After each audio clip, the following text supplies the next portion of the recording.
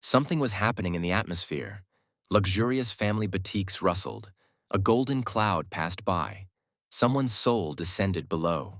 Suddenly, the boy heard his grandfather, the head of the family, shout that Chu Xuan was a disgrace to the family and was henceforth banished from his ancestral home. The doors of the luxurious mansion slammed shut. The stunned guy looked ahead and couldn't figure out what was happening to him. How is this possible? Is this really his new destiny? He will live as an outcast and a pariah. Maybe it's because he was successful before. Just 3 days ago, he was helping people achieve incredible success, filling huge halls, and was a very cool and rich guy. But 2 days ago, he died suddenly and was reborn as the 13th youngest member of the Chu family, one of the 3 great families of Qin. And now he has just been expelled from his ancestral home simply because he sneezed at a banquet. The reason for such a punishment is simply ridiculous. The boy was exiled to one of the family's abandoned houses on the very edge of the city. There was nothing there, not even furniture. Xuan was in despair. Suddenly, the young man heard someone approach the door of the house and try to open it. The exile's heart began to beat faster, wondering who was behind the door. Chu asked through tears who was there. He couldn't imagine what anyone could need in this abandoned, empty house. In the light of the bright sun, the surprised Xuan saw a strange figure without a face. The guy wondered in confusion if it was really God himself in front of him. But then he heard the familiar voice of his uncle, the butler. He was begging the young master to help him. Otherwise, the blanket had fallen on him and he couldn't see anything. The butler set the table and said that the servants would soon deliver the furniture here, and Chu needed to eat. Xuan sincerely thanked his uncle for still being with him. The old servant sighed. He didn't have time to warn Xuan that the master had been angry with him for a long time. The guy needed to come up with a plan to gain his trust. The young man chewed the meat with gusto and thoughtfully asked the butler why his grandfather hated Xuan so much, since he was no worse than the others. The gray-haired uncle lowered his head and sighed. It all started with Father Xuan. He was a very promising young man. Xuan's father was the 3rd eldest in the family and was incredibly talented. Not only the Chu family knew about his talent, but also the Qin family. He was supposed to become the next head of the family. But love spoiled his plans. He married a girl of humble origin, and problems began. Soon after the birth of baby Xuan, Mr. and Mrs. left the Chu family home. And to this day, there has been no news from them. The young man sighed heavily. He felt that this whole heart-rending story smelled of blood and drama. What else awaited him ahead?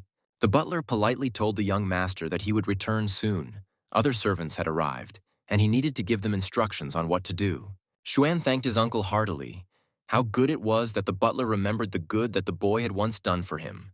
The old servant, leaving the gate, sighed heavily, and when this boy was older, he seemed to have already grown up, but he still behaved like a child. Soon the whole house was buzzing with activity. Brooms and rags were being used, cleaning was being done, furniture was being placed in the rooms, and everything was made cozy. When the work was finished, one of the servants reported to the master that the cleaning was finished. The furniture was also arranged. Xuan praised the boys. The servants hurried back to the main house. The young master accompanied them to the gate and thanked them once again for their help in setting up the house. Chu Xuan was delighted. Now the house looked completely different, and the yard just sparkled after cleaning. The guy smiled. Everything wasn't so bad. Suddenly, Xuan heard a message that on his first day at home he had obtained the invincible power of martial arts. The young man asked in fear who was speaking.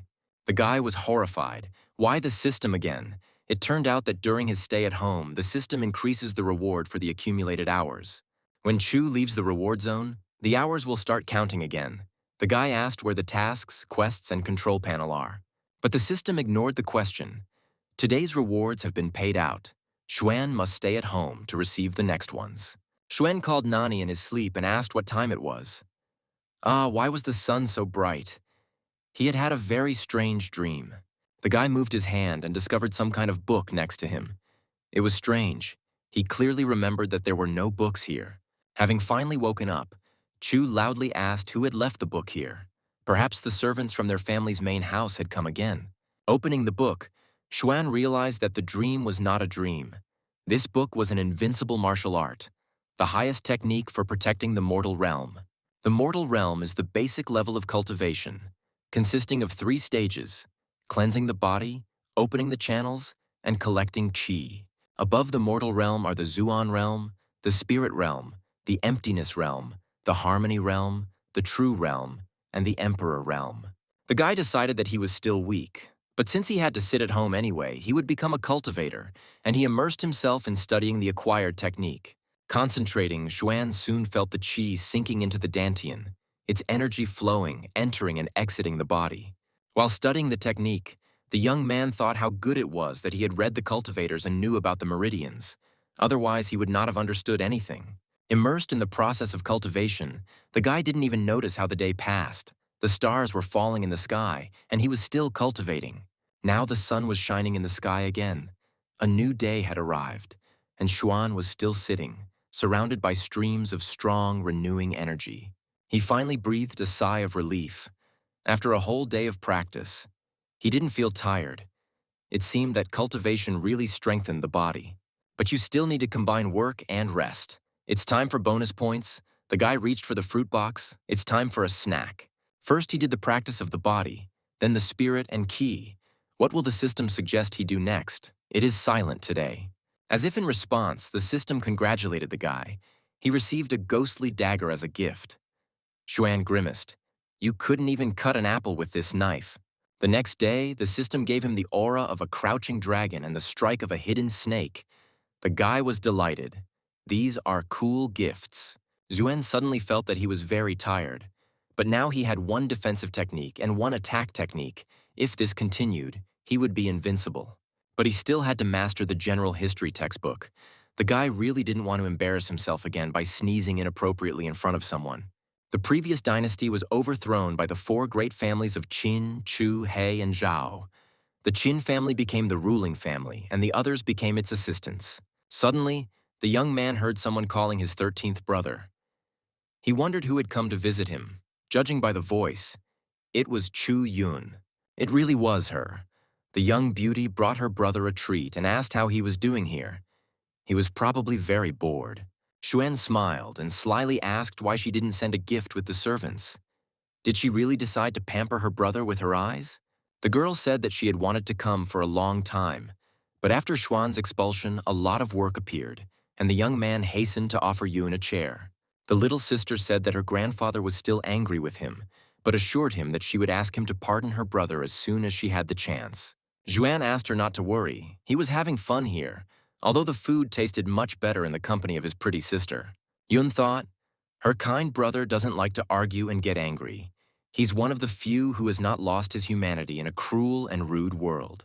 Saying goodbye to her exiled brother, Yun once again asked him to be patient for just a little while longer. She would ask her grandfather for mercy for him. The guy understood, it seems. His sister thought that he was saying all this out of politeness. What a silly little girl. The next day, Xuan's cultivation increased by a year. He felt the power penetrating into him. He reached a new level of qi penetration. Xuan plunged into cultivation with renewed vigor, and all the nearby objects in the house were carried away by the flow of his raging energy. The young man became noticeably stronger and practiced constantly, trying to break through to a higher level. In his practices, he forgot about everything. After a long and intense cultivation, the guy's body soared upward. The flow of energy carried him higher and higher. He was glad. Here it is. But suddenly he seemed to hit something and quickly returned to his room on the cultivation mat. Xuan cursed mentally. Why the hell he couldn't overcome the kingdom for the 4th time? After all, he was the main character. Despite this, the guy felt his aura developing. Like a closed door getting closer, he felt something approaching. Chu sighed sadly and thought that he shouldn't rush. After all, it had only been a few days since he appeared in this world. And then the system congratulated Xuan on his 5th day at home and gave him a super valuable reward. The Secret Book of the Mind. The new technique turned out to be for a higher level of development. Xuan now won't even be able to properly develop this technique. And yet the guy mastered the technique that the system gave him. Now it was time to practice to see what he could do. But there is no one else in the house except Chu Xuan, so he can't practice mind control on the people nearby. But you can try another option. Xuan began searching for the aura. Although there is no one here, there should be many living beings around.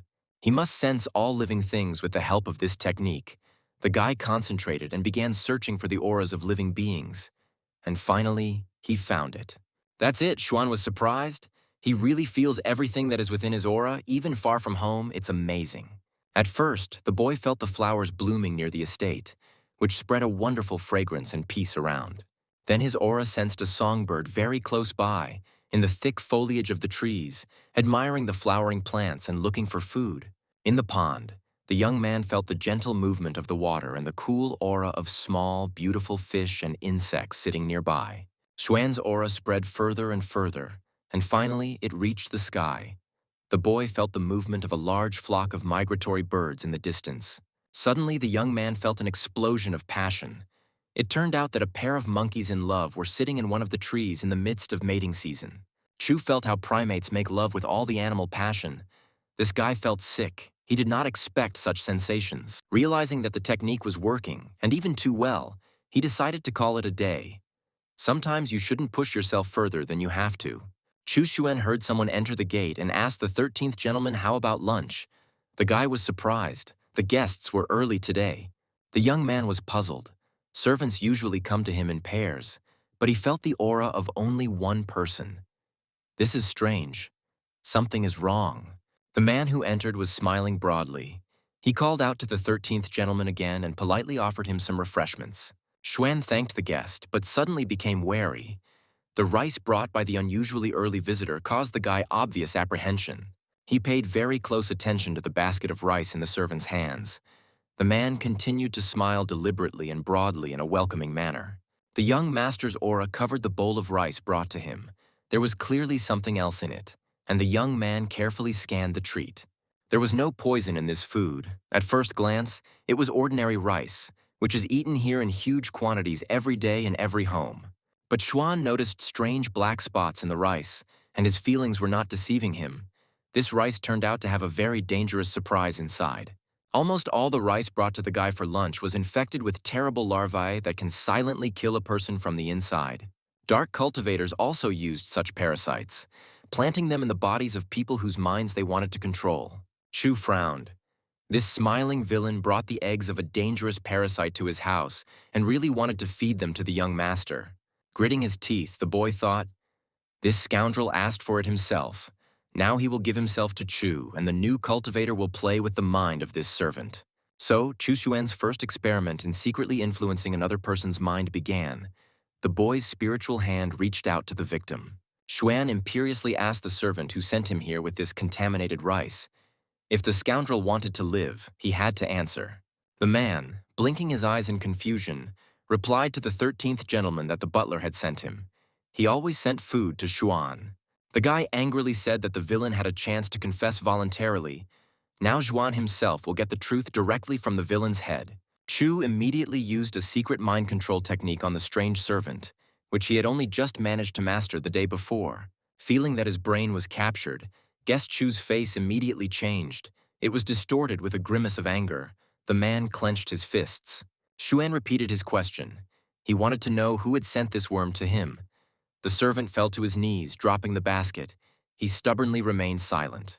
Finally, the servant replied that he was a minion of darkness, that he had no masters, and that he saw an opportunity to take possession of the boy, and through him, the Chu family. The guy was horrified, because in front of him was a sectarian, a minion of the evil court. Evil not only exists in this world, but the sectarians have their own lands. They are located on the southern continent, an autonomous region called Mordor, where the minions of the dark forces gather. There are constant wars and minor skirmishes there, so there are not many people in those lands, but they are all very powerful. The minions of the evil court will stop at nothing to increase their power and advance further along the path of cultivation. Despite the disunity of the minions of the evil court, they still have their own king. He is stronger than all. One can only guess at his strength. Outside the king's court, evil cults are scattered throughout southern China, difficult to spot and difficult to kill. There is only one villain, and he cannot harm the Chu family. But the fact that he belongs to the court of the evil king is already alarming. If the Chu family was under threat, it would also affect Xuan. The young man sternly asked the servant if he was really alone, and he obediently but reluctantly confirmed. The villain explained that if he could control Xuan, he would be able to control the entire family. He had been waiting for this opportunity for many years. Chu knew that a sectarian couldn't lie under the influence of technology. He would have to warn his grandfather, but how? The old man didn't even want to see him. Suddenly, Xuan felt the villain break free from the influence of his mind control technique, closing himself off from the impact. The guy was amazed. This man is able to resist. How strong is this minion of the evil court? Xuan caught the servant's thought that if he broke the mind control, he would be able to harm himself. Chu thought that the villain had gone crazy. Suddenly, the guy saw combat blades flashing in the hands of his strange guest. He activated the Wolverine claw weapon. The evil court's minion rushed at the young man. Xuan cursed mentally. This bastard didn't intend to harm himself. He wanted to kill Chu. Xuan assumed that if he had a dragon's aura, the villain wouldn't be able to harm him with Wolverine claws, but he didn't want to test it. The guy was tormented by the question of how he could tell his family that one of their servants was a sectarian. This freak clearly wanted to kill him to keep him silent. A snake fist would knock this man out in one go. But when they saw the corpse, they would immediately understand that Xuan was hiding his powers and would return him to his ancestral home. In this case, the system and secrets will no longer be accessible. Meanwhile, the villain rushed at Chu and screamed for him to finally die. Chu Xuan put up a defense. He couldn't solve the dilemma. If he left the villain, he would kill Chu. If he killed him, he would expose himself. The guy snorted in displeasure. Why should he even think about this? What kind of people are they? They can't even leave an exile alone. And then Xuan heard the voice of the servants from his grandfather's house. They shouted to the master that they had brought food. The guy sighed. How timely they were. The servants who approached the gates heard the cry of the sectarian. He was shouting, "Long live Mordor." For the king, they realized that there was a servant of evil there. The servants immediately shouted that they would now protect the young master and hurried to enter the gate of the house where the exile lived. Meanwhile, Xuan deflected the villain's attacks, and the servants ran to help the 13th young master of the Chu family. That's great. The servants will spread the word within the family, and the news will reach grandfather. That was the second part of Xuan's plan. The evil minion lunged, shouting, "Death to the enemies of the evil king." The guy chuckled to himself. It was time to play a little. The servants grumbled. These damned sectarians, but now they will help the young master deal with this damned evil spirit. Suddenly tears gushed from Xuan's eyes, and he ran away from the sectarian as fast as he could, who ran after him with a growl. The servants' faces lengthened. What a loser. They even lost the desire to save him. If they didn't have to bring him food, they would always pass by. Meanwhile, Xuan was running around the courtyard, feigning panic, and the evil courtyard's minion was running after him, threatening to kill the guy right then and there. The 13th young gentleman screamed for help and called for his mother.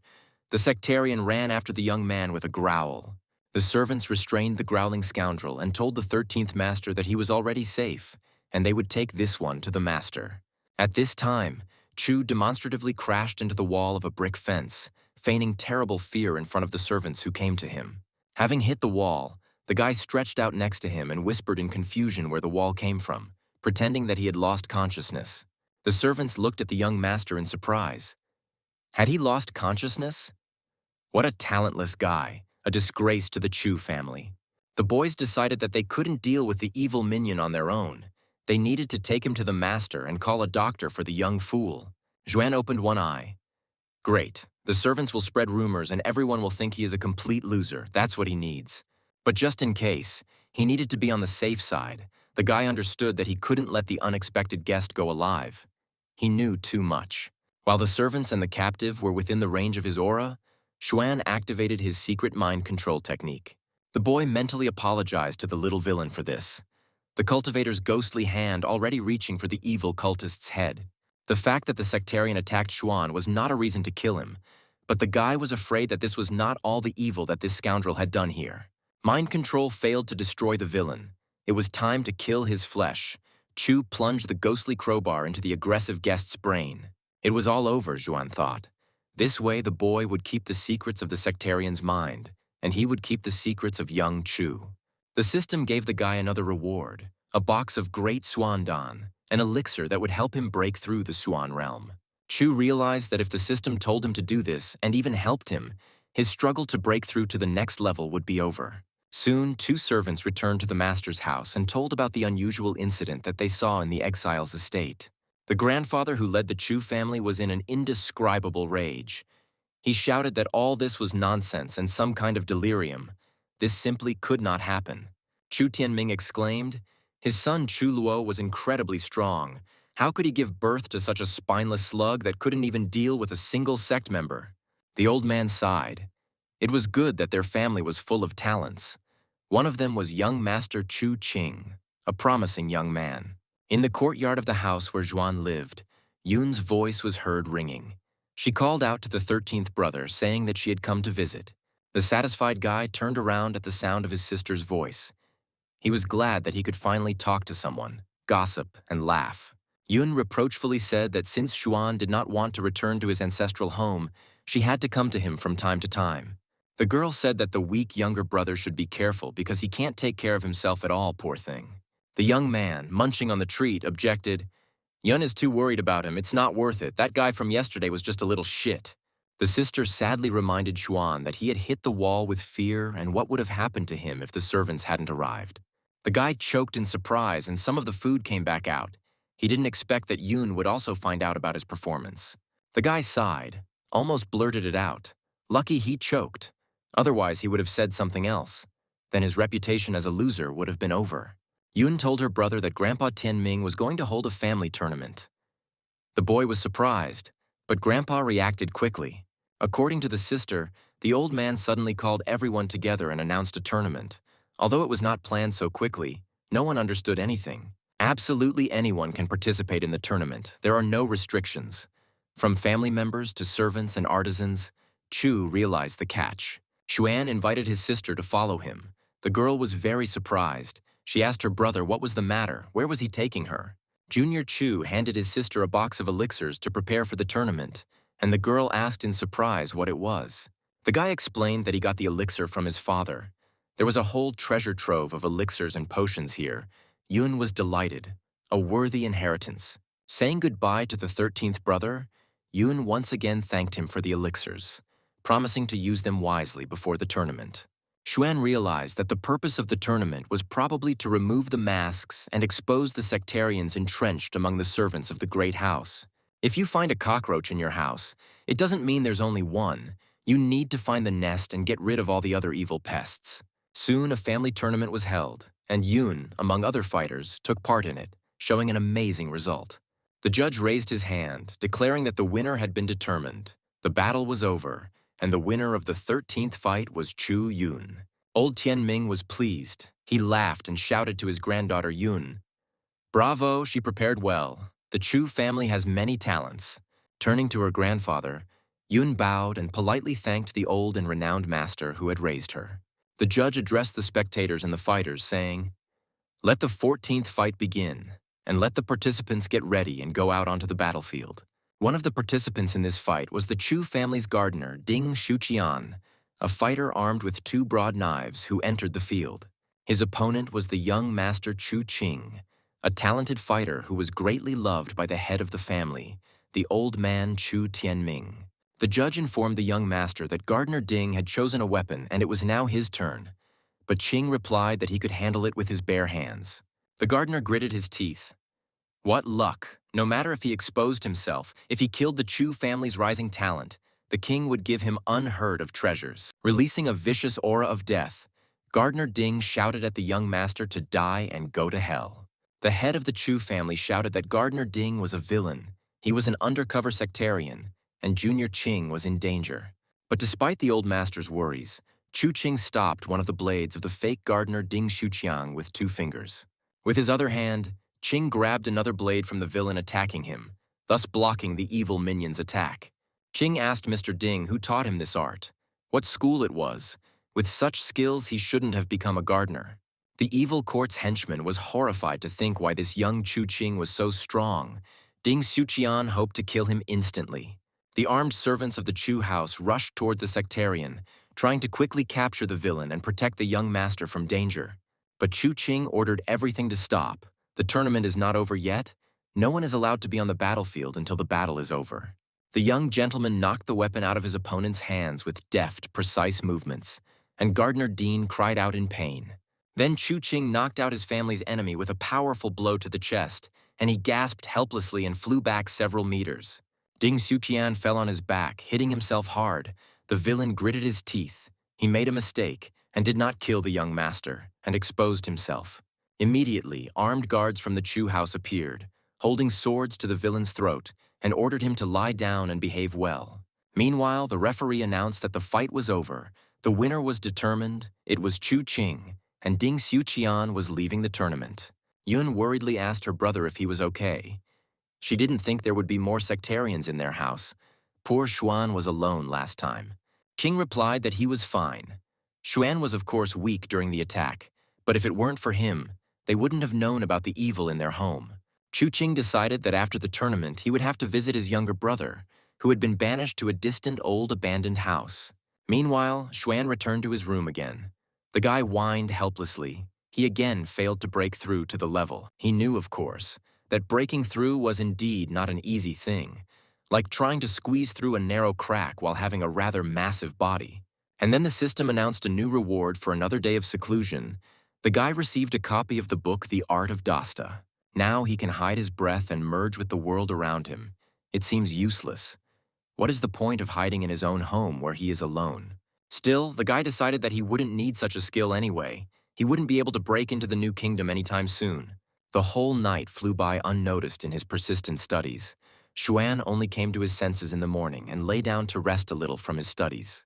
But as soon as the sun rose, the young man was awakened by Yun's ringing voice, and he irritably wondered where people were coming from at such an early hour. Sleepy Xuan opened the door and greeted his sister sullenly.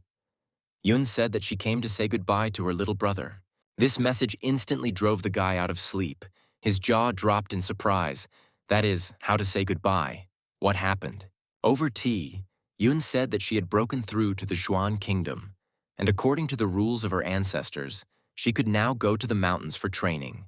Yun smiled. It was all thanks to Xuan's help. His pills and elixirs helped a lot. And also, elder brother Qing said that he would come see Xuan after the tournament. The girl said goodbye to her younger brother. She was going to the mountains. The guy understood that this was very great. He was once for Yun. Waving his hand at her, the guy wished her luck on the path of cultivation. Her little sister is a wonderful person, worthy of success. Having closed the gate, Xuan sighed. Well, who was he supposed to have lunch with now? They don't even have TVs here, let alone the internet. It's just boring. Saying goodbye to a good and close person always brings sadness. Chu Xuan sighed every now and then all day long, remembering Yun. In the evening, the system announced a new reward.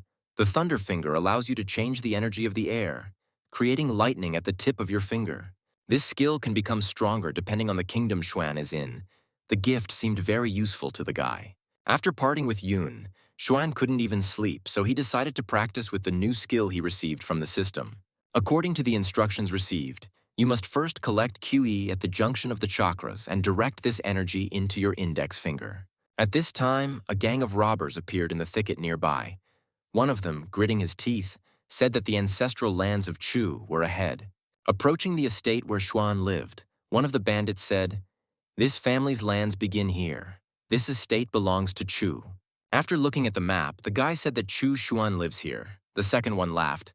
Great, it wasn't easy for them to get here. Having jumped over the fence, the villains cheerfully shouted that it was time to begin their long-planned operation against the Chu family. Soon the night visitors found themselves in the courtyard of the old house. The house was very close, and that was where they were heading. Xuan thought irritably, who was making noise outside again? At this time, all normal people were already asleep, and someone had come to see him. I shouldn't have started the breakthrough after I studied the Thunderfinger. Now I can't stop. Otherwise, it will lead to dire consequences. Maybe it was Sister Yun who came back. No, it was too late. Even the servants couldn't come at this hour. It doesn't matter, I need to concentrate. One of the robbers ordered the second to install a spiritual network over the estate. But be careful, you never know what might be there. The squad leader noticed that the light was still on in one of the windows. Maybe this Chu Xuan wasn't asleep yet. Then he might make a noise. The bandit carefully approached the glowing window. He heard rapid breathing, but the man stood still. Perhaps he was preparing to make a breakthrough. This seemed very strange to the guy. Wasn't Chuluo's son a loser? Then how could he have reached the breakthrough point? Something was wrong here. At that moment, the second bandit approached the elder and reported that everything was ready. Now no one would hear any noise from the estate. The elder one shared his observation that it looked like the owner of the house was overcoming the barrier into a new kingdom. The second guy couldn't believe it. The robber grinned evilly and said, "Let's see what he will do when a poisonous shuriken hits him." But the elder stopped his companion. This should not be done under any circumstances.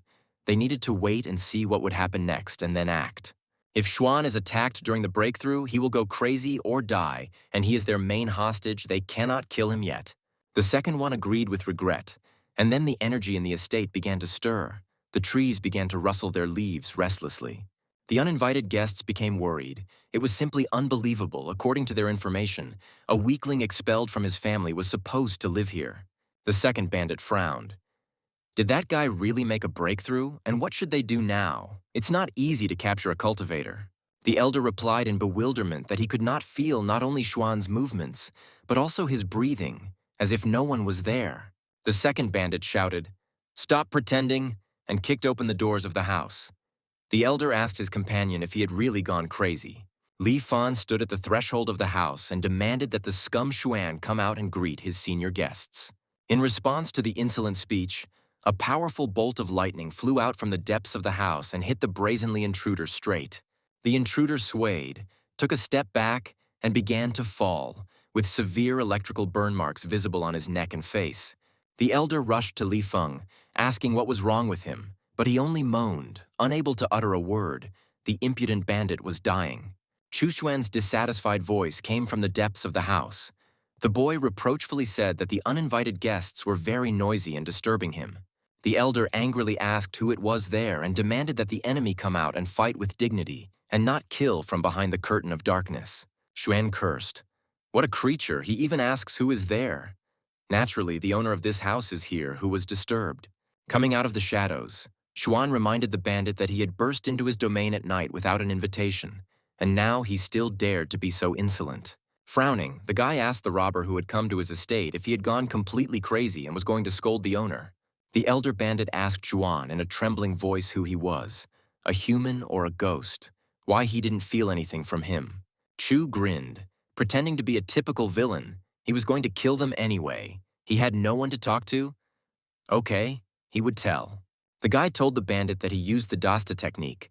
Whether the bandit had heard of it or not, it turned out to be a very useful thing. The bandit asked again. Dasta, it's like dust, Xuan explained. Others can't feel either his aura or his breath. And since the robbers themselves took care of the spiritual canopy, no one from the outside will be able to spot them and see what is happening in the estate. This meant that Xuan could calmly show the bandit his renewed, powerful aura of a successful cultivator. The owner of the estate said menacingly that his house would become their grave, and even if they ran away, no one would ever believe them. The elder bandit gritted his teeth. Chu has really entered the Xuan realm. He may even be at the top level. Xuan decided to end the conversation for now. He had already answered many questions, and the bandits would have something to think about in the underworld. The boy struck the robber with a snake, instantly knocking him down and killing him, before the intruders even had time to make a sound. A powerful explosion of energy occurred in the courtyard of the Chu family's old house. But due to the protection of the bandits, no one heard or saw anything. And then the guy realized with horror that he had gone too far, even though the bandits had gone to the next world. But what should Xuan himself do now? The powerful blows have left guts and blood scattered all over his yard, and he can't wait until the morning for the servants to clean up. The guy didn't want to bury the corpses himself. He was disgusted to touch them. But how could he sleep with these corpses under his window? Suddenly, the system announced a reward for defeating the villains. As an additional gift, the young man received a living flower. The young man noticed that the stones of his yard had cracked, and a green sprout had broken through them. This was his magical flower. The gift grew with astonishing speed, scattering its predatory shoots in all directions, and now a devouring bud has appeared. Within minutes, the flower had grown to an incredible size, and soon a toothy carnivorous flower was blooming at the very top of the plant. The predatory bud looked around, saw two bloody corpses, leaned over to one of them and sank its teeth into it. Soon, only the legs of the impudent Li Fan were sticking out of the flower's mouth. The plant had almost completely chewed up and swallowed the bandit. The second bud took on the gang leader, and after a few minutes, the only reminder of the fight was a pool of blood on the stone floor of the courtyard. Xuan shuddered. It was awful. It was clean here now, of course, but he was a bit afraid of something. Fortunately, this thing would recognize its owner. The well-fed flower sighed contentedly. Streams of blood from the people it had just devoured ran down its petals. It looked terrifying. The guy knew that by devouring people, the flower was able to preserve the memories of the dead person for some time, which meant Chu could read them. Juan called the good carnivorous boy to him and placed his hand on the flower's head to find out what the bandits knew. He called upon the great force of Qi and asked it to reveal the thoughts and secrets of the recently deceased minds of his sworn enemies. Chu heard the elder tell Li Fan a member of the family was captured. Another dozen people from the sect are now rotting in the Chu family prison, even Brother Ding. The elder gave Li Fan a small ball. He asked what it was. It turned out to be poisonous smoke. The guys were planning to use it. The leader said that he had learned that there was almost no security in one of the Chu family's houses, and that a young master lived there, so they would sneak in there.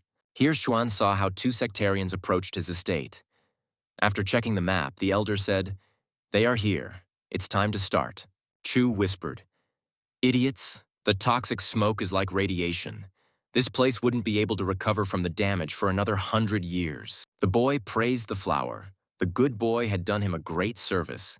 Chu treated him to divine pills and told him to go to bed. Juan thought, a dozen sectarians. It seems the tournament was very fruitful, but events forced the enemies to act more actively. Perhaps this was not the first assassination attempt. Xuan survived only thanks to luck. He overcame the barrier, feeling the danger growing outside the walls of the house. Time flew by. More than a month had passed since Xuan lived in exile. The system rewarded him with a large number of pills, elixirs, and tablets. The guy already had several different types of weapons in his arsenal, but this was still not his most important achievement. The main thing is that Chu Xuan was able to discover in himself an amazing, extremely rare and useful talent: inner vision.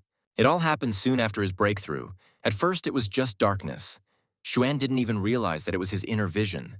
Little by little, a glimmer of light began to appear in the darkness, and over time it grew brighter and brighter, flaring up with renewed vigor. Finally, the light filled Chu Xuan's entire inner mental space. This was the first stage of gaining vision. Then something incomprehensible began to appear inside the space of his mind's eye. At first, the guy discerned a blurry spot in the distance. Over time, this spot turned into a tiny grain of sand, but the grain of sand continued to grow, becoming larger and larger. The reward for the day was the book The Art of Kisan, which is a technique for external protection and internal spiritual preparation. Xuan had the impression that the system was selecting rewards specifically for his level of learning, knowing all his pros and cons. But this technique seems to work at all levels of development. With it, Chu can protect himself from the damned cultists who do not allow him to sit peacefully at home. A messenger knocked on the gate of the large main estate of the Chu family, shouting to the old master that a message had arrived from the mountain. After reading the letter, Chu Tianming was surprised. Could it be that their old butler was also in cahoots with those evil sectarians? The head of the family ordered that the spy family be provided with resources, and a messenger reported that about a dozen more members of the Chu family were injured. The old man cursed. They need to unite with the three great families against this scourge. Then we'll see how long these sectarians can continue to run amok. Meanwhile, Chu Xuan continued to cultivate, immersing himself in practices every day, tirelessly raising his level. Suddenly, he heard the ringing voice of his little sister Yun. She, as always, entered and called out to her 13th brother with a smile. The guy was very surprised. Had Sister Yun already returned? He didn't expect her to finish her training so quickly. The girl smiled and said that she really wanted to visit him and brought him excellent tea from the mountains. His brother should try it. But Xuan said that he did not want to drink and asked Sister Yun to tell him what she had seen when she came down from the mountain recently. The sister shouted angrily that if the tea gets cold, it will become tasteless, and that the brother should drink it right away and not spit it out. With these words, the girl began pouring freshly brewed tea from a pot-bellied teapot onto her confused and protesting brother. The boy woke up in bed, still screaming at Sister Yun to stop, while something was actually pouring on him. Juan jumped up and gasped in surprise, his eyes widening, some strange yellowish liquid dripping from his face and hair. The young man sighed. What a nightmare. It was just a dream. But wasn't he training? Chu didn't even remember when he managed to fall asleep. Running his hand over his face, He wondered why his face was wet and why it smelled so disgustingly bad. Suddenly, a white, smiling cat's face appeared right in front of Xuan's face, and the animal greeted its owner with a meow. The guy realized that cat urine was dripping down his face, and he yelled angrily at the animal, asking what this brainless cat had done. The system then informed him that Xuan was depressed and needed stress relief, so he was kindly rewarded with a relaxation cat. The guy was puzzled. This animal urinated on his face? He needs to train the kitten to use the litter box so that it doesn't wake him up like that every day. The kitten meowed pleasantly. Xuan thought that he was actually very cute and was worried that the guy would die of depression. After several days of training, Chu saw a whole piece of land. It was no longer a grain of sand, but real fertile soil. But still, this piece of land remains empty in the endless starry space of the vast and mysterious cosmos. Suddenly, the guy saw something very strange. He just said that there was nothing there, but what is this? What kind of UFO is there? It turned out to be a kitten's paw, so that's what it is. External objects can affect internal vision. I didn't get to stare at the little green men. Xuan scooped up the kitten and sternly warned it for the 1,000th time that it shouldn't bother him during training just because it was so cute. But the cat made a dissatisfied face and pointed his clawed paw at the empty bowl, meowing expressively. The guy frowned. It seemed he forgot to feed the pet. Xuan immediately apologized to the cat, saying that no one is perfect. In response, the little animal released its claws from its soft paw and ran them across the cheek of its hapless owner, meowing indignantly. Xuan poured some treats into the kitten's bowl, and it began to eat, smacking its lips with relish, no longer paying attention to Chu. The guy taped up his scratched cheek and thought resentfully, "This rascal didn't even say meow, so feed him after that." And then the young man heard someone knocking loudly at the gate of the estate. He wondered who it was. Servants usually didn't knock. Chu asked them to come in right away. They had already gotten used to leaving food in the yard if Xuan was not visible. His sister had not returned yet, and the sectarians were definitely not so polite. The guy decided that if a person was knocking, then everything wasn't so bad, so he headed to the gate to let the polite guest in. Xuan's elder brother Chu Qing stood at the threshold of the estate. After greeting him, he asked his 13th brother how he was. They hadn't seen each other for a long time. Xuan's mouth dropped open in surprise. The most promising young master of the Chu family had come to him, an amazing honor. The young man invited his elder brother to the table and offered them some tea. Qing politely thanked the exile and sat down at the table. And then Xuan remembered. That's right. His sister had said that Qing wanted to visit him, but he didn't think that the elder would come so soon. Qing replied, despite his business, he had to do it. If it weren't for Xuan, their family would still not know that there were rats among them. The young man laughed cheerfully and replied carelessly that Qing was exaggerating his merits, since he had done nothing wrong. Suddenly, the elder brother said seriously that he wanted Xuan to come down from the mountain with him and help him deal with this misfortune.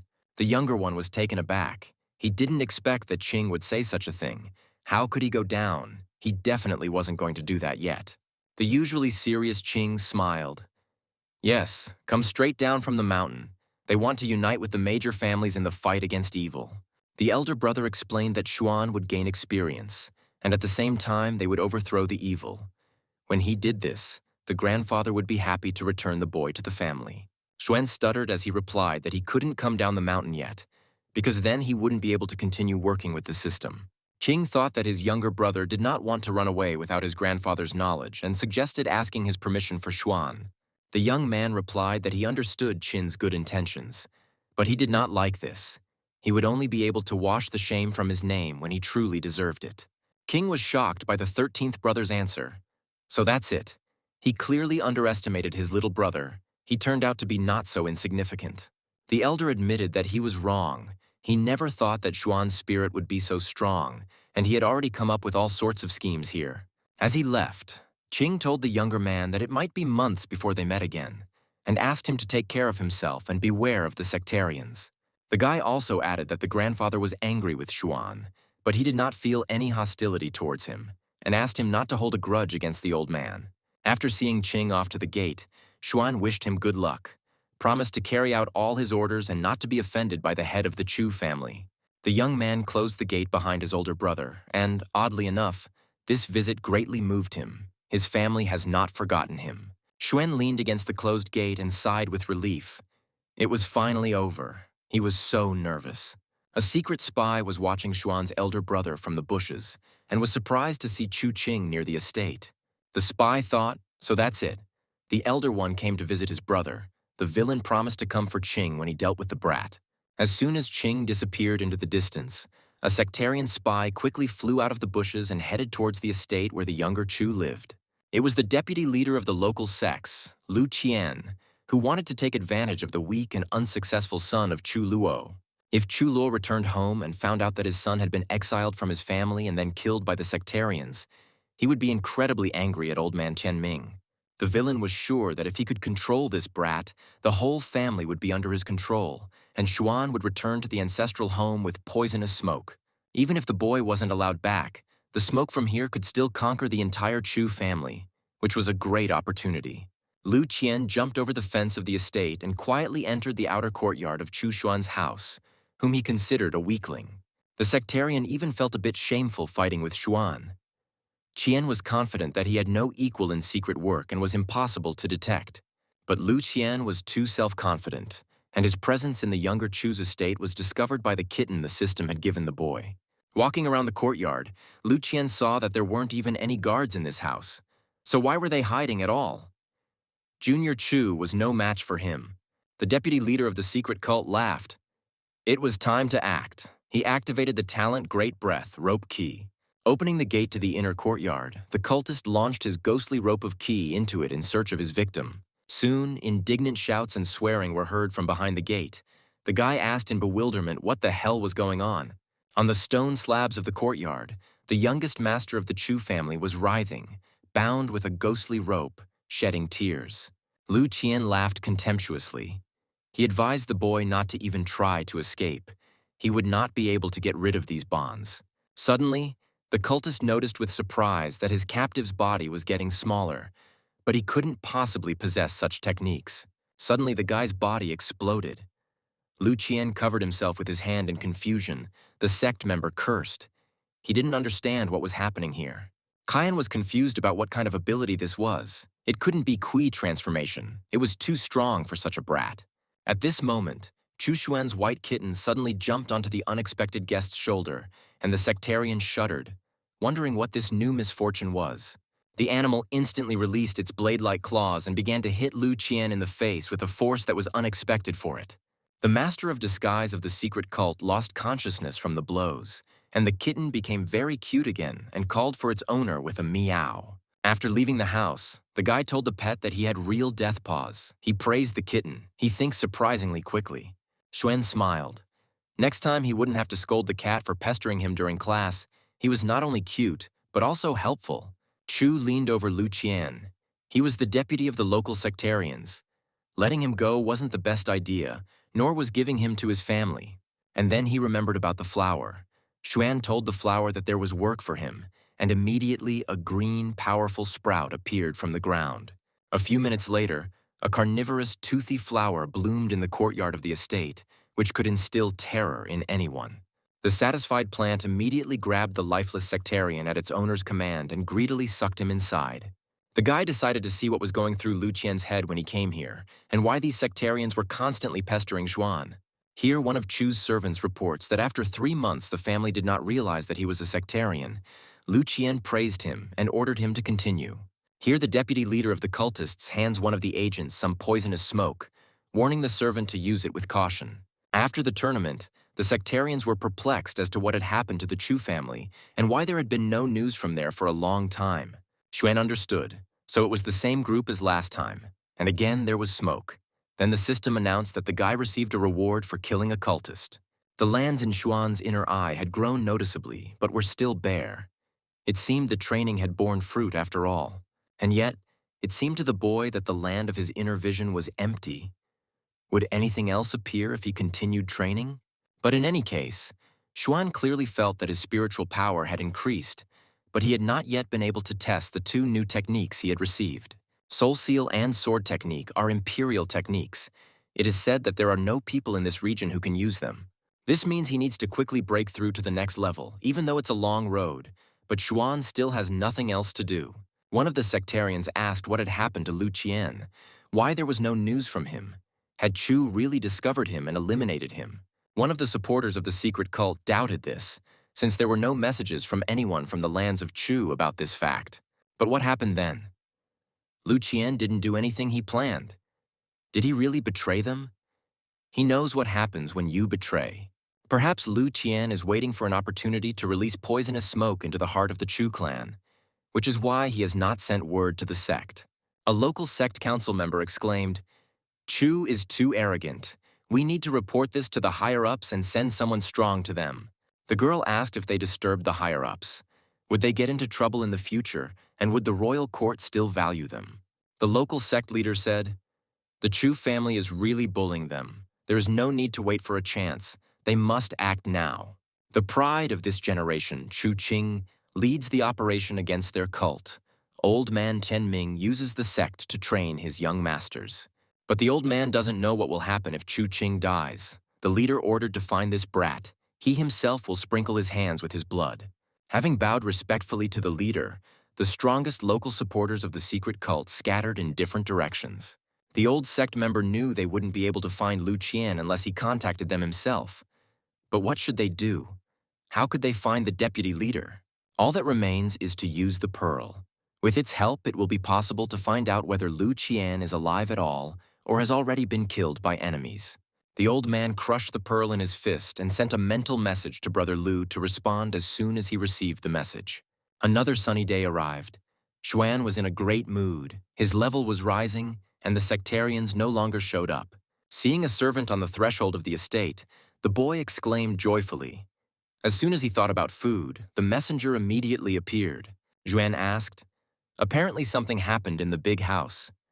"Today the food is tastier than usual," the servant confirmed. "There is great joy there." The young master led the clan to fight the villains, and it was a great success. The master was so happy that a feast was held. Chushen was surprised. Qing defeated the sectarians so quickly, among whom there were many strong masters. It looked very strange.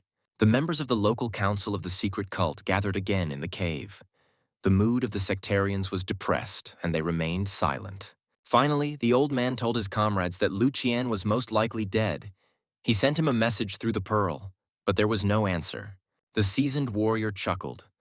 "Well, at least he didn't betray them," the old man cut him off. "That's not the point at all. Who could have killed him?" The girl reminded them that they still hadn't heard of any battles on the Chu lands, so how could such a warrior simply disappear? The leader roared. This joint attack of the clans had dealt them a huge wound. They had lost the stronghold and 4 elders of the Void Realm. Half of these losses were caused by the Chu clan. It seems their strength cannot be underestimated. The sect will not act against the Chu clan for now. They would report the Chu family's actions to the king, let the demon court take care of them, and the sect would direct its forces to other clans for now. Xuan almost choked on his food when he heard the servant's story, which brought the Recluse fresh news from the outside world. The guy was amazed that after such a thorough cleaning there were still sectarians in the house, and how strongly they had occupied the clans. The servant sighed. The land of the Huo family's ancestors was torn apart by poisonous smoke and fire. 1/3 of the land was damaged. The grass in the fields was ruined by the devils. Hundreds of Ho's men were killed and wounded. Who would have thought that the cultists would begin to take revenge so quickly? Everyone relaxed after the victory. The servant reported to the head of Chu Tianming that the masters in the vicinity of the family lands had returned, and the rest were halfway home. The old man sighed. "That's good. We must not forget to strengthen patrols and security. They must not repeat the mistakes of the Ho family." The servant bowed and informed his master that 15 new posts had been added to the ancestral territory, and patrols had also been strengthened. Tianming praised him and asked where Chu Qing was. It turned out that the guy had led the cleanup operation and was returning to Bohui County. It is far from the ancestral home, but the clan elders are with the young master, and he will return safe and sound. Old man Tianming was tormented by one question. After all, it was their family that started the campaign against the sectarians. So why did they start taking revenge on Huo? Perhaps this was a diversionary tactic to lull the Chu family's vigilance, and the cultists were already very close. Chu Xuan thought the same thing. He was sure that the sectarians would not let this go and would soon attack the Chu family again. The servant assured Juan that most of the enemies had retreated, and they had strengthened their guards. Not a fly would enter the Chu lands without permission. The Chu warriors destroyed more than half of the cultists. It was only a matter of time before the rest were found. A guard post was also set up near Xuan's house. The guy laughed. Now his skin was safe. It seemed that from now on, Xuan would live peacefully under the watchful protection of his family. It had been 6 months since Xuan had settled in his Chu family's secluded manor, and his level had risen significantly. The young man heard a frightened bird fly off the branch, shedding tears, and was almost caught by Xuan's gluttonous cat. The angry kitten cursed, missed again. The tasty, tender lunch flew away. Now this bird can no longer be caught, Xuan said with a laugh that Blackie had screwed up again. Now the boy could perfectly understand animals and feel everything around him. The offended animal frowned and answered the owner that he had released the bird on purpose and that he had no need of it at all. The guy asked if Blackie really didn't understand. He had already reached the kingdom of emptiness, although his inner eye hadn't opened completely. Xuan has learned to perceive a distance of more than 100 kilometers around with his aura, so there is no point in lying to his master. Suddenly, a strange wave of emotions washed over the young man. He clenched his teeth. Not far from his estate, someone's emotions were overflowing. The furious waves poured out almost from the very gates of the house. The sensitive Xuan could not help but feel this emotional explosion. He decided to check what was going on there and mentally followed the bright stream of energy that literally pierced his aura. The stream came from a nearby small forest, which began right behind the gates of the estate and tightly surrounded the dwelling. Plump lips appeared before Xuan, yearning for a kiss. The guy said, "Darling, if love is poison, then she is its antidote." An ardent lover told his girlfriend that without her he would have already died, and she, affectionately fighting back for appearances, called him a liar. The suitor pulled the beauty, who was blushing with embarrassment, towards him and whispered that he was a lonely iceberg and she was making him melt. The gentleman passionately exclaimed that he was a wild beast and the beauty tamed him. She laughed merrily and called her friend a little animal. Xuan gritted his teeth and frowned, mentally calling the passionate gentleman a dog's brat. This Casanova Chu was already getting on his nerves. The lover circled around the beauty and exclaimed that the girl was a rag and he was dirty water and begged her to wipe him off to absorb him. He whispered that if something was destined to happen, then why resist? His girlfriend pushed him away and told him to stop. Xuan could hear the passionate sighs and gasps of the young people in love. It seemed the girl was almost ready to surrender to her boyfriend. Xuan angrily exclaimed that they should not dare to do this on his territory. The seventh brother knows that he is alone here, as if in a cell. The elder brother deliberately does this right under Xuan's nose, and the angry boy decides to be merciless with the seventh. Shu Xuan sent his aura towards the lovers who were secluded in the woods and loudly told them to quickly get out of there. But the lovers didn't pay any attention to the shout. Then the younger Chu realized that he needed to use physical force. After breaking the tree branch, Xuan's aura painfully slapped the Chu family's seventh son on the butt, causing the suitor to flinch. The amorous young gentleman clenched his teeth in pain. The girl giggled, calling him a little devil. He was already very close to success. Having received a blow from a branch on his soft spot, the seventh son turned his head around in fear, asking if there was really someone there. After making sure that they were alone, Xuan's elder brother approached his girlfriend again, whispering that it was because of his love for her that he was in so much pain. He persistently offered the beauty to give herself up to sweet love. The girl blushed with embarrassment, and the suitor pressed his lips to hers. Xuan's insides were boiling. He screamed, "What a nightmare! The seventh can't do this here. Xuan can't and the seventh can't." Meanwhile, Brother Chu pulled at his beloved's clothes, asking for permission to merge with her into one whole. The girl moaned passionately. Xuan shouted angrily, "It's time to end this. Enough of this bullying, just a little more and they will make love here."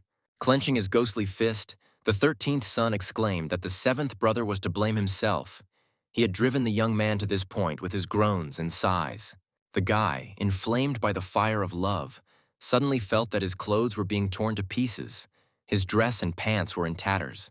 The quiet forest around Xuan's estate suddenly echoed with the frightened cries of the failed lover, and the 7th one ran away. Having abandoned the girl, the guy ran and called for help, shouting, "There are ghosts here. These are the ghosts of the sectarians. The house of the Black Moon betrayed them." In response, the angry Xuan made an obscene gesture and sent his elder relative away from his home. Having made sure that it was all over, the guy fell into a chair, thinking that he would kick the bucket if they really got to that point. Blackie approached his owner and meowed that he was too sensitive. You never know what happens in the area. It's part of life and nothing to worry about. The guy didn't understand whose side Blackie was on. After all, it wasn't easy for Xuan to go through this, since he couldn't find a girlfriend. Xuan thought. The seventh talked about the Black Moon House when he ran. The guy seemed to have read about them. Why did the seventh remember them? For his long period of seclusion, the system rewarded the boy with the Heavenly Sword Sutra, and Xuan hoped that things would get more fun from here on out. The guy was immersed in studying the technology the system had given him, and didn't notice how night had fallen outside. It was time to go to bed. In the morning, sad news came. Xuan could not believe that Elder Yueqing had fallen. He was a master of the Void Realm, one of the best in the Chu family. How could this be? The servant who told about this sighed and said that it all happened because the Black Moon House leaked the information. Xuan became wary. Now the servant had mentioned them. He must take the chance and find out more about this Black Moon House. The guy asked the saddened servant what kind of house this Black Moon was. Were they cultists or what? He had heard something about them but didn't understand. The servant was surprised. Did the young 13th master really not know? They had always been informants for the Chu clan, and now they had betrayed them. Everyone knows that the Black Moon has its heart turned to the darkness, but it is mysterious and powerful. Its influence has spread throughout the region, but no one knows where its headquarters is. No clan would dare to destroy the Black Moon Tower. Xuan asked what the Chu family did in response to the betrayal. The family recalled all direct descendants to the ancestral home to prevent them from being killed by the sect. The Qin and Chu families made a deal with the Black Moon. For a huge price, Black Moon will no longer accept orders from the sect, and the Chu family will once again be the first to receive information about the villains. The guy smiled. If Qin has a plan, then he shouldn't worry about the sectarians, and he will sit at home and study the techniques for now. During his 7 months of seclusion, the system gifted Xuan a small 5-element formation and a formation plate. The young man knew very well that anyone who could create a formation in the southern region had great strength, and he could master this technique. The whole problem is that the lower the master's cultivation level, the weaker his formation and the weaker the disc. After carefully studying the book with the theory of the technique, Chu Xuan still decided to try it. It was not for nothing that the system gave him this technique. The guy was satisfied. This formation was strong enough to trap or even kill those who belonged to the kingdoms below. If now an uninvited visitor of no higher than the 4th level of his kingdom shows up at the guy's estate, then there is nothing to fear. Soon it will be a year since Xuan has lived here.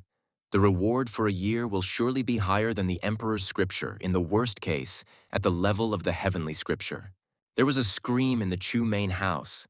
Qing was attacked by 3 sect elders and he was seriously injured. It must be someone close to Chu Qing, a spy of the sectarians. One of the brothers asked permission to go and kick their asses. Xuan studied the book and thought how loud and angry they all were. It seems like they are forcing Chu Tianming to take action. Maybe this is a trick to lead the tiger away from the mountain. The guy sighed. The sectarians might try to attack him again.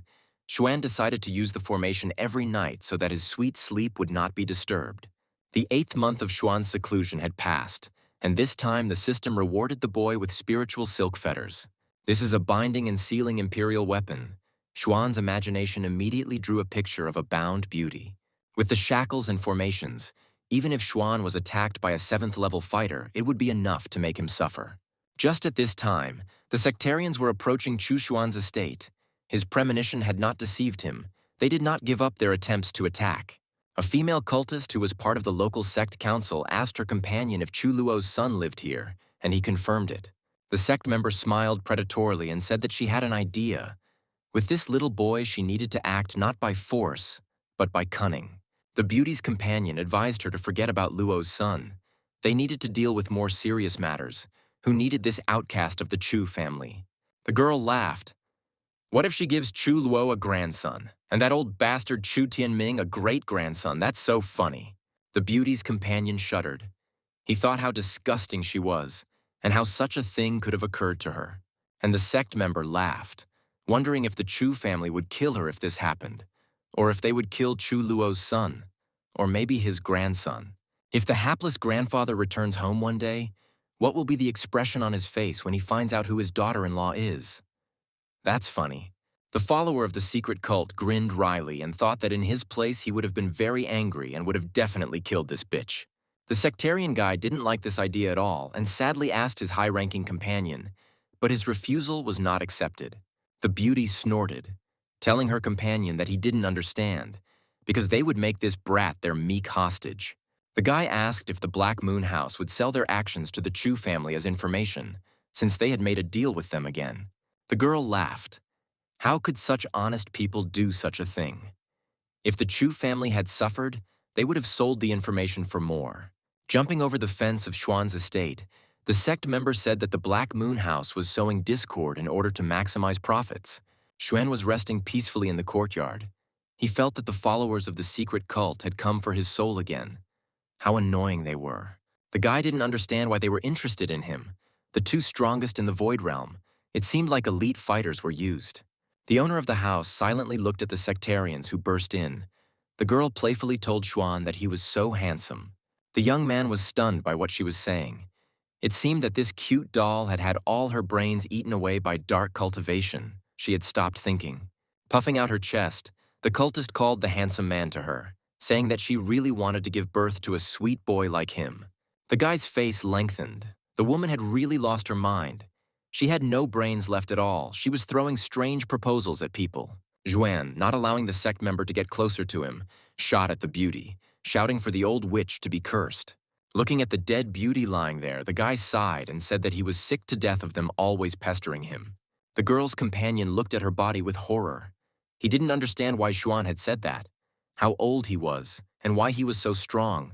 The sectarian was overcome by a fit of panic, and his head was pounding with the thought that he had to run away from here immediately while he was still alive. If the boy had killed that bitch with one blow, then there wouldn't be a wet spot left of him. Oh, he felt that this was a very bad idea. Suddenly, the fugitive ran into a barrier, but asked in confusion where the formation came from and whether the boy's father had really returned.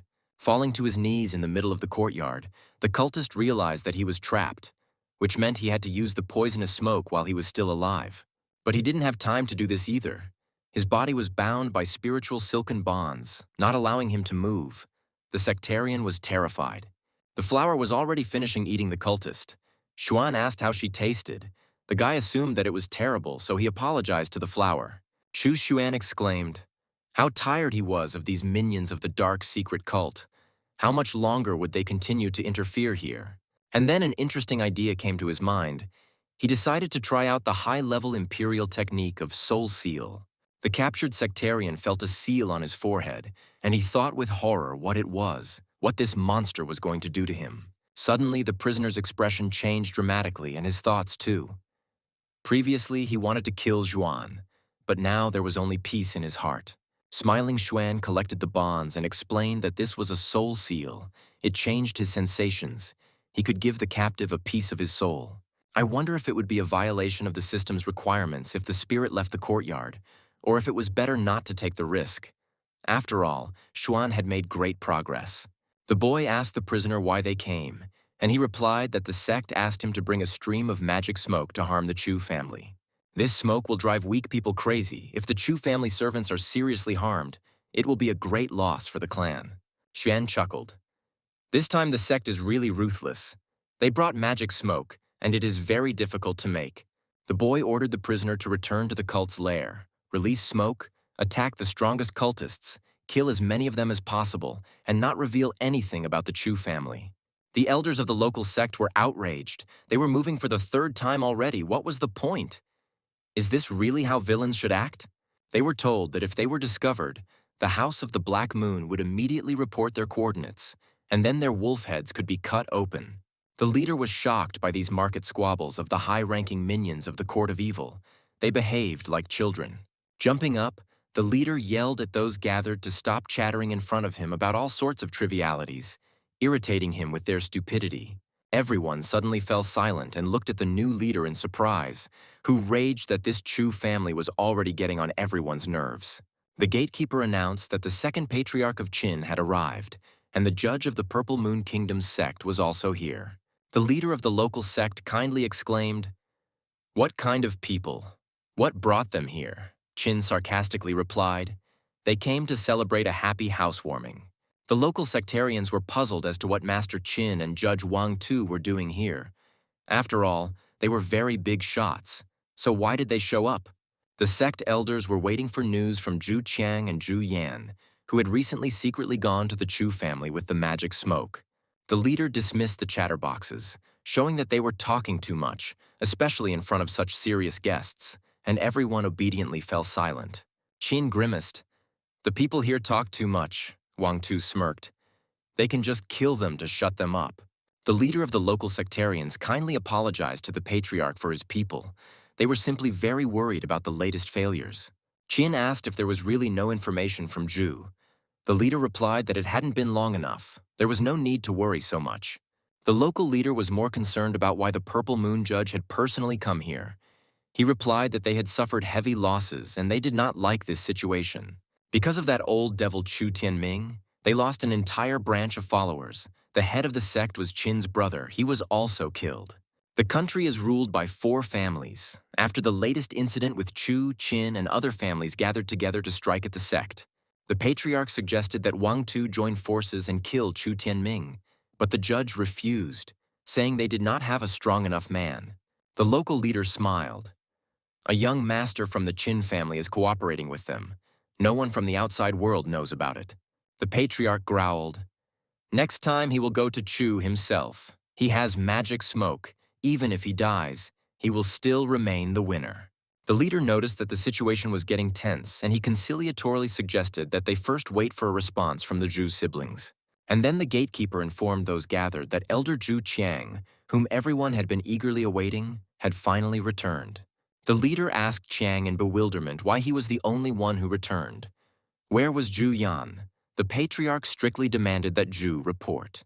Qiang replied, "They found important information." He returned to report. Yan is still hiding in Chu territory. The leader sighed. Could Yan really be hiding? And her face was so beautiful. Part of Qiang tried to warn the master not to listen to him. Qiang secretly hoped that the master would realize that he was out of his mind and figure out what was wrong with Zhu, since the leader was so smart and attentive. The patriarch asked Zhu Qiang what else.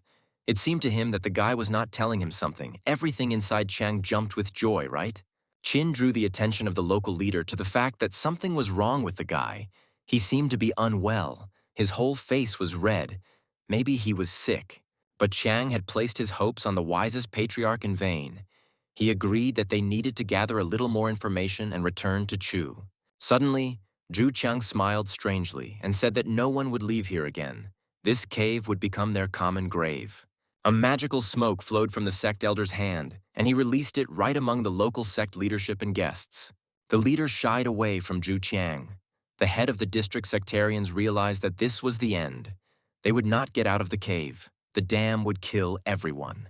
The master did not understand what kind of fly had bitten one of the most loyal followers of the cult, the sect elder Zhu Qiang. The judge of the Purple Moon Clan Kingdom exclaimed that Zhu Qiang was a traitor. They had all been waiting for him and hoping for his success. But the sect elder didn't pay attention to anyone. Gritting his teeth, he walked forward like a wound-up mechanical doll. Zhu Qiang, with poisonous magic smoke, rushed towards the judge who accused him and shouted that he was ready to die for his master. The sect elder's fist was already rushing towards the judge when he shouted for the guy to stop. He also had magic smoke. Wang Tu opened his mouth and blew out a stream of black smoke. It was different from Zhu Qiang's smoke. The guy laughed loudly. Qiang shouted, "Whatever the cult, such is the protector. Resistance is no stronger than one hand." Tu cursed, "Da Zhu has gone crazy. The Chu family will be destroyed." One of the pillars of the local sect continued to laugh. But they, a bunch of weaklings, would never be able to cope with the Chu family. The guy showed the cultists an obscene gesture and said with a laugh that no one in the whole of Qin could defeat him, that's for sure. The judge shouted that Zhu Qiang had gone crazy and that he needed to be killed as quickly as possible before he killed everyone present. The commander of the high-ranking sect's guards firmly said that the guards must not panic. These are all the 8 evils of the damned Chu family. Qiang's teacher reminded him that he had raised him from a young age and did not expect that he would repay his kindness in this way by becoming a traitor. The sect council member reprimanded the teacher. The old man is at it again. Zhu Qiang has already been sentenced to death. There is no point in wasting eloquence. Suddenly, a ray of light flashed on the tip of Zhu Qiang's finger. Everyone gasped. The guy definitely didn't have such talent before. A powerful stream of energy struck the teacher, who had taught the boy from childhood to deceive commoners and cause harm to everyone.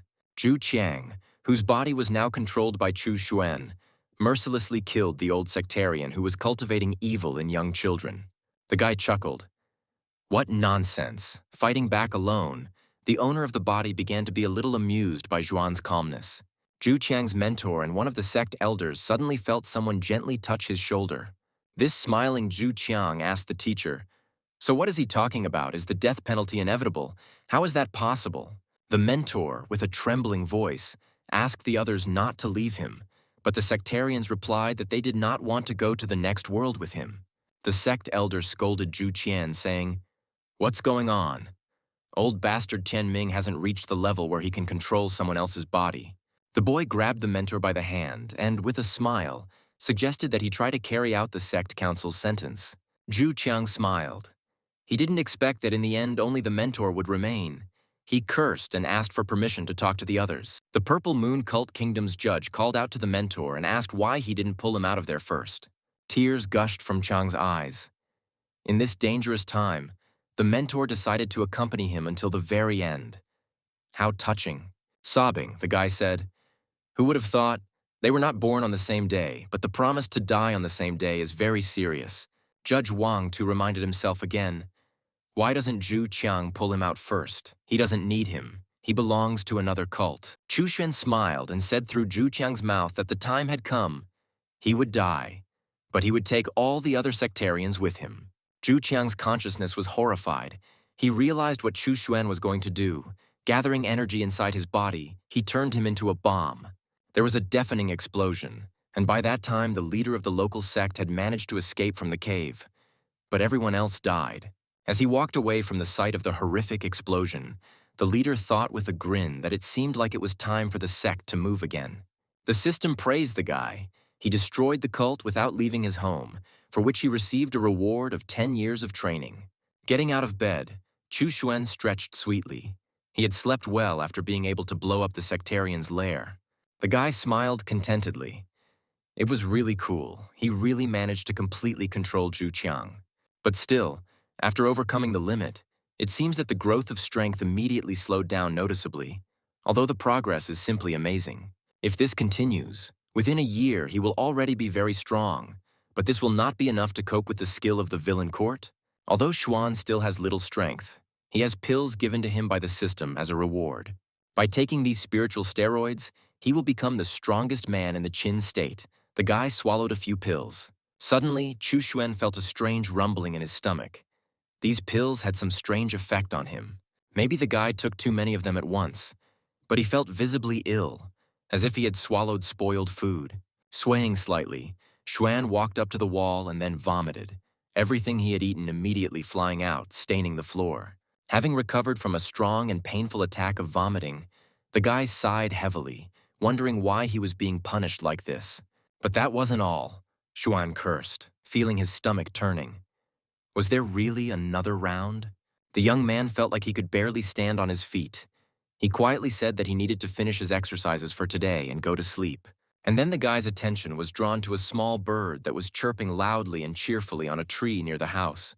Xuan instinctively waved his hand towards the tree, thinking about the small songbird that Blackie was trying to catch. At that very moment, the frightened bird appeared in Xuan's hand, and he was amazed that he had really moved forward so quickly. It seems that this is all thanks to the new kingdom. Here his powers increase many times more. It's simply amazing. Apparently, old man Chu Tianming should be at the same level now. The guy smiled. He's one of the best in the Qin territory. Xuan chuckled. He was even lucky that he was from the Chu family. They feed him for free. He has a house. Even the servants sometimes clean for him. Having covered the estate with magical protection, Chu Xuan began to snore peacefully.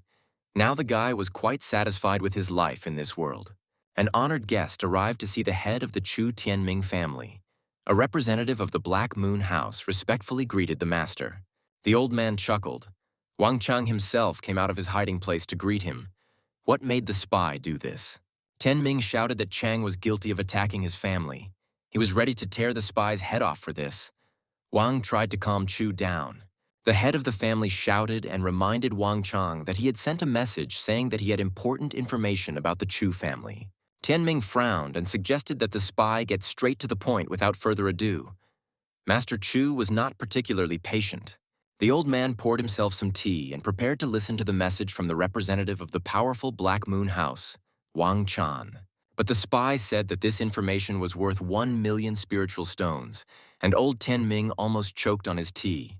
Chu flared up, and since Wang didn't want to receive 1,000,000 pieces of shit, the spy suggested that the old man listen to half of his information first. And then the boss can pay if he thinks it's worth it. Mr. Chu knows what magic smoke is. Tianming placed a bag containing 500,000 crystals on the table and demanded that Wang Chang speak. The spy reported that he heard that a cult judge from the Purple Moon sect had come to the local sectarians because of the Chu family. There was a tense pause. The old master became wary. The sectarians alone were not enough for them. Would more join them? Frowning, Chu asked the spy if he would continue speaking, and Wang smiled and suggested that the old man continue paying. Now 1,000,000 lay before Wang. Chu ordered the traitor to speak, he reported. The judge brought magic smoke to take revenge on Chu. The old man frowned. Was that all? Such information wasn't worth 1,000,000. The spy said he wasn't finished yet, but he didn't have to continue. Wang added that the Chu family was well guarded, so along with the smoke, the cult received 2 pieces of underground void fabric. Tianming asked if Chan was sure of this information. He smiled. He's a businessman. How can he sell unverified information? If the information turned out to be incorrect, Wang Chang promised not only to return the stones, but also to pay 3 times the amount in compensation. In addition, Wang has a magic weapon to deal with the magic smoke, but the head of the Chu family coldly thanked Chang. The old master's eyes flashed. If he found out that Wang had sold this void cloth, then the spy would never be able to pay back the 3. Turning his back to the guest, Tianming said that he had business and casually said goodbye to the representative of the Black Moon House. The head of the Chu family cursed.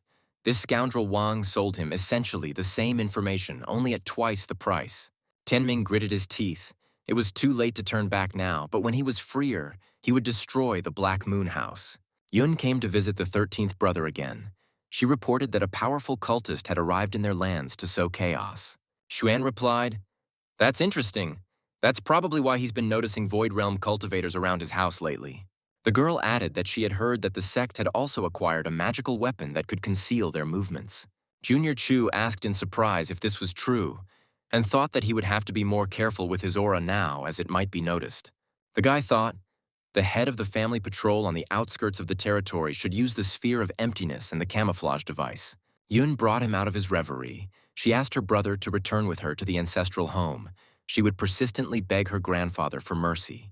But Xuan said that he was fine here, in his bed, and he had no intention of going back and seeing old man Chu Tianming's face. The girl's eyes grew sad. She said that their clan was now in great danger.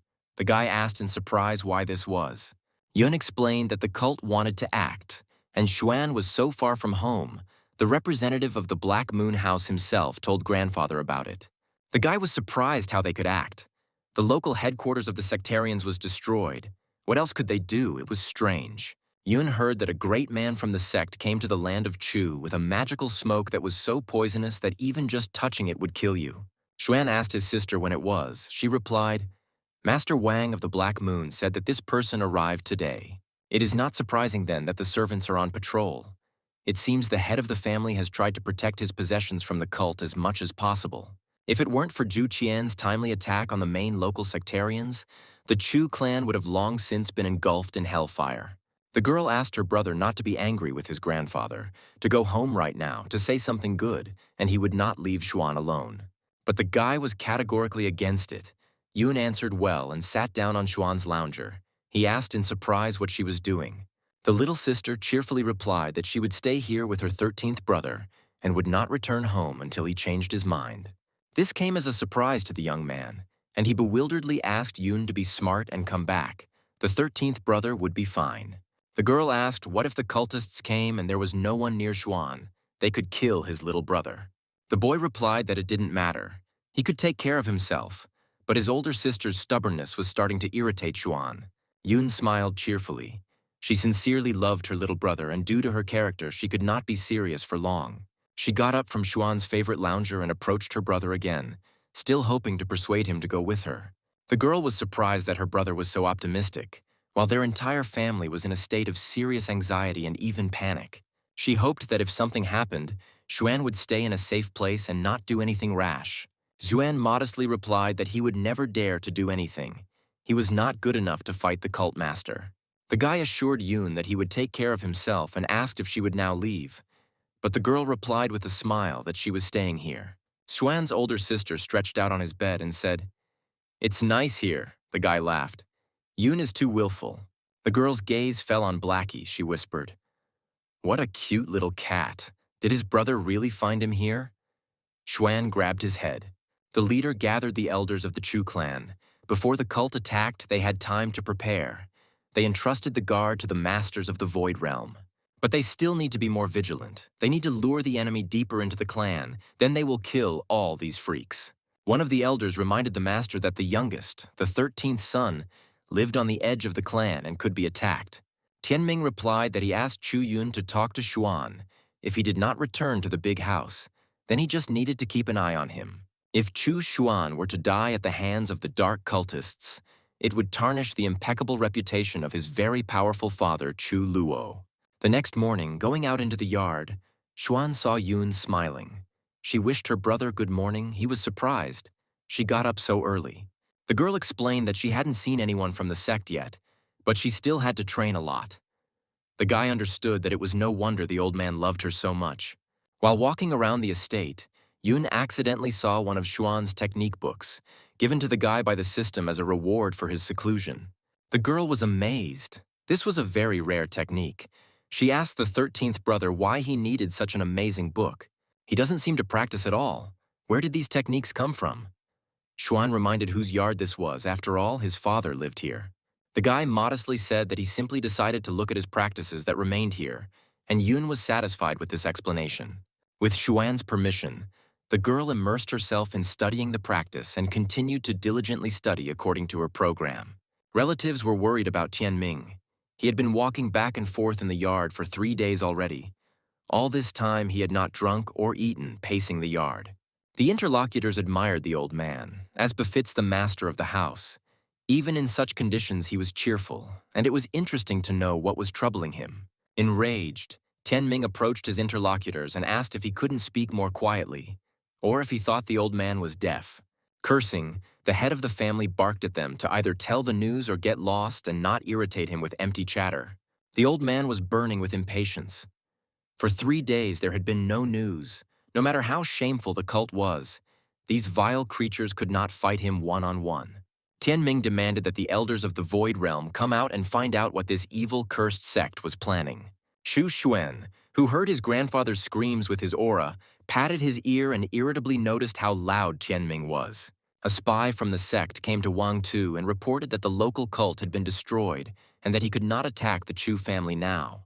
Van was surprised how this happened. The guy replied that there was internal unrest in the sect. Their gathering place was completely destroyed. It is said that Zhu Qiang exploded like a firework, painting the rooms blood red, and the cult judge went crazy from the sight.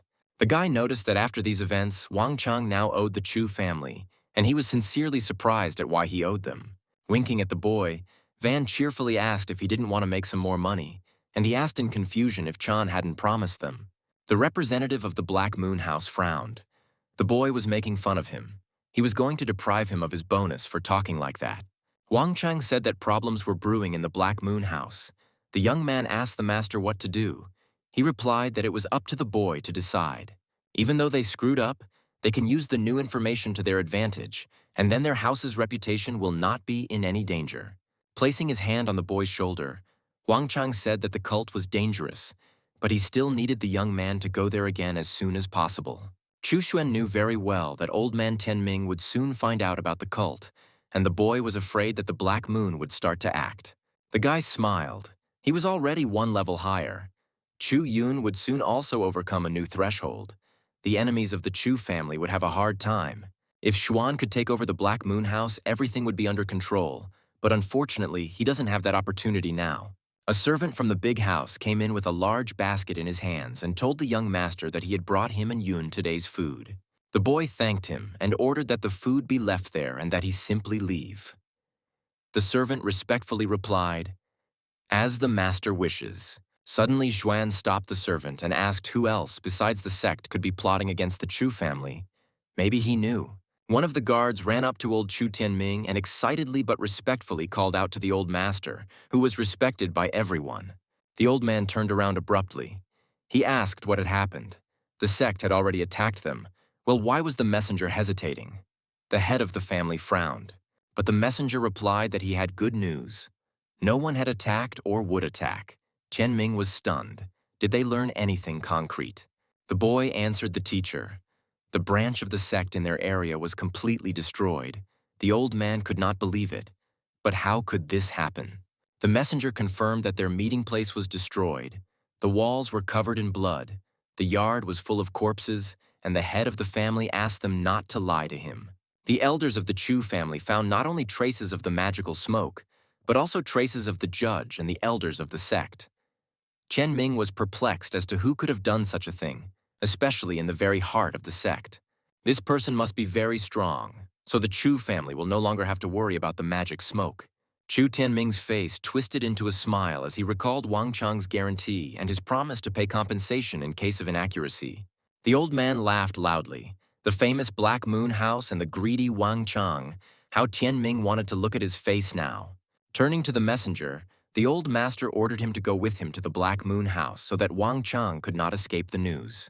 Chu Tianming was very eager to see how this supposedly all-powerful spy would pay him triple the compensation. Xuan was walking in the courtyard of the estate. His older sister had been living here with him for several days.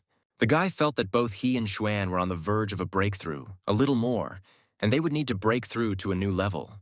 Yun, stretching, told her brother that his courtyard was magnificent. Here she could devote herself to study and practice, and she already felt success. Xuan advised her to go to the ancestral home to make a breakthrough under protection. The girl smiled. Did he really feel that she would soon make a breakthrough? The young man insisted that she practice at home and also asked that the old man not see the techniques he gave her. The sister promised not to show anything to her grandfather. Since Xuan asked so, the guy sighed with relief. That's great. Suddenly, Xuan felt that someone was approaching the estate. This person was very strong, and besides, he was not coming here alone. The boy realized with surprise that grandfather Tianming himself was coming towards them. He was the last person Xuan expected to see here. The young man asked in surprise what this old man was doing here. Tianming objected. He was more concerned about why Xuan was still here. The boy replied that he had disgraced the family and therefore remained in exile. But the old man ordered him to quickly return to the home of his ancestors. Unexpectedly, Yun asked her grandfather to stay here too. She would soon make a breakthrough, and her brother was taking good care of her here. Tianming admired how wonderful Yun was. If he did go to his ancestors, the family would have to rely on her. Yun smiled sweetly in response. She has older brothers. All of them are worthy masters, so she definitely won't be alone. The old man chuckled. If all her relatives were like the 13th brother, then the family would come to an end. They would be crushed by others. Tianming looked at his grandson with disdain and said that if Chuluo knew what Xuan was like now, he would regret becoming his father. For a second, the boy lost control and angrily asked his grandfather what he was saying. At that moment, his aura flared brightly. Surprised, Tianming asked what kind of power flashed by. Xuan cursed mentally. Yun was surprised. What kind of power? Finally, the old man decided that it was just his imagination. In fact, Xuan's aura was very weak, weaker than all the other young masters. Tianming repeated that it was just his imagination. Xuan could not have become a master of the realm of harmony. He had not seen such a one for many years. Still, the old man began to have suspicions. But this was not something that needed to be discussed in front of his subordinates. Everything needed to be clarified later. The head of the family told his grandchildren that he had business at the Black Moon House, so it was time for him to go. Yun cheerfully wished her grandfather good luck. Tianming told Xuan that he would be punished with 50 lashes of the cane, then return to his ancestral home. The guy refused, saying that he was fine here and there was no need to worry. The old man snorted with displeasure as he left. Soon, the head of the Chu family, accompanied by a subordinate, arrived at the local Black Moon house to meet with Wang Chang. For the first time in his life, the information received from the Black Moon turned out to be wrong, Wang objected. The information was not wrong. It was just an accident with the cult. Van didn't like this conversation. How could the information be wrong? What else were those idiots from the sect planning? The old man remembered that this swindler had robbed him of his entire fortune. Now Van owed him 3 times as much. Let's see how he would try to get out of it. Chu Tianming told Wang, Black Moon has always been reliable, but this time they really made a mistake. It is confirmed. Wang Chang understood that the compensation was small, but the loss of Black Moon's reputation would be a more serious problem, and he would be punished for it. He told Chu that there was important information about the sect. It could be exchanged for 1,000,000 stones. The old man asked if the sect was worth it. The spy smiled kindly and assured that if Mortar's court wanted to enter the lands of Chu or Qin, Tianming would be the first to know about it. The old man sternly told Wang to tell him everything he knew at once and not test Chu's patience when he had already screwed up so badly. Wang Chang replied with a smile. Absolutely not.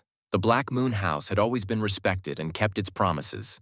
The spy said that the first vice patriarch and 2 sect guardians had already arrived in Chu County. That was worth 1,000,000, wasn't it? Tianming clarified that the main one of those who arrived was at the peak of the 8th realm of emptiness, and the guardians were at the 7th realm of emptiness. The head of Chu asked if Wang knew the location of the visitors. The spy smiled. This is another piece of information. The old man snorted. This information is not worth 1,000,000. Their family would have received a report that intruders had arrived during the day anyway. Wang Chang pushed a piece of paper towards the old man, saying that this was the current refuge of the sectarians, and that high-ranking guests of the cult were also taking refuge there. Taking the paper, Chu Tianming thanked Brother Wang and said that he would now go about his business and wished the spy good luck. Now that the cultists' new secret hideout was known, the old man sought to catch the villains off guard and kill them. In fact, there were already messengers from the evil court at the remote estate, called upon to deal with what was happening in the area. Vice Patriarch Zhang Kui listened to the report that Zhu Qiang had suddenly gone crazy. No one knew why it happened. Master Dong Qian guessed that Zhu Qiang was connected to the Purple Moon, but no one understood how he could cross over to the other side. The Vice Patriarch asked what happened to Zhu Yan, whether she was alive or dead, and if she was dead, then who killed her. No one in the area knew. Dong said that the cult did not suffer serious damage this time, but the Chu family was responsible for the loss of 1/5 of the Qin cult's entire strength. Zhang Kui inquired how the Chu family knew where the hideout was. Master Dong believed that the Black Moon House told them, but the Vice Patriarch doubted it. They were not omnipotent, and besides, it was not their style. They never sold information in the name of the common good. Zhang Kui ordered Qian to get ready. They would be heading to Chu tonight. Dong warned that there were many strong masters in the Chu clan. But Zhang wanted to find out what was going on there, and who was so strong. Since they were against the sect, they should be confident that they would win. The Vice Patriarch had already broken through to the 9th level of the Void Realm, and he threw a ball to Dong, saying that he would go with him today. Dong Qian recognized the ball. It was an escape weapon, a pearl of the void of invisibility, a very rare item. There are no such things in the area. Zhang confirmed that it was true. If Dong was attacked by the Chu clan elders, if he was not killed instantly, he would be able to escape. And when the Chu family warriors realized that they couldn't even wound Dong Qian, they would definitely be afraid of such power of the local master. Night fell on the Chu district, and the sectarians, embittered by their failures, secretly went to the lands of the clan they hated. Xuan was in the courtyard of the house studying the latest technique presented to him by the system. Despite the late hour, the guy was not yet asleep. Fluffy Blackie, having climbed onto his favorite roof, was peacefully snoring not far from his strong but secretive owner.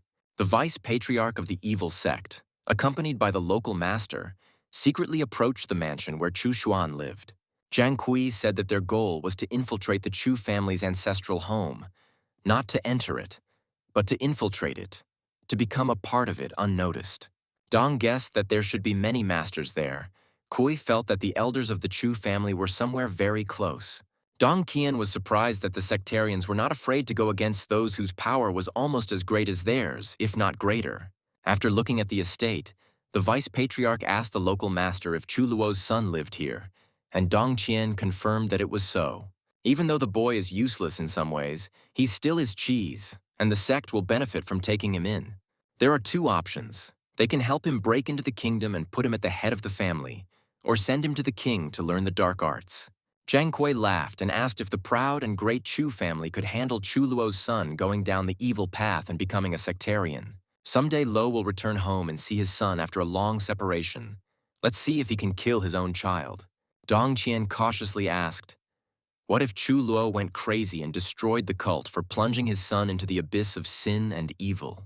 Kuai asked his companion what he was afraid of. If anything, they could always run away, just like Lo could kill his own son and relatives. The vice-patriarch headed towards the manor. It was time to go after Chu Luo's son. They might just kill him, and then old man Chu Tianming. Xuan listened attentively to the speeches of his uninvited guests and said with a grin, what a pity. Are all the sectarians really such idiots? The young man sighed in disappointment. Why is it that before doing something, they don't think at all about the possible consequences? Xuan doesn't even have to leave home to defeat them, but these people are to blame for bringing about their own deaths. The guy smiled. The power of the 9th level of the Void Realm is nothing against him. He must try not to kill them, but to use the Soul Seal. Seeing a dark figure in the courtyard of the house, Dong Qian told his companion that this was the one the vice-patriarch was looking for. The delighted Zhang Kui exclaimed that they must do what they had planned, and hurried to the son of the hated Chu Luo. But suddenly the vice-patriarch of the sect felt that he could not move from the spot.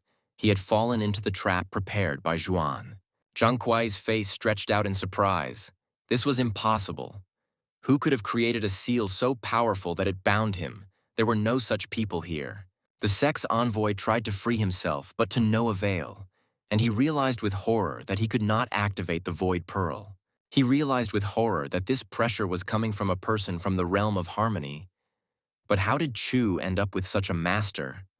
Why did no one know about it? The vice-patriarch saw Xuan in front of him. His aura was blazing.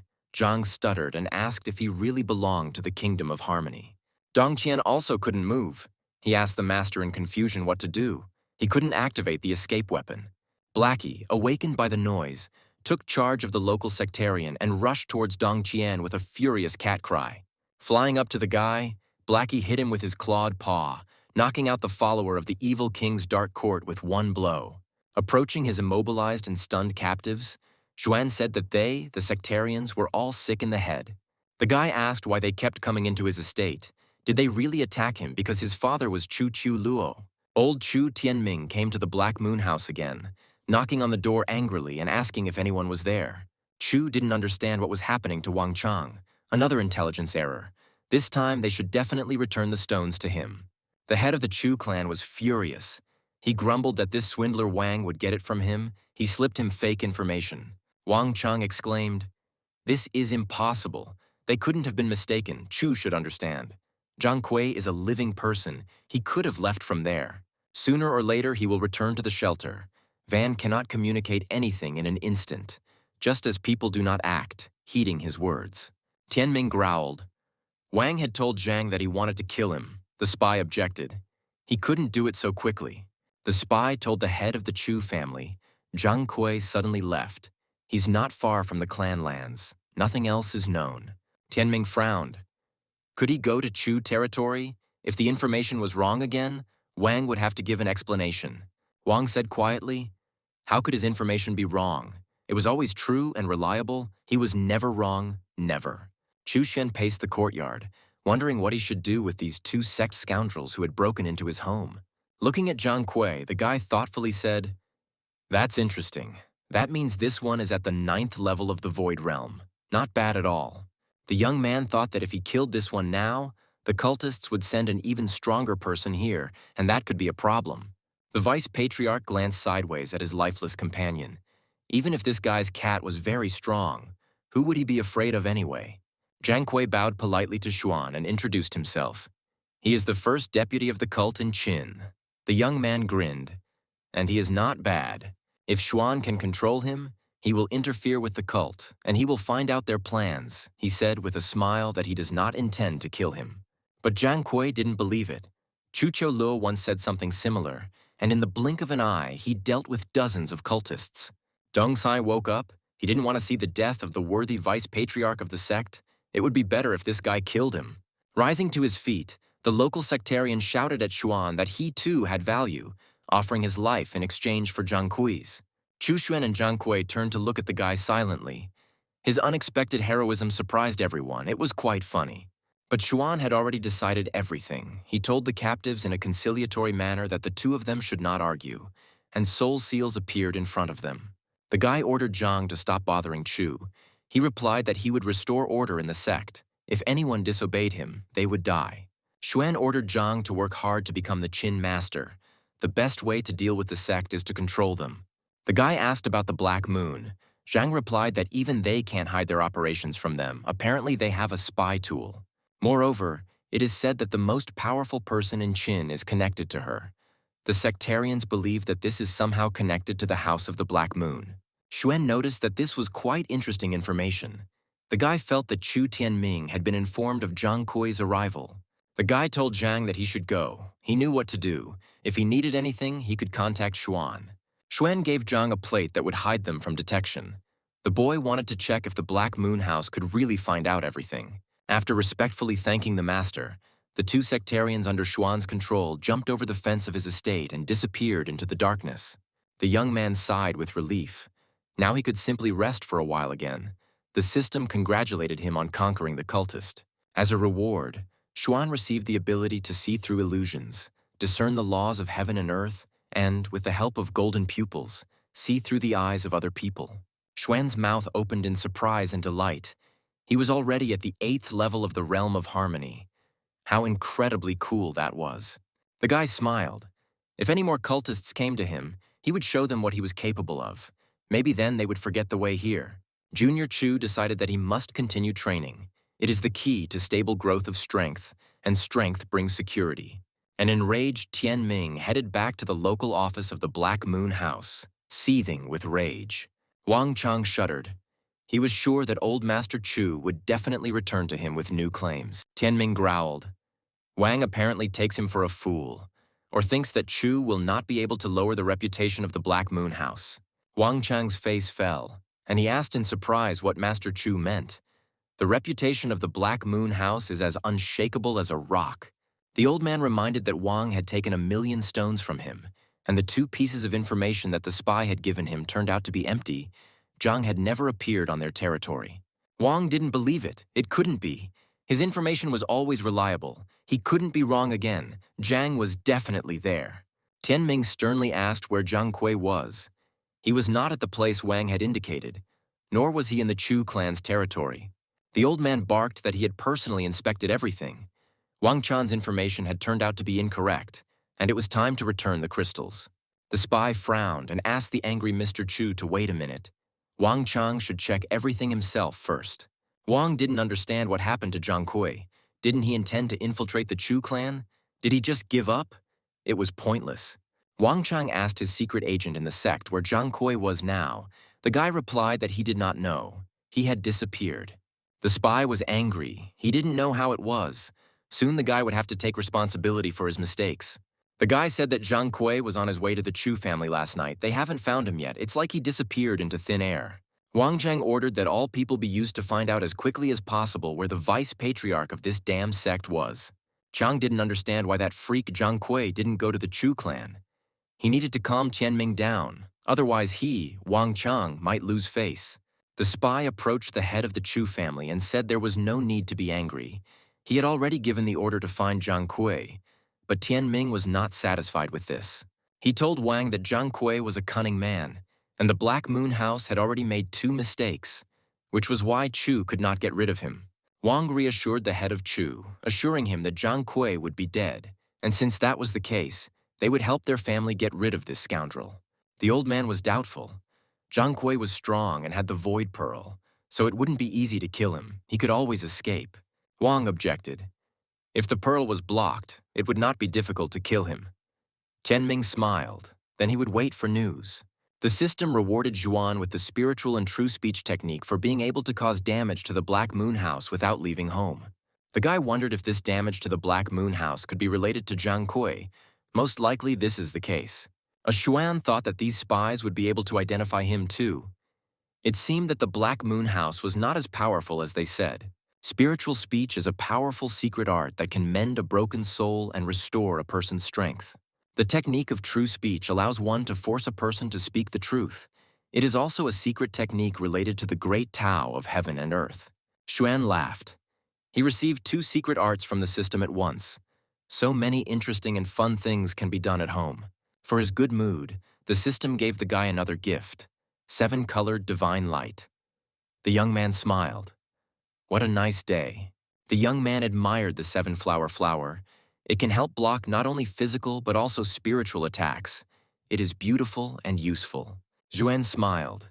With this beautiful item, he would be safer and could continue practicing without fear. Having received no news from the Black Moon House, Chu Tianming himself came to Wang Chang and angrily asked where Zhang Kui was. The spy was at a loss and honestly told the old man that he didn't know. Tianming asked Wang if he was making fun of him. Wang Chang assured the angry old man that whether Zhang Kui was alive or dead, they would definitely get information about him. It was a matter of honor. The spy didn't understand what was wrong with that idiot Zhang Kui, whether he really just disappeared, but Wang still had to find out about him. Chu didn't calm down. 3 days had already passed, but there was no news. He doubted the information from the House of the Black Moon or Wang's powers. Wang Chang assured Chu that the information from the Black Moon Tower was unique, and his strength was sufficient to find the sect's vice-patriarch. In that case, Chu Tianming agreed to wait another day. Wang Chang kindly walked the old man to the door and said goodbye. Wang Chang yelled at the agent, "And where is this Zhang Kui? Is he alive or dead?" The guy assumed that the vice-patriarch of the sect was most likely dead. The spy asked the agent if he was sure of this, and he replied, 80%. But Van was worried that he might still be alive. The guy lowered his head and promised to check again all possible places where Zhang Kui appeared and report back immediately. Meanwhile, Xuan studied the received treatises, including a description of the tragic life of the Dark King. In his youth, he castrated himself and began developing powerful techniques, but then learned that the enemy had stronger techniques. Moreover, the enemy married his beloved girl. Then chaos settled in the king's heart. He went mad and changed beyond recognition. The king then decided to sacrifice the blood of 1,000,000 people to get his organ back, the demonic blood technique he created. With the help of this terrible technique, he regained his organ, took revenge on his enemies, and subjugated the girl he once loved. But the beauty only coldly said that the Dark King was simply a weakling compared to her husband, and she would never love a villain. And then the Dark King finally became possessed and soon died. Xuan was surprised. He really had a tragic life. At this time, a servant from the big house entered the gate and informed the 13th master that the leader had ordered him to return home. Xuan grimaced. What was wrong with this grandfather Chu Tianming? Why did he suddenly want to bring him home when he himself sent him into exile? The guy told the servant that he refused. He was living well here. If he returned now, then all this time would have been wasted. The servant conveyed the leader's words that all their disagreements were in the past and he could return home. But Xuan repeated that he would not return. The saddened servant went back, saying that nothing could be done. He would convey the words of the 13th master to the head of the family. For refusing to return home, the system rewarded the young man with the tea of understanding the truth. Xuan was delighted, another reward from the system. The true limit is the realization of the true meaning. Tea will help you realize the truth of this world and make a breakthrough to the true limit. Xuan smiled. He could only dream of the true limit, but tea would help him realize the truth of this world and make a breakthrough much faster. The guy decided to brew the tea he was given right away to try its effect, wondering what he would feel. The young man raised the mug to his mouth with a trembling hand and took a sip. The tea tasted wonderful and aromatic. Xuan closed his eyes and listened to his inner feelings, as if he was waking up and beginning to see and understand everything differently. Suddenly, he realized that he had immediately broken through to the 9th level of the Kingdom of Harmony, and now the true kingdom was just around the corner.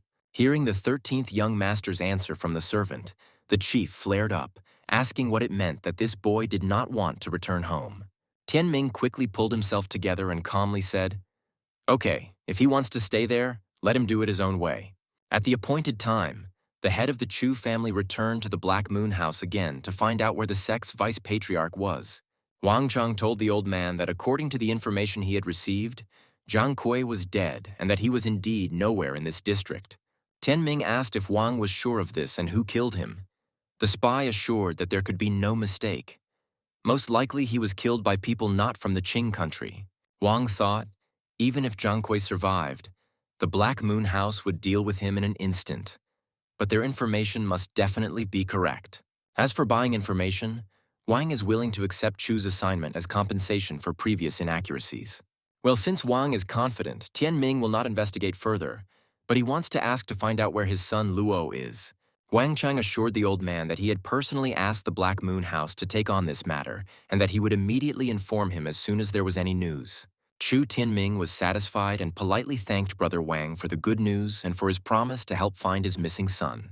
The 10th month passed, and as a reward, Xuan received the mysterious fire bell, an imperial weapon of incomparable power. The guy was delighted. Again, an imperial weapon. This thing even contained technology. Consider that he was already 1 foot in the true kingdom. After drinking a couple more cups of tea, Xuan will be able to break through to the next realm almost immediately. It's incredible. At this moment, Sister Yun entered the room. The girl had been constantly studying and diligently practicing in the silence of the estate. She informed the 13th brother that she had broken through to the 3rd level, all thanks to the instructions of the 3rd uncle. The girl said that the 13th brother should work hard in cultivation and not slack off, otherwise he would disgrace the 3rd uncle. While pouring the tea of understanding the truth, Xuan said, Yun doesn't understand. He has a good and calm life. But cultivation is nothing but boredom. Handing his little sister a cup, he offered her some tea. Since she had come so timely, the girl thanked Xuan. Tired from constant studies, Yun happily drank the aromatic, life-giving drink brewed by her younger brother. Suddenly her eyes opened wide and she felt strange changes inside, but these changes were very good. The girl exclaimed how delicious it was, as if this tea had some special effect. Yun felt her body filling with energy. Xuan explained that, of course, this was far from ordinary tea. His father had also left it for the boy so he could drink it without any problem. The older sister smiled broadly, which meant it was a gift from the 3rd uncle, and then it was clear why the tea had such a magical effect. The guy thought that if he brewed this tea for Yun every day, she would easily break through to the true realm. Yun asked the 13th brother if she thought he never left this place. Xuan replied that he was practicing. The girl was very surprised. She had never seen him cultivate, and he clearly hadn't become any stronger. Xuan said that she misunderstood. He was cultivating his heart. The higher the level of the heart, the higher the physical level. Yun was taken aback. Oh, so the 13th brother is so weak because his heart level is very low, strange. The guy said that his father told him in secret about this practice. If a person is weak, he needs to see clearly, and then he will instantly raise his level. This practice is not suitable for everyone. That is why Xuan does not return home, but lives here. Yun must understand him. The girl smiled. Then she would no longer ask him to come back and would stop sending for him so that he would not be disturbed. Wang Chang's agent in the sect informed his boss that Zhang Kui was alive, although no one knew where he was or what he was doing. Wang asked how this was possible. The guy said that the vice-patriarch appeared for a moment, but they failed to kill him. He escaped.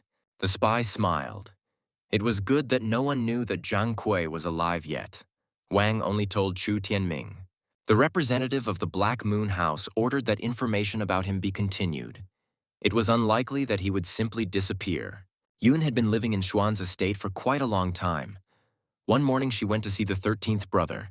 She needed to talk to him. The girl said that very soon she would be able to break through to the 4th level of the realm, so it was time for her to return. Xuan wished her luck and asked her to be careful on the way. Yun cheerfully said goodbye to her brother and went to the ancestral home.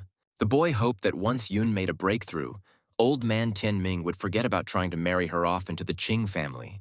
After seeing his sister off, Xuan returned to the technicians, sorting through the books. He thought about what useful thing he could read today. Suddenly he felt a familiar feeling inside. He had been through this many times before. Now he would be able to make the long-awaited breakthrough. Xuan settled himself comfortably and withdrew into himself, his aura flaring, streams of energy rushing throughout the entire space.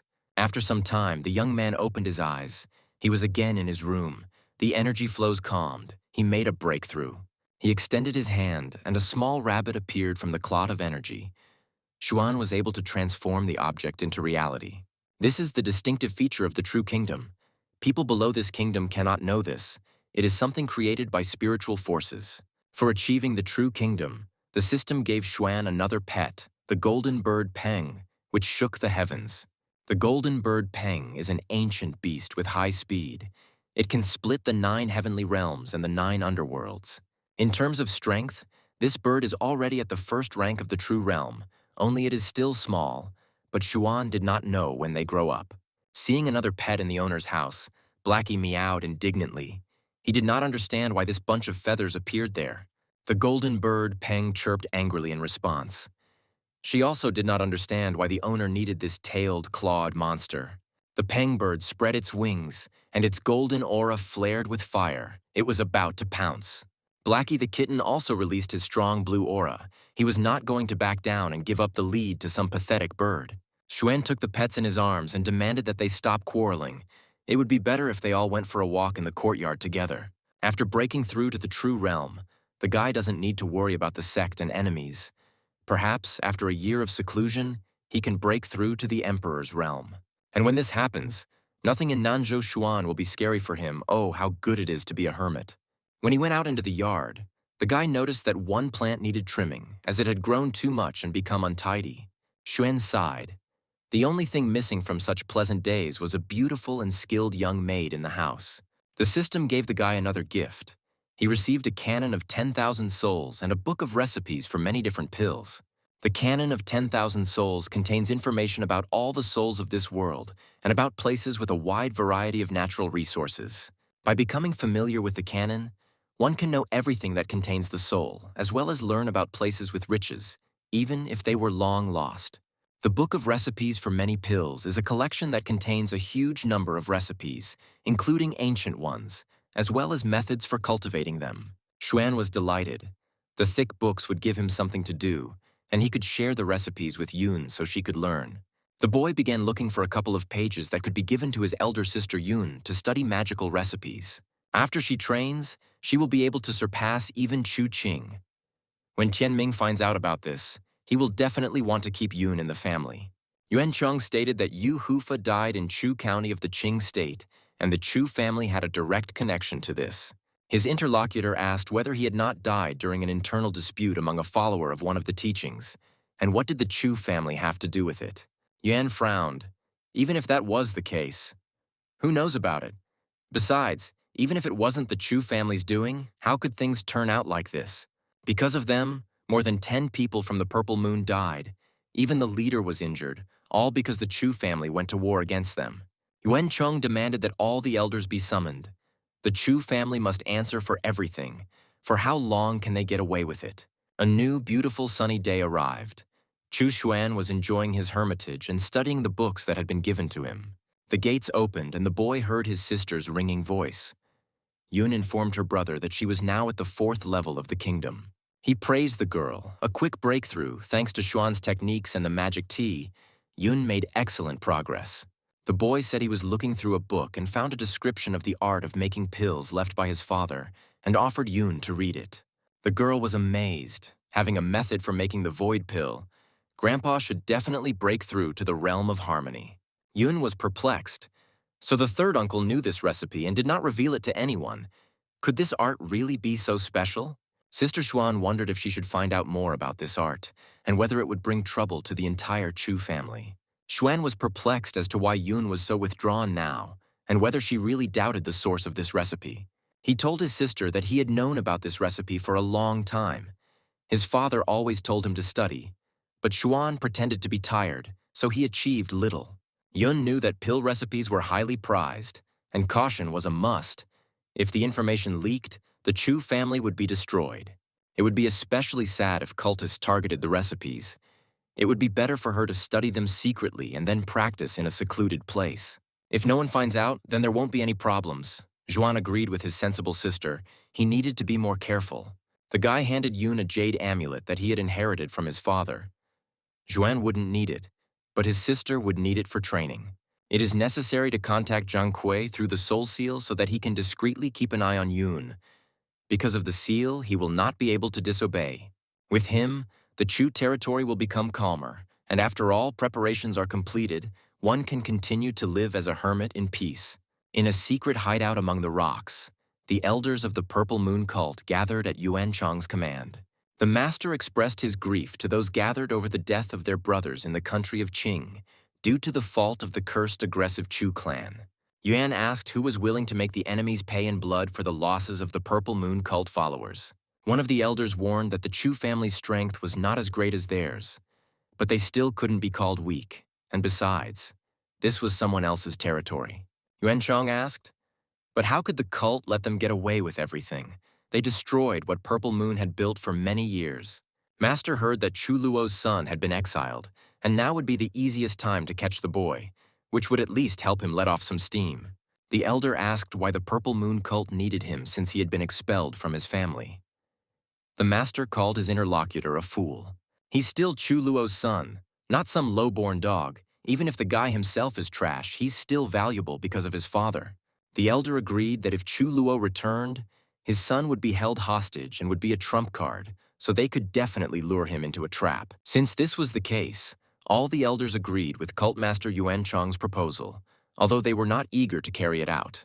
The master offered to leave everything to the one who had mastered the art of disguise best, the cult elder Lu Yuan. Yuan sat in the yard, basking in the sun and enjoying his tea. Very soon it would be a year since he had lived here. The cultists haven't been doing anything lately, so it could be taken as a sign that they've finally decided to behave decently.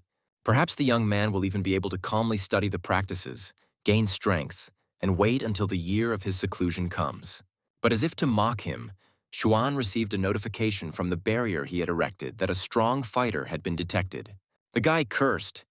It's true what they say. You only have to mention the devil and he will immediately appear, which is what the sectarians needed again. Xuan determined that the person who had come to him was a third-level Void Realm guy. It must be an elder. Why didn't Zhang Kui report it? The guy was lamenting.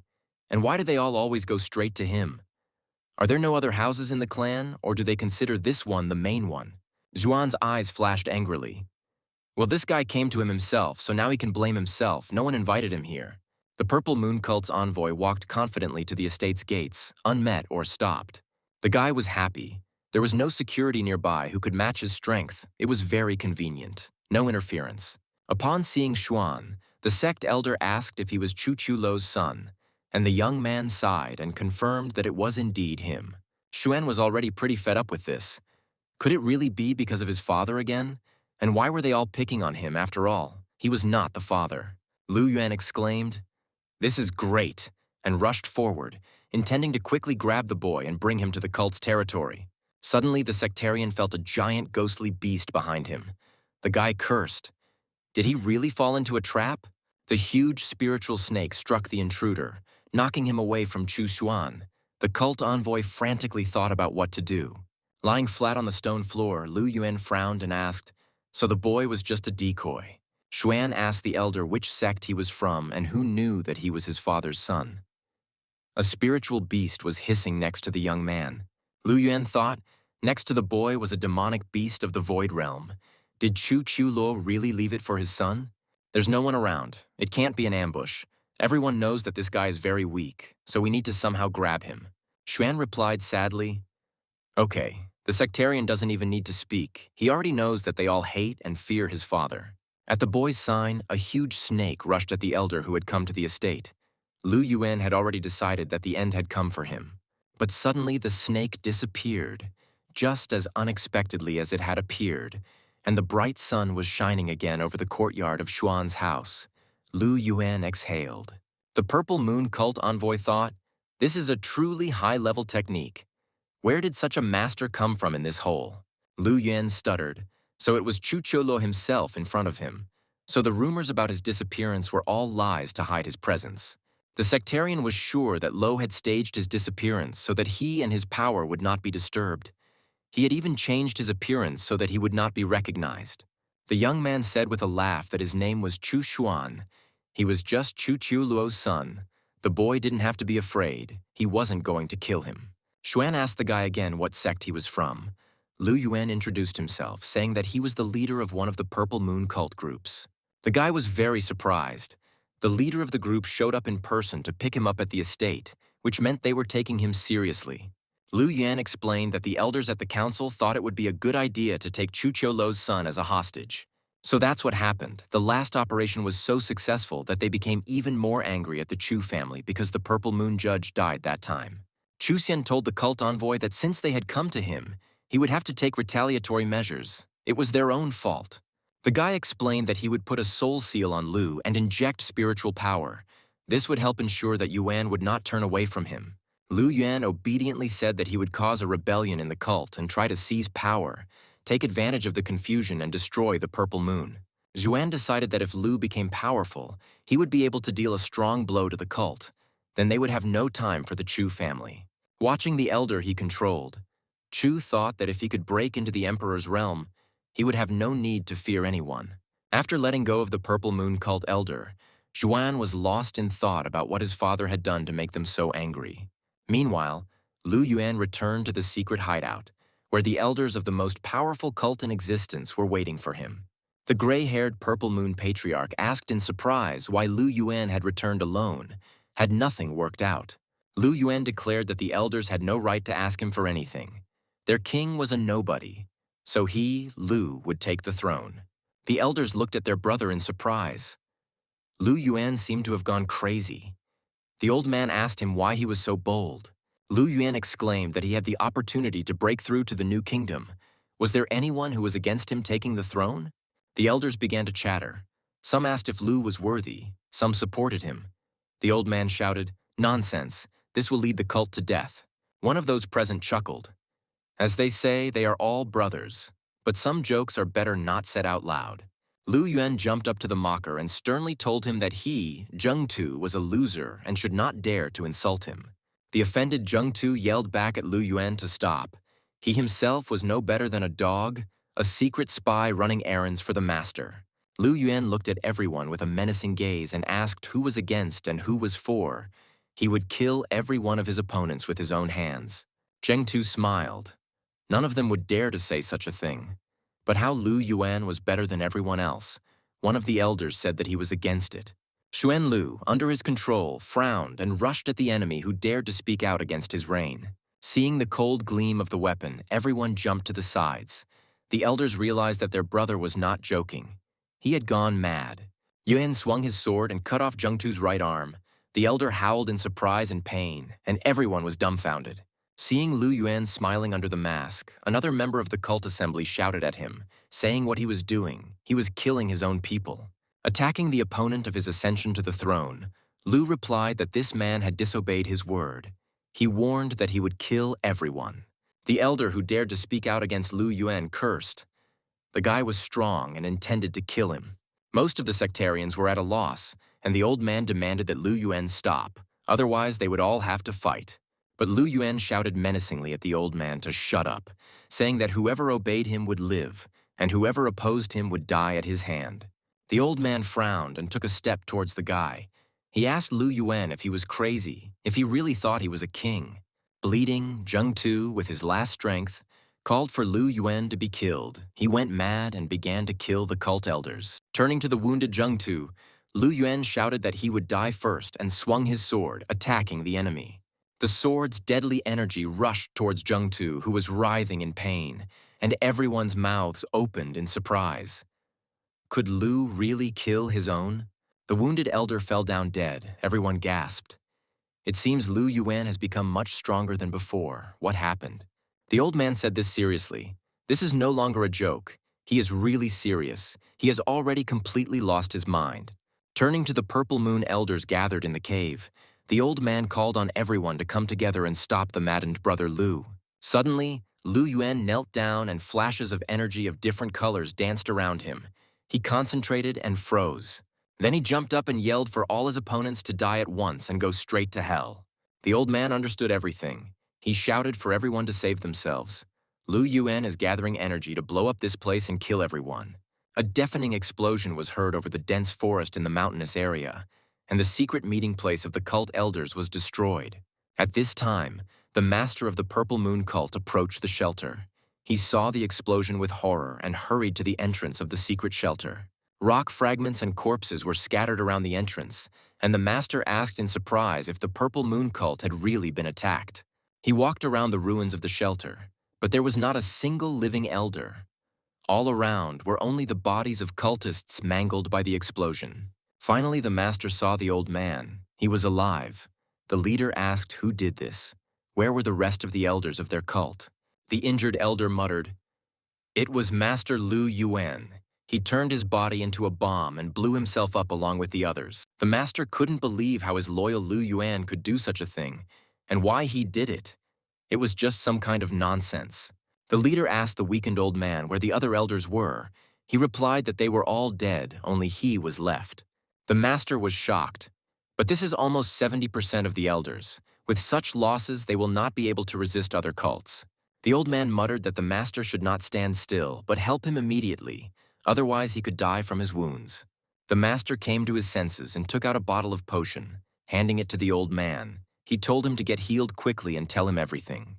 The system congratulated Xuan on defeating the enemy thousands of miles away and gifted him 10 years of cultivation and a chest of heavenly flashes. This will help him quickly get to the 3rd level of the true kingdom, because the higher the kingdom, the slower the accumulation of strength. Sky Flash is a one-time explosive weapon that contains the power of lightning and has an effect on cultivation. If activated, the explosive force will be enough to seriously injure an opponent in the 1st level of the true realm. Xuan hoped that after the destruction of the Purple Moon cult, no one would come to him anymore and he would be able to live in peace. Suddenly, the guy felt that the soul seal began to move. Could it be that another strong opponent had come to him? Indeed, a very powerful cult master was approaching the gates of Chu Xuan's estate, hurrying to the guy with an urgent message. Zhang Kui came to Xuan. He respectfully greeted Master Chu and politely bowed to his secret master. Xuan asked the vice patriarch what he wanted, and he said that the vice leader of the Purple Moon sect and the leader of Qin had secretly conspired. This was done with the aim of attacking the Chu lands and destroying the powerful family. Xuan did not understand why the Chu family was the target. The guy thought that if their plan worked, Chu would suffer serious losses. Chu Qing and Chu Yun could also come under attack. Xuan sighed heavily.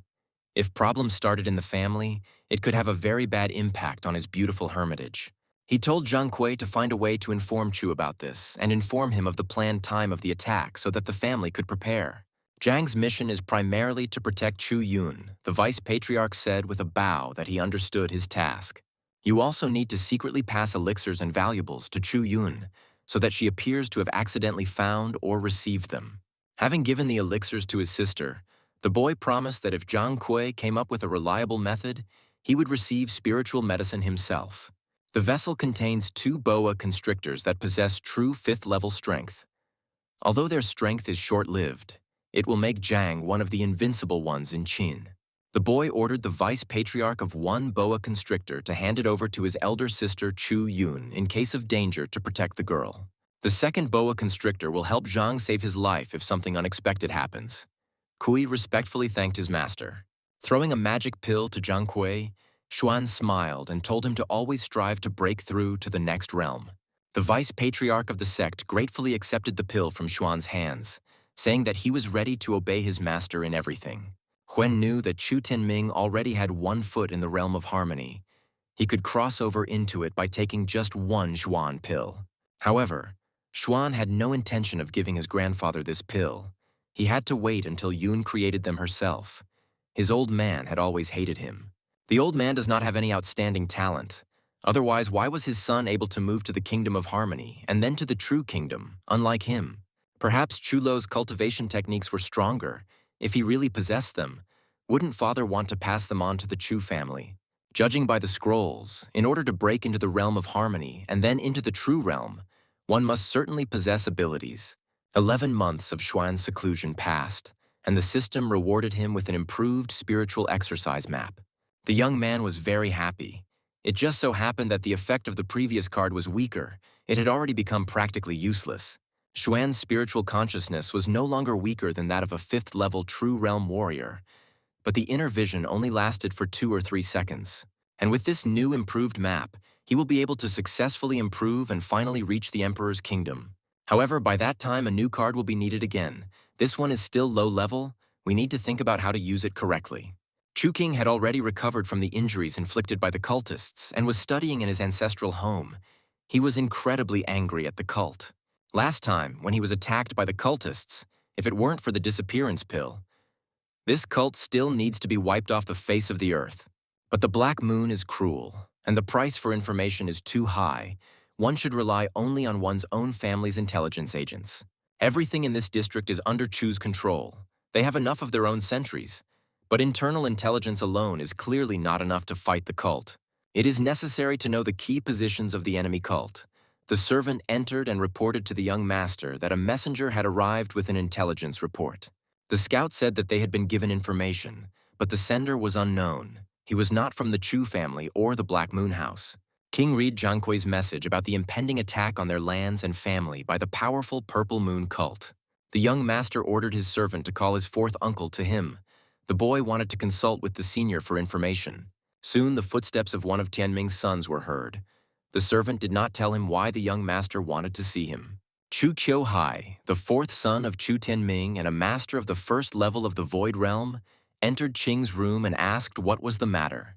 Qing handed his uncle the note and asked him who he thought might have sent it and whether the information should be taken seriously. After reading it, Chu Hai said that it was interesting. He wanted to believe this letter, but he should be careful with it. You never know what might happen. Moreover, the matter concerns not only the Chu family. Hai hastened to immediately go to the Hui domain and warn. In one of the abandoned forest caves, Yun set up a secret laboratory for herself and practiced creating pills. Having loaded all the necessary ingredients into the cauldron, the girl began cultivation. She needed to process the pills with her energy. Having completed the ritual, Chu Yun commanded the magical pills to rise, leaving only the final, decisive stage of creation. Glowing golden balls flew out of the cauldron and began to swirl around the ceiling of the cave. These were the magic pills that had been created. Yun's alchemical cauldron glowed with magical energy as it transformed the processed ingredients into pills. After looking at the results, the girl sighed. 4 pills went into the trash. 5 turned out to be ordinary. Only 3 remained. In Yun's palm, 3 blue Xuan pills shimmered in all shades. They were made correctly. It was immediately obvious. She poured the pills into a bag. She was making obvious progress. The girl was sure that next time she would definitely do better. Out of 10 attempts, only 3 were more or less successful, even though the pills were of average quality. She began to succeed. Yun was confident that she could make high-quality pills, but she had used up her last elixir and needed to get more. The girl decided that after she learned how to create Xuan pills, she should try making spiritual ones. Zhang was watching her closely. Seeing the girl emerge from her magic laboratory, the vice patriarch sent the boa constrictor Xuan had given her towards her. Before Yun had time to gasp, the boa constrictor entered her body. The girl was confused about what it was and where this snake came from. This power was unfamiliar to Chu Yun. It was like a boa constrictor.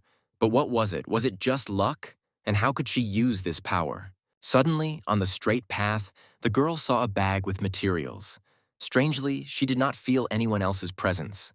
After opening the find, Yun was surprised. There were so many pills in there, and the bag was also filled with spiritual stones, a real treasure. Yun was perplexed. If this bag was for her, then who left it? Maybe her grandfather. Hardly. He had no need to do it secretly. The girl felt an unknown power inside her. Maybe one of her elders found out what she was doing and decided to help her in this way. But since she had the ingredients, Yun decided to return to making pills. Zhang Kui and Dong Qian watched her from the thicket. The vice patriarch ordered Dong Qian to stay here and keep an eye on the girl so that no one would dare attack her. And Zhang Kui himself must come up with a plan to keep Brother Chu safe and so that no cult will bother him in the future. Leaving Dong Kind to look after the girl, the vice patriarch of the sect hurried to Chu Xuan to report what he had been able to do. He reported to the master that his sister Yun had an obvious talent for creating pills. She had only been practicing for a short time, but had already achieved success. In a short period of time, she had already become capable of creating Xuan pills, and in a little while, she would be able to create spiritual pills. Xuan ordered to continue to supply her with the necessary materials. Not killing Zhang was the right choice. He became a real faithful dog. The boy handed Zhang Kui a bottle of potion. saying that it would help him become stronger and complete assignments better. Even though Zhang is trying more for himself, he will never betray because of the soul seal, so let him gain strength. The Chu and He families joined forces and were the first to attack the cult, and victory was assured. The battle was said to be fierce. It is said that even the head of Qin, Lu Wang, invested money from the treasury, but it did not help. Lu Wang was seriously wounded and fled with his tail between his legs. The remaining cult centers were also almost completely destroyed. Xuan mentally praised Zhang Kui for his successful plan. The servant spoke excitedly. The elders also surrendered, and their equipment was destroyed. The Purple Moon cult was on the verge of extinction. Xuan was pleased. Great. Now there was a high probability that the cult would not be able to function fully for some time. For developing a strategy and defeating the enemy cult, the system rewarded Chu Xuan with a secret surveillance technique. The resulting technique allows one to explore the secrets of others, peer into the minds of others and learn about their past, even peer into past lives. Xuan was delighted. Mastering this technique meant that no one would be able to hide their true identity from him now. The guy looked at his pet Blackie, who meowed affably to his owner. It turns out that this is not just a cute animal. A spirit cat, a magical beast of heaven and earth, possessing great strength and a will of steel, ran around Xuan's estate. The guy even felt sick while examining the spirit cat. Its origin is very unusual. It is an amazing creature. Xuan needs to explore the sources of his power. It will be difficult to subjugate the cat's will because he possesses the power of the true kingdom. These animals are amazing creatures. They are too strong. Judging by what Xuan can discern, their strength is equal to his or slightly lower. The Chu family has won. The cult will not be able to cause problems for a while, and we can finally calmly wait for the arrival of the Year of Solitude. But Xuan was not destined to enjoy peace for long. Soon, another guest from the large house of his ancestors came to visit him. Chu Yuan, the third young master, came to the estate to visit his youngest brother who had been exiled. Seeing Xuan lying on the couch, Yuan reproachfully said to the 13th brother, "Was he worthy of being the son of the third uncle?" The young man thought bitterly that this grumbler had already returned from his practice in the mountains. The last thing he needed was a lecture. Yuan didn't lag behind. Third uncle and aunt were missing. Doesn't Xuan want to become stronger so he can quickly go and look for them? Xuan silently rolled over onto his other side. Yun angrily exclaimed that he was hopeless, and yet his father was the strongest of all. Yuan admired his father, studied with him from childhood, and one could say that it was he who taught him everything he knows and can do. Rushing to his 13th brother, Yuan shouted at him to get up quickly. He couldn't just lie around on the bed. Xuan turned to his elder brother and suddenly asked him if he was trying so hard because he wanted to become Chukyu Luo's heir. Yuan was confused. Did Xuan really think that he wanted to get his hands on his inheritance? But the young man did not want to be disturbed. Xuan told his brother that everyone lives differently. He chose this lifestyle. He is fine and everything suits him. There is no need to interfere with him. Moreover, when Xuan's father was around, he did not take care of his little son, and when he left the child at his grandfather's house. Xu Yuan's face fell. There was nothing to say to this. Everyone in the family knew that Xuan's parents really did leave him when he was very young. The third young gentleman sighed heavily. After all, everyone has the right to behave as they see fit. Yuan sat down next to his brother. Xuan realized that this guy had already guessed that something was wrong. Among his peers, Chu Yuan was the most talented and strong. His strength is equal to the first level of the spiritual realm. Although Chu Tianming was optimistic about Qing, he is behind Yuan. But Chu Yuan doesn't cultivate the Chu family's techniques. He found them outside the clan's territory, or maybe Chu Luo told him about them. Xu Yuan told the 13th brother that he wanted a calm and peaceful life. Perhaps this really was a good choice. Yuan thought it sounded like a farewell speech, but he was really worried about him.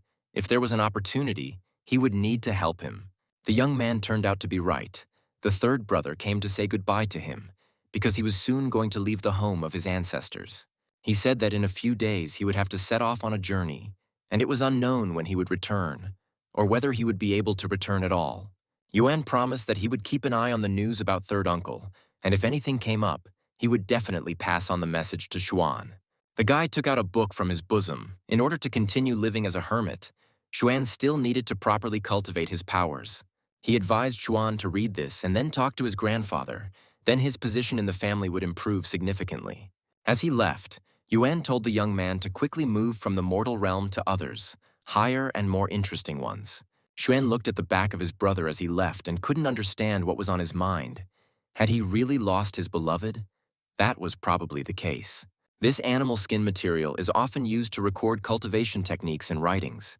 Not only does it preserve the text longer, but it also leaves a spiritual mark. The guy gasped.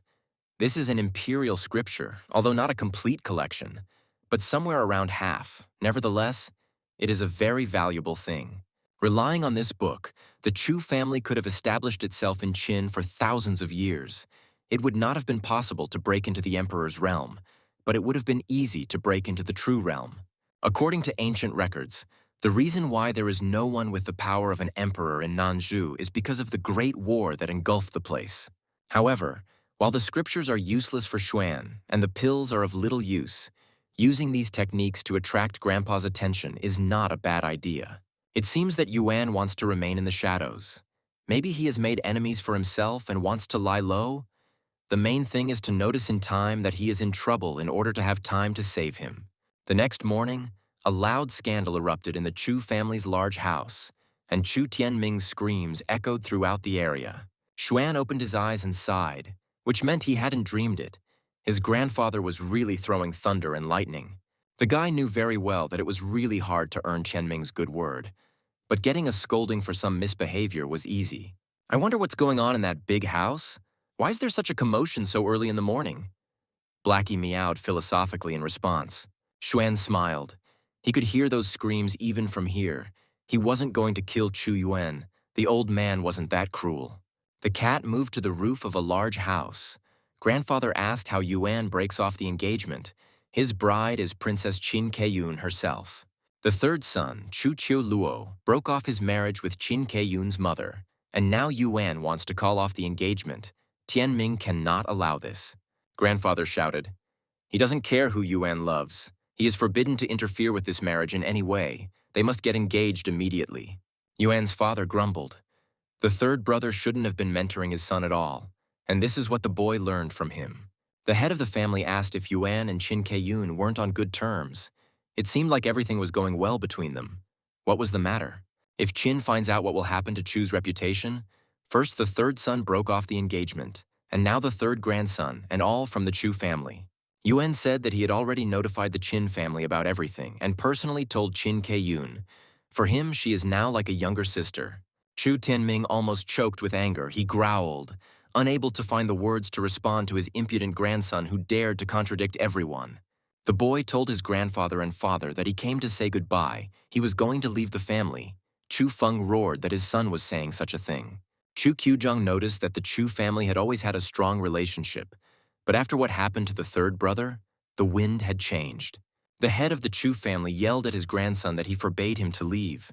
He would immediately notify the Qin family that the engagement was still valid. The servant reported to the master that a representative of the Qin family had arrived. Chu Tianming asked anxiously who had come. The elderly butler said that a mother and daughter, Qin Pingxia and Qin Keiyun, were waiting to meet with Mr. Chu Tianming. The head of the Chu family was stunned when the wife of the ruler of the Qin country herself arrived at his house with her rejected daughter. Xuan smiled. Well, that was to be expected from a man who revered his father so much. He even had the fortitude to break off the engagement with Qin. If Chu Tianming wasn't a cultivator, his veins would probably burst with anger, and what would he do? Lock Yuan up? Or he will force him to marry a girl from the Qin family. But does the girl herself want to get married? Is this marriage voluntary? The guy laughed. Oh, these dynastic tricks. Here everything is decided not by feelings and desires, but by agreements between the heads of great clans.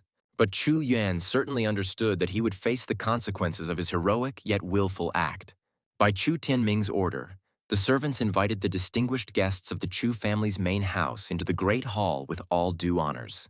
The tiny feet of the wife of the head of state Qin confidently walked up the stairs. The woman was burning with indignation. The guest immediately turned to the head of the family and asked if the Chus really wanted to break off the engagement again. This was already becoming a bad tradition. Chu Tianming smiled broadly at Qian and exclaimed, "They never even thought of such a thing." He just wanted to inform them that the engagement was still valid. Yuan stated that the Chu family's affairs were the Chu family's affairs. but he personally would do as he saw fit. And the grandfather barked at the boy to shut up. But the boy told his grandfather that he couldn't be forced to like someone. He had to ask Mrs. Kayun first if she liked him. Unexpectedly, the girl, blushing slightly, replied that she really liked Yuan and she dreamed of marrying him. Yuan was taken aback by what she was saying, and his grandfather threatened that if the boy dared to upset Kayun, he would break his legs. Tianming could not allow the engagement to be broken again. Otherwise, the peaceful coexistence of the four families would begin to crumble at the seams. Yuan asked, "So Kayun wants to tie the knot with a stranger. They only met a couple of times. How can she like him?" The young princess of the Qian family shyly replied that she fell in love with Chu Yuan at first sight. He was such a handsome man. But the guy didn't believe it. He said that he already had a girlfriend, and nothing could happen between him and Kayun. "Qian Pingxia?" Kayun's mother shouted loudly. "Enough of these stupid arguments and assumptions. That's not why she came here." Turning to Chu Tianming, she asked if he thought the daughter of the Chen ruling family was not good enough for Chu. The head of the Chu family asked the lady to calm down. He assured that the situation from the past would never happen again. The wedding would take place. Tianming ordered Chu Yuan to be locked up so that he would think carefully about what he was doing and would not contradict the head of the family in the future. Yuan turned to his grandfather and father. Although he was not as talented and strong as his third uncle, he would never give in to the battle for his love. The guy said that none of them could force him to marry a stranger and give up his beloved. Chu Feng yelled, "So this is what his third uncle taught him. Breaking off engagements, he ordered his son to be seized and locked up to let him come to his senses."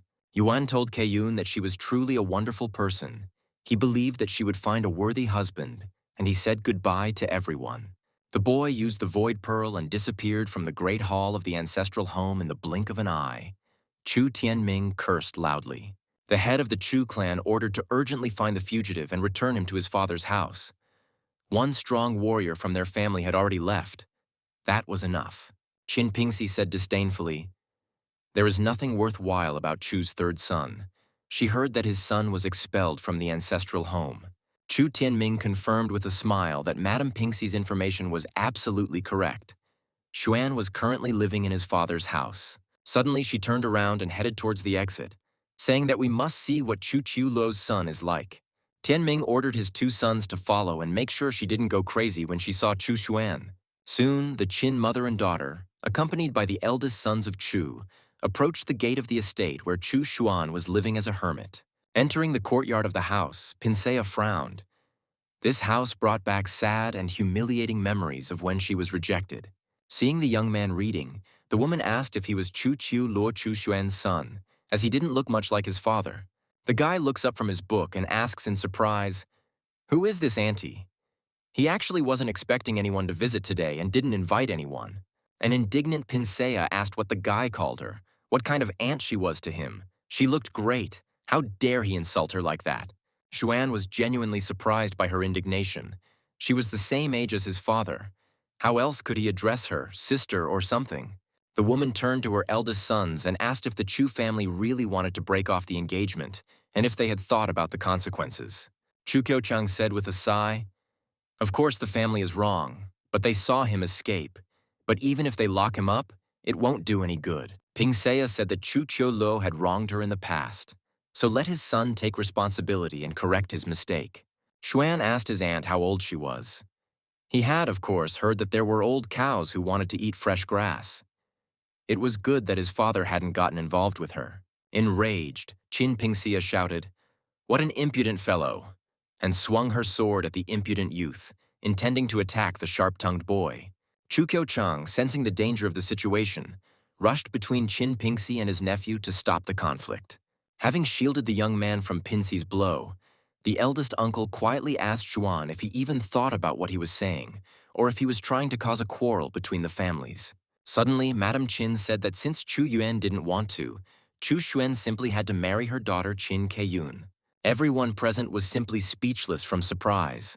Even the sharp-tongued Chu Xuan couldn't immediately find a response to this. Finally, the young man asked Pinsea in surprise what his aunt had thought of. Why should he suddenly marry this girl? Chu Qiuchang asked the woman in confusion what about Keiyun's feelings, since the bride's opinion should also be taken into account. The girl blushed slightly and quietly said that she didn't mind. This young man was handsome. He would probably be a good husband. The elder sons of Chu opened their mouths in surprise. This girl changed her mind so quickly, she said that she loved Yuan. And then Xuan intervened in the conversation. The guy decisively stated that he did not agree. He was not going to marry someone unknown. Qin Pingsea indignantly asked the young man what right he had to refuse such a beneficial marriage for his clan. Xuan smiled slyly and asked the angry woman, "But he was a weakling and worthless person. Wouldn't her daughter's marriage to him ruin her?" The mother and daughter fell silent in confusion. Indeed, Mrs. Qin did not want to marry the girl off to an obvious weakling. The woman asked sarcastically, "Why is it that he suddenly declares so abruptly that he is a worthless person?" This remains unknown. Xuan asked, after marrying him, whether her daughter would be able to look people in the eye, whether Pinsea really didn't value her reputation at all. Everyone would think that her daughter Qin Keyun was only fit to marry a worthless trash, and nothing more. The guy told his aunt that there was nothing wrong with his father abandoning her, but her daughter's reputation as a cur was much worse. Qin Pingxi was shaking with rage. She blushed with anger and hissed, clenching her teeth. After such words, it was humiliating to insist. Frowning, she said that there was no one worthy in the Chu family, so their engagement agreement was cancelled. The eldest sons of Chu realized that this high-born bitch was angry, which meant they needed to get out of Xuan's estate as soon as possible. Pinsa growled. The boy said everything correctly. A worthless guy like him is not needed by her daughter. They are leaving here. The system praised the guy for refusing a high-born woman, for which he received a heavenly fireheart as a reward. The guy watched the departing guests. Pinsea was burning with anger, and her daughter Kei-yun secretly glanced back at the handsome young man.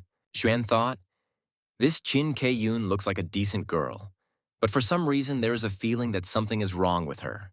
Through heavenly vision, he learned that Kei-yun had the soul of a fox demon and a reincarnated emperor, beautiful on the outside, but a true, cunning fox on the inside. Chu thought, the soul of the fox demon and the reincarnated emperor, how much power was in it? No wonder she liked him. We need to take precautions against this girl in case she wants to harm Yuan for the broken engagement. Xuan decided to warn his brother of the danger with the help of his pet heavenly bird Peng, who tears the skies. Having told the bird the situation, the boy sent a light-winged messenger to look for his older brother, who had run away from his engagement. Now you can see the reward from the system. This time he received a heavenly fire heart, a heart burner, and a furious fire. The heavenly fiery heart, like the flame of anger, makes a person literally flare up. His body is fried in the fire of rage until he dies. A raging fire is fed by a person's anger. If there is even a little anger in the heart, it immediately becomes fuel for the fire. Xuan admired, "This is power, and it is almost impossible to resist. Who among us has not experienced anger? A method of secret murder." It seems that this time Chu Yuan's case will not make much noise. There have always been big and small disagreements between Chu and Qin. With the restoration of the emperor's soul to Kei-yun, her strength will grow by leaps and bounds, and the Chu family will regret not having accepted her into the family through marriage. The reason why there is no emperor's power here is not so simple. Could Kei-yun be involved in this? There is too little information about Nanzhou. If her soul is a fox demon, where would reincarnation come from? And why was her mother so eager to marry her off to a member of the Chu family? It seems there is some kind of conspiracy here. We must be adamant. As long as the strength increases, Xuan is not afraid of any conspiracy. The guy saw a peng bird fly into the window. He was surprised how quickly it returned, apparently having already conveyed the information to Yuan. Xuan immersed himself in studying the books. He didn't know how Chu Yuan could cope. He needed to think of something, although he couldn't do much. The leader of the defeated Purple Moon cult, Hu Quan, went to a remote cave to see the old sectarian Quan Wu. Quan said the old man's time was coming to an end, but if he did the deed, Hu would give him a spirit blood pill that would prolong his life. The toothless, half-blind sectarian asked the cultivator if he really had a spiritual blood pill. Maybe he was lying to the old man. Hu Quan showed the pill. He explained that his cult was destroyed, and the Chu family was to blame for everything. He couldn't just leave it like that. Quan Wu was surprised that the cultist would really give him a spiritual blood pill just for killing a couple of elders of the Chu family. The cult leader explained that the main target was Chu Qiu Luo's son. The boy needed to be captured and delivered to Hu Quan. As long as he had it in his hands, he would have leverage over the Chu family. meaning he could take revenge on them for destroying the cult. Moreover, he is the son of Chulo himself. So in order to revive his cult, Hu Quan needs to witness the Chu family killing themselves. Quan Wu calmly listened to the excited speech of the head of the recently very powerful and influential Purple Moon cult. Finally, the old man replied that he agreed to sort this matter out, but he had very little strength. He was already with one foot in the grave. The cultist threw Quan Wu a treasured pill that could revive his decrepit body and prolong his dying life. Hu Quan said that half of the pill would be enough for him to complete the job, and once he finished, he would receive the other half. The old man extended his decrepit hand towards the life-giving magical remedy, and as soon as the pill touched him, he began to come to life. Quan Wu has stepped outside the gate. He has been at the very top of the Void Realm for too long, but his life is coming to an end. This is his chance. As long as he isn't attacked by people above the Void Realm, he can always escape. All he needs is a boy and a few elders to kill. By the time the strong family members arrive to help, he would already have returned to Purple Moon territory and obtained the spiritual blood pill. Xuan was busy cultivating. It would soon be a year since he settled here in his father's house. Time flies so quickly, the guy learned so many new things. Broke through from the mortal realm to the true one. Who would have thought? It's been just 7 days, and it'll be exactly 1 year since Xuan has been sitting here like a real hermit, although someone is constantly pestering him. It is necessary to stay at home at all costs and do everything so that no one interferes with him living peacefully these 7 days before the year. Xuan sighed heavily. Some old stump, another supporter of the evil king's court, had come to see him again. The guy didn't understand what was wrong with the sectarians, why they immediately went to him as soon as they entered the Chu clan's territory. The old man asked the young man gloomily if he was Chu Chulo's son. Quan Wu looked at the young man with his half-blind old eyes. Xuan replied that he was his son, but he couldn't understand why all the cults were coming to him. Did his father cause them so much trouble?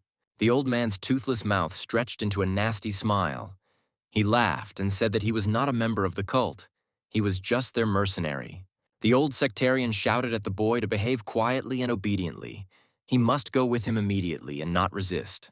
The boy calmly watched the old man approaching him, pretending to be a formidable mercenary warrior. Chushen commanded the old man to kneel down and freeze. Stop waving his hooked fingers around here. Surprised, Quan Wu fell to his knees and froze on the stone slabs of the courtyard. He felt that he couldn't even escape from here. The old man broke out in a cold sweat. Was this kid really that strong? Why didn't the head of the Purple Moon cult warn him? The guy told the old cultist to stay on his knees and not even think about running away. He wouldn't be able to anyway. Quan Wu was puzzled by this power. It was similar to the Emperor's realm. Could it really be Chu Luo's son? The Chu family was terrifying. Xuan demanded that the old man tell him about the purpose of his visit to him. As far as the boy remembered, he did not invite him to visit. So who was he? Quan Wu looked at the young man silently. He didn't want to talk about the Purple Moon cult, afraid of losing the spiritual blood pill. The old man was surprised how this boy at such a young age could possess such incredible strength, what his secret was. Looking at the old man, Xuan thought, the cultists have gone completely crazy. They are already practically destroyed. Isn't it time for them to stop? He wondered if these villains had completely lost their minds while cultivating dark techniques and had now sent the old man away. This old man is stuck at the top of the Void Realm and can't seem to break through, which just shows how bad his skills are. While his techniques are not bad, after such a long cultivation, it is impossible to break into the realm of harmony. He really is trash. Besides, his days were running out. He was about to die, Xuan thought. Can he help him break through, or is it a waste of resources? Still, the guy put some strength into the old man and made him a controllable weapon, punishing the sectarians who had become tiresome to him. After receiving the soul seal, Quan Wu felt a completely new sensation, and his face reflected surprise and confusion. Chushen told him with a smile to go away from here, to live out his last days and finally do something worthwhile. Quan Wu left the estate. He failed to complete the job. What would happen if he went straight to the head of the Dark Kingdom? This guy, Chu Chulo's son, also gave Quan Wu something as a last gift, but the old man doesn't know how to use it. Zuan told the sectarian that if he met people equal in strength to the Kingdom of Harmony, then in order to win, he would have to throw this in their faces. The elderly sectarian cursed, who knew that in his old age he would go to the main villain to cause trouble, to do amazing things. After some time, Quan Wu came to the palace of the head of the Dark Kingdom, the most evil king. Armed guards stood at the entrance. Seeing the old man, the guard ordered him to stop, but Quan Wu continued to walk forward, despite the menacing shouts of the fighters. The old man understood that he could not resist the influence, so he would do something truly serious so that his name would remain in history. He said that today he, Quan Wu, came to the sacred place of cultivation of dark forces to destroy its greatness. The guard asked the decrepit old man with a smile what he was saying. He was probably out of his mind and could barely move his legs. Another asked Quan Wu if he was crazy, if dark techniques had driven him crazy, or if he was just joking. Taking out his weapon, the old man said that they should take note of his name, Quan Wu, and in his old age he will create light and go down in history. Let all dark cultivators forever remember the follower of the dark forces, Quan Wu, who fearlessly attacked the palace of the Dark Lord. After killing the guards, the old man said that even if he died, his name would go down in Nanju's history, so he had nothing to regret. Entering the palace, which seemed completely deserted, the old sectarian ordered the guards to show themselves to him. The palace guards demanded that the old man surrender. They were surprised who dared to attack the palace of the most powerful ruler. But Quan Wu was not going to give up. All this began to amuse him. The squad leader shouted for the crazy old man to die. In response, the sect member threw the guard the same strange thing that Chu Xuan had given him as a last gift for protection. The squad leader didn't immediately understand what kind of object the crazed cultivator had thrown at him, and when he did, it was already too late. A deafening explosion thundered. The entire guard detachment perished. Part of the Dark Lord's palace was destroyed, and chaos began. The old man laughed. He was going to die as a great and powerful dark cultivator of Quan Wu, because no one would dare to break into the palace. The Dark King, hearing the noise, called the head of the palace security and asked what had happened there, whether someone had attacked them. The guard replied, "It was the old cultivator at the top of the void, who had not much time left, who suddenly burst into the palace, killed the guards, and seriously wounded 2 elders. And then there was an explosion in the palace, but before he blew himself up, he shouted, 'Remember my name. My name is Quan Wu.'" The Dark Lord's eyes flashed angrily. He frowned. Such a curious incident had happened in his palace for the first time. The king yelled, "What a bastard this was! How could he be a supporter of his court all his life and then attack him in his old age?" The ruler demanded that his subjects bring the entire family of this old idiot to him, and he would deal with them personally. But the head of security said that this Quan Wu is so ancient that he most likely doesn't even have any living relatives left. Everywhere the sectarians were actively discussing the latest events. They were asking each other if they had heard what had happened. An old man from the Void Realm, a dark cultivator, invaded one of the palaces of the dark sovereign Shou Yuan and cut off the heads of several from the Harmony Realm. Such an old brazen fellow will definitely be remembered for a long time. Many were delighted when they heard about this. Maybe Shou Yuan will want to resign. Hu Quan, hearing this news, was stunned. He did not understand what had bitten old man Quan Wu that he had decided to take such a step. Quan thought, Quan Wu, a sick old man, what came over him? He hired him. So why the hell did he attack the palace of the Dark Lord? What happened that made him have to run to the palace? Was he suffering from senile dementia, or was this the work of the Chu family? If anyone finds out that it was who ordered him to go to Chu territory and that he ended up breaking into the palace, then Quan is a dead man. The head of the cult was afraid that the Black Moon would find out about this, but only the 2 of them knew about it. No one else was in the know. The cultist decided that this had nothing to do with him at all. He had never even met this Quan Wu. He didn't know him. Hu felt that there was something wrong with the Chu family. Every accident was somehow connected to them. If it weren't for them, he wouldn't be in this situation. The Purple Moon cult is practically exterminated. Would Hu be considered incompetent in the court of the Dark Lord if this became known? The cultist clenched his teeth in anger.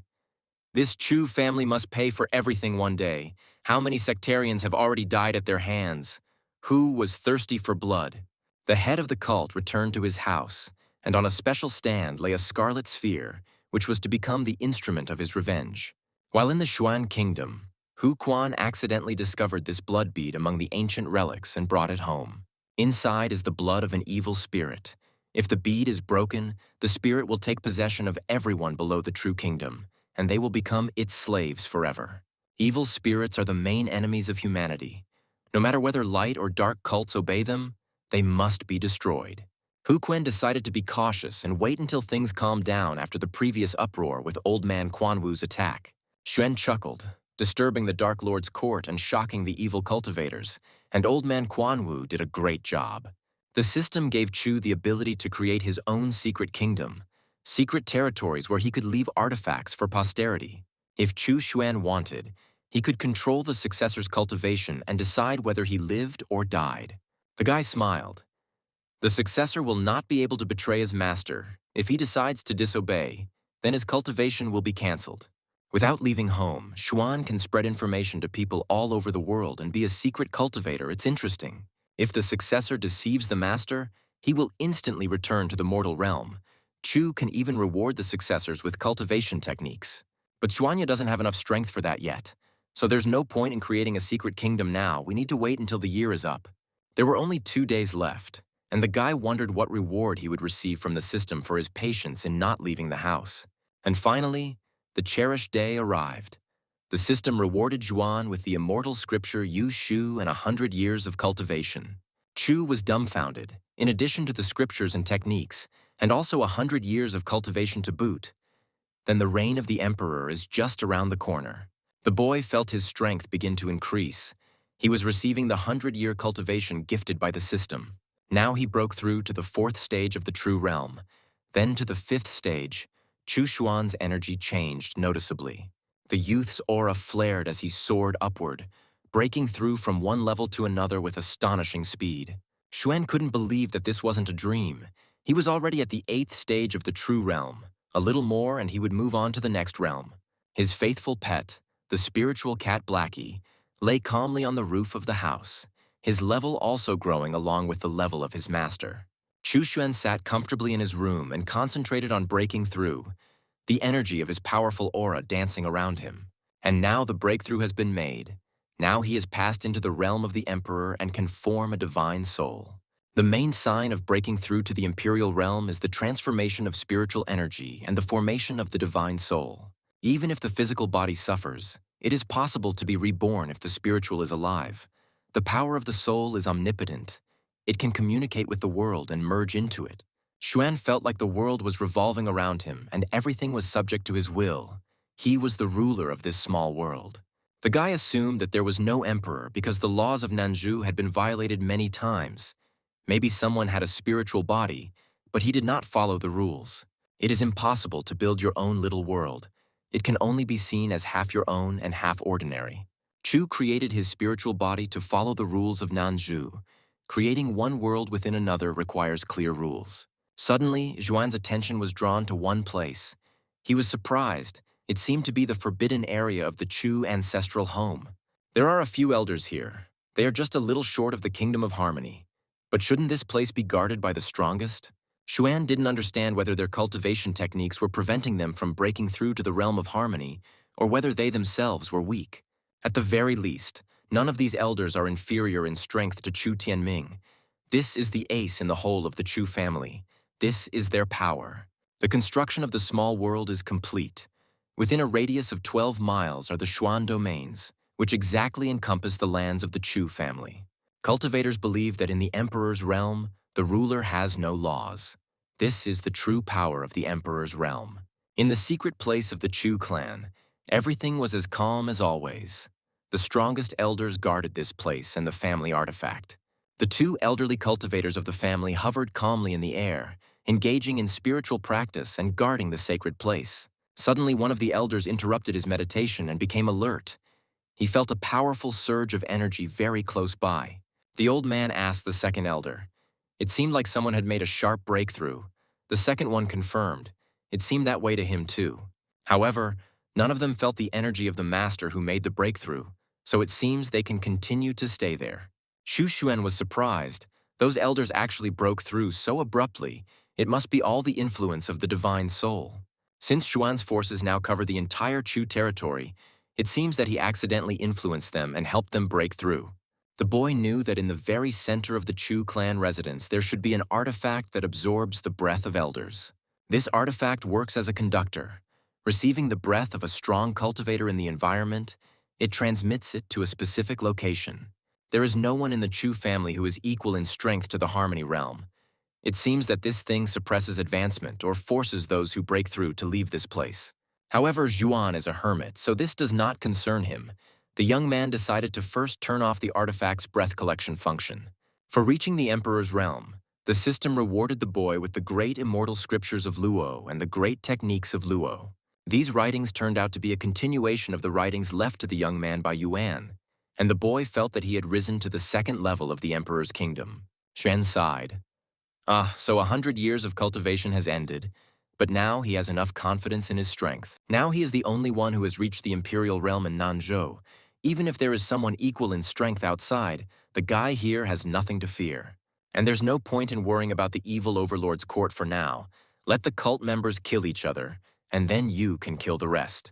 Satisfied, Blackie rubbed himself against his owner with a purr. Xuan asked the kitten, and he too moved forward, already in the realm of harmony. The young man told him to quickly move to the true kingdom. With his abilities, he would quickly reach the Emperor's kingdom. Xuan told his pets that once they reached all the Emperor's realms, he would be completely calm and confident in his abilities. Their common goal is to break into the heavenly kingdom. The Emperor's kingdom has only 2 steps. That's nothing. Then comes the kingdom of honor and the heavenly kingdom. And considering that the system gives him several years of cultivation at a time, this won't be a big problem. They can handle it. Xuan was planning to use the secret realm and restore the heavenly rules in Nanzhou, but Keiyun's appearance would hinder the balance of power. But if the boy gains strength, then there is nothing to worry about. If he is equal in strength to the kingdom of honor, and the Emperor will bow his head. This means that while Chu Xuan is confident in his abilities and his life will be comfortable, at least he can protect himself.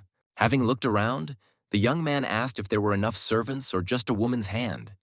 Beautiful girls attract more attention than servants. Should he put the gate of the secret kingdom in a prominent place? Maybe it will attract cultivators and girls. After all, there had to be someone nearby who could carry out orders and do things for Zhuan personally. Dark cultivators didn't count. While touring his newly established imperial domain, Chu Xuan was choosing a location to install the gate to the secret realm. Finally, he found a suitable entry point. He decided to leave the gate there. Even without activation, it would attract people. After touring his newly created secret kingdom, Chu Xuan found himself back at home, in the manor where his father Chu Qiu Luo had once lived. For staying at home for 1 year and 1 day, the system rewarded him with Imperial Realm cultivation pills. A satisfied Xuan said how well he lives. His family and servants take care of him. The system develops him and gives him gifts. By the way, Zhang Kui hasn't shown up for a long time. The young man used his soul seal to summon the vice-patriarch of the sect under his control. Soon, Zhang's footsteps were heard in the courtyard of the estate. He unquestioningly answered the call of his powerful master. Xuan asked how his older sister Chu Yun was doing, whether she was making progress, and whether Zhang was providing her with everything she needed. Zhang reported that in such a short period of time, the lady was already cultivating the creation of pills with all her might, but the progress was still small. The guy said, "Great," and ordered him to secretly give her the imperial pill and several copies and writings on the topic that would help her. Xuan noticed that Zhang Kui himself had broken through to the realm of harmony, and he confirmed that it was all thanks to the master's pills. However, among evil cultivators, there is an unbreakable rule. Anyone who breaks through to the realm of harmony must report to the court of the evil overlord. They cannot disobey orders or leave its territory. All this is done with the aim of gathering the strongest to counter threats. Xuan gave his servant an item that would seal his aura, so if he didn't go to court, he wouldn't be detected anyway. Zhang Kui sincerely thanked his master, whom he was glad to serve faithfully and truly, albeit with the seal of his soul. Another cultivator approached the Dark Lord's palace, secretly watching the guards from the bushes and pondering what to do. After Quan Wu's invasion of the palace, an investigation was conducted, but no secret plots were discovered. The guards thought that the old man had completely lost his mind in his later years and that he wanted to make a splash before his death, so he showed up at the palace. Now Quan Wu has become famous not only among the evil cultivators, but also among all the cultivators of Nanzhou. Everyone has heard of this madman who was not afraid to make a fuss at the evil rulers, and now Quan Wu has his first follower. The old cultivator Fan Kai suddenly attacked the unsuspecting guards of the Dark Sovereign's royal palace. The security detachment didn't even have time to put up any resistance to the strange, long-haired old man before they were all instantly killed. Old Fan Kai said. Well then, it's time for us to go to the holy land of evil cultivators to take a look at the palace. The commander of the security detachment, seeing his dead comrades, exclaimed, What nonsense is this, just madness? Fan Kai said with a laugh that he would be the second evil cultivator who was able to attack the palace in this millennium, and would die without regrets afterward. The commander of the security detachment shouted to the old man that the old geezer, out of his madness, had killed innocent guards. But Fan Kai laughed, asking which evil cultivator would not want to attack the Dark Sovereign's palace. He will be as rebellious and uncontrollable as Old Man Quanwu, and will give his life for the triumph of madness. Soon, another deafening explosion was heard in the palace of the Dark Lord, killing the guards and several elders.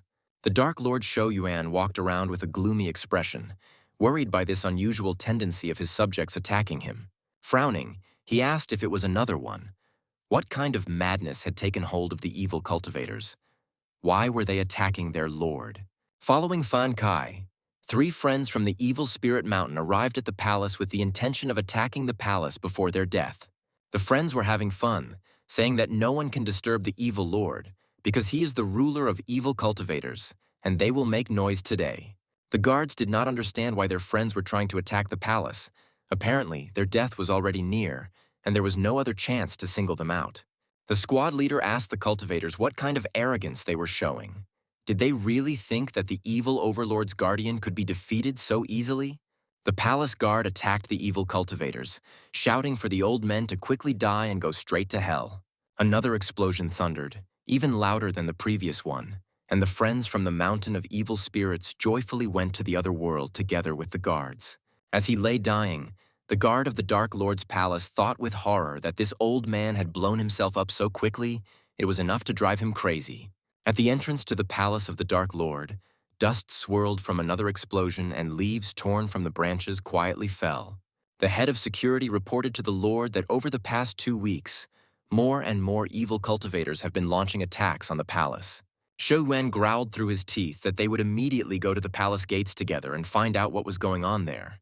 There was already a whole group at the gate. The cultivator told the guard that he did not know who he was talking to. The one who was able to break into the palace was his brother.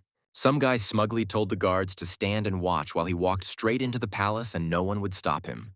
The evil cultivator resolutely walked towards the porch leading to the palace, clearly intending to immortalize his name like the others. He said with a smile that they should remember his name as the one who was able to invade the Lord's palace. His name? And then a huge shadow loomed over the guy. A menacing voice commandingly shouted for him to die, and the hero's face lengthened.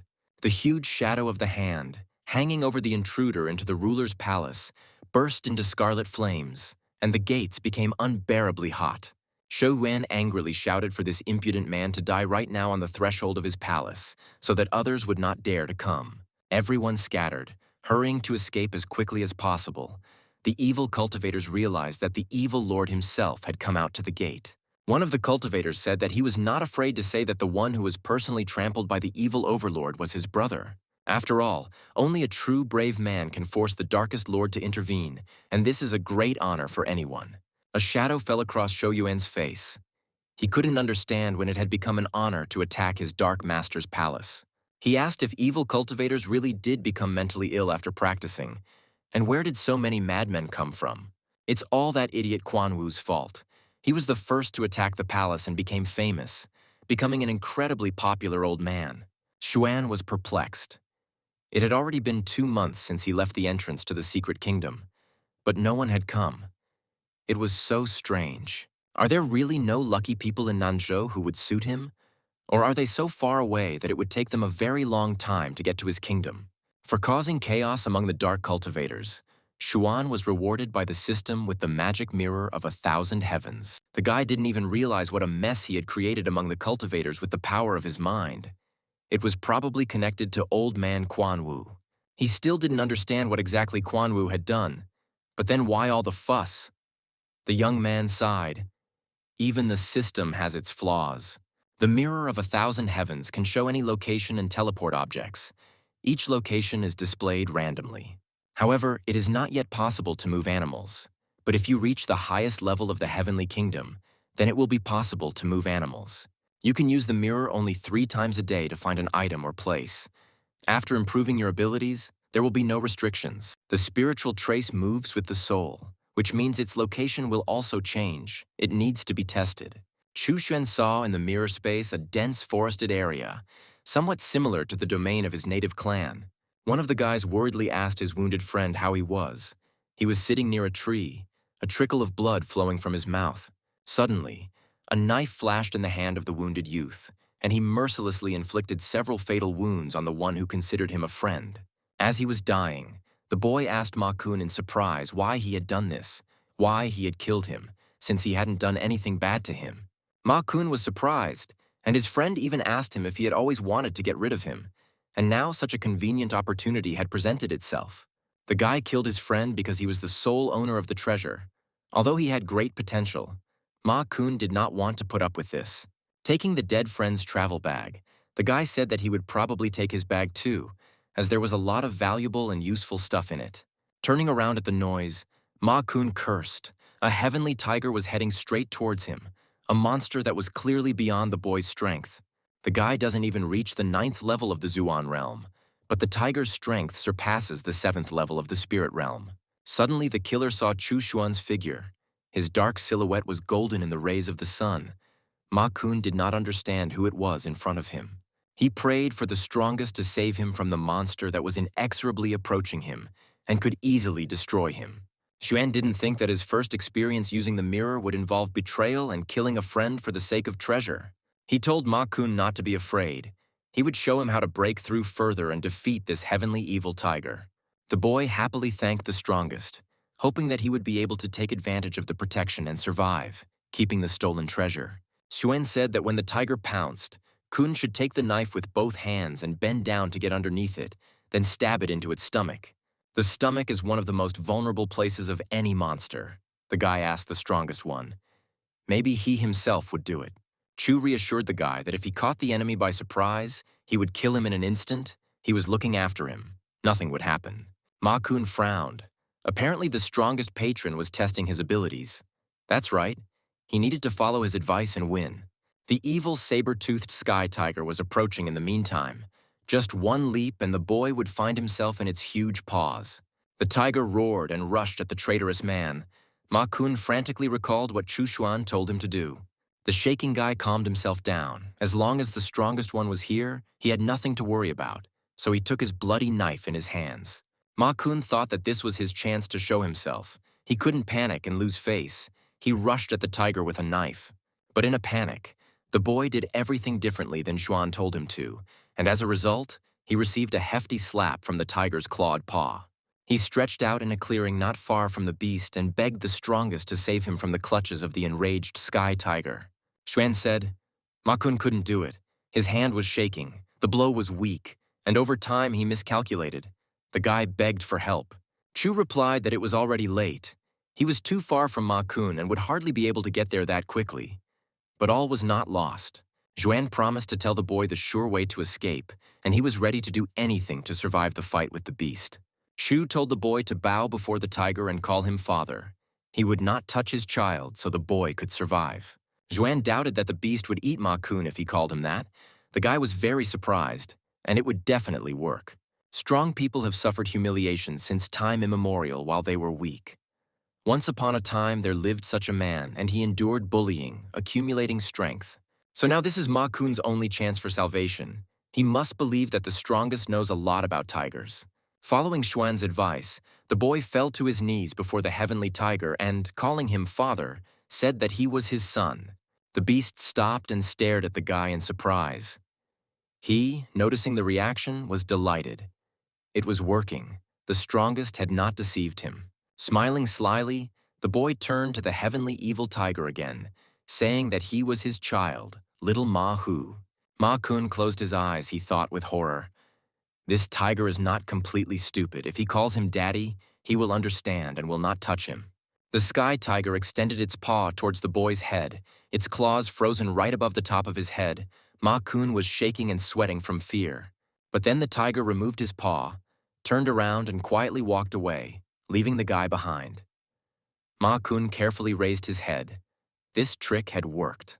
Streams of tears flowed from the eyes of the frightened traitor.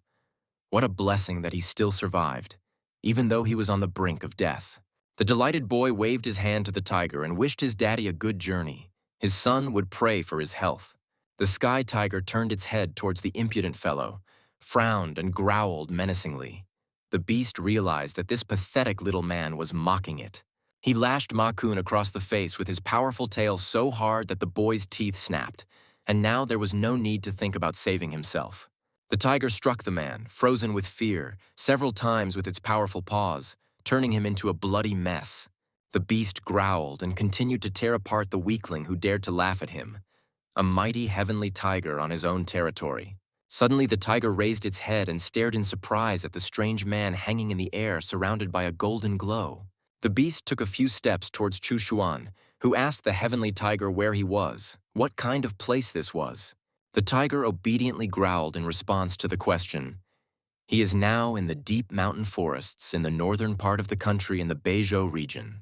The golden mirror space began to close. The young man realized that this time he was shown Beizhou. Well, not bad. Xuan snapped his fingers and closed the portal. He said tiredly, "That's enough for now." He had already spent a lot of energy on the journey. The boy is not yet strong enough to use the mirror constantly, even though he has already reached the emperor's kingdom. Taking one of the recently obtained pills, Xuan threw it into his mouth, deciding to use it to increase his spiritual strength. The young man immersed himself in cultivation, and with the help of the pills and potions provided by the system, the process went easier and faster. Now it was possible to continue the experiments. Xuan commanded the mirror to open a portal and show him the sea. The guy was disappointed. Was there really no fish at all? He had wanted to try to move a couple of fresh fish to his estate.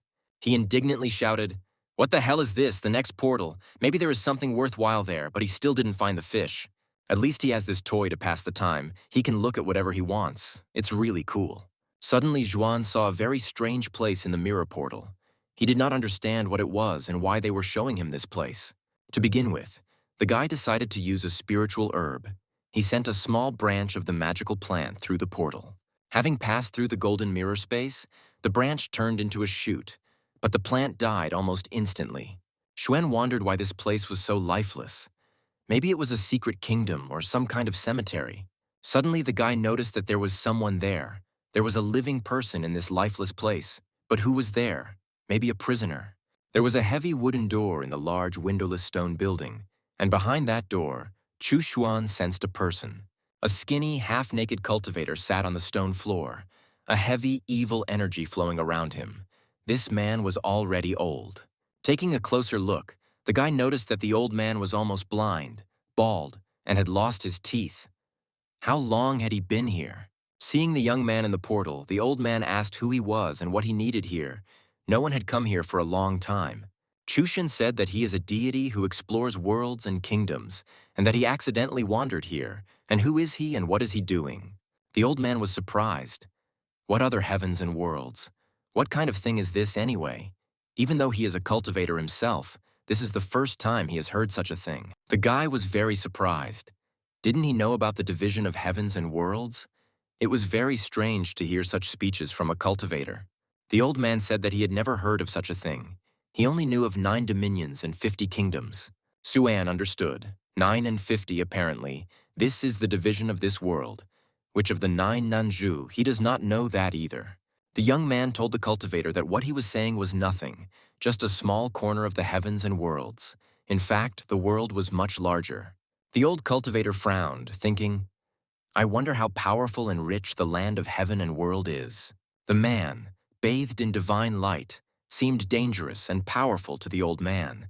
In all the places he had been, everyone was afraid to encounter a representative of the heavenly kingdom. Xuan felt that this old man was extremely strong and dangerous. However, perhaps he was stuck here and couldn't get out. The prisoner asked the young man how to get into these heavens and worlds of his. Xuan replied that he was too weak to know. The old cultivator's jaw dropped. But that can't be true. If he is weak, then who is strong? He said that although the young man could not know, he had long been stuck at the top of the heavenly kingdom. He was the strongest among the 9 realms. Chu was amazed. The pinnacle of the heavenly realm. How insidious the traps here are that even a person of such a level cannot escape. It would be nice to make him his servant, but Xuan can only voluntarily put a soul seal on him. He needs to be deceived. The guy said that the top of the heavenly kingdom is nothing. The heavenly kingdom he mentioned is just the tip of the iceberg. Now the guy will tell him in which kingdom the old man actually resides in the world of heaven and the worlds of Xuan. The old man's heavenly realm was no better than the harmony realm in terms of skill and strength. The old cultivator was shocked. How could this be? He wondered how big this young man's world was. So it was no wonder that his world was only a remote piece of land. Xuan asked how long it took the old man to cultivate to reach this level of strength. The prisoner replied with a sigh, "He spent 10,000 years. Now it's even a pity that it took 10,000 years." Xuan said that in the heavens and worlds, some people only need 100 years to reach the same level, so he has ordinary abilities. In fact, the pride of heaven is those who reach the heavenly kingdom in 10 years. They are truly talented. The cultivator muttered, "But how could this be? It's impossible, only 10 years. What kind of talents do you need to have?"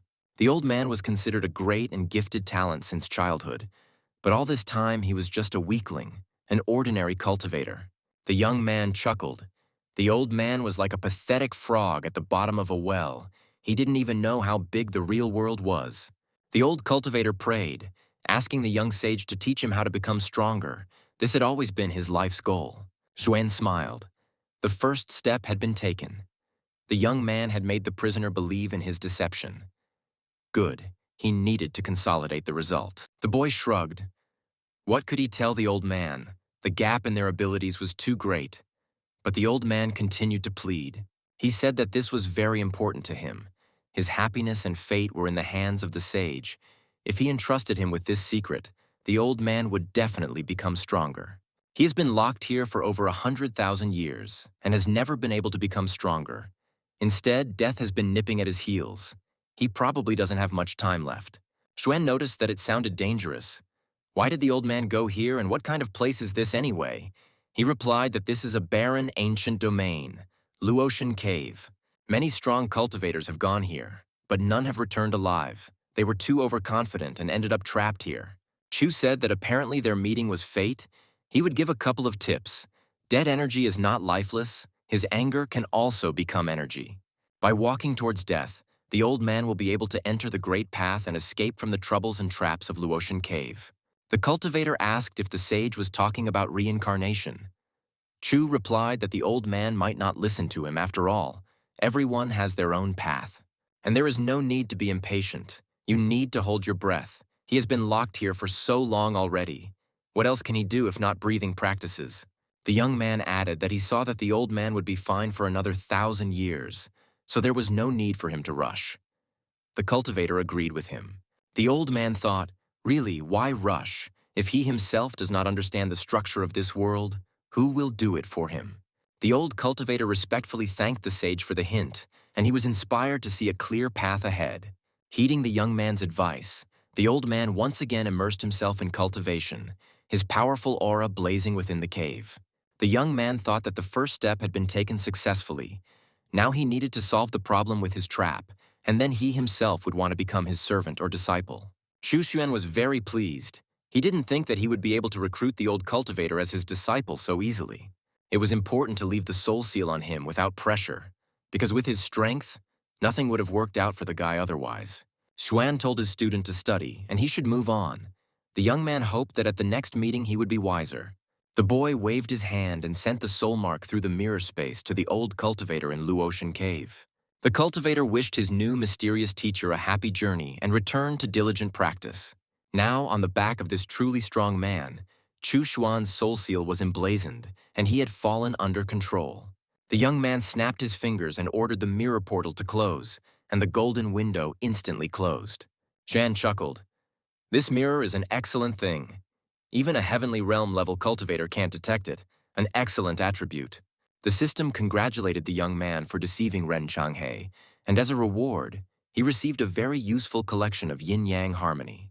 By looking at the path of yin and yang, you will see the cycle of life and death, transforming the energy of death into life energy and vice versa. If Ren Changhe practices this technique, he will not only escape from the trap, but also be able to break through the shackles. But first, Xuan himself had to master this technique. he immersed himself in studying the received collection of yin-yang harmony. Concentrating, the guy literally absorbed the information from the book, instantly grasping all the theoretical subtleties of the technique. Finally read it. The great path of yin and yang is hard to comprehend. It changes life and death. After successful cultivation, the power becomes incredible. At first, Chu thought about dissolving the dead energy. But with this technique, it would not be a problem to change Renchang's life. Xuan wanted the old man to submit to him himself. As long as he had the soul seal on him, he would not be able to do anything, even if he suspected something. Today, he won't be able to use the mirror anymore, and it's unlikely that it will be able to find Renchangi again so soon. He needs to give it time. While there was still time, the young man decided to take up the cultivation of the technique of the mysterious path of yin and yang obtained from the system, the flower and the golden bird. Pan watched the owner in surprise. Blackie was happy. The owner decided to die. Finally, the yard would be his. Having immersed himself in the practice, Chu said that turning death into life and life into death is a cycle of infinite energy. And so, the black energy of death that was swirling around Xuan turned into the bright energy of life, flaring up like sunlight. A few days later, the guy started swearing again, saying, "What's going on? There's not even a normal person here." He's looked through so much and still can't find it. Chu closed the portal. The same thing for several days. Mountains of yellow sand, a raging sea, wildlife, and an uninhabited island. Another beautiful sunny day arrived in Nanzhou. Life went on as usual, but not everyone noticed this beauty. The Purple Moon cult's territory was almost deserted. Most of the powerful elders had died, and the rest had gone silent. Hu Quan cursed and angrily pounded his fist on the floor. Not only was his cult almost destroyed, but this Quan Wu, the head of the cult, asked why the palace was so damaged and whether it should not be restored first. And now Hu Quan is constantly being called in for interrogations, and tears of anger flowed from the sectarian's eyes from the awareness of his own powerlessness. He fell onto the stone floor and clenched his fists. He needed to do something urgently. He couldn't let this situation slide. It's all that crazy old man Quan Wu's fault. Hu shouldn't have hired him. If the Lord starts an investigation, Quan Wu shouldn't be involved in any way.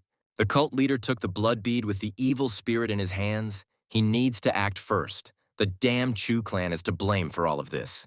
The bell rang in the tower of the House of the Black Moon, announcing the arrival of a new order for the renowned spies. Wang Chang opened the box with the scroll, wondering who else needed what, even though everyone in the house used the services of spies. Having glanced over the contents of the message, the spy was surprised. An order had been received from the Purple Moon cult, which meant they were still alive. Hu Quan offered Black Moon exorbitant sums of money to commission him to thoroughly explore the Chu family's holdings from top to bottom. Wang Chang was shocked. Even the leader of the Jin cult didn't pay such a price for the Chu family. It seemed that Hu Quan harbored a serious grudge against them. But none of this matters. The most important thing now is the reputation of the House of the Black Moon, so they will complete the task and restore their glory. Meanwhile, Chu Xuan continued his travels, using the mirror to search for his potential disciples and servants. The young man was overjoyed. He finally saw a strong cultivator, the strong guy Du Yuan from Shizhou in the realm of honor. After speaking with Xuan, who appeared in a golden glow, Du Yuan thanked the wise man, saying that he had shown him a lot. At the boy's command, the mirror could put a mark on this place so that Xuan could find Du Yuan at any convenient time. He and Du Yuan are not that far from each other. This guy does not have a large pedigree, only one family obeys him. The mirror can only place one mark, so you need to use it wisely. If you place it on a friend, the mirror will remove the previous one. But while Xuan can't remove these beacons from either Ren Changhe or Du Yuan, both of these cultivators are of interest to the guy. And then Xuan felt that someone had invaded Chu's territory again. He was definitely not from the sect, only the second level of the spiritual realm. He uses invisibility armor, hides his breath, and is filled with weapons, and even those are so expensive that even the Chu family can't afford them. Having compared all the factors, the guy came to the conclusion that a scout from the House of the Black Moon had arrived on the clan's territory. Xuan smiled.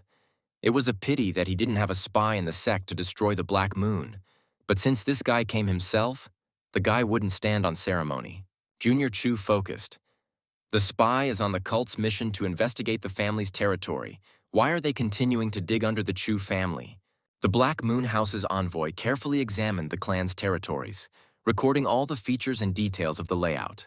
The spy was confident that as soon as he completed this mission, he would receive a promotion and become an elite intelligence officer, and then he could get married.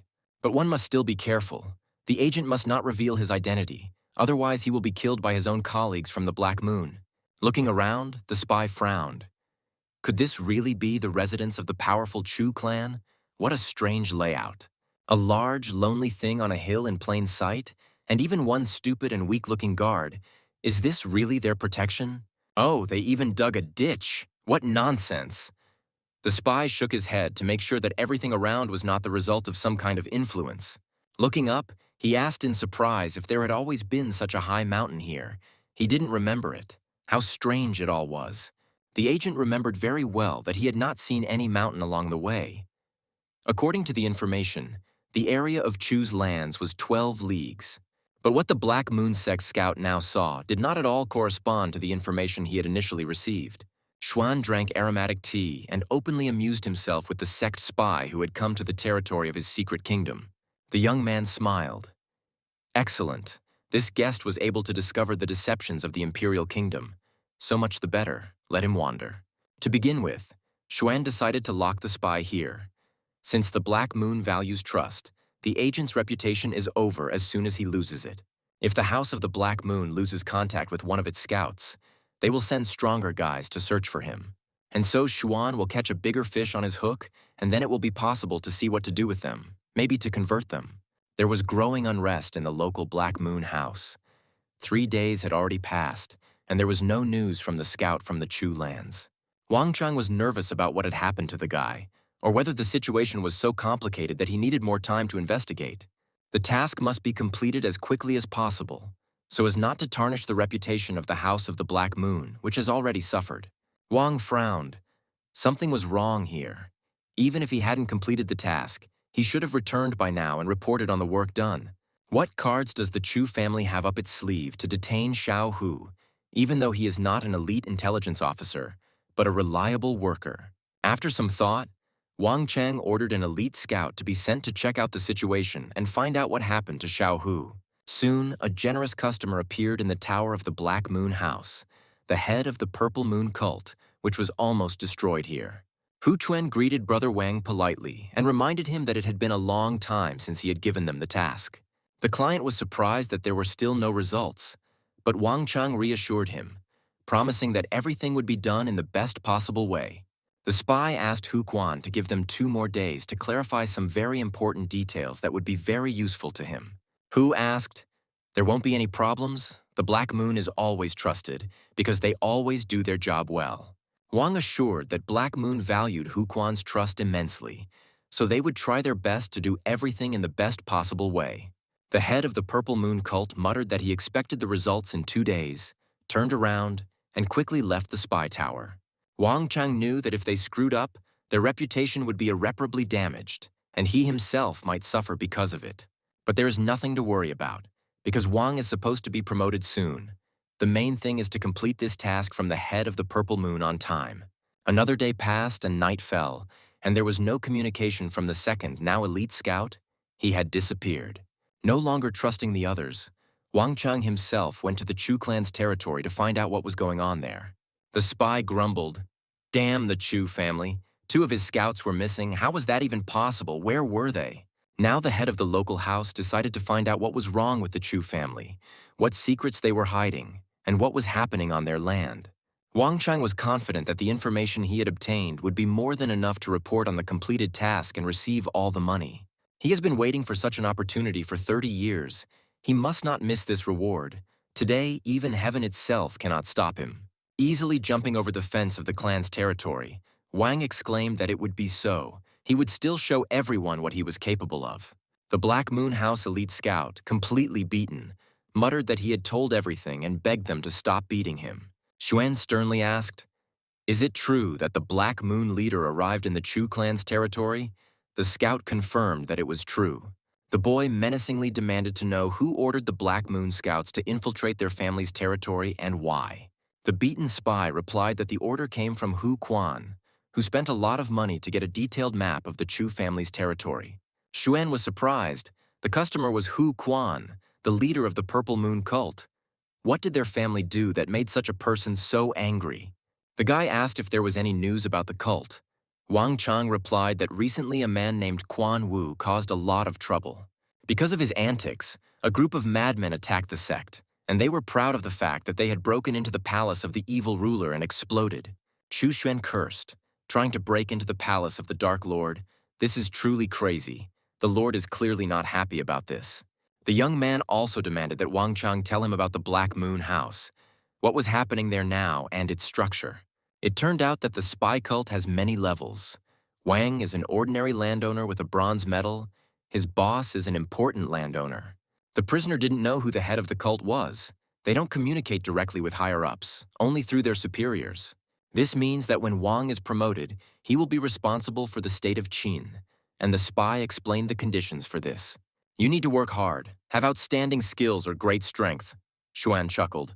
Quite harsh conditions. Chu offered Van to take the tincture. It would help him break through to the realm of harmony. The spy thanked the master with tears in his eyes. But Xuan knew that with the soul seal, Wang was now his. The young man ordered that if he found out anything important, he should definitely tell him. Wang Chang asked the master what to do with Hu Quan, whether he should find someone to punish him, but Chu forbade him to do this for now. He ordered not to interfere with him, to give him a map and all the necessary information. It is necessary to find out what this cultist was planning, and for this they must pretend that they do not suspect anything. Wang laughed. His master is so wise, so be it. After receiving detailed instructions and a magical tincture from Xuan, Wang Chang headed back to the Black Moon Tower. Immediately after he left, the guy heard a familiar sound. The system praised him for introducing a spy into the Black Moon sect. As a reward, Xuan received an incredibly useful magical item from the system, a talisman for communication between fathers and children.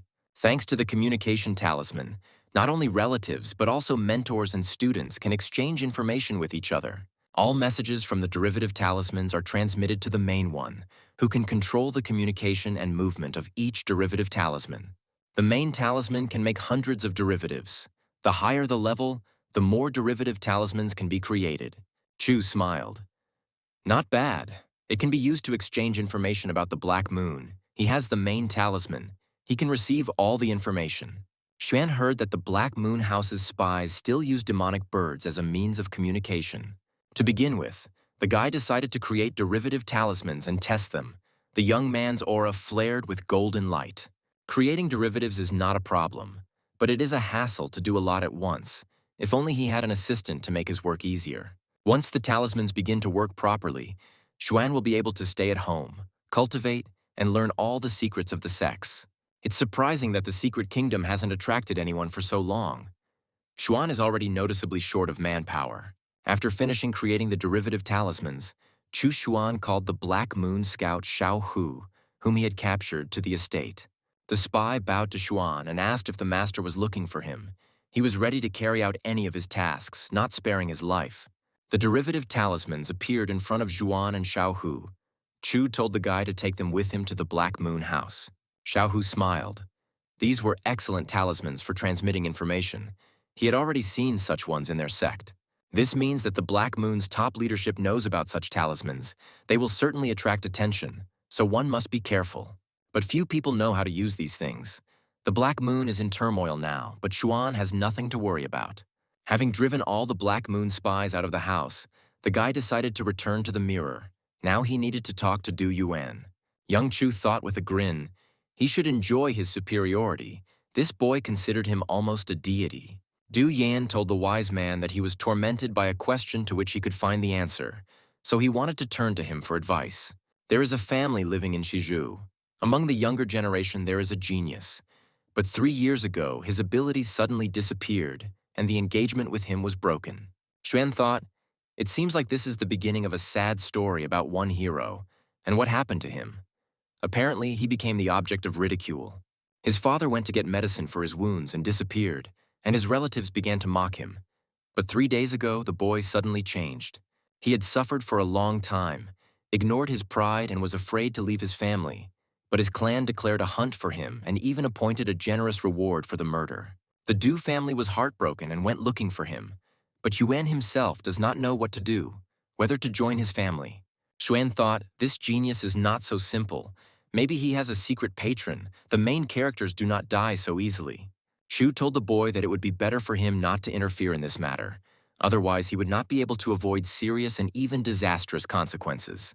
Du Yan asked the wisest man why he thought so. Xuan replied that the minds of geniuses are sometimes incomprehensible. He will see it himself. Chu said that most likely this genius will either destroy himself or take someone's life.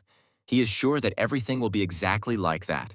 Du Yan, after a pause, said that he would listen to the words of the wisest and would not participate in this, and would dissuade others. Xuan thought, the next gate of the secret kingdom should open in Beizhou.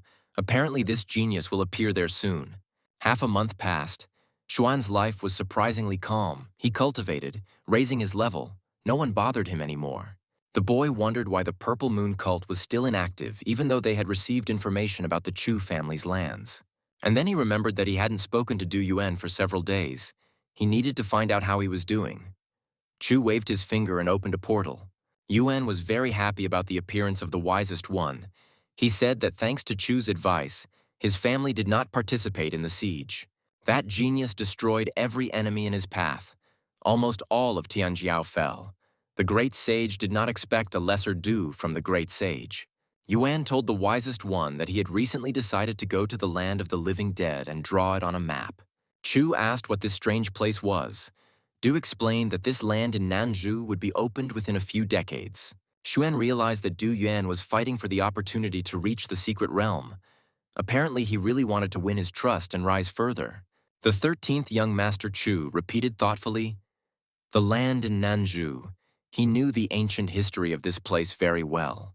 In ancient times, humans and monsters fought a brutal battle here, leaving Nanzhou in ruins. But in modern times, life is returning here, and soon the lands of the living dead, left over from the war, will once again appear in the world.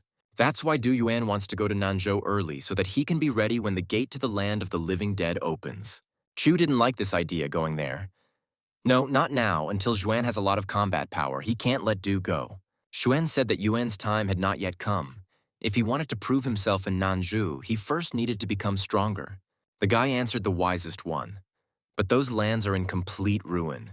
It's unlikely that anyone there will reach the emperor's kingdom. Xuan was surprised by this naivety. Du knew almost nothing about those parts. He asked why Nanzhou was now in complete ruins. Yuan confidently replied, of course because of the bloody war, Chu confirmed. Exactly, so no one will act recklessly. So it's impossible to rush there headlong. Du Yuan frowned. After thinking, he asked, what about those who are above the heavenly kingdom? Xuan said, although Du is stupid, he understood this, since he realizes that only strong cultivators will go there. Is this his final decision? The boy bowed. The wisest one opened his eyes. Without him, he would have certainly died there, Chu said. Fate itself brought them together. He is obliged to help him. Chu wished Yuan to become stronger quickly. The boy obediently agreed. Xuan giggled, fooling the boy like a complete fool. The young man thought, even though he had forbidden Du to go to Nanzhou, he was not the only one who had heard about this place. Chu also needed to become stronger quickly. It's still nice to have people around you. Today, Xuan can use the mirror again. We need to see how Changhe is doing. As soon as the mirror portal opened, Xuan almost screamed in surprise at what this was. What had happened to Ren Changhe? Chu angrily called the old man a blockhead. The cultivator lay half dead on the stone slabs of the cave, incredibly emaciated. Hearing Xuan, the cultivator prayed for the wisest one to save him. He was stupid, could not understand his advice, and lost 200 years of life. The guy thought with horror that this old man looked as if he had escaped from a movie that he wanted to watch in a past life. Xuan sighed. Okay, it seems that this is fate. If Ren Changhe wants, he can accept him as a disciple. Does the old man agree to this? The unfortunate cultivator fell to his knees and exclaimed, of course, he really wants to become the disciple of the wisest young deity. Chu said, although he calls Changhe a disciple, he is still weak. But the cultivator has well-developed basic skills. This is good. Xuan will make an exception for Changhe. With the help of the Soul Seal, new opportunities will open up for him, but only if his intentions are pure. A scarlet imperial seal lit up the golden mirror portal, and the old cultivator stared at the seal with wide eyes. He watched as the seal approached his head and lightly settled on his forehead, the old man not daring to utter a single sound the entire time. When Xuan's soul seal lit up on his head, he quietly said that he understood the teacher and would not dare to abuse the science. Chu smiled. He didn't think it would be so easy. The old man not only didn't die, he almost reached the heavenly realm, and Xuan led him. For gaining a disciple, Xuan was rewarded by the system with 100 years of cultivation and the second part of the 100-year cultivation book. Chu was pleased. Great. Now he could break through to the realm of honor, and this book would help him strengthen his fighting spirit. However, first we need to resolve the issue with Ren Changhe. He has had enough of sitting in this terrifying cave and wasting away like a skeleton. Xuan told the student that he would share the yin and yang technique with him. If he could cultivate it correctly, life and death would become his control. The old man respectfully thanked the teacher for his great favor, and Xuan sternly told the cultivator to try harder.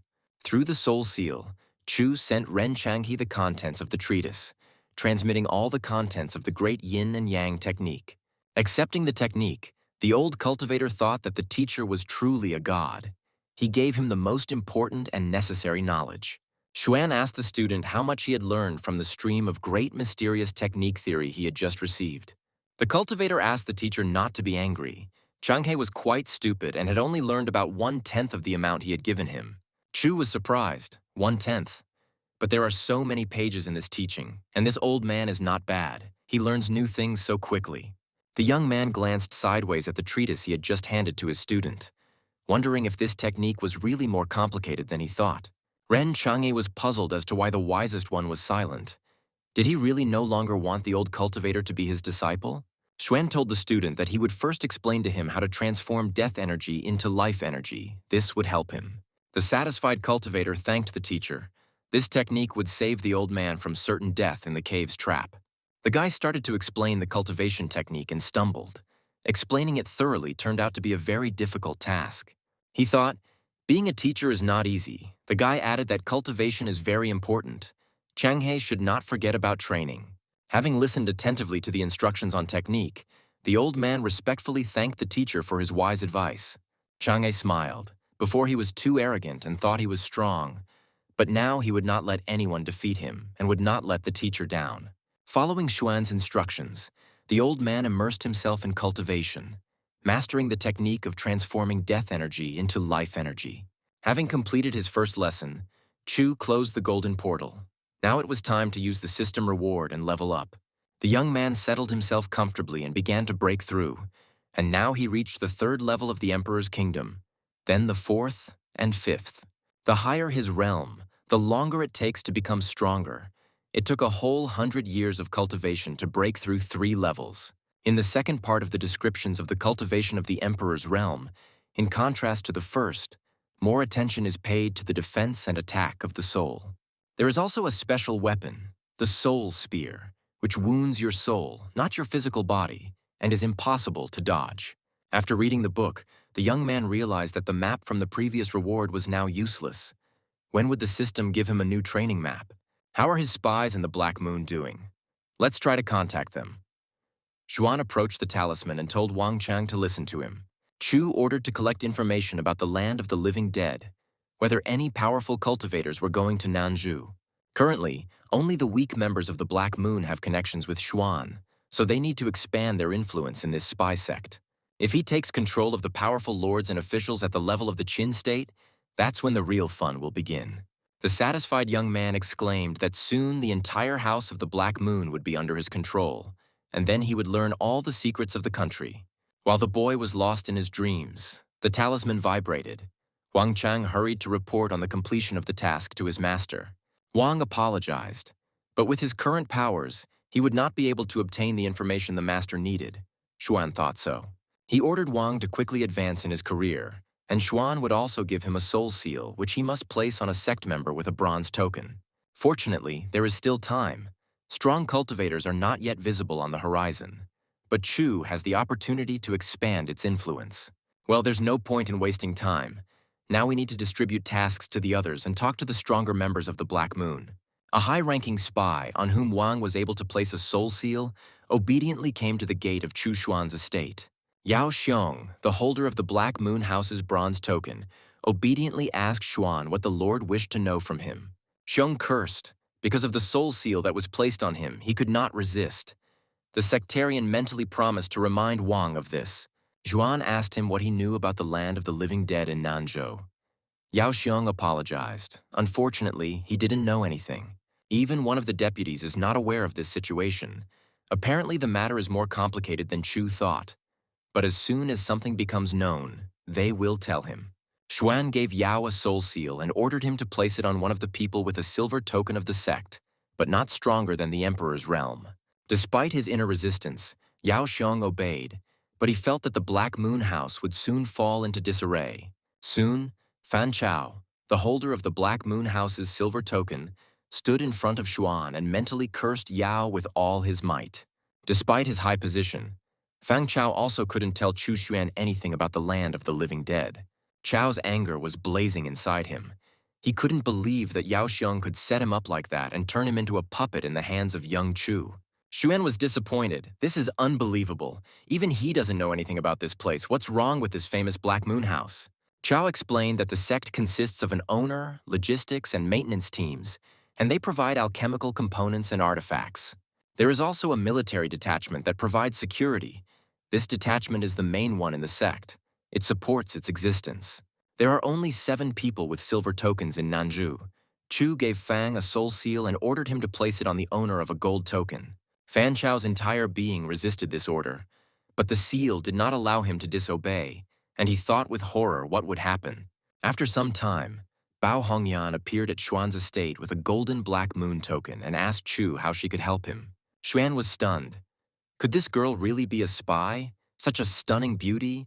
And what a powerful aura she has. She is very strong. Overcoming his embarrassment, the boy asked Bao Hongyan how many people in Nanzhou had the Black Moon House gold token. The girl obediently replied that there were 3 of them here. Mentally, she scolded Fang Chao, promising him that this idiot was already dead. Taking a closer look at Xuan, she realized that this boy was quite strong, which meant that it was unlikely that anyone would notice that they were under his control. Who knew that the Chu family had such a cultivator? How creepy. And who would have thought that there could be a spy in the Black Moon sect? Xuan asked the girl if there were any Black Moon sect members at the Emperor realm level or higher in Nanzhou. Bao heard that there was one, the star of their sect, who was 1 step away from the Imperial realm but had not yet reached it. So we can forget about him. If he is as strong as Bao says, it will be difficult to control him and all efforts will go down the drain. The guy asked Yan if she knew about the land of the living dead, and the girl admitted that she knew very little about it. They say that in ancient times, powerful demons walked this land, dreaming of destroying or enslaving the human race. The land of the living dead is a territory in Nanzhou that in ancient times was a battlefield for the strongest people against demons. In that battle, rivers of blood were shed, and Nanzhou was destroyed, so now there is not a single person of the level of the Emperor realm there. The forces were unequal, and the battlefield disappeared from the face of the earth, becoming the land of the living dead, turning into legend. It is said that when Nanzhou returns to its former state and the balance of power is restored, the land of the living dead will reappear. And along with it, a lot of treasures will appear, so everyone wants to get there, although it is unknown what will be on that land. Of course, it was not a fact that this land would appear so soon. Bao believed that she would have to wait another 20 or 30 years. Or even more. Xuan didn't expect that there were so many, but there was still time to become stronger, and he couldn't forget that strong cultivators would come to Nanzhou earlier. Chu ordered Yan to inform him as soon as someone of the Imperial realm level or higher appeared in Nanzhou, the girl promised. The young man handed the beautiful spy a talisman, explaining that it was for communication with him, and explained how the item worked. Bao meekly accepted the talisman and thanked the master for the trust he had placed in her. Now she was in constant contact. 2 months passed. No events occurred in the Chu clan's territory. To Xuan's surprise, all the sectarians became silent. Junior Chu continued to cultivate while sitting at home and receiving gifts from the system. He had nothing else to do. One day he was lying on his lounger and lamenting how boring it was, how big the world was. Where was his great love wandering? Suddenly, Xuan felt that someone had appeared near his estate. It didn't seem like an enemy, and he hadn't invited guests. Just in case, the young man closed the golden mirror portal. Strangers shouldn't know what he does here in his free time. Xuan concentrated. It seems like this is a person who is carefully hiding himself. This is always suspicious. You have to be careful. Who is this? A guy dressed as a girl or not? It's some kind of nonsense. She's definitely going to Xuan's estate and, it seems, is bringing him food from home. We need to look at her soul, so her name is Su Xian Er. She is 16 years old, the daughter of a concubine from the Su family of Zhengzhou. She escaped from a forced marriage and accidentally wandered here, disguised herself and hid in the Chu family's territory. Xuan's heart began to pound. Such a beautiful and strong girl came to him. It was fate. She must stay with him. Seeing Xuan, the girl thought that it was he, the 13th young master of the Chu family, to whom she was carrying a basket of food. Xuan mentally scolded her relatives and weak-willed father. She needed to train to reach the realm of the emperor. The simplest job in the Chu family is bringing food to the young master, and she can devote the rest of her time to cultivation. The girl looked up and was stunned, cursing. She asked what kind of power this was. She was told that the young gentleman was weak. Dropping the basket, the frightened Su Xian screamed out what it was, covered herself with her hands, and begged the man not to come closer. Xuan smiled at the girl and said that he needed a maid for the estate. Would she like to become one and stay and live in this house? Xuan was at a loss. She looked at the young man in bewilderment and tried to understand who it was in front of her, whether it was the young master. She knew for sure that only direct descendants of the Chu clan lived in this estate. So, who was he then? There shouldn't be any strangers here. Xuan told the girl that this was a great opportunity for her. She had the potential for great yin power, but she was using the wrong techniques. However, under his guidance, she quickly reached the heavenly realm. Chu's aura flared, almost knocking the girl off her feet. Su looked closely at the guy, she thought. This man is very strong, but how does he know so much about her? She is disguised. The girl thought about whether to refuse or agree, and what it meant to be his servant. And if she refused, would he use force against her? Then it dawned on her. He said that she had the makings of a great yin force. Did she really have a chance to become strong? Xuan said she came here to start a new life and was lucky to meet him. Or she thinks Chu was captivated by her beauty. Or does she think that it is shameful for her, a girl from the Su family, to serve him? Xian replied with embarrassment, "That is not the case." Coming to her senses, the girl firmly answered, "Not at all." She was ready to be a servant and apprentice to such an amazingly strong master. Su Xian knelt down and said, "This is my bow to the wisest one. He can dispose of her. She's waiting for his instructions." Xuan smiled.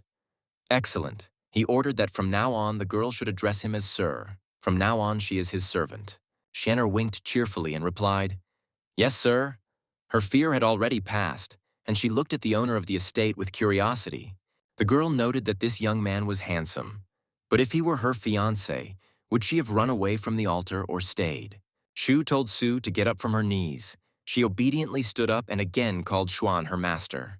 Xian arrived a few days ago, but has already become someone's servant. Well, at least he is not an old man. How old is he? About 25 years old, probably. The system immediately congratulated the guy on the appearance of the maid and rewarded him with a book of secrets of the great power of yin and the expansion of the secret kingdom.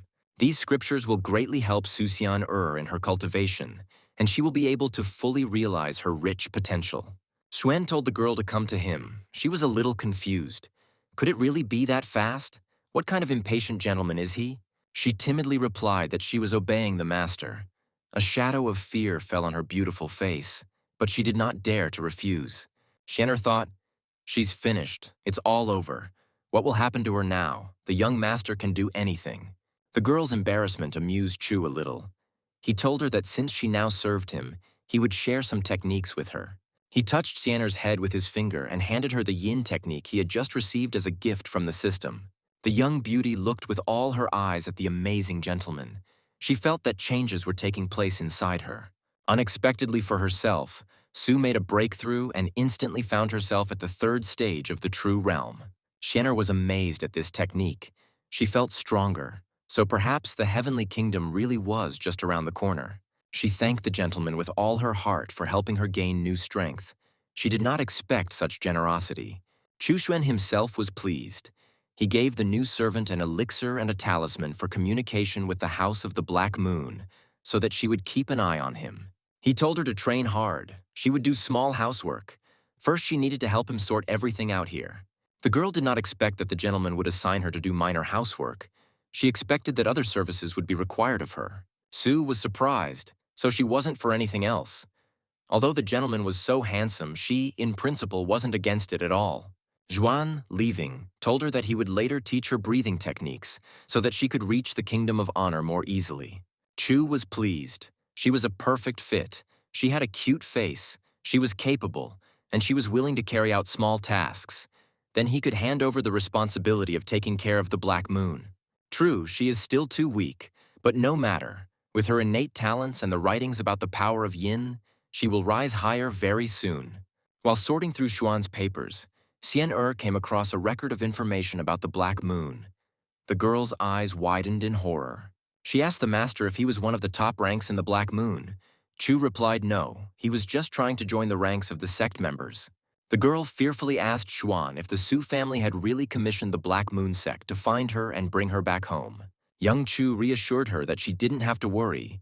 As long as she was here, no one would find her or be able to find out anything about her. The young man suggested that she stay in this clothes. It looked cute. Chu thought that as long as she helped him, he could not worry. Su Xian'er calmed down and smiled. Now she was obliged to carry out all his orders. But for some reason, this did not bother her at all. After some time, the beautiful Bao Hongyan came to Chu Xuan's estate with an important message on matters of interest to him.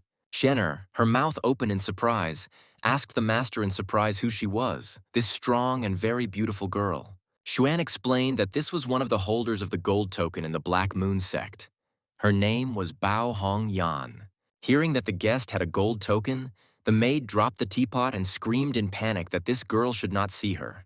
The guy snorted in displeasure, spilled tea dripping from his hair and clothes. He asked Xian'er what she was doing and why she was so worried.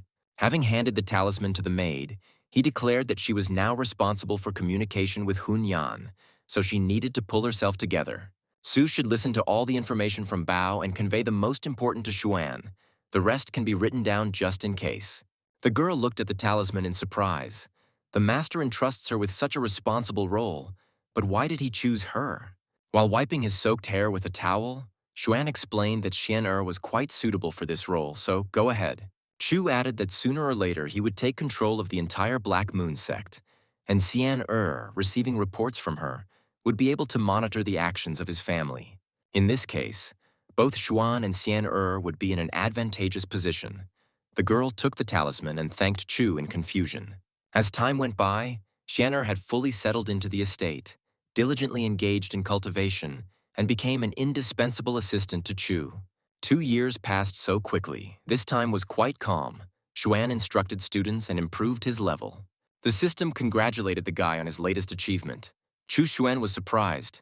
Time flies so quickly that you don't have time to look back. In front of him stood a box filled with excellent pills. 2 years had passed since his sister Yun began to practice. The quality of her pills is much better than those of the Tianding mountain masters, who knew that this girl would be so capable. Then Xian'er approached Xuan and reported to the master that something seemed to be happening to the Qin family. The guy asked what happened. He immediately remembered meeting that girl, Qin Keiyun. Xuan was sure that the strange events were definitely related to her. Chu said that the head of the Qin family has abdicated the throne. It is said that he was forced to do so. The new head has not yet been determined. Looking up at his assistant, he asked if everything was correct, that he had not missed anything significant, and that nothing more was known. Xian'er said that the Black Moon sect is still investigating what happened, but for now, the ruling families of Chu, Zhao, and He are not aware of this situation. Everything is about to change in Qin, and most likely this will affect all of Nanzhou. Apparently, the fox demon will soon be reborn, but will she remain in human form? A crowd of people gathered near the royal palace of the rulers of the Qin state, expecting the announcement of a new leader. Qin Keiyun loudly declared that from today on she would be the head of the Qin dynasty and their empress. Is there anyone who is against this? The girl exclaimed, "The land of the living dead will reveal itself to the world. For Qin, this is an excellent opportunity to increase its influence. As long as people are on her side, they will be able to advance in their careers and will also be in good standing with the entire Qin state. Everyone was silent. Keyun's eyes flashed, since everyone supported her. It meant that from now on the Qin family's final word was hers, and the head of the Qin family was also hers. After this, the girl ordered that an altar be built, and everyone should donate a drop of blood to it. Everyone was shocked by this. With astonishing speed, an altar was erected in front of the palace of the country's rulers, and the first drop of blood was donated by Qin Pingsea. The new empress's mother looked commandingly at her subjects, silently calling on everyone to follow her example. Frightened people rushed to the altar, hurrying to carry out the orders of the young heiress and the new head of state. Drop after drop of blood trickled down, and soon the eerie bowl on the newly built altar was almost filled to the brim with blood. Qin Keiyun held the sacrificial bowl over her and began the summoning ritual, and everyone around froze, holding their breath in surprise and horror. The new empress of the Qin country directed a stream of blood at a pillar that resembled the blood bead of the evil spirit Hu Quan. The pillar flared with bloody energy. Everyone around closed their eyes and covered themselves with their hands. No one understood what Keiyun was doing. Suddenly, a giant figure appeared near the bloody pillar, radiating incredible power, and people fell silent. Qin Keiyun knelt down and respectfully greeted her ancestor, thanking him for coming to her call. The giant leaned towards the girl and graciously said that she had finally come to him. He had been waiting for her for so long, now everything would be as it should be. The people in the square were in shock, they whispered to each other. So the ancestors really do exist. According to legends, their power is like the power of the sky. Keiyun told her ancestor that the Qin family was now in decline, and she was afraid that she alone would not be able to resurrect their state from the ashes. The giant placed his ghostly hand on the kneeling girl's head and transferred some of his power to her. He exclaimed, "So be it," and an unstoppable energy flowed into her fragile body, filling the ruler of the Qin country with strength. Keiyun's aura flared up, becoming larger, denser, and brighter, and people silently watched this extraordinary scene. Suddenly, a bright flash and a deafening explosion occurred. The great ancestor of the Qin family returned to his ghostly world again. Where the altar with the sacrificial bowl had just stood, there was a huge pit gaping, and only Qin Keiyuno was still kneeling. Finally, the new empress stood up to her full height. After meeting with the ancestor Keiyun, she had changed greatly. She ordered everyone to stand up. The subjects, with their mouths open in surprise, looked at the young heiress of Qin. The girl had become twice as tall as an ordinary person. She declared that she had received the inheritance of her ancestors to restore Qin to its former glory, so they too should work hard. Pointing to Qin Pingxi, Keiyun said that she would teach her mother everything necessary, and then she would pass on the techniques to the others. The girl added happily that although the Chu, Daqian, Zhao, and Su families had previously been vassals of Qin, now Qin would not rule over them. Qin Pingsea leaned towards her daughter and quietly said that she was afraid that the other families would not allow them to restore their former power. But Keiyun calmly replied, they simply wouldn't have a choice once she awakened her full power. They wouldn't be able to resist her. 2 hours later, Qin's mother and daughter arrived at a secret ancient shrine that almost no one here knew about except the family.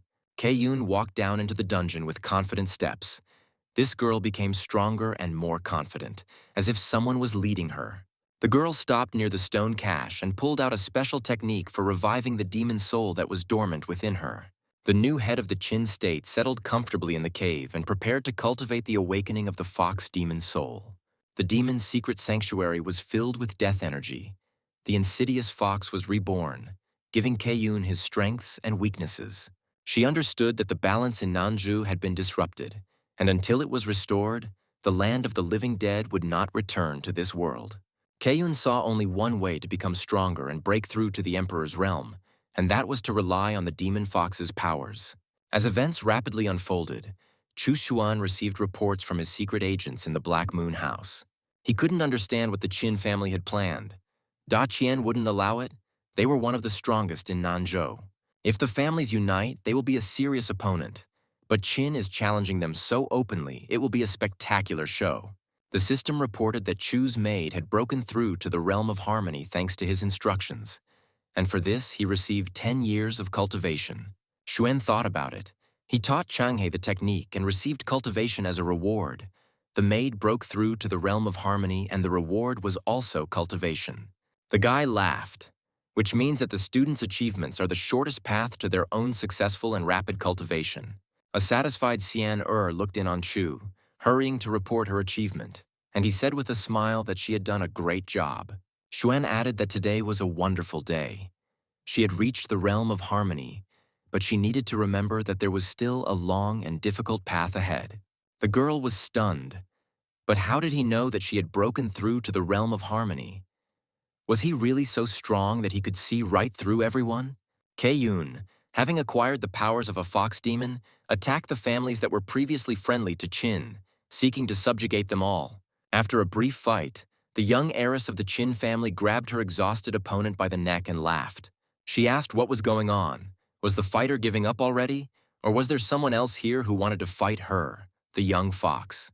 The head of another family, defeated by the treacherous Qin heiress, asked in bewilderment what had happened to the head of Da Qian. In response, the fox demoness only laughed cheerfully. She had finally become herself and could enjoy her own power. Shou Yuan watched what was happening near the gates of his palace. He chuckled. There was a real crowd of people here today. Kei-yun asked the evil lord, "He is here to commit robbery while there is an opportunity. The enemy of her enemy is her friend. They can destroy people together." The ruler answered the young girl. She is talking about him, the most evil ruler. For him there is nothing better than a big catch. Qin Kei-yun chuckled. The man gave the wrong answer. He seemed to not understand who he was dealing with. She was not just a girl to him. Shou Yuan angrily shouted at the little one. It was not for her to judge his answers. He could instantly turn her into a wet spot or ashes. In response, Kei-yun attacked the Dark Lord with a powerful bolt of lightning. Shou Yuan's favorite attack was not scary for the young fox. The dumbfounded evil lord stuttered and asked how she could do this and where the girl got such terrifying power from. Kei-yun exclaimed, "Everyone listen. Now the Qin family is breaking the agreements with other families. From now on, they are not a single state. Today, she, Qin Kei-yun, proclaims herself empress, and anyone who goes against the new ruler will be killed immediately." Xuan couldn't believe what Xian said. Qin Kei-yun proclaimed herself empress. That couldn't be true. The girl confirmed that this was exactly the case. Moreover, she recalled all the Qin masters from the three families, as was written in the report. Chu himself took the report. Kei-yun single-handedly dealt with 10 Da-qian masters and even wounded the evil overlord Shou Yuan. The young man realized that this meant that a demon fox had truly been reborn in her body. Her strength was increasing too quickly, and she could become invincible. Pushing the report aside, Xuan said thoughtfully, "It seems that the time of peace and union of the four families will soon come to an end." A satisfied Xian said cheerfully, "Empress Qin is so powerful, so cool, she can almost defeat everyone with one finger." The girl vividly depicted how the empress was fighting. Chu asked the maid in surprise if she really wanted to become empress. Shan'er winked cheerfully at young Chu and replied, "No, she wants to always be by her wise and strong master's side."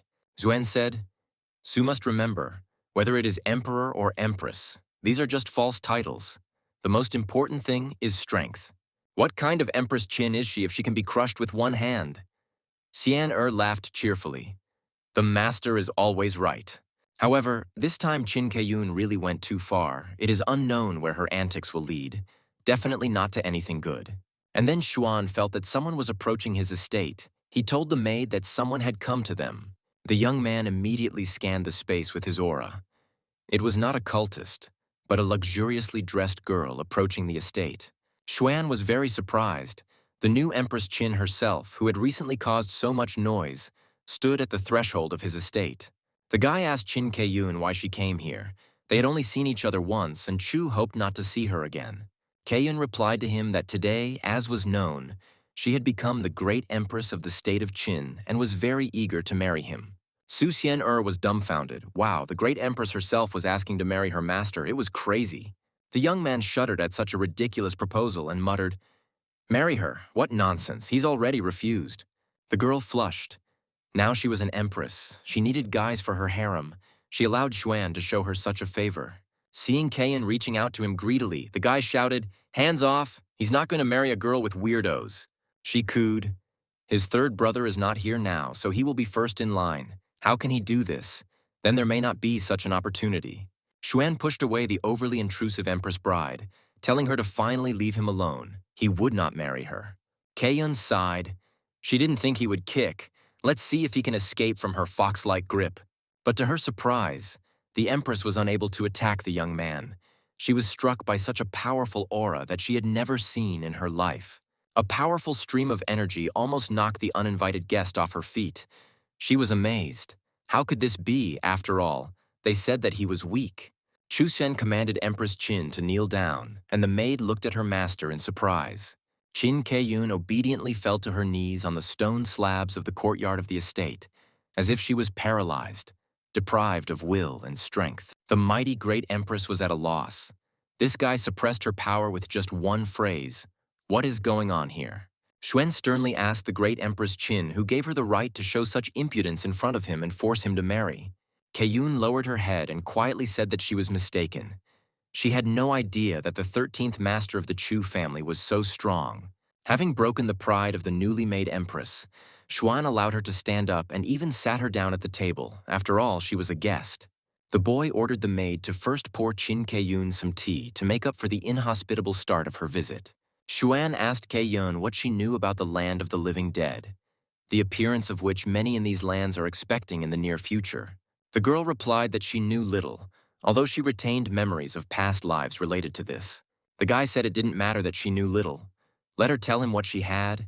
He wanted to put the different pieces of information together into one whole. Qin Kaeyun began the story. In her past life, she was the fox demon of the great and powerful Emperor Qinzong. Although she was just a pet, her cultivation power reached the Emperor realm, and her master was even stronger. Emperor Qin adored her. They were never apart for a moment until that very bloody war began. Even before the war began, the Emperor hid it along with artifacts and writings, and after some time, bad news arrived. After all, it was then that a great war between humans and demons broke out in Nanzhou, and nothing was heard from the Emperor. Soon, the land of Qin was also captured by demons, and they, along with several elders, rushed to take the people away. She, as Emperor Zun's faithful pet, helped the elders in everything, but their enemies were too strong and there were many of them. In the end, the fox demon died in a fierce battle with a powerful demon, as did most of Emperor Qin's generals. Fortunately, the Emperor left her a shard with spiritual power that allowed her to be reborn again in a new body. Her current reincarnation is her daughter Qin Pingse, and her parents did not suspect anything until very recently. The Empress lowered her head. Xuan himself knows the rest. She grew and became stronger until the time came to lead the family. The young man realized that she was not lying. This information coincided with what he had learned himself, but she did not say anything new. He needed to dig further. He asked Kaeyun whether Emperor Zun had placed any notes along with the treasure before leaving for battle. The girl answered, no, when he left he was very angry, by the way. He said something about traitors specifically among people. Chu was surprised. Could there really be a rebellion among the people? This war is completely shrouded in mystery, and there is only one figure who can shed light on it. That is Emperor Qinzong. After giving Qin Kaeyun some tea, he suggested that she return to her domain and not tell anyone about their conversation today. The saddened great Empress Qin left Xuan's estate, agreeing not to tell anyone about their meeting today. Junior Chu felt that he had no time to hesitate. Surely many cultivators would want to go to the land of the living dead. Once Kaeyun was far enough away from home, Xuan summoned the amulet to contact his agents in the Black Moon sect. Bao Hong Yan, the owner of the gold token, immediately responded, respectfully saying that she was listening to her master's instructions. Chu Xuan explained to the spy that he needed all the information about Emperor Qinzong, who died during the war with the monsters. The girl bowed and replied that she would immediately begin searching for information about this emperor and would report the results immediately. The young man hissed irritably. He must not miss the opportunity of the land of the living dead, but everything there seemed to be very complicated. 3 days later, Xuan received Bao Yan's first report on the results of her search. There was very little information about this emperor. The great Emperor Qinzong was the only one in history who managed to unite Nanzhou. Apparently, his power was at least in the heavenly kingdom. Xuan wondered, wasn't the war between humans and demons directed against Qin? The human traitor was someone from Qin. Apparently, there is more to this than it seemed. Since Qinzong himself fell in battle, Xuan must reach the heavenly kingdom before the land of the living dead opens up. At this time, the young man heard the voice of a servant from the big house. He informed the 13th young master that it was time for dinner. A pleased Xuan went out into the yard and asked with a smile what delicious food they would eat today, thanks to the kindness of their relatives. But the servant who came was sad. Su Xianer told the master that something was wrong and asked the servant to tell the latest news himself. The servant told Zhuan that just today, the great Empress Qian Keiyun had arrived directly at the main house of the Chu clan leader. The young man was taken aback by what Qin Keiyun had in mind. He had thought that after their conversation she would return to her palace, so why did she go to Chu? But after thinking for a bit, Zhuan decided that maybe it wasn't so bad. Negotiations between the strongest families would bring about order. The upset servant did not share Xuan's optimism and reminded his master that Empress Qin had treated them with disdain. The young man was having dinner and listening to the messenger's story. He said that Tianming was furious and now regretted the failed marriage. At this time, the old head of the Chu family, cursing, demanded that the runaway third grandson of Chu Yuan be brought to him immediately. Tianming shouted, "Not a grandson, but a punishment. What will happen to the Chu family now? They need to get him back quickly. They cannot fall under the Empress's wrath. If this continues, the He and Zhao families will soon be ridiculed by Chu, and if the enemy attacks, they will be left without allies." Old Tianming once again remembered the ubiquitous spies of the House of the Black Moon. Despairing of finding his grandson on his own, he turned to them. A scroll with another order fell onto Wang Chang's desk. This time it was from the head of the Chu Tianming clan. The task was very urgent. Wang was very surprised. Did the Chu family really want to seize their own grandson Chu Yuan? I really wonder what is going on there. The elders reported to the leader that the influence of the He and Zhao families had grown significantly recently, but the Chu lands were within the borders of Qin. At this time, a messenger came in and conveyed a message from the Qin family. They would not worry about the problems at the border. The Chu family would kindly take care of it themselves. Tianming's eyes flashed.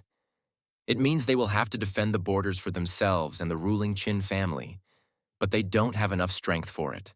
The old man realized that the Empress was probably still angry at the Chu family for failing to marry his third grandson, damn him. Xuan felt the waves of his grandfather's furious anger. Apparently, the old man was more angry than usual today. Qin Keiyun really offended him. The Black Moon agents sent another report. Xuan picked up the paper and glanced at it. This was already getting interesting. In the current situation, the Qin situation is unsettled. Many are rebelling on the border. Many Qin family soldiers have been injured or killed. The previously friendly families have fallen out, and their warriors are now fighting each other, with the subjects of the Qin family getting the worst of it. However, the unrest did not last long. Soon most of the rebels were killed by the masters of the Nine Swords Mountain. Upon seeing the elders of Nine Swords Mountain, especially Hong Fei, the dissatisfied ones scattered in all directions, not wanting to die at the hands of a powerful master. Qin Keiyun, with the help of the Fox Demon's power, had almost reached the Emperor's realm, but if it weren't for the deep past connections between the families, she would have been overthrown long ago. There is also a strong master of the true realm, Hong Fei. He is Qin Keiyun's father. He came down from the mountain to help his daughter. However, at Hong Fei's age, Qin Pingsei's father was already rich and powerful. Could this really be the true power of love? But it doesn't seem like it would be like that for Pingsei. It was as if this whole situation around Qin Keiyun was deliberately orchestrated, and was it somehow connected with the great emperor Qinzong? Moreover, the Nine Swords Mountain was on this land even before the great war between humans and demons, and the masters of this mountain were Qinzong's comrades. Xuan smiled. With each report, everything becomes more mysterious and interesting. Events begin to unfold with astonishing speed. Du Yuan and Changhe must come to Nanzhou. No matter how murky the situation here is, they must act carefully and prudently. Xuan laughed softly, wanting to show everyone how he could take control of this complicated game by staying at home. And then, having completed the task, he will also receive a system reward for it. Yes, it really is a lot of fun, sitting in his own estate. By the way, it's time to explore the hidden space beneath the Chu family estate, the one that is constantly guarded by the clan's most powerful elders. The guy immersed himself in practice. He tuned in to the secret place of the clan, as he assumed. Most of the family's heritage is located there. The power of some magical items exceeds the third level of the Kingdom of Harmony, and some are about to reach the true kingdom. According to the scriptures, the Chu family estate is part of the historical heritage. The family settled there because it was an ancient, powerful place. Xuan decided not to pry into the secret place for now. He had to wait until Chu Yun could increase her strength. Then she would reveal all the secrets to him. Late in the evening, one of the elders of the Qin Pingshan clan came to the great Empress Qin Keiyun to report on the past day. He reported that there were constant secret attacks by cults on the border, but the situation was gradually improving. Keiyun demanded that the elder speak more to the point. What the current situation was on the battlefield, who was attacking, what the losses were. Pingshan replied that after the head-on collision they had achieved complete victory. The cults were unable to organize an attack yet. They had become silent. The Empress ordered that attention be paid not only to cults, but also to preserving the wealth of the ruling Qin family and their state. Keiyun understood that her strength was growing too quickly. She needed to attack the enemies with all her might as soon as the opportunity arose. The girl frowned. She had to seriously prepare for the discovery of the land of the living dead, and all the weaklings had to die. Pingshan approached the lady with a message about the Chu family. A member of his family is related by marriage to this clan at the present time. But the Empress interrupted him and ordered him not to mention the Chu family in the future and to maintain a neutral status, letting the Chu take care of their own affairs. Qin Keiyun added that she forbids Pingshan from disturbing the Chu family himself, and the ruling family will remain neutral. The elder thought, judging from the madam's indifference towards the Chu family and her attitude, she was still angry at them because of the broken engagement. Now no one dares to disobey her will. Anyone who disagrees will either lose their head or become crippled. Pingshan mentally wished the Chu family good luck. Keiyun said quietly, "That idiot Qin Pingshan doesn't know anything about the situation in the Chu clan. They are not as weak as he thinks. Everything is not as it seems." The Empress remembered her recent meeting with Chu Xuan. This young man is stronger than anyone she knows. An angry Keiyun said that in her great Qin Empire, everyone must follow the rules. General Li bowed respectfully and said that he meant no harm. Keiyun barked at Li to shut his mouth. She showed him the scroll. He was secretly collaborating with the enemy. She ordered the guards to take him away and execute him. The captured general begged the Empress to spare him, but she was deaf to his pleas, and the guards dragged the traitor out of the hall. Keiyun said, "Now is the heyday of the Qin Empire. No matter who they were in the past, the sons of officials or nobles, she will not tolerate betrayal from anyone."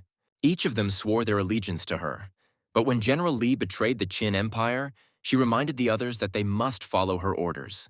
Meanwhile, in the main Chu estate, the elders were training fighters and cultivators, forcing them to practice family techniques. The servants discussed the Qin attack on the Zhao and He families, and that the Chu family they worked for had not supported their former allies.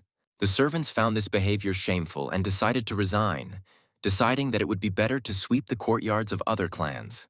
The cleaners dropped their brushes and ran out of the main estate. Chu Tianming was furious at how dare the workers treat his family like that. Xuan chuckled. Until the old man came to the estate to nag him with or without reason, the young man can do his own thing. To begin with, Xuan took hold of the mirror to see what was happening, and he instructively told Du Yuan to eat more and improve his skills. After watching Du Yuan practice, Xuan gave him some advice and suggested how he should do it better, and the boy was delighted. The young man glanced at his pets having fun on the roof. "These kids will also soon reach the Emperor's kingdom. That's great." Xuan sighed. He had been here for almost 3 years, and he still couldn't meet any worthy disciple right on the spot. Suddenly, a sob and a cry of failure were heard from the street, and the younger Chu looked in the direction of the noise in surprise. A frustrated swordsman walked along a forest path, exclaiming that he was a lazybones, a loser, and a complete disappointment to everyone. He exclaimed, "Is such a pathetic man worthy of such a beautiful girl? He is the most hopeless man in the whole wide world." Looking at the unexpected guest sipping wine, Xuan said, "What luck! A loser who can be turned into something worthwhile." Appearing in front of the drunken boy in the golden glow of the portal, Su Xian asked him where this strange boy came from. The girl asked the gentleman for permission to look at the guest, but Chu Xuan stopped her with a prohibiting sign. He would take care of him himself. The sobbing youth asked Xuan if he had any alcohol. Xianer gasped, so he was also a drunkard. but Xuan sent her to cultivate his powers. The maid was surprised why the master didn't throw the drunkard out the door. Was he really worth it? She didn't see anything special in him.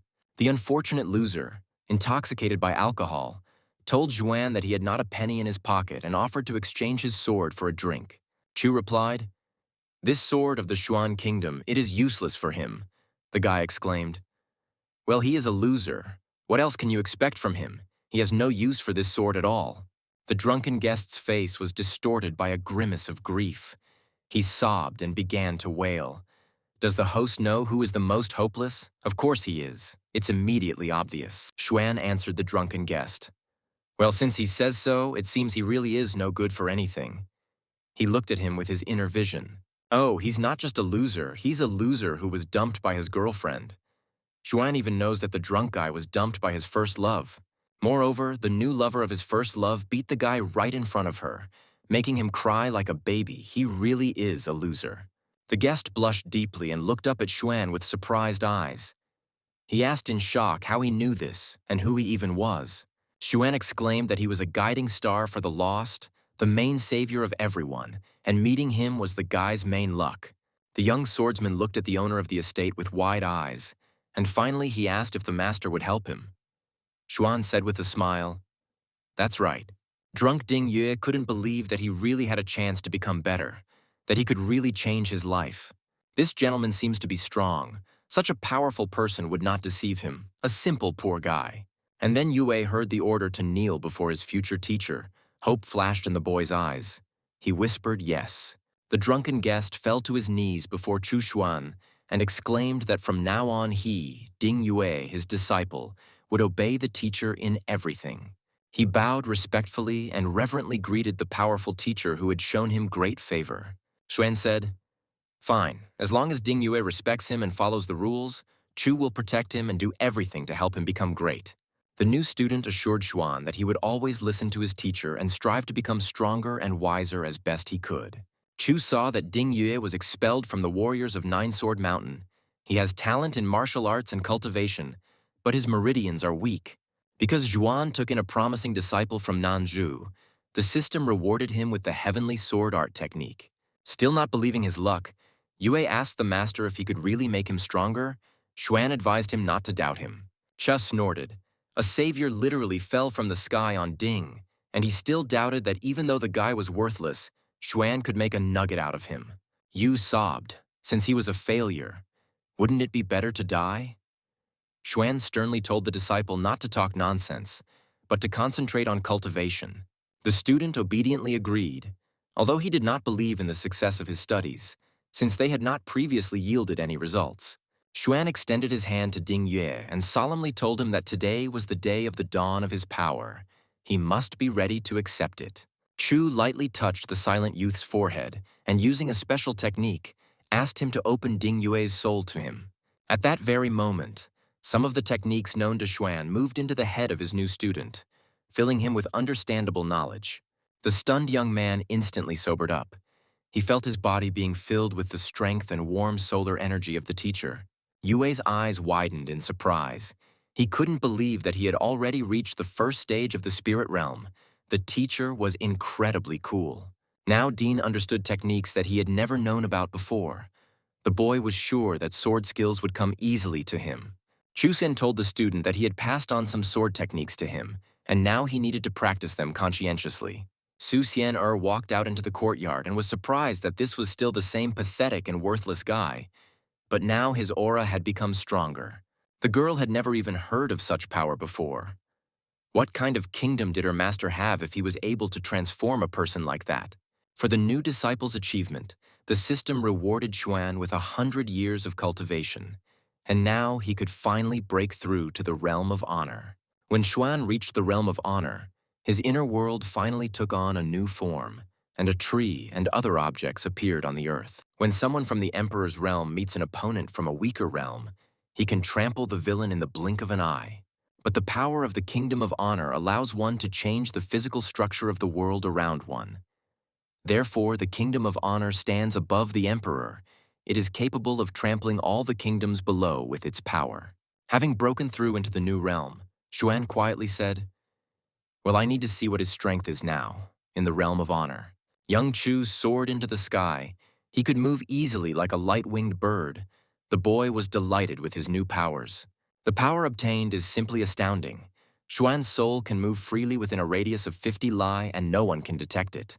Chu clenched his fists joyfully. Now he was the strongest person in Nanzhou and could change the world as he pleased. How cool was that? Now Xuan's inner vision and inner world surpasses everything in the area. The kingdom of honor is not invincible, but now few are afraid of him. Powerful techniques, a strong soul, various sutras, all this is collected in Xuan. The guy grinned.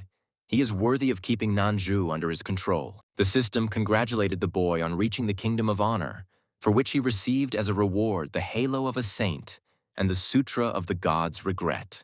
The guy was stunned. Why did he need a saint's halo? The system explained that a halo allows people to cultivate and increase their strength. Xuan was delighted. This is what is needed. He will help his students become stronger and reach new levels and realms. Now he needed to take a look at the Sutra of God's Regret that he had just received. The guy hoped that it was something worthwhile. And so it turned out. The Sutra of God's Regret is a powerful technique that can increase strength and grant the owner techniques. After all, the system had never given him a useless reward. Each one made him stronger and moved him up a level. Having absorbed the technique, Xuan exclaimed with delight, "This sutra is so powerful, simply miraculous." The young man felt like a giant. He said with a smile how good it was that no one felt his power. Otherwise, everyone would be terrified and would shy away from him. But now Xuan was confident that with such skills he could overcome any enemy. And yet he couldn't stop. He needed to grow further. The boy began to think that if he combined the Sutra of the God's Regret with others, it could literally become a doomsday weapon. Chu Xian laughed cheerfully. He needed old Ren Changhe to try out all his new skills and ideas. Having opened the mirror portal, Xuan asked Ren how he was. He replied that under the guidance of the teacher he was able to strengthen his body, and he would be able to get out of here any minute. Chu praised his student for making great progress and asked if there was anything else. Changhe said that there was still a lot he didn't understand. Xuan reassured him that he shouldn't be upset. As a teacher, he would fill in the gaps in his students' knowledge. Changhe thanked him. Changhe sighed. The teacher was truly a genius. Compared to him, Ren was as dumb as a tree. Only thanks to the teacher, he wouldn't die prematurely in the cave. Xuan told Changhe not to despair and to listen carefully. In order to become stronger, one must open one's mind and return to one's roots. The old man was so moved by the power and wisdom of his teacher that he burst into tears from the overwhelming feeling of gratitude and respect.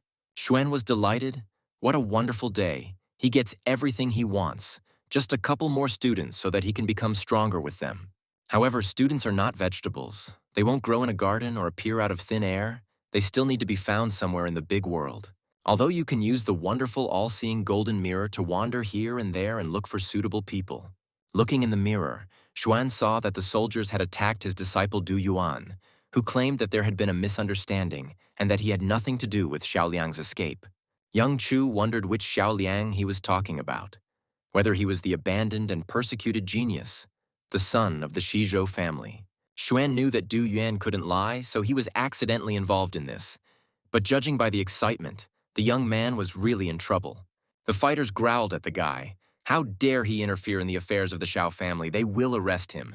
And if this is really a misunderstanding, then after the investigation they will release him.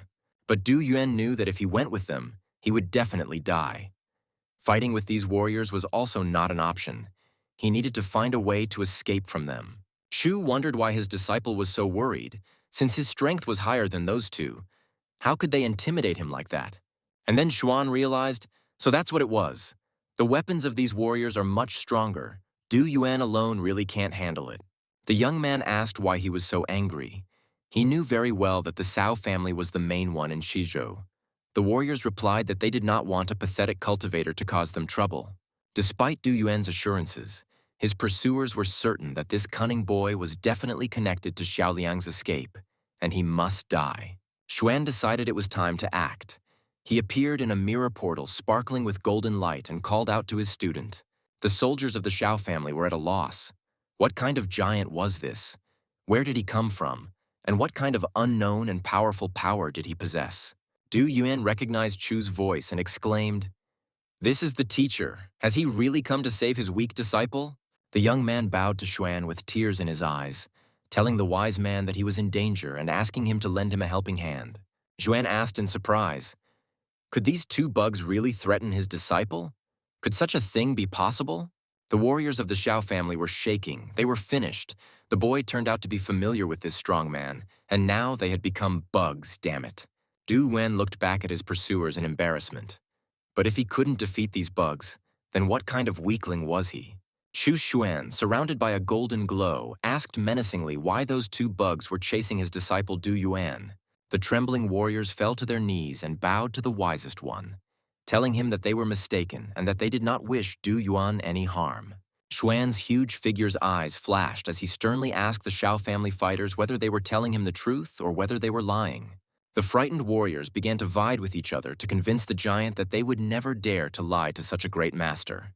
Chu told the shaking fighters that he hoped they were telling the truth. Turning to his disciple, he asked if their words were true.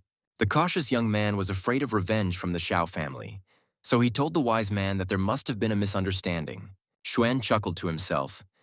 If the soldiers let Du Yuan go, they would then tell the Xiao family about Chu, so everything was going according to plan. Cho said casually that crushing two bugs would be a waste of effort, and they nodded in agreement that it was not worth getting their hands dirty.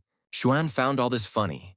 Now the arrogant warriors recognized themselves as bugs, and the soft-hearted Chu didn't even want to touch them. Du Yuan sighed sadly. He was still too weak. If Master hadn't intervened today, he would have definitely died at the hands of Xiao's soldiers. Xuan asked the student what he should do with these bugs. The young man asked him to spare them because they realized their mistake. But the young man added that he only needed a small compensation from these bugs for the moral damage caused by their harassment and threats. The Xiao family's envoys thought that this boy only looked kind, but in reality he was a real sly one and wouldn't let them go so easily. Xuan said with a smile, "Let them give Du all their things as compensation." The warriors unanimously agreed and asked if they could leave. Chu waved his hand, indicating that the fighters could go their separate ways. They were free for now. The warriors ran away as fast as they could, thanking the master. They were scared to death. None of them understood who it was. No one could be that strong. Having run to a safe distance, they stopped. They needed to quickly report everything that had happened to the head of the Xiao family. Falling to his knees, Du Yuan thanked the teacher for saving him from trouble. The young man was still too weak, just like a pitiful bug. The disciple exclaimed, in order to repay for the rescue, he was ready to do anything for the master, to be his slave and servant forever. Xuan knew that Du Yuan was sincere and capable, and he would be useful to him. Chu reassured the young man, saying that their meeting was destined. Disappearing into the golden mirror portal, Xuan told his student that they would see each other again, but the confused youth continued to kneel.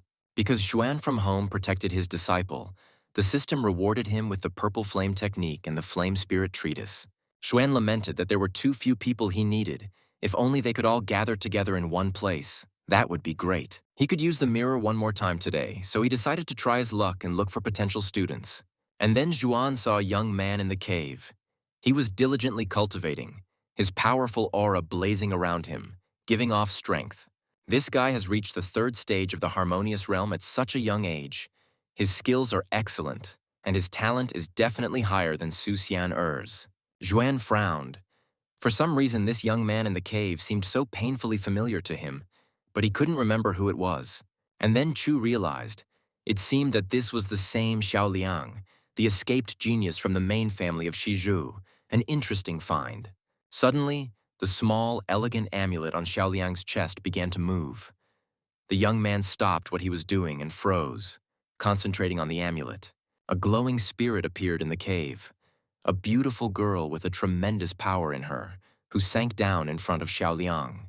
Xuan was surprised. What kind of spirit is this? Close to the heavenly kingdom, could she really be his personal assistant? This guy is lucky. The young man bowed respectfully to the lady, and she said kindly that with some effort, Liang would finally be able to leave Shizhu. Xiaoliang obediently replied that he would do as the lady said, and if necessary, he could leave Shizhu as soon as possible. A shadow fell across the young man's sad face, and he solemnly promised the Xiao family that one day he would definitely achieve justice. The lady encouraged Liang to cultivate his power. Once he reached the heavenly realm, the Xiao family would have no choice but to respect him. The young man assured the master that in 1,000 years he would be able to reach the heavenly kingdom and help her change her body. Chu Xuan was surprised that the boy was going to achieve this in 1,000 years. He was crazy. Even with his skills, it was impossible. The teacher asked how Liang would manage in just 1,000 years. 100 years were needed for the reign of the emperor. 1,000 years for the reign of honor. The girl sighed. To reach the heavenly kingdom, another 10,000 years are needed. That is the minimum order of things. Many arrogant, impudent people are stuck in front of the heavenly kingdom for tens of thousands of years because of their ambitions. Xiaoliang asked his mentor in surprise if the heavenly kingdom was really so difficult to reach that many people got stuck there. The girl reassured the student that he shouldn't be upset. With her help and hard work, the young man would definitely cope with this. In her lifetime, there was a master who reached the heavenly realm in 10,000 years. Becoming invincible, he killed 3 demons. But now he has probably already died. The young man asked his beautiful mentor who the invincible man was and how he managed to do it. The girl replied that, of course, it was the greatest Ren Changhe, whose exploits had spread across all continents. Xuan was stunned. Could she really be talking about old man Changhe? So this ghostly girl was of the same generation as his old disciple. At this time, Ren Changhe was sneezing convulsively in his cave. The old man was surprised who he was remembering. Maybe his teacher. Xiaoliang clenched his fists and promised the beautiful lady that he would definitely become like Ren Changhe and become famous throughout the world. Xuan smiled. This guy is so naive, but Changhe himself is now sitting in a cave and now considers himself a worthless piece of trash. Meanwhile, the old man kept sneezing. Tears were already streaming from his eyes. He was asking who was remembering him. The guy decided to talk some sense into the boy and help him since he had no idea how the real world worked. Xuan thought about maybe using the mirror to communicate with Xiaoliang tomorrow, but whatever, that's not important now. The girl told Liang that as his master, she believed in him and ordered him to quickly leave Shizhou and go to Nanzhou, where there were few worthy cultivators. Besides, the land of the living dead will open soon, which means all the masters will want to go there. The Xiao family will definitely not be able to find him. And then the giant figure of Xuan appeared in the cave. Xiaoliang and his mentor were confused and silently looked at the unexpected guest. The young man, having come to his senses, grabbed his sword. He decided that the soldiers of the Xiao family had come to seize him again and bring him home. But the teacher felt that this person's energy was too powerful. Could it really be one of the ancient ancestors of the Xiao family? Lin objected. This can't be. There is no point for the ancestors of the Xiao family to chase after him. He is their talented grandson. And the young man didn't remember that the Xiao family had such a strong ancestor. None of the cave's inhabitants could understand who he was. Xuan laughed to himself. He was deceiving simpletons again, just like when he deceived an old man stronger than him. Ren Changhe sobbed in his dead cave. He could no longer sneeze. But everyone continued to remember him in the big world. Xuan told the young man and his mentor not to panic. He was just a deity exploring the worlds. If they were not villains, then they had nothing to fear. The teacher introduced herself as Liu Piao Piao. The girl was surprised that this unknown person was so strong that he could move between worlds. Xiaoliang also introduced himself and respectfully greeted the gentleman who had honored them with his visit. Xuan said good-naturedly that their caution was appropriate. He could see that they looked tired, and the guy was also injured. Liu Piao thanked the guest for his understanding. Liang had never met such a strong master in his entire short life. Liu asked to tell what worlds the master was exploring, but Xuan replied that they were too weak to understand his purpose. Chu said that the heavens and worlds are all-encompassing. Perhaps they would be better able to tell him about their land. Liu explained that there were 5 lands belonging to humans, 1 land of demons, another land of monsters, and a land of mixed races. Almost all lands have been developed, and only the land of demons remains unexplored and deserted to this day. Few people have ever been there. It is said that there is an ancient desert of vast area. Many cultivators perished on the border of that land.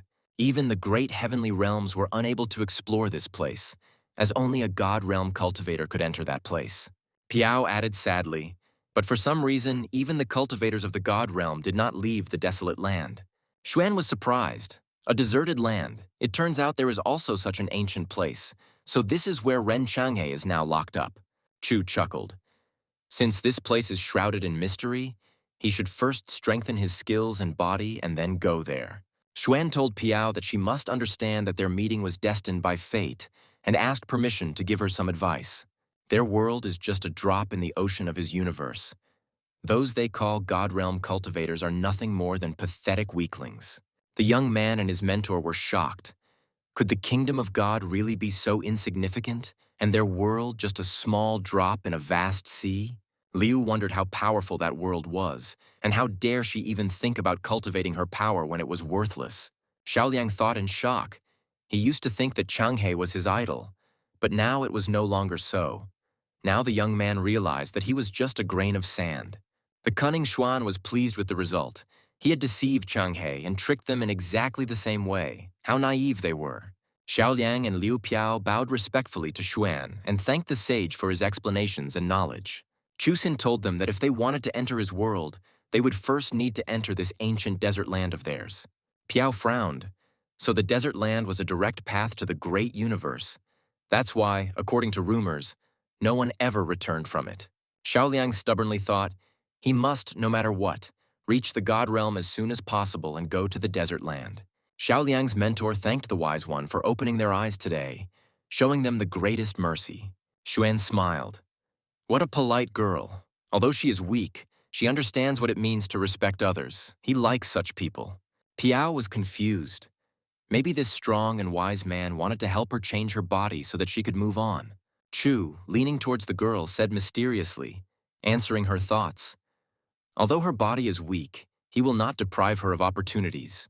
Piao asked the wisest one to apologize to her for her insolence, but she does not understand at all what he wants to tell her by this. Xuan smiled. It was not necessary, because the most important thing was that Liu wanted to continue cultivating his strength further. Now Piao is just a floating soul, separated from her flesh, but the soul is the most important thing on the path to becoming strong. If Piao uses her soul to cultivate, it will be filled with energy, and Liu herself will gain unprecedented power. The girl replied that she understood the wisest gentleman, but did not know how to strengthen her soul cultivation. Xuan explained that not everything comes easy. The realization of power comes with time, because energy permeates everything from flowers to minerals. Xu told Liu Piao that he would help her, since fate had brought them together, and under his guidance, the girl would be able to become stronger. The guy thought that Xiaoliang and Liu Piao wanted to get to Nanzhou, so it was high time to install a soul seal on them. He told Liu that even a drop would help restore the stability of her soul. But she couldn't take too much. She wouldn't be able to bear the strain. Having thanked the wisest one, the girl opened the bottle with the potion and dropped one drop onto her hand to put into her mouth. At that very moment, a soul seal shone on her hand, and the powerful female cultivator was under Chu Xuan's influence. After swallowing a drop of the potion, Liu Piao suddenly felt her body changing. The system rewarded Chu for tricking him into placing a soul seal on a strong cultivator. Xiaoliang bowed and told the master that he was an incomparable master, the most powerful in the whole world, respected by everyone.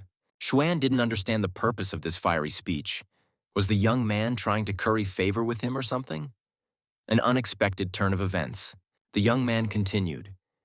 He told the gentleman his story and said that now they were hunting him with all their might with the aim of killing him. Du Yuan said, he understands that the master can help him, but it is unthinkable to ask the master to protect him always. The boy thought that after receiving a couple of instructions from the master, he would be able to independently resolve his difficulties and become useful to the master.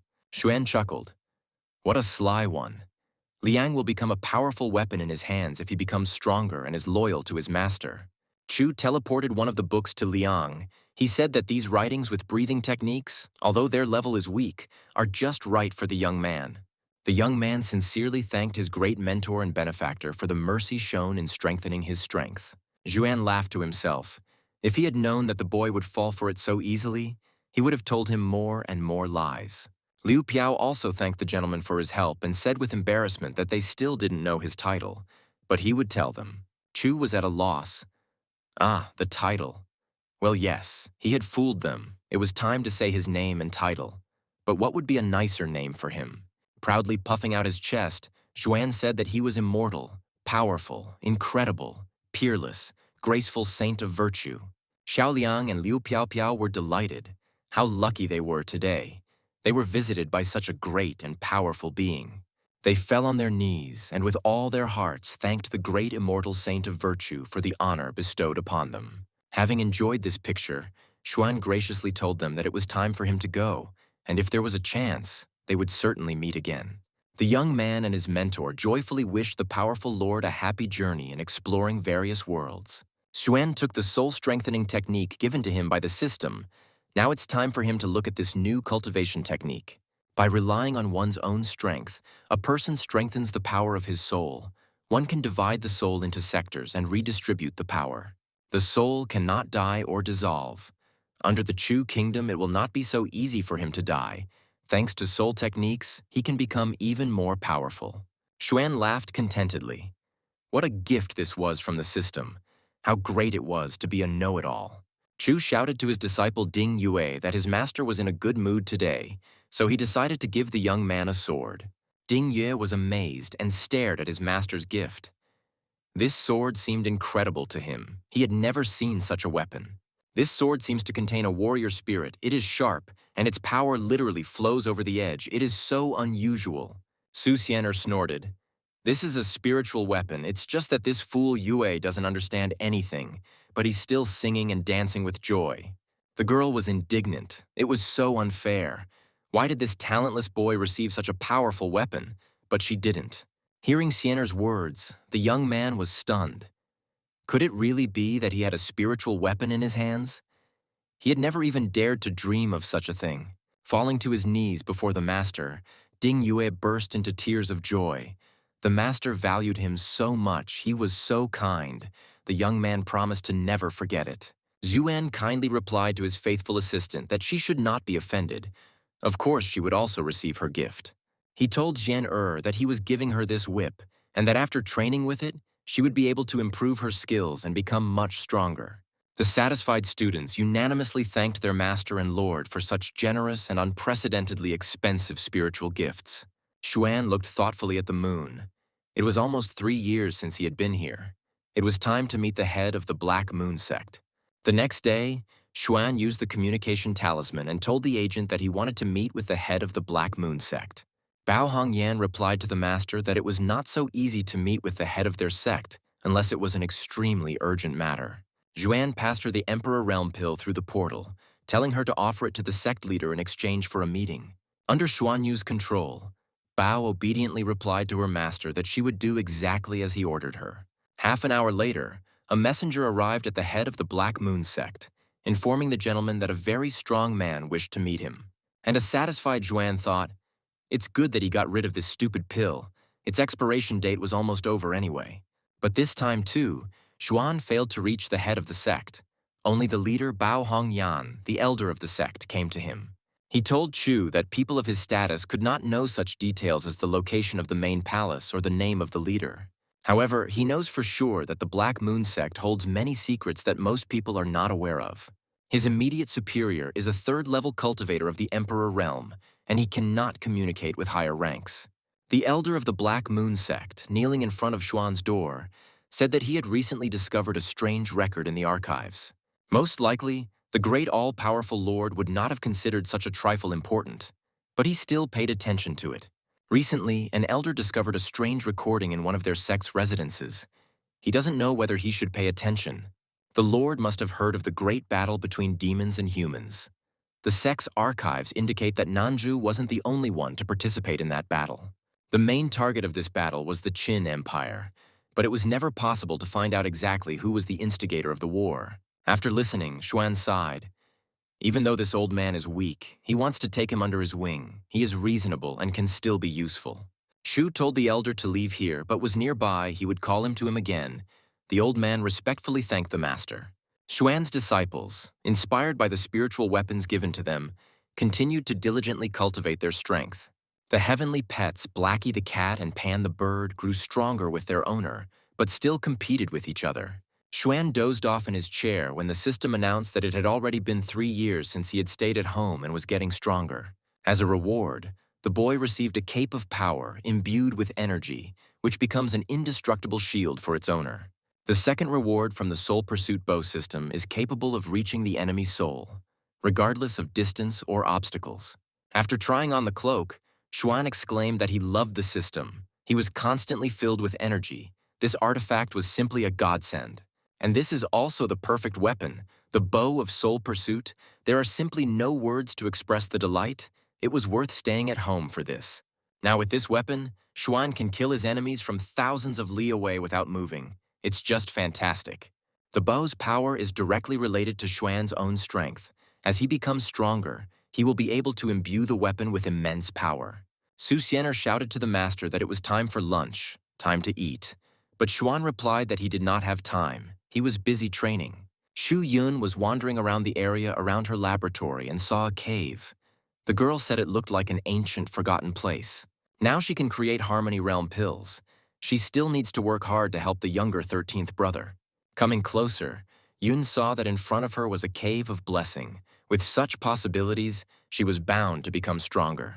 The girl constantly thought about her weak younger brother. She did everything possible to help him get stronger. Entering the cave, Yun was surprised by these miracles. All kinds of rare magical plants were shining around her. Leaning over, the girl exclaimed, "This is a white spiritual mushroom. It's needed to strengthen bones. It's extremely rare." Yun turned to the other side and opened her mouth in surprise. Thousand-leaved snow lotus, it removes toxins and prolongs life. Having carefully collected the magical plants, the delighted girl whispered that she would bring all of this to her 13th brother. Forgetting everything, Yun ran around the glowing clearing and collected rare plants for magical potions and miraculous pills. Suddenly, she smelled a wonderful scent. It was a little familiar to her, but this one was much stronger and brighter, and it had just appeared.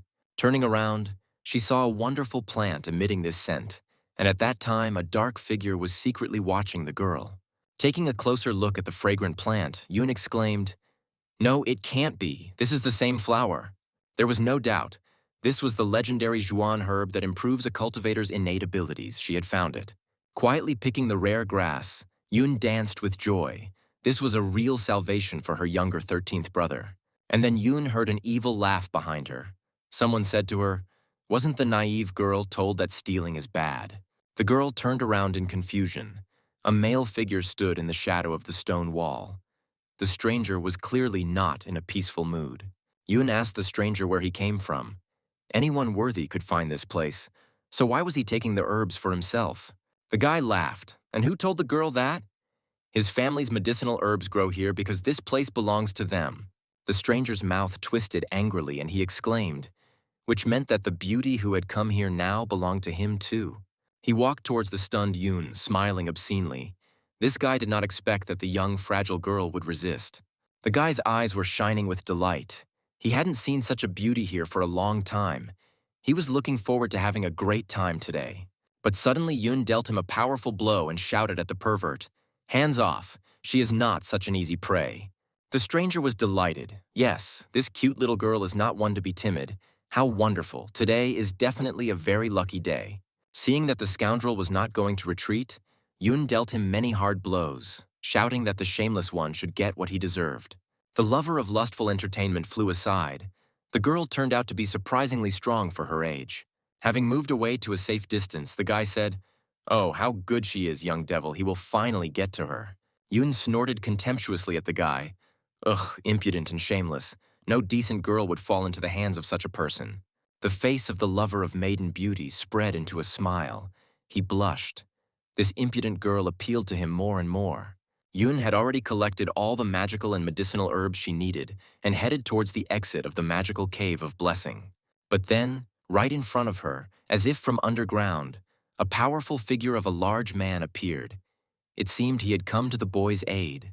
A tall man blocked the path of the fragile Yun.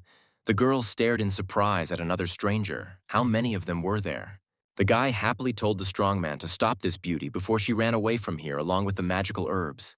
Yun frowned and sternly ordered the man to get out of the way, or he would get no less than that little scoundrel. But the second stranger didn't even deign to answer the girl. He silently looked at this cocky young cultivator. Without waiting for an answer, Yun clenched her fists and exclaimed that she had warned him. Now he shouldn't complain that it hurt. The girl attacked the stranger, trying to break through to the exit of the cave, but the man blocked Yun's attack with just one finger. Sister Zhuanya gasped in surprise. She didn't understand what was happening to her. Some unknown force picked her up and lifted her up. A grinning face of a guy floated before the girl's face, looking greedily at the confused, impudent beauty.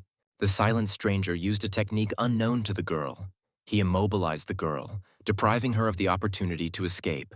The air in the Blessing Cave seemed to become liquid and viscous, as the cultivator created a protective barrier around Chu Yun. The girl found herself trapped in a magical ball from which she could not escape, and this ball was controlled by a silent man. The guy licked his lips lustfully, watching Yun's attempts to escape. He asked the beauty where she was going. Did she really want to run away? Yun was terrified. How could she escape from here? This silent man turned out to be incredibly strong. She definitely couldn't cope with him on her own. The guy demanded that she give him everything she had collected. Then so be it. He would be kind to Yun, although everyone dreams of being next to him. The girl brazenly replied that the bastard shouldn't even dream about it. She wouldn't give anything back, and his disgusting face made her sick. The guy grimaced with displeasure. It couldn't be that she hadn't heard of him. He was the young master from the Nine Swords Mountain. Shu Yun exclaimed that this was nonsense. She didn't believe him. A noble swordsman couldn't possibly be such a vile person. The stranger barked. The beauty, of course, can swear for now, but later there is no need to beg him for mercy towards her. Seeing Yun's constant attempts to escape, the impatient young master from Nine Swords Mountain shouted at his companion to hold her. Yun warned that if the guy dared to touch her, she would kill him on the spot. He could finish her off, but he wouldn't get what he wanted. A wave of lust washed over the young swordsman, Yun's words further fueling his interest in her, and he moved towards the girl. Suddenly, Yun noticed that another person had appeared in the cave. She silently looked at the mysterious master, her eyes sparkling. The young master from the Nine Swords Mountain extended his hand towards Yun, who was trapped in magical captivity, and the girl jumped to the side. But at that moment, the mysterious master dealt the young master a crushing blow, sending him flying far away. The guy indignantly asked the stranger who he was and how he dared to enter his lands, and even raise his hand against his master. The masked master remained silent. The boy raged, shouting that the Mountain of Nine Swords was no joke to him, and that the impudent fellow would be in trouble. Yun smiled happily. It was the master in the mask. He came here to save her from those terrible young people. Last time, it was this master who helped the girl escape from a wild boar that was chasing her in the mountains near the cave. Then this master appeared literally out of nowhere and killed the monster without even touching it. Yun was saved. The huge fanged monster only grunted and fell right at the feet of the girl, who was scared half to death and bathed in tears. It was then in the forest that she first saw her secret guardian, who, remaining unnoticed, protected her peace and safety. Shu Yun then sincerely thanked the strong master for his help. She was so happy that the stranger saved her from death. But the master only bowed to the girl and replied, "No need for thanks. It was his duty to protect Lady Chu Yun." And this time, Sister Zhuan bowed again and thanked the mysterious stranger, her enigmatic, faithful savior.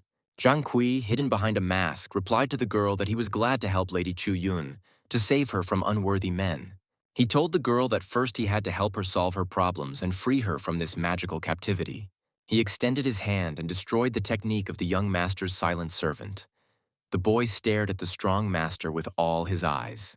The cultivator from Nine Swords Mountain was shocked. One move from this master destroyed his technique. He is incredibly strong. Yun was free again and could move freely, and she informed her masked savior that she was okay. The girl was perplexed. This master in a mask was so terrifyingly strong. Who did he obey, and who assigned him to keep an eye on her? The guy turned to Zhang Kui and asked what other tricks he would show them, who he was to appear on their lands. The young master clenched his teeth and growled, "How dare this impudent fellow attack him, the young master of these places?" Zhang Kui replied that if they met again, the boy and his entire family would be punished. But for now, they could get out of here. The boy bowed and said that he hoped that they would never see each other again, but he would definitely tell the master about them. An impatient Zhang Kui shouted at the men who had attacked Yun to get lost and never show their face to him again. Su Xian called the master to look at her progress, but he asked her to wait. He had not yet finished reading Zhang Kui's report today. This is how the little sister had adventures. Given the size and strength of the Nine Swords Mountain, Chu Yun's identity will be revealed very soon. Xuan found this story funny and laughed heartily. It would be interesting to see what the swordsmen would do when they found out everything. Ding Yue approached his master and said that the more he cultivated his strength, the more he wanted to prove himself in action. Xuan reassured his student, assuring him that he would still have plenty of opportunities to prove himself and show his strength. Chu said that he understood the young man perfectly, but before he went out into the world, Ding Yue needed to become even stronger. The guy was stunned. Could he really become even stronger? But he was already strong enough. Thanks to the master, his level had increased greatly. Xuan sternly asked the student whether he still thought about his unhappy love, and whether that was why he was so eager to prove himself. An angry Chu advanced on the confused youth and angrily asked his student if he had already decided to leave his master. Frowning, Xuan asked menacingly if Yilding Yue had ever thought about the responsibility he bore for his swordsmanship. The young man blinked his eyes in confusion. The master had correctly grasped the train of his thoughts. He was indeed haunted by thoughts of his beloved. Xuan asked his silent and frightened student if he knew why there were so few true swordmasters in the world. Sweat streamed down Ding Yue's face from excitement. He silently looked at the teacher. This was the first time he had seen his master so stern and formidable. As Xuan continued to advance on the youth, he asked if Yue knew why many swordmasters had wasted their lives. The young man asked the teacher with a trembling voice if this was probably because they had no aptitude for the sword. Chu exclaimed sharply, "No, that's not the right answer. There were many talented people among the fighters. However, they did not become masters. Since ancient times, many talented cultivators have been born in the world, some of them much stronger than Ding Yue. But all of them at a certain stage of cultivating strength suffer defeat, and all because they do not understand the most important thing. They do not understand the true meaning of being a swordmaster. They do not understand the great responsibility that lies upon them." Ding Yue asked the master to forgive him for his recklessness, and begged the teacher to tell him about the true meaning of being a swordmaster, to open the mysterious veil. Xuan said that this was a skill that could only be mastered by going through a path of unbearable suffering. Was Ding Yue sure that he was ready for this? The young man assured the teacher that even if he had to go through hellish torment, he was ready.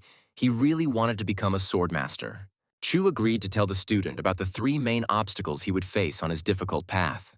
Xuan's face became serious, even solemn. He looked at Ding Yue, so he talks about the 3 main commandments. The naive young man, holding his breath, repeated after the master, "Swordsmanship, 3 commandments. He is ready to listen to the first commandment." Xuan sternly told his student that firstly, in order to become a true swordmaster, Ding Yue must forget his love forever. The young man's face lengthened. Genuine pain was visible on it. He asked in confusion, was he really supposed to forget love? How could this be? Xuan explained in a moralistic and firm manner that there should be no other people in Yue's heart. Only feelings for the sword should remain there. Dean almost cried. Maybe there was a way to avoid this. Could they really not get along together in his heart? Chu asked the swordsman seriously, meaning that swordsmanship was not that important to him. Yue sighed heavily and sadly lowered his head. Xuan asked the sobbing youth if he would think about his skill when his beloved suddenly got into trouble. Chu continued sternly, asking what would happen to Yue if his beloved wanted to trample him. What would his power turn into then? Or maybe the girl's parents want to finish off Yue for some reason, in which case his student will be busy. Xuan asked the young man if he would consider cultivating true swordsmanship in situations like these. Tears streamed down Ding Yue's eyes. He sobbed, unable to speak. The master's words deeply touched him, stirring up memories. Before his mind's eye, pictures of bright days appeared when he and his beloved girl were serenely happy. Then Yue remembered their quarrel, how his beloved left him, calling him a worthless loser. He remembered how crushed he was then. And finally, the scene of terrible humiliation came to mind, when his beloved's new friend beat Yue right in front of her. The tears in the young man's eyes dried up. His gaze became a little distant. He once again experienced the storm of emotions that almost destroyed him.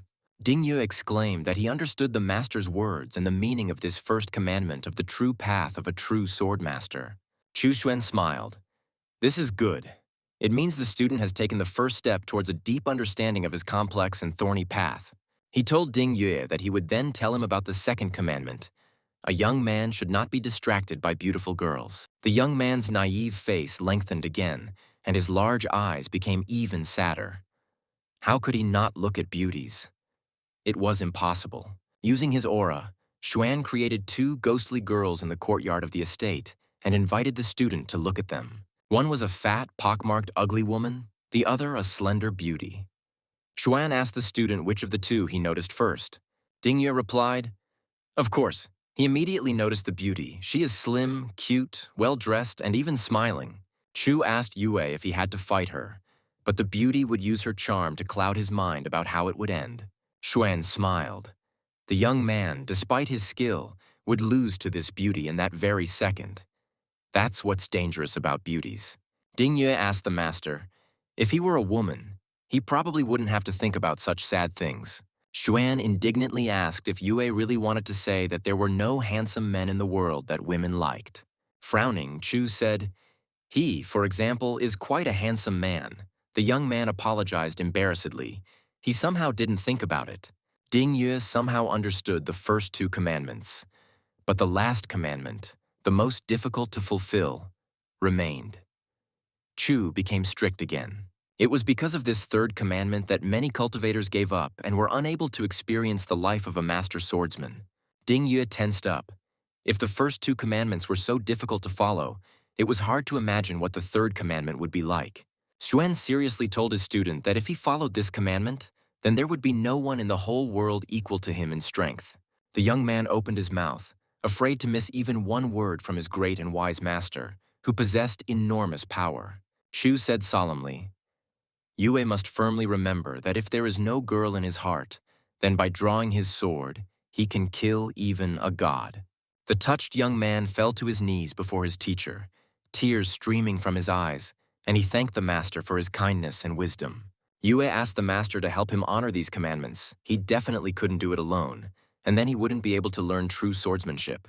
Xuan sighed. He was so tired while he was trying to fool this young man so that he would finally forget about his nasty ex-lover.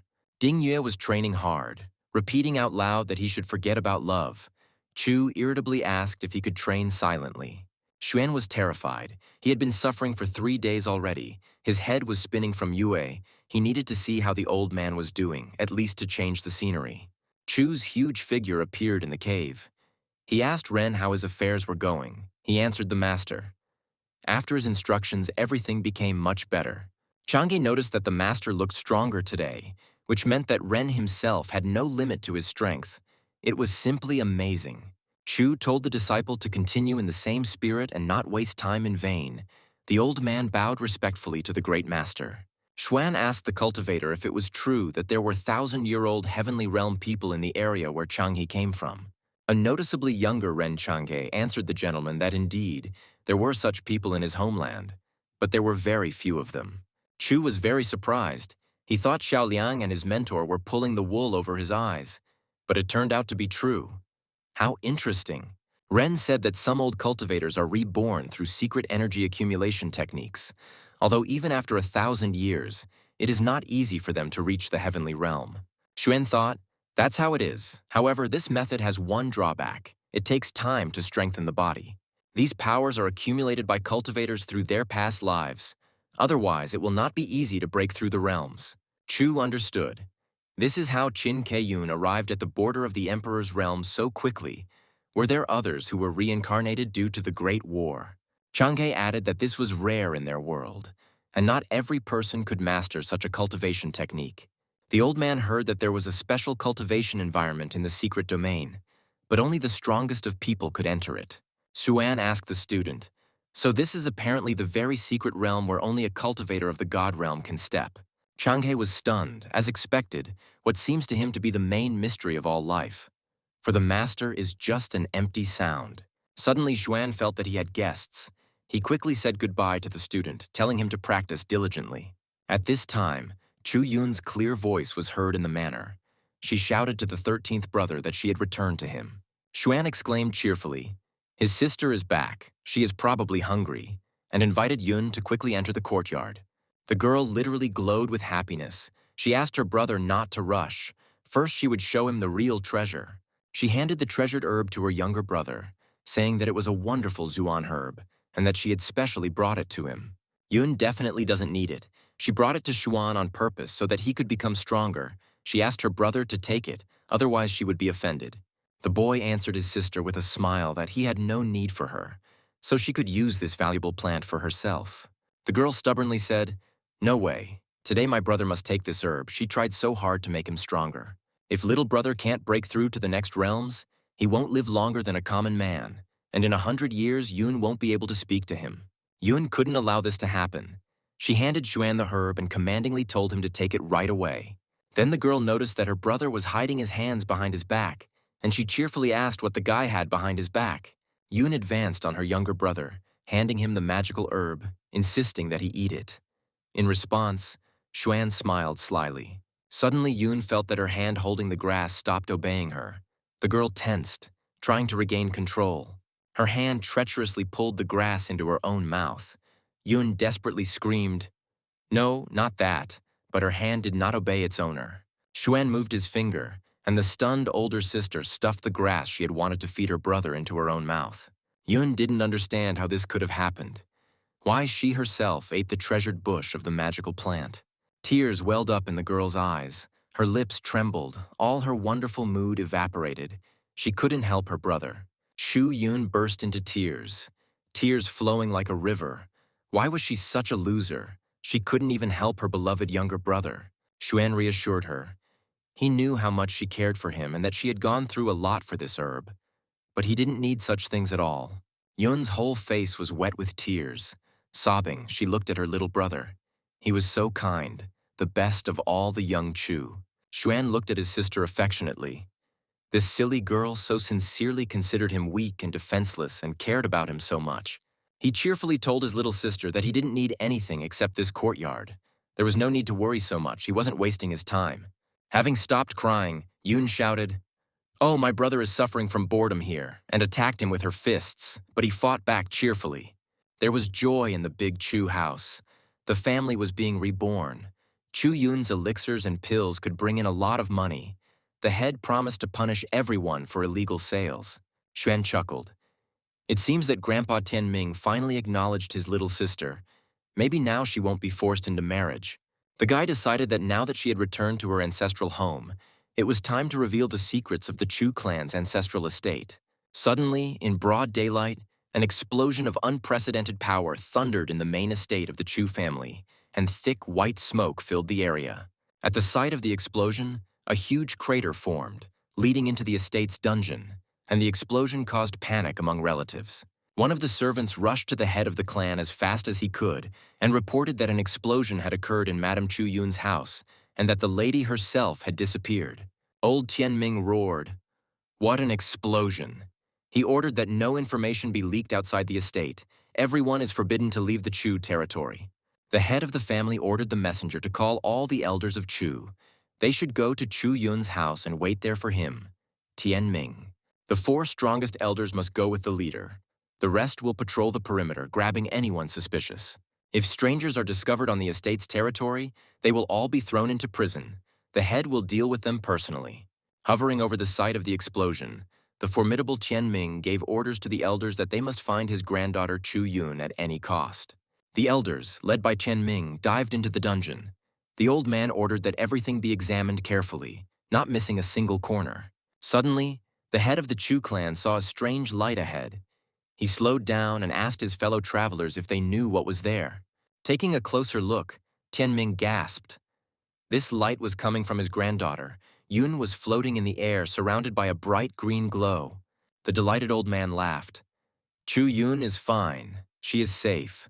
It seems like his granddaughter is getting stronger and stronger. One of the elders asked the master what she had there, pointing to an ancient dagger hovering right in front of the girl. Chu Tianming paused for a moment and thoughtfully replied to the elder, "This means that the emperor's soldiers recognize their master." The ancient spiritual weapon hung right in front of Yun. The girl seemed to be in a trance and did not see anything or anyone around her. Suddenly, the dagger disappeared, as if it had dissolved into Chu Yun's body, endowing the young lady with ancient strength and imperial power. At that very moment, Yun's eyes opened wide, now green, and the ancient power she had received from the weapon glowed in them. Tianming and the strongest elders of the Chu clan who accompanied him gasped at the power that was now emanating from the small and fragile Yun. Old Tianming shouted to his granddaughter that it was he, her grandfather, who had come for her, and that they needed to go back up to their ancestral home. The girl looked at her grandfather in surprise. She looked around in confusion, not understanding what had happened to her. Yun timidly asked where she was and what those flying things were. She was at home. Tianming realized she didn't remember anything at all. He gently asked Chu Yun if she really didn't remember anything about what happened to her recently. At least anything. The girl answered, she was in her chambers. Then she heard a voice that told her to come here. The voice was very kind. The head of the family frowned. He couldn't believe such luck. Was it really the call of the ancestors? But why did they choose Yun? One of the elders told the master that these floating balls of light are the power of the ancestors, which means that the ancestors want to give them power. Tianming confirmed that yes, these were the ancestors of the Chu family. The leader ordered everyone to remain silent about what happened today, otherwise they would be severely punished. The elders present here can accept the power of the ancestors now. After the breakthrough, they can inform the other elders. The old man turned to his granddaughter. He said with a sigh that Chu Yun had scared him to death. He was so happy that she was safe and sound. The girl told her grandfather that she was fine. She was completely fine, so there was no need to worry about her so much. Chu burst into tears. Of course she was fine, because the imperial warriors recognized her as their master. The head of the clan was touched. It finally happened. Now their family will become truly influential. He had been waiting for this for so long. Tianming called out to his ancestors, thanking them for their help and exclaiming that he had indeed finally done it. Xuan, listening to this, sarcastically asked why his little sister made their stern and formidable grandfather cry so much. And then the guy heard a quiet rustling of leaves behind him. Someone appeared in the courtyard of the estate. Xuan became wary. But the next second, the 13th young Master Chu smiled. He recognized the invisible guest. He had finally appeared. Empress Qin Keiyun was informed of the latest news about the Chu family, as they had recently been involved in conflicts. Then, Keiyun picked up the report. An interesting situation. The Nine-Sword Mountain and the Chu family. How will this funny conflict end? The speaker asked the lady if perhaps the Qin imperial family should intervene and try to resolve this misunderstanding. But Keiyun frowned and sharply replied that she would decide what to do, and he could go. The subject bowed low to the empress. Having summoned a messenger, Keiyun ordered him to inform the Nine Swords Mountain that if Song Yiming died, then nothing should change when the head was replaced. At the Nine Sword Mountain Manor, the leader and his son were discussing the recent event. Song Yiming asked his son if he was sure that the girl was an alchemist. The guy replied that his father could believe him. He felt her energy. She was definitely a first-class talented alchemist. Song Yiming clenched his fist. Great. Their Nine-Sword Mountain sect is just short of alchemists. He must do everything for this marriage. There was a lively excitement in the Chu family's main house. The Nine-Sword sect sent out a matchmaking letter.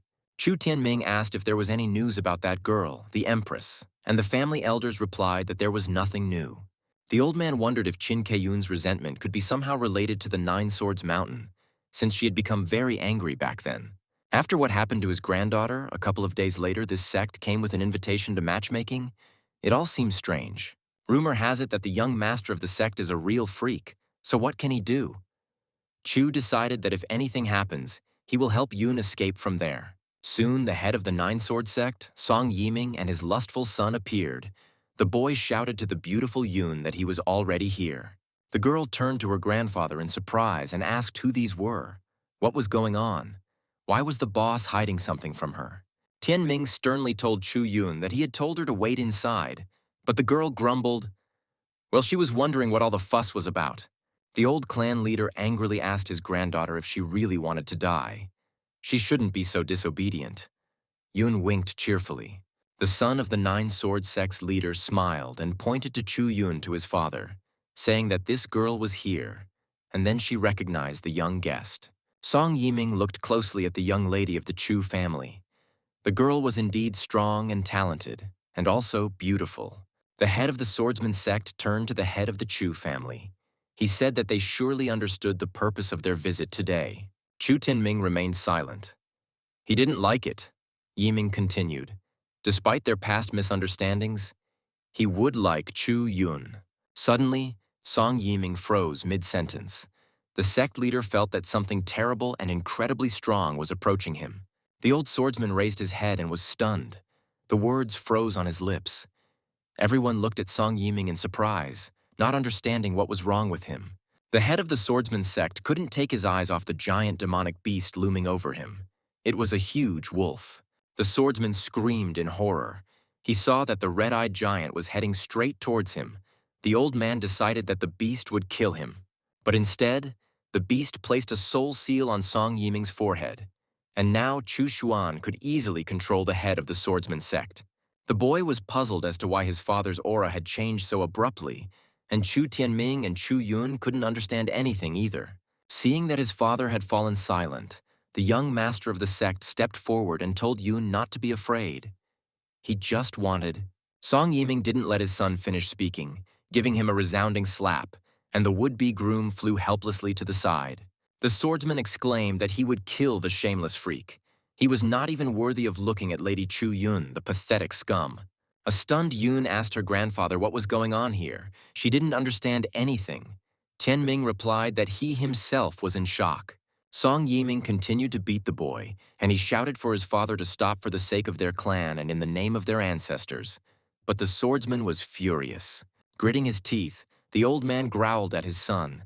How dare he mention his ancestors? He is a disgrace to the family, and will soon meet his ancestors in heaven. The face of the head of the Nine-Sword sect turned gloomy. Despite the pitiful cries of his son, he prepared to take the boy's life. Yun couldn't believe her eyes. This old man was going to beat his own son to death, and right here in their estate. Shu Yun approached Song Yiming and asked if he would rather not stain their family's courtyard with blood and leave here with his son. The head of the Nine-Sword sect bowed to the girl and replied that she was absolutely right. He would finish punishing the scoundrel at home. Lifting the barely alive guy by the collar, the old man demanded that the rascal pay homage to the lady and forced him to bow to Yun. Qin Keiyun was informed that Song Yiming had returned home with his son, but for some reason the young master had been beaten to death. The empress smiled cheerfully and thought what an elegant punishment for insulting her sister. She understood whose doing this was. Keiyun's face flushed as she remembered meeting the handsome and strong Chu Xuan. Yes, this guy was no slouch. Tianming was puzzled by the reason for Song Yiming's sudden madness, and what exactly had happened to him needed to be found out in more detail. Chu Tianming's longtime ally asked him, so he said that this empress cannot be restrained in any way. But what is so unique about her? Tianming replied, she is too strong, even if they unite. It is still questionable whether they can withstand her madness. Moreover, Qin's relationship with the Nine-Sword Mountain is too strong, and the Chu family alone cannot break their alliance. Tianming's guest said, who knows, the situation is too complicated because they have never seen the power of this empress in person. The Chu clan chief asked what her weakness was. Did she still harbor feelings for Chu Yuan? It seemed like her love had not yet faded. The old man clenched his fist tightly, remembering how his third grandson had ruined the engagement with the future empress. Tianming grumbled, idiot Yuan. Yun watched her grandfather. The third brother had long since left home. But even when he returned, the atmosphere here would be tense. The cultists were discussing the news. The new leader of the Purple Moon attacked the elders and attacked the previous leader right in his chambers. One of the sectarians said that he was there. The old leader was removed for incompetence. He was unworthy of being at the court of the evil ruler. Another Purple Moon cultist confirmed that yes, he was kicked out immediately after that, the worst leader of them all.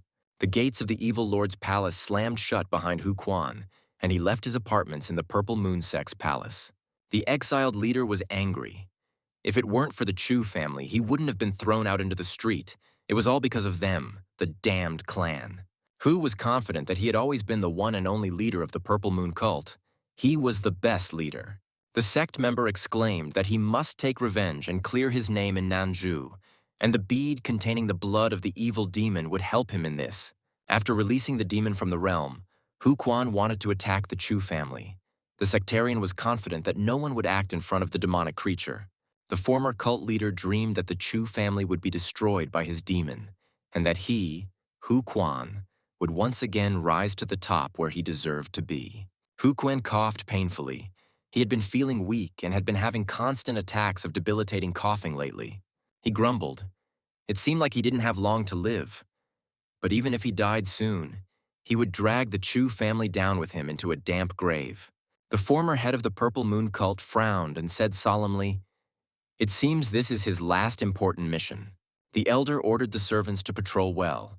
While the elders of the Chu family were in the ancestral home, there should be no mistakes. Swaying from weakness, Hu Quan approached the main house of the Chu clan. The delighted sectarian addressed the hated family. The sectarian said joyfully that in 15 minutes the demon's blood would be shed, and they would all drown in the abyss of bitter despair. Suddenly, Hu Quan moved to the courtyard of Xuan's estate. The sect member asked in confusion how he ended up here. What happened? The cultist had been standing aside for so long after receiving the fake map of Chu territory that Xuan had almost forgotten about him and hadn't expected him to show up so suddenly. Xuan sensed the demon energy. Is this demon blood condensed into a sphere? This is definitely not ordinary demon blood. This guy wants to harm the Chu family. Hu Quan said that it was too late. The sphere had been activated. No one could stop it. And now the Chu family would definitely be finished. Xuan summoned his blood flower and ordered it to eat that harmful deposed head of the Purple Moon cult. The flower obediently swallowed Hu Quan, and soon only part of the close was visible from the toothed bud, but the bead managed to pop out. The activation time ended, and the soul of the evil demon that had been imprisoned in this bead long ago emerged from the scarlet sphere. Xuan frowned. The soul of a powerful demon had burst out of the sphere. He needed to be quickly confined back before he gained strength. Chu Xuan's disciples opened their mouths in surprise. Su Xian quietly said, "It's a demon. It's been a long time since they've seen them here." The demon laughed. He was back in this world and demanded that the pathetic humans kneel before him. He would allow them to live as long as they served him. Shanner was scared. This demon was too strong, such a powerful aura. Would their master be able to deal with it? Seeing the cute Xuan, the demon shouted that this little one had such smooth and beautiful skin, he would probably take it for himself.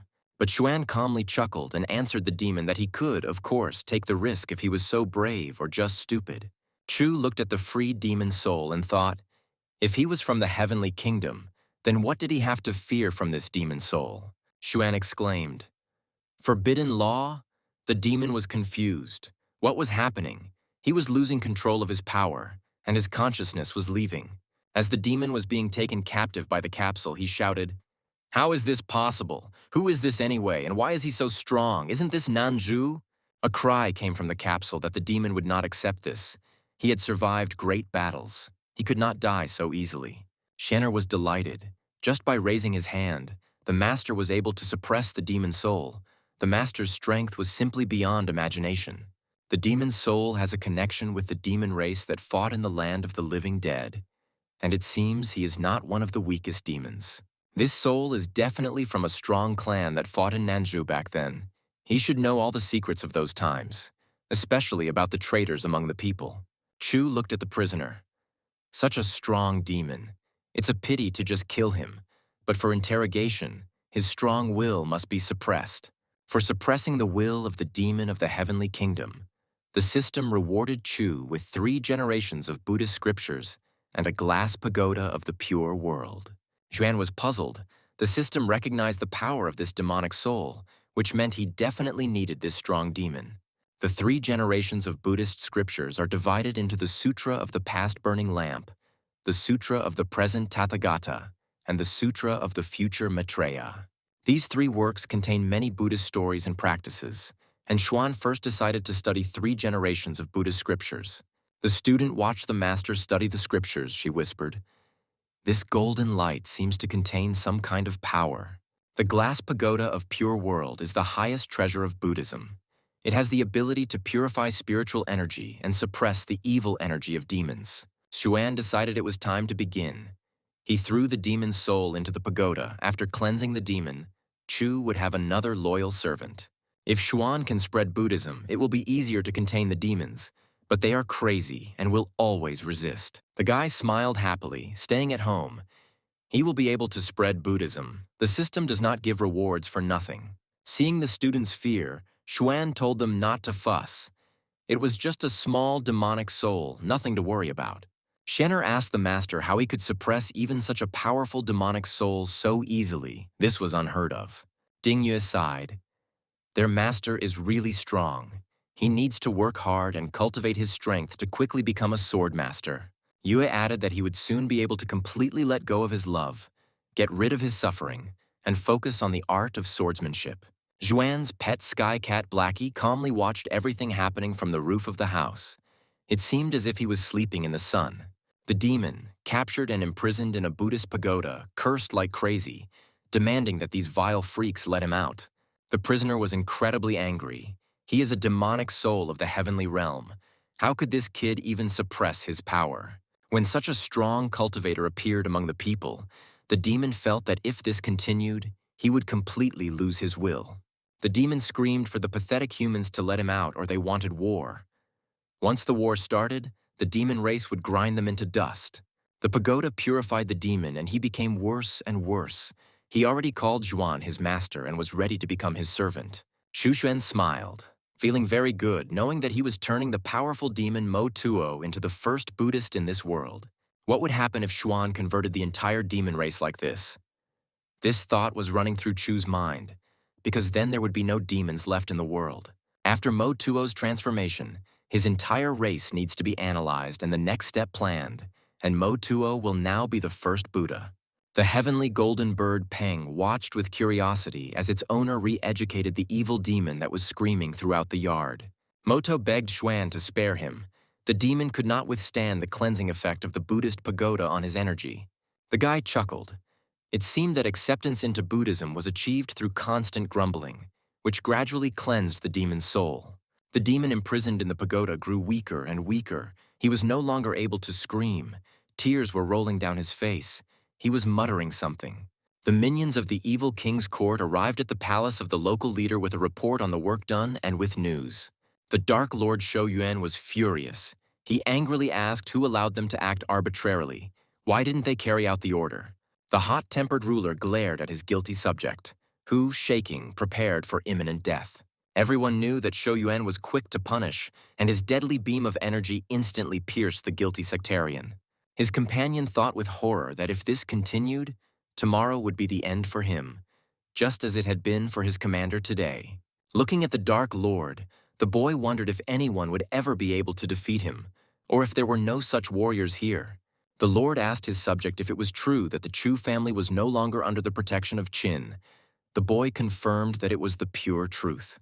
Shou Yuan knew that Chu was in a good position to spy on Qin internally, and if he could control them, he could join the party with Kei Qin. The Lord asked the boy how strong he was compared to Song Yiming, and he replied that the difference in strength between them was small. Shou Yuan thought about it. Chu refused the Empress's offer. They must have strong people, so he decided to go there in person. He was perplexed. Chu had not given any explanation for their refusal, but he had not seen any people there who were stronger than the Empress could have put at stake. In this case, you first need to use the courtyard of the main Chu estate as a stronghold and observation point. The Dark Lord entered one of the clan's courtyards and looked around cautiously, deciding that this place would suit him perfectly. Meanwhile, the guy stretched sweetly. After an eventful day, he was already thinking about going to bed. But suddenly Juan felt the aura of a powerful villain with the Emperor's realm on the family's territory. Who had come here? Chu smiled cheerfully. This was just what was needed for the evening. To end this wonderful day, he moved the uninvited guest to himself. The stunned Shou Yuan instantly found himself in Xuan's manor and stared wide-eyed at the guy who had transported him. The Dark Lord's jaw dropped in surprise. He couldn't understand what had happened to him, where he had ended up, and who this guy was. Xuan sternly asked Shou Yuan if he was the Dark Emperor and why he had come here, and in person at that. The Dark Lord was horrified at how this boy dared to speak to him so brazenly, and most importantly, how he was able to move him here. Xuan rudely asked Shou Yuan if he was deaf and didn't hear the question. Was he the Dark Emperor or something? What was he doing here? The Lord fell to his knees and confirmed that yes, it was he deserved to die, and was completely speechless upon seeing the respected gentleman. The guy barked that he wanted to hear the truth about why the villain had entered the Chu clan's territory, and that there was no point in evading it. Frightened and depressed, Lord Shou Yuan confessed that he wanted to stab the Qin Empire in the back through the Chu family. Xuan warned the Dark Emperor not to lie to him anymore. Otherwise, a very painful death could await him here. Shou Yuan bowed and replied to the elder that the younger understood everything and would not dare to say another word other than the truth. The guy asked if Shou Yuan knew Emperor Qinzong, what he knew about this ruler, what he was famous for, and how he died. Shao replied, "The great emperor once unified Nanzhou and founded the largest country in the northern territory, the Great Qin Empire." The second thing that interested Xuan was what the Lord knew about demons. He replied that they said they came in the midst of a war on their own lands. Rumor has it that the land of the living dead will reopen when the strongest one capable of ending the war appears in the human world. The guy was very surprised. It seemed that even the Dark Emperor himself knew little about the past. He had not yet told Xuan anything new. Xuan asked the Dark Lord if there were any strong people at his court. He replied that of course his uncle was very strong, but he was a recluse. Chu's eyes flashed. "Old man, that's what we need. We need to use the soul seal on him. Speaking of which, it's time to use this technique." He told Shou Yuan that he was satisfied with his answers and would not kill him and would let him go. Moreover, he would leave him a small gift. The soul seal glittered before the stunned Dark Emperor. Xuan added that Yuan should not forget to give his uncle a gift. The Lord felt the seal touch him. He looked questioningly ahead, trying to understand what had happened. After letting go of the confused Shou Yuan, Chu blessed his new powerful subservient, the Darkest Lord. The Dark Lord, who had been changed by the soul seal, went home in a great mood, exclaiming what a wonderful evening it was. The Lord was very kind to him. Shou Yuan still felt the care for him. The Lord smiled blissfully. The evil emperor was sure that he had to continue in the same spirit, so as not to disgrace his strong and wise master. Shou Yuan's aura sparkled, and inspired by his new mission, the formidable Dark Lord rushed towards his home. Stopping not far from the palace, the evil emperor looked in surprise into the courtyard of his vast and luxurious house. Frowning, he asked what had happened to his house while he was gone. Who had dared to make a mess here again? What kind of crowd was this? And indeed, a whole procession of followers of the evil court walked through the courtyard of the imperial palace. Everyone wanted to see the ruler. The palace guards tried to stop the guests, persuading the head of Li to calm down, but he asked where the king was. He needed to see him. The head of the guard said that the Lord was invited by Empress Qin. Li sighed. He hoped that he could get his approval. Li explained that his brother fought alongside the evil king. Now his house is full of banners, and he has become a model for cultivating evil. Li wants that too. The head guard chuckled. So Brother Li just needs a package with gifts from their all-powerful ruler that can be arranged. Li jumped in surprise. So there are such parcels. The guard reached into his pocket to show Brother Li the list of options. Liang handed the list to the sect member, saying that this was the evil king's sales package, and Brother Li could choose whatever he liked best. It was so unexpected that Li doubted whether it would suit him. He hoped to prove himself, show his strength, and gain favor. The guard pointed out to Li the A package, a half-day trip to the evil king's palace with free snacks and 2,000 spirit crystals. For 8,000, Li can go to the palace for the whole day, receive the status of close associate of the king, and plus new lands. Li was very pleased and was ready to pay. The head of security said there was one more package, but this was a serious matter. Li exclaimed, "If A and B are so cool, he is ready to hear about package C," the guard said. The third package costs 500,000 crystals. The brother will be able to watch the king wash his feet, and as a gift, he will receive a chopstick that the evil king used. Li was delighted with the third package. He exclaimed, "This is definitely for him. He takes it." The satisfied security chief laughed. The guard and the potential client discussed the details of the deal, agreeing on when he would arrive with the money and enter the palace. Suddenly, the ground beneath the feet of the palace visitors shook. Some lost their footing and fell, and everyone became wary. And then everyone felt the powerful aura of the Dark Lord, and both the guests and the guards, knowing Shou Yuan's character, were terrified. An explosion was heard in the middle of the palace square. The evil king announced his appearance, and his frightened subjects recoiled. As soon as the clouds of smoke cleared, everyone saw the ruler himself flying towards the palace, surrounded by the light of a powerful aura. The guards realized that the evil king had returned home, and it was unknown what to expect. Everything depended on the ruler's current mood. Soon everyone saw a powerful ruler surrounded by radiance, standing on a pile of stones and looking at his subjects. Shou Yuan frowned and shouted, How dare they, worms and ignorant rats, sabotage here? He will show them who he is. The king clenched his fists. The energy of anger and death flared around him. It seemed that the ruler was incredibly angry at the whole world. The evil king slammed his fist on the ground and shouted for all the uninvited guests and his foolish enemies to die immediately. Obeying the Dark Lord's command, razor-sharp thorns rose from the ground and hunted everyone in the square.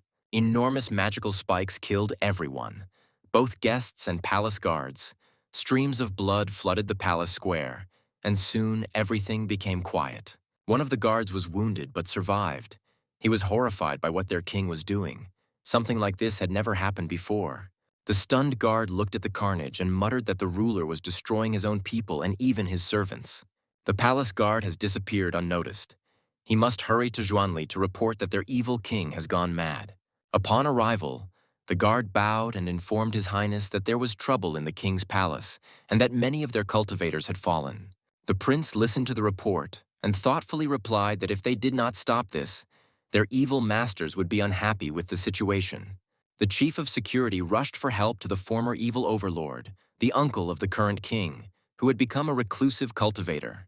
The guard shouted to the master that the evil king had gone mad, and if he did nothing, they would be left without a single person at court. The envoy begged the old master to do something. Uncle Shou Yuan grumbled angrily. Things are getting worse and worse. The old king thought irritably. He knew that he had been wrong to hand over the throne to his nephew, and now he would have to deal with the consequences. The doors of the old cultivator's cave swung open.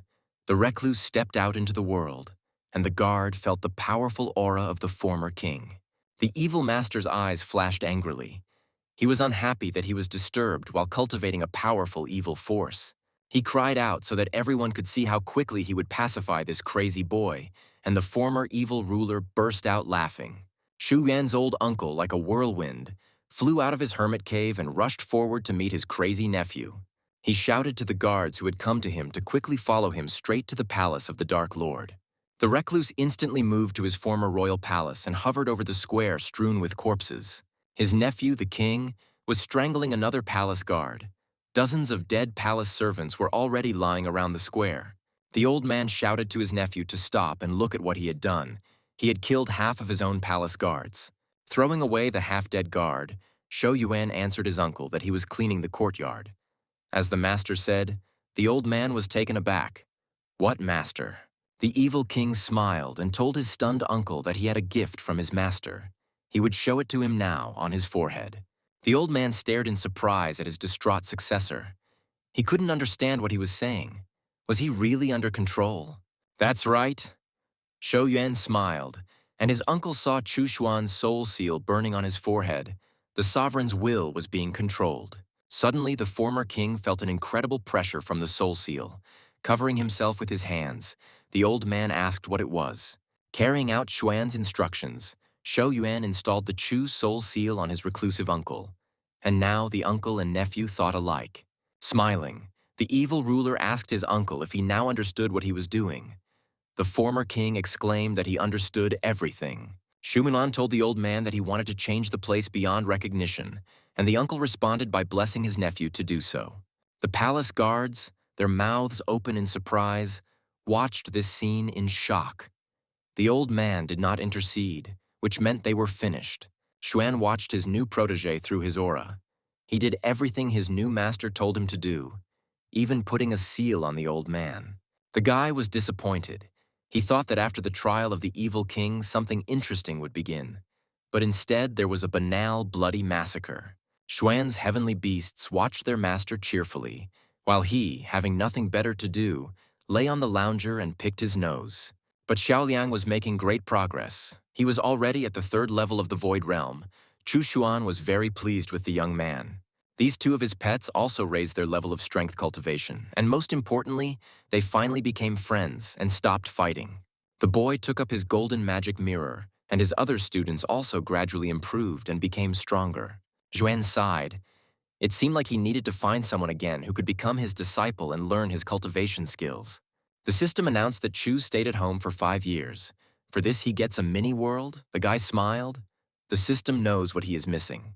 The mini-world is an additional spiritual space in which there are many resources for cultivation. You can even adjust the time difference between the mini-world and the present. The satisfied guy laughed. Very nice. I need to see what kind of world this is and how similar it is to the other, real world. Xuan looked into the mini-world given to him. It turned out to be beautiful, like the untouched planet Earth, only in miniature. The boy's eyes were shining. He was holding his little world in his hands and exclaiming, "The system is really magnificent. What a wonderful gift." A happy Chu Xuan decided that he should show this wonderful miniature world to his talented students. In the morning, Xuan was transported to a mini-world along with his students and pets. The children asked the teacher where they were. It was so beautiful here. Dingye said with admiration, "This is what their master is capable of. It is truly amazing." The girl completely agreed. Xuan pointed to a huge tree in the distance and asked his admiring companions if they knew what it was. Everyone looked at the giant tree that grew alone on the top of a high mountain. No one knew what kind of plant it was. The disciples guessed that it was a holy tree.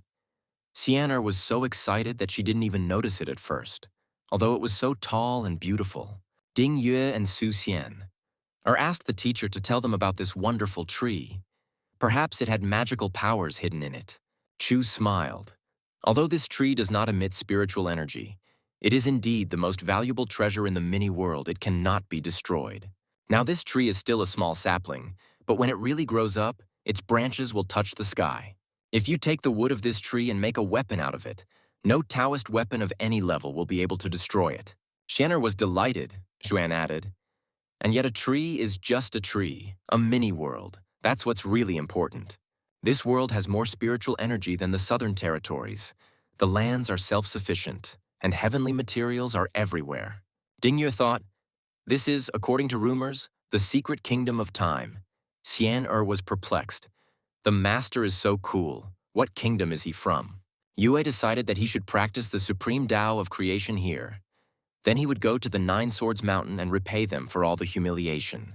After the breakthrough, Xian'er planned to find the scum from the Su family who forced her to run away from home and make sure to settle the score with them. Chu Xuan told his disciples that their souls were not pure, and that before cultivating strength, they needed to purify their thoughts. Confused, Dingye muttered that the master had found out his secret thoughts, but he had suffered a lot of humiliation in the sect. Su Xian'er blinked her eyes in surprise and made confused excuses. The master guessed her thoughts about revenge on her offenders.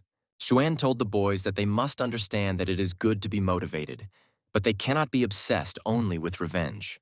They, like this tree, had only grown a little, but they still had a long way to go, and then Yue noticed that the little ones seemed to have disappeared. Xian'er looked around in surprise, wondering where they had disappeared to since they had just been there, sitting on their heads and looking around the new world. Xuan smiled. The little rascals probably went down to play. They got bored with people. They need to look for them in the clearing. Meanwhile, Xuan's pets rushed to hunt the unsuspecting, peaceful little creatures of the mini-world. The little animals played and frolicked in the clearing, not expecting any aggression. This world was still young and completely calm. The peng bird took aim at a small snake that was wriggling between the beautiful flowering bushes and was not causing harm to anyone. And Blackie, his eyes flashing, rushed after the frightened mouse, who, seeing the mustachioed monster, tried to escape. Xuan and his students saw what their usually quiet and obedient little pets were doing in the clearing. Xuan's eyes flashed with anger, and he loudly barked at the two of them to stop causing trouble in his new world. The boy shouted to the pets that he told them to go play here and not to bully others, and what kind of mess they had made here. Grabbing his pets by the scruff of the neck, Chu gave them a good beating, but they made excuses that they were just fooling around and weren't bothering anyone. Xuan told the kids that they should be friendly. The local animals are peaceful and not at all suitable for fighting. Chu told his pets that they were strong and, on the contrary, should protect the local kids, because this was his world. Hearing the boys' giggles, Xuan ordered them to stop gloating and get to training, and the students unanimously responded, "Yes, master." But before they practice, they must eat their fill. The sheep here are quite fat, and the fish in the river is also very good. The students rushed to get food, and Xuan hurried them. He was already very hungry and eager to enjoy a delicious lunch. After some time, all three were lying in the clearing and, like boa constrictors, digesting the delicious food prepared in the mini-world. The system cheerfully told Chu that he could now enjoy time spent not only indoors but also outdoors. Chu Xuan tensed up. Come on, it should work. He was practicing a new secret technique that he had recently received as a gift from the system. And then a huge snow tiger appeared in the courtyard of the estate. The guy tensed up and shouted for it to become even bigger. The little bird Peng rushed towards the monster, growing to gigantic proportions, its entire body ablaze with golden flames. Xuan conducted this training, making the pets fight the demonic beasts and defeat them. The boy strained his strength and shouted to his pets to rush into battle. They needed to train so that they wouldn't get confused in a real fight. The training was in full swing, but the kids were already tired. Blackie helplessly stretched out on the yard tiles, pretending to be dead. Xuan was amazed. The illusion was truly amazing. She alone was able to seriously exhaust his two little ones in a short time. But this requires too much strength. If Xuan had reached the heavenly realm, it would have been much easier for him. Su Xian'er called the master for lunch, but the guy did not want to be distracted. He told the maid that he was currently busy training. The creation of illusions is the art of the great Tao of time. It is no different from a real person or animal.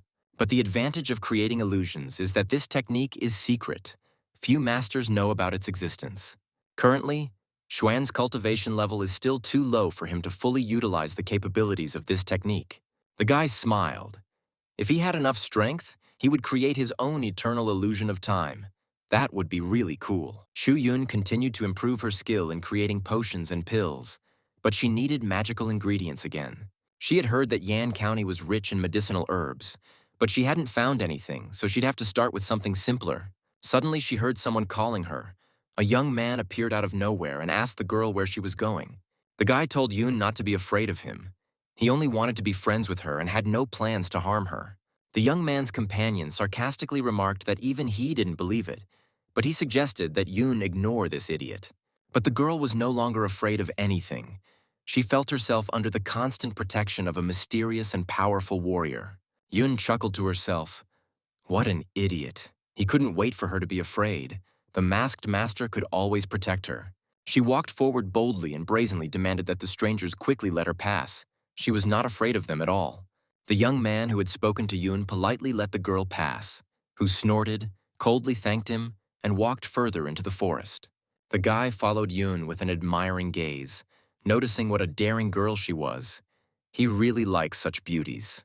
The young man's companion thought with regret, Junior Xiao Wang is known for his cruelty. What a pity for this beautiful girl. But this was the first time he had seen Xiao Wang behave so politely. Usually, he dealt brutally with his victims almost immediately. One can only hope that this is not another trick to have fun with a young and defenseless pretty girl. After letting Chu Yun go ahead, Xiao Wang asked the girl to stop. He didn't want to let this beauty go just like that.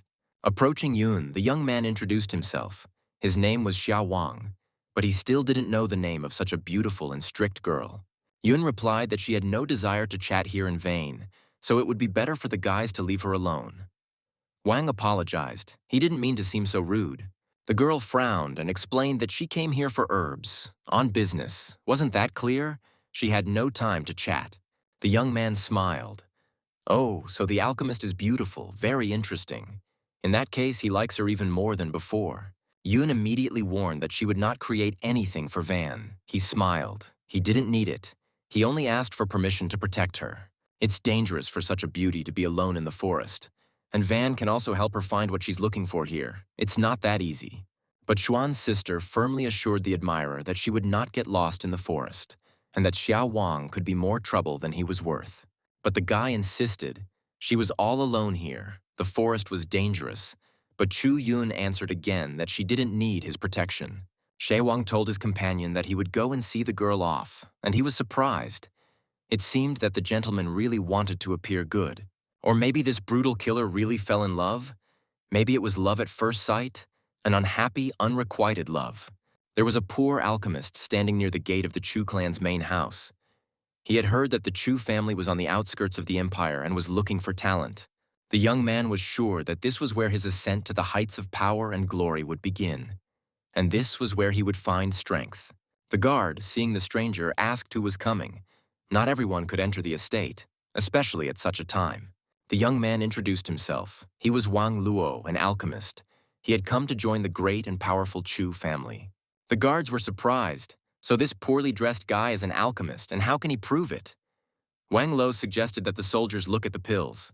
He had 2 pills that he had made before coming here, especially to present to Chu, spinning in his hands.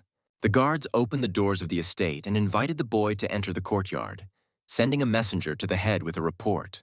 Wang Lo politely thanked the masters for the warm welcome and the opportunity to show their art to the head of an influential family.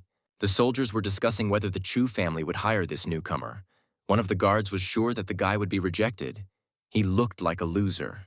Walking out onto the porch, Chu Tianming asked the guy if he was Wang Luo, the alchemist who wanted to join their family.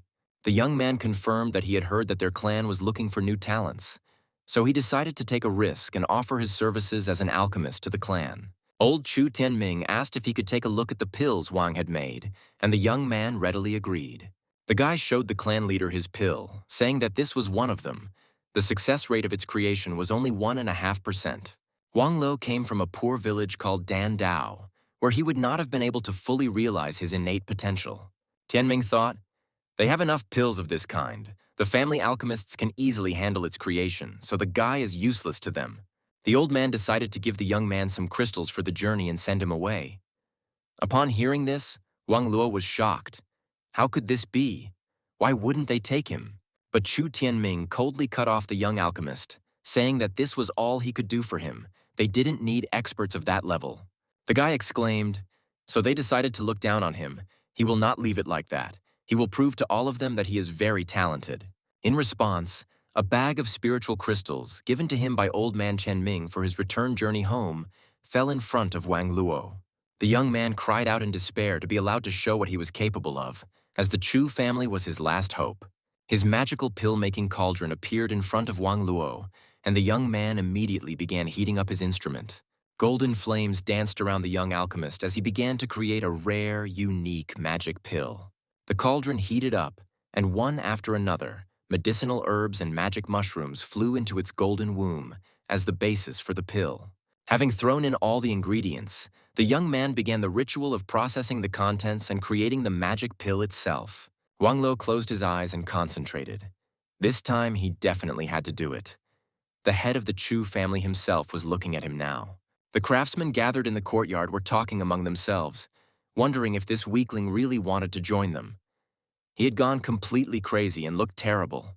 Wang Lo thought, let's see how you talk when you see the special pill he created. Even the strain won't bother him. The young man's body was burning. He was experiencing hellish pain. Because of the disease, he could not create complex pills and became a disgrace to his family. But today, he had to overcome the physical pain and do it. Wang Luo knew that concentration was the main strength of an alchemist. The young man's whole body was shaking, but he was still confident that he could make the pill. Observers noticed that the guy was getting sick. Voices were heard that the young man was already red as a lobster. He had spent so much energy for one pill, he could die right here. People around him said that he was a disgrace to the Wang family, a weakling. He must have been expelled. Such trash is not needed here either. Blood gushed from Wang Lo's mouth from the strain.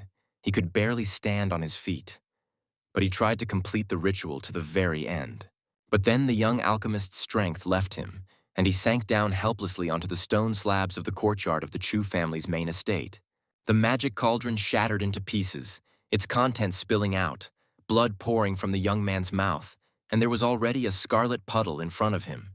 The observers exclaimed indignantly, "This guy even had a broken stove. He's a liar who came for free food and water." Soon everyone left, deciding that there was nothing more to see here.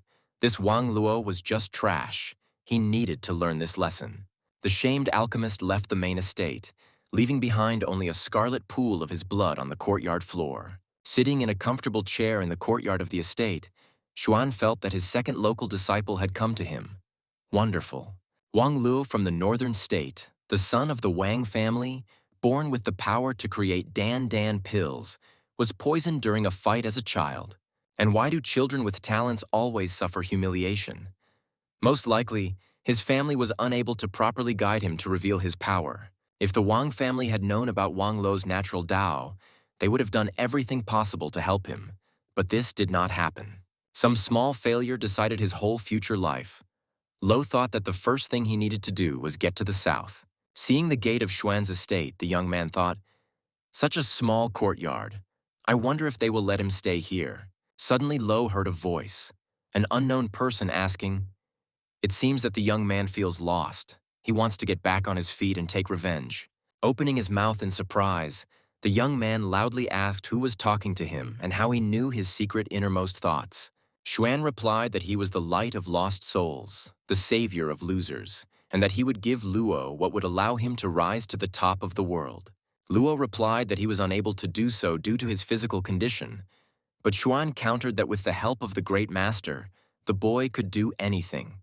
Van rushed to the gate of the small estate as fast as he could, exclaiming, "Could this really be true? This was such incredible luck." The young man introduced himself to Xuan. He, Wang Luo, was paying his respects to the elder. Chu demanded that he kneel down. The delighted alchemist looked at the amazing master with eyes wide with surprise and did not stop expressing respect. Obeying Xuan's order, the young man fell to his knees before him and, in addition, hit his forehead on the floor as a sign of complete obedience. The system, as always, did not stand aside and added a new necessary technique, Heavenly Flame of the Void, to Chu Xuan. The owner of the estate allowed Wang Luo to stand up and solemnly said that from today on he would name him his second disciple.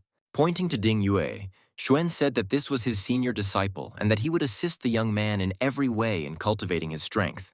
Su Xian cheerfully told the newcomer that although he was only in the Xuan realm, with a master he would quickly develop his talent. Xuan told Luo that he was born with the power to create pills, but due to an injury, he can no longer fully use it. Wang Luo confirmed that, unfortunately, this was true. Xuan explained that he had a technique that could restore the flow of qi in Luo's veins. Xuan could have done it himself, but it wouldn't have revealed Luo in the future. His talents were too rare to be extinguished by such manipulations.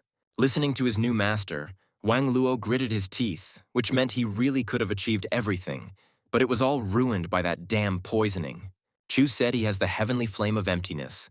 Luo is waiting for 40 days of agony. If he can't withstand it, he will die. If he can withstand it, he will recover. The young man quietly replied that he was ready. Xuan suggested that he think carefully, because he could die without achieving anything. Wang Luo told the teacher that he would either become a bird or a worm, but he was not prepared to live among the despicable little cockroaches. Ding Yu exclaimed, "This is an excellent decision. He is all for the new brave disciple of their all-powerful master." Suddenly Xuan said that since his new disciple was ready, they would begin right away, and flames danced around the stunned Wang Luo. The young man was very surprised. This fire was too powerful. What kind of technique was this? But he would not run away, but would take advantage of this chance. Handing the flame to the disciple, Chu explained that if Luo was strong, he would be able to refine the flame, but he must not forget why he needed it. Shanner said, "One breath of heavenly void flame could burn away all spiritual powers." Wang Luo was too weak to use it on his own. But the young man replied that he had already made his choice, and if he ran away, he would never be able to prove to anyone that he was worth anything. Xuan instructed his student to use the flame. He could do anything. The main thing was to concentrate and not forget why he was doing it. Before handing over the flame to the young man, Xuan warned him not to make a mistake. Wang Luo replied that he would do his best.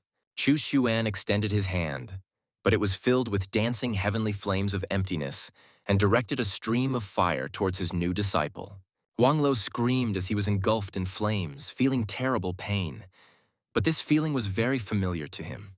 The alchemist thought that he would make those who once laughed at him, insulted and despised him, stand behind him below and beg for mercy. Xuan hoped that the child of fate would overcome all adversity, perfect the flame, his strength would increase, and Chu would receive a bonus from the system. Chu transferred Wang Luo to a mini-world, and he himself watched him from the real world. Days passed by, the young man coped well. The guy saw that the power of Qi Luo was growing. The flow of energy was being restored. As expected, he was able to conquer the flame of emptiness. Not only did the young alchemist recover, he also broke through to the next realms.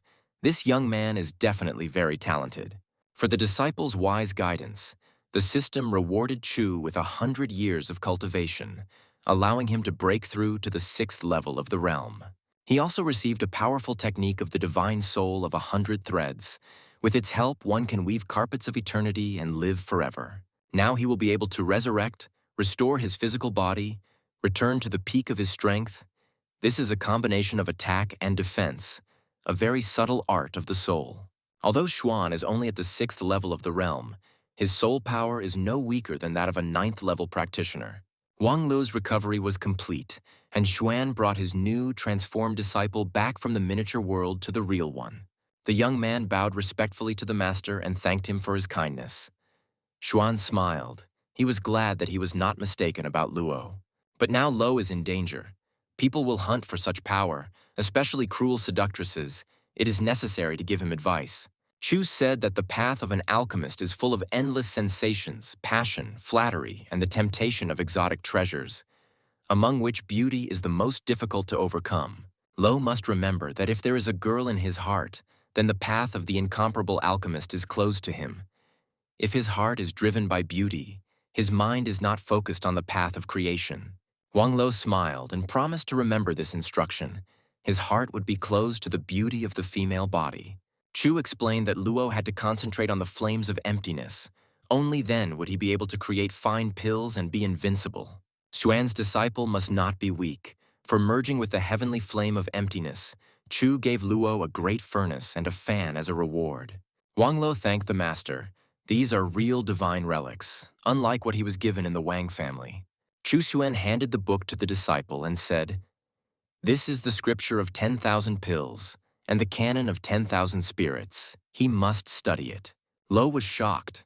Such a small book, but so much was written in it. The path of strength is also the correct use of resources. Chu also taught the young man several breathing techniques, which he will benefit from much more than he thinks.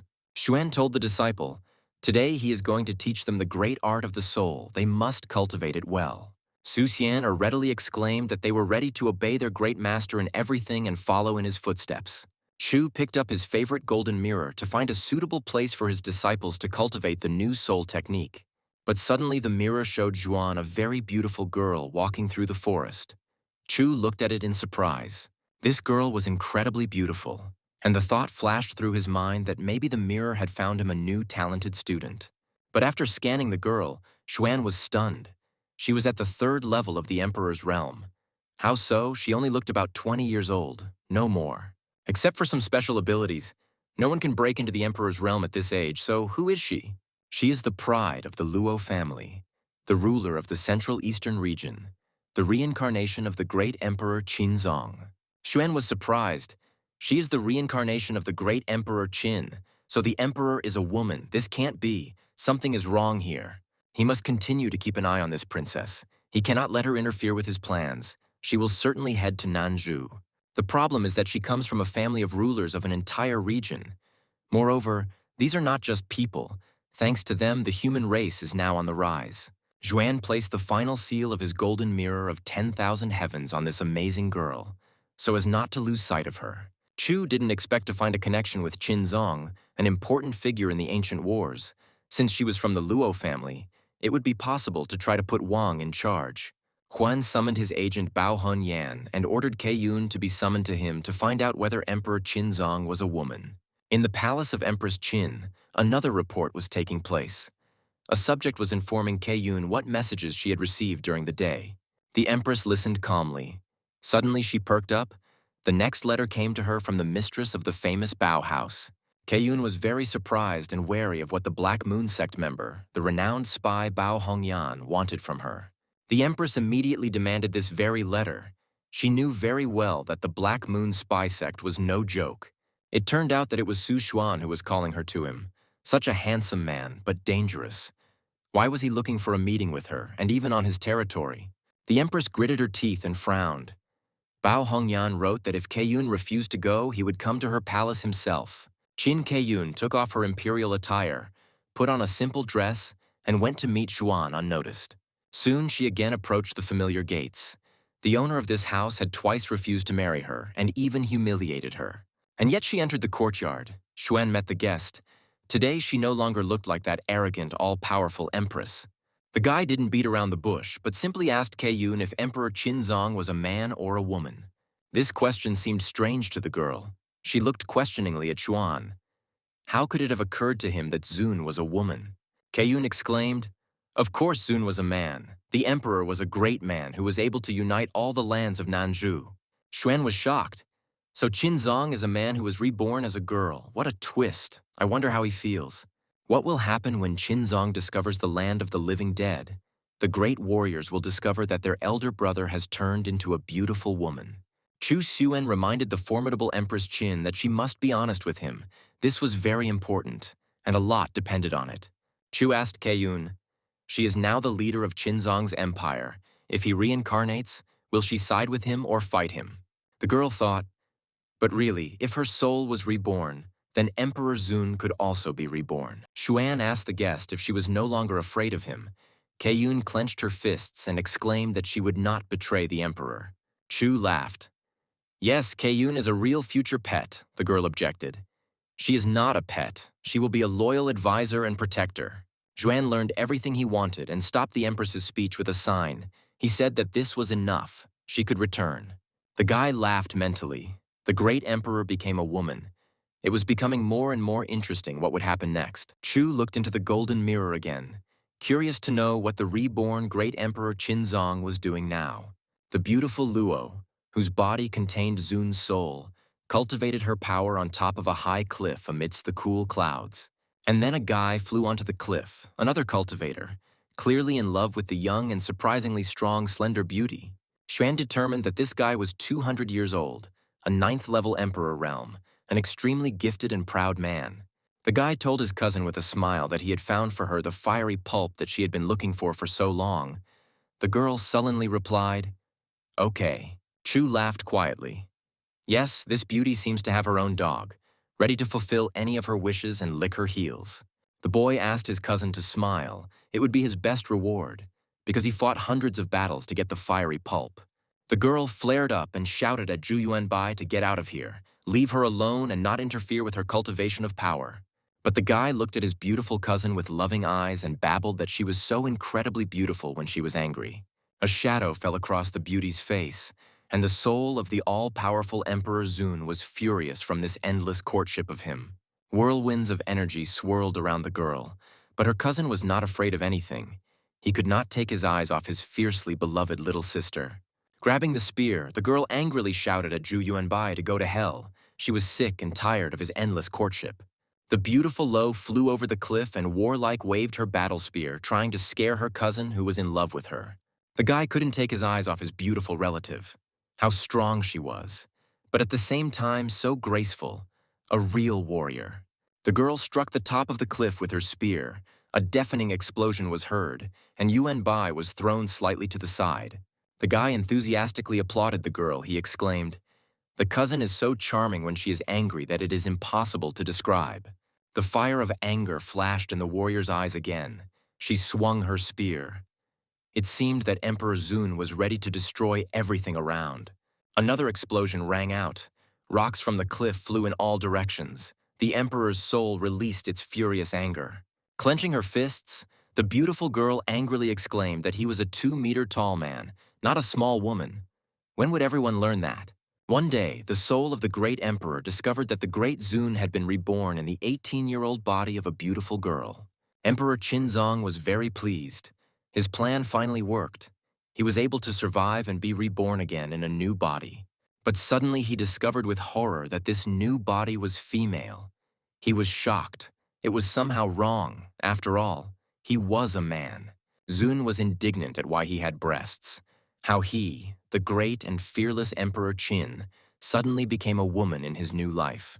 But there was no choice, and Zun began to train the tender female body, breaking through to new realms and increasing strength. The body of the young Princess Ying became stronger and stronger, but the emperor lamented that this body still could not compare to the previous one. The Luo warrior family is the most influential in the eastern region, and at such a young age, Ying has already broken through to the 3rd level of the emperor's realm. Ice Mountain beauty Luo Ying became famous throughout the region, but her family was not very happy with her constant training. The warriors of the Luo family greeted the 3rd young lady with unanimous approval. The girl was not only strong, but also amazingly beautiful. Many felt the habit of domination in the gaze of the young beauty. The great Emperor Qinzong was becoming more and more apparent. On Luo Ying's fragile hand, a magical object gleamed, one of the treasures of an influential and powerful family in the eastern region. Xuan, who was watching her, guessed that the problem was most likely related to the king's Taoist soldiers that the bracelet summoned. Lo Ying was met by her mother, who told her daughter that she was already #1 among her peers, and asked her not to ruin her body with training. What kind of girl is she who trains, according to the law of yin, and will be in power anyway? The woman asked her daughter not to train her body anymore. The girl angrily exclaimed that she couldn't not train. She had to become as strong as possible. Otherwise, why did she need this weak body? The mother was surprised why this was so important to Ying. Cultivation was killing girls. What she had done to her skin, to her tender body. Emperor Zunu wanted to scream that he didn't want this soft white skin and thin waist. He wanted to be a fierce man. But instead, the beautiful Luo Ying asked her mother, who was worried about her training, if there was a way to turn a girl into a guy. The woman was scared. How could Ying think about this? She was a beautiful girl. What need did she have to become a guy? Mrs. Lo exclaimed that her daughter had gone crazy. This was the end. The woman urgently called someone close to her. The two masters immediately knelt before the lady. The woman ordered that the great master be called immediately. Perhaps Ying had gone crazy. The stunned girl exclaimed that she was in her right mind. The reborn emperor was indignant at how complicated everything turned out to be.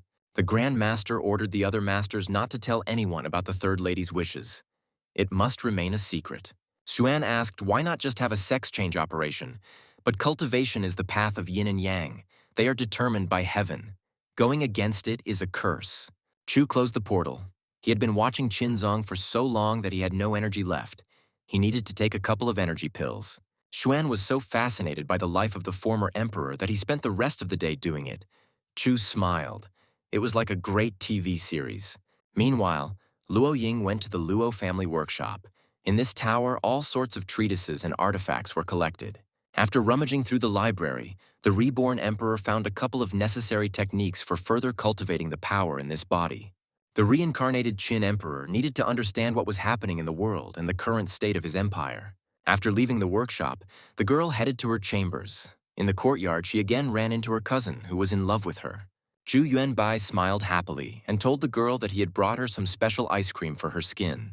Zun was furious and yelled at the guy to leave him alone, but the guy kept saying that Luo Ying was so charming when she was angry. Suddenly, he asked his cousin if she would marry him. He dreams of marrying her. They will have a baby, beautiful and strong like In. This was beyond Qinzong's strength. He drew his spear and shouted that the guy be damned. He must die for his words. Seeing the beauty's anger, Yuanbai ran away, and Zun thought, "They are both men. How dare this bastard talk about this?" Xuan turned off the portal of the golden mirror of 1,000 heavens. All this seemed incredibly funny to him. A new home entertainment. The guy said that they should train too. They should show Ding Yue and Wang Luo how they can train their bodies. Xuan invited the young men and told them that today he would impart to them a technique for refining the body for more successful cultivation of powers. Su Xianer asked the master, "What about her? She also needed to cultivate her powers and become stronger." Chu smiled. "She doesn't need it. She has a good flow of qi. Besides, this technique changes the body. Does Xian really want muscles for herself?" The girl imagined herself with huge muscles and said with a smile, "No, she definitely doesn't need that. Her body is quite happy." Xuan imparted the heavenly sword-curved body technique to Ding Yue, and now the youth's body was like a huge creative force. He gave the alchemist Wang Luo's second disciple the technique of the body of 9 changes, so that every attack would only make him stronger. The young men respectfully thanked their master for the priceless gifts, and now they must go off to train new techniques. Lying in the fresh air, Xuan was thinking about whether he could pass on the body purification technique to Luo Ying so that she would become like a man. Chu imagined with horror the beautiful girl with the muscles of a bodybuilder. Or maybe he should just not interfere for now and continue to observe. But what Xuan definitely needs to know is what really happened in the land of the living dead. Why it suddenly disappeared. The demon Mo Tuo has almost been completely purified and will soon be ready to be interrogated to see if Qinzong can tell Xuan more. Yuanbai asked Ying to beg him and stop hitting him. He was wrong. If his cousin wanted, he would find a body purification technique for her. The boy exclaimed that he would immediately go in search of something that would suit his beloved cousin and would not return empty-handed. Luo Ying frowned and replied to her brother that he had persuaded her. Then she would wait for his return. Yuanbai smiled. Great, she would be happy. The great Emperor Qinzong thought, this is the end. A shame. He uses the beauty of the female body, not strength, to threaten people. He didn't want to go back home. It was better to find a place to practice. He was still too weak to fight demons. Suddenly, the revived emperor saw two secret assassins flying towards him. They clearly wanted to kill the young daughter of the Luo family. Where did these bandits come from, and how dare they attack the young lady from the ruling family? Did someone hire them? Emperor Zun in Luo Ying's body frowned. He wasn't afraid of an ambush. It was unlikely that these slackers were that strong, but someone was hunting Ying. The two assassins put up their shields. It seemed they knew that this beauty would not be so easy to kill, and they got ready. The assassins rushed to attack, trying to catch the girl off guard with a lightning-fast attack. Luo Ying calmly looked at the bandits. A combat spear flashed in the girl's hands. She repelled the assassin's attack with a precise blow and prepared for a counterattack. Zun reasoned that the attackers knew exactly which family Ying was from, but no one knew about his reincarnation yet, which meant that the Luo family had enemies. The battle in the forest continued. Two swordsmen attacked Luo Ying, who skillfully repelled all attacks, wielding a huge combat spear. Xuan admired. Luo Ying's skills are far above the realm of the emperor. It is obvious to the naked eye, the body purification technique will suit her perfectly. She can split the aura, directing one part to defense and the other to attack. Abilities that are beyond the reach of the emperor's realm. In just a couple of seconds, she was able to suppress two attackers, and the enemies were not the weakest in strength, but Ying dealt with it quickly. Qinzun was puzzled. Where were the strong guardians of this family? Why weren't they protecting the young lady? This had to be put an end to. The girl with the spear flew above the forest, her aura blazing. The bandits looked in confusion at the fragile daughter of a wealthy family. The spear swung, and a blast of murderous, lethal energy from the battle spear flew towards the bandits who had attacked Luo Ying. The mercenaries put up a shield and prepared to repel a powerful attack from the beauty and warrior famous throughout the area. The soldiers were sweating with fear. They never expected that this 20-year-old girl was capable of fighting so bravely. Emperor Zun let out a battle cry, preparing to attack the enemies. It was very strange to hear from the lips of a fragile girl. The killers stared intently at the formidable warrior approaching them, looking more like a seasoned warrior. The mercenaries' magic shield shattered under the impact of Luo Ying's spear, and they suffered significant damage from third young Miss Luo's attack. Emperor Qinzong looked at the wounded enemies and thought that now he would finish them off and the battle would be over. They could not be left alive. Suddenly Zun noticed a flash of light very close. The emperor cursed. This is not a good sign. It seems more enemies have appeared. The warrior's experienced eye immediately noticed a secret attack. It seemed that these two were sent as a decoy, and more fighters were waiting in ambush. The blade flying at his back was instantly blocked by the fragile but strong fist of the warlike girl Luo Ying. The emperor looked around. Several blades were flying towards him at once. It would be difficult for the girl to fight off such an attack. An imperial aura flared across the forest clearing. The nearby enemy weapons were destroyed, but the mercenaries' attack continued. One of the blades flew towards the tender body of young Luo Ying, and the emperor did not immediately notice the enemy's weapon right next to him. Blood gushed out. The third young mistress of the Luo family was injured. Her exquisite dress was torn and stained with the scarlet color of blood. Qinzong shuddered. This body was so fragile and reacted so painfully to injuries. In his previous body, he would not have even noticed this scratch. Zun decided to use the mad tyrant technique, but he caught himself in time, because now he is just the daughter of the Luo family. He needs to take care of his clothes so that no one notices the traces of the battles. And if he uses the technique of the mad tyrant, he can be left without clothes at all. The girl was surrounded by assassins in a forest clearing. Zunu wouldn't have been afraid of them if she hadn't had to maintain her status as a princess. The wounded bandits hurried to escape while the rest prepared to attack the fragile beauty with a huge spear. The emperor realized that these were assassins. They had mastered the techniques of secret assassinations to perfection. Maybe Yuan Bai had set it all up. And in the end, the hero will come to save the beauty. If this is so, then sooner or later Qinzong will cut this lover into pieces. Suddenly, the emperor noticed that his enemies had used the technique of invisibility to attack the warlike beauty secretly. One by one, the mercenaries became translucent and then completely disappeared from sight, as if melting in the warm air. Zun waved his sharp spear, and the assassins stepped back. It seemed that this strange girl could see them even in transparent form.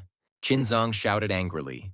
The idiots decided to use invisibility. Anyone can do that, but it definitely won't help them in battle.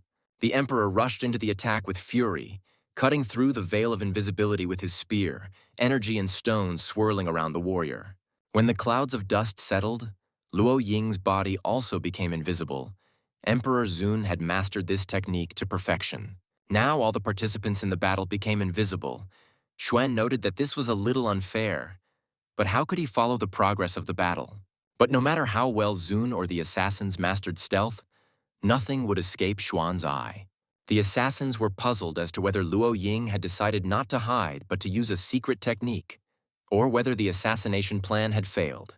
Having become invisible, Emperor Qinzong rushed towards the confused assassins with a spear, the sharp, wide blade approaching them. Now a deadly spear pierced one of the mercenaries. The rest recoiled in fear. The attack was unexpected.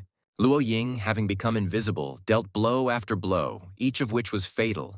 The secret assassins were terrified. Several souls flew to their forefathers, and now none of the mercenaries thought about a new attack on the beauty of the ice mountain. The two assassins escaped. Chu chuckled. Even such monsters value their lives. The technique of the beauty Luo Ying is merciless. Although at first glance it seemed that the two assassins had escaped, Qinzong had already obtained their souls using a secret technique. Then Yuan Bai appeared in the forest clearing and exclaimed that whoever dared to kill his sister would definitely be destroyed. A war broke out between the powers that be on the Dongyu Plain, and the ruler of the people executed one of the ringleaders. But the identity of the second remained unknown and could not be captured. The ruler of the people is very powerful. Although Chu is at the threshold of the 6th stage of the honorable realm, he is still too weak. After a month of practicing in the mini-world, Wang Luo broke through to the true realm, and Ding Yue had already reached the 9th level in this realm. Su Xianer's powers have also reached their peak, and she is preparing to break through to the next realm stage. The mini-world of Chu was no longer enough, but if we created a special Qiankun space, we could avoid some of the conventions of cultivation. This space is ideal for cultivation, allowing one to quickly break through to the next realms. Xuan received another report from his secret agents, and surprising news about Mount Baisheng reached the Black Moon Tower. Mount Baisheng was once the most powerful sect, but after being defeated in an ancient battle, it ceased to exist. After reading the report from his spies from the Black Moon, Xuan exclaimed, meaning that the relics of Mount Baisheng would soon be revealed. The mountain was once ruled by a powerful cultivator of the heavenly realm, but the sect fell after the war with the demons. There is definitely something worthwhile there. The 3 kingdoms and 3 sects of Nanzhou sent their strongest warriors to the last battlefield of the ancient battle near Mount Baisheng. Xuan said thoughtfully, "It seems like the waters of Nanzhou have boiled. The cultivators are ready to grapple with each other for the treasures." Chu decided it was time for him to step in and get a systemic reward for solving the problem. The boy called his student Ding Yue from the mini-world and asked him to do something for his teacher. The young man immediately responded. Yue emerged from the portal and respectfully asked the master how he could help him. Xuan explained that he had his first task. The ancient relics of Mount Baisheng will soon be revealed. Xuan wants the young man to go there and bring back some valuable items. The young man happily agreed. Chu added that this time the 9 Swords Mountain would also send its people there. Wasn't Yue afraid? The student firmly replied that he was not at all afraid of encountering this sect. On the contrary, he believed that it was even for the best. Xuan said, "Yue must put an end to everything that happened in the past, become famous or be killed. Now it all depends on him." Ding Yue bowed and replied to the teacher that he would definitely prove himself and would not disgrace the name of his great wise master.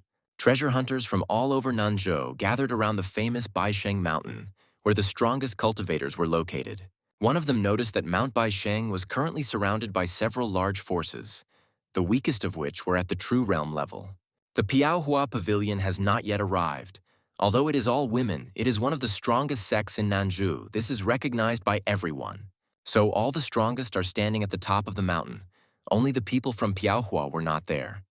But there is a place for them at the top. The game has already begun. Almost unnoticed by those present, the surroundings of Mount Baisheng began to move. Steam rose and stones fell here and there. Among the 3 kingdoms and 3 sects, There is one whose title does not correspond to reality.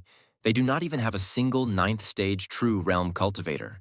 One of the people present asked Liu Pingfeng in surprise if he didn't worship his mistress Qin Keiyun. Pingfeng was puzzled. There was another kingdom in the region now, and couldn't they do something about all this? Dark Lord Shouyuan replied to the renowned swordsman that their sect despised bullying the minority. It was unworthy. Those gathered indignantly wondered how he could still keep up appearances, or whether he was trying to humiliate them. A handsome man without brains. One of the Qin elders was confused, wondering if he was seriously planning to accuse anyone. And then the confused elder heard a greeting. A very strong cultivator shouted to her how many years and winters. She sighed with relief. Great. Finally, the reinforcements of the Mountain of Nine Swords are here. Otherwise, there were too many people. The evil emperor looked at the new arrivals.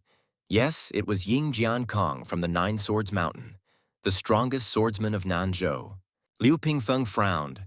So it means that Mrs. Qin Keiyun is now relying on the support and strength of the Nine Sword Mountain Recluse. A murmur ran through the ranks of those gathered. Ying Jiankong himself was here, at 50 years old. He was already at the pinnacle of the realm of truth, a true swordsman. The arrivals greeted Liu Pingfeng, the elder of Qin, who suggested that they drop the ceremony and sit down nearby. The girl watched Jiankong leave. He finally arrived. She said with a sigh that the relics of Mount Baisheng would definitely go to him. Her grandfather replied that perhaps that would be the case, and after they finished with the relics, they should marry Ying Jiankong. The girl's eyes sparkled with joy, her cheeks flushed, and she quietly said that she completely relied on her grandfather for this. Grandfather heard that Jian Kun was close with his girlfriend from the Nine Swords Mountain. His granddaughter replied that she knew he didn't hide it, that's true. His girlfriend will become a concubine. He is a handsome man, and it is logical that girls will throw themselves at him, but only she will be his only one. The grandfather admired his granddaughter. Despite her beauty, she grew up with such a big and kind heart. Suddenly everyone heard a roar. The entire area around Baisheng Mountain trembled, and a thick, dense fog covered the entire area. The girl excitedly asked her grandfather what this was, and whether the discovery of the ancient sect's relics had already begun. Experienced cultivators understood that these vibrations were so strong that it seemed that the discovery of the ancient treasures of Mount Baisheng would soon begin. Ying Jiankong leaned forward impatiently, eagerly waiting for Mount Baisheng to open, with the sect members and Qin elders standing behind him. The Dark Emperor, sitting on the throne, asked when the women from the Piaohua Pavilion would arrive. Everyone else was already there. Shouwan said with a grin, "Let's all admit that these girls need guys. They definitely can't handle it on their own."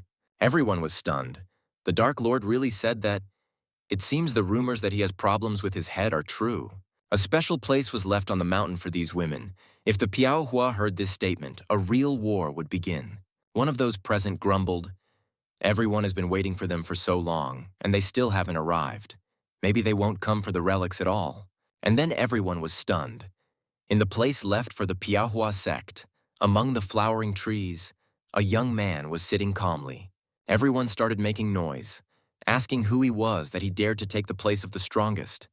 If the boy wasn't so stupid, he would quickly get out of there.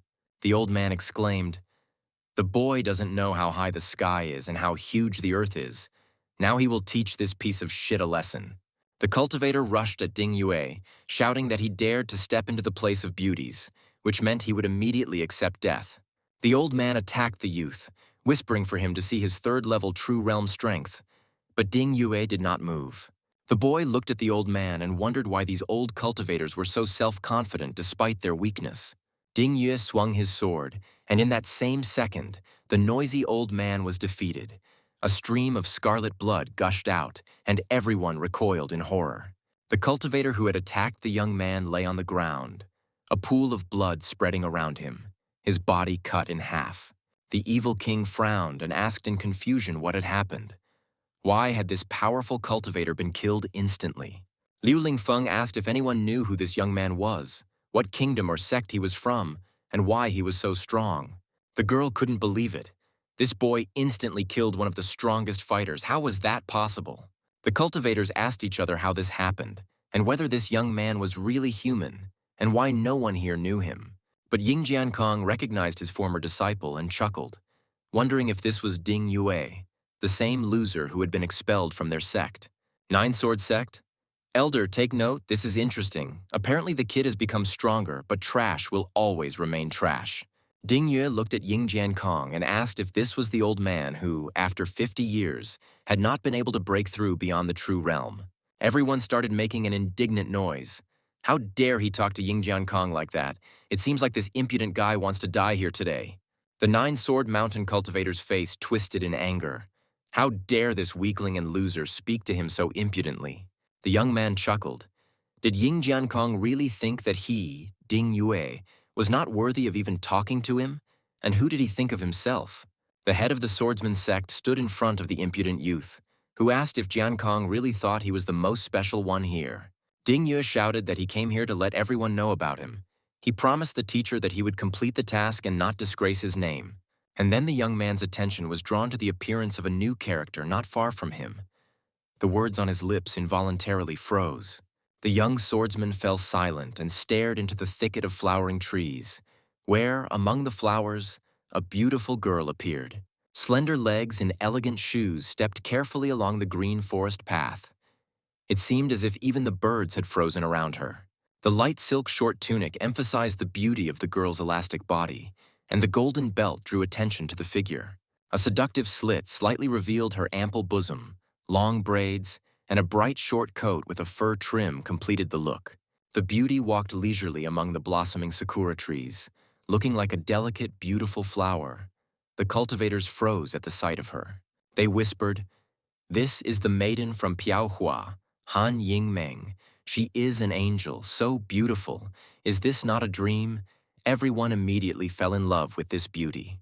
Ying Jiankong knew this girl. He thought with admiration that she had the aura of a celestial being. She was able to instantly cloud one's mind. Inman was pleased. According to the teacher's plan, they would disorient everyone and then take advantage when the relics were revealed. But suddenly Ding Yue shouted at the beauty from the Piaohua sect to get away from him and stop making eyes at her. The young man told the stunned beauty not to even think about confusing him. In his heart, there was only a battle sword. Seeing the surprised face of the beautiful Han Yingmeng, the guy explained that he couldn't put her in his heart as well. She had to accept it. Meanwhile, the vibration on Mount Baisheng stopped. Steam began to hiss from somewhere below, and everyone turned their gaze to the mountain. And in the cherry blossom grove, a scandal broke out. The offended Han Yingmeng yelled at the impudent young man that he was incredibly annoying her. Firstly, he scared the girl to death, and he even dares to be rude to her. How can he even talk to her so terribly? She, the incomparable beauty Han Yingmeng, had never met such rude people before. The young man should apologize right now. But Ding Yue calmly replied that he was not going to apologize.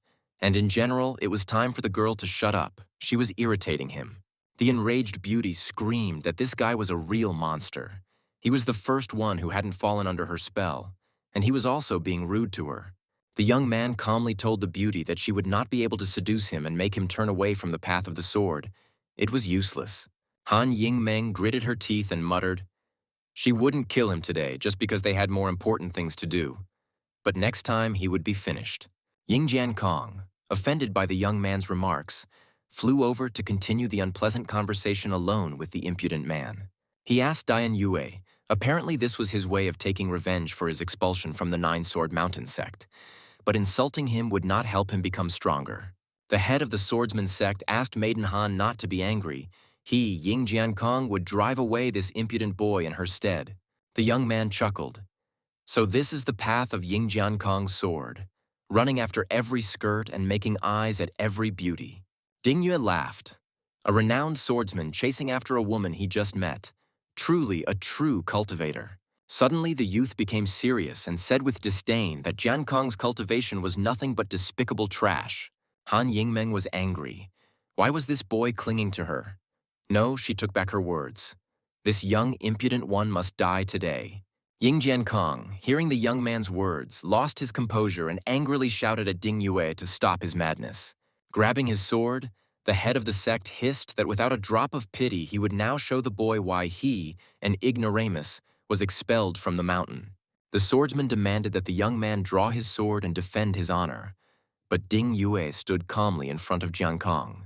The cultivators were surprised. Ying Jiankong was angry. Who would have thought that he would be angered by the words of a boy, especially in the presence of Maiden Han? But the audience was even more amazed by the young man's reaction. Ding Yue was not at all afraid of the threats. Moreover, he smiled calmly. Ying Jiankong frowned. This little trash was trying to embarrass him in front of everyone, but Yue wouldn't be able to do it. The head of the Nine-Sword Mountain sect angrily clenched his weapon in his hand. For some reason, this little guy made him very angry, driving him to the point of fury. The renowned swordsman grimaced and shouted contemptuously at the boy that he was about to receive a good lesson in politeness. Rushing to attack the young man, Jiankun shouted that now this impudent fellow would devour the earth and beg him for mercy. The spectators held their breath. Ding Yue didn't even draw his sword. He calmly dodged the fierce attack of the mountain's main swordsman. No matter how hard Jiankong tried, he couldn't even scratch the young man he so contemptuously called a weakling and a piece of trash. After retreating, Ying Jiankong told his opponent that even if he knew a couple of techniques, it still didn't mean he understood the way of the sword. Ding Yu's calm angered Jiankong even more than his harsh words, and he rushed at the youth with his sword again. Flying up to Ding Yue, the head of the Nine Swords Mountain asked the enemy if he was stupid enough to not even draw his sword. The young man casually replied to Ying Jiankong, who was jumping up and down in anger, that it wasn't worth it until he saw the point in taking up the sword. The sect leader frowned. The young man was acting more and more defiantly and at the same time confidently. Jiankong advised Yue not to overestimate himself.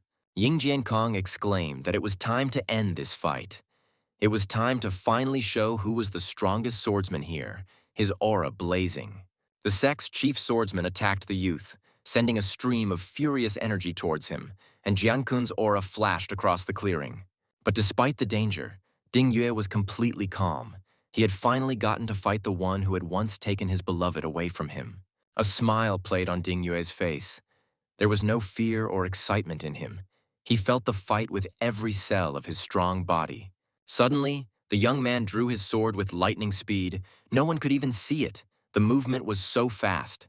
With a swift strike, Ding Yue cut through the enemy's attacking energy, and Ying Jiankong's attack again did not harm him. Nothing was visible in the clearing due to the raging streams of energy from the battle cultivators.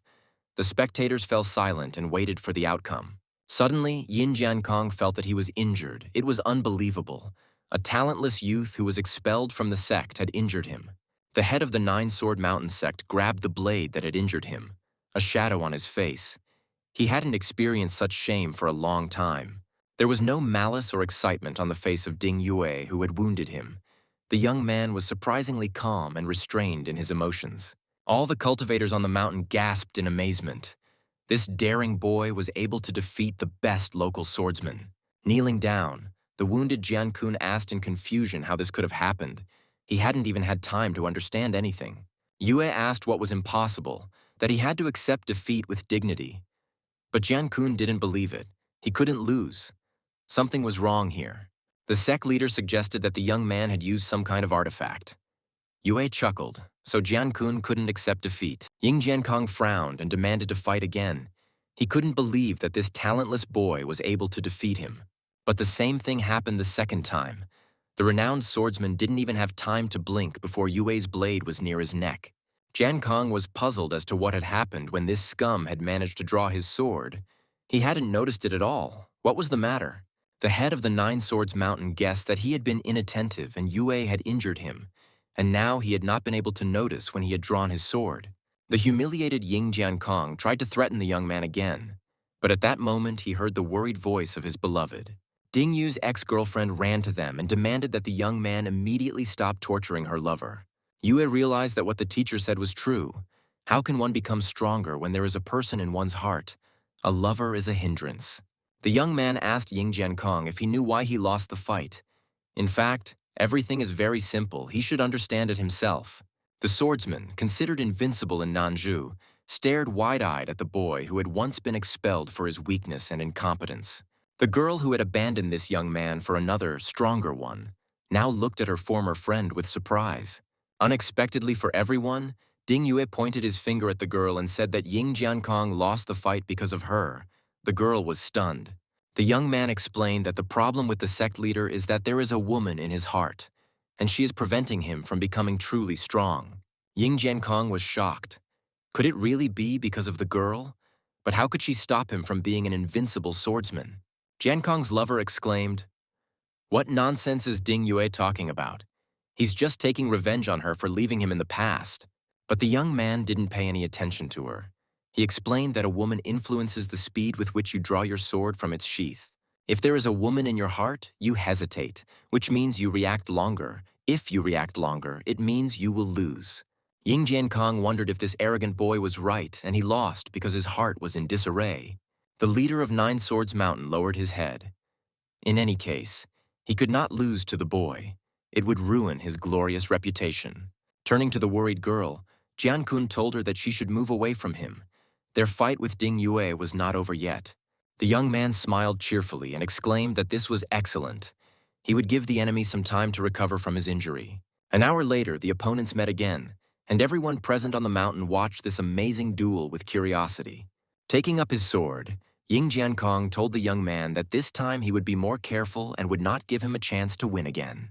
The sect leader exclaimed that he would never lose again. Otherwise, it would leave an indelible stain of shame on his reputation. Everyone saw that Jiankong was about to use his strongest move, and only Han Yingmeng was confident that Ding Yue would not be harmed. Jiankong shouted at Ding Yue to watch carefully. This was the unique sword style of the Nine Swords Mountain and his death technique. The sword in the sect leader's hands was burning. His eyes were bloodshot. He exclaimed that this time he would definitely not lose. But the young man smiled calmly. He was not at all afraid of the signature move of the Nine Sword Sect, because he had a different technique. Ying Jiankong exclaimed, with a unique sword style, he activated the deadly technique of the renowned warrior sect. The sect leader's sword grew enormous and was aimed at a small, impudent boy standing in a clearing among the cherry blossoms. Ding Yue felt the attack and exclaimed, "This is great." Ying Jiankong asked for it himself. He shouldn't be so confident in his victory. The leader of the Nine Swords Mountain pushed off the ground and launched a deadly attack on his young and wayward opponent. And Ding Yue was already flying towards the sword, attacking him. No one understood what technique the young man was using and why he was so calm. The guy flew over Mount Baisheng, covering everything around him with his blazing scarlet aura. Everyone silently watched him. Suddenly, Ding Yue's body burst into flames. The energy became surprisingly dense and sparkling, and the young man seemed to have turned into a flame. The cultivators, their mouths open in surprise, watched the youth's transformation and could not understand what had happened to him. Confused, Ying Jiankong asked where Ding Yue was, where he had gone, how he had managed to avoid his unique sword-style attack. Raising his head towards him, the head of the Nine Swords Mountain said in surprise, "Did the guy really decide to use a strong technique too?" And then Ying Jiankong heard the voice of his opponent. Ding Yue shouted to him that this time the swordsman had lost completely. A huge ball of fire fell on the spot where the head of the sect had just stood, causing an explosion and scattering stones in all directions. Ding Yue looked with regret at the head of the Nine Swords Mountain who had been defeated in yet another duel. The young man felt a little sorry for him. Ying Jiankong was wounded and covered in bruises, but his pride suffered even more than his body, and he lost the fight again. The defeated swordsman tiredly told Yue that if he wanted to kill him, let him kill him. There was no need to waste time and waste time. But the young man contemptuously replied to the sect leader that he had no intention of killing him because Jiankong was not worthy of dying during a duel. Although Ying Jiankong leads the swordsman sect, he is a man who does not understand the way of the sword, and therefore he will not die by the sword. As he left, the young man concluded pompously, "He, Ding Yue, was a man capable of killing a god, and Jian Kun was just a grain of sand under his feet." Turning slightly, the young man asked if his opponent understood. Perhaps he would still draw conclusions and learn the true path of the sword. The Dark Lord's mouth opened in surprise. Could this boy really be capable of killing a god? And where did he get so much power? Liu Pingfeng was sure that this child had simply gone crazy. But in any case, he had to tell Empress Qin Keiyun about him. The girl wondered if this Ding Yue was really so strong that he would throw around such words. But he defeated Ying Jiankong. The old man grumbled, "Where would this brat have gotten such abilities from? Everyone knows he's trash, he probably managed to cheat." But the old man's granddaughter saw that the fight was fair, which meant the boy was very strong. Even she would not have dared to challenge the head of the sect. And only the beloved girl of the head of the Nine Swords Mountain sect thought about her lover. about his humiliation, about how bad he was feeling now. Indeed, the renowned swordsman had never experienced such public humiliation before. He continued to sit on the battlefield. All the cultivators present on Mount Baisheng were overwhelmed by the results of the battle and Yue's display of superiority. Xuan didn't expect that Ding Yue would intimidate them all so much. Even the cultivators of the heavenly realm stood there and didn't dare to contradict him. The young man certainly looked like a conceited man, but with his strength, it was no wonder he didn't lose in the duel with Ying Jiankong. For the student's victory, the system gave Chu a heavenly mirror, with which he could spy on anyone, regardless of time or distance. Xuan was delighted with the new gift. It was an improved mirror. You can follow someone, peek, and no one will notice. By the way, I need to see how Yue is doing. Judging by the vibrations, the relics of Mount Baisheng should have opened by now, but they're still fighting there. On the mountain, everyone's attention was still focused on the two opponents, Ding Yue and Ying Jiankong. The young man told Jiankong that he didn't need to admit defeat. After all, Yue was only interested in Mount Baisheng now. The evil king noted with regret. But this thorn in Jiankong's side was not a dark cultivator. Such a fighter was very useful to them. The cultivators looked at the evil king with indignation, asking why he was always interfering. The last thing they needed was for him to lure the young man away. After recovering a little, the head of the Nine-Sword Mountain sect told Yue that he was just an arrogant child who knew nothing about life. One of the elders of the Nine Swords Mountain sect intervened in the conversation and shouted at Yue, asking if he really thought he could defeat them. The young man asked, "What, this devil doesn't agree with Ying Jiankong's defeat? Apparently he also wants to try to fight." The old man let out a stream of curses. His students tried to calm their grandfather down. He was already many years old. His heart wasn't made of iron. Dingyak demanded that everyone shut up and leave him alone. He wanted to rest a bit before opening the relics of Mount Baisheng. Yui's ex-lover shouted at him that he had crossed the line. The young man was surprised where he had crossed it. He had not taken the life of her man, so he had even shown mercy. Sitting down next to her wounded and humiliated beloved man, the girl suggested to her brother Jian Kun that they leave here. She asked him not to despair. As soon as the opportunity presented itself, he would be able to overcome this arrogant and self-absorbed boy. Ding Yue shouted after the retreating Ying Jiankong that the woman had already destroyed him, so he would never catch up. The cultivators gathered on the mountain continued to be amazed by the young man, but the sympathies of the majority were on Jiankong's side. In the grove of cherry blossoms, the beautiful maiden Han of the Piaohua sect once again turned to the strong Lord Ding with a smile. The young man wearily told the woman to move away from him. He would not give in to her skillful temptation and would not turn from the path of the sword. The girl laughed cheerfully, but anger flashed across her beautiful face, in which case she wished the young man to die quickly. Shu Yuan was delighted with the boy's behavior. The Dark Lord exclaimed that Ding Yue was simply handsome. He answered perfectly.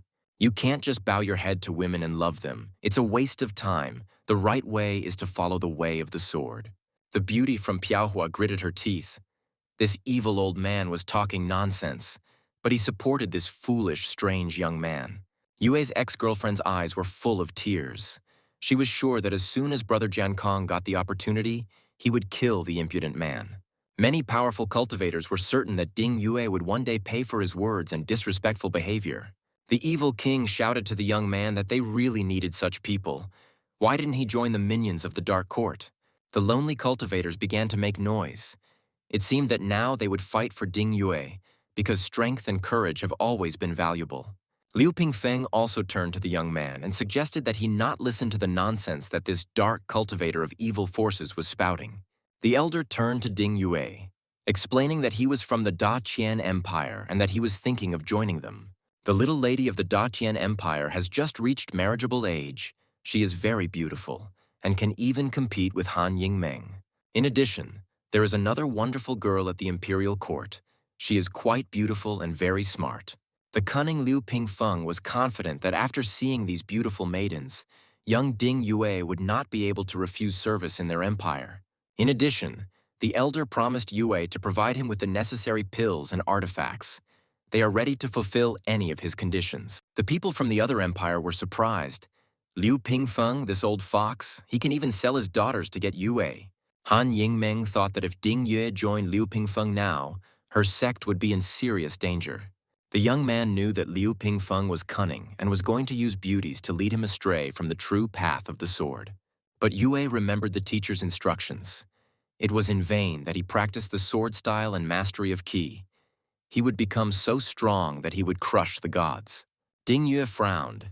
Anyone who dared to hinder him from ascending to the pinnacle of strength would be mercilessly crushed. Outraged by Elder Pingfeng's flattery and cunning, the young man shouted for the old, treacherous robber to die immediately. But Liu Pingfeng bowed politely and apologized to Brother Yue for being reckless in asking him to join.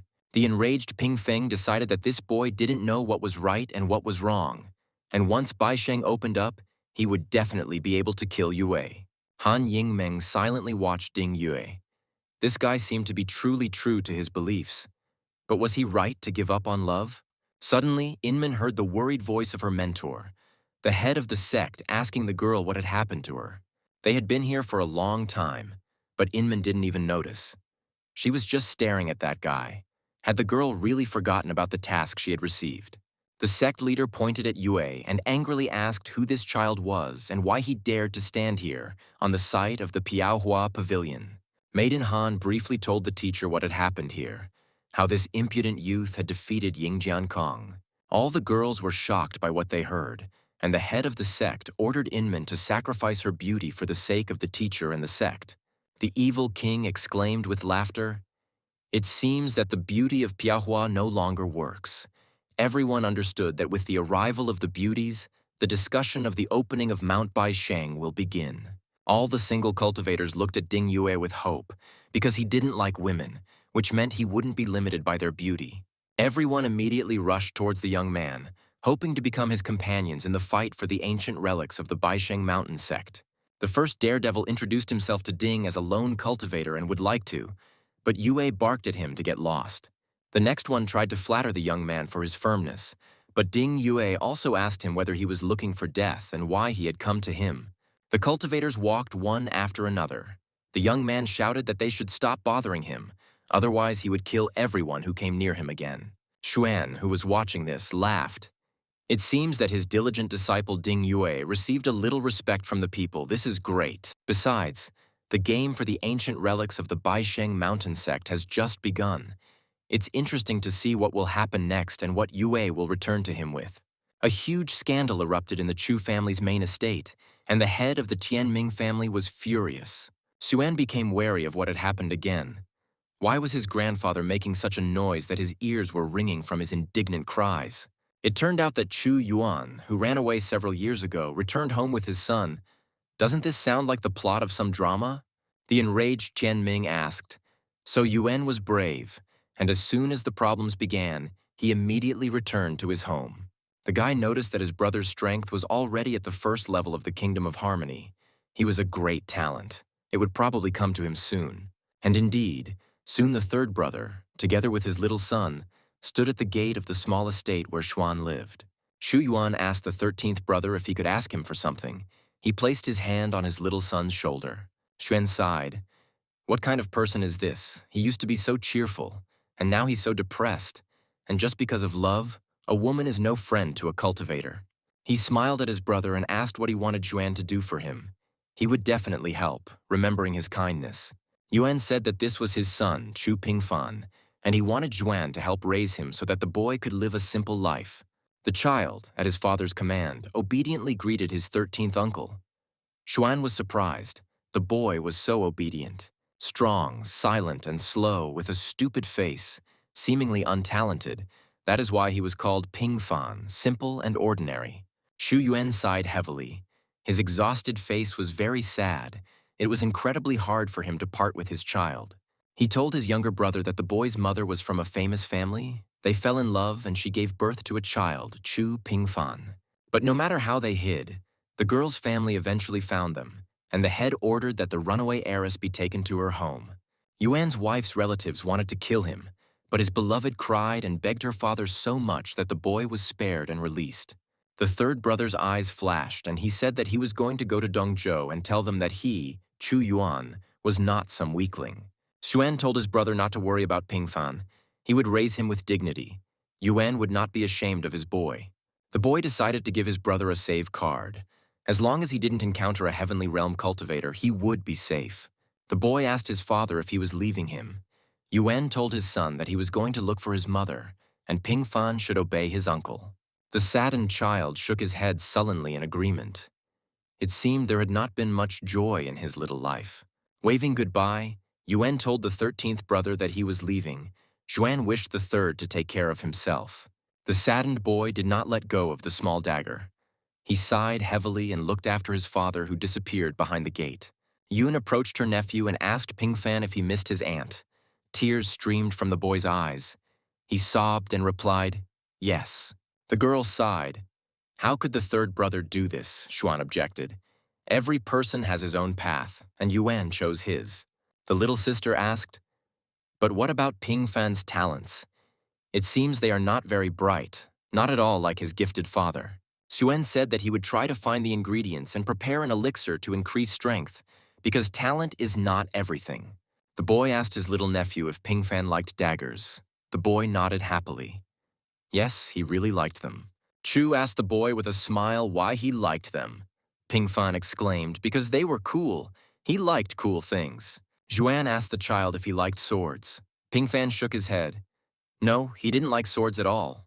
Yun, seeing that her younger uncle and nephew had found common ground, informed her 13th brother that she was going to train. She also took useful things from a bad guy in the forest. He also had several rather valuable elixirs, and she brought them. The pleased little sister handed her beloved brother a bottle of the elixir of strength, saying that it was a gift for him and that it would come in handy. Xuan smiled sweetly and answered Yun that he didn't need elixirs, he thought. What a clingy person she was. She should do something else. Approaching the gate, Yun shouted to the owner of the estate that she had definitely left now. Xuan grumbled after his sister to go already. Several days passed. The boy got used to the estate of the 13th uncle. Xuan watched the child closely. Ping Fan was inquisitive, but Chu couldn't let him enter the mini-world yet. It was too dangerous, and he was still just a child. Xuan called out to Ping Fan, who was playing in the courtyard, asking him to come to him, and the boy obediently approached the 13th uncle. The boy offered to show his nephew how to properly use a dagger. The child was delighted and thanked his uncle. Seeing the boy's talent, Xuan gave him a dagger created from the materials of the mini-world. It was already a real victorious weapon. After teaching his nephew a lesson in weapon handling, Xuan handed him a new dagger, saying that it was made especially for him. People may think that Ping Fan is stupid and lacks ability, but who knows? He might even prove himself to be an outstanding talent. Only if you have feelings can you comprehend the Tao. Chu Ping Fan loves knives, which means he can master them perfectly. Although the boy is currently going through a difficult time, he still tries his best to prove that he is worthy of his parents. Chu decided that the scripture about the heavenly sword would be perfect for him. There are no specific steps in this method. Everything depends on the student. Ping Fan's results will be no worse than those of Ding Yue or Wang Luo. The boy is only 6 if he starts training now.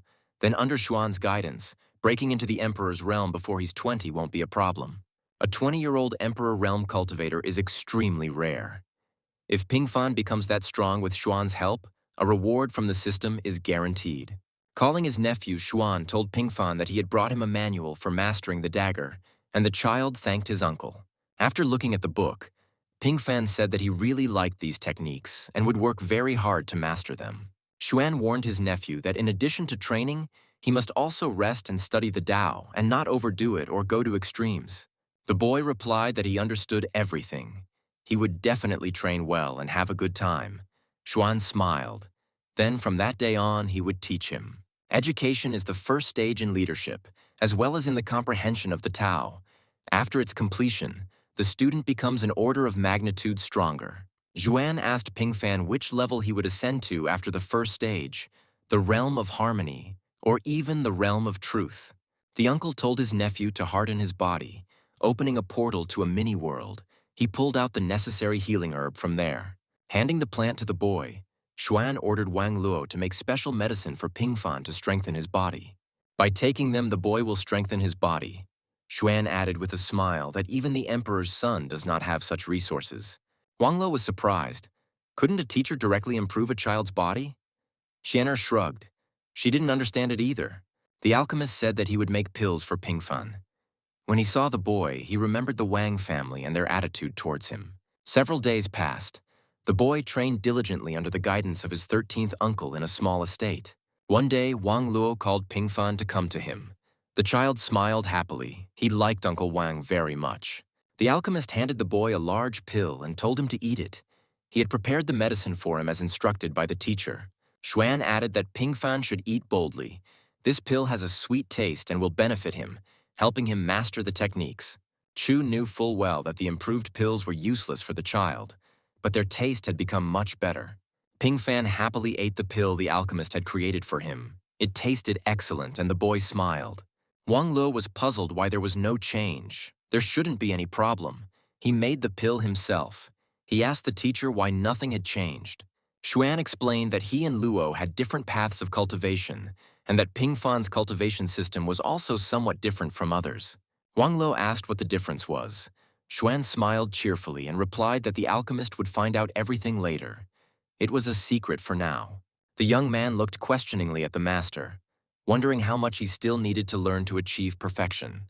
Xuan kept an eye on what was happening to Ding Yue.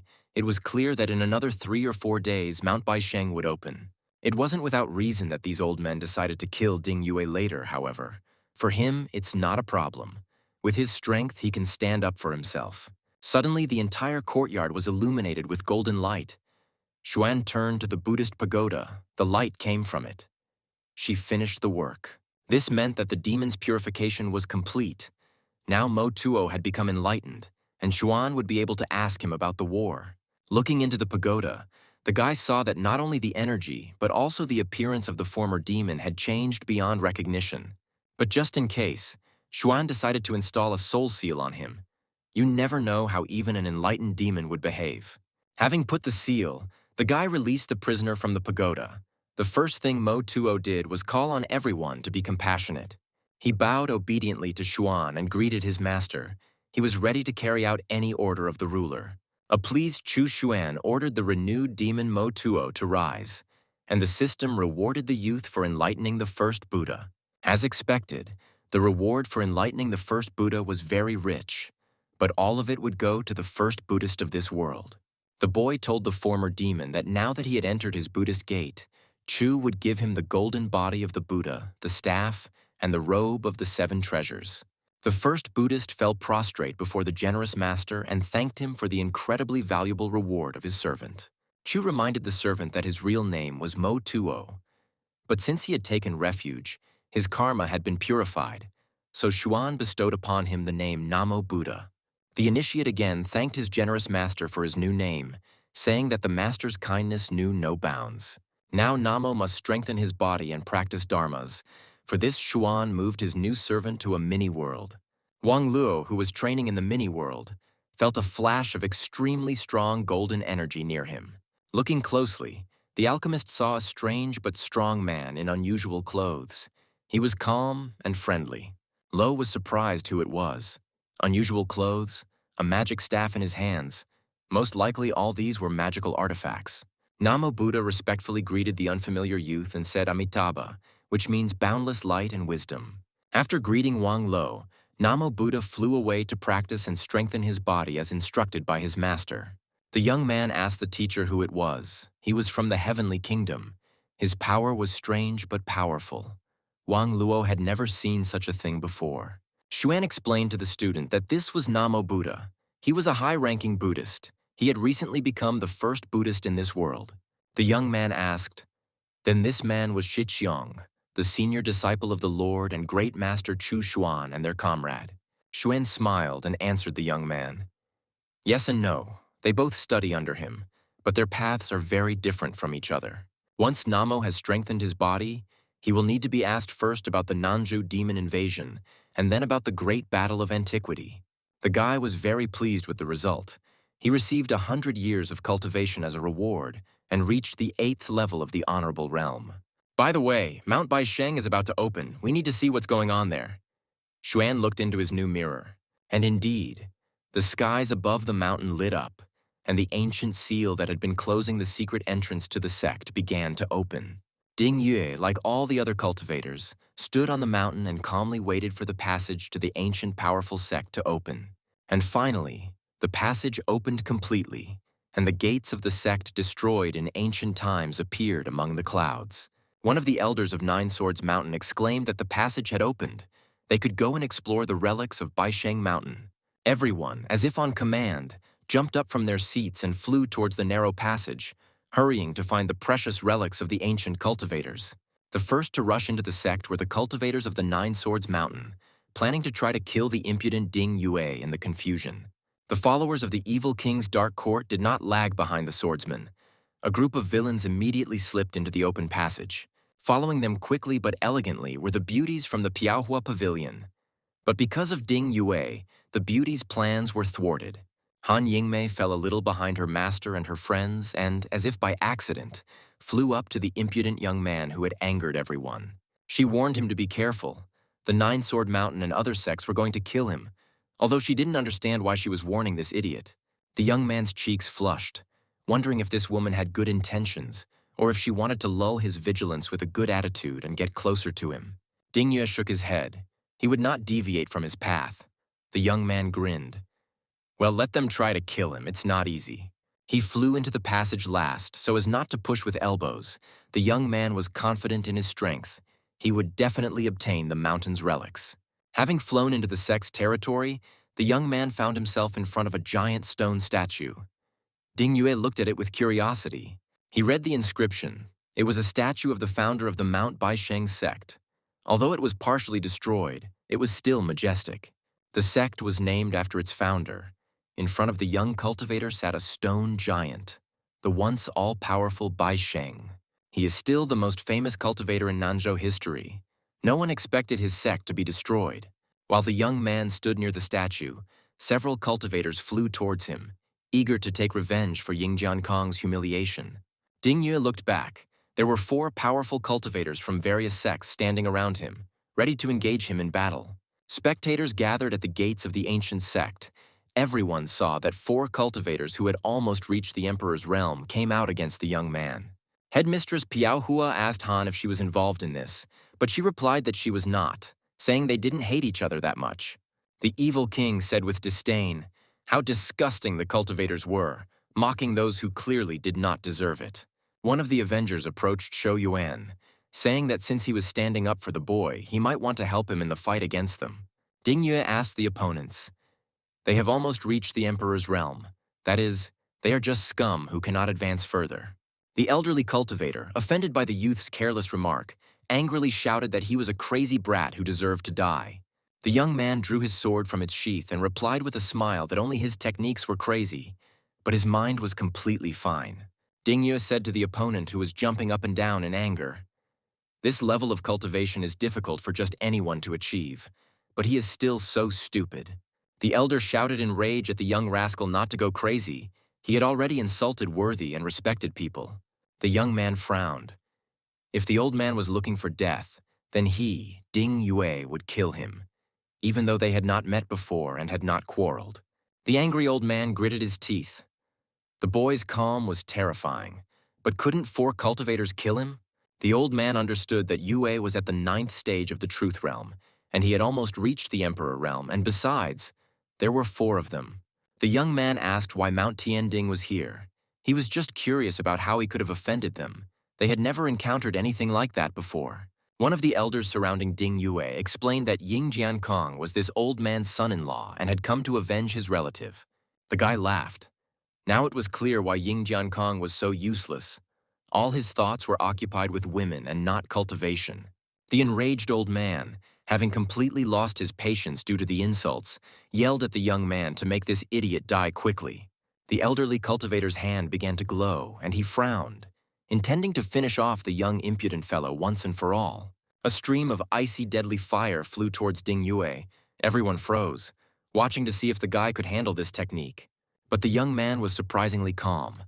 Moreover, all these attempts at murder seemed to genuinely amuse and entertain the young warrior. Ding Yue lunged and blocked the attack, telling the old man that his fire was even worse than the small, talkative Mushu dragon. Now it was Yue's turn to attack his opponents. Fiery swords, copies of his victorious weapon, swirled around the youth. Activating the attack, the guy exclaimed that he wanted to comprehend all the secrets of the Tao. Did this bunch of scum really think they could kill him? The young man skillfully controlled his swords and said that today he, Ding Yue, would kill them since they dared to attack him in such a cowardly manner. The old man who attacked Yue was wounded. Blood gushed from his severed shoulder. The elderly cultivator gritted his teeth. The boy is strong. The youth's aura was blazing as he rushed into battle. Ying Jiankong's father-in-law shouted to the other cultivators to stop the youth. The three warriors prepared to engage the insolent warrior while their comrade went around to attack the enemy from the rear. The nine-sword mountain elder attacked first. Yue dodged, saying that he would kill them anyway. No one could stop him.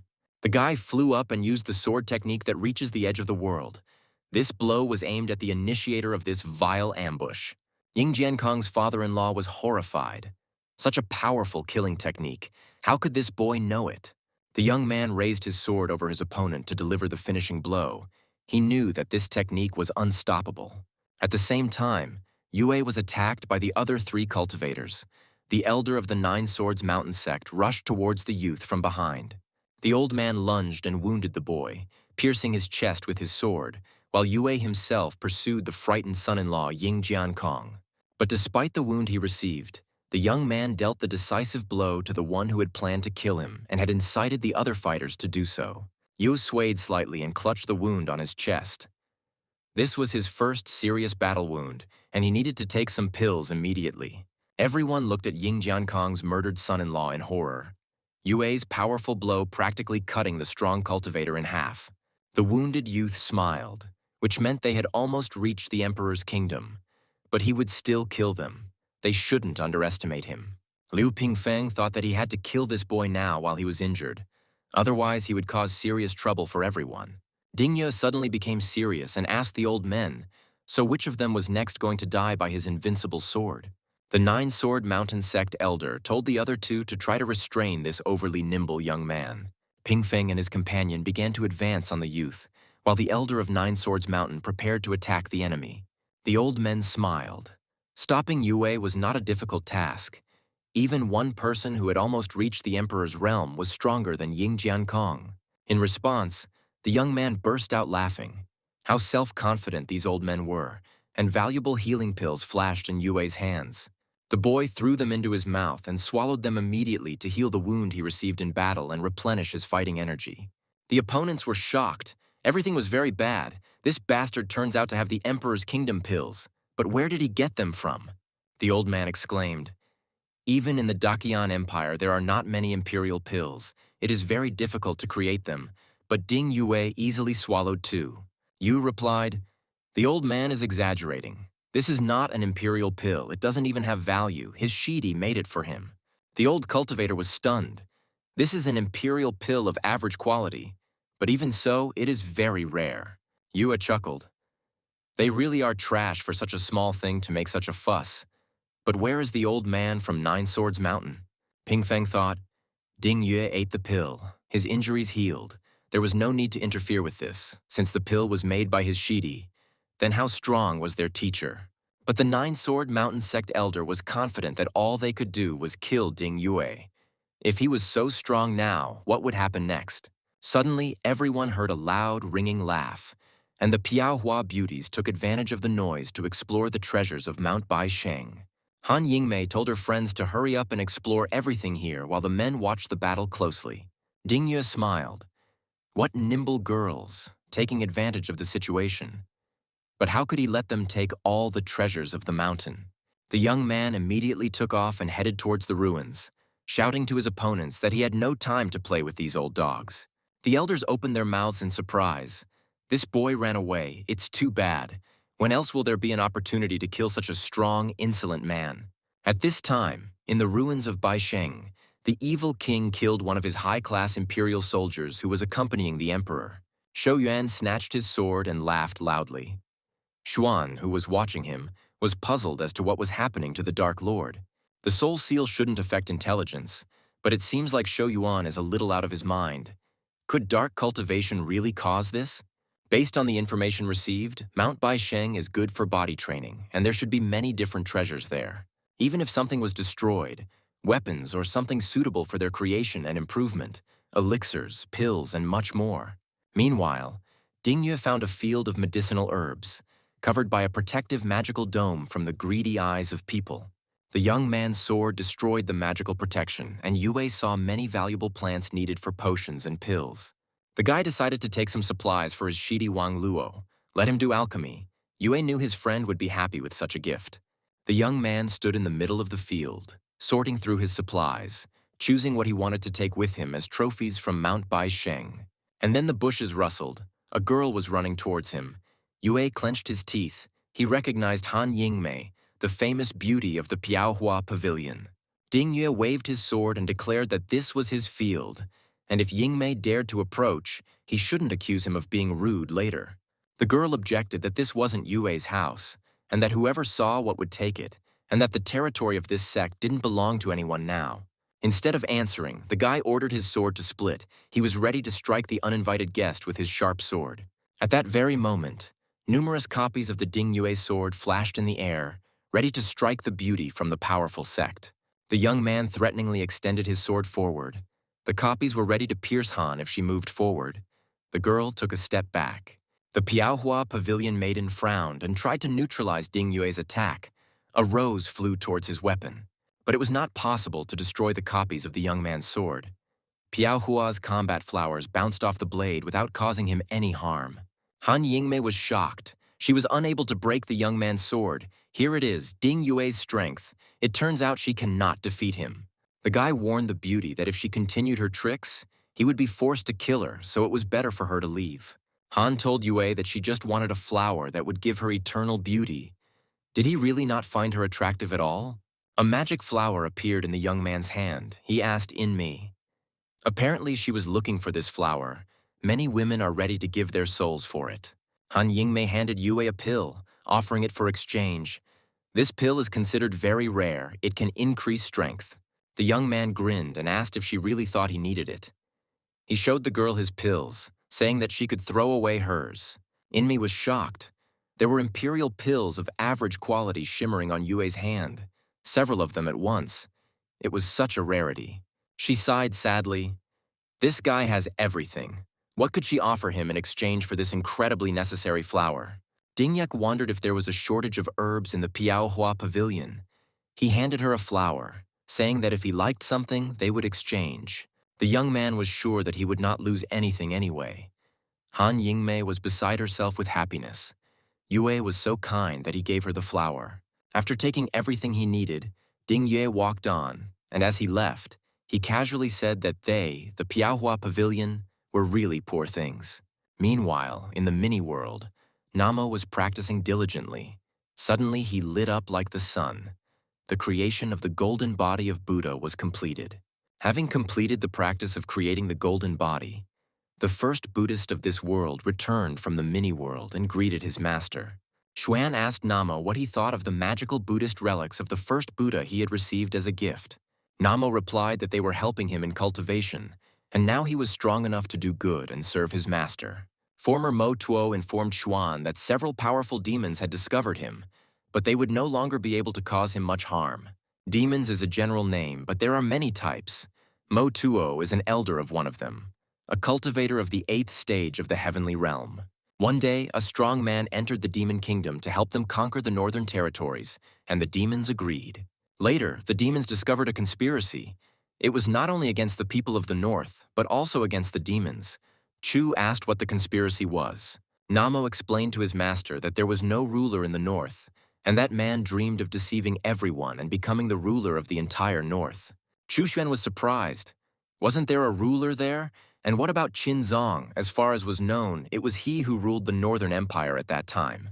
Namo objected. Qin Zong owned only part of the vast northern territory. Xuan asked who owned the other part. The first Buddha replied that he was a powerful cultivator of the divine realm, and he had plotted against all races. The boy wondered if Qin Zun was also that strong if his opponent was a divine realm cultivator. Namo confirmed that at the time of the war, Qin Zong was at the peak of the heavenly realm, almost reaching the divine realm, but he was a little short of strength. That strong man told the demons to invade northern Nanzhou and quickly destroy all the people living there. His goal was to endanger the people of the north and later appear to save them and become king, and after the divine kingdom rise even higher. Qin Zong discovered his plan and took measures to prevent this by allying with the powerful cultivators of the north to defeat the enemies. Together they destroyed that man's plan. The war between demons and humans ended, but as a result, both races fell on the battlefield. Chu said that in the demon country in the north there are 5 treasures. Does Namo plan to find them? Because whoever gets at least one can become the king of the northern territories. Namo said that the demons have a plan. After the defeat the Elder was reincarnated, he's going to enter the game for the lands. This message puzzled Xuan. Why did the demon leader want this land, since there were other powerful cultivators besides him? The first Buddha bowed and explained that those below the Emperor's realm would not be able to participate and obtain the demon's treasure. It seems like the battle for the treasure will begin between the Sons of Fortune like Ding Yue, and 3 of them are already connected to Chu Xuan. Chu realized that he needed to control this confrontation. The king had to be his man, but even the divine realm wouldn't be enough here. He gave Namo a collection of Buddhist practices. He was already at the level of the divine realm. When the passage of demons was opened, he would be able to control the situation better. After sending Namo to practice, Xuan decided to keep an eye on Du Yuan just in case. The young man respectfully greeted the master. Chu teleported a communication talisman to his disciple through the portal and told him to go to Nanzhu and wait for a convenient moment. Yuan obeyed. The boy took advantage of the saint's halo given to him by the system, and his glowing figure became gigantic and terrifying. With the help of his golden mirror of 1,000 heavens, Xuan found Luo Ying, in whose body the soul of the great emperor Qinzong was reborn. Zun paused his practice and looked in surprise at the giant figure of a man that appeared out of nowhere right next to him. Xuan, who appeared among the clouds, looked more like a ghost than a living person. He looked at Luo Ying with interest. The girl bowed respectfully and greeted the great ancestor who had come to her and asked how she could be of service. The guy asked the girl bowing before him in a thunderous voice who she really was. Luo Ying or Qin Zun. An alarmed Zun asked Xuan who he was, and the boy calmed the child down, telling her not to be nervous. The deity sees everything. The girl asked if Prince Luo had come to her. Xuan replied that he had met Prince Luo many years ago. He was a deity, and meeting a deity was a rare opportunity. Zun couldn't understand what kind of creature was in front of him. Maybe he thought that he was a child from his family. He asked again who was in front of him. Xuan replied that he was a deity and had many names, and Qinzong, despite his wisdom, was unable to comprehend him. Zun opened his mouth in surprise, which meant this creature knew about his reincarnation. But why did he come? Was he a friend or an enemy of the emperor? Proudly puffing out his chest, Xuan loudly declared that he was immortal, eternal, incomparable, the supreme first Taoist in the world. The reborn emperor Qinzong fell to his knees and greeted the one and only elder. Chu said that the deity had just awakened from sleep, and since Zun welcomed him, he accepted him as his named disciple. Zun was stunned. His talent was enormous. The blood of a king flowed through him, and this creature accepted him only as a named disciple. Xuan noticed that he felt offended by the reborn great emperor, who hastened to assure him that this was not the case. Touching his forehead to the stone, Qinzong exclaimed that he humbly and obediently greeted his great immortal teacher. Xuan asked if his student had any requests. Zun replied that he lacked spiritual and physical practices. The guy asked if there was really nothing else, for example for his upcoming fight with demons and people for the northern lands. Qinzong was stunned. His new teacher was so scary he even knew about it. But he, Zong, had never relied on others in his entire life. All his achievements are his alone, so he himself will take back what is rightfully his and take revenge for all the evil done. Xuan replied, Zun is very courageous even in a woman's body. Chu will protect him, but whether he wins or loses depends on him. The girl needs body training practices. He has many practices, but they are too strong for Luo Ying, even if she is now in the emperor's realm. Xuan said there are 3 more or less suitable ones. They are weak, but Luo Ying will do. Buddha body training, demon body, and dragon warrior body. The disciple must choose one of these 3 practices. Luo Ying exclaimed that she wanted to obtain the dragon warrior body practice. The guy passed on the practice to the student and explained that after training, her strength and defense would become like a dragon's. But this strength was considered average. Xuan added that his disciple should understand that the 9 regions were only a small part of the universe, and the king of the north was nothing. She must train hard to get to heaven. Her journey will only begin when she steps into heaven. As he disappeared, Xuan said that if she could step into heaven, then he would accept her as one of his official disciples. Qinzong clenched his fist and swore. He would step into heaven and become the teacher's disciple. He would become the first king of the northern human race. And then Luo Ying realized that she had forgotten to ask the teacher if there was a way to turn a female body back into a male one without being rejected by the Tao. Everything went well. The future king should be Xuan's disciple. Xian is near the emperor's realm. Next is Ding Yue, and then Wang Luo. We need to send Chu Yun to the mini-world to train. It's time for someone from the emperor's realm to appear in the Chu family. Then Zhuan noticed that his talisman for contacting secret agents from the Black Moon sect was vibrating. Something had happened. Bao Hongyan reported to the master that a bloody battle was taking place on Mount Baisheng, and the soul of the ancient emperor would soon awaken. Suen wondered who it could be, whether it was the remnant of the soul of the founder of the Baishan sect himself or someone else. An awakened soul circled over the ruins of the newly opened sect. Many cultivators had already been killed by this evil spirit. The Dark Lord Shou Yuan attempted to stop the evil spirit with the help of the most powerful technique, Soul and Blood Devourer. Streams of blood flowed around the evil king, like snakes coiling around the awakened soul in the ruins of the sect. The bloody chains bound the soul of the ancient cultivator. The Dark Lord told the others to hold the captive while he purified his soul. All the cultivators concentrated their efforts to restrain the ancient martial soul and help Shou Yuan. The king said that he had always been on the side of justice, and they, the scoundrels, were attacking him as if he were the main villain here. Suddenly, the ancient soul threw off the bloody shackles of the Dark Lord and cried out in anger for all his enemies to die instantly. Shou Yuan screamed in horror. How bad it was! Not only his shackles, but also the techniques of the other cultivators were unable to contain this spirit. The evil king looked around. Dozens of cultivators were lying in pools of their own blood. Most of them were dead. The spirit, enraged by the resistance, killed everyone who did not manage to hide from his terrifying revenge, and streams of scarlet blood gushed out. Having had his fill of revenge, the spirit burst out laughing and shouted, "What a disaster! Almost everyone is dead." The most powerful cultivators silently looked at the villain. Suddenly, an explosion occurred above the ruins of the Mount Baisheng sect, and several streams of energy rushed towards the people standing in the square.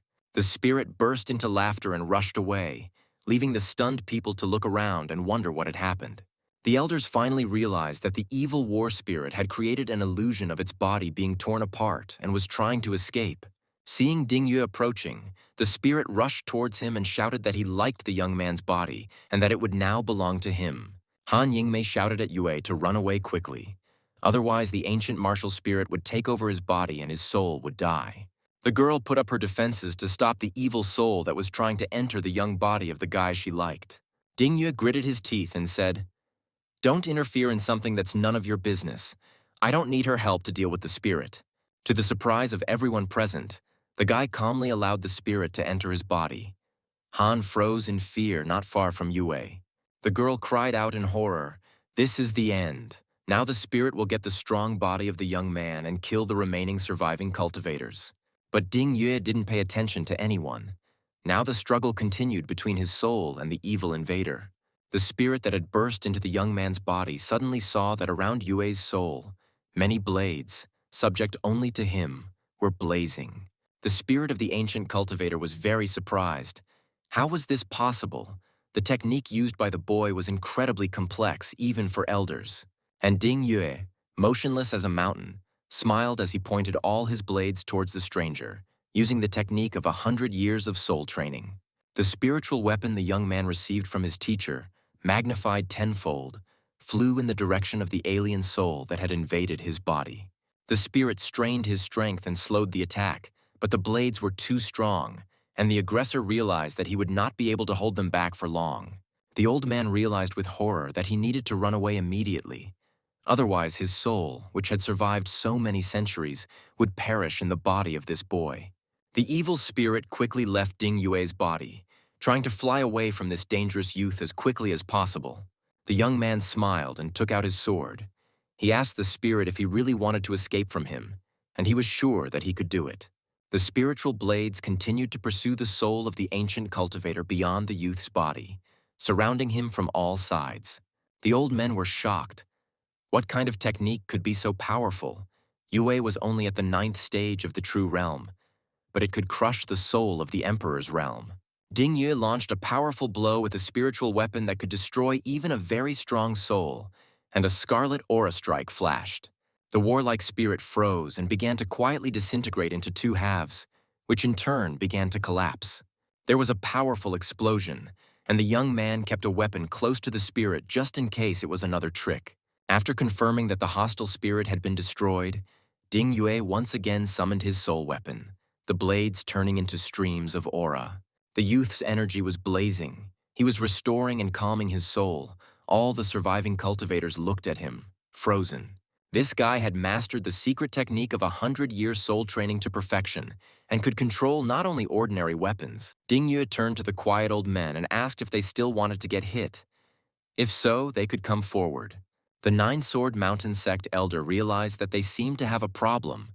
Yue's strength had not only recovered, but had become even stronger. The old men looked around, seeking allies in a new attempt to kill the boy before he became all-powerful.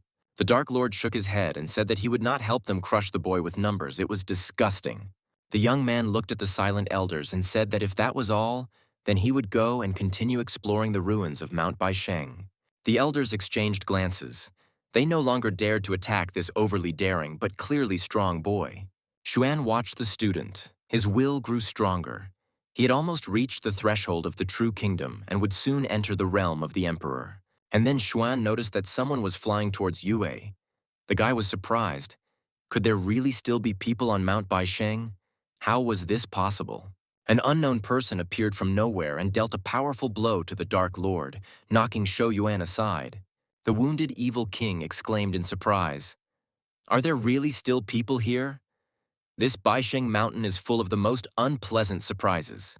Everyone looked in surprise at the newcomer who flew over the ruins of the mysterious ancient sect of Mount Baisheng.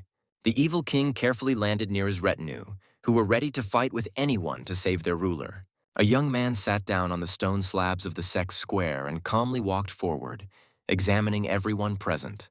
Seeing one of the cultivators breaking open the stones of the square with a huge spear, the young man threateningly clenched his fist.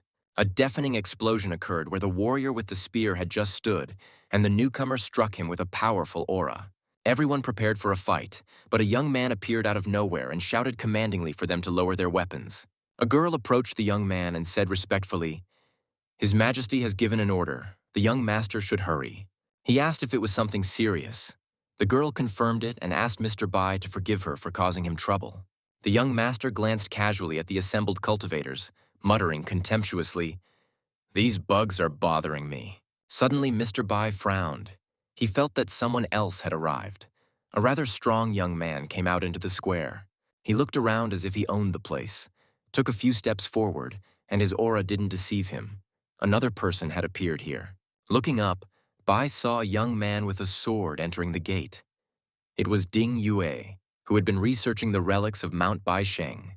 Bai realized that the young man was in the sect's courtyard, and anger flared within him.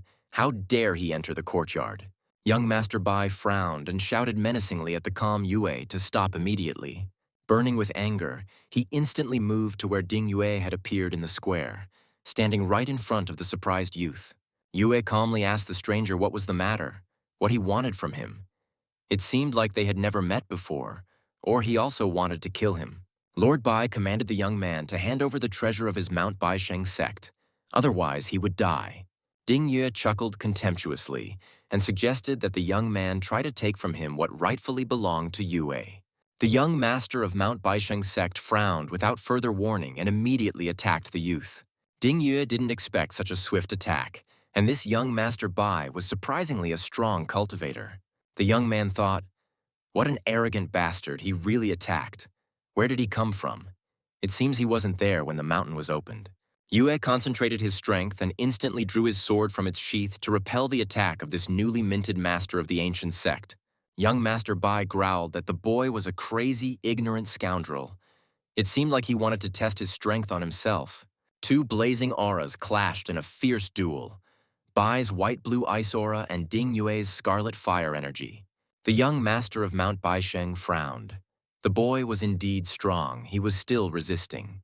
The strike of young Baisheng's fist and the strike of Ding Yue's invincible sword met, shaking the surrounding area, neither of them giving in. Xuan's disciple gritted his teeth. This opponent seemed to be too much for him. He couldn't deal with him as easily as the others. The battle caused violent vortexes of energy to swirl around Mount Baisheng, as if there was a powerful thunderstorm. One of the elders tried to understand what was going on there. He was perplexed whether those two were already dead or still fighting. Liu Pingfeng thought with horror. Judging by this fight, the boy had not fought at full strength before. It was good that he retreated in time. The elder of the Nine-Sword sect watched the duel in surprise. He couldn't believe that the young man had such a powerful blow. One of the Qin elders watched the fight with a smile and thought with admiration that there were still such strong people here. The Dark Sovereign, shielding himself from the energy flow, thought that this time the impudent brother Ding Yue seemed to be truly in trouble. But Yue was delighted. He realized that Bai was the one who would give him a boost in development. A fight with him would help the young man make a breakthrough on the path of the sword. He decided to provoke his opponent to use all his power. He shouted to Bai Yu that his blows were like slapping a virgin. The young master of Mount Baisheng sect burst out laughing in response and shouted that he had just started. Let's see what Yue would say next. Lightning energy danced around the young Baisheng with renewed vigor. He gritted his teeth and prepared for another powerful attack.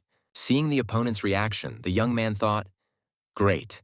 Every blow from Bai will make Yue stronger and stronger moving forward." The impatient young Baisheng rushed to attack his young and daring opponent, seeking to destroy the impudent man. And so they met again in a duel. Blow after blow rained down.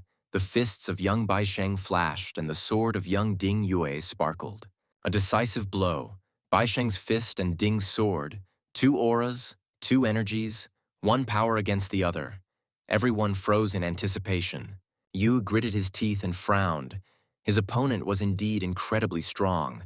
Anger and a sense of righteousness gave Bai even more strength. The youth felt his blade tremble as the pressure from the young master of Mount Baisheng grew stronger. After hitting the guy, Bai shouted at him to die because he was a cancer on the cultivation system and a disgrace to all swordsmen. Ding Yue, having received a powerful blow, flew to the side, no longer able to resist the enraged young Baisheng. Young Bai's blow was so powerful that he tore a huge trench through the lands of the Baisheng mountain sect. Ding Yue fell among the cracked earth. Everyone was absolutely sure that the impudent and sharp-tongued young man was dead. The young man lay on the ground in a thick curtain of dust, still clutching his sword in his hand. No one knew whether he had survived or not. But young Baisheng casually told his opponent not to pretend to be dead. This attack wouldn't even kill a fly. In response, Ding Yue mockingly replied that he just wanted to take a little rest. What was so special about it? Can he even rest for a couple of minutes? After all, he's been on his feet since the morning, and this fight is far from his first. The young man vigorously kicked his legs to get up. He was indeed alive and not even injured by the blow he had received. Yu had jumped to his feet, exclaiming that he had rested and was ready to resume the fight with the young master of Mount Baisheng. Shaking his head, the young man said that it would be a good idea to warm up and stretch first, as his neck was a bit stiff from all the rest. Young Baisheng asked the boy if he had finished warming up. Yue replied with a smile, "Basically, yes, they could continue playing." Bai chuckled. "It is true what they say. You can't take away the courage of fools. They cannot understand who they are fighting against." Yue's sword blazed as he responded to the arrogant Bai Sheng. Let's see what kind of fool he would be when he saw Ding's sharp stick. Bai looked questioningly at his opponent's powerful weapon. His sword was indeed strong and seemed to be getting stronger. The youth launched an attack towards Bai Sheng and shouted for the arrogant idiot to get what he was after. A furious sword attack flew towards the young master of the ancient sect, cutting through everything in its path and leaving a deep rut. Bai tensed up. The bragging of this stubborn youth had already angered him quite a bit, but the boy was strong. That couldn't be taken away from him. Young Bai Sheng blocked the sword attack, destroying it with a punch, he asked Yue. And that's all. Yes, it's not a stick, but a pencil. A gigantic stream of scarlet sword energy flew at Bai. It was difficult to block such power, but Bai Sheng stood firm. An explosion of terrifying force was heard. The cultivators on the mountain fell silent and did not dare to even approach their opponents. Ding Yue was stunned. How could the young master of Mount Baisheng be able to destroy such a powerful attack? It was simply amazing. Bai chuckled. He sarcastically remarked that the boy was very weak, and it was not fun to fight with him at all. He had hoped for more. The young man, offended by the caustic arrogance of the owner of this mountain, boldly replied that he too expected greater strength from the heir of the sect. Accelerating his energy to the maximum, young Master Bai Sheng proposed to put all his strength into the next blow. Ding Yue supported his opponent. The fiery energy of his victorious sword condensed around him. He pushed off and rushed to attack. Bai clenched his flaming fist, his body tensed to the limit, and roared for the impudent boy to finally die. Ding Yue shouted almost the same thing. The young fighter was tense. He understood perfectly well that he was facing an incredibly strong opponent. Here they were again, one-on-one, fist against sword, flame against ice, the entire space around the fighters ablaze with energy. Both warriors were losing patience. Both were extremely tense.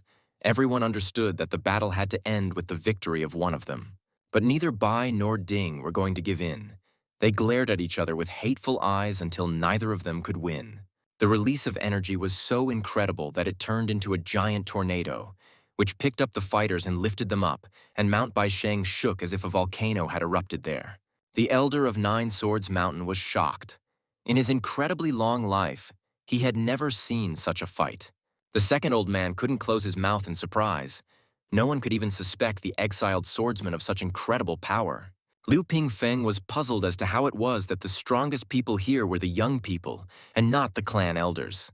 Empress Qin Kayun's courtier was horrified that Lord Bai had gotten into a fight instead of heading to the palace. And finally, the giant tornado began to weaken, and everyone waited with bated breath to see the result of this battle. The Dark Lord frowned. He too was curious about who had won this amazing battle and whether the fight was over. Everyone was asking each other if Ding Yue had died. The mountain almost stopped shaking, and soon the clouds of dust almost died down. Everyone saw that the young man was still alive. He was clearly wounded. His suit was in tatters, but he was still standing on his feet. True, his victorious sword, given to him by the master, was broken, which meant that the young daring swordsman was left without a weapon. The young master of Mount Baisheng looked at his fist in surprise. There was a deep scratch on it. Bai was shocked. For the first time in his life, the enemy was able to inflict physical damage on him.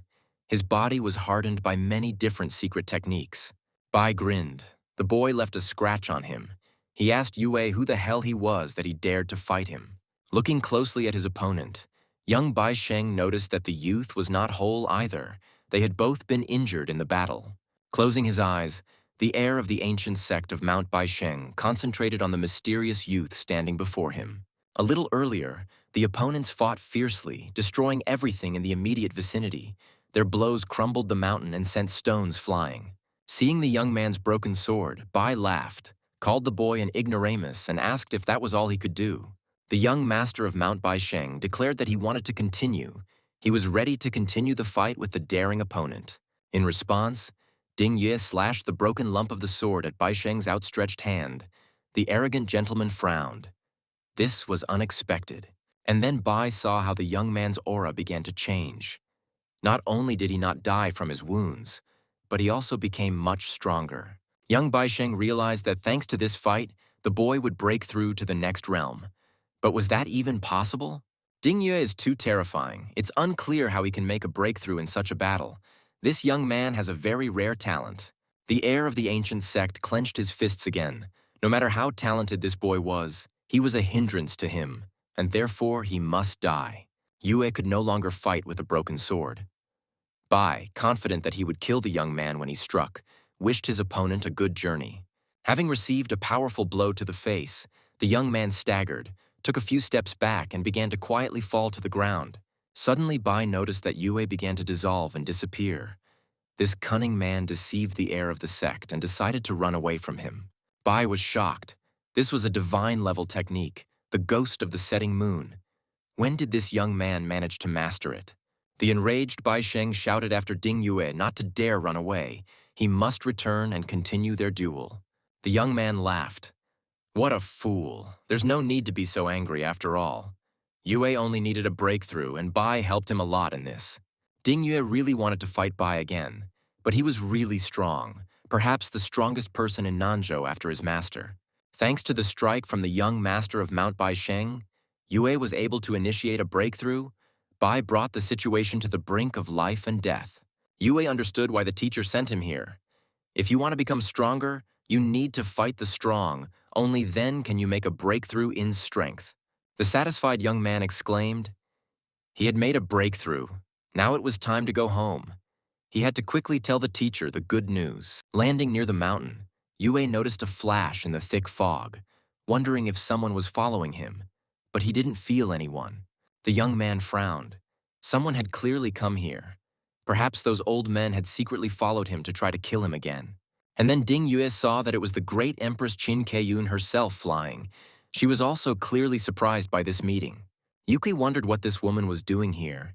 Did she really come because of the mess she and Bai had made on the mountain?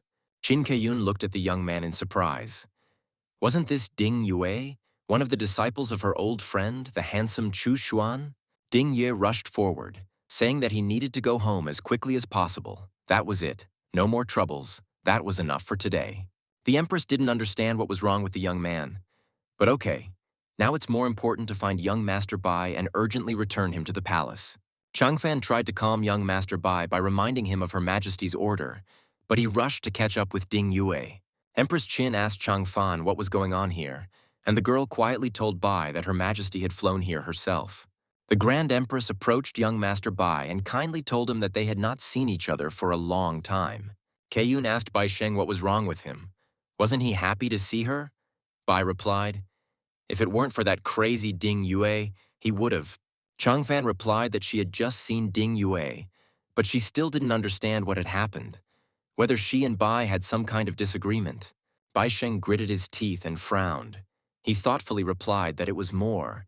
He asked to tell where Ding Yue went. He would kill him.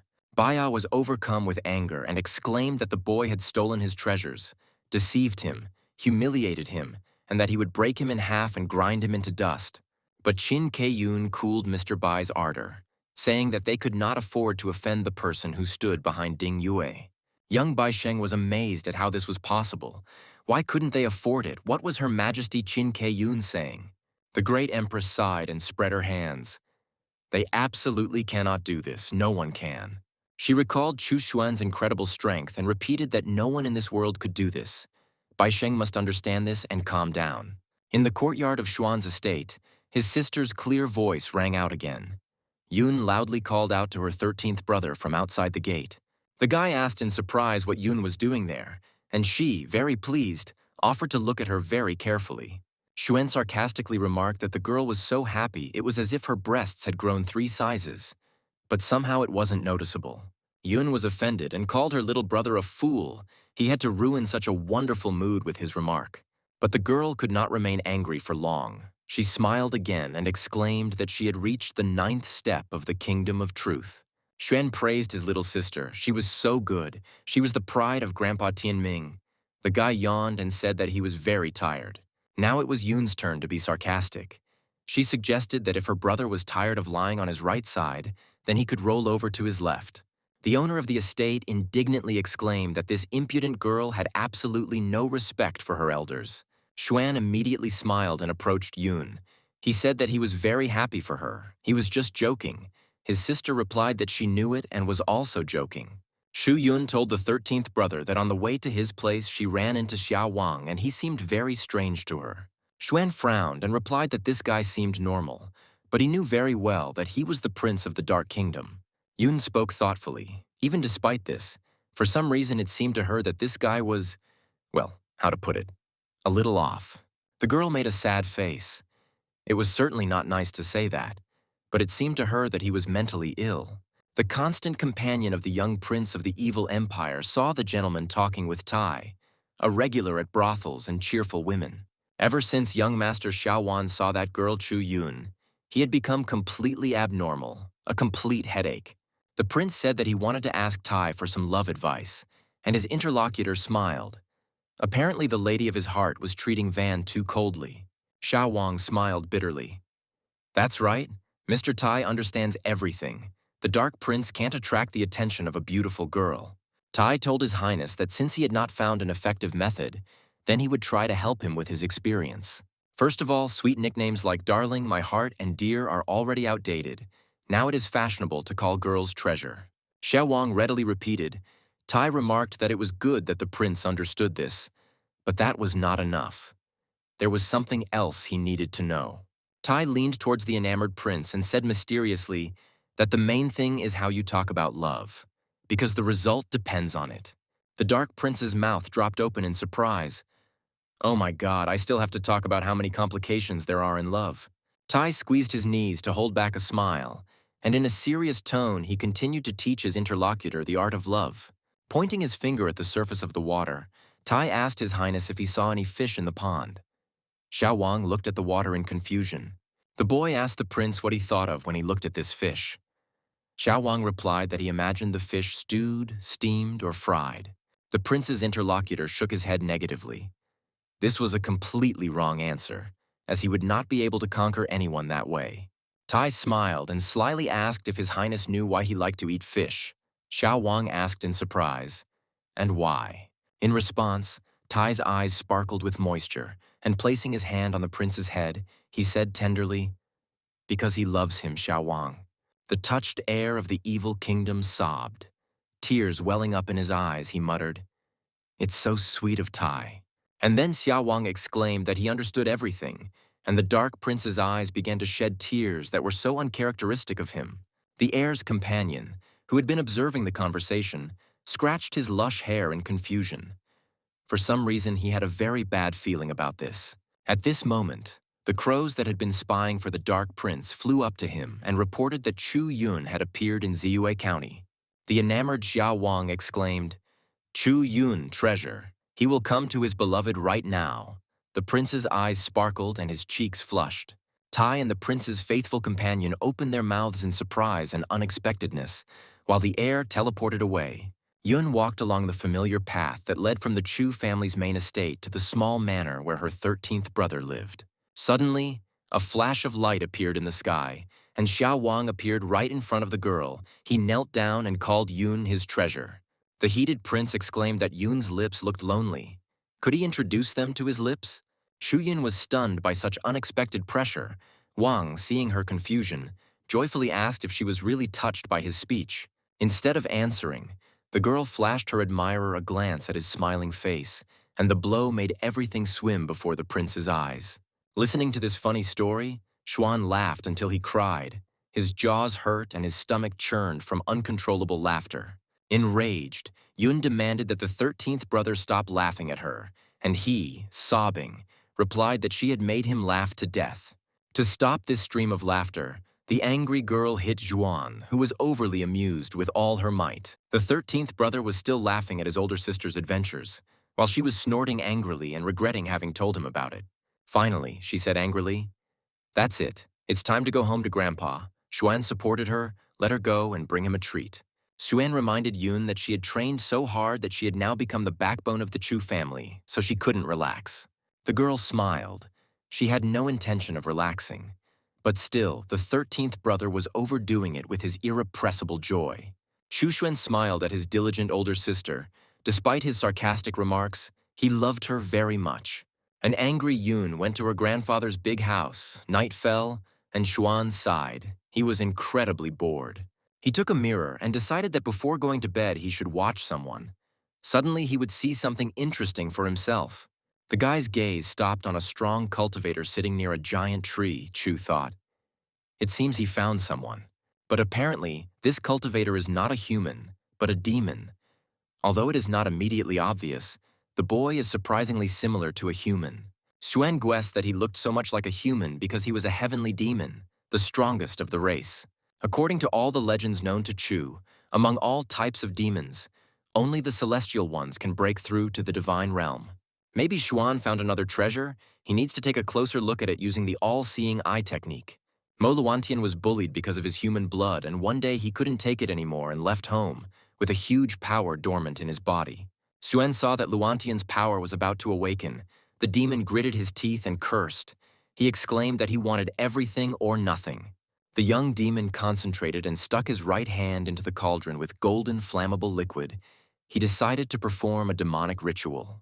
The liquid in the cauldron began to bubble, and Mo's arm began to become covered in wounds, causing Luantian's body unbearable hellish pain. He clenched his teeth and frowned to keep from screaming. This terrible ritual is called a demonic bite. It awakens the power of a demon. The demon's hand, lowered into the cauldron, burst into flames. The sleeve immediately turned into shreds, and bloody fiery wounds crawled across the body. The young demon could not bear it and screamed piercingly. Almost his entire body was engulfed in demonic fire and covered in wounds. Chu Xuan stared at Yuluantian's torment with wide eyes and said in shock that this demonic ritual was so terrifying. Mo Luantian's aura became fiery. Xuan read that the success of this ritual depended entirely on the demon and his will.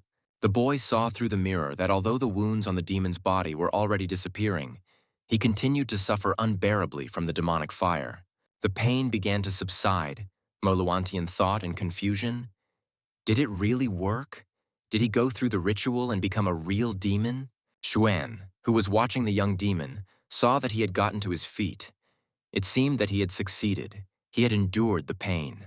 Mo clenched his fist and told the Heavenly Demon Clan that he would definitely return, for he, Mo Luantian, was the strongest of all the demons. The young demon's fist glowed with the purple energy of death, and after completing the ritual, he became noticeably stronger than before. Xuan thought, Mo is still too young. He doesn't understand that even strong demons can die if he is directed to the path of light. Xuan's gigantic figure appeared in front of the dumbfounded demon in golden light, and the youth greeted him with a wish for light. Mo Luantian was confused. He did not understand who he was, what he wanted, what he was going to do, and why he had appeared to him. The young demon looked in surprise at the strange creature that appeared to him in the demonic forest immediately after the ritual. Xuan kindly told the young man that the demonic path had no future, but Buddhism did, and invited him to join his sect. The demon did not understand what was being discussed. He had never heard of Buddhism before and could not understand what kind of Buddhism this was. But Luantian noticed that this man looked very strong, although he didn't know who he was. But perhaps Buddhism was something interesting. Xuan decided that this guy had too many questions. He needed to be brainwashed so that unnecessary things wouldn't come to his mind. He told Mo that their meeting was destined. Chu sees considerable potential in the guy, so he wants to make him his disciple. The 9 realms are just a small part of the world. The Mo clan demons are far below. How can they compare to a deity? Buddhism is the right path, and it will also reveal talent. Mo was very surprised. The demons are so ancient. Are they really so far from the goal? He asked how big the world was, Chu explained. It was insanely big. The divine realm was nothing more than the ability to reach the heavens. Chu said that Buddhism is righteous and goes far beyond the demon realm. If he is a Buddha, he becomes the founder of the 9 domains of Buddhism, and not just a descendant of the demon clan. Mo thought it made sense. No matter how strong you are just a descendant. But what if you are the founder? The young demon asked the giant in the golden glow. He says that Buddhism is limitless, and how strong it is. What can it be compared to? Xuan replied, the foundations of Buddhism in Mo's body are currently weaker than the cultivation of demonic powers, but they will become stronger later. Luantian generated a clot of purple demonic energy on his hand and threw it into the space next to him. Xuan released a golden stream of his energy towards him, which instantly neutralized Mo's demonic power. He thought, so that means there is another power inside the body, one that little is known about, one that can be used against enemies. Mo decided that Buddhism could be very powerful and provide enormous opportunities, so he fell on his knees and greeted his new teacher. A pleased Xuan said that this was excellent. He was very glad to see Mo Luantian among his disciples. May the light be with him. Once Luantian enters his abode, he will have to accept all the laws and vows. The young demon agreed with the teacher. The second Buddha of this world instantly changed. Xuan told him that as for the other rules, he would understand them later himself. Luantian had just started training, so his level was low. Chu gave him a robe, a magic staff, and a cup to help him. Xuan told the newly converted Buddha that he had now become a soldier of the heavenly kingdom and could not let his teacher down. Chu created the weapon himself for the first time and was quite satisfied. It also had other properties that instantly improved his heavenly soldier. Xuan passed on the necessary knowledge to his new student through the portal, and a golden stream poured onto the humble Mo. Having mastered the knowledge and techniques, Luantian enthusiastically praised his Buddha and felt much better and stronger. The teacher solemnly told the former demon to stand up. Xuan was very pleased. He was able to brainwash Mo. Chu didn't know why, but there was a strange feeling about this guy, something magical. He could only hope that nothing would happen. For Xuan's initial efforts to establish a Buddhist sect, the system rewarded him with new Buddhist scriptures. Xuan passed on Buddhist scriptures to Luantian in the hope that he would spread Buddhism to the world, and the disciple obediently replied that he followed the path of Buddhism. As he closed the portal, Chu bid his disciple and the second Buddha farewell to train hard and become as strong as possible. The system informed Chu that he had found the Son of Fortune from the demon realm, and as a reward, he received the test of the secret realm.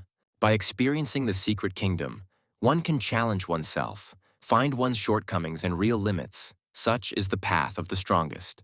Now that there is such a place, all the techniques can be tested a large number of times, without there being any real injuries or deaths. Xuan went to his secret kingdom. He was in a hurry to experience the new opportunities given to him by the generous system. He chose a one-on-one fight. The strength is the same as his. The 9th level of the honor realm. I wonder if Chu can win. To Chu's surprise, he almost instantly defeated a strong opponent who was at the same cultivation level as him. It turns out that he is indeed stronger than the people in the same realm, which means he is the strongest of the 9th level of the honor realm. Now we need to try to fight with a fighter of the 1st level of the heavenly realm to see if he can defeat an opponent in a higher realm. This fight was not as easy as the previous one. The enemy gave Xuan a good beating, and at the end there was a deafening explosion. Chu wiped his face. Both of them were about to die. The gap in strength was too great. It seemed like he needed to expose his own shortcomings to break through. An unperturbed Blackie calmly watched his master's training from the roof and, as befits a pet, kept quiet. Xuan continued to fight battle after battle, gradually increasing the strength of his opponent and improving his own fighting skills. He said that within 10 days he should be the only being who can kill an opponent with a superior realm. The guy decided to try something different. For better training, he needed to increase the variety of attacks and combat conditions. The cat jumped into the yard and stared at his owner in surprise. He had become significantly stronger in just half a day. It seemed incredible. For staying at home, Chu went through many dangers and accumulated rich combat experience. The system rewarded the guy again. He received the memories of thousands of battles. It is a special spiritual technique that makes you feel as if you were born to participate in battles. Now Chu Xuan is the best in fighting, he smiled smugly. Let anyone try to defeat him in battle. He opened a secret kingdom for his disciples to train, gain experience, and make breakthroughs in strength. Xianer was surprised that the master could open the secret kingdom to people. She asked if he could force someone to accept a duel. Xuan asked his assistant what she was planning. The girl clenched her fists and exclaimed that she wanted to kill the scoundrel Ding Yue. She set up a wooden dummy for training, and every time she opened her eyes, she looked at it with the desire to kill. Chu smiled. Okay, since Xianer wants it, he will make the young man fight. Xuan mentally apologized to Yue for another lie. He called the young man, who obediently responded to the master's call. Xuan asked Yue how his sword technique was developing, what his successes were. The student answered modestly. He feels that he has already broken through to the 2nd level of the kingdom and is in the process of consolidation. Yue hoped to soon reach the level where no woman could penetrate his heart, and he could kill gods. Xuan said with a smile that the young man did not understand something. Ding Yue obediently asked the teacher to explain what mistake he had made. Chu explained that Yue avoids women. It is a mental barrier. He is afraid that a woman will hinder his self-improvement. This is wrong. You look at a woman and see a woman.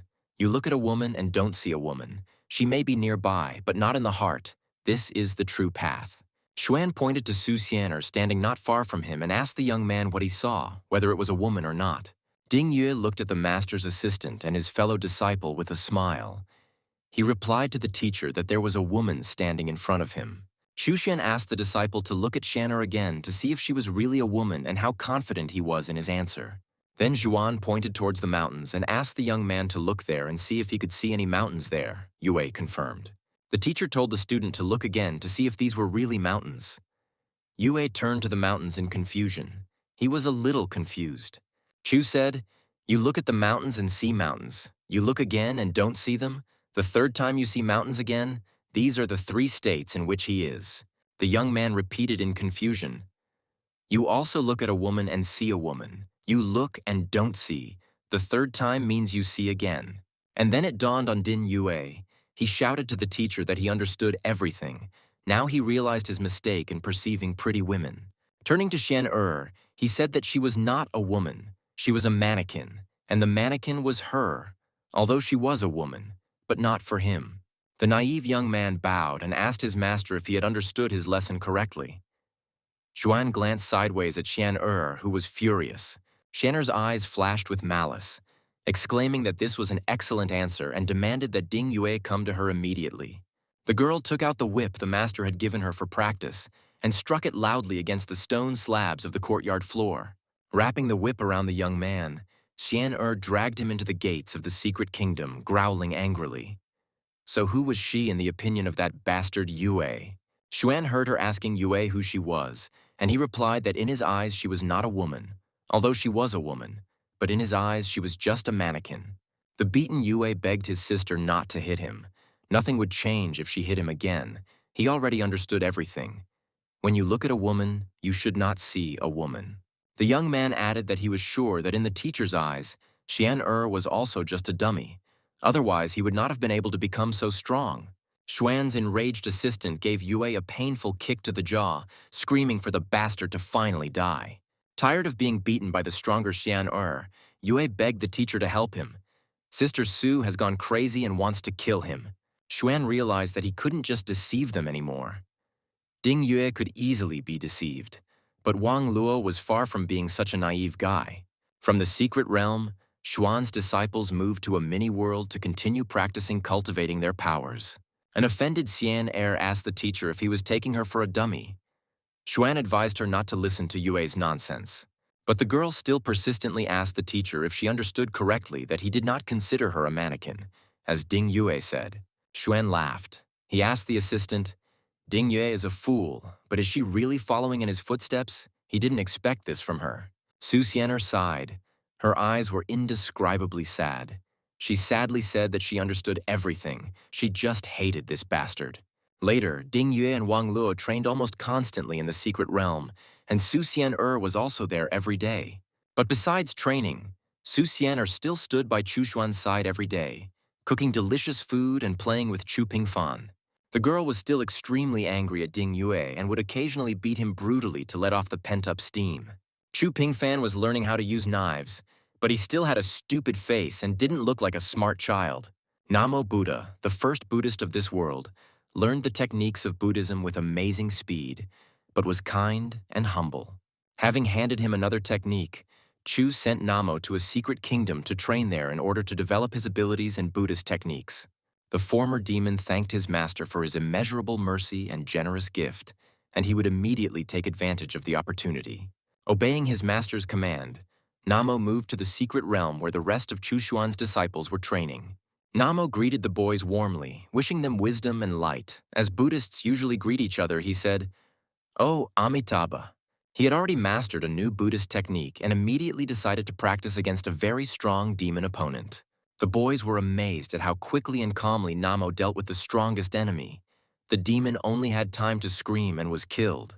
Su said, "The training material of the 8th level Heavenly Realm demon was destroyed in an instant." Yue added, "Namo is strong."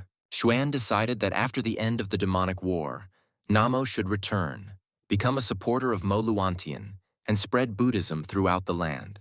After half a year, Ding Yue's cultivation had reached its peak. Enough spiritual power had been accumulated, and it was time to break through to the Emperor's realm. At the same time, Su Xianer was able to break through to the 2nd level of the same realm. For the student's success, the system rewarded Xuan with 100 years of cultivation. Chu was satisfied. His strength had leaped forward. The heavenly realm was getting closer. But as expected, it was not enough to break through. After Ding Yue made a breakthrough, Wang Luo also gained enough spiritual power to break through to the Emperor's realm. Because Wang Luo was able to make a breakthrough so quickly under Xuan's guidance, the system gave Chu another 100 years of cultivation. Xuan was one step closer to the heavenly realm, but without a breakthrough, would it be necessary to wait another 10 years for Pingfan to reach the Emperor's realm? Maybe Mo Luantian will summon the system reward faster, now that his strength has reached the 6th level of the Truth Realm. From time to time, Xuan checked on him and passed on the scriptures, but did not mention the commandments. Although everything was going well, Chu felt that one day everything would go wrong. During one of the conversations, Mo Luantian suddenly asked the teacher if the student could exchange his staff for a bladed weapon. Xuan was very surprised why the student wanted to change the magic staff that helps him cultivate his power. Mo explained to the teacher that he was very grateful to him, but people were cruel and treacherous, so he would like to forge a weapon with the commandments. Xuan replied to the student that he had an understanding of Buddhism. He was very talented in practices. The teacher was happy, so he gave him a sword. A battle sword created by Chu Xuan from the materials of his mini-world was transported to Mo Luantian through the golden portal. Having received the magical weapon as a gift, the former demon knelt down and thanked the teacher for this magnificent gift. Xuan wondered what else he could do to make the system reward him and bring him closer to breaking through to the heavenly realm. He understood perfectly well that it was still too early to send Mo Luantian to the secret realm for training. His level was too low. Chu didn't know who had to enter the secret realm to trigger the system reward and what else Xuan had to do. And then an interesting thought came to Chu's mind. He smiled broadly. Something needs to be added to the Taoist canon. He picked up a book and a writing brush, smiled cheerfully once again, and went to look for a comfortable place to work. A smile played across Xuan's face, and as he opened the treatise, he added that to practice the scriptures, one must carry out castration, completely, down to the root. Chu was absolutely sure that no one would run and wield a knife over their own body before finishing the book. A little further, he added that one can practice without this, how one can work on oneself without isolating oneself from the bustle of the world. A few pages later, Xuan wrote that if you remain childless, you will be a coward and a fool.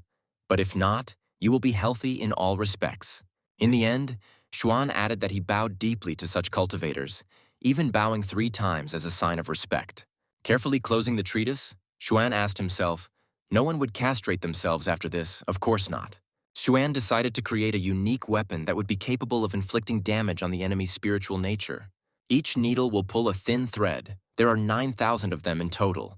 The higher the level, the more needles can be used. In addition to the set of heavenly level needles, Xuan also created 2 sharp daggers that could injure on both the physical and spiritual levels. The next step is elixirs and the like. Wang Luo made many different kinds of imperial pills, including those that heal mental trauma. And the final act is the protective field that Chu Xuan decided to establish on the borders of his home region of Nanzhou. The protective field generated by Chu took off from his small estate and rushed over the mountainous and forested areas. An energy, invisible to most people like an invisible wall, surrounded the entire Nanzhou region where war was brewing. The blast sent by Zhuan struck the very center of the region and rose up in the form of an invisible protective magical dome. Now Xuan was sure that whoever approached the borders of Nanzhou would immediately find out about it, be it a human or a demon. The borders of the native land were now reliably protected from a possible invasion, which was expected in the near future. The demonic wolf, seeing the magical dome that appeared, snapped its teeth angrily, meaning that people were expecting an attack from demons. Xuan Yu was still very close to the heavenly realm. He continued to train and sometimes gave advice to Mo Luantian. The second Buddhist had many questions about both techniques and teachings, and conversations with the master helped him understand everything. Chu often noticed that Luantian seemed too self-confident. Maybe he should explain everything again. Ding Yue created statues of women and endlessly repeated, "You look at a woman, and she is not a woman. You look again, and she is still a woman."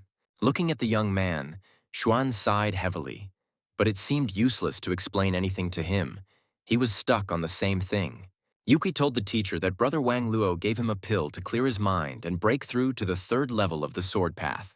But after swallowing the pill made by the alchemist, Ding Yue saw before him a sensual beauty who was in love with him.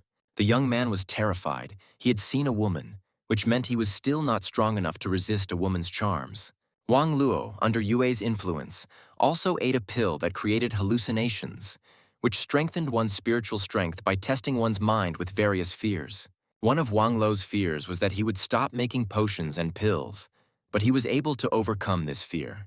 Xuan cursed.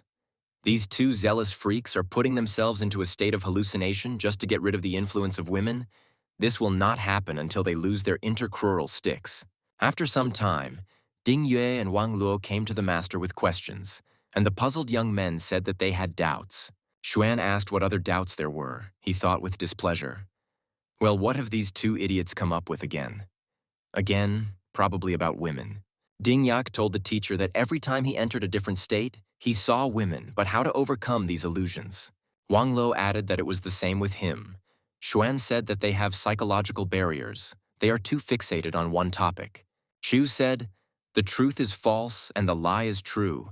It's all because they are obsessed with the truth.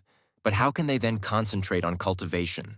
The disciples pondered the profound wisdom expressed by the master, and their eyes lit up as if divine light had been poured upon them. Finally, Ding Yue exclaimed that he understood everything and respectfully thanked the teacher for the greatest science of cultivating strength. Wang Lo smiled, and thanking the master for the lesson, said that he also understood everything. How good it was that they came to the teacher with this question. Xuan sighed heavily. What could these disabled people even understand? Being attracted to girls at their age is a natural thing. Yun came several times. She was halfway to breaking into the emperor's realm. The girl was very pleased with her success. Mo Luantian had reached the 9th level of the truth realm and had already begun to walk through the demon realm without fear of his kin. For some reason, there was no news from Du Yuan, but he should not have entered Nanzhou yet. But he could be called through the mirror. Chu Pingfan is 8 years old now. His realm is already at the 3rd level. The boy has reached the limit of the current level and is about to break through. The boy's aura was strong and indomitable. Chu could clearly feel it, especially the wooden knife, the aura of which seemed to merge with Pingfan's aura. The knife made from the materials of the mini-world, given by Zhuan to his nephew, was named the Common Blade, in honor of its little owner. Ding Yue once used the imperial sword against this blade, but the knife was not damaged, not even the slightest crack. Yue then asked the teacher if he could also have the same wooden blade as little Chu Pingfan. Xuan replied, such a wooden sword Yue would not do, as long as only little Pingfan could use such a weapon. 3 years have passed since Chu Yuan's departure. The strength in his body is not chaotic, which means he is not in danger and is still alive. Perhaps the situation is not very good. The boy remembered how her mother's father had shouted that they were so worthless, that his heiress had given birth to such trash. Grandfather shouted at Pingfan that he had never seen such a useless person. It was a disgrace to their famous family. These painful memories brought tears to the child's eyes. He clenched his teeth and instinctively pulled his head into his shoulders. Zhuan commandingly told his nephew to calm down. He would succeed. He would be able to become strong and save his parents. The boy obediently focused on cultivation, his aura blazing. The blade he never parted with was right there. And then Chu Pingfan began to break through. A dense light energy of unprecedented strength lifted the boy and his weapon up. So he passed through the ordinary kingdom and went into the amazing kingdom, and then broke through into the magical kingdom that followed. Along with the boy, his weapon also changed. During this time, the blade's growth was completed, and now the change began. Xu Xuan's disciples, observing the child's breakthroughs, were surprised at what kind of abilities these were and what kind of cultivation methods these were. Under his uncle's guidance, the boy made amazing progress. In just 3 years of cultivation, he broke through to the true realm. The boys whispered that if Pingfan succeeded, 9 regions would be conquered, since this child was only 9 years old. Under Xuan's guidance, Pingfan became the 9th cultivator in the history of the world to reach the true realm at the age of less than 10 years. For such amazing successes of the little disciple, the system gave Xuan 300 years of cultivation and the Northern Lights technique. With this technique, you can transform into the Northern Lights, while being thousands of miles away, ignoring space, prohibitions, and barriers. A satisfied Chu Pingfan came to his 13th uncle and reported that he had broken through, and the boy said that he felt much stronger. Zhuan praised his nephew very well and told him to try to break into the emperor's kingdom before he was 20 years old. But you need to combine training and rest. It's not good to work all the time, and you don't need to put all your energy into training exclusively. The boy smiled and answered the 13th uncle that he understood everything, and would try to follow all his instructions as accurately as possible. If a boy wants to go out and play outside, he can go out and even fly on a very large pengbird. Pingfan's eyes sparkled. He was very fond of his 13th uncle's magical pets, the celestial cat Blackie and the bird Peng. The power of the magical animals grew very quickly. The heavenly cat was already at the first level of the honor realm, and the peng bird at the third. Xuan knew that with these two animals, nothing dangerous would happen to Chu Pingfan and Nanzhou. They would protect the child. Xuan used the 300 years of cultivation he had acquired. His soul and body had changed, and he was on the threshold of the heavenly realm. The rules in the heavenly kingdom are more precise. Like a mini-world in which the word Chu is the law, he is the sky there. This is the heavenly kingdom. But due to some laws of Qi that can destroy cultivation, before moving to the heavenly realm, Xuan must pass a test. He lay in the courtyard of the estate on his favorite lounger and wondered what he should do now. His cultivation path was too unusual. Previously, when moving to new realms because of the system, he did not pass the Kui tests, but now, it's just a disaster. Suddenly, Xuan felt that the time for a test had come. His aura sparkled and he plunged into a previously unknown space. Amidst the raging elements, Xuan used the secret technique of being still as a mountain, creating an impenetrable protective sphere. To protect himself from penetration into his body, he used another secret method, the 100-soul training technique.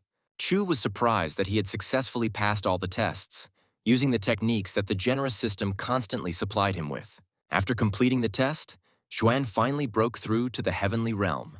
Everything changed, both his soul and, of course, his body. The satisfied Xuan said, "It is so wonderful to live. Not even 10 years have passed, and he has already reached the heavenly kingdom. Isn't it amazing?" Shu became the youngest person in history to break through to the heavenly realm, and for this, the system granted him a mini-world upgrade and the radiance of the Tao.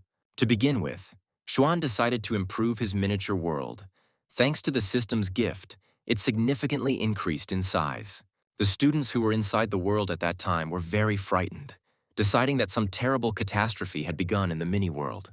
Looking into the portal, Xuan reassured them, telling them not to panic. It was just an extension of his miniature world. Namo philosophically noted that the power of Buddhism is limitless. The Lord is able to create worlds and change their sizes at his will. After the upgrade, the mini-world expanded to the size of the northern region. The world's riches became countless, and time became endless. The primordial Tao radiance crystal can absorb and produce Tao, and also improve the world, and also help in long-distance communication. Xuan decided to use it in the mini-world. This crystal can help those inside perceive the Tao from the outside world. The primordial Tao crystal sparkled above the mini-world's main tree, enhancing the already beautiful cultivation site. Xuan's next target was the Tao realm. He didn't know if there was even one cultivator in the Tao realm in all 9 regions. It will take a long time to break through the divine realm, but for now, he will receive rewards for his disciples' breakthroughs. Once Chu allows Moluantian to enter the mini-world, he needs to develop into the Emperor realm as quickly as possible, and he needs disciples. Over the next few days, Xuan used the mirror to look at various random places, hoping to find suitable candidate disciples. He also tried to move through the mirror portal, but it turned out that it could only move creatures of a lower level. As the decade of seclusion approached, Chu Xuan added to his entertainment, such as asking Su Xian Air to dance. He also took out an ancient kin and asked the girl to play something, and so the days and evenings in the estate became more and more cozy. Ding Yue and Wang Luo spent most of their time in the improved mini-world, exploring it and practicing new techniques and moves. Chu Pingfan completed the preparatory training stage and officially began training with his favorite weapon, the blade. The boy's daily life was filled with hard training, games, and his new passion for woodcarving. Chu Xuan passed on the Northern Lights technique to his little nephew, even though it was high level and a bit difficult for a child. But the baby quickly began to master it, although Yue and Wang Luo encountered some difficulties while training this technique. Zhuan's decade of seclusion was approaching. He couldn't wait for it to arrive, wondering what the system would give him. Thanks to the help, Luo Ying succeeded in training the body of a dragon warrior. The girl was already at the 5th stage of the Emperor's realm. Thanks to his tireless training in the improved mini-world, Namo Buddha was already at the 9th level of the Heavenly Kingdom. The 10-year period is getting closer. I wonder what the reward will be. Maybe it will be possible to break through to the 2nd level of the Heavenly Kingdom. Huan was in a pleasant anticipation. He threw a sweet pill into his mouth to improve his mood and tuned into thinking. Suddenly, the system reported that thanks to Buddhism, Xuan's disciple Mo Luantian had broken through to the emperor's realm, Chu received a reward. Xuan jumped in surprise at what had happened. How could Luantian, thanks to Buddhism, have so quickly broken through to the emperor's realm? He immediately looked into his mirror to see his disciple. Mo was in the high desert mountains of the demon realm. In one of the deep caves, Mo Luantian was located. The space was illuminated only by the light emanating from the second Buddhist of this world. The former demon was immersed in meditation, practicing the techniques he received from his teacher and giving thanks to the great and powerful Buddhism. Suddenly, Xuan saw that a heavenly eye had opened on his disciple's forehead, and a golden radiance began to emanate from his body, like from the golden body of a Buddha. Shu gasped. Wow, it seems Mo Luantian and Buddhism are linked by fate. He has talent, a special understanding of all the laws of Buddhism. Xuan's talented disciple stood up, his aura blazing with golden flames, revealing that he had acquired the power of an ancient dragon. Seeing such unprecedented power, Xuan's mouth opened in surprise. He didn't immediately understand what it was. He definitely didn't give him such a technique. So this is Mo's inner strength. But when Chu deceived him, he just said the first thing that came to mind, and it turns out that this is true. Now, thanks to Buddhist practices, Mo Luantian not only broke through to the emperor's realm, but also released the power of his soul. Coming out of meditation, the second Buddhist of this world humbly said, "O Amitabha," thanking the teacher for guiding him on this path. Enlightened Luantian stood up with a smile and walked towards the exit of the prayer cave, his entire body glowing with golden light. Xuan closed the mirror portal. His disciple Mo Luantian's breakthrough brought him, as a teacher, rewards from the caring system. This time, Chu received the Tao Search Mirror. It can help one find one's true path, Taoists, and also remember the Kuai of cultivators. Xuan was delighted. It turns out that you can not only search for your own path, but also for strong cultivators. This is simply a wonderful thing.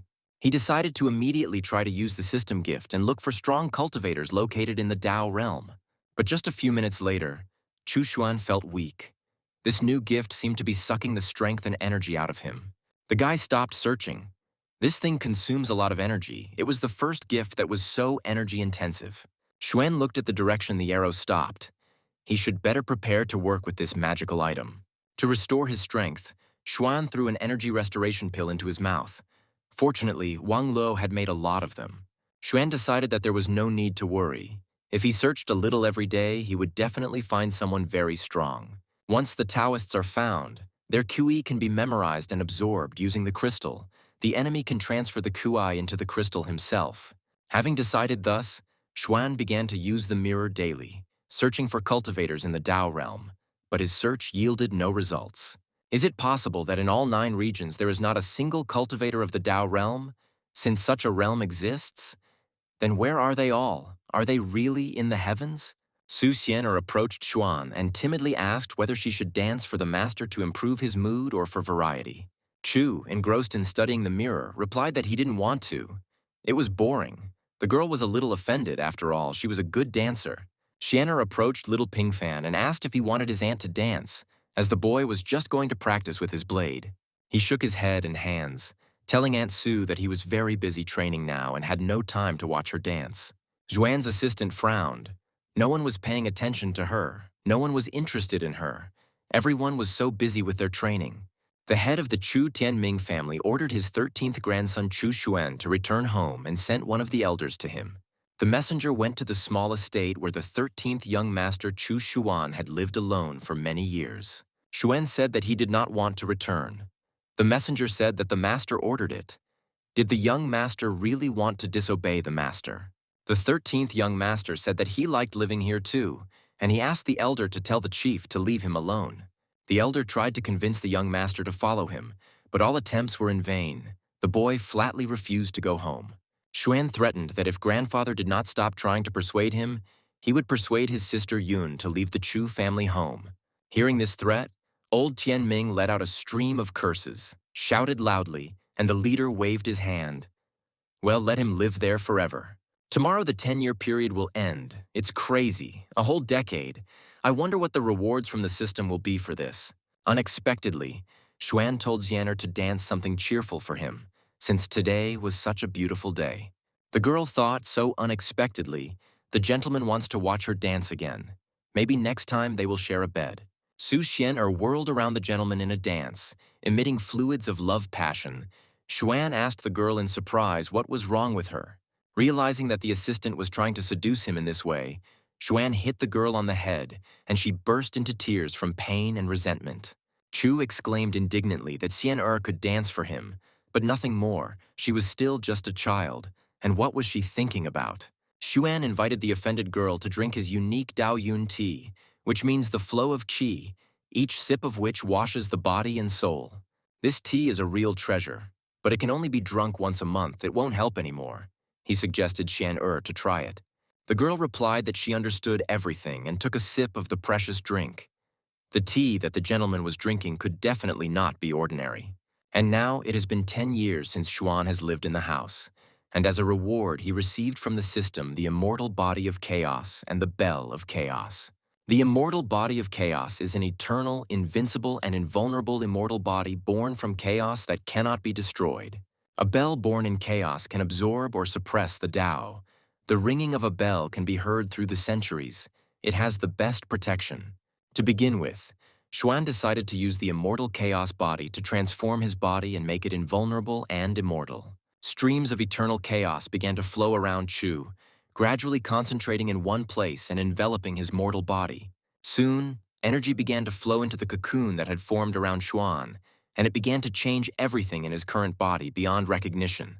Having completed the transformation of Xuan's body, the streams of eternal chaos began to gradually disperse, releasing a renewed and strengthened Chu. The transformation is greater than breaking into the heavenly realm. The body is so powerful that it seems nothing can resist it. And the body constantly absorbs qi, can absorb all the powers of this world, and the speed of cultivation has increased 100-fold. Xuan felt that he had broken through to the second stage of the heavenly realm, but a warrior of the same level would definitely not be able to withstand his attack. But you can't use the bell. Using these two techniques together will destroy Chu's body. You need to test your strength in the secret realm. At first, Nama will be his opponent. He has already reached the 9th stage of the heavenly kingdom, so he should be strong enough. Following his master's instructions, Namo Buddha attacked him to test whether Xuan could withstand a blow of that level. But with his second stage cultivation, Xuan defeated Namo at the 9th stage, meaning Chu is invincible in the heavenly realm.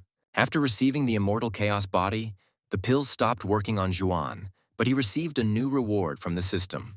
He received a book of Tao techniques from the myriad universes, which described various ways to purify the body and spirit in all realms. Xuan decided to create 2 heavenly realm training puppets from the chaos to practice his new Tao techniques. The courtyard was filled with the pieces of future knights, which Chu had created more for the sake of practicing his new abilities. In front of Chu stood 2 soldiers of the 5th stage of the heavenly realm. With the help of the crystal, they could be promoted to the divine realm. Xuan sighed. He didn't have a genius student who could handle the processing, and he was too lazy to do it himself. The system gave Chu a codex of 10,000 positions, and he thought that perhaps the system wanted to fill in some of its gaps. Having gathered the students, Xuan said that today he would tell them about the limitations and positions that depend solely on them. Chu asked Pingfan if he understood. The boy replied, "The blade is the way of fighting, and fighting is the blade, but the blade is just a blade." Xuan praised his nephew, asking what he didn't understand. The child replied that there was something. Chu asked him to tell him everything. For Xuan staying at home for 10 years and 3 days, the system gave him a whole box of heavenly elixirs for training. After his body changed, Chu continued to train and consumed a lot of elixir, going through 1 bottle per training session. Xuan's disciples tried to understand the meaning of formation and limitation in the mini-world, each having their own understanding of it. Wang Lo created special pills using not ordinary materials, but processed ones. For him, the elixir was a formation. Ding Yak took the art of the sword as a basis. The young man began to create the position of swords with the help of techniques. This was his formation. But Su Xian had a completely different understanding of how to use formations from everyone else. Pingfan practices blade control. He uses stances during training, and although they are not perfect, he already has the basics. 3 months passed like this. Xuan's strength was constantly increasing. He was already close to the 3rd stage of the heavenly realm. At this time, outside of Chu County, in the deserted mountains, in the forest, A young man was languishing. The poor fellow was tormented by a strange congenital disease. The boy plopped down into a puddle to extinguish the fire that was tormenting him, which arose involuntarily and engulfed his entire body. He rose from the muddy mud, black smoke rising from his tattered clothes and flakes of ash from his body swirling above his head. There was inexplicable torment in the young man's eyes. As long as he could remember, he had suffered, and no one could cure his illness. The fire finally went out and one could breathe a sigh of relief. Numerous burns, abrasions, and dirt were visible on the sufferer's face. Suddenly his body was engulfed in flames again. He screamed piercingly, another attack, and each of them was probably worse than death itself. But the fiery attack ended. The young man calmed down a little and hid in the shade of a tree to rest a little. He cursed. After the fire, he felt this weakness again. He didn't know if he could stand it, if he could walk in this state. The guy sighed heavily. After all, if he died, it would be a kind of relief. His endless suffering would end. He had previously thought that he could avoid a premature death from a strange weakness in his body, but it seemed that his fate had decided otherwise. The young man's whole body shook and he began to fall to the ground. He managed to get here in the hope of finding a magical healing artifact. Weakness washed over the boy, preventing him from getting up, and he had run out of medicine. Was he really going to die like this? However, now all that the young man has left is a small hammer, kept in his dantian, which constantly hammers. He turned to his inner, very noisy little hammer, talking to it as if it were his only old friend. Overcoming a fit of weakness, the young man thanked the hammer for accompanying its unfortunate owner to the very end. He is just the son of a craftsman's younger wife, and also has some strange illness. Everyone has bullied him since early childhood. His greatest achievement would be to forge a weapon linked to his heart and mind, and he thought that hunting for the relic would fix everything. But nothing worked. What can he do now? Being here, in the dense forest, the young man looked at his burning hand. Overwhelmed by the pain of the fire, weakness and despair, the young man again turned to the hammer, desperately pounding in his tortured chest. The young man's eyes filled with tears, and he mentally said goodbye to the hammer, saying that it seemed its owner was really dying. A burning tear rolled down the martyr's cheek and flew onto his palm, which was about to burst into flames like his entire body. The guy looked at his hand. In fact, he didn't want to die. He wanted to be cured and become a great weapons master. But he was again engulfed in a furious and excruciating flame, causing unbearable pain to his entire body. He fell backwards and lost consciousness. Several minutes passed. The flame died down, but the young man was still unconscious and urgently needed special medication. At this time, Chu Yun, who had gone into the forest to pick herbs, came across him and was surprised at what kind of person was sleeping here in broad daylight. Taking a closer look, the girl realized that it looked like this young man was not sleeping. He was dying. Maybe someone had wounded him. Approaching the unfortunate man, the kind-hearted Yun said that the guy needed to be saved. It was truly fate that she found him here. Luckily, the girl recently invented a resurrection pill, so the young man will try it completely free of charge to save his life. Yun made this pill for 7 days and 7 nights. It is made from first-class herbs. No matter what illness he has, this medicine will help him. Leaning over the motionless boy, the girl sent a magic pill into his body. But there was no change. Shu Yun was shocked. How could it be that it didn't work? This simply couldn't be. He should have come back to life from this medicine. The young man opened his eyes. What kind of medicine was this? The pain in his body subsided. He regained consciousness, but he still couldn't open his mouth. Sister Xuan looked at the patient with curiosity. Although she had not given this medicine to anyone yet, the effect should be different. The guy mentally begged the beauty to give him more medicine, and then he would have more strength. No need to think that he was dead. Yun decided to check if this man was still alive and what was happening to him, why her resurrection pill did not revive him. She carefully touched his exhausted body, and he mentally asked her not to beat him but to give him another pill. The girl gasped. This man definitely died. How could this have happened? No, something is wrong here and we need to sort it out. Yun loaded the young man into her travel bag and decided that she would take him home and show him to one of her relatives. Xuan's sister quickly headed towards her clan's lands, wondering who would be best to ask about this matter. The half-dead youth sat in Yun's backpack and thought that for some reason he had some strange feeling that he had found what he was looking for. Shu Yun approached the border of the ancestral lands. Now she had to decide where to go next. After thinking for a bit, she headed towards Xuan. Entering the estate gate, the girl loudly shouted to her 13th brother that she had returned and that she really needed his help in one matter. Coming out to his little sister, Xuan asked in surprise why Yun was in such a hurry. Usually she was so peaceful and leisurely. Yun replied with a smile, because she really wanted to see her beloved 13th brother, and she also brought something.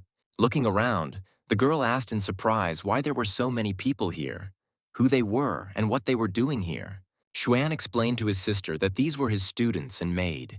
They had been living here for a long time, but Yun had never met them before. He announced to the students that Chu Yun was their Shishu, co-teacher and sister of the master, and demanded that everyone introduce themselves to the girl. The first to greet the Shishu was Yun Wang Luo. He introduced himself and said that he was an alchemist and was familiar with various pills and elixirs. The next to introduce himself was Chu Yunding Yue. The young man told his Shishu that he was a swordsman and with the help of a master he was learning the way of the sword. Bowing to Sister Yun, Su Xian said with a smile that she was Master Chu's servant and assistant in all his affairs. Yun asked her brother in confusion. So it turns out he took on disciples, Xuan confirmed. Yes, he teaches them and guides them on the path. Xuan asked his sister what kind of help she needed and what big thing she had in her backpack. Had she really caught something? Oh, that's right. Yun got carried away talking with the 13th brother and completely forgot to tell him about her rather unusual find in the mountains. She carefully lowered her bag and said that she had found this man in the deserted mountains, where she had gone for ingredients. The girl blushed a little and admitted that she was looking for her brother precisely because of this, not knowing which other relative to turn to. She said that she gave him a life-giving pill, but for some reason there was no reaction. By all indications, this young man was dead. Chu realized that this guy had a special body structure that caused his bones to ignite, and the pain was so severe that it could kill him. The boys sympathized with the young man. They felt so sorry for him. It seemed he was the same age as them, and he already had to endure such inhuman torment. Chusen noticed that such a body could only be possessed by a very strong and incredibly capable cultivator. It was not just a coincidence. Ding Yue was surprised. Shan'er understood. It seems that the master wants to take on a disciple again, but why are all the master's disciples such weirdos? Meanwhile, Wang Lo noticed that this newcomer with a special physique seemed to be about to die. He was very weak from the pain. The flaming youth was perplexed as to who this 13th brother was. He seemed to see right through him. Ah, if only he could speak. The young man mentally asked Xuan, "Didn't he save him? Stop discussing his illness for the 100th time? Something needs to be done." Xuan ordered the disciples to move away from the guy and let him look at him. They needed to think about whether this poor guy could be helped now. Everyone moved away so that the teacher could figure out how to save the young talented cultivator from a painful fiery death. The young man thought that if the wisest 13th brother could help him and save him from endless suffering, he would kneel down. After examining the sufferer, Xuan quickly gave orders to Wang Luo, and he ran to the pill warehouse to bring what was needed. A pill glowed on Xuan's hand. He said that it could not cure the guy, but it would pull him out of this painful state. He carefully directed the medicine towards the young man, who could not wait for his suffering to finally end. And suddenly he felt that he felt better. The feeling of fire in his body disappeared. Could it really have been that same 13th gentleman who did this? The body gradually began to return to normal. The unknown gentleman really did bring the suffering boy back to life. The young man opened his eyes and looked around. It was amazing. But he again felt that he was alive. He could move and even speak.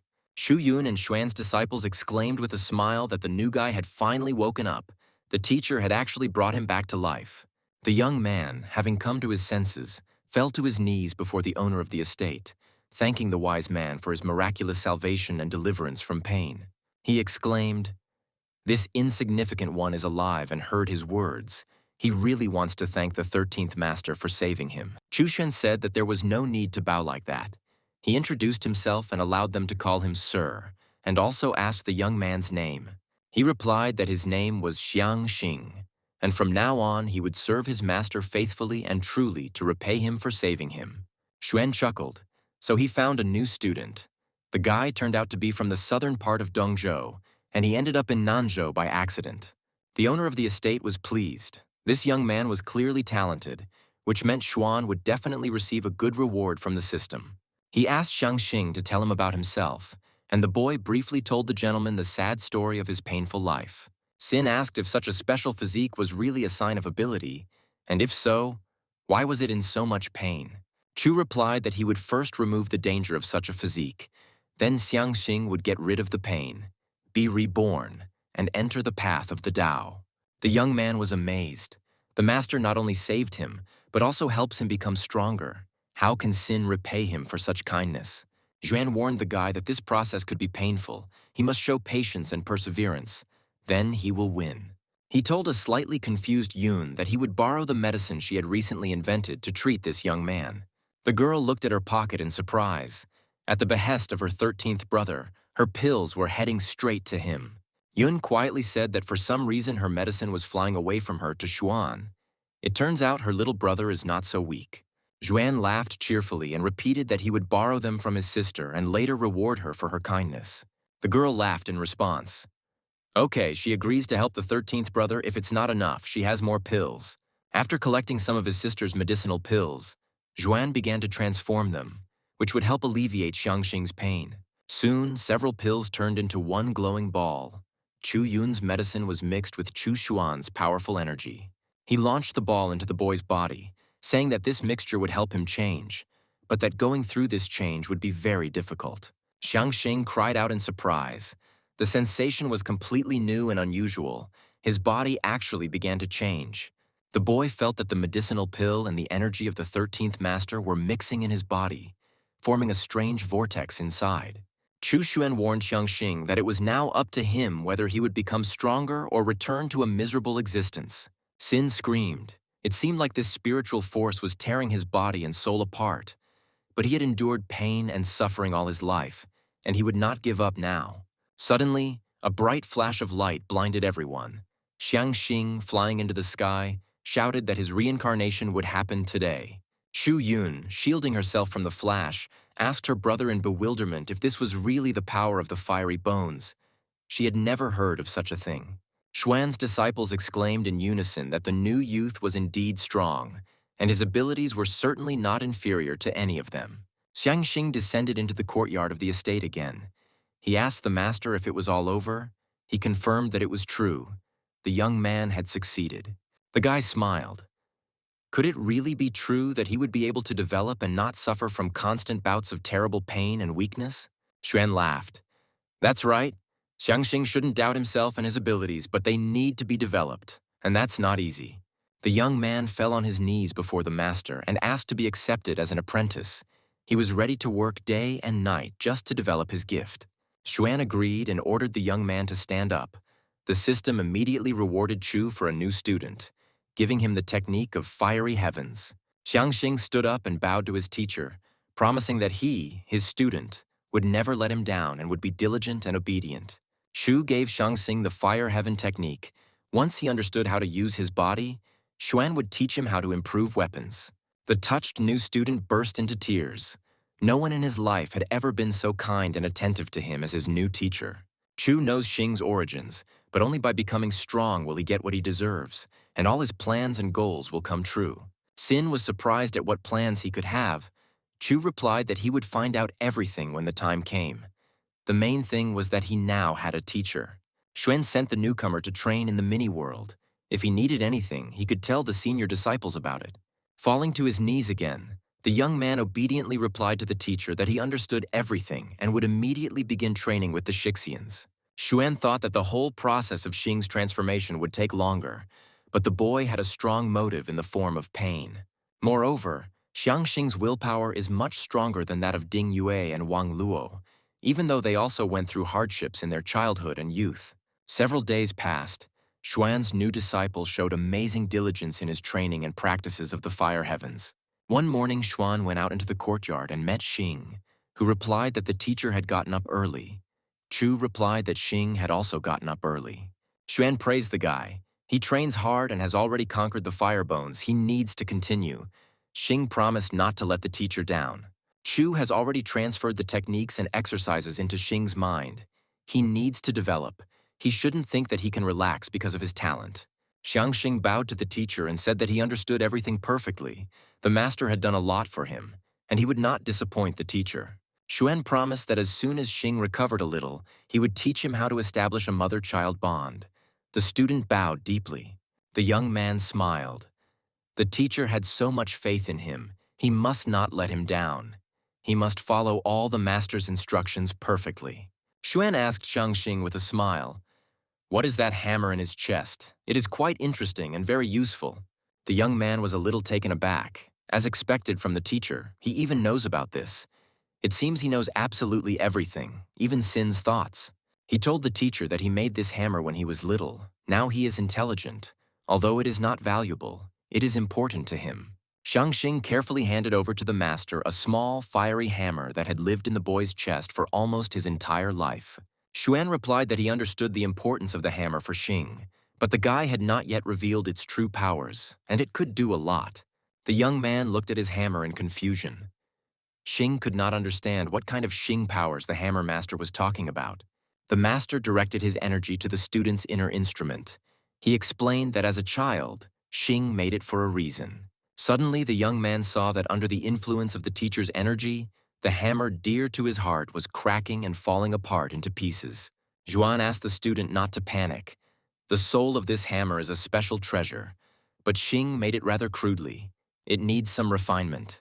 Shangxing's beloved hammer shattered into tiny pieces, leaving almost nothing left. Even the handle fell apart. The guy's face lengthened. How could this be?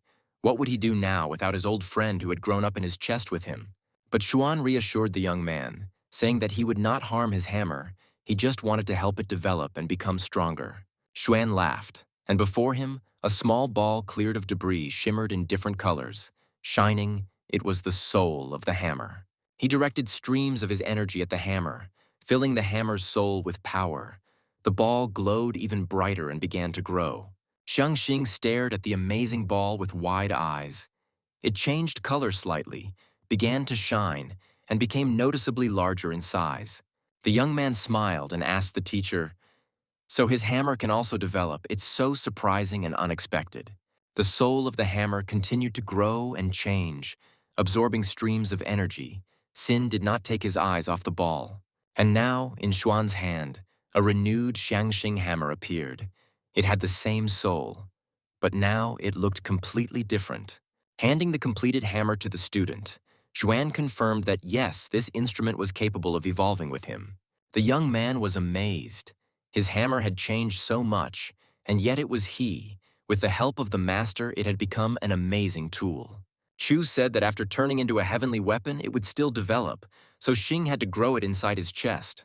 But bringing the hammer to the endpoint is not so simple. Xing was stunned, which means that the heavenly weapon is not the endpoint of development. Xiangxing thanked the teacher for his hammer. Xuan told him to return to the mini-world and continue to train hard. After 3 months of practice and constant training, Chu Xuan was finally able to break through to the 3rd stage of the heavenly realm. Just now, in his mind, he simulated a battle with Namo Buddha and was able to defeat the first Buddhist of this world in just 1 minute. As he replayed the battle, Xuan thought that perhaps if he increased his pressure, he could win in just a few seconds. The system reported that his disciple Mo Luantian had spread Buddhism and defeated 1,000 demons, and as a reward, Xuan received a grimoire. But judging by the system's message, Mo Luantian is looking less and less like a decent monk. He doesn't let go of his weapon. Xuan picked up the mirror. He needed to see what Mo Luantian was doing. Maybe he needed to adjust it. Looking into the mirror, Xuan saw a huge fortress wall, near which stood his disciple and former demon Mo Luantian. Around Luantian lay dozens of demons he had killed. The monk with a sword in his hand turned to the guard on the high fortress wall. He said to the guard, "O Amitabha," thus wishing him goodness and light. The man looked at his strange interlocutor in confusion. Finally, the guard stuttered and asked Luantian who he was and why he had come here, and what he was telling him that was so incomprehensible. Taking a closer look at the bald Luantian, the guard said, "Well, he's a demon, so he can't come in here. It's better for him to leave." Xuan's disciple cried out to the guard to immediately put down his sword and convert to Buddhism. Then his soul would be immediately purified. But the soldier wasn't about to lower his sword, because this strange bald weirdo had just killed several powerful demons near the wall. Mo Luantian explained that this was kindness. He, a good monk, was only saving their souls so that they could turn to Buddhism.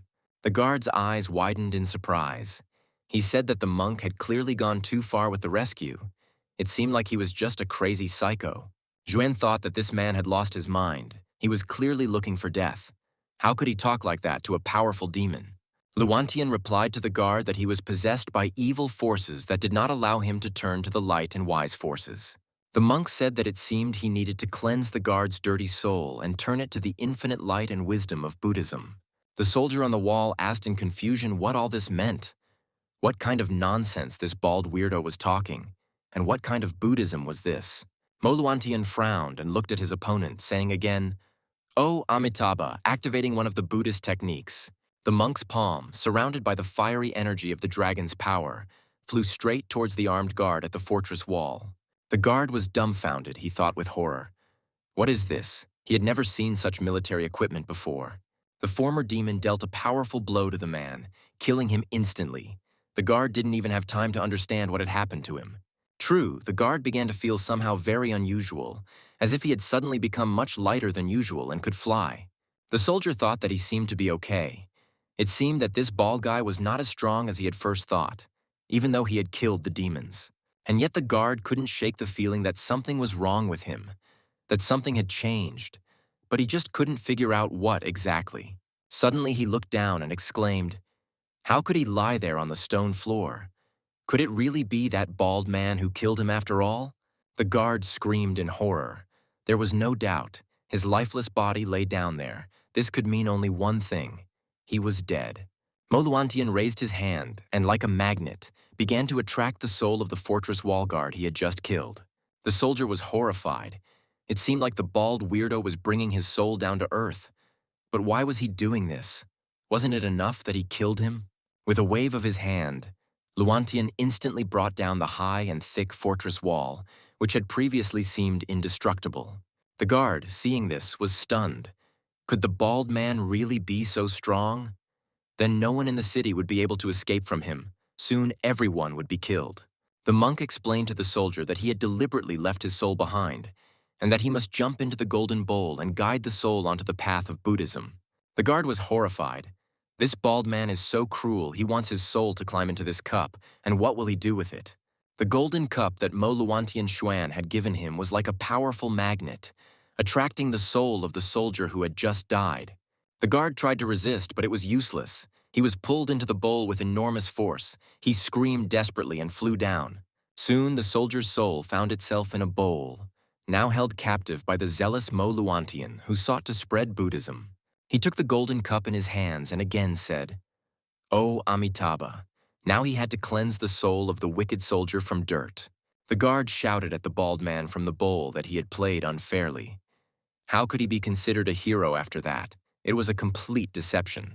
He demanded that the monk release him from this captivity and return his body to him, and offered to fight honestly with swords without any tricks. The soldier admitted that he had been careless and too harsh in his words.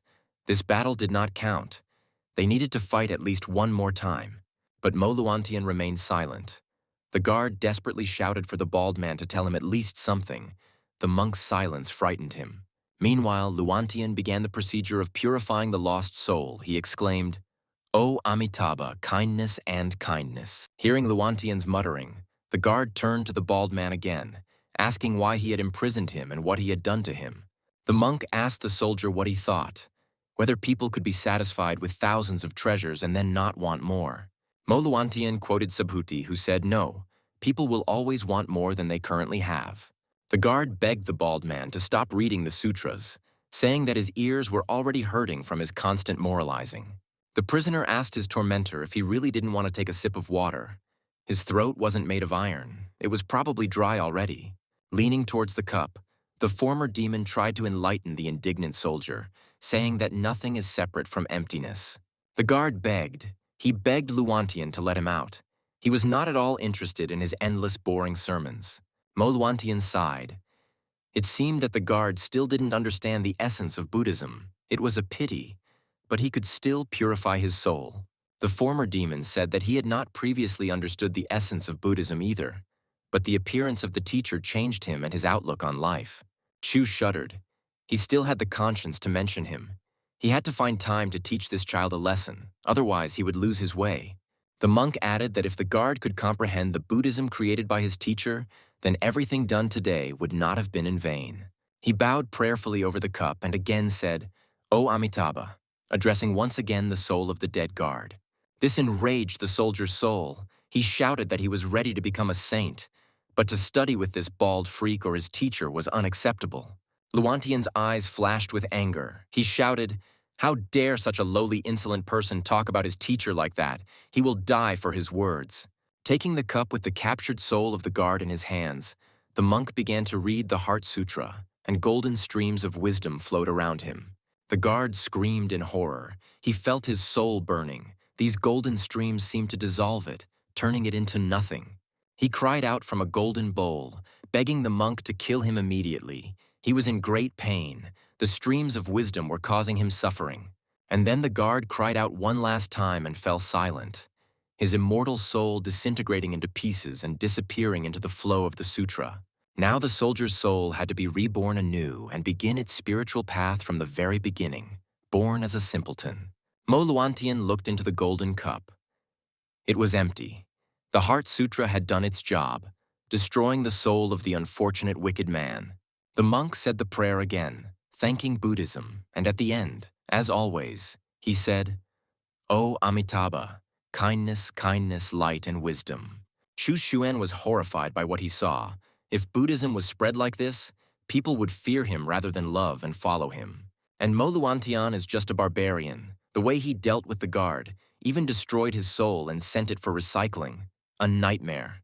However, he had already reached the second stage of the Emperor realm.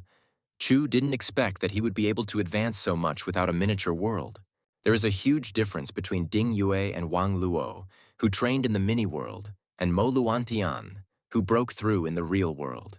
It seems they all still have some growing to do, and it's time for homeschoolers to go out into the world and develop through external stimulation. Seeing the young men, Xuan called Yue and Luo, saying that he had a very important task for them. They must go out into the world. The boys readily approached the master.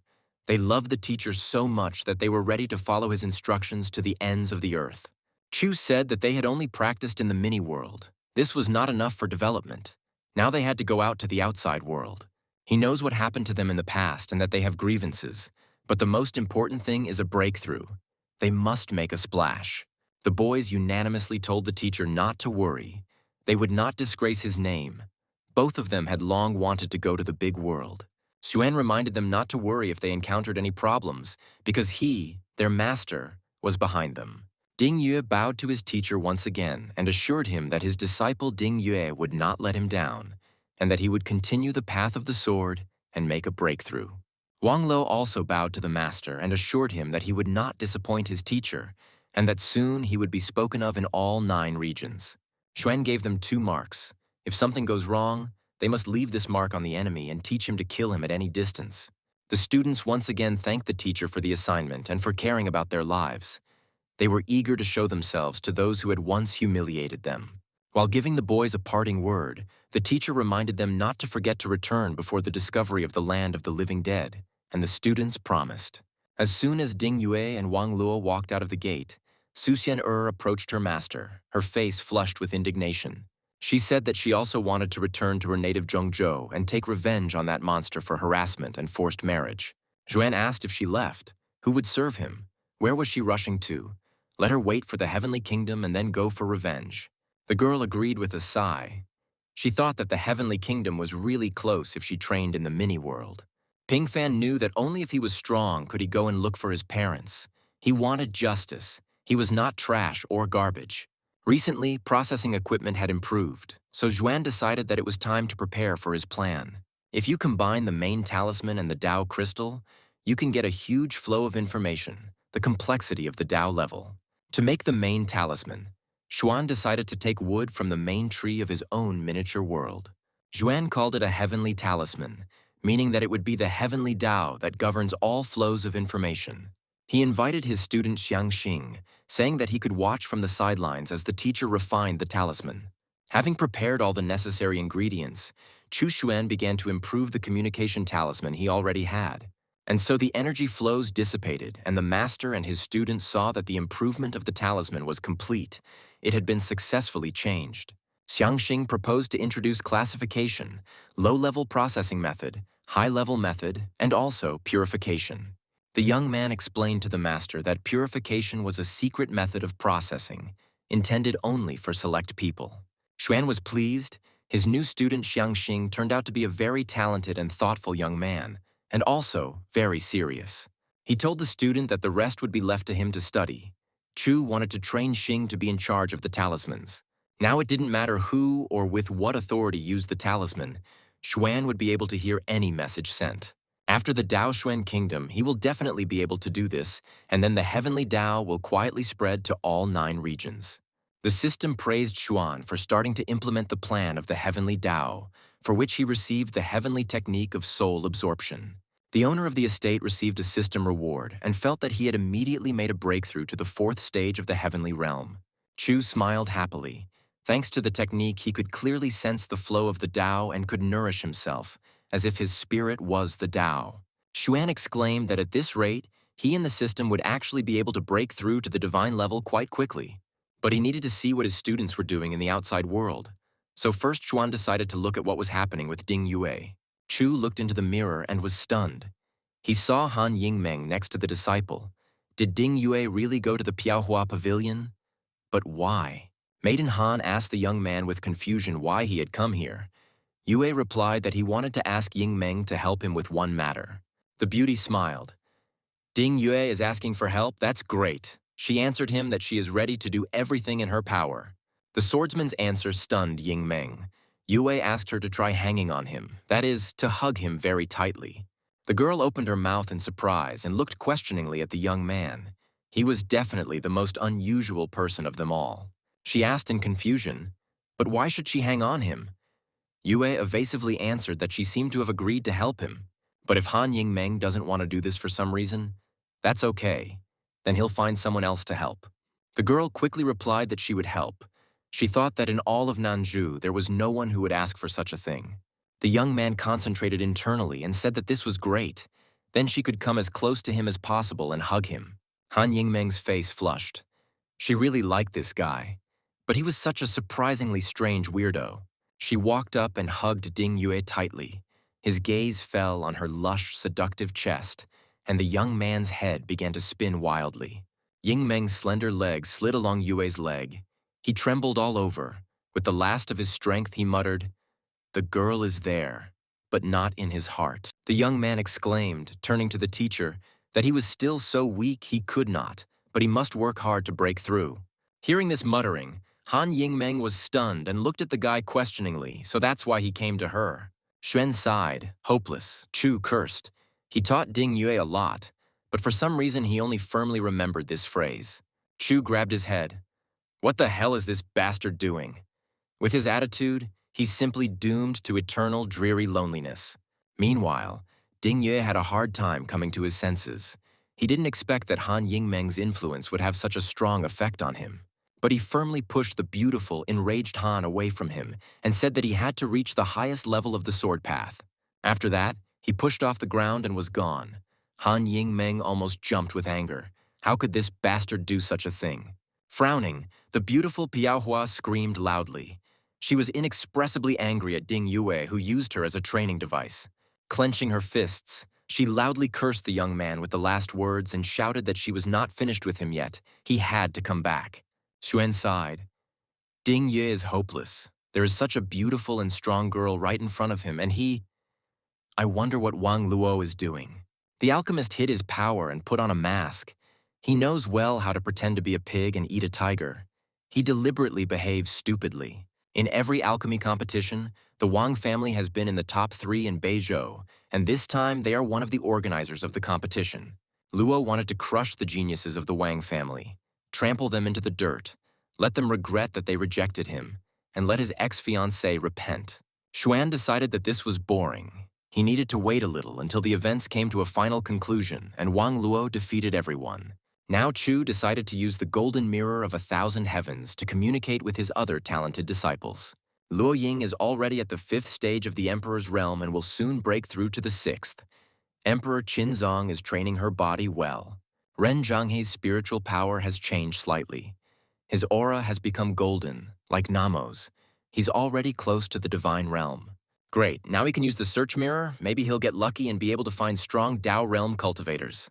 Xuan launched the search arrow. Nothing again. There should be at least one such cultivator in the 9 regions. Suddenly the arrow stopped and pointed to a point. Chu jumped with joy. He finally found a Dao realm cultivator. The cultivator's soul power amazed Xuan. He decided to first collect some Dao energy into a crystal for him to remember. Chu replenished his spent strength with the pill. He still needed to think about how to deceive this strong cultivator. The powerful cultivator Xuan, found with the help of the searching mirror, was meditating in one of the caves in the desert mountains. He instantly felt someone else's interference and opened one eye. It was the first time in his life that someone was establishing a connection with him. The disciple looked at the master with interest. He realized that one of the cultivator brothers seemed to be spying on his old man. The cultivator felt that something seemed to be used to memorize his Kui energy. He would like to know who this person was. Perhaps his cultivation could be challenged or even destroyed. Nightmare. The opponent's strength is superior to his. The recluse asked the brother cultivator if he might have some business with him. If he was looking for a connection with him, he was ready to talk. The old man understood that, fortunately or not, he had to communicate with this man. He again loudly asked his brother cultivator to answer. Chu decided not to show himself. He replied that his dear friend should not rush in. Now that there is a chance to enter, it is fate and opportunity. The surprised cultivator asked what the honorary title of his radiant interlocutor was. Xuan mentally chuckled at this. He is the immortal, eternal, unrivaled great virtue, the supreme heavenly ruler of the 10,000 worlds, the first Dao Zong. The old man was amazed. Why had he never heard of such a strong cultivator, Xuan stated. Sooner or later, everyone finds him. The cultivator wondered whether he should tell his friends about this and take action, or if it was all a scam. He decided to conduct a test. Chu was pleased. He could finally research the cultivator in the Dao realm, which meant they still existed. He just needed to know where to look for them. The search mirror does not show the distance to the cultivator. It can be very far away or even in an independent space. Unfortunately, it is impossible to maintain a Dao crystal unless the other party agrees to share the flow of Dao energy. Xuan smiled with some effort. One can contact other cultivators in the Dao realm, resulting in a whole group. Encouraged by this idea, Chu Xuan spent several days persistently searching everywhere for other cultivators in the Dao realm. A month of searching passed, but there was still only one cultivator found in the Dao realm. Xuan was puzzled by the result. One day he decided that he needed to go and talk to this old man, to see how he was doing. Maybe he could tell him something interesting. Chu asked how his cultivator friend was doing, and he told the elder that he had recently mastered something and wanted to consult with him. Xuan chuckled. The realm of the Dao is somehow not impressive. Is his understanding of the Dao really so low that he needs a consultation? All the methods that Chu practiced were given to him by the system, and he reached a high level. They differed only in the level of cultivation. In order not to appear foolish, Xuan simply pointed out Ying Kun's shortcomings so that he would not continue to ask more questions. Ying Kung developed great respect for Xuan, thanked his brother for his teachings, and accepted a talisman from him for further communication. Chu wished him to train well. The path of the Tao is endless. One must constantly forge one's body and methods. That way, one can reach heights. Ying Kun asked the elder how one could forge the methods of the Tao. Chu replied, very simply, by constantly absorbing the Tao and preserving it. This way you can improve your perception of the Tao. It's like forging a weapon. Only continuity will help you forge a good blade. Ying Kun said that he understood everything. Only training will help improve all aspects of mastery of the Tao, a truly wise elder. Xuan added that absorbing Tao during combat is not the best strategy. Dispersal and compression are the most correct path leading to victory. The cultivator thanked the elder for the teaching and began to absorb and disperse the Tao with his entire body, instantly absorbing a third. The Tao crystal, having memorized Ying Kun's ki, began to shine with streams of his energy, and now the cultivator was feeding Chu Xuan's mini-world with his ki. The owner of the estate was pleased. In the end, he was able to successfully deceive such a strong cultivator as Ying Kun perfectly. Soon, thanks to Ying Kun's Tao, the mini-world can be improved. Tao cultivators are great, but one is not enough. More is needed. Ying Kun was surprised. Having dissipated, the Tao instantly disappears. It is felt so weakly, it seems to return to the original Tao. The cultivator ordered the Tao to return to him. The bottleneck that he had been unable to overcome for a long time seemed to have widened slightly.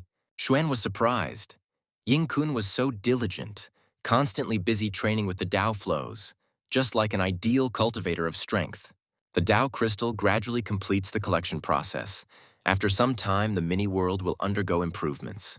Chu Xuan allowed Namo Buddha to cultivate near the crystal so that he could break through to the divine realm even earlier. The system reported that his disciple Ding Yue had wandered into the ancient kingdom, and Xuan received 500 years of cultivation as a reward.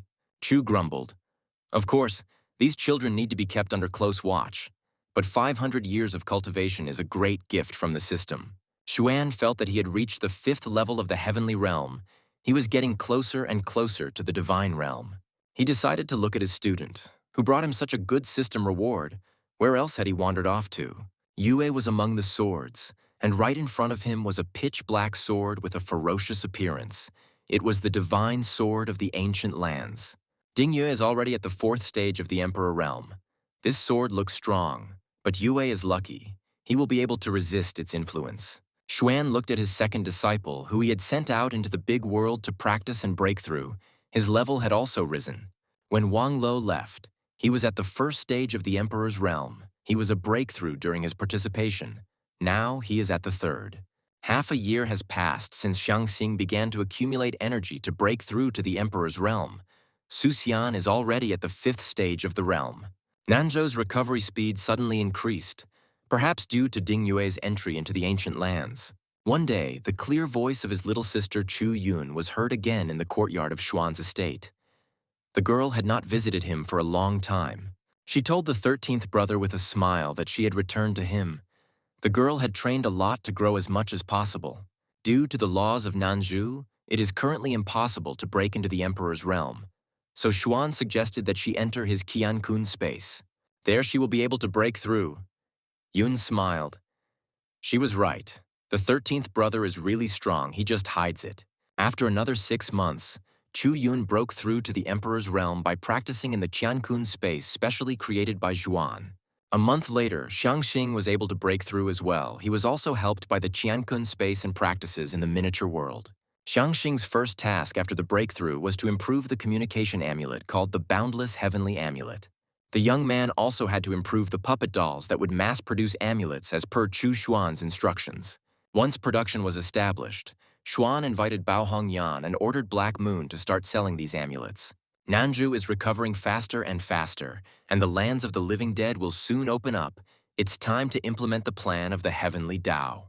Black Moon started selling the communication amulets produced by Zhuan, and the people of Nanzhou immediately started buying them up quickly. The Black Moon sect was so powerful that sales were happening at breakneck speed, with cultivators buying several at a time.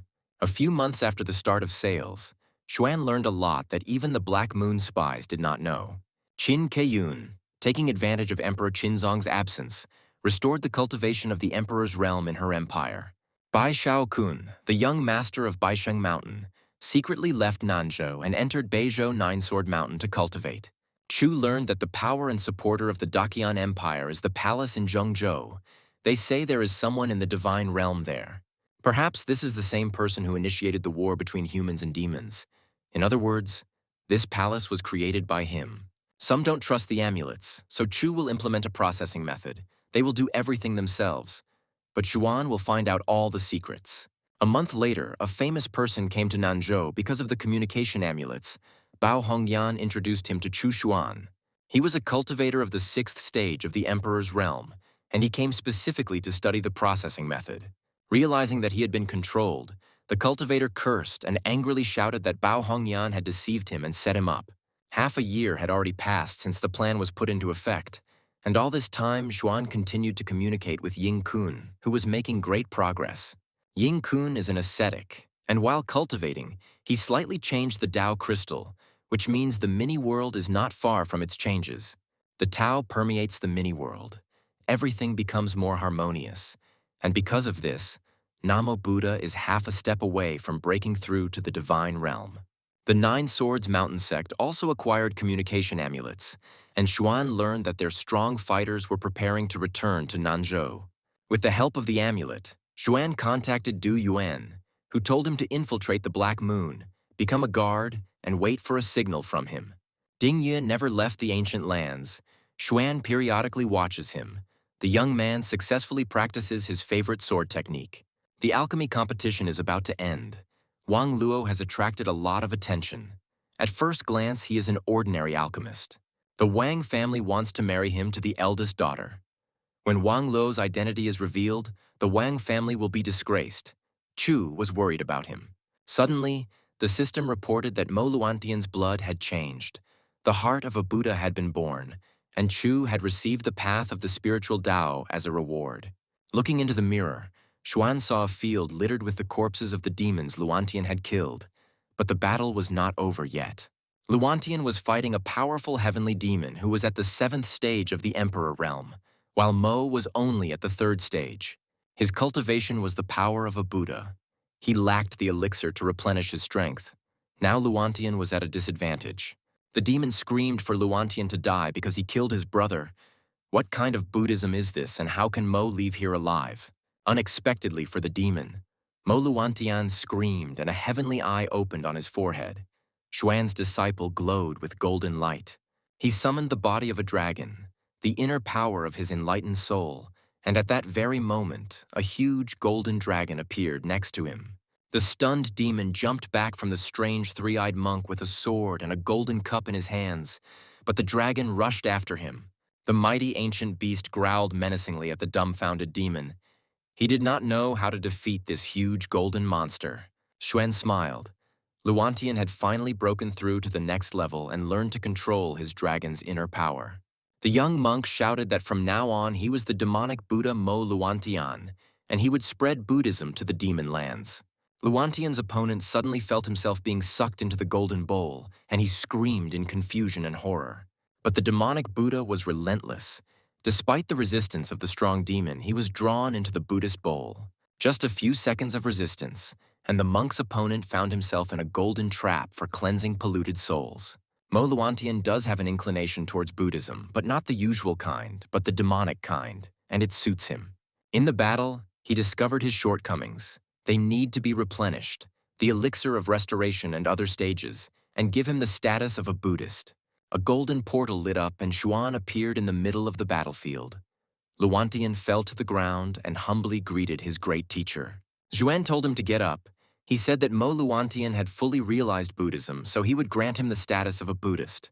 The former young demon thanked the teacher for the great mercy shown to him. Buddhism gave him an incredible amount of strength and wisdom. Xuan added that since Luantian had mastered the dragon's body and power, he would grant him new Buddhist martial techniques. Mo Luantian smiled broadly, and in his hands were new treatises and wonderful Buddhist prayer beads. Having made the demonic Buddha happy, Chu Xuan closed the mirror portal, and it seemed he had dealt with all of his disciples. Now we need to see what system rewards Xuan has received for the latest achievements of his talented students. The path of the spiritual Tao allows one to walk along the flows of Tao, but not for more than a day. Chu smiled. The system is amazing. The Tao is limitless. Now he will be able to walk along the streams of the great Tao, enter right into its middle, and then break through to the divine realm. Xuan was eager to accept the reward and experience the path of the spiritual Tao. He imagined it would be amazing. And so his soul left his body lying on the couch and soared upwards. He could travel like this before, but he could not reach the Tao. He found himself in an amazing space, a huge number of forks, streams, and thoughts, apparently. This is that very great Tao. Chushin saw that he had entered an invisible area, a truly inexhaustible, endless, and boundless eternal Tao. The Tao is absorbed into the crystal. It emits a misty light, and the Tao itself is perfected within. It was the right decision to take the crystal. When you return, you will need to improve the mini-world, the Tao crystal in your hand, the bell of chaos in your soul.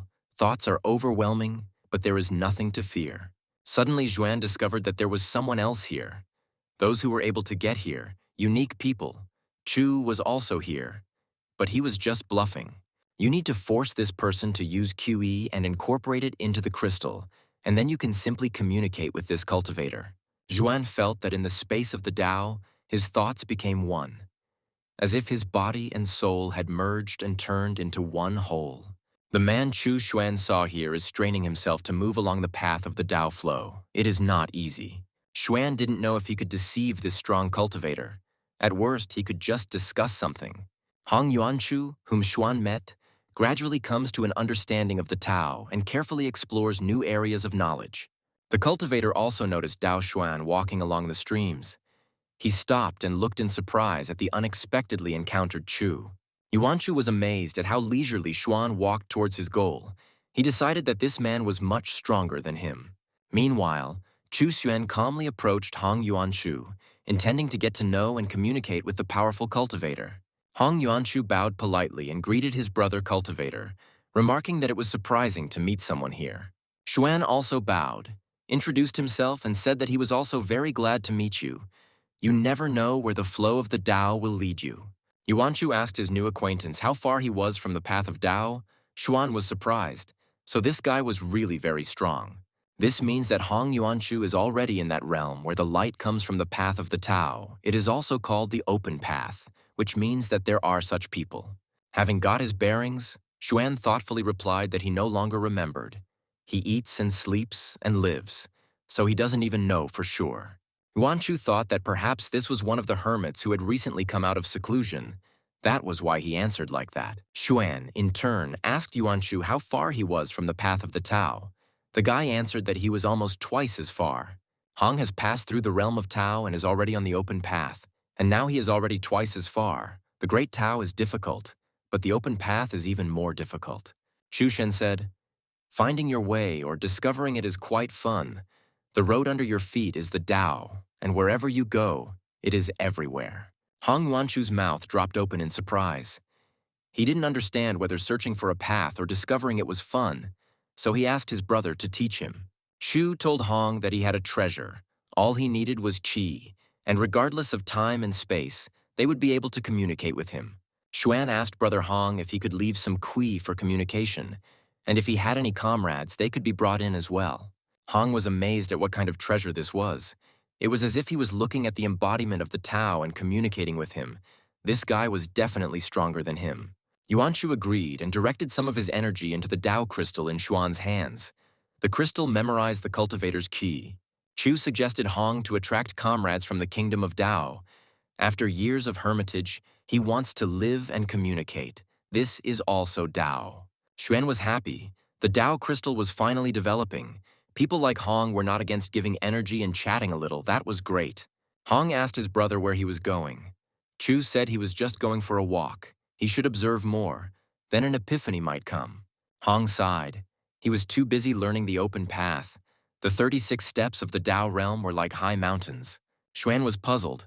So the Tao realm is divided into 36 steps. Wow, how huge it turns out to be. Hong continued. Each stage of the Tao kingdom is more difficult than the other, and the open path is 100 times more difficult. The path is endless, but one must work. Chu Xuan sighed. That was true, but in reality, he didn't feel anything special, because he was being helped by a wonderful system. It took less than 10 years for Chu to go from being an ordinary mortal to being a heavenly realm cultivator, all while sitting at home. Xuan bowed politely to his interlocutor, saying that he was then saying goodbye and was glad to meet his strong brother cultivator.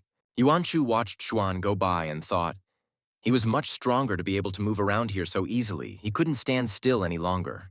Once one Dao Yuan is over, the disaster will soon begin.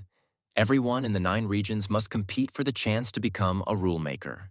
After Xuan's incredible walk through the streams of endless Dao, the guy's aura changed greatly. It became much brighter and stronger. And so his changed soul again rushed to his body, which had been resting peacefully all this time on a sun lounger in the courtyard of his estate. Chu Sen woke up and stood up carefully. His soul had returned.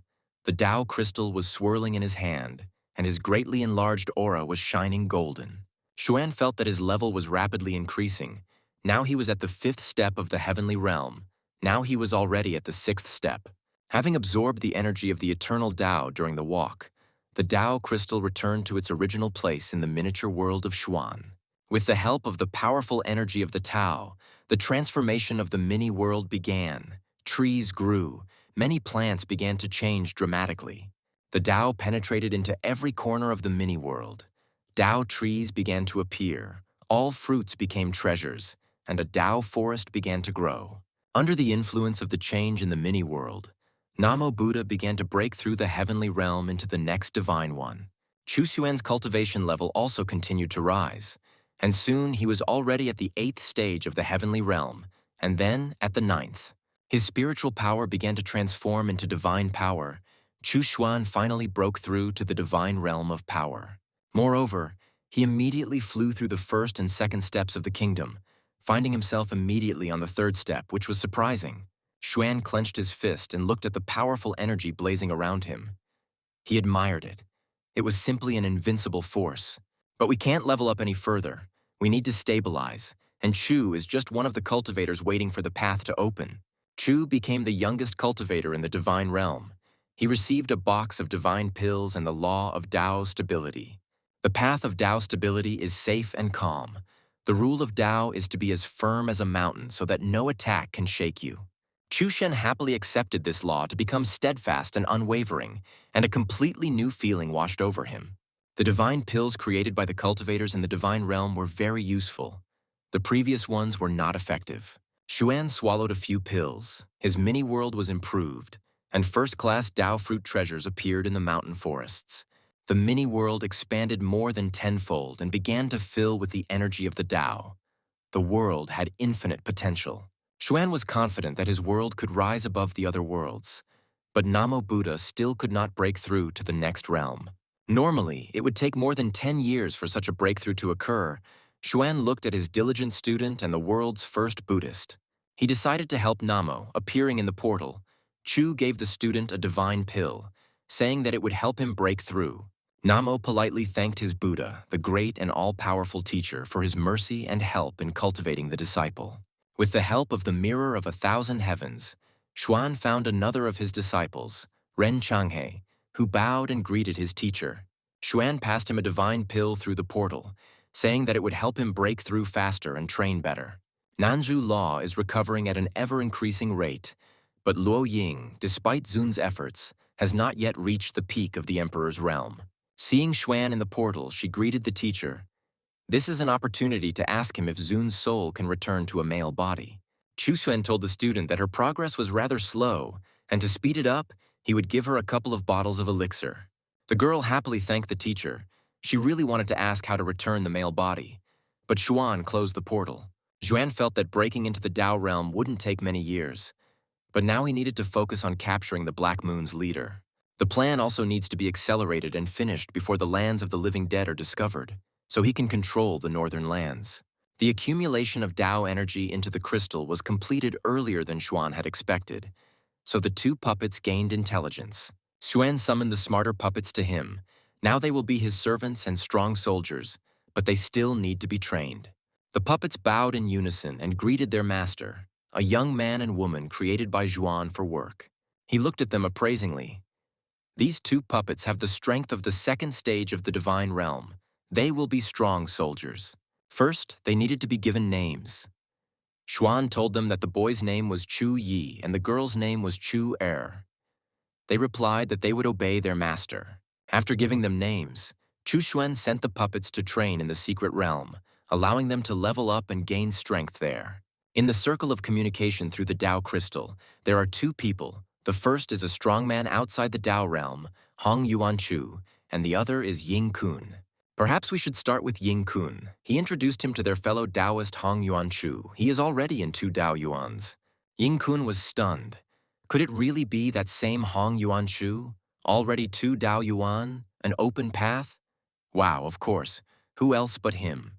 The cultivator immediately broke into a smile and fell to his knees, hurrying to greet the elder, such a famous cultivator. Xuan was surprised. Ying Kun was so polite, he obviously knew who Hong Yuanchu was. He was banging his forehead on the cave floor. It was funny. Yuanchu returned the greeting, saying that Brother Ying was very nice and that he was glad to meet him.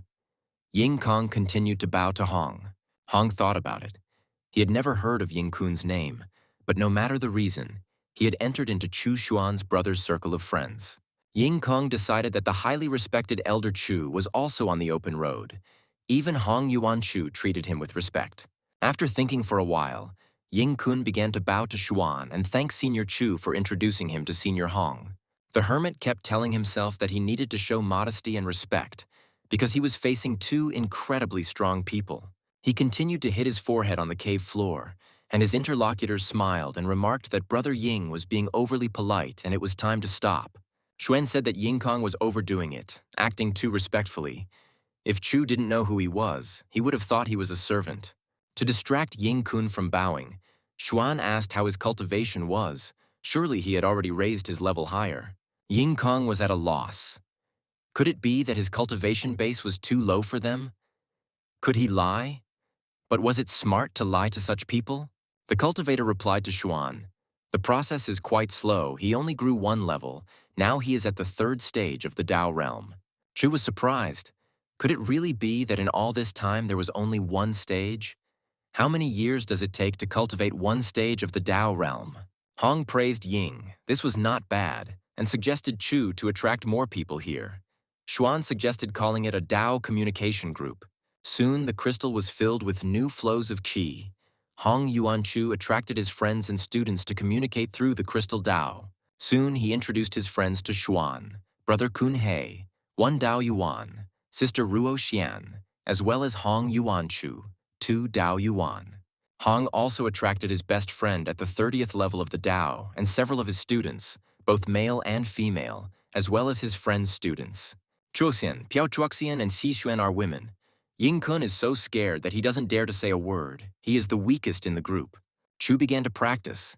His understanding of the Tao improved and his strength increased. But to break through to the realm of the Tao, he needed to accumulate energy.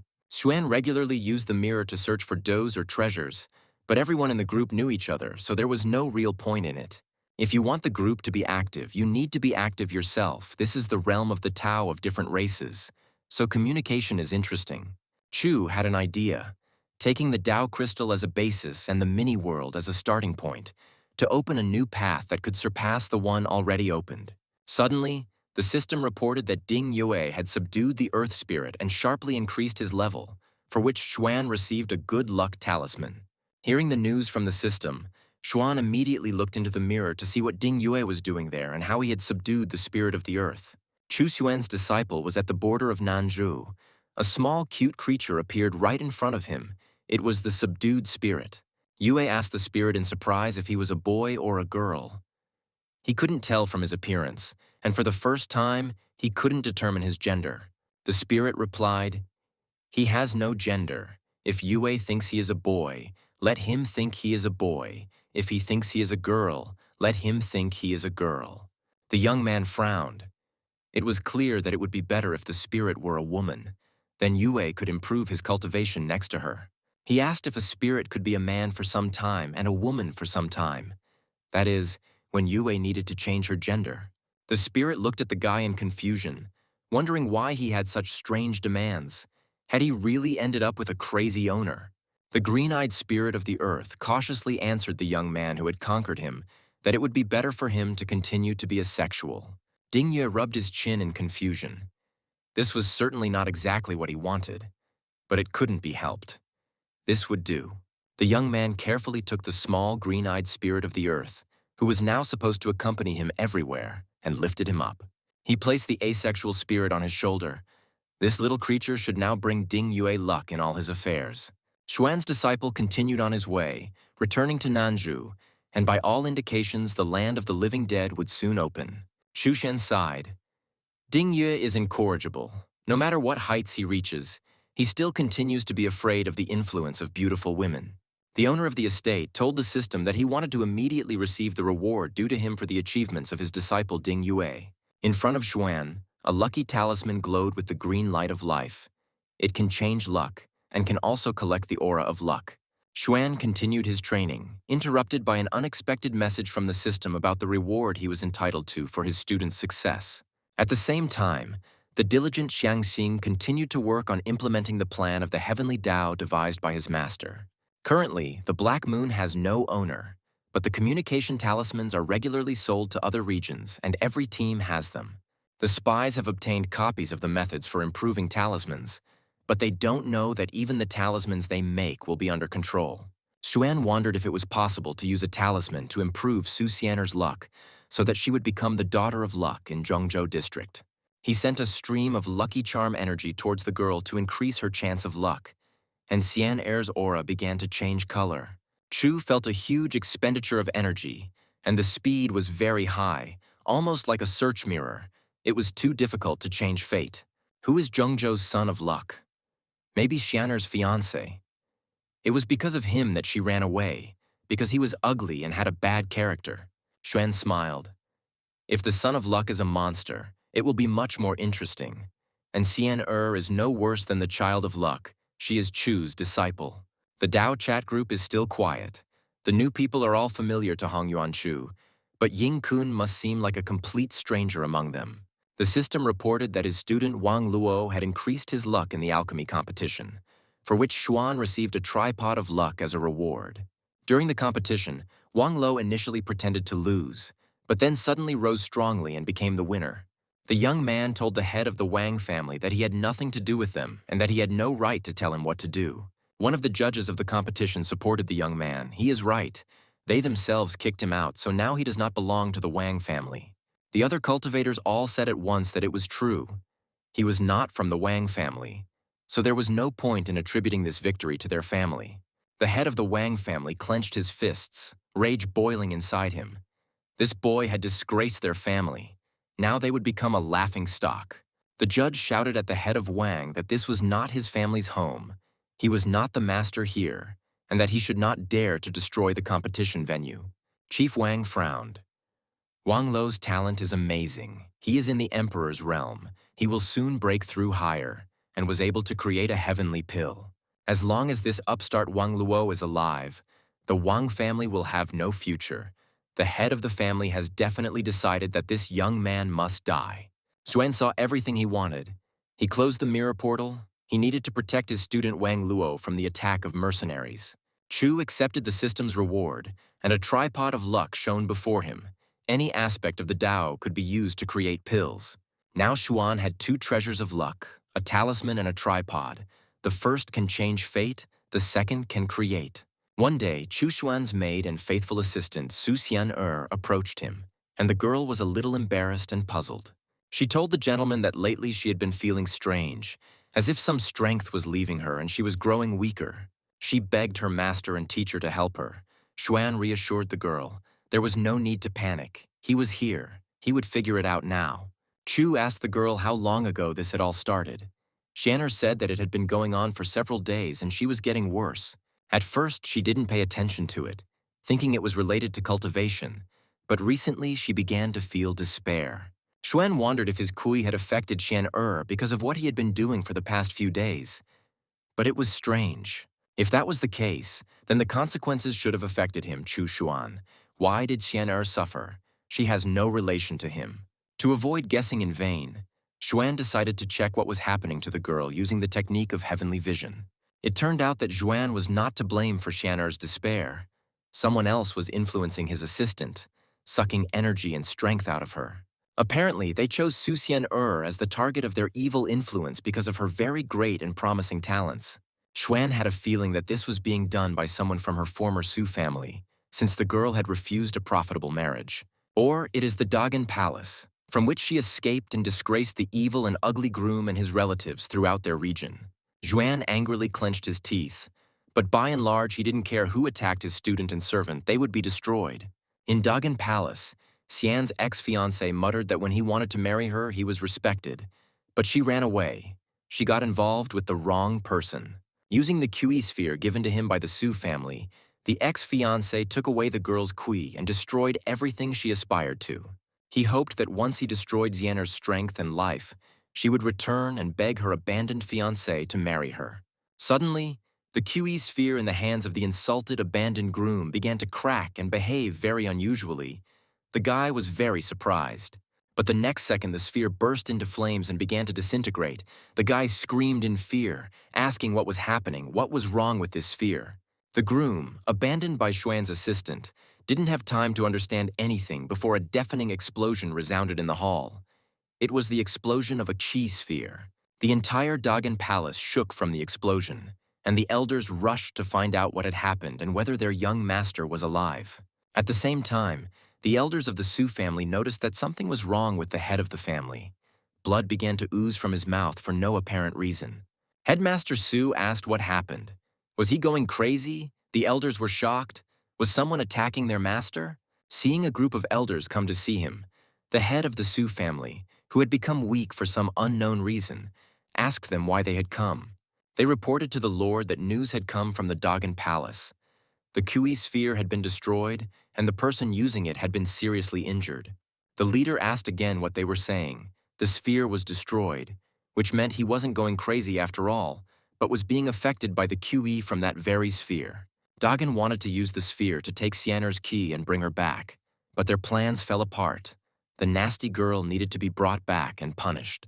The leader shouted for them to forget about the girl, let them go to the Dagon palace and demand compensation, but not say that he was injured. The head of the Su family barked at the elders to go to the Dagon palace immediately and not to dare return empty-handed. Left alone, head Su thought. It seemed that since then the girl had become noticeably stronger. He could not allow himself to provoke her. Thus, Chu Xuan, without leaving his home, dealt with the enemies of his faithful assistant, discouraging them from harming her. He called Su Xian and asked how she was feeling now. The girl answered the master with a smile that she had become much better. Xuan explained to her that someone had tried to take away her qi, but not to worry. He had just taught them a lesson. They wouldn't try again. The girl laughed cheerfully and thanked her powerful master for the effective help he had given her. Chu smiled and said that as payment, Xian could feed him a delicious meal since she was an excellent cook. But first, Xuan decided to strengthen her qi better just in case her enemies wanted to try to harm her again. She pointed the good luck charm at the girl's chest, saying that it would protect her from similar displays of aggression in the future. The girl's mouth dropped open in surprise. Could this really be for qi too? Qi is such a mysterious force, she just can't figure it out. Xianer thanked the gentleman again and said that she would cook his favorite dish today to improve his mood. Xuan smiled. We agreed. He would wait impatiently. The girl jumped for joy. She simply adored her master. Chu will return to her cultivation when he breaks through on his own. Qi and Dao are so mysterious, he still doesn't understand how the laws of this world work. Hearing Xuan's muttering, Xian asked what he said, but he asked her to hurry up with the preparations, otherwise he would die of hunger. The delighted Xian quickly prepared a stunningly delicious meal for Chu Xuan and fed her master to his fill. After eating his fill, Xuan sighed.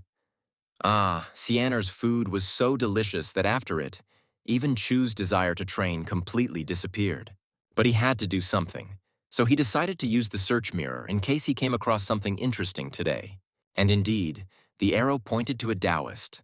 But there were no people there, only a small tiger cub, and he was a cultivator of the Tao realm. The tiger cub perked up. For some reason, he had the feeling that someone was watching him, but on the deserted cliff, he was completely alone. Xuan laughed. First, he had to take some of his qi and put it into the Tao crystal. Chu had an idea of how to play a trick on him. The tiger cub jumped up and growled angrily. Who dared to absorb his qi? Apparently, the impudent, uninvited guest was looking for death. Chu chuckled. What a hot-tempered kid. The atmosphere in the group became a little dull. He will be able to bring a new rhythm. Not bad. With the arrival of the tiger cub, the group will certainly come to life. First, you need to send him a welcome message from the administrator. The tiger cub stared at his paw in surprise. He couldn't understand what was wrong with it and where this unusual Tao energy had come from on his paw. Unexpectedly, he received a message. Xuan welcomed the little tiger cub into their friendly group of cultivator brothers. The tiger cub's eyes flashed angrily. He bared his teeth and growled menacingly. How dare this puppy call him that? What kind of tiger cub is he? In response, he shouted that he was warning the pathetic puppy that as soon as he caught him, nothing good would happen to him. Xuan boldly replied to the striped cultivator that when the tiger cub came, he would only see darkness in his own eyes. The tiger cub clenched his clawed paws in anger. He was incredibly angry. Someone dared to mock him. The great sky tiger. Chu was genuinely amused, by the way. First, they need to arrange a welcoming ceremony for the tiger cub in their Tao communication group. He sent the tiger cub another message. wishing him luck in the communication group of the most powerful cultivators from different regions. At the same time, Xuan sent a message to the group to attract the attention of others. He said that he had news. Chu said that he was going to invite a new friend to the group. He was a tiger cub, and suggested that the guys start communicating with him first. In-kun raised his head with interest. It seemed like a new person had appeared in the group. No, a tiger cub. I wonder what kingdom he was in. Xuan sent out a message to everyone, asking them to warmly welcome their new friend, the cute heavenly tiger, the 16th stage of the Tao. The tiger cub growled that he was a majestic sky tiger, and the puppy just called him cute, an unheard of insult. He is a proud sky tiger. He is not going to join them in some filthy group of weak, cowardly little puppies. He will tear them apart. Piao Ruoyun smiled. Oh, so it really is that tiger. That means that annoying, smelly tiger is still alive. Amazing. But the tiger cub continued to rage. He screamed that they were all just the ground under his paws. They didn't even dare talk to him as equals. The girl replied to the enraged tiger cub that he was so rude. Did he want her, Piao Ruoyun, to help him with self-education? The tiger cub growled, "What kind of Piao Ruoyun is this? Who is she? Apparently she is looking for a fight, so let her come. He is ready to meet her." The little animal grimaced contemptuously and said, "If she is Piao Ruoyun, then he is Sha Chen Bao," and laughed mockingly at the girl. But suddenly the tiger fell silent. He scratched his ear in confusion. "Wait, Piao Ruoyun, this name seems to sound surprisingly familiar." Ruoyun asked the tiger. It seemed he said something she did not hear and asked him to repeat it again, but the beast did not answer. And then he remembered, "Oh, Piao Ruoyun." His eyes widened in surprise and his jaw dropped. How could he not recognize her right away? Pointing his finger at the Tao energy in confusion, he realized that Piao Ruoyun was there in that group of cultivators. She could hear him. The girl called the tiger again and asked why there was no sound. He seemed to be saying something. Let him continue. She was ready to listen to him. Ruoyun offered the tiger to chat about the past, but the frightened tiger cub silently jumped into the bushes, fearing the appearance of this girl. He grabbed his head. Piao Ruoyun? Could it really be Piao Ruoyun? Why her again? How could he hide from this terrible cultivator? The little animal closed his eyes, thinking that until that moment he had been a happy little sky tiger, a mighty ruler of the forest. He was happily playing, dancing, and singing in his own forest. And then this woman came, and from then on his life turned into hell. Seeing Ruoyun then, the tiger cub screamed, "How dare this bitch enter his territory? Now he will give the impudent woman a couple of blows." The girl clenched her fist with a grin. Oh, is it really true? This kitten decided to show her his teeth, and even dares to be rude to a woman. As soon as the tiger cub jumped towards Ruoyun, he immediately received several painful blows, and his fighting spirit immediately disappeared.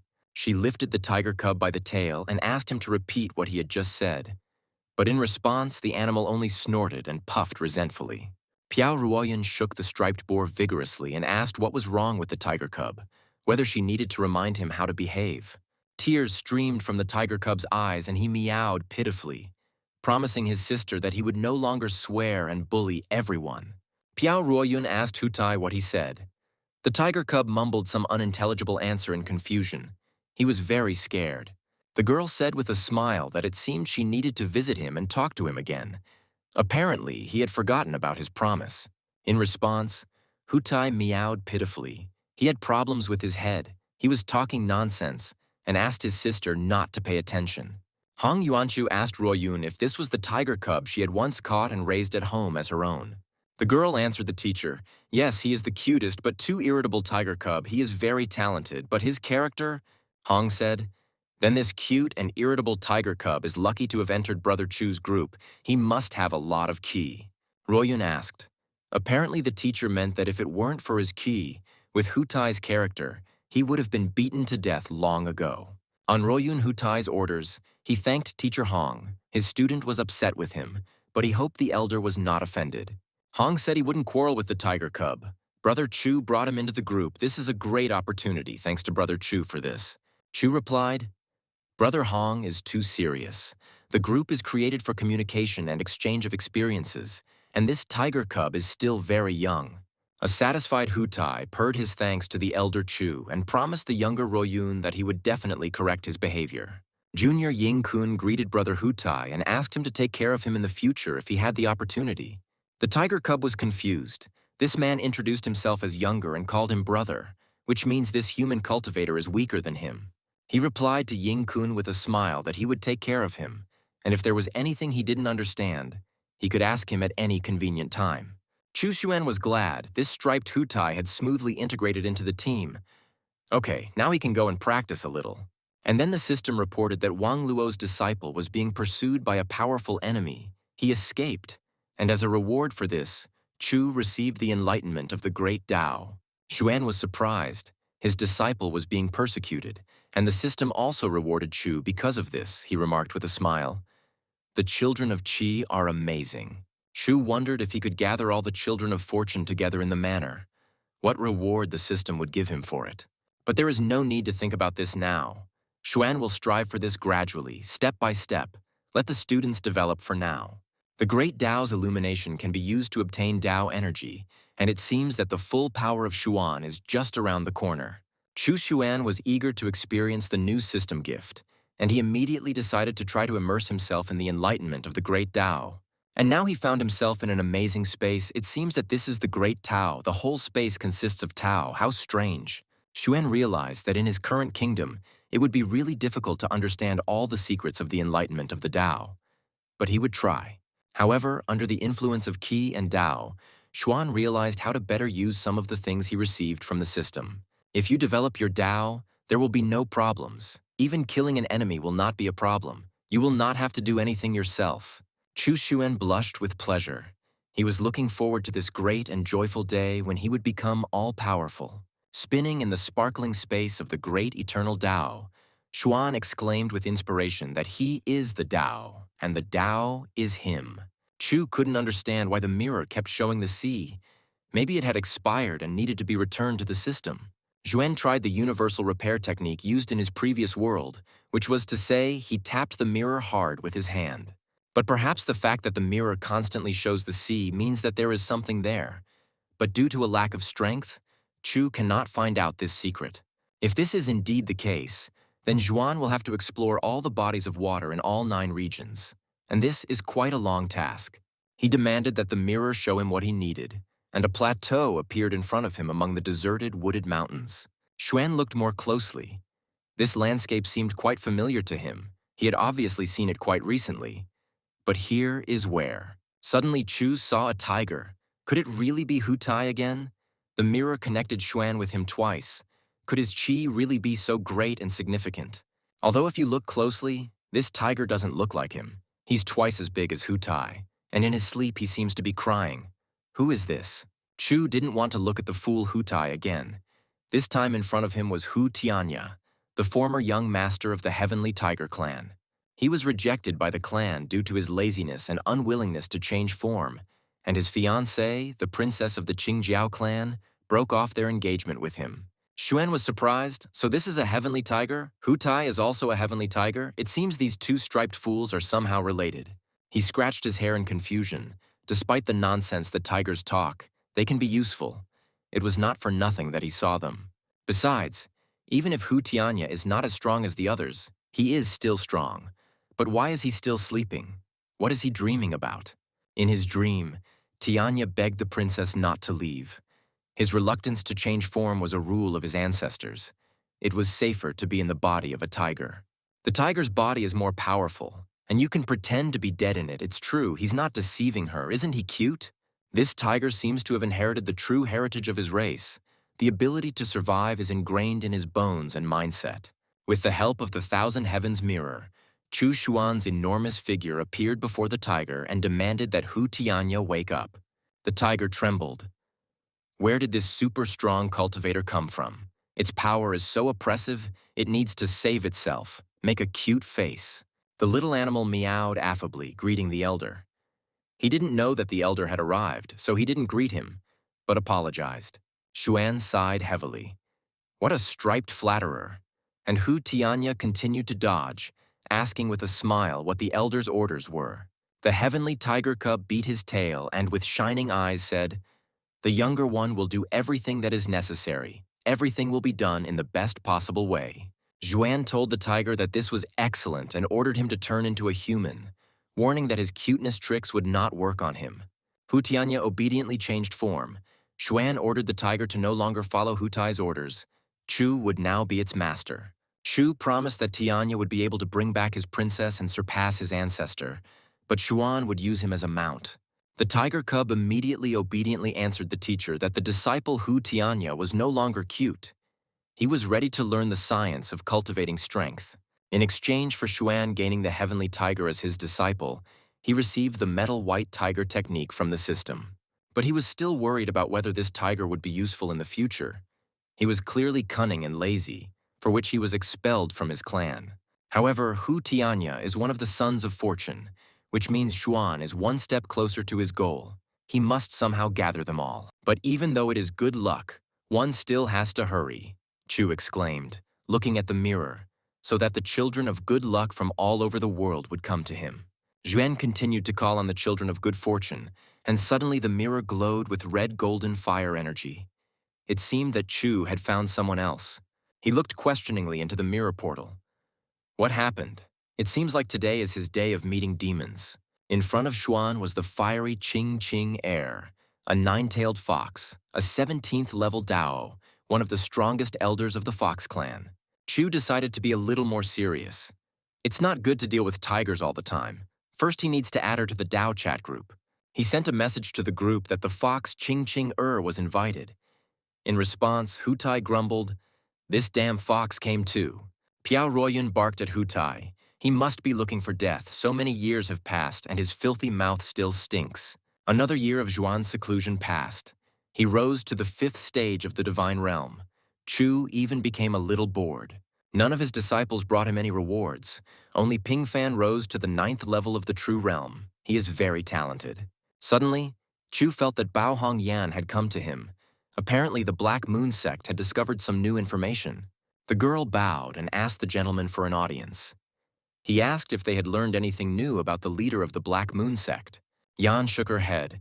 The search was ineffective. They still don't know who really runs the Black Moon sect. Xuan wondered why she had come then, or if the sect's spies had found out something else that might interest or concern him. Bao Hongyan explained that she was here to inform the master about the demonic lands, and that hostilities would soon begin. Chu asked what was happening with the demonic lands. Were they planning something? But it seemed like the time had not yet come. The 3 sects and 2 countries and other forces in Nanzhou decided to fight for their own interests and avoid unnecessary conflicts. Of course, there were some cultivators who hadn't supported anyone yet. Chu thought that the higher-ups were being cautious. He invited Hun Yan to enter the courtyard. The work on his plan is progressing well. He wants to reward his spy. When they entered the courtyard, Chu asked if there was any information about the movement of forces in Nanzhou. What was going on? Bao sighed. Everything was kept secret. But one of the Qin family members had infiltrated the Daqian Palace. Should I remind them of the Qin family? Xuan replied negatively. Let the Qin family do whatever they wanted. He would not interfere for now, but he had to keep an eye on them. Chu asked Bao Hongyan about the situation with communication talismans in Beizhou and whether representatives from that region were purchasing them. The girl nodded her head affirmatively. Beizhou is completely covered. There is no information that could be hidden from the master. Chu Shen smiled. Great. The plan in Beizhou was also completed successfully, which means this northern region is also under control. He told the girl that she had done a good job. These pills would help her break into the emperor's kingdom very quickly. The dumbfounded Bao Hongyan thanked the master in confusion. She could not even dream of such an incredible gift for a breakthrough. Xuan told her to take these pills as soon as possible to break through. He has a more important and difficult task for her. The spy bowed and replied that the subordinate would live up to her master's expectations, and Chu Xuan allowed the girl to leave. The system reported that Ren Changhe had mastered the path of yin and yang and broken through to the divine realm, and Xuan received 500 years of cultivation for this. Chu perked up. Oh, good news. Ren Changhe is a good man. This reward will allow Xuan to move even closer to the realm of Dao. Don't look askance at Ren. He did bring good news, and it will probably make him put in even more effort. Ren Changhe, greatly changed, joyfully greeted the teacher and announced that he had finally broken through to the divine realm. Xuan congratulated him. Ren thanked the teacher for his help. In order to repay the kindness, he is ready to do everything possible for Chu. The teacher has an order. There will be unrest in the 9 regions, so in 10 years, Ren Changhe will go to the north of Nanzhou. The student was stunned. Could the master really tell about what would happen in the future? This was simply unprecedented power.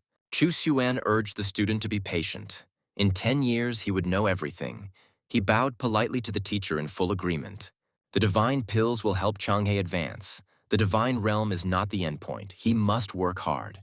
Pleased, Ren Changhe collected the pills given to him by the master and said that the student would remember his teacher's instructions. After giving all the instructions to the cultivator, Xuan said that he was satisfied with him. But the teacher had things to do, so he said goodbye to Ren Changhe. But the student asked the master to stay longer. The student had something that would bother the teacher. Xuan looked at Changhe in surprise. Chu chuckled. Some of this is apparently practice. Good. He will pick up something new for his student that will help him. Soon, he contacted the Recluse again and gave him practices suitable for cultivation at his level to study. From a deep cave in the dark, ancient lands of demons, Buddhist prayers and wishes for light, goodness, and wisdom were heard. A confident voice spoke. The sinful lands of demons, greed and ignorance, blood and death. All this pollutes the souls of ancient demons. Moluantian preached to a crowd of demon believers. The merciful Buddha transforms demonic lands into blissful ones. By sacrificing himself, he will go to hell. But who, if not he, the disciple of Buddha, will spread Buddhism? They must spread their faith. Luantian's disciples responded unanimously. O Amitabha, they are ready to carry out the instructions of the great disciple of the Buddha and spread the faith. Moluantian's aura glowed golden and a halo appeared around his head. He exclaimed, O Amitabha, good and benefactor. Seeing someone else enter the cave, Moluantian asked in a friendly manner, perhaps he came here for enlightenment.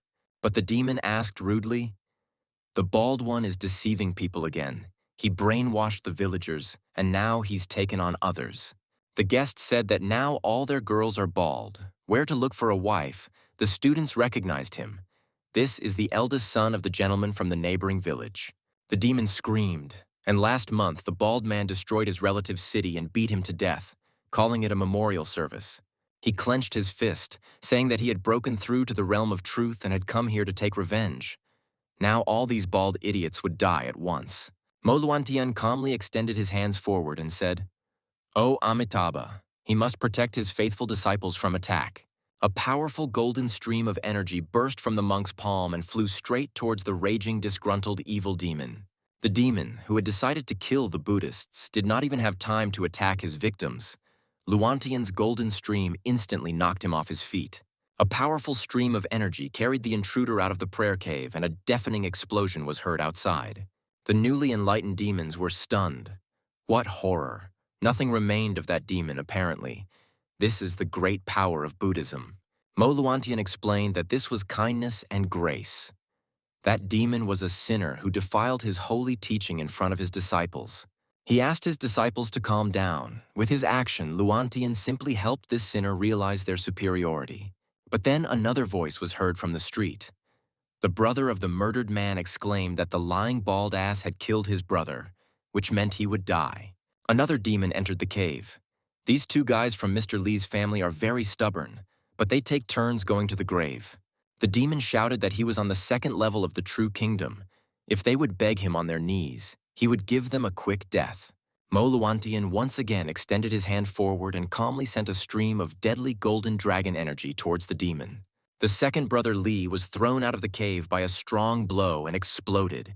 Shattering into small pieces, the new Buddhists became silent. Luantian folded his hands in prayer and asked the great Buddha to forgive the sins of the demons who had just died and to purify their souls. But before Xuan's disciple could finish his prayer, a voice came from the street again. The third brother scolding Luantian with the most vile words. Moluantian addressed his disciples. It seems he is not doing well enough. They cannot enlighten everyone with the teachings of Buddhism. They all have to work hard. They must make every effort to save the living. The disciples promised to carry out his instructions. Luantian blessed his disciples and followers with the holy mission of spreading Buddhism throughout the demon lands. Chuxuan stretched sweetly. After lunch, he basked in the sun, and after resting, he ate dinner. He whistled a song, life is good. And then a message came from the system. His student spread Buddhism, and Chu Xuan received the technique of reincarnation as a gift. He was amazed. Wow, Moluantian already has 10,000 followers, and this disciple is not so bad even though he is a former demon. Xuan decided to leave him alone for a while. It would be better to see the effect of this gifted transformation technique. Half a month later, Xuan received unexpected news from the Black Moon. A palace coup had taken place at the court of the Dark King. While the ruling family's forces were in chaos, the great evil palace seized power, and now it is ZZ from the palace who rules everything. The former king was banished to the kingdom of chaos, and no one knows where he is now or what is happening to him. There is no contact with him. Although at first glance it seems that Shou Yuan is still the king, he no longer has any rights. He's simply following orders. Prince Xiao Wang was the most unlucky of all. He was tortured for a long time in a variety of ways, trying to find out some of the family's secrets. In the end, his friend sacrificed himself to save the prince. He ran away like a coward into the mountains, not knowing where to go, but he was able to survive. All of the new ruler's subordinates returned safe and sound, but there is still no order in the evil king's palace. A month after this news, Chu Xuan was busy with another training session in his cozy courtyard of a small family estate. Suddenly, he sensed through his soul seal that Shou Yuan had been killed, the first of his secret servants to be killed in battle. It turned out that Shou Yuan had launched an open attack on Xiezi, but the difference in cultivation was too great, and the Dark Overlord fell. Chu Xuan didn't care much about his death. He was just a pawn. Maybe Xiao Wang would avenge him, but only if he gathered an army. Xuan remembered that it had been a long time since he had accepted the last member into his Heavenly Dao Fellowship group. He took the searching mirror and activated the magic item, the arrow quickly spinning, scanning the space in search of Taoists. And then the arrow stopped. Xuan was surprised at what kind of shadow was on the mirror. Apparently it was some kind of powerful cultivator hiding his name. Using another mirror, Chu found the mysterious shadow. It turned out to be a woman practicing in a remote mountain cave. Feeling someone's presence, the cultivator menacingly asked who dared to disturb her. She had been here for a long time. Chu explained that he was looking for people to join a group to share experiences, and he asked the woman what clan she was from and what her level was. This is a group of friends who are cultivators of the open path and the Dao realm. The girl was doubtful. It all sounds like it is some kind of trap. But still, the girl bowed and introduced herself to the elder. She is Yu Su from the Yu clan, currently at the 13th stage of the Dao realm. Chu Shen was surprised at what kind of Yu clan this was. He had never heard of it. It was probably very small, but that wasn't that important. Xuan wrote a message. Sister Yu Su joins the Dao group and asked friends to welcome her. She's at the 13th step of Dao. Yu Su was shocked. Here is Hong Yuanshu, the ancestor of the Hong clan, and Shu Yan, Yuanshu's best friend. They are all stronger than her. They are all legends. She greeted the great Hong Yuanshu, who replied that the Yu clan had enormous power. The ability of possession alone was worth it. Yu Su knew that in ancient times, a very powerful member of the Yu clan died at the hands of this very Hong Yuanshu during a clan battle. She miraculously managed to escape then. Their clan had greatly diminished and was inactive for a long time. Many thought that they had disappeared completely. Hong said that Sister Yu Su didn't need to worry. The great Dao had taken care of her clan's survival. All the old grievances were in the past. In Kun was in a trance, a newcomer to the group, but he was still the weakest. Everyone was so strong, only he was out of place. He greeted his sister politely. Kun decided that they were all so strong that he needed to maintain good relations with them. Meanwhile, the prince who had escaped from the Dark Palace was wandering along the border of Nanzhou and Dongzhou through insurmountable mountains and dense forest. Xiao Wang was alone. His constant faithful companion died, sacrificing himself to save the young master and heir. Suddenly the prince felt a sharp pain. He realized that his father was dead. The king could only be killed by one person, the damned Xiezi. The prince shouted loudly that he would definitely kill Zizi and take revenge on him for the vile betrayal and murder of his father, the king. Suddenly Xiao Wang felt ill. Blood gushed from his mouth. Someone very strong was trying to influence him. He looked around. There was clearly someone in the forest not far from him, and this someone was watching the suffering prince of the evil kingdom. Suddenly, a black shadow flew out of the bushes and hovered over Xiao Wang. He wondered if it was someone's wandering spirit. The man looked at the boy with a smile and said, "Not bad. With the help of this boy, you can calmly explore the surroundings." Xiao Wang was a little confused. Where did this evil spirit come from, and what did it want from him? Did it really want to take over his body? The spirit rushed towards the dumbfounded prince with a laugh, clearly intending to take his young, strong body into his transparent hands. The guy attacked his opponent, angrily shouting for him to get out of here and leave him alone. He was in no mood at all right now. But the blow passed through the transparent spirit without causing him any harm, and the strange man became even more cheerful. He rushed towards the prince and instantly penetrated his body. Xiao Wang only had time to scream. Now the green freak was in his body. The prince felt very strange. He was perplexed by what technique his opponent was using. Was it really an obsession? If this is the case, then Xiao Wang has fallen into a trap. Something needs to be done, otherwise his soul may soon simply perish. The boy cut himself to draw blood, as part of a ritual to rid himself of an evil spirit that had taken possession of his body. The blood must be burned, then purified, changed and purified again, a procedure that is quite painful and extremely dangerous. Xiao Wang swallowed a pill that was supposed to help him get rid of the parasitic spirit in his young and strong body. He clenched his fist and began to purify the blood. His aura flared up. After purifying the blood, you need to purify the body and purify the soul. The spirit that had entered the prince's body screamed in pain and tried to jump out of the boy's body to escape the cleansing procedure. But Xiao Wang didn't let him go. Since he had occupied his body, he would have to answer for it. It was not worth attempting to kill the prince of the evil kingdom. The guy laughed. Now it was not he, but the spirit that was trapped. He would no longer be able to get out, but would burn inside while cleansing his body and soul. The spirit inside screamed at Xiao Wang to quickly let him out. Otherwise, this crazy boy might also die along with him. Wang felt that after the purification, he had acquired the ability of the spirit. But he was seriously wounded. A third of his blood simply evaporated. How can he take revenge? And should he go to the state of Qin? It would be good to see Yun before he dies, but will he be able to do it? In addition to the wounds received by the Dark Prince, damage to the core has been added, reducing the possibility of breaking through to the Emperor's kingdom.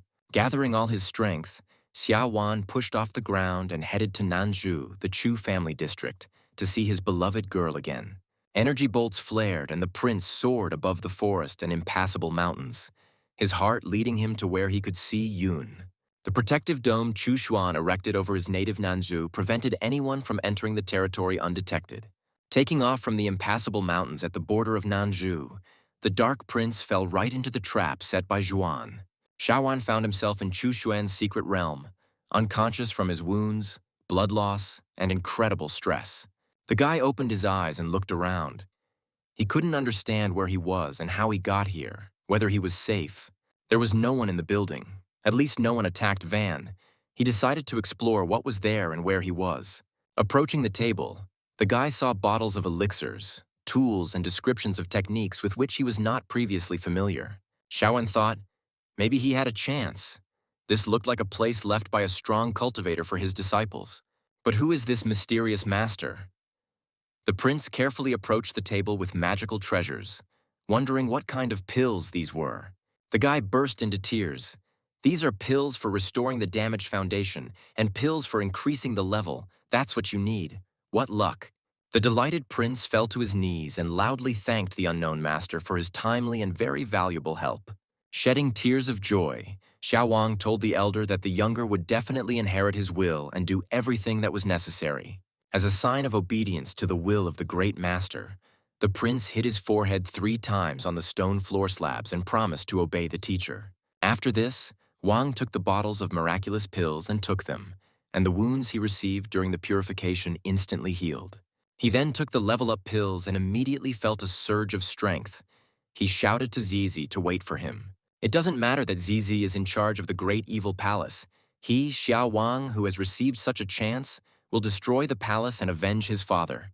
The boy promised that he would never forget the elder's mercy. No matter what he wished, he would dedicate his life to this holy goal. Xiao Wang picked up the book and was stunned. It was the Taoist canon of eliminating evil, a guide superior to divine techniques. The prince opened the treasured book with trembling hands.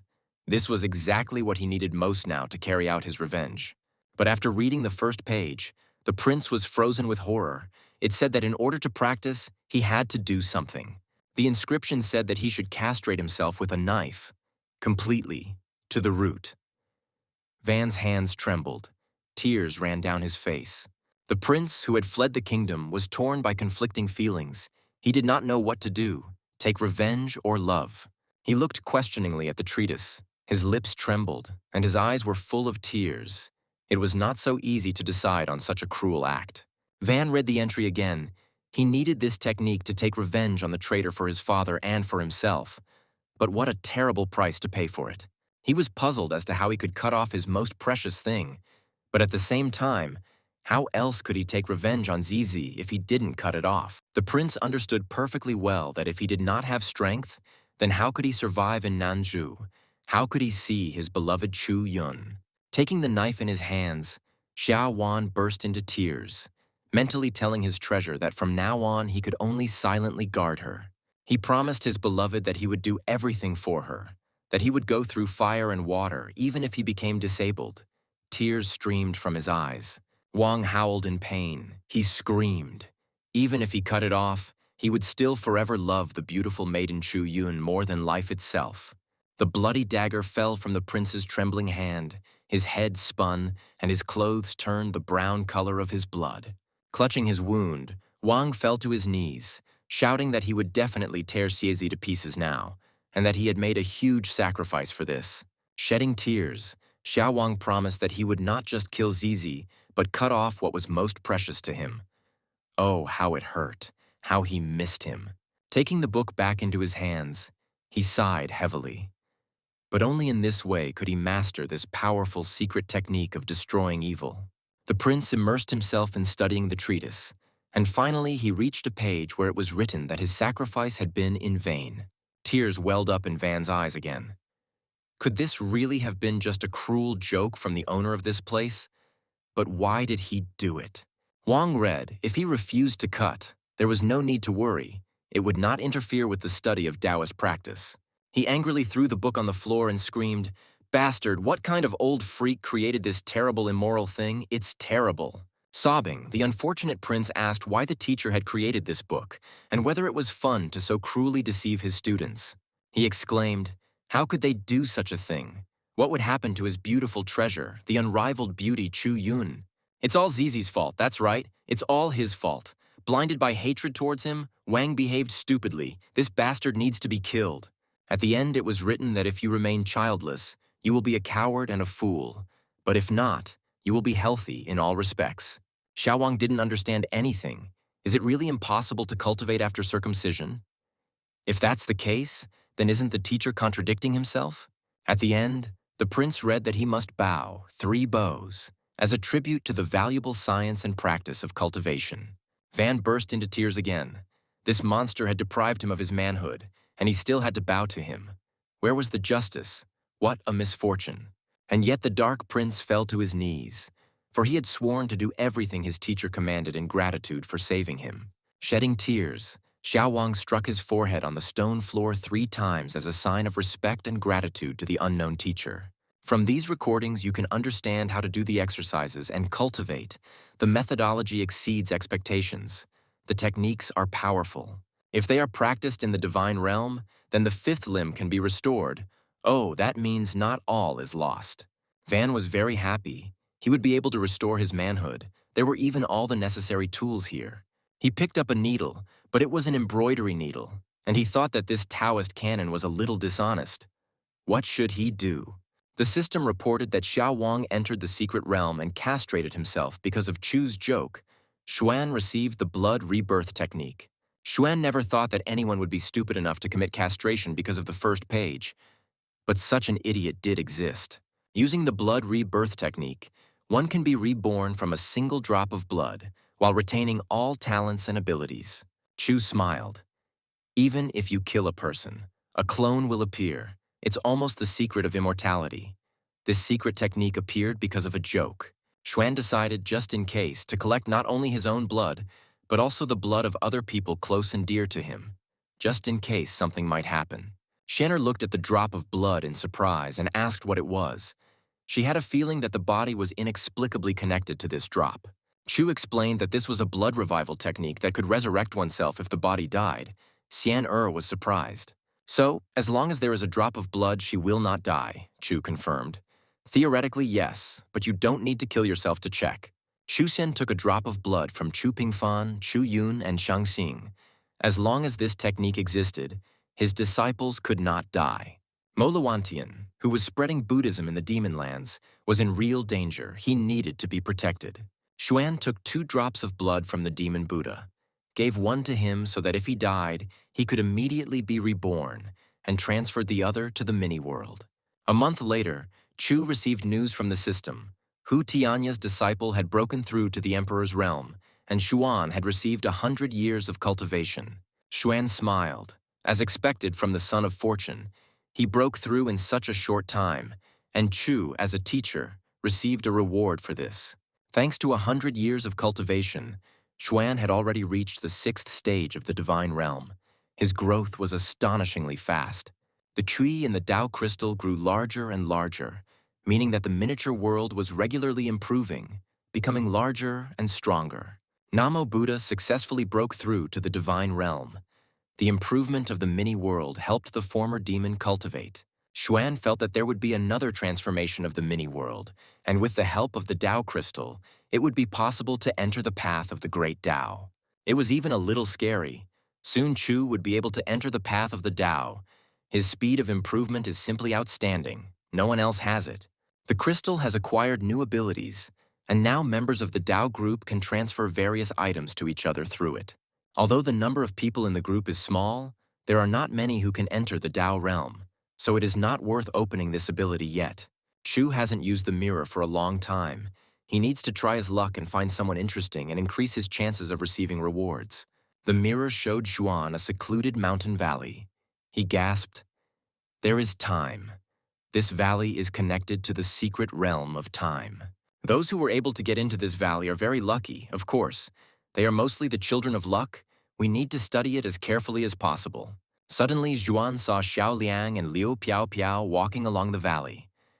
Liu Piao Piao was now at the 5th stage of the heavenly kingdom and had grown up, and Xiao Liang is at the 5th stage of the emperor realm. He has a vine branch surrounded by an ancient atmosphere and a slow liana. The young man had indeed found the slow vine. He was lucky, although it had not yet recognized him as its master. This would take time. Xiaoliang seems to be the son of luck not only of Shizhou, but also of the entire northern territory. He carries something very powerful, probably a vine. Appearing in the golden portal, Chu Xuan exclaimed joyfully, "Oh, it's those kids again." He is very happy to meet them again. The travelers fell to their knees and respectfully greeted the elder. His techniques greatly helped them advance in cultivation. Xiaoliang convulsively squeezed the slow vine. The young man was very afraid that the elder would take this priceless magical treasure from him. Chu remarked that it must be fate that they met again, and the young man seemed to have a lucky chance to obtain the slow vine. Xiaoliang replied in fear that it was a complete accident and that he had not intended to look for this treasure on purpose. Xuan laughed. "No need to be nervous. The vine is not conspicuous. But since fate brought them together again, Chu will help Liang become the master of the vine." He sent a stream of his divine energy through the portal towards the youth, helping Xiaoliang become stronger and subdue the slow vine. Xiaoliang was amazed. This mysterious elder was terribly strong. After his influence, the vine immediately recognized the youth as its master. The genius, persecuted by the Xiao family, bowed low to the elder and thanked him for his extraordinary kindness and further help. Xuan said that since they met again, it was truly fate, and asked if Xiaoliang was willing to accept him as his master. The young man fell to his knees and confirmed his readiness, asking Chu to testify that from that day on he and Liu Piao were no longer master and disciple. Liu Piao admitted that she lacked the ability to guide Liang, and since he recognized the new master, she asked him to testify to it. Chu thought, if these two are no longer master and disciple, are they really going to become Dao partners? And Xiaoliang looks like the main character. Chu Xuan agreed. He testified that from now on Xiaoliang and Liu Piao are no longer student and teacher, but are now equal students on the eternal path of the Tao. Xiaoliang bowed gratefully to his new teacher. It seemed that his relationship with his previous mentor had long since ceased to be that of a student. And indeed, they looked at each other very eloquently. and Piao's cheeks suddenly flushed with embarrassment. Xuan was right. Chu was perplexed. Lu Piao was much older than Xiaoliang, but the guy had such great talent that it would probably be difficult for him to be with a simple girl. Xuan asked Xiaoliang's companion if she realized how lucky she was that she would now be able to get her old body back and continue living a normal life. But Piao sheepishly admitted that she was apparently stupid and could not understand how she could do this, since she had already tried everything. Zhuan sent her a book through the portal, explaining that it was the lesser technique of heaven and earth. Liu Piao thanked the elder for his wise instruction. After accepting Xiaoliang, the son of Northern Fortune, as his disciple, Chu was rewarded with the divine starlight and the boundless martial Tao. The fading light of the divine star is a pale blue spear, and at its tip a small star blooms. This is a divine weapon. Xiaoliang is the exiled son of the Xiao family in Xizhou. Born with a fighting spirit, among Xuan's disciples, he is the most talented and will become the strongest. The master told Liang that as a teacher he would pass on several techniques to him, but Xiaoliang's current techniques were simply not suitable for his level. Xu Xuan sent a stream of energy towards his new disciple, transmitting to him the martial Tao technique he had just received from the system. Xiaoliang was delighted. He felt an incredible surge of strength after receiving the powerful technique of the boundless martial Tao from the teacher. He realized that the boundless martial Tao was incredibly powerful, and if he developed this unrivaled technique, his fighting strength would increase many times over. Falling to his knees, the young man respectfully thanked his great, unrivaled master for imparting to him the most valuable knowledge of martial Tao. Xuan told his student to stand up. These were not all the gifts that he and Liu Piao had prepared for them. Chu handed over a spear, a potion, and a technique. The boy and girl looked at Chu Xuan with reverence, sincerely believing him to be a supreme deity, and did not dare to utter a word. The young man took the spear in his hands and was stunned. He had never seen such a powerful weapon before, and incredible strength emanated from it. This spear is so powerful, it must be a deity-level artifact, or even higher. The teacher gave him an amazing gift. Xuan told Liang to cultivate diligently. Only strength would allow him to protect himself. He must not let the teacher down and miss the opportunity. Chu explained to Liu Piao that this was a secret treasure that could preserve the spirit. This technique of heaven and earth would help return the physical body. In response, she thanked the elder again. The girl's cheeks turned slightly red. For some time now, returning her body had become her main dream. After this, Chu Xuan said that Liang already had several Shixiangs. They would meet in the future, but they were forbidden to fight among themselves. The young man bowed obediently to the teacher and said that he understood everything and that he would not dare to go against his will and harm his older brothers. After that, Chu Xuan closed the portal and disappeared from the valley, leaving Xiaoliang and Liu Piao alone with each other and their troubled thoughts. The demon Buddha converted millions to Buddhism. Chu received as a reward from the wise and all-powerful system 2 servants of the Buddha like puppets. These assistants can read the thoughts of all beings, can develop, and are currently at the 5th level of the divine kingdom in terms of power. In the forest among the impassable mountains on the border of Nanzhou and Dongzhou, a barely noticeable movement appeared. Someone appeared, trying to remain unnoticed. A shadow rose above the forest, and someone appeared in the place where the evil spirit had recently tried to take possession of the body of the exiled Dark Prince Xiao Wang. The elder said that the trace disappeared right here. Did the obsession really fail? And now there is a risk that their family Yu will be revealed because of this? This era of Daoyuan is about to end. There is no longer any time to wait, and action must begin from Nanzhou. The head of the family called upon the Yu elders. The leader said that the 9 regions in Nanzhou would soon change dramatically. This was the Yu clan's chance to survive and rise. They should lie low and wait. They found that the most suitable one was the Chu family. They would become the Chu family so that the Yu clan would not be exposed. Otherwise, they would be destroyed. Everyone confirmed. They are now the Chu family. From this day on, the Yu clan does not exist. They will take over the bodies of the Chu clan members and wait. The leader said that there was almost nothing left of the Yu clan, but in the 9 regions, almost no one remembered their clan, so they had to lie low.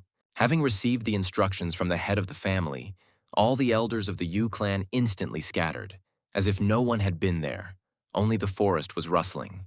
The Yu leader was confident that the Chu were humble and not strong. Their lands were advantageously located. the most suitable situation for the Yu clan's obsession. There are about 100 members in the Chu family, but the target of obsession is, of course, the most high-ranking descendants, head Yu headed towards them. While resting on the lounger, Xuan sensed a cold and strange aura approaching the Chu clan's domain. The guest's strength was not weak at all. The approaching cultivator was close to the divine realm. But what did such a strong person need in the Chu clan again? This cold and gloomy aura is very unusual, and that figure is like a ghostly shadow.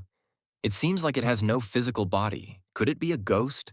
Meanwhile, the head of the Yu clan approached the Chu family's lands and looked down on their possessions, wondering where he should go. The old man breathed a sigh of relief, anticipating that he and his clan would finally get their bodies back and begin the journey to the rise of their great family. Xuan sighed. Why would someone target the Chu family again? Ever since the evil cult disbanded, no one had come to the clan's territory to kill them. Suddenly, the head of the Yu family saw with horror that a ghostly creature of enormous size was flying towards him with the clear intention of attacking him in the air. Chief Yu understood that it was all over. But why was there someone so powerful that could destroy a spirit hiding in this tiny Chu clan? Is the Chu family crazy? They are very strong but reserved. They only act in critical situations. The same people once destroyed Yu. All the elders of the Yu family, along with the clan head, stood in front of Chu Xuan, who was lounging on a lounger in the courtyard of his small estate. They were puzzled. Didn't the elder say that it would be easy? It was just a small Chu clan. What went wrong? Would their clan really perish? Xuan understood that the Yu clan had prospered for a long time, but then was almost destroyed. The head of the family ordered to take possession of the Chu family members and wait. Chu was surprised. Fate had brought him together with Yu again. First, the mirror had found one of them. She had joined the Dao group. Now the head of the clan had come to him. There is no ghost clan in the 9 regions, so one can be created, but they need a cultivation technique that will allow them to improve. For the idea of creating a ghost clan from the Yu clan, the system rewarded Chu Xuan and gave him a great technique in the form of the scripture of the afterlife. This is the sacred scripture of ghosts. If the Yu clan practices according to this scripture, they can quickly become a ghost clan. The appearance of ghosts in 9 regions will cause panic. The Yu clan has about 100 members, so it is not difficult to become a ghost clan. Xuan smiled. Once they become ghosts, he will gain control of the 100 ghosts of the clan without doing anything, and will become more than just a Buddha. But the Yu clan members were afraid. The head of the family turned to Xuan, saying that he was a powerful person. They were just a clan passing by. Chu reassured them. He had no evil intentions. The Yu clan had no future no matter what they did. But they couldn't get life from the Dao. Chief Yu exclaimed that his clan also had strong cultivators. Wasn't Xuan afraid that their family would destroy all the people? Xuan calmly replied that he had no intention of destroying the Yu clan. Besides, he knew that they were strong. The leader could call him senior. The leader asked the elder that if he wanted to accuse him of something, he should kill him, but let the rest of the clan members go and allow them to survive. Chu repeated that he did not want to exterminate them. On the contrary, he wanted to give them a chance to survive, but they needed to forget Yu's name and turn into a ghost clan. By turning the Yu clan into ghosts, they will become stronger. Their Kui will increase. This is their only chance to restore their own family. The head of the family was surprised that the power of the ghosts was similar to the power of the Yu clan. There were other abilities, but if only the ghosts remained, the Yu clan would disappear. Xuan explained that the Yu clan was destined to disappear, and the birth of the ghost clan would allow them to maintain their roots and not disappear into the Dao Yuan. The Yu clan leader asked the elder why he helped them, since they were planning to destroy his own Chu family and take their place in the world. The guy explained that he was related to one of the ancestors of the Yu clan, so it was fate that they were standing here, so he helped save their clan. One of the elders of the Yu clan, after listening to the head and Xuan, answered the elder for everyone else that they were ready to turn into a ghost clan.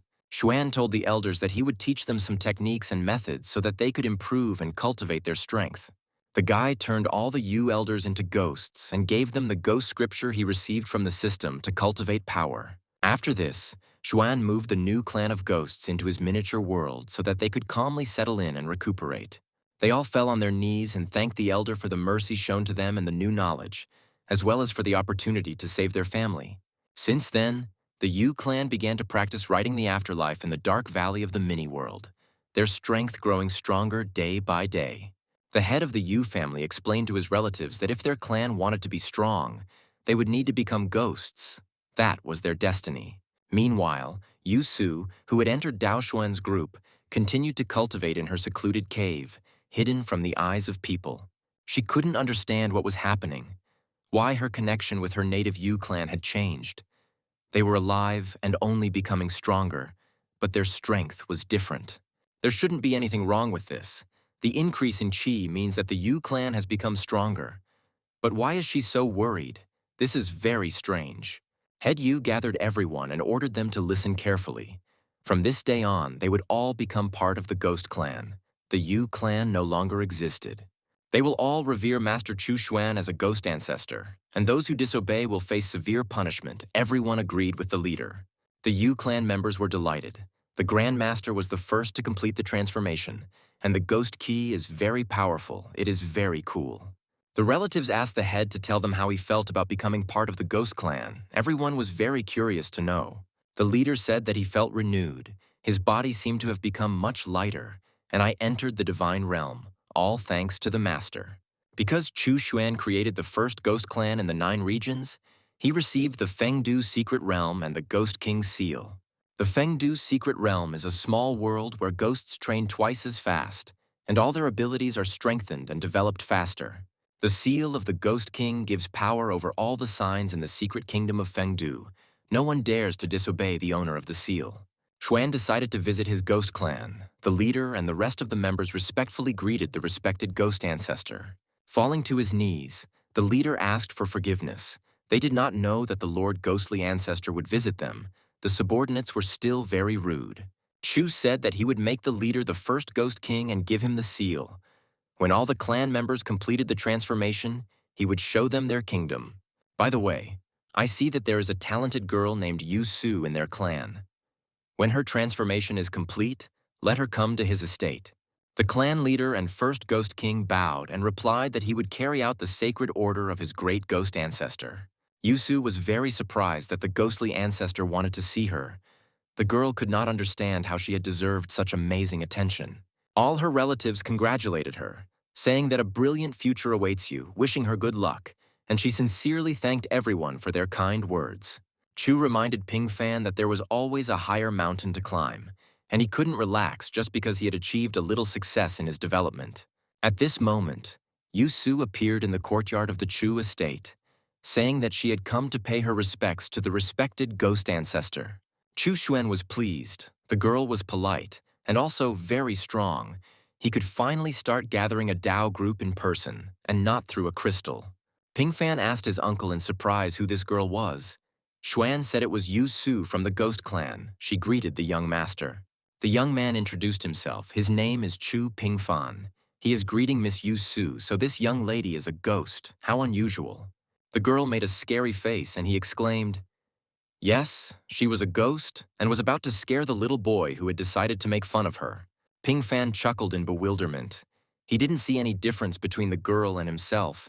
She looked like a completely ordinary person. Yu Su asked in surprise, "What? He wasn't scared of her at all?" Usually people are afraid of ghosts and immediately run away as fast as they can, screaming loudly. Xuan's nephew said that he was a tough guy. He asked the lady to show him something really scary, ghostly. Xuan asked Yu Su to show his nephew his true strength. Ping Fan was indeed very strong. She looked at the young man with doubt. The girl's eyes flashed and warned that since the young master was really strong, she would not hold back and would show her strength. Yu Su released a gloomy ghost aura, and terrifying shadows danced around her, capable of terrifying any living creature. The young man looked at Yu Su with interest. This is the power of a ghost. She really has a very dark aura, but it doesn't seem particularly strong. Meanwhile, the girl attacked young Ping Fan. A figure in a cloak attacked him, and instead of a head, there was a skull with overthrowing eye sockets. The young man looked at the monster that appeared in front of him with a smile. Well, this was certainly more interesting than the girl, but it still wasn't terrifying. Looking at the little skull in the cloak, Ping Fan decided that he could easily deal with this monster. He didn't even need to strain himself too much. Clenching his fists, Zhuan's nephew let out a battle cry, releasing his furious aura that could destroy everything in its path. At that very moment, the figure of the skull in the cloak disappeared. Yusu was amazed at how this boy not only wasn't scared, but also attacked. The girl's face lengthened. How strong was the young master if her battle ghost disappeared from just one of his screams, even without a fight? Xuan stopped them. They were about the same age, so they could train together so they wouldn't be bored. Su and Pingfan obeyed. Yusu told Pingfan that she was older than him, so from now on he could call her big sister. It would be more fair. But the wayward Pingfan did not like this idea. He exclaimed that it was nonsense. His uncle said that they were the same age, therefore equal. Chushen showed Yusu the final pages of the sacred scripture of the afterlife. Now they need to train hard and not mess around. Su Xian'er informed the master that dinner was ready. She had prepared his favorite dish. She could go to the terrace and strengthen her strength with food. But Xuan answered his assistant that now was not the time to eat. There was no time to be distracted, and asked the girl to leave the food in his room for now. The system informed Xuan that all members of the Yu clan had become ghosts. He created a new type of clan and received the Yin path as a reward. The paths of Yin and Yang. If you cultivate these two paths simultaneously and allow them to complement each other, something truly valuable will come out. Xuan thought, so it turns out that one path is Yin, the other is Yang. It's great that now it's possible to cultivate these two methods at the same time. Chu spent 15 years in seclusion. His strength greatly increased, and as a reward, the searching mirror was upgraded to a chaos-spreading mirror. The improved version of the searching mirror is capable of revealing the secrets of the great Tao, investigating the cultivators of the open path and the ancients. Chu Xuan was very pleased. The improved version of the mirror now had everything he wanted and what the previous version of the search mirror lacked. However, the system mentioned ancient cultivators. I wonder how advanced they are compared to the open path. The guy decided to try out the updated mirror right away, in case he was lucky enough to meet an ancient Taoist. That would be very interesting. Xuan ordered the chaos-spreading mirror to open and show him all its capabilities and the strongest ancient cultivators. At that very moment, the boy saw a projection of a powerful cultivator in the mirror. He was calmly meditating, sitting in a small stone cave. Chu Xuan was shocked. It seems that this ancient cultivator belongs to the demon race. Unexpectedly. Well, if it's a demon, then so be it. The mirror told Zhuan that before him was the ancestor of modern demons and one of the most ancient Taoists, a cultivator of the open path. This version of the mirror is not bad. On the first try, Chu found the open path cultivator, and the mirror is invisible during use. This way, his Dao communication group would have another strong member, and the crystal would gain the strength Xuan needed faster. Noticing the alien aura, the demon ancestor asked in confusion what it was, and whether someone had really dared to appear in his sacred cave.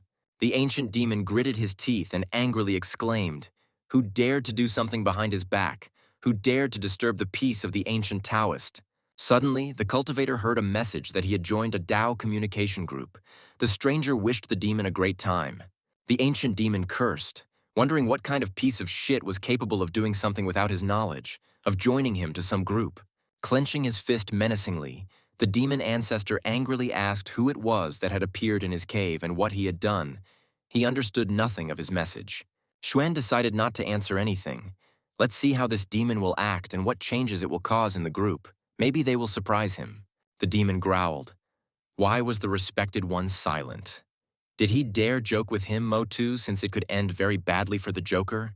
Hong Yuanchu asked if this was the same Motu, the demon tyrant, the ancient ruler of the demon race, who had not been heard from for a long time. Motu frowned. This voice seemed very familiar to him. Could it be that he was hearing Hong Yuanchu himself, the strongest human cultivator? Hong Yuanchu chuckled. Yes, it was him. So the ancient demon shouldn't be presumptuous here. This group is the strongest. The ancient demon ancestor carefully asked Yuan Chu if he was the one who had probably started this whole mess with a group of the strongest cultivators. Xuan chuckled to himself. So these two know each other. Maybe they are from the same era, and it looks like they are enemies. But it will be fun. Yuan Chu asked Mo Tu what kind of nonsense he was talking about. He was still the same as before, but Hong had never played any underhanded games or been cruel. It seemed that the fight at the beginning had deeply wounded his heart. If Hong Yuanchu had been serious from the start, then Mo Tu would not have been his opponent. Mo Tu growled that Hong was lying. Had he really forgotten how his younger brother died at the hands of a demon warrior? Or was that not considered a serious reason? The demon shouted at Hong Yuanchu not to say what is and what is not. If he has the courage, the path goes, and they will fight for real, to the death. Mo Tu continued to rage. Yuanchu said that this group was the treasure of his friend Taoist Su, so stop spoiling the atmosphere here. Ying Kun was terrified. Why was everyone who came so high level? When would someone small appear who wasn't at the very bottom? Chu Xuan listened with a smile to the squabble between the two most powerful Taoists of the open path, Hong Yuanchu and the ancestor of modern demons, Mo Tu. The guy noticed that these two had more poison than a cobra. It was already midnight, and there was no end in sight to their arguments. It seemed like they hated each other fiercely. Yuanchu asked, "Taoist brother Chu, are you here? Mo Tu is too arrogant. Can he drive him out?" Xuan understood. Hong has already lost his strength. Mo Tu was surprised. So this group was not Hong Yuanchu's. Then it turns out that some unknown great master drew the ancient demon into his game. The upset Hong didn't understand why brother Taoist Chu had brought such a fool as Mo Tu into the group. He was nothing but a headache and no benefit. Xuan decided that it was already too late for practice anyway, so it was worth restoring order in the group and stopping this useless squabbling. Mo Tu was needed. He turned to the Taoists. They all met here. It was fate. They were all familiar. Their threads were connected. They needed to learn to follow the invisible path. Mo Tu thought that the group leader was speaking too abstractly, but since he was able to drag him here, it meant that his strength must be higher than the demons. Hong remembered Chu had said that there were many things in the world that could improve cultivation and open up new paths. Perhaps enlightenment would come from a quarrel. Xuan asked if they had ever wondered why this group had not existed for tens of thousands of years, and why it had opened up now. The cultivators' mouths dropped open in surprise. It turns out that something is brewing in the world, and they are the chosen ones who will lead the renewed world. Xu Xuan vaguely suggested to all his Taoist friends to think about this carefully. They know that nothing happens without a reason. The group members unanimously thanked the elder for his wise advice. Zhuan grinned. He knows how to talk people into thinking. The 13th gentleman commanded all his household members that it was time to sleep. It was already deep night outside. They needed to rest a little. The next day, the weather was wonderful. The occasional cloud softened the hot rays of the sun. It was warm, but at the same time not too hot. The system informed Xuan that without leaving home, he had trained the first 16-year-old Emperor Realm cultivator in history. As a reward, he received years of cultivation and began to read Taoist scriptures. Chu Xuan was surprised that his nephew Pingfan had really broken through so quickly. But this is natural. Pingfan's efforts were not in vain. Among his peers, he has no equal, and the Tao that he cultivates is extremely rare. At this moment, Pingfan himself appeared and informed the 13th uncle that he was finally able to break through to the Emperor's realm. This is very cool. Xuan congratulated him. All these years of training were not in vain, and his uncle's training of the young man was not in vain. Pingfan did not disappoint him. But Pingfan shouldn't be complacent. The Emperor's reign is just the beginning. There's still a long way to go, and he has no real combat experience. Pingfan replied that he would immediately go to the secret realm to test his skills in real battles. Xuan praised him. 13th uncle advised Pingfan to take Yusu along with him so that she could also train. It would be more beneficial for them to train together. Well, now it's time to look at the reward. What is this Taoist secret scripture of the beginning of the path, born in chaos and destroyed in complete silence? When it is perfected, it will be able to survive in chaos and reveal the true Tao, which is not afraid of destruction, immortal and eternal. Chu was delighted. Cool, if he comprehends the original scripture of the Tao, then he will be able to understand the Taoist kingdom, and not only it, but even higher. But first, one must gain 1,000 years of cultivation and strengthen the divine realm. Then one can comprehend the scriptures with less effort. Xuan exclaimed, "Let the experience quickly enter him, and he will become many times stronger than now. 1,000 years of cultivation, simply incredible." Streams of Tao energy poured into Chu Xuan. Knowledge, techniques, incredible experience filled his entire being, making him stronger and stronger. Now it was time to study the Taoist scripture of the beginning of the path. The scrolls swirled around the cultivator, filling him with unique knowledge. Xuan felt wisdom permeating his soul and heart, revealing to his consciousness unprecedented depths of the endless great path of the Tao. An incredibly bright pillar of light shone above Chu Xuan's estate, indicating that the young man had once again broken through to a new level of power cultivation. The system reported that while in seclusion, Chu made a breakthrough, becoming the fastest cultivator in history to break through to the Tao realm. As a reward, Xuan received the Tao of Concealment and the Tao of Soul Travel technique. Chu was delighted at how much he received from the system as a gift.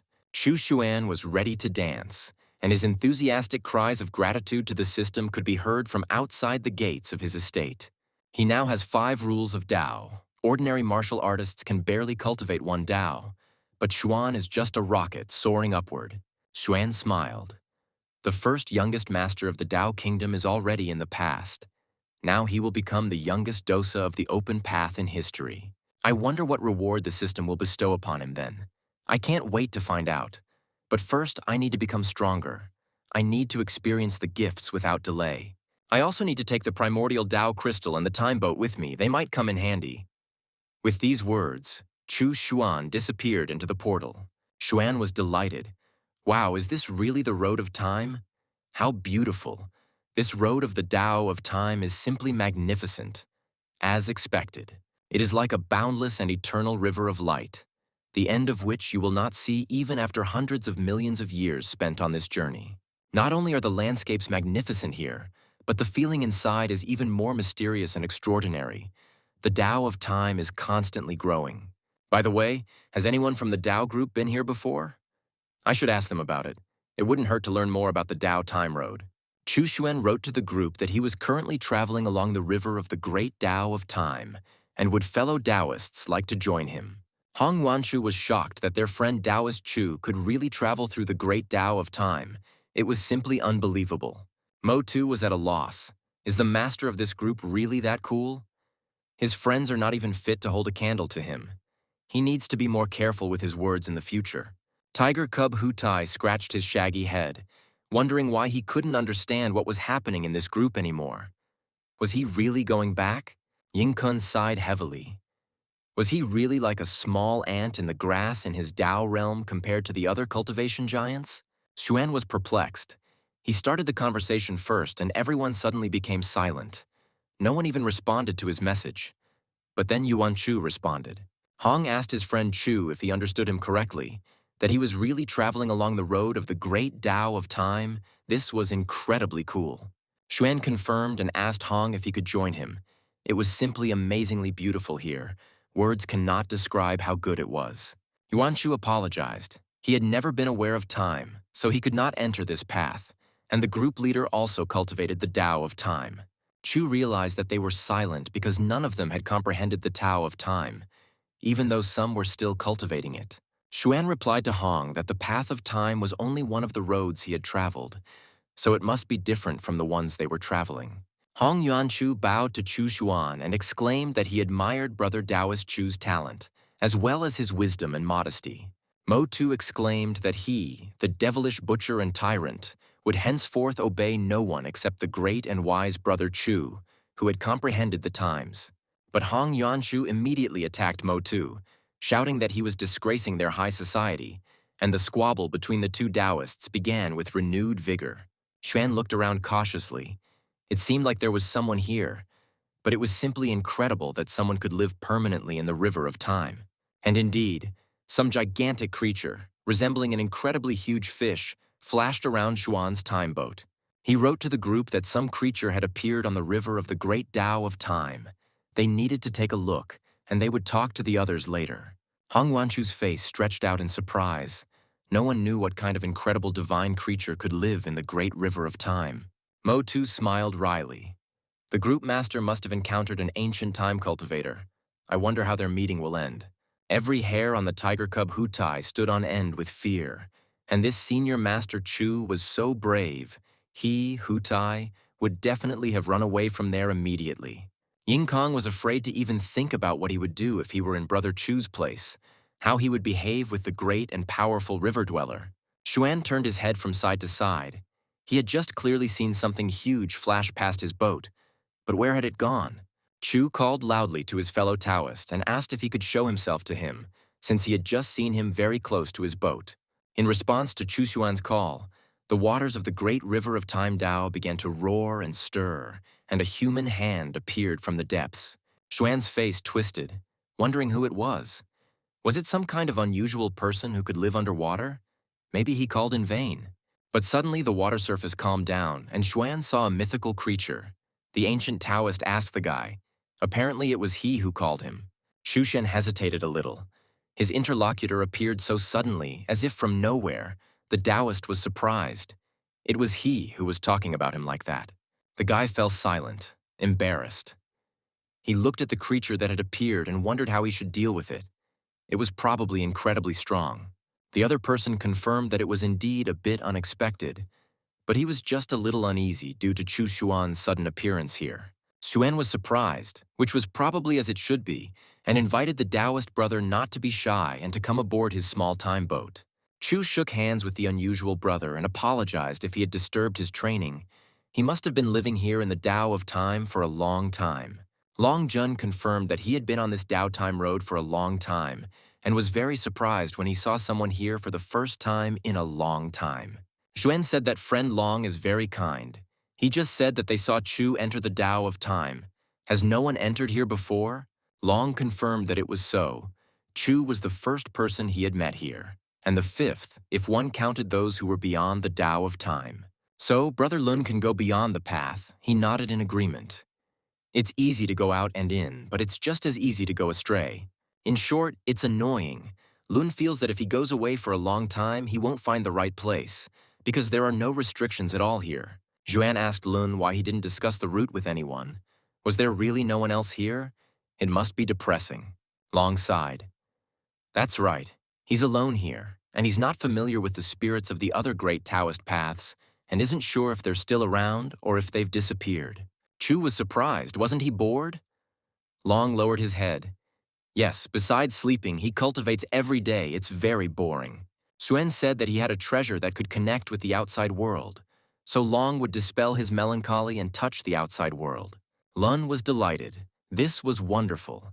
He asked Brother Chu to quickly show him this precious treasure. What kind of wondrous miracle it was. Xuan said that Brother Long should first give him some of his qi so that Chu could connect him with this treasure. Long immediately allowed it. Long and Chu immediately shook hands, and Xuan added his new acquaintance to the great Tao communication group, where the most powerful Taoists gathered. Xuan gave Lun a thread of Taoist charms. If in the future he meets other creatures, he will be able to attach them to the treasure and communicate with them. Chu introduced Long Jun, the Jade Dragon of Time, to the group. He never dies. If anyone has any questions about time, they can ask. Hong Wanchu was amazed. Master Chu was incredible if he could attract a time Dao being into the group, and now they could communicate with him. Long was very pleased and told Chu that he had some small treasures he wanted to give him as a token of his appreciation. Xuan replied cheerfully. In that case, he would not refuse such an honor as a gift from Brother Long himself, the Jade Dragon of Time. The Jade Dragon laughed. Chu reminded Lun that people's hearts were complex, so there was no point in revealing all of your secrets to them. Long reassured Xuan, Brother Chu shouldn't worry. He's not the type to be easily deceived, so there won't be any problems at all. Chu said that it was time for him to return. When he found a way for Lung to break away from the path, he would contact him immediately. They would see each other again. The new acquaintances shook hands and said goodbye until they met again on the great road of time, the Tao, granted to Chu Xuan by the system. Xuan returned to his estate after an unusual journey along the great river of time and a surprising encounter with a dragon. He called Xian and told her to prepare 10 times more food than usual today. The girl was surprised why the master needed so much food. Xuan explained that they had an urgent matter, so she needed to start work immediately, and she would receive a reward for the work done. Seeing the large box of food, the Jade Dragon Long was very surprised at what it was. It was the first time he had seen such a wonderful structure. Chu explained that it was a small gift. He was sure there was nothing to eat on the road, so Xuan ordered the people to prepare some food for Long. Long thanked Brother Chu for his kindness, and the Taoists were surprised. It turns out that it's possible to transfer items within a group, which is so amazing. Chu said that he had activated the transfer function. Now it was possible to exchange items in a group without revealing the aura of the owner and recipient. Mo Tu told Elder Long that he had an item born from the essence of heaven and earth, and the others also began to turn to the dragon. Xuan chuckled. Ying-kun really knows how to flatter people, just like a true king of flattery. Chu decided that he would call him that from now on. It was evening. After a busy day, it was time to rest. Tomorrow he would call Bao Hong Yan. It was time to completely subjugate the Black Moon House. Towards the morning, the assistant informed the master that Bao Hong Yan had arrived. Xuan ordered Xian to let the spy into the house. Yan reported that there was no information about the real owner of the Black Moon House yet. Xuan was surprised that Bao couldn't find out. She confirmed that it was very difficult for her to penetrate the upper echelons of the Black Moon. She couldn't even find out whether it was a man or a woman who was in charge. Xuan asked if this meant that only a 9-star master of the highest rank could contact or communicate with the owner of the Black Moon House. Bao Hongyan bowed and replied to the gentleman. It was possible, but she was not sure about it. Everything in their spy organization was highly classified. Well then, Chu Xuan ordered Yan to move on and dig deeper. The spy bowed to the master and said that it was time for her to go. Another day had arrived, and Xuan was becoming increasingly concerned about the mysterious House of the Black Moon, about whose leadership he stubbornly could not find out anything. Suddenly a portal opened and a very pleased Pingfan appeared in the courtyard of the estate. He reported his successes to the 13th uncle. Well, Pingfan came out of the secret realm and immediately broke through to the 3rd level of the emperor's realm. Xuan congratulated his nephew on his success. The young man thanked his uncle, but he actually wanted to tell him something. Chu saw that his nephew was hesitating and didn't know what to do. Xuan asked Pingfan with a smile. Since when did he become such a wimp? He needed to speak clearly and distinctly what could have happened to him. The young man told his uncle that he wanted to go to the eastern region. Pingfan wanted to find his parents and visit his relatives. Xuan asked his nephew if he had already thought about it. Pingfan confirmed that he had thought about it, and no matter what, he had to go there. Chu asked the young man if he had really trained so hard for so many years to get rid of the anger that he had felt back then, in his childhood. Pingfan was silent for a moment and thanked his 13th uncle for his understanding and for training him so successfully at his home for so long. Xuan reminded that no matter who was on the other side, he didn't have to do anything. He just had to always do the right thing. Suddenly the door opened and Yu Su entered and told her grandfather that she also wanted to go with Pingfan to the eastern region to visit his relatives. Chu was surprised at how smart this Yu Su child was. It was a good idea to call him. The founder of their ghost clan, grandfather, she would be useful. Xuan sighed and magnanimously allowed the girl to go with his nephew. After all, they trained together. It was for the best. Su thanked her grandfather. If anyone came for Brother Pingfan, she would take care of him by scaring him to death with the ghost. Sangxing gave Pingfan and Yu Su some formations and weapons he made. They can use them as much as they need. Shu Yun gave them some pills she had prepared herself for the journey. This was their first time going out of the city, and they had to be very careful on the way. Su Xianer watched as the travelers were provided with pills, weapons, and secret treasures. She didn't know what she could give them for their journey. And then it dawned on the girl, this was a great idea. No one had given them such a gift, and they would definitely need it. They needed to go to the mini-world immediately. Meanwhile, the travelers said goodbye to their relatives and promised to return safe and sound, begging them not to worry in vain. Then Xian appeared and handed the travelers the treasure she had found in the mini-world so that they would definitely return safely. Pingfan and Yu Su bowed respectfully to Aunt Su and thanked her for the wonderful gift and touching care she had given them. While handing the bundle to Pingfan, Su Xian asked him not to offend her on the way, and the young man reassured his aunt, telling her not to worry. Shu Yun, Su Xian and Xiang Xing went out of the manor gate to see Pingfan and Su off, saying that they would look forward to seeing them home. Chu Xuan really didn't want Pingfan to go on this journey, but it was a necessary part of his growth, and it couldn't be avoided. Still, he was very sorry to see his nephew leaving for such a dangerous place like the eastern region, especially since he would not be welcome there. Just in case, Xuan summoned one of his revived puppets, Chu who were constantly training and growing in strength. The girl immediately appeared at the call of her master and, dropping to one knee, humbly awaited orders, ready to do anything. She asked what the master would order her to do. She increased her cultivation level and gained rich combat experience in battles. Xuan ordered her to follow Ping Fan and Yu Su. She must protect Ping Fan in the shadows and under no circumstances let him die.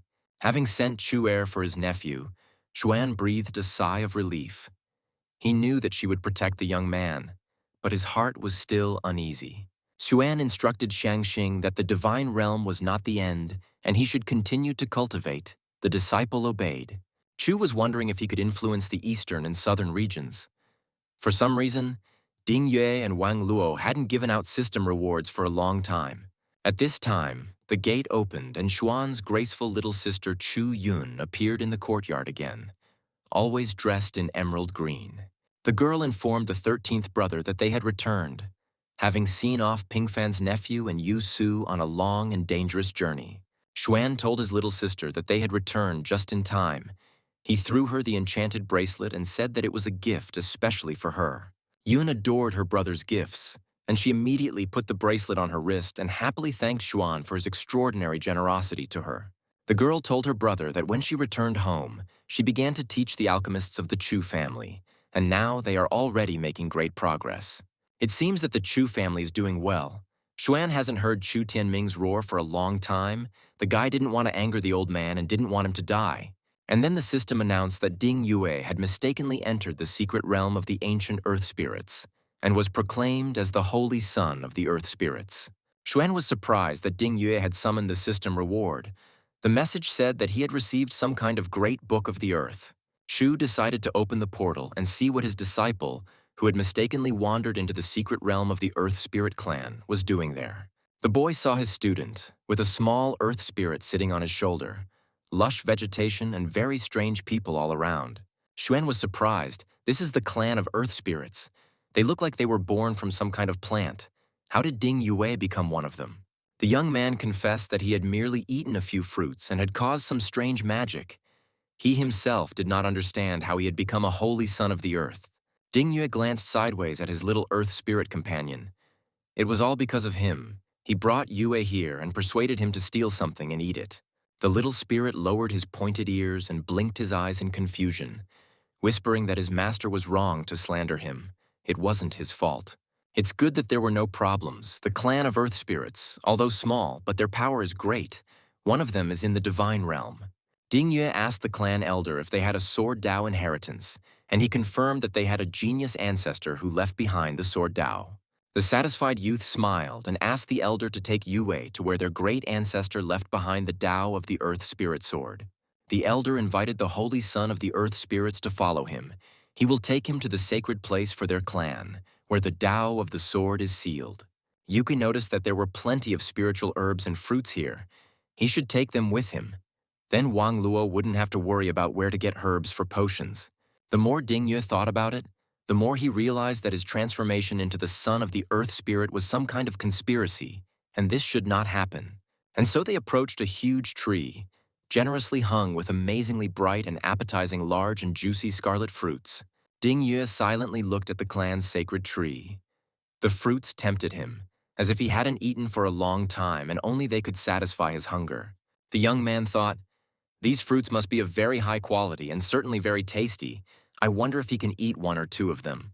The elder turned to the son of the earth spirit Yue and pointing to the statue said that this was the earth spirit, the very same genius swordsman ancestor of theirs.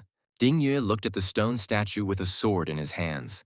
The great ancestor of the clan stood next to the sacred tree, as if guarding it.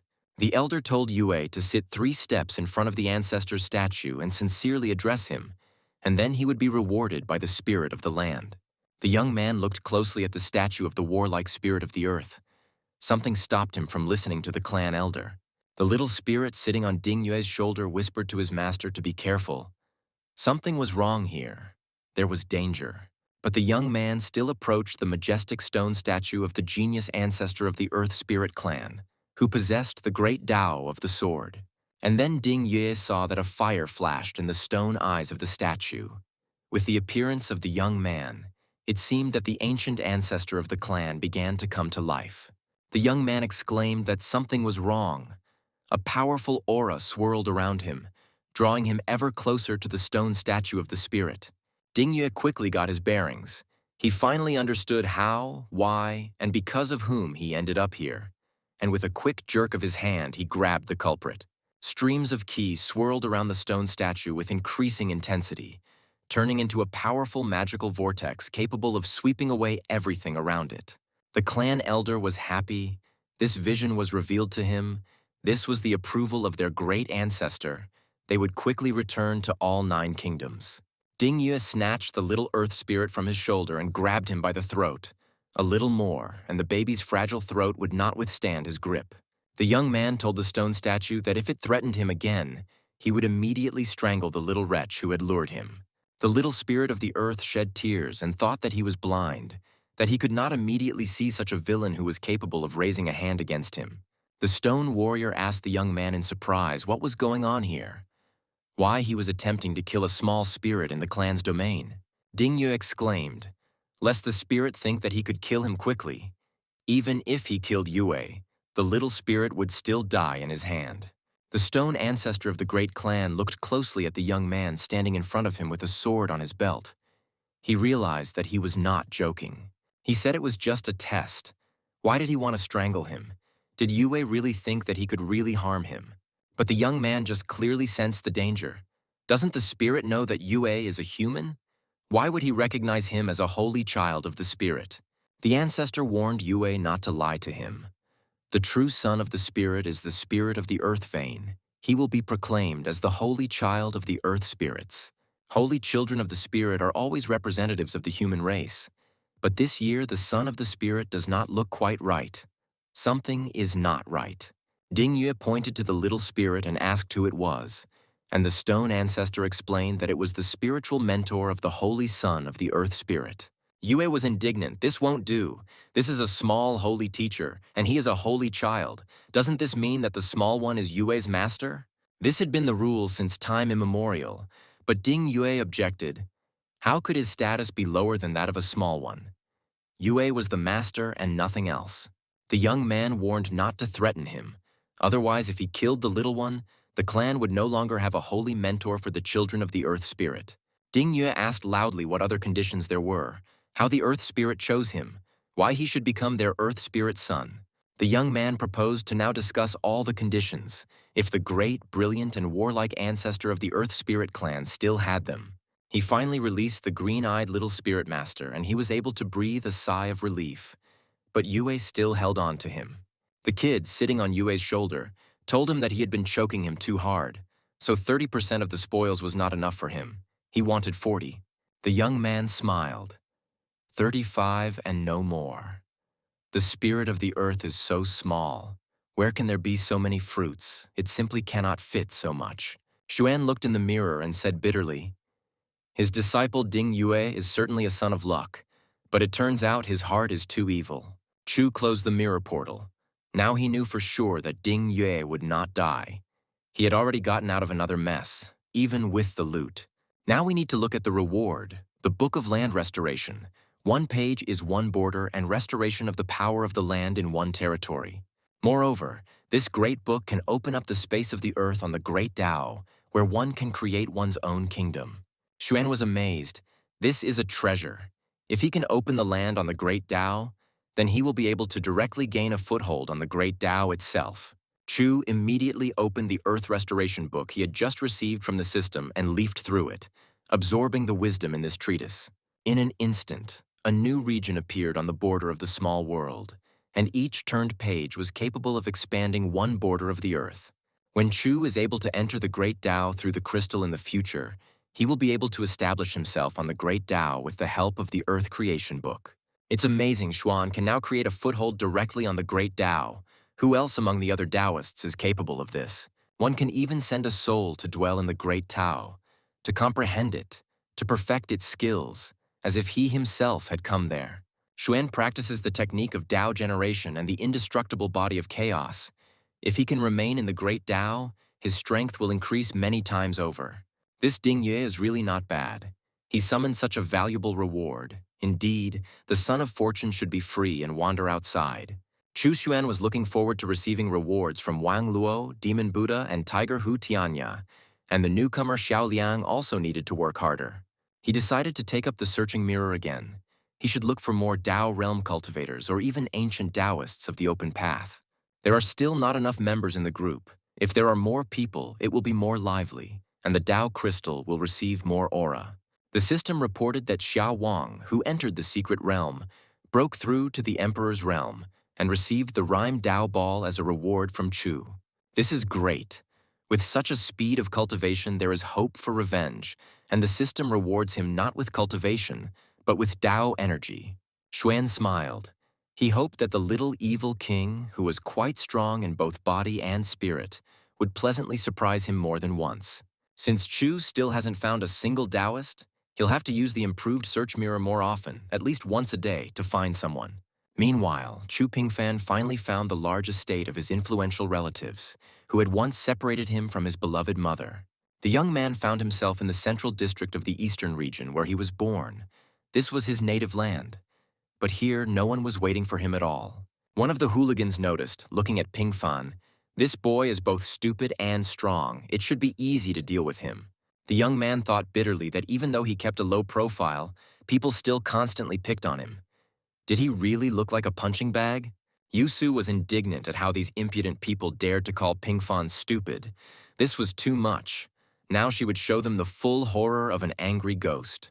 In response to the insults, Pingfan growled at the goat to go to hell, and the bandits laughed merrily, and it turns out the boy is brave. Suddenly a whip whistled over the heads of the hooligans. A few blows of this metal-reinforced weapon were enough to drive the bandits away. A girl approached Pingfan and said with a sigh that the Ye gang had gone too far. They were already attacking ordinary people in broad daylight. One of the beaten hooligans shouted at Xuan's calm nephew to run faster and save his life from this madwoman. The girl approached Pingfan and said with a smile that she had saved his life. A fool. Shouldn't he thank her for this help? But looking again at the young man, she snorted so that he would forget. It seemed that she was asking too much from people like him. Apparently the guy was very stupid. Pingfan angrily shouted at her that she was a fool.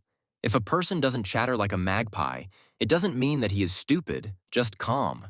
The girl was indignant. What an impudent man. He even dared to call her names. At least he knew who was in front of him. But Pingfan said that he didn't care. It was time to go. But the girl was offended by this address. She grumbled that the young man would do better to learn manners, and where he was going to go she did not finish. Seeing that Pingfan was leaving, the girl took up arms. One blow of the whip and she would have cut the brute in two, but she wasted her time saving him. And then this ill-mannered boy who dared to call her a fool will be a fool. This is simply unheard of impudence in these parts. At this moment, Yusu shouted at the angry warrior to stop. How dare she raise her hand against young Master Chu? The warrior suddenly felt that something was wrong with her body, as if she could no longer control it, and someone else had entered it. Pingfan told Yusu to stop and let that woman go. She hadn't done anything bad to them. Why did she occupy her body? But Yusu cheerfully asked the young man if he wanted to examine her body. She could easily take off her clothes so that Pingfan could admire her. The girl thought with horror. No, not in public. What if someone sees her like this? What will they think of her, and what will her family say? Pingfan insisted that Su leave her body, she responded. She called him a fool. Su would punish her a little and borrow her body for 3 days. The girl was puzzled by what method they were keeping her body under control. It seemed like she was inside. This method was truly unusual. Yusu asked the captive what her name was. Otherwise, someone might actually recognize her and start calling her by that name. After all, they needed to know whose body it was. The girl replied that her name was Yu Bei Bei. She was from the powerful Yu family, the third young lady of this influential family. Pingfan asked, "This is the Yu family, one of the 3 great families of the eastern region. They must be very important people here." Su told Pingfan, "She is the young mistress of the Yu family. Why doesn't he sleep with her and become a member of this powerful Yu family?" The young man angrily asked what was going on in Yusu's head. She was an old woman to him. Why would he like her? How could she suggest this? Yu Bei Bei flared up. Who was he calling an old woman? Idiot? Half the region is running after her, and here some mangy puppy is turning up his nose. Pingfan said that she was about the same age as Auntie Yun and Auntie Su, and much older than him. If she wasn't an old maid, then who was? He suggested to Yuer to let her go. What was the point of possessing the old woman's body? But Su was stubborn. She would let her go if he admitted that he was an idiot. Pingfan fell silent. Yusu was right in some ways. This Bei really did call him an idiot several times. Well, let the ghost have his fun. 3 days had already passed. The young man told his companion to let the old woman go. Bei was furious, shouting at the impudent man to shut up. Su gently took Ping Fan and asked if he definitely didn't want to sleep with her. Even though she was a bit old, she was quite pretty and looked good. The young man angrily shouted at Yusu to stop. He would never touch such a body. It was simply incredibly disgusting and even vile. Suddenly, they heard a strange man in a cloak shouting at young Lady Yu to come with them immediately. On a hillock not far from them, 2 suspicious men appeared in long hooded cloaks, looking very much like hired killers. The strangers were approaching.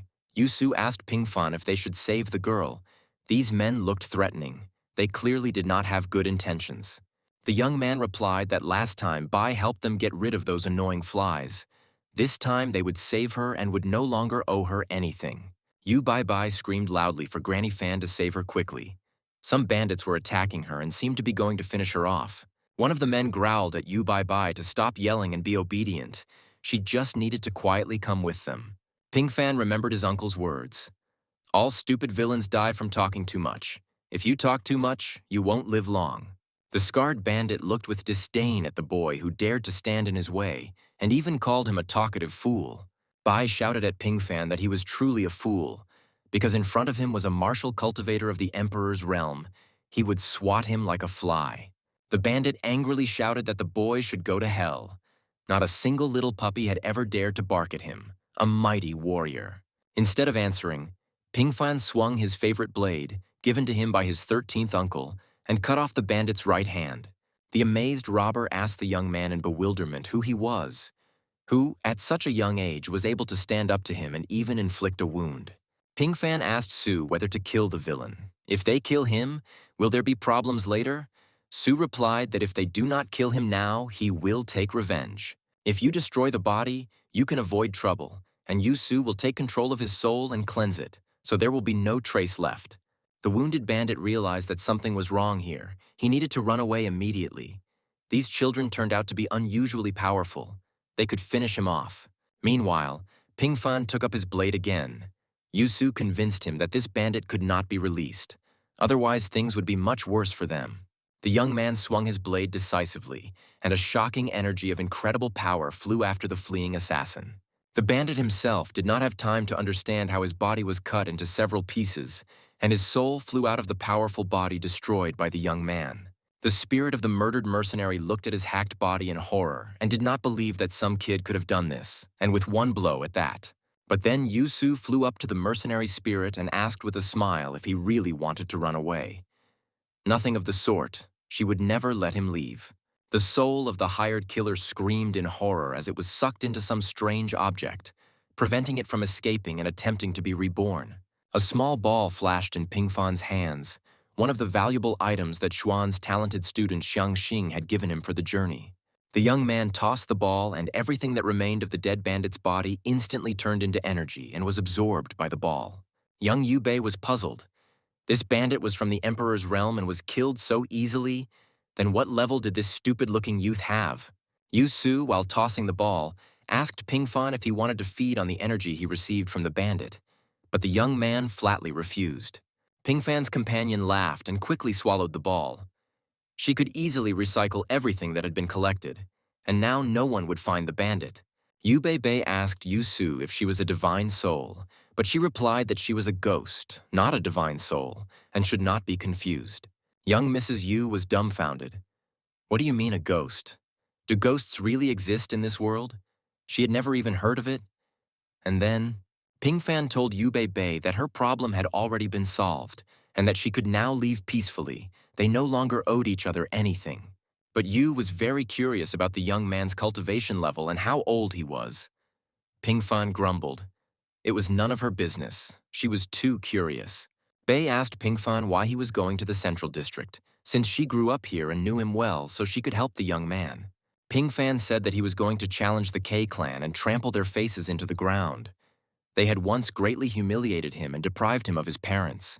The girl smiled and said to Brother Fan, "Don't worry, I will definitely help you." The young man was surprised, and how she was going to help him with this. Bei exclaimed.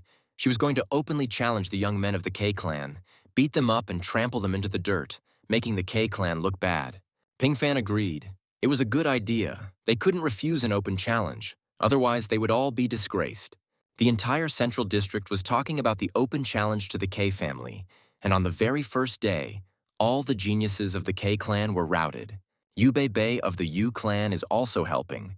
She is the fiancée of Lin Bai-yun, the pride of the Eastern continent. The K-clan will definitely lose face this time. The head of the K family was very concerned about the current situation. He did not want to quarrel with the great Yu family and secretly sent a messenger there. Soon, the secret messenger returned to the head of the K family and reported on the conversation he had with the patriarch of the Yu clan regarding what was happening. The head of the Yu clan replied that this matter had nothing to do with the family. His daughter was simply repaying her friend for saving her life. Since this is the case, the K-clan has nothing to worry about. The young masters who are at the 6th level of the Emperor realm can take action. Chu Yuan, Xuan's brother and Pingfan's father, had lived here all these years. He had long since abandoned his training and had become a man crushed by life. Sometimes he thought bitterly that he still hadn't seen his wife. Even though he had been in the eastern region for so long, Yuan had changed a lot. The K-clan gave him this shop. If he can manage it well and show outstanding talent in business, the K-clan will accept me as their son-in-law. The shop's business was just taking off, but then a competitor appeared, and the business, which had just begun to grow, immediately plunged into chaos again. Shu Yan sighed. What a pity. But he couldn't do anything about it. From a promising cultivator, he turned into a pathetic merchant. He heard that some young man had come to challenge the K-clan. Maybe the boy could cause trouble for the arrogant K-clan. Yuan decided to personally go and see the young man who challenged the K-clan. He must be a very brave young man. Pingfan said contemptuously, "Is this really the pride of the K-clan? He is worse than trash, unable to stand for even a minute in the arena." The head of the K family ordered Tiancheng to go and defend the honor of their clan by fighting this young arrogant man who appeared out of nowhere. The boy smiled cheerfully and reassured his father that he would definitely be able to defeat this boy, who had already disgraced many relatives. So this is K Tiancheng, the strongest master of the K clan, entering the ring. He is 100 years old and is at the 9th stage of the Emperor realm. Of all the young masters, K Tiancheng has the greatest chance of breaking through to the heavenly realm, which means that Pingfan has angered the K clan. The youth asked Tiancheng, "It seems like he's going to fight through an entire cultivation realm." Well, Pingfan doesn't mind fighting him. Yubei Bei warned Pingfan that he had better admit defeat. K Tiancheng was really very strong. It was difficult to defeat him. Tiancheng was curious as to who had sent the boy to provoke his clan, and whether he really thought that the young man was invincible in the Emperor's realm. Pingfan asked his opponent if it was true that he was the strongest young master of the K clan. Tiancheng confirmed that yes, it was indeed so.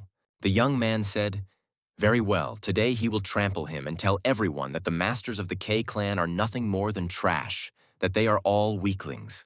Xuan watched his nephew with interest through his mirror, lounging on a lounger in the middle of the courtyard of his beloved estate. Pingfan came to the door of the K family, who had humiliated him as a child, crushed their most powerful master, and trampled the pride of the great clan. Pingfan's cultivation level is lower, but he eats imperial pills as a snack, so there aren't many people who can compare to him. Su Xian going out into the courtyard, asked the master, "Is this little Pingfan? He is fighting in his native region in the eastern region with his enemies." K Tiancheng told the young man that he had a lot of courage, and if he told him his name, Tiancheng promised to leave his corpse safe and sound. The young man walked to the center of the arena so that everyone could see and hear him. He no longer intended to hide his name and the purpose of his coming here. He said, "His name is Chu Pingfan. From the Chu clan of the southern region, he is 16 years old, and he is at the 3rd level of the Emperor realm. Today, he will show the world that the masters of the K clan are nothing more than trash." Everyone was shocked. At 16 years old, the 3rd level of the Emperor realm. Pingfan said, "My father is Chu Yuan. My mother is K Kiao Wei, and I am the same piece of trash that you, the K clan, once despised." Everyone was saying, could it really be that this is the son of that worthless husband of young Mrs. K, who was rejected by the clan as such an incomparable master? Has the K clan gone blind? K Tiancheng gritted his teeth and growled, "What the boy just said. There was no point in angering him. It simply couldn't be true. Was he their relative? The enraged son of the head of the K family swung at his young opponent and angrily shouted for him to die immediately and finally shut up. But Chu Pingfan was prepared for the attack and immediately counterattacked his maternal uncle because he had always considered him his worst enemy. The head of the K family was shocked to hear this. How could this be? Was it really the grandson they saw as a baby in the arena? He turned to one of the clan elders and quietly asked him if he was sure that it was really him.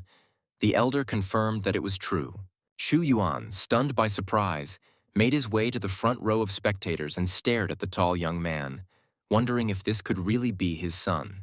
Unable to bear it, Chu Yuan called out his son's name. But the young man, in the heat of battle, did not hear his father's angry cry and continued to fight the enemy. Their blades crossed, causing a huge release of energy, each ready to go to the end and destroy the hated enemy of their family. Pingfan told Tiancheng that today the K family would experience torment, and they would finally understand what public humiliation was and would not be able to rise up. The young man swung his blade, and at that moment everyone saw with bewilderment that Pingfan had broken through to a higher level right in the middle of the battle. Tiancheng screamed. Pingfan's powerful blow seriously wounded him. The entire K family froze in surprise. Everyone thought the master was invincible. Chu Pingfan raised his weapon to deliver the decisive blow and finish off the most talented young master of the arrogant K family. K Tiancheng exclaimed, "This is bad. This boy is really strong and very determined. He is ready to kill him." Suddenly, one of the elders of the K clan shouted loudly, "Enough!" And the family mage came to the aid of the wounded young master and saved him.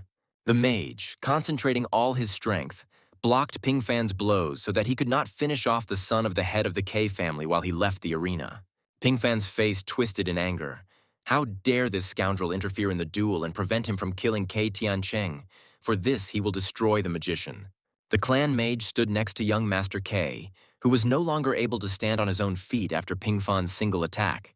The young man asked the old man whether he was making fun of him, or whether he thought he was easy to intimidate, since he could easily deal with a magician as well as a fighter. Pingfan took out a magical sphere made for him by Xiangxing, which was capable of absorbing anyone below the divine realm. The young man threw the sphere towards the magician, and before everyone's eyes he began to lose all his chi. The elder of the K clan managed to shout that things were bad. Everyone froze in amazement. One of the most powerful magicians in the region was dying in terrible agony at the hands of a 16-year-old teenager. Pingfan calmly summed up the battle, so it was proven that the renowned masters of the powerful K clan were worse than trash.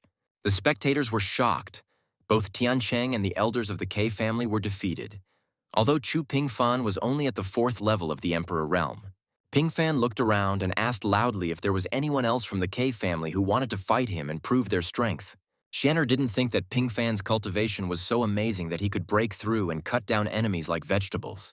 The ultimate Tao that Pingfan cultivates is extremely powerful. He is the pride of the ultimate Tao, so this result is not an exaggeration at all. Pingfan demonstrated the power of the ultimate Tao, and Xuan was rewarded with promotion to the 2nd level of the Tao realm. Su Xian asked the master what he was laughing at. Xuan replied that he was just happy and suggested they wait and see what would happen next. The head of the K family told Pingfan that he was such an arrogant young man. He had every right to be arrogant. But this was not the place to behave like that. If the boy continues to cause trouble, even if he has the blood of the K family, he, as the head of the family, will show no mercy. The young man declared that he didn't care about the K family, and why should the head care about him? He had no right to lecture him on where his parents were, the head should answer. The boy growled. If something happened to his parents, he, Chu Pingfan, would destroy the K family today, sparing no one. Headmaster K cursed. The boy at least understood how hard his words were. He was his grandfather. How dare the boy be so disobedient? Pingfan snorted. So the boss still remembers that he is his grandson, and then who said that he is a disgrace to the K family and useless trash? Today, Pingfan trampled the so-called pride of the K family and suddenly became your grandson again. Does the head even have a shred of conscience? The head of the K clan angrily clenched his fists and promised that he would teach the obstinate boy a lesson today, who had disgraced their K clan throughout the region. But then Chu Yuan stepped forward and told the head of the K clan to stop immediately. He could see that the person in front of him was just a child. The young man turned around and opened his mouth in surprise. Could it really be his father? But why did he look like this? Not at all like Chu Xuan's 13th uncle. Yuan approached his son and asked Pingfan to do nothing for now and let him talk to his grandfather. The young man obediently agreed with his father. Shu Yuan told the head of the K family that Pingfan was still young. If the young man was guilty of anything, he, his father, would accept any punishment in his place. The leader chuckled. That's how Yuan raised his son. He doesn't respect his elders and is unbearably arrogant if he wants to be forgiven. But Pingfan interrupted him, telling his father that there was no need to be polite to him, and who did the K family think of themselves? They couldn't do any harm. Shu Yuan reminded Pingfan of his mother, who was still imprisoned by her own family and could suffer from her son's actions. Pingfan reassured his father that he shouldn't worry. His mother would soon be released from confinement and would be here with them. He would soon see for himself. The leader thought, this arrogant boy is very self-confident, but judging by his cultivation, there is some master behind him who trained him. Chu Pingfan himself is not scary, but if the formidable force behind him interferes, it will certainly lead to a terrible disaster. If the K clan wants to resolve this situation today, then they must act only through K Qiaowei. She can influence the boy. Suddenly, K Qiaowei and K Tiancheng flew out of the house onto the square. Yuan joyfully greeted his wife, and Pingfan his beloved mother. The clan leader was puzzled as to what was going on here. Why was Tiancheng here? Hadn't he gone to treat his wounds after the unsuccessful fight with the boy? Mom said, Pingfan has become taller than his mother. He must have suffered a lot over the years, the young man noted. This is not the place for talking. Tears flowed from Kei Qiaowei's eyes. Her Pingfan had grown up, and she hadn't even been able to see him, teach him, raise him, talk to him, or pamper him all these years. The head of the clan was angry, he shouted. So they want to leave. Yes, they do not respect him at all, the head of the K family, but he will not tolerate such treatment. Fighting energy swirled around the old man's palm.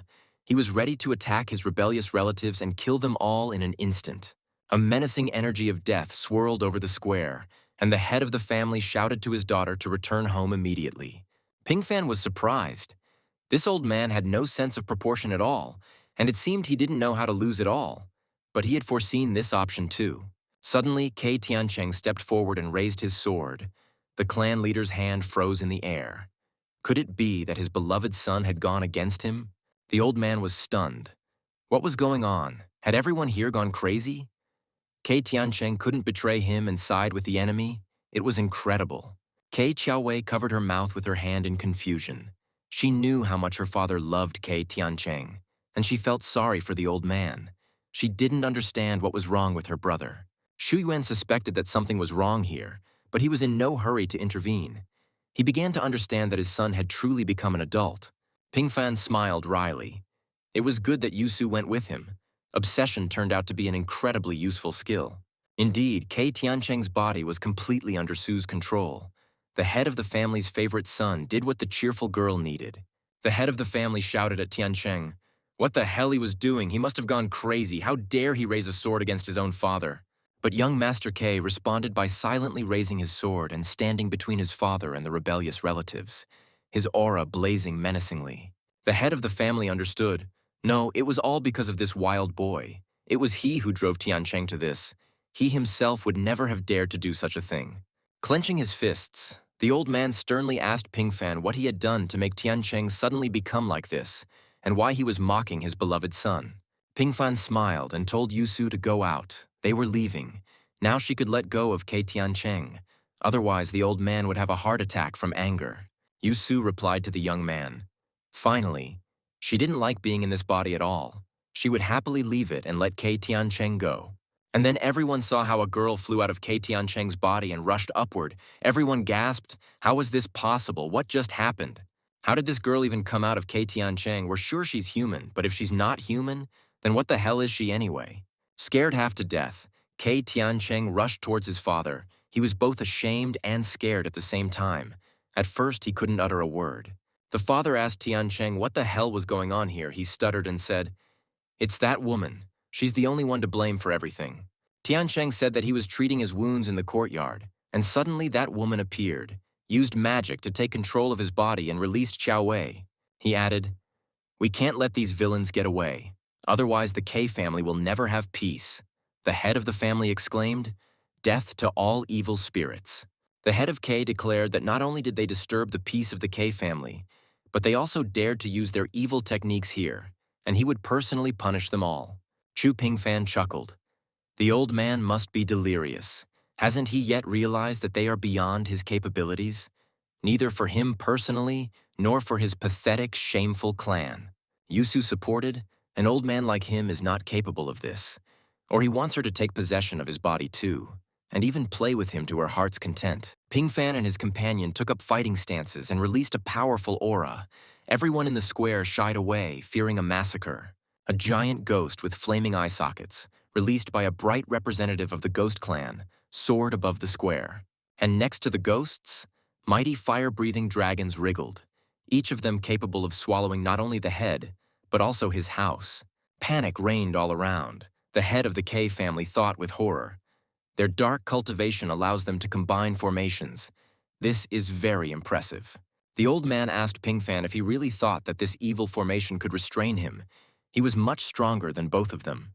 Yusu laughed. Silly old man, the purpose is not to restrain you, only to lure you into a trap. Pingfan said that they were leaving. Old K was furious with helpless rage. His daughter had run away again. He had lost control of the situation, and their clan had been disgraced throughout the region. Pingfan shouted. The old man could come to him for revenge at any moment, but only if he was willing to watch the K family be destroyed. This Chu Pingfan and that ghost are simply terrifyingly scary. The head of the family is furious. Such a powerful family couldn't even stop the two younger ones. Shanner asked the master if he didn't want to know what would happen next. Xuan snorted. He couldn't imagine that the K family would be so weak. He told his assistant that he didn't need to look further. She could see everything herself, however. She could watch to the end and then tell him. The system reported that the ghost Yu Su was terrifying everyone around him with his power. For this, Chu Xuan received a reward. His yin path was leveled up. Bao reported that the master of the heavenly kingdom had arrived secretly and had not given any orders. Chu chuckled. Did the master really already know about the changes in the Black Moon? Chu ordered her to use her power and take control of him. No matter what the Black Moon Master's intentions were, they would make the first move. Xuan was delighted.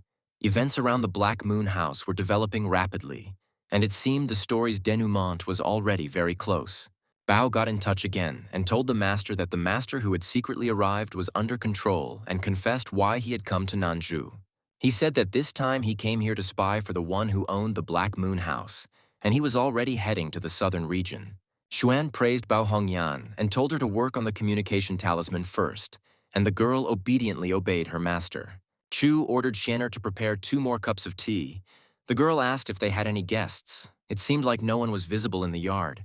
But Xuan said that Su was wrong. They were already here. She just didn't see them or feel them. But for him, they didn't go unnoticed. He loudly told the guests to come in and sit down, because they had come to Nanzhou only to meet him, so there was no need to hide. At that very moment, a girl surrounded by a golden aura appeared above the gates of Xuan's estate and immediately descended into the courtyard. Chu Xuan politely asked the lady what her name was. The girl simply replied that her name was Ji Hei Yue, which means Black Moon. She is the mistress of the Sect. She is at the 9th level of the Emperor realm, suffering from a hidden illness and yet controlling the Black Moon House. She is an extraordinary woman. Luna immediately asked why the powerful lord interfered in her Black Moon House. Xuan suggested drinking a cup of tea first. It was not bad. And that friend of the Black Moon, who is at the 5th level of the Divine Realm, should also show up and join the conversation. An old man appeared in the sky. He was perplexed. This young man looked so ordinary. How could he see through his excellent concealment technique? But upon closer inspection, the old man realized that the guy did not look like an ordinary person at all. It only seemed that way at first glance. Xuan immediately warned the old man that he did not like hostility, and he clenched his fists in anger and asked what the boy had said. But Yue stopped her grandfather with a sign, asking him not to get angry. They had not come here to quarrel with a powerful man.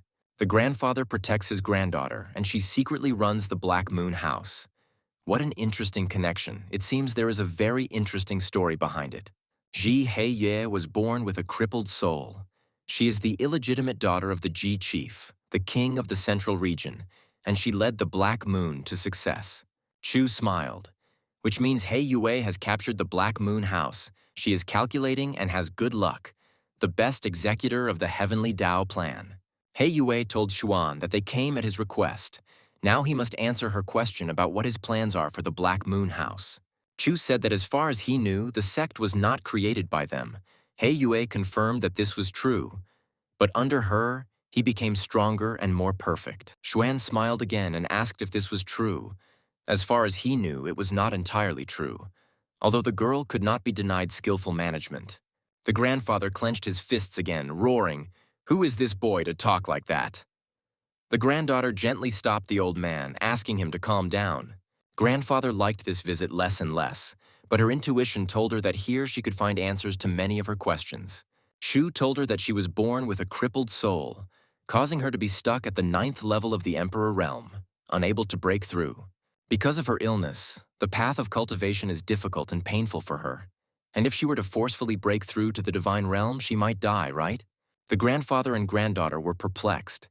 In this world, only they knew about the incompleteness of her soul. Who was this mysterious young man, and how did he find out all this?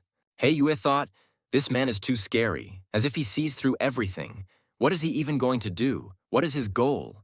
Shu told the guest that she had come to the north to take over the Black Moon house, and her ultimate goal was to find a treasure that could restore her soul.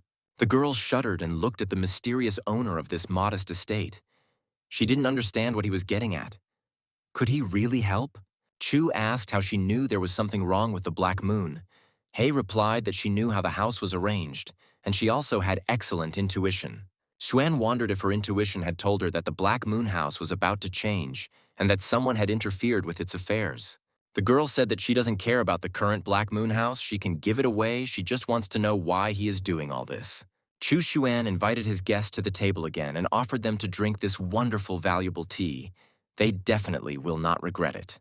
Luna approached the table and reached out for the cup. Her grandfather warned her, but she objected, saying that nothing bad would happen.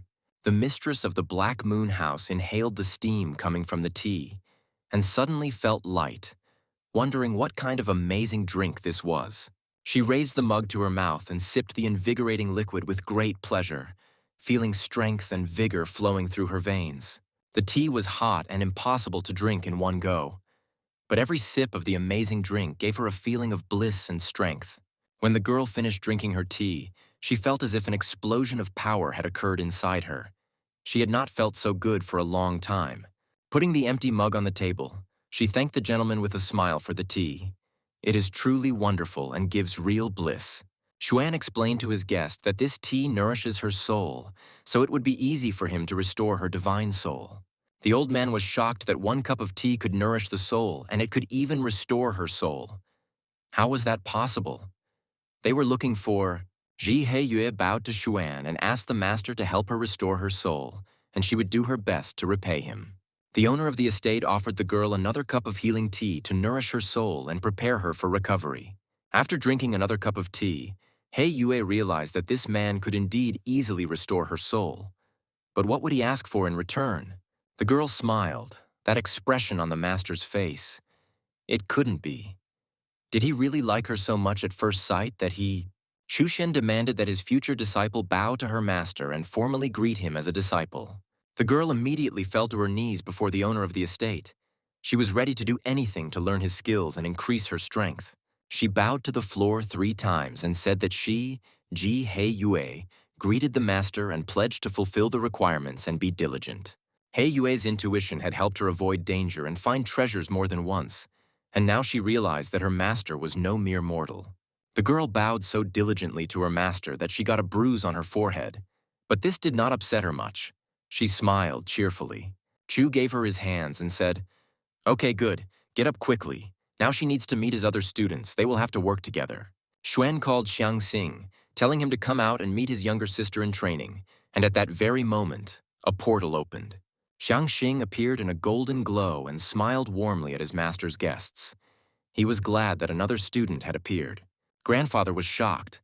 Where did this young man come from, and what was going on here anyway, even though it looked like an ordinary small estate, like many others? He Yue was surprised. It turns out she has brothers. How interesting. She and her grandfather certainly didn't go on this unusual journey in vain. Xiangxing bowed and said that he was her fourth elder brother, and the girl bowed back and greeted the fourth elder brother. The young man smiled. By the way, he had prepared a small welcome gift for his younger sister. It would definitely be very useful. Here's a small puppet that he made himself. Xiangxing asked the girl to take it for protection. In due time, it will serve her well. He Yue thanked her fourth elder brother, but he replied, "You're welcome, it's nothing. Just a small gift for protection." The grandfather was amazed.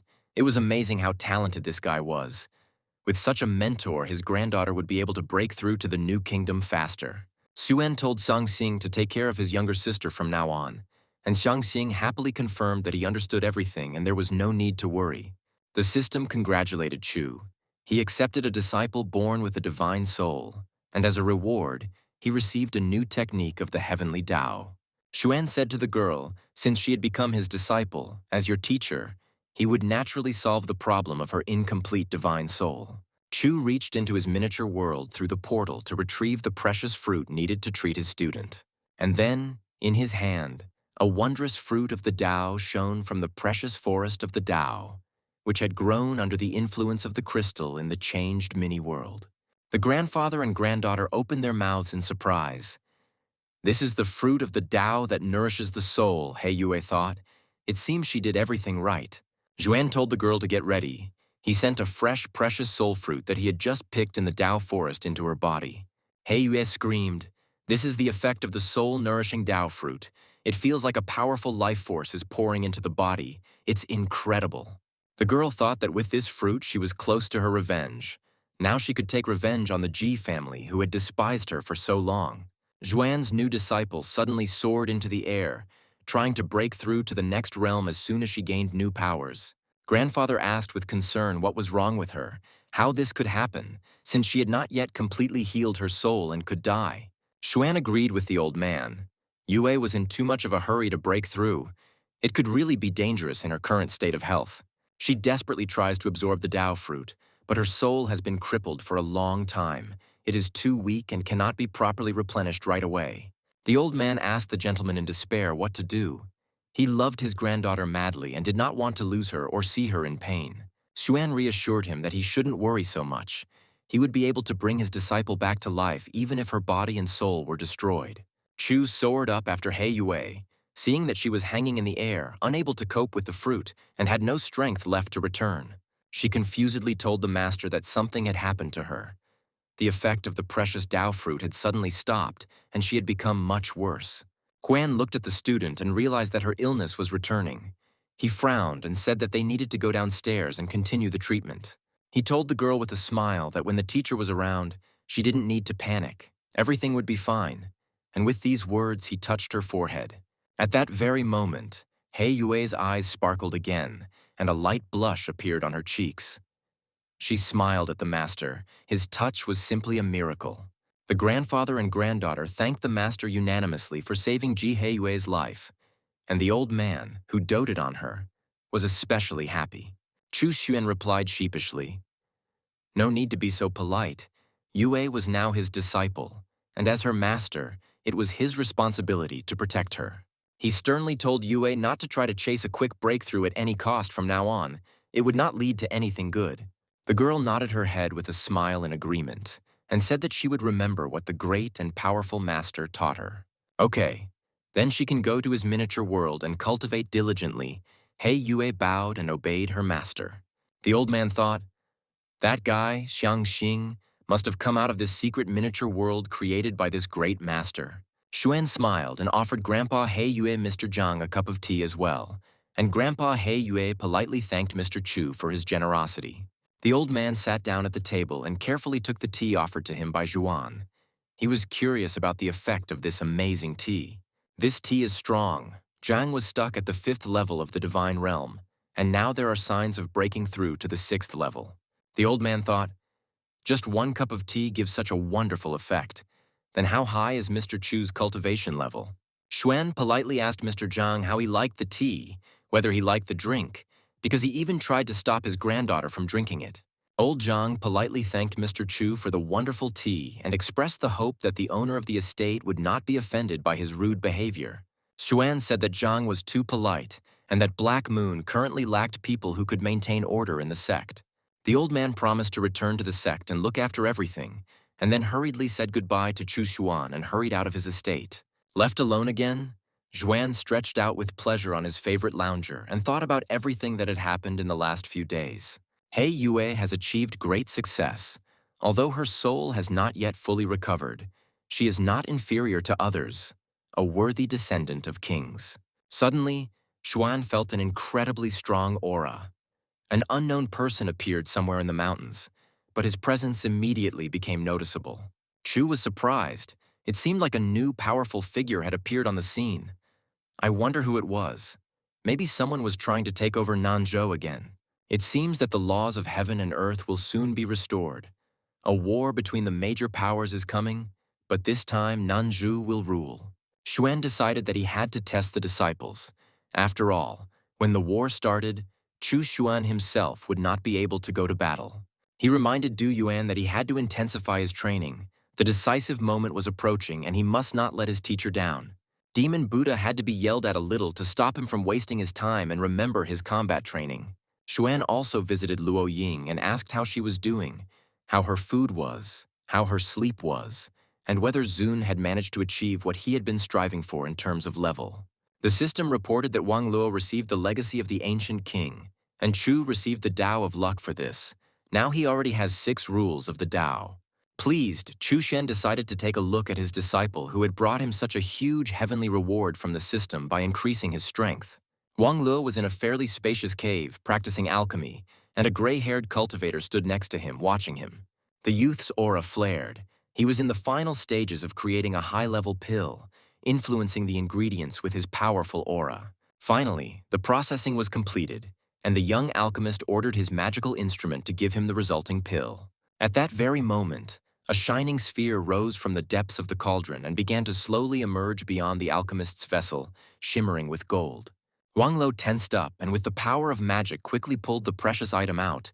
The iridescent sphere obeyed its creator. Xuan watched the young man with puzzlement.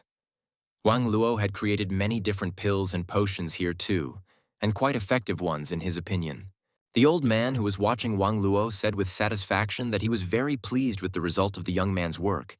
He really had great talent. The gray-haired alchemist told Wang Luo that he was not mistaken about him. The youth had created an emperor-level divine pill. Luo was truly a genius. The boy modestly replied that he was able to do this only thanks to the elder's instructions. But the old man, smiling, advised him not to be modest. The old man told Wang Luo that he was now one of the strongest alchemists in the 9 realms. There were few such masters at a young age. The guy couldn't believe it. He was really considered one of the most powerful alchemists. Wow, once he didn't even dare to dream about such a thing. The old man asked Wang Luo if he would become his disciple. But the young man replied that he already had a wonderful master and he did not dare betray him. The alchemist was surprised. So that means someone is already mentoring this talented boy. But is his previous master strong enough? Wang Luo replied that his master was the most skilled in everything, and in the art of alchemy he had reached an unrivaled level. There was no one else like him. Xuan was indignant. This ancient king was still trying to fool his disciple. How dare he cause trouble for the son of fortune? The ancient king explained to the young man that he had passed on his heritage to him and fulfilled his wish in this life. He simply had nothing more to wish for. The old man also asked Wang Luo if he went to the central region in the future to deliver a letter to the master of the Heavenly Star Palace. If the Heavenly Star Palace no longer exists, then the young man can forget about it. Wang Luo bowed and thanked the elder. After saying goodbye to the ancient king, Wang Luo left the cave and moved on, becoming one of the most powerful alchemists in all the regions. Chu Xuan was puzzled. Judging from what that cunning old man said, it seemed like Wang Luo still had a side quest to complete. Xuan closed the mirror portal and smiled. Now he needed to comprehend the Tao of luck that the generous system had just bestowed upon him. He turned to the system and said that he wanted to immediately comprehend the Tao of luck that he had been promised for the achievements of his disciple Wang Luo. Chu settled comfortably in his room and asked for the path of good fortune to open before him, allowing him to comprehend the great infinite Tao. At that very moment, Xuan found himself in the space of Dao. He was surprised. This is the path of luck. As if walking on the clouds, he rises into the heavens. Suddenly, Xuan felt that the luck in his body was responding to the ancient treasure of luck. It was quite unusual, like a resonance. Chu clearly felt that the spoon of lucky qi and the cauldron of lucky qi in his body were resonating with the lucky qi here on the great path of the Tao of luck. Was this possible? Could this really be the Tao of luck? It felt like treasures were actually coming out of his body to absorb more luck. Xuan saw that the treasures he had once received were glowing, as if they were being imbued with additional energy of Tao luck here. Chu thought, maybe the treasures here are automatically strengthened and updated. Then they will become stronger and the children of luck too. But for some reason the system did not answer his questions about whether he understood everything correctly. Everything seemed logical and clear. Luck is always good. Renewed and filled with energy, the treasures of luck returned to Xuan, ready to fly into his body and take their original places. Okay, it doesn't matter if the system didn't explain it outright. The fact that all these items have been updated and significantly strengthened speaks volumes. Xuan looked down, and it turned out that the clouds under his feet were transparent, and he could see quite clearly what was happening beneath them. He looked down. It was strange why this picture looked so familiar. What was that visible among the translucent clouds? He took a closer look. Shu noticed that the longer he looked down, the more and more clearly he saw what was happening below. The more clearly he distinguished movements and outlines. He frowned. This multicolored picture reminded him very much of a geographical map, which he often saw in his previous world. And then it dawned on him. Yes, these were 9 regions, the entire territory of this world where events were unfolding. They all lay out in the palm of his hand. This path of good fortune is simply amazing. No wonder it seems to hang in the air. This path rises above all 9 regions. The luck of the 9 regions lies at the beginning of this path. If this path is not there, then luck will disappear. And if luck disappears, then everything will perish. Xuan said thoughtfully, if he mastered this path of the Tao, then he would truly become invincible, because luck decides almost everything. Suddenly, Xuan noticed a bright light coming from below. He was puzzled as to what it all meant. What kind of powerful release of energy was there? This bright light comes from the southern region. Perhaps it is the glow from the land of the living dead that is about to open in Nanju. Chu looked even more closely, and there wasn't just one beam of light, but 5, and they were all different shades, meaning different sources. Perhaps these 5 rays of light correspond to the 5 great treasures of key luck in the northern region. But the treasures are in different places. 5 great treasures have gathered in the land of the living dead. It seems that another big event will take place in the southern region this time. And this upcoming event is even greater and more serious than the upcoming brutal battle with powerful demons in the ancient land of the living dead. Returning to his estate, Chu Xuan heard Su Xianer's voice. The girl told her master that it was already time for dinner. He was surprised. It seemed like he had only been walking along the great path of the Tao of Luck for a short time. But in this world it was already dark, which meant that time moved differently there. You need to take a break and then look at the rest of the Tao that you have studied. If you can combine them, you can create your own unique Tao. Just thinking about this made Xuan a little excited. If he succeeded, he would become famous for centuries or even millennia. The assistant told Xuan that Jihei Yue was asking for him. He became wary of what could have happened to the new student. Everything seemed to be going well. I wonder why she wants to see him. Her problem with restoring her soul should have been completely resolved by now. Chu Xuan went out into the courtyard and asked the girl what had happened, whether something was wrong with her soul again. But everything seemed to be fine. The girl smiled and told the master that everything was fine. On the contrary, she had good news for him and she was happy to share it. So the good news is, her divine soul should have been fully restored by now, meaning all the power should be back in balance. Hei Yue confirmed. Yes, that was true. Her soul had now been completely restored, and she had a vague feeling that she was about to break through. Xuan praised her. It was wonderful. And he, as her master, was afraid that trouble had happened to his student again. Chu congratulated her on her achievements. Now that Hei Yue has recovered, it's time to give her the heavenly blueprint of the Dao Talisman. This will be the first important assignment from the master. The girl was surprised. What kind of heavenly plane is this Dao? Her new master is so mysterious, and at the same time surprisingly strong and great. This heavenly Tao talisman contains the heavenly Tao plan, so He Yue first needs to understand it well and then proceed with the plan. Xuan's new disciple took the heavenly Tao talisman and immediately began to study it closely in order to understand its design and plan. Yu was amazed. This plan of the heavenly Tao was grandiose. How strong was the master if he could come up with such an amazing work plan? Now she must return to the Black Moon houses to carry out the Tao plan and deal with the coming changes in the 9 regions. Xuan said that he believed in Yue's abilities, but if there was anything she didn't understand, she could use the talisman to contact the master. He Yue bowed to her master once again. Now she could return to the Black Moon house to implement the grand plan of the Tao. Another year passed unnoticed in the ordinary daily routine, although Xuan had not yet completed the fusion of the principles of the Tao. But through the constant merging and dividing of the Tao, he touched the threshold of the 2nd level of the Tao realm. But a real breakthrough is still far away. Yingkun has half entered the 4th level of the Tao realm, but he is still very far from breaking through, even with Brother Long's guidance. Xuan's pet white sky cat, Blackie, approached him and addressed his master and owner with an insistent meow, demanding help. The guy was surprised. The heavenly spirit cat was usually busy with himself or with his pets. Chu asked him what happened. Maybe he was hungry. The cat jumped onto the table and happily told his owner about his successes in cultivation. But now it was a decisive moment, and he needed help. Xuan stroked Blackie. The smart cat is going to break into the heavenly kingdom. This is just wonderful. All his pets are very strong.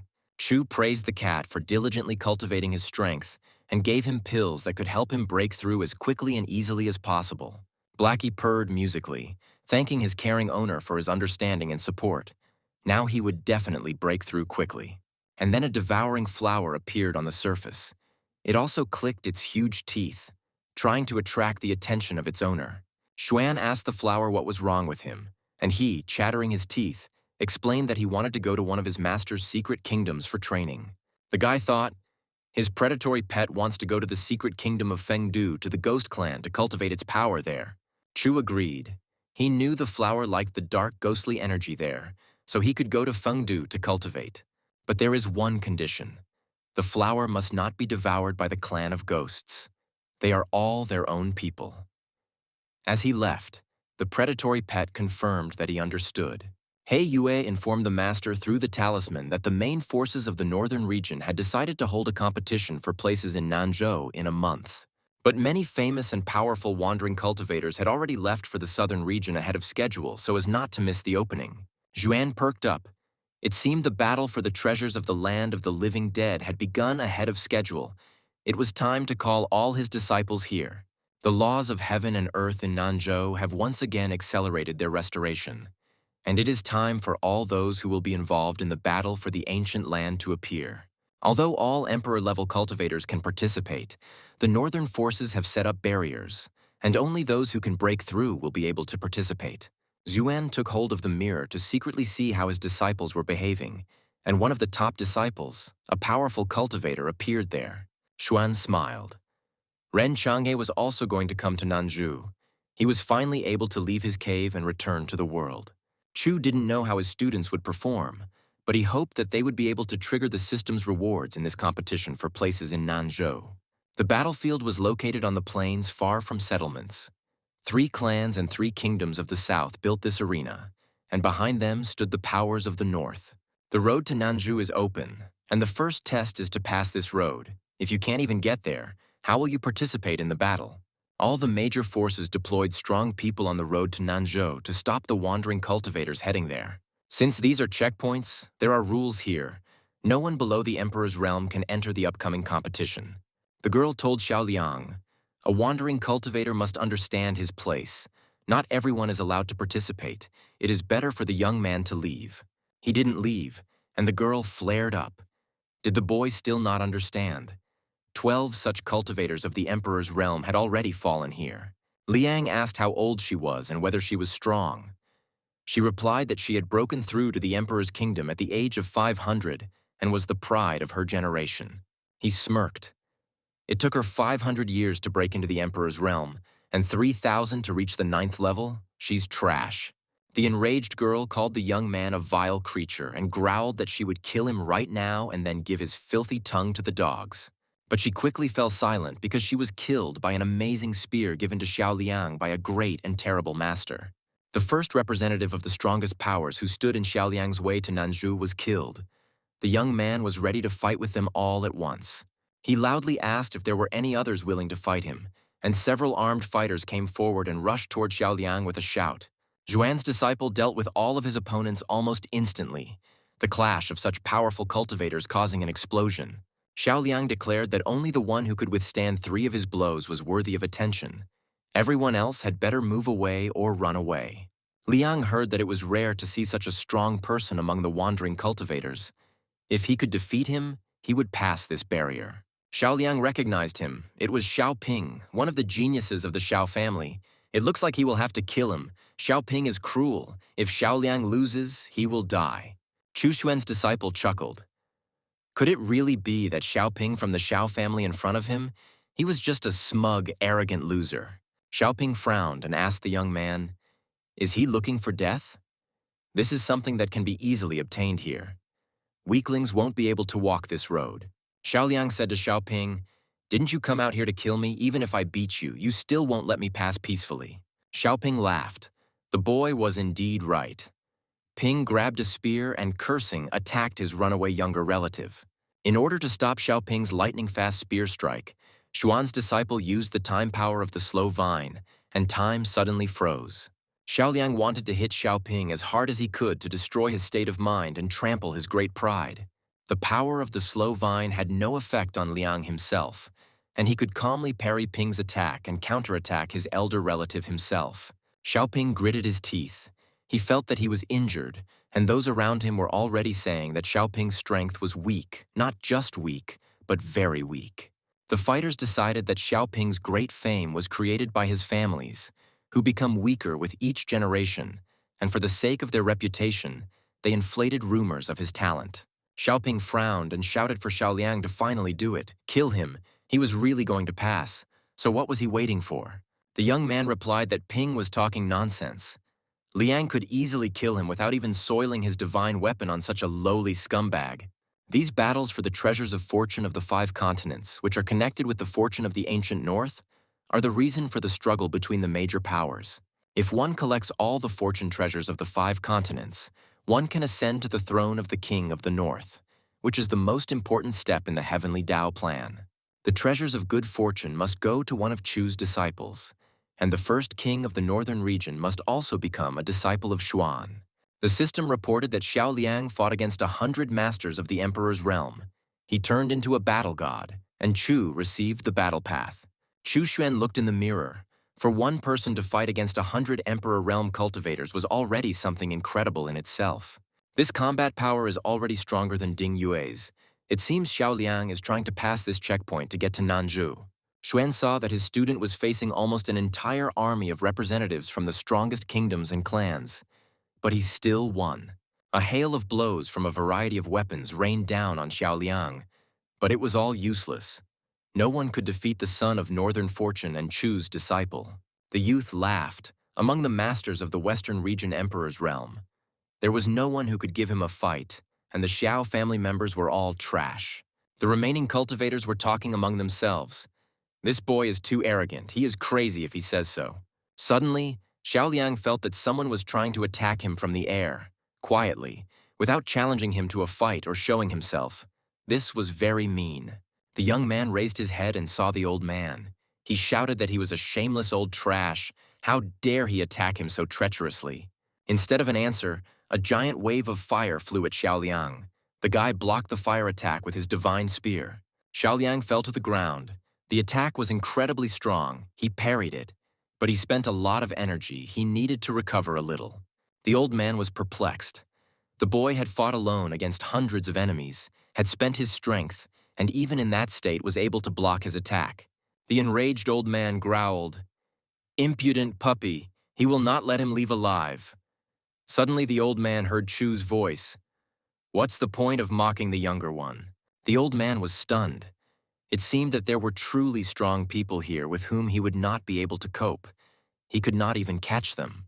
He decided not to mess with the most powerful Taoists and to quickly get away from the dangerous place. To hell with him. With this boy, let him live. At each entrance, there was a heavenly realm cultivator stationed in case the barrier on the ground couldn't handle a strong fighter. One of them became wary. The one who had just struck was much stronger, and there were no traces left of the other side. Too creepy. The guardian decided that his life was more important, and those who died were neither from his sect nor even his juniors. They died, and that was it. It was time to run away. Xuan was looking forward to seeing how Xiaoliang would perform in the battle for the supreme treasure of fate in the ancient land of warring demons. In the meantime, Chu Xuan must obtain the principle of martial Dao, so that later, as a master, he can pass on the Dao of war to his disciple Liang. The news that Xiaoliang had fought single-handedly against hundreds of enemies and managed to pass through spread throughout the northern region like wildfire. He Yue reported that the to-do list that the master spoke of was almost complete, and almost half of the cultivators in the northern region had talismans. The next step will be charging a fee for using the talismans. They have already developed a subscription fee system at Black Moon. It's not for nothing that she's called He Yue, a name that perfectly suits her methods, and she thinks like a true capitalist from Chu Xuan's past life. Xuan praised the girl. It was a good plan, but he would continue with a few more ideas so that a full-fledged system could be built right away. For example, breaking news might only show the headline and a short excerpt, but those who want to read the full story will have to pay. To make things more convenient, cultivators don't have to go to the Black Moon house every time. They can sign up for a VIP package and pay extra monthly. The sect can engage in advertising mailings. Anyone who wants fame can contact them. Payment can be taken based on the number of messages sent. The Black Moon mistress was shocked. Compared to the master, she turned out to be a very good person. Something like that had never occurred to her. He Yue always thought that her business was about increasing profits, but she never thought that the master was so good at it. She asked if perhaps she should reduce the salaries of the employees of the House of the Black Moon, increase their working hours and workload, or link pay to the work of departments. How many tasks need to be completed to receive rewards, and punish them if they fail to complete the task. Xuan chuckled to himself. Even capitalists would cry when they heard something like this. It was simply brutal cruelty. But it looked so cute. Chu said to He Yue, "Don't be so black-hearted. If you treat people like this, what kind of loyalty can we talk about after that? There must be a measure in everything. One cannot do without loyalty, compassion, and mercy in life. This is also part of the great Tao." The master, smiling, told his youngest student to study, and then she would reach unprecedented depths and receive all the answers to her questions. He Yue thanked the teacher for the instruction. Now she knows what to do. Yes, indeed, everyone has a limit, that's true. Chu Xuan breathed a sigh of relief, thinking that it was fortunate that he had managed to correct it in time. Otherwise, the Heavenly Dao plan might have failed. The Black Moon actively took up the implementation of the heavenly plan of the Dao prepared by Chu Xuan and improved by him together with Ji He Yue. All branches now offer promotional mailings for those wishing to make their name known in all 9 regions. A young man who dreamed of becoming famous joined one of the sect's branches. He really wanted to make a name for himself literally to the whole world. Having learned the prices for advertising, the guy burst into tears and said with a sigh that the owners of the Black Moon have no soul. It's simply awful how much fame costs. To send a message to 1 million people, you need to spend 1 million spirit crystals. 1 per message, it's outrageous. But the young man was confident that he could become famous. He only needed to fight with 10 masters of the Emperor's kingdom, and he would become famous. In addition to advertising messages, the Black Moon also sent clients regular breaking news from all 9 regions via talismans. One of the cultivators came to the Black Moon house extremely indignant. He wanted to know why there were no reports about him in the news. The pride of the 20th sect single-handedly broke through the southern regional boundary and fought against 10 Emperor-level masters. The guy said that he fought against 12 Emperor-level masters alone, but why is there no news about it at all? The manager explained that if it is not a fight of 1 man against 100, then it is not valuable. But if he wants to be known about him, he has to pay for it. The Black Moon Tower has always been famous for its reliable and truthful information, and since it is launching this business, it is doing it for the sake of others. Having become famous, the young man will reap sweet fruits. The elders will see talent in him and will begin to cultivate him even more actively. Won't he benefit? The guy thought, the tower owner is right. Fame, demonstration of talent and strength inevitably increases your value. Offers immediately appear. The young man threw a bag filled with spiritual stones on the table. He decided to take advantage of the offer to send messages. He said with a smile, "Then send one. No 2 million messages about his heroic breakthrough through the barrier at the Nanzhou border." The manager offered the guest an assessment service. He knows the reputation of the Black Moon.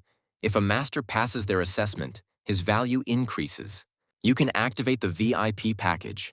Then as soon as they find the most accurate and insider information, you will be able to receive it first. The young man agreed, muttering that he was buying everything, and the persistent Black Moon employee almost completely emptied the client's pockets. As he left, the guy sighed. It seemed like he had just been robbed blind, and it looked like he had already spent all his crystals. But he had bought a subscription. Turning to the intern, the satisfied Black Moon employee asked if it was clear that he had to sell it to people exactly as he had shown. Ding Yue was also heading to Nanzhou. He remembered the master's order that he and Wang Luo must return before the opening of the land of the living dead. The young man read the message. Xiaoliang fought alone against 100 masters of the emperor's realm. He is very strong, but Ding Yue can do it too. He, Ding Yue, doesn't hold women in his heart, so he can kill gods with a sword, so how can he lose to others? Han stood behind him. The beautiful Han Yingmeng lowered her head. This capricious young man had not changed at all during this time. He still hated and feared women. And yet she called out to him. Something incredibly drew her to this willful and ill-mannered swordsman. She could do nothing. She shouted to Ding Yue that she had finally found him. I wonder where he had been all this time. It seemed like the guy had become even stronger than before. The young man turned around and immediately recognized the beauty. It was Han Yingmeng from the Floating Flower Pavilion, the star of an all-female martial sect. Yue asked if Han could do him a favor. He wanted to see how close he was to breaking through the 3rd level. The girl thought that, again, but she was no longer the same as she was when she was simply thrown out. She would show this bastard the power of the emperor's kingdom. Han said, "Well, what does he want her to do?" Ding Yue smiled. The girl is so kind that he can consider her as his friend. He suggested that she try hanging on him again. Han responded with feigned indifference. No problem. But why would he need that? Approaching the offender, the amazing beauty Han Yingmeng was sure that today she would make this guy scream and beg her for mercy. Ding Yue looked at the gorgeous beauty with the perfect figure and expressive gaze, and curled up into a ball to resist the temptation. The beautiful Han Yingmeng hugged him tightly, sparks of her charm shining around him. Ding Yue felt dizzy. A little more and he would not be able to bear it. He saw right next to him the beautiful face of the girl, flushed with embarrassment, the sparkle of her eyes, and felt the aroma of her long hair. And her graceful leg touched his strong legs, and a sweet shudder ran through his whole body. Ah, what a terrifying test this was. Han suddenly realized that Ding Yue's body was too powerful. She couldn't do anything, even though she was already using emperor-level strength. The youth muttered, "You can't kill a god if you have a woman in your heart. There's only half a step left until you complete the 3rd stage of the sword path." He exclaimed joyfully. After all, he, Ding Yue, was the one who would become the master who could kill even gods with his sword. Ding Yue promised the master that he would soon reach the point where he could draw his sword and slay a god. And in just a little while, there would be no woman in his heart. Han Yingmeng frowned and exclaimed indignantly, "How dare he speak like that right in front of her? What unheard of impudence and rudeness." Instead of answering, he pushed the renowned beauty away from him, despite the fact that his legs were buckling under her gentle touches. Ding Yue thanked Han. He had made great progress in swordsmanship and was about to break through to the level where he could fight against hundreds of enemies. Having thanked the girl, he rushed to the barrier on the way to Nanzhou, and the insulted and humiliated beauty Han Yingmeng remained sitting on the grass. Realizing what had happened, she screamed at Ding Yue with all her might, telling him, the filthy bastard, to come back immediately. It was simply disgusting to leave like that. The cultivators guarding the road to Nanzhou laughed and pointed at Ding Yue. One of them said, "Look, another brat has appeared." The masters were having fun. At first glance, the boy looked like a wandering cultivator, and he was dressed like a street dog. Everyone was trying to break in here. Truly capable wandering cultivators usually receive support from some high-level, powerful master. The one who recently fought alone against 100 had a master of the heavenly realm behind him, so it was only a matter of time for him to pass. And this kid is so small, he won't even be able to break in. He'll get scared if they even start talking louder. The fighters laughed cheerfully. Dingyue smiled wryly. How funny, the road is guarded by comedians, but are their swords as sharp as their tongues? Now he will check. The young man drew his sword and rushed at the stunned merrymakers, who did not expect such agility and aggression from the poorly dressed boy. Before they had time to come to their senses, Ding Yue had cut off the heads of several guards who had been too careless and had been particularly zealous in ridiculing his clothes. Some of the strong fighters were killed immediately, many were wounded, and now no one dared to make fun of the young, modestly dressed swordsman. The next level of security watched the battle in amazement. This young man had single-handedly destroyed an entire squad of elite fighters. Although those blocking the entrance from the front were ordinary cultivators, they were all at least 8th or 9th level Emperor realm. It looks like they've got another tough nut to crack, but they've been given strict orders not to let any of these guys into Nanzhou under any circumstances. Ding Yu exclaimed, "Is this really all you can do? Then the Black Moon House will spread the word everywhere that they are all a bunch of cowards." Seeing the fleeing cultivators, Ding Yue laughed and asked, "Where are they running to?" He could easily beat up 100 of them. The young man attacked another squad that stood in his way. An explosion was heard, and when the smoke cleared, everyone saw cultivators lying around. The fighters were furious. This kid is too arrogant. Does he think that they, the people of Zhengzhou, are worth nothing? No way. Lin Yan exclaimed, "What an impudent boy. Let's see what he's capable of. Does he really think he can kill their fighters with impunity?" Everyone started whispering, "This is Ling Yan from the Piaohua sect. They say she is at the 9th level in the Emperor's realm. This time, the boy is definitely finished." Ding Yue suggested that the girl from Piaohua leave. Her sister Han helped him, and he would not beat up the people from their female beauty sect. Lin Yan, indignant, exclaimed, "What an impudent fellow! Take this blow with your palm," and a powerful high-level attack flew towards the youth. The guy grimaced. How troublesome it was with these women. Why was she bothering him? He told her not to bother him. No, she was asking for trouble. Ding Yue reluctantly swung his sword towards Lin Yan's attack and sent out a fiery cutting stream of his powerful combat weapon. The cutting energy instantly stopped the palm attack. Lin Yan gasped in horror when she saw the force of the strike from this inconspicuous young fighter. The girl screamed. She was unable to stop such a blow. She could only try to dodge and shamefully flee the battlefield. How could this happen? Everyone was stunned. The wounded Lin Yan, one of the strongest cultivators, fell to the ground with a scream, raising clouds of dust around her. The stunned cultivators couldn't believe it. The boy defeated her with just one blow. What kind of monster is this? He's still so young. But the squad leader said sullenly that it didn't matter at all. This guy couldn't go forward. That was the order they had been given. The soldiers clenched their fists. Well, if the order was given not to let them through, then they would form a wall and not let the young man through. No matter how strong he was, he wouldn't get through. Another squad rushed towards the young man with a battle cry. The cultivators were sure that he would not be able to break through their ranks. The guy frowned, just in time. He felt uneasy after the fight with Lin Yan from Piaohua. After all, she was from the same sect as Han, and he considered her a friend. He exclaimed that today he, Ding Yue, would become their worst nightmare, the likes of which they had never seen in their lives and would never see again. The largest detachment rushed towards the young man, who was supposed to fight the most powerful cultivators who were breaking through this barrier. A huge pillar of energy shot up into the sky. Ding Yue used a high-level sword flow technique that literally mowed down the enemies. The system reported that Ding Yue had fought alone against 100 Emperor Realm cultivators. Chu had received the Tao of Splitting as a reward. Ding Yue also broke through the outpost and fought alone against hundreds of the Emperor's Realm's fighters. Not giving in to Xiao Liang, he mastered the flow of swords. It seemed that Xiao Liang could no longer suppress Ding Yue, but it couldn't be otherwise. After all, he was his elder brother in arms and Chu's eldest disciple. Shouldn't we send Xiang Xing too? With his strength, it's no problem to fight 100 fighters from the Emperor's realm, but the system might not give out a reward. I wonder if Wang Luo can break through. His combat power is comparatively weak, after all. His talent is in alchemy, not combat. Ping Fan is a strong fighter, but his cultivation level is low. Xuan was afraid that he would not be able to break through the 100 fighters of the Emperor realm. Xiao Liang saw the message in the talisman. He was surprised. Is there really someone whose strength is not weaker than him?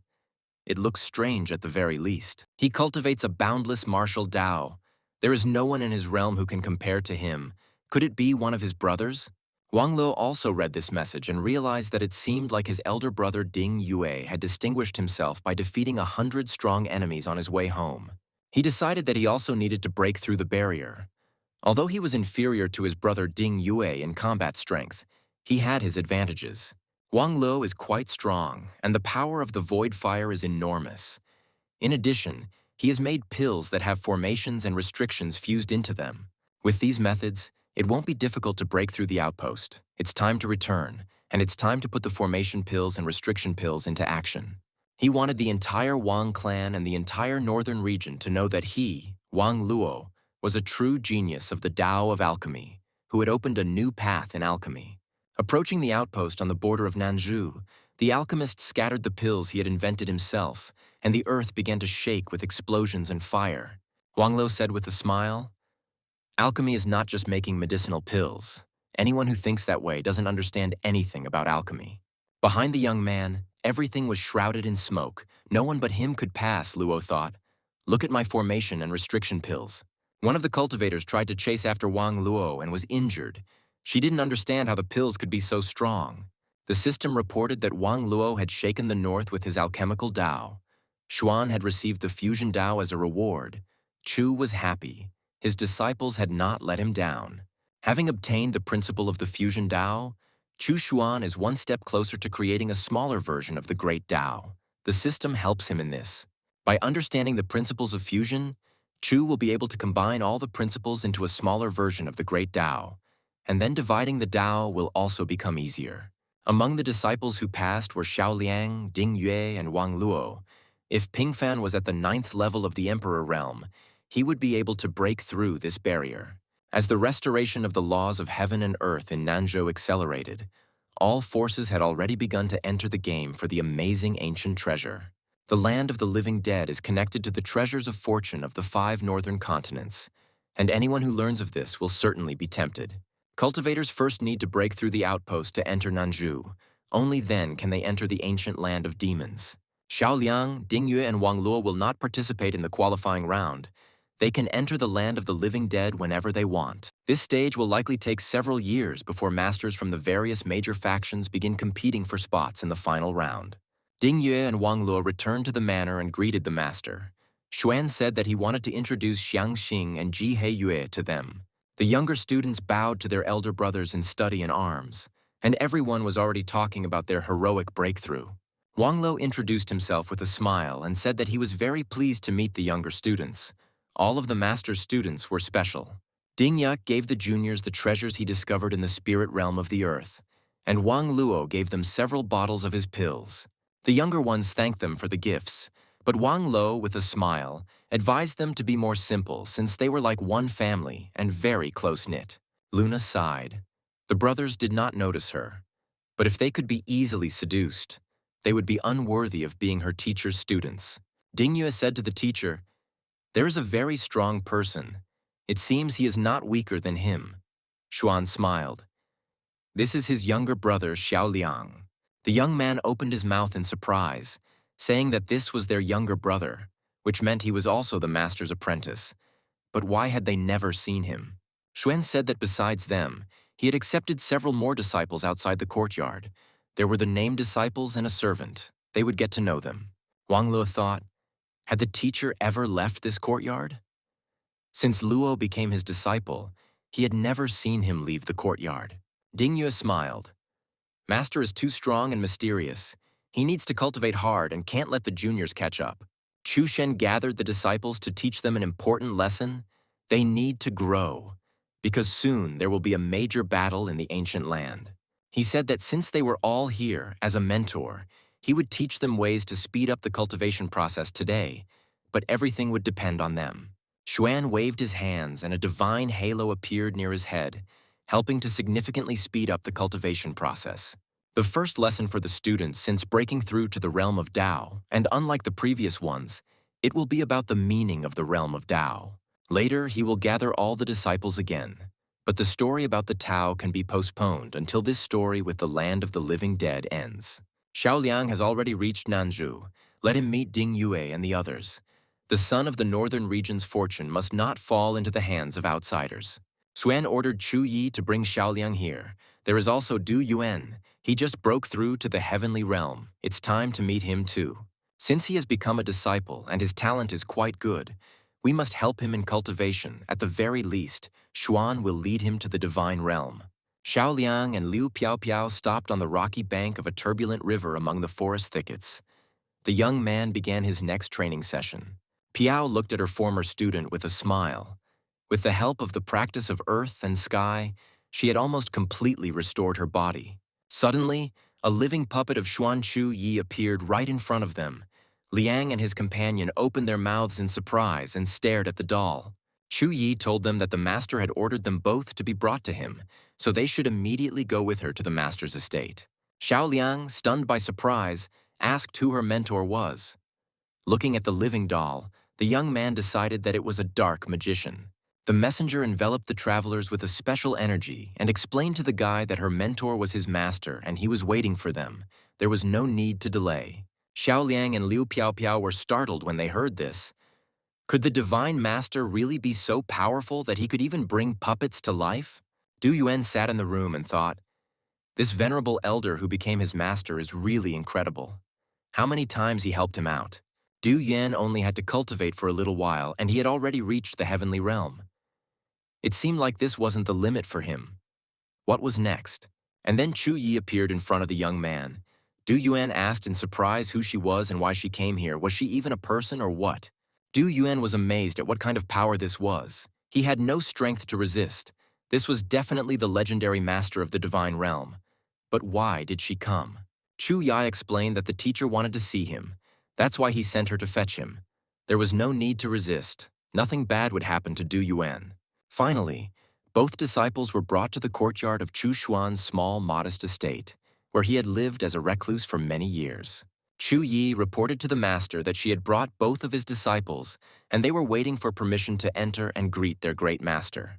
Xuan ordered them to be let in, and both youths immediately fell to their knees and greeted their mentor, whom they were seeing in person for the first time. Chu Xuan greeted the disciples with a smile, told them to stand up, and said that he was very glad to finally see them in the courtyard of his estate. He said that their elder brothers and sisters were already training, but since the boys were here, Xuan would give them some guidance. Xiaoliang kept his eyes on Chu. Everyone thanked the teacher in unison. He told them to listen together. How much they could understand was entirely up to them. Because of Xuan's divine halo, a soft, amazingly beautiful glow rose above his estate and spread throughout the entire area. Du Yuan suddenly felt like he was about to break through to the next level. This was simply the incredible influence of the great master. Yuan smiled. Little Du Yuan had already woken up. We could calmly break through further. A breakthrough would definitely not bother anyone here. The young man was delighted. As expected from a great elder, after the very first lesson on the Tao, he immediately made a breakthrough of one level. Liu Piao briefly regained her physical body, but that body was merely a condensation of the power of heaven and earth, and she continued to practice. Xiaoliang thanked the master for his wise guidance and for all the good he had done for him and Piao, and of course, for helping him with his strength. Having gathered the students, Chu Xuan told them that they should get to know each other better, because they were one team. Moreover, they were brothers in arms. Ding Yue immediately suggested that Xiaoliang fight, and Xiaoliang found the idea very cool and happily agreed to test his strength. Xuan opened a portal to a miniature world for his students and sent them all there, instructing the elders to tell and show everything to the new brothers. Shuwen told her brother that she would probably return to the Chu ancestral home to teach the younger generation of the family cultivation. Xuan nodded. Having entered the miniature world, Xiaoliang and Du Yuan looked at everything with their mouths open in amazement. Was all this beauty really created by their master? But it's simply incredible. There is amazing energy in the mini-world. It seems that even the air here fills everyone with strength. An amazing place. This is the elder brother Buddha. He is quite unusual. His cultivation is already in the divine realm, but it is not clear at what level exactly. To the north of here, there is a gloomy valley. This is the Valley of the Ghost King. The Ghost King Fengdu is also already in the divine realm. Xiaoliang was at a loss. Could it be that all of the teacher's disciples were in the divine realm? That meant that among all the disciples, he was the weakest. Du Wen was shocked. If it weren't for fate, the master wouldn't have accepted him. He needed to practice hard and quickly break through to the divine realm. Liang asked who brought them here. Wang Luo replied that he was created by the master himself. His name is Chu Yi, and he is already at the 9th level of the divine realm. The young man was stunned. The mentor created him. How strong was the mentor if he was able to create such an incredibly powerful creature? Ding Yue reassured Xiaoliang that he would learn more over time. But for now, they could go to the secret realm of trials and fight without the risk of death. Chu Xuan watched through the mirror as his disciples went to the mini-world to train. So far, everything was going well. Xuan remembered that the 20th anniversary of his seclusion was approaching, and he wondered what kind of rewards the system would give him this time. And then he saw a message in the chat. Gui Jin, the great Taoist turtle, had joined them. He had been invited by the Jade Dragon King. The newcomer wrote that he would like to give each of the group members a small welcome gift as a sign of their new friendship. Although the aura of Tao that the crystal of the original Tao gives birth to is becoming more and more, there is still a whole abyss to the next level of the Tao realm. Xuan is still at the first level of the Tao realm. He has not yet accumulated enough, and his Tao has not yet been transformed, but he is not far from the second level. Chu Xuan is waiting for the right moment to use his heavenly Tao talisman to replace part of the original laws of heaven and earth. Then he will gradually destroy the laws of heaven and earth of Nanzhou, replacing them with his own, and take control of everything in the southern region. The system reported that Yu Su led 100 ghosts through the outpost, frightening the cultivators and the entire north, for which Chu received the Tao of transformation. Xuan smiled. Did she really do this? It's not for nothing that he values her so much. He needs to see what's going on at the outpost of the eastern region now. He watched with a smile as the squads of powerful cultivators scattered in terror upon seeing ghosts in various guises nearby.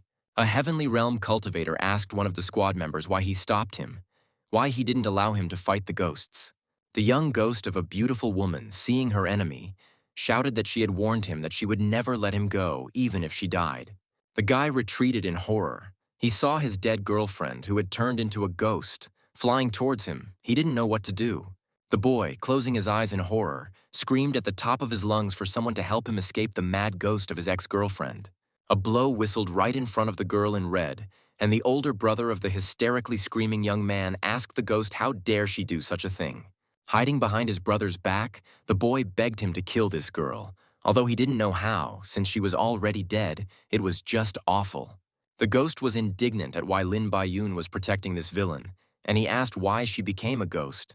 I wonder what kind of ghosts they were. The girl replied that she was just a powerful spirit who had come to take life, and that there was no point in interfering in this matter. Lin Baiyun noticed that the ghosts had already shaken the entire north. Strong people would soon arrive here. They were all very interested in ghosts. The guy asked, "The one who is opposing the master of the heavenly realm is from the Yu family? Their ghost clan is probably somehow related to Chu Pingfan." Yusu suggested to her friend that she would restrain this talker, while she would kill her villain and carry out her sweet, long-awaited revenge.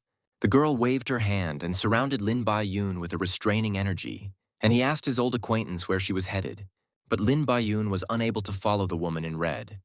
Yusu's power held him in place, which greatly surprised the strong cultivator. The woman in red was chased by Ling Zhen. She blew up her body and escaped.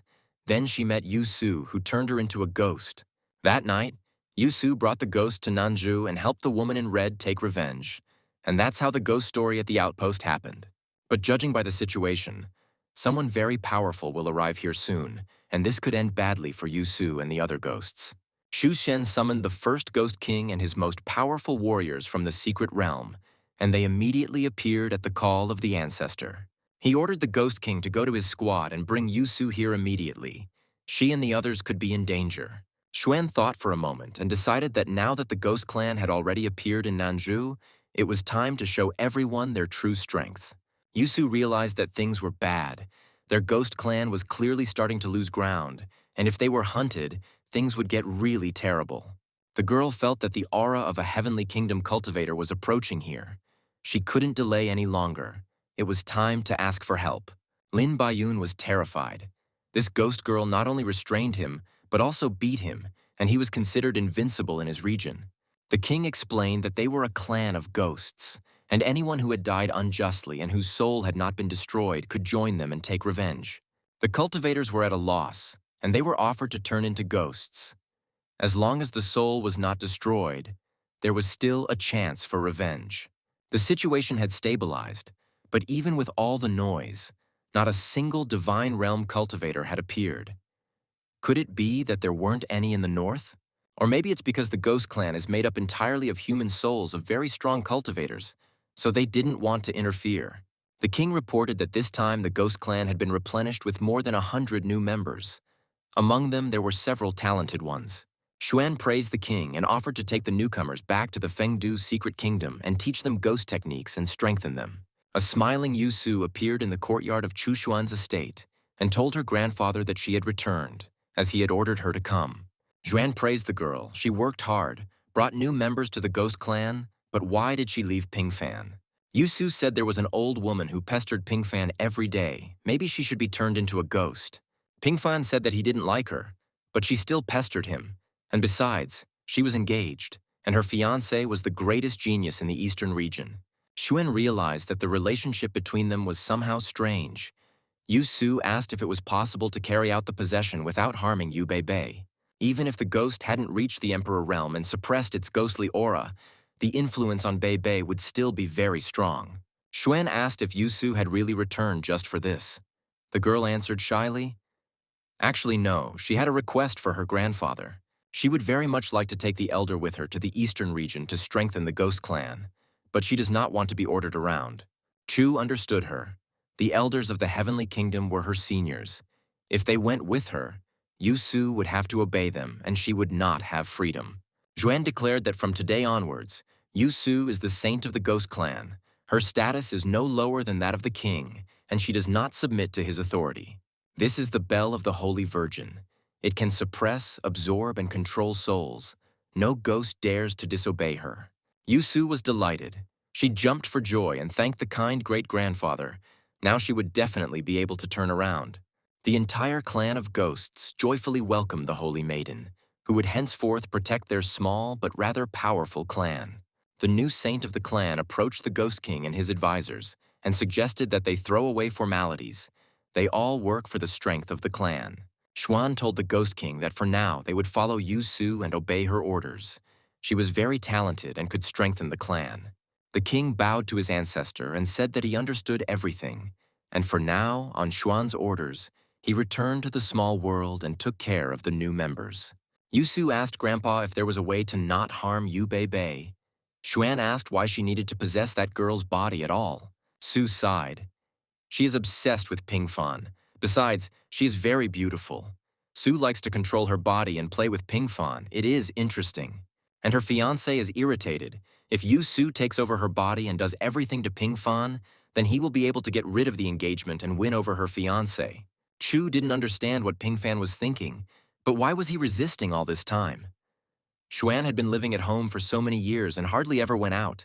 He thought sadly that he had completely stopped keeping up with the times. Apparently he was getting old, and today's youth really knew how to play.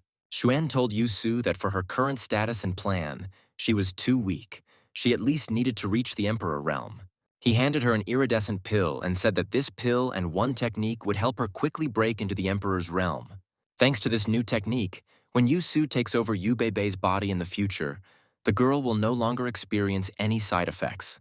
In addition, Xuan will also impart a secret technique from the ancient scripture of the netherworld to the clan saint to enhance her ghostly power. Satisfied, Yu Su thanked her grandfather and exclaimed that she was returning to the eastern region. Chu Xuan wished her good luck. Yu Bei's fiancé, Ling Baiyun of the Ling family, is known as the greatest genius and is the son of luck of the eastern region. It is worth trying to transfer the luck of the eastern region to Chu Pingfan and make him the new son of luck of the eastern region. The clash between Pingfan and Lin Baiyun is inevitable. Lin Baiyun has an innate advantage, while Pingfan has the extreme Dao. But Pingfan had only recently broken through to the 6th level of the Emperor realm, so his level was naturally weaker than Lin Baiyun's. Even though the nephew has some trump cards to defend himself, if he wants to suppress the enemy, he still lacks one key thing, Yusu. In that case, everything must be done as it should be. Yes, everything will be so. Xuan took on the task of transferring the fate of the eastern region to Pingfan. Although Xuan does not have complete control over the fate of the state, a slight intervention is enough to cause Lin Baiyun trouble. The sky cat Blackie watched his chuckling master and scratched the back of his head in puzzlement. It seemed the master had gotten a taste of his power. Empress Qin Keiyun angrily shouted that they could not go to the Chu family. No one dared to disobey her, otherwise they would be in trouble later. The brothers wondered why she was still so afraid of them, the little fox when they were no weaker, or were they like a bunch of pathetic scum? The empress angrily told Xin Yuanfeng and Bai Shaokong that she was no longer a little fox, and the Chu family was very dangerous, and this was no joke. The brothers said that the little fox no longer needed to worry about their affairs. Just calmly wait for good news. They will see each other soon. Qin Keiyun clenched her fists in anger. They were so stubborn. Well, that was good advice for the damned ghost. It seemed like they wanted to learn a lesson. Blackie meowed questioningly if he could play with those two impudent fellows who were walking towards their house. Xuan allowed it. He had no time for them now. Xin said that this mysterious man lives here. Bai asked if the warriors that Chu sent to protect his elder brother all died. Yuanfeng responded to Brother Shaokun, who was then seriously wounded and went to the Baisheng Mountains, and did not see how tragically they sacrificed themselves. And not only the Chu family fell in that terrible battle, but the He and Zhao families were also almost completely destroyed. Blood flowed like a river. Shaokun asked what happened to the elder brother. Yuanfeng smiled. The elder brother is a great man. He will not make mistakes and will return to them soon. Yuanfeng was going to the Chu family to check if this person was a member of their family. There were too many enemies in Qin now. If this mysterious man is not from the Chu family, they will have to kill him on the spot. They don't need a breeding ground for enemies here in Nanju. Blackie jumped onto the gate of the estate and watched the approaching guests. He meowed loudly, attracting the attention of the boys. Shaokun said to the third brother, "There is a white cat sitting on the wall of that courtyard. It is very cute. Maybe we can catch it and give it to the little fox." Yuanfeng objected. "Not the fox. The sixth sister will definitely like this cat more. We should give it to her. She will be delighted. She loves cats." Suddenly they saw that the cat had disappeared somewhere. It was strange. They had been looking at him all the time during the conversation, and he was sitting on the gate. The brothers looked around in confusion, trying to figure out where the little animal had disappeared to. There was something mysterious and a little strange about it. Xin Yuanfeng shrugged. "Why did the cat suddenly disappear? He was just right in front of us, wasn't he?" Blackie was already sitting on his shoulder. Shaokun told the third brother not to move. The white cat was sitting on his shoulder. Now he would quietly approach and catch this animal. Yuanfeng was puzzled. How could this happen? He was so strong, but he couldn't even catch the movement of some cat. Maybe it wasn't a cat. Shaokun was also confused. What kind of cat was this? Was it moving too fast, or were they too careless and unprepared? Blackie jumped from one brother's shoulder to the other's, chuckling quietly at their puzzled faces as they tried to catch him. Finally, the brothers shouted to each other that they had to act faster and finally catch this beautiful but overly nimble white cat. Shaokun shouted to his brother to grab the cat sitting on his shoulder, and he would grab the animal from behind, so it would definitely not be able to escape from them. Seeing the Rugi reaching for him, Blackie meowed angrily.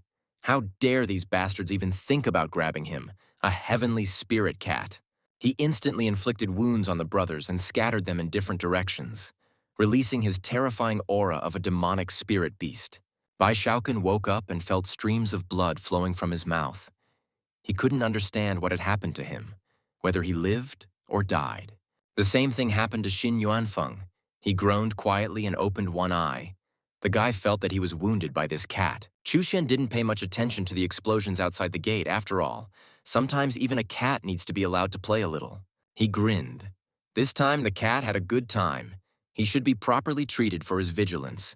He greeted the guests well. After finishing working with the flowers, Xuan told Su Xian to take these flower pots to the small world so that they would grow faster.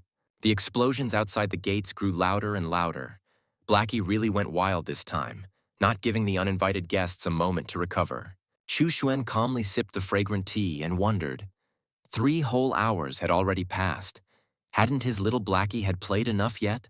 Instead of an answer, another explosion sounded, but Xuan was not too worried about it. He told the cat not to kill the guests, but he could beat them. Bai Shaokong gritted his teeth. What was this? He, the heir to the great Baisheng Tower, couldn't defeat some lousy flea-eater. And Blackie took the form of a man and, grabbing the brothers by the legs, spun them around in circles at incredible speed, as if they were rag dolls. The cat spun Bai Shaokong and Xin Yuanfeng around at such a furious speed that it caused a hurricane-like whirlwind near the gates of the manor. And Blackie was delighted. He meowed cheerfully that it was so cool to play with the uninvited guests of his great master. He would have to do it again. The cat dragged the shaking brothers into the courtyard. Shao Kun had already managed to see his deceased grandfather, and Yuan Feng noticed the light at the end of the tunnel of death. Taking the brothers by the heads, Tian Ling Mao, as Blackie was called in human form, asked how they were enjoying the game, and whether they would still try to catch him. Tears welled up in Shao Kun and Yuan Feng's eyes, unable to understand what this fierce warrior wanted from them, and both suddenly longed for the little fox. But Xin Yuanfeng sobbed and said that Qin Keiyun was still young and couldn't help them. That heavenly beast was too strong for her. A magical comb and fan appeared in the smiling hands of Tian Ling Mao, and the brothers looked questioningly at their tormentor. Shao Kun got the fan. He timidly asked the master what he wanted. Was he really demanding that he and his brother please him together? Tian Ling Mao growled menacingly. Maybe they still want to fly if they don't like to please him, the heavenly spirit cat. Xin Yuanfeng exclaimed that he understood. Master Miao wanted them to comb and fan him. No problem, they would do it. Tian Ling Mao turned into Blackie again, and the two brothers combed his white fur and fanned him, asking if everything was to his liking. Yuanfeng asked the cat, squinting in the sun, whether he had combed its fur well, and whether there was anything else that needed to be done. The contented cat replied that everything was fine, but it was time for his lunch, so they should wait for him and then continue. Bai Shaokun was puzzled as to who this master was. Even his ordinary fan had its own realm of power, and it was not a small one. Blackie frowned and meowed questioningly, asking what was the matter. Why had the fan suddenly stopped working, or were they trying to provoke anger again? Yuanfeng warned his brother to be more careful, that he must serve the master faithfully and truly, and take good care of him and his fur. Xuan listened with a smile as Shao Kun apologized to the cat and said that he would do his best to make the master happy. He frowned. 3 days had already passed, and the cat was not letting anyone go, although in a past life, everyone, one way or another, was their slave. Empress Qin Keiyun was informed that 3 days had already passed, and Bai Shaokong and Xin Yuanfeng still had not returned. Something was wrong. Keiyun cursed. She had warned these two stubborn people. She had ordered the elders to try to contact them. An urgent messenger arrived to the Empress and reported to Her Majesty that the army of the Dakian Empire was approaching the border of their country. Keiyun frowned. She needed to contact the guys through the talismans and tell them to quickly return home. She warned the elders not to send people to the Chu family to find the boys. Otherwise, they would be dealt with cruelly. Empress Qin Keiyun thought, the country is in danger. Where is the reborn Emperor Qinzong? He should have returned by now. A clear moonlit night had fallen on Nanzhou, and Blackie still hadn't released his two captives, enjoying his power over them. Chushin called Xian and told her to ask the cat to let the guests go. Stop playing with them. They had probably been lost at home a long time ago. Suddenly, Xuan felt a huge force approaching. He had never felt such an aura here before. It was something new. He also heard the message from the talismans that the army of the Dakian Empire was approaching the border of the Qin Empire, and the smell of war began to loom. Xuan looked at the mountains. Was it possible that the ancient land of the living dead was almost awakened, meaning that demons would soon appear here? In the morning, he contacted Ren Changhe, asking if he had already entered Nanzhou, and that the events Chu had told him about were already beginning. Changhe replied to the teacher that he had reached the Northern Territory and was heading to Nanzhou, and that he and his friends would be there very soon. After arriving, Xuan ordered him to go to the Black Moon House, where they would be received and they should not reveal their location. Qinzong will soon arrive in Nanzhou. In his previous life, he was defeated. This time, under Xuan's protection, he will take revenge. At that moment, all of his students who were in the mini-world simultaneously approached the portal and addressed their master. Xuan asked if they too seemed to sense changes in Nanzhou. Luna confirmed that the region's energy was changing greatly. The master explained that the ancient land of demons was about to open, This was our opportunity, and also the beginning of great changes in the 9 regions. There are treasures of fortune from the 5 continents of the Northern Territory, and whoever owns the treasure will have a chance to become the king of those lands. Luna was at a loss. If she could become the queen of the North, what would happen to her Ji family in the Central Territory where she came from? Xiaoliang was delighted. Wow, the ancient land is so magical. Ding Yue was also happy. Now he knows where to direct his efforts. Xuan said that this is a continuation of the ancient story, when one man lured demons here to become the king of the people. However, the great emperor Qin Zong learned of the conspiracy and united with the northern forces, echoes of which still linger today. They all have to take part in the battle. The first goal is to train themselves. The second is to make sure that the treasure does not fall into the wrong hands. Xuan warned his students that they did not need a title, especially since soon the whole world would shake and many things would change in the regions. Ding Yue assured the master that he definitely didn't need a title. Only steel swords reigned in his heart, and a title would hinder his path of the sword. Xu Xuan was amazed. This guy's obsession with swords and swordsmanship was truly astounding at times. Wang Lo told the teacher that he too was not fit to be king. Alchemy was dearer to his heart, and the knowledge of this science was simply endless. Xiaoliang sighed and said that he only followed his destiny. If it was her will to elevate him, then so be it. If not, then not. Xuan looked at the students with a serious look and praised them. He's very glad that they all have this understanding. It is important for their growth. Ji Haiyue, nicknamed Luna, pursed her lips. As a descendant of the royal family, she couldn't help but think about becoming a queen. Chusen told her that as a teacher, he knew what she was thinking. But she shouldn't be upset. Everything has its time. Her dreams will still come true. Luna was taken aback. The master read her thoughts so easily. But the great teacher was certainly right. She did not need a title, because the path of heaven awaited her. The girl asked the master to forgive her for her bad thoughts. He was absolutely right. She should not think first of all about the title. The teacher informed his students that the great Emperor Qinzong had been reincarnated in a new body and would soon return to Nanzhou. The guys were shocked. How did the master find out that the great emperor had been reincarnated? And did he really know what body he was in now? Xuan smiled. Now she was his student, and he promised her that her wish would come true. But she would not participate in this battle. Wang Lo asked the master that since Qinzong's incarnation was one of their fellow disciples, they should probably help her fulfill her wish. Chu praised the student, but Qinzong has his own plan, and it doesn't matter whether the guys help or not. They will have to take part in the battle. In addition, Qinzong is very strong. He is not weaker than any of the students. He has an incredibly strong will. He is a talented commander. Ding Yue couldn't help but smile and thought that he would really like to meet this warrior, even if he was a girl now. Zuen smiled. All his disciples are supreme beings in the emperor's realm. They guarantee that the treasures will not fall into the wrong hands. When the time comes, they will all show their abilities and let those arrogant celebrities of the northern region see their strength. Xuan's disciples smiled. Each of them had once been persecuted, and they all really wanted to show the whole world how they had changed. Moreover, they all strove to live up to the expectations of their teacher, who, unlike the others, saw talent in each of them. Su Xianer asked Chu Yun in surprise what they were talking about so animatedly, and Sister Xuan explained that it was about the upcoming military campaign. Assistant Chu realized that it was no wonder that Ding Yue and the others were so happy. They could finally go out and show off their skills.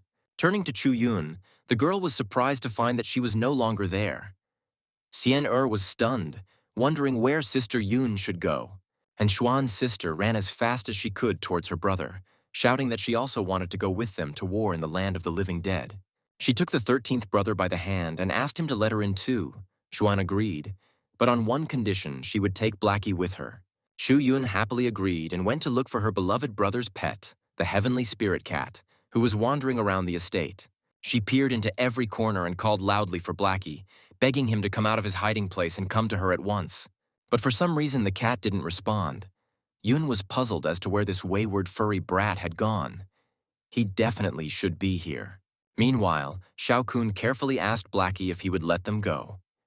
Yuan Feng said fearfully, it was still too early. He still had to please the master. Blackie frowned. Who was calling him? He was having such a good time. These two idiots had become his real slaves. It was just a miracle. The cat recognized the voice of his master's sister. It was Chu Yun calling him. Well, he had to end this pleasant game. He jumped down and ran towards the call. The magical tools that the celestial spirit Cat Blackie had given to his captives also instantly disappeared from their hands. Xin Yuanfeng asked in surprise.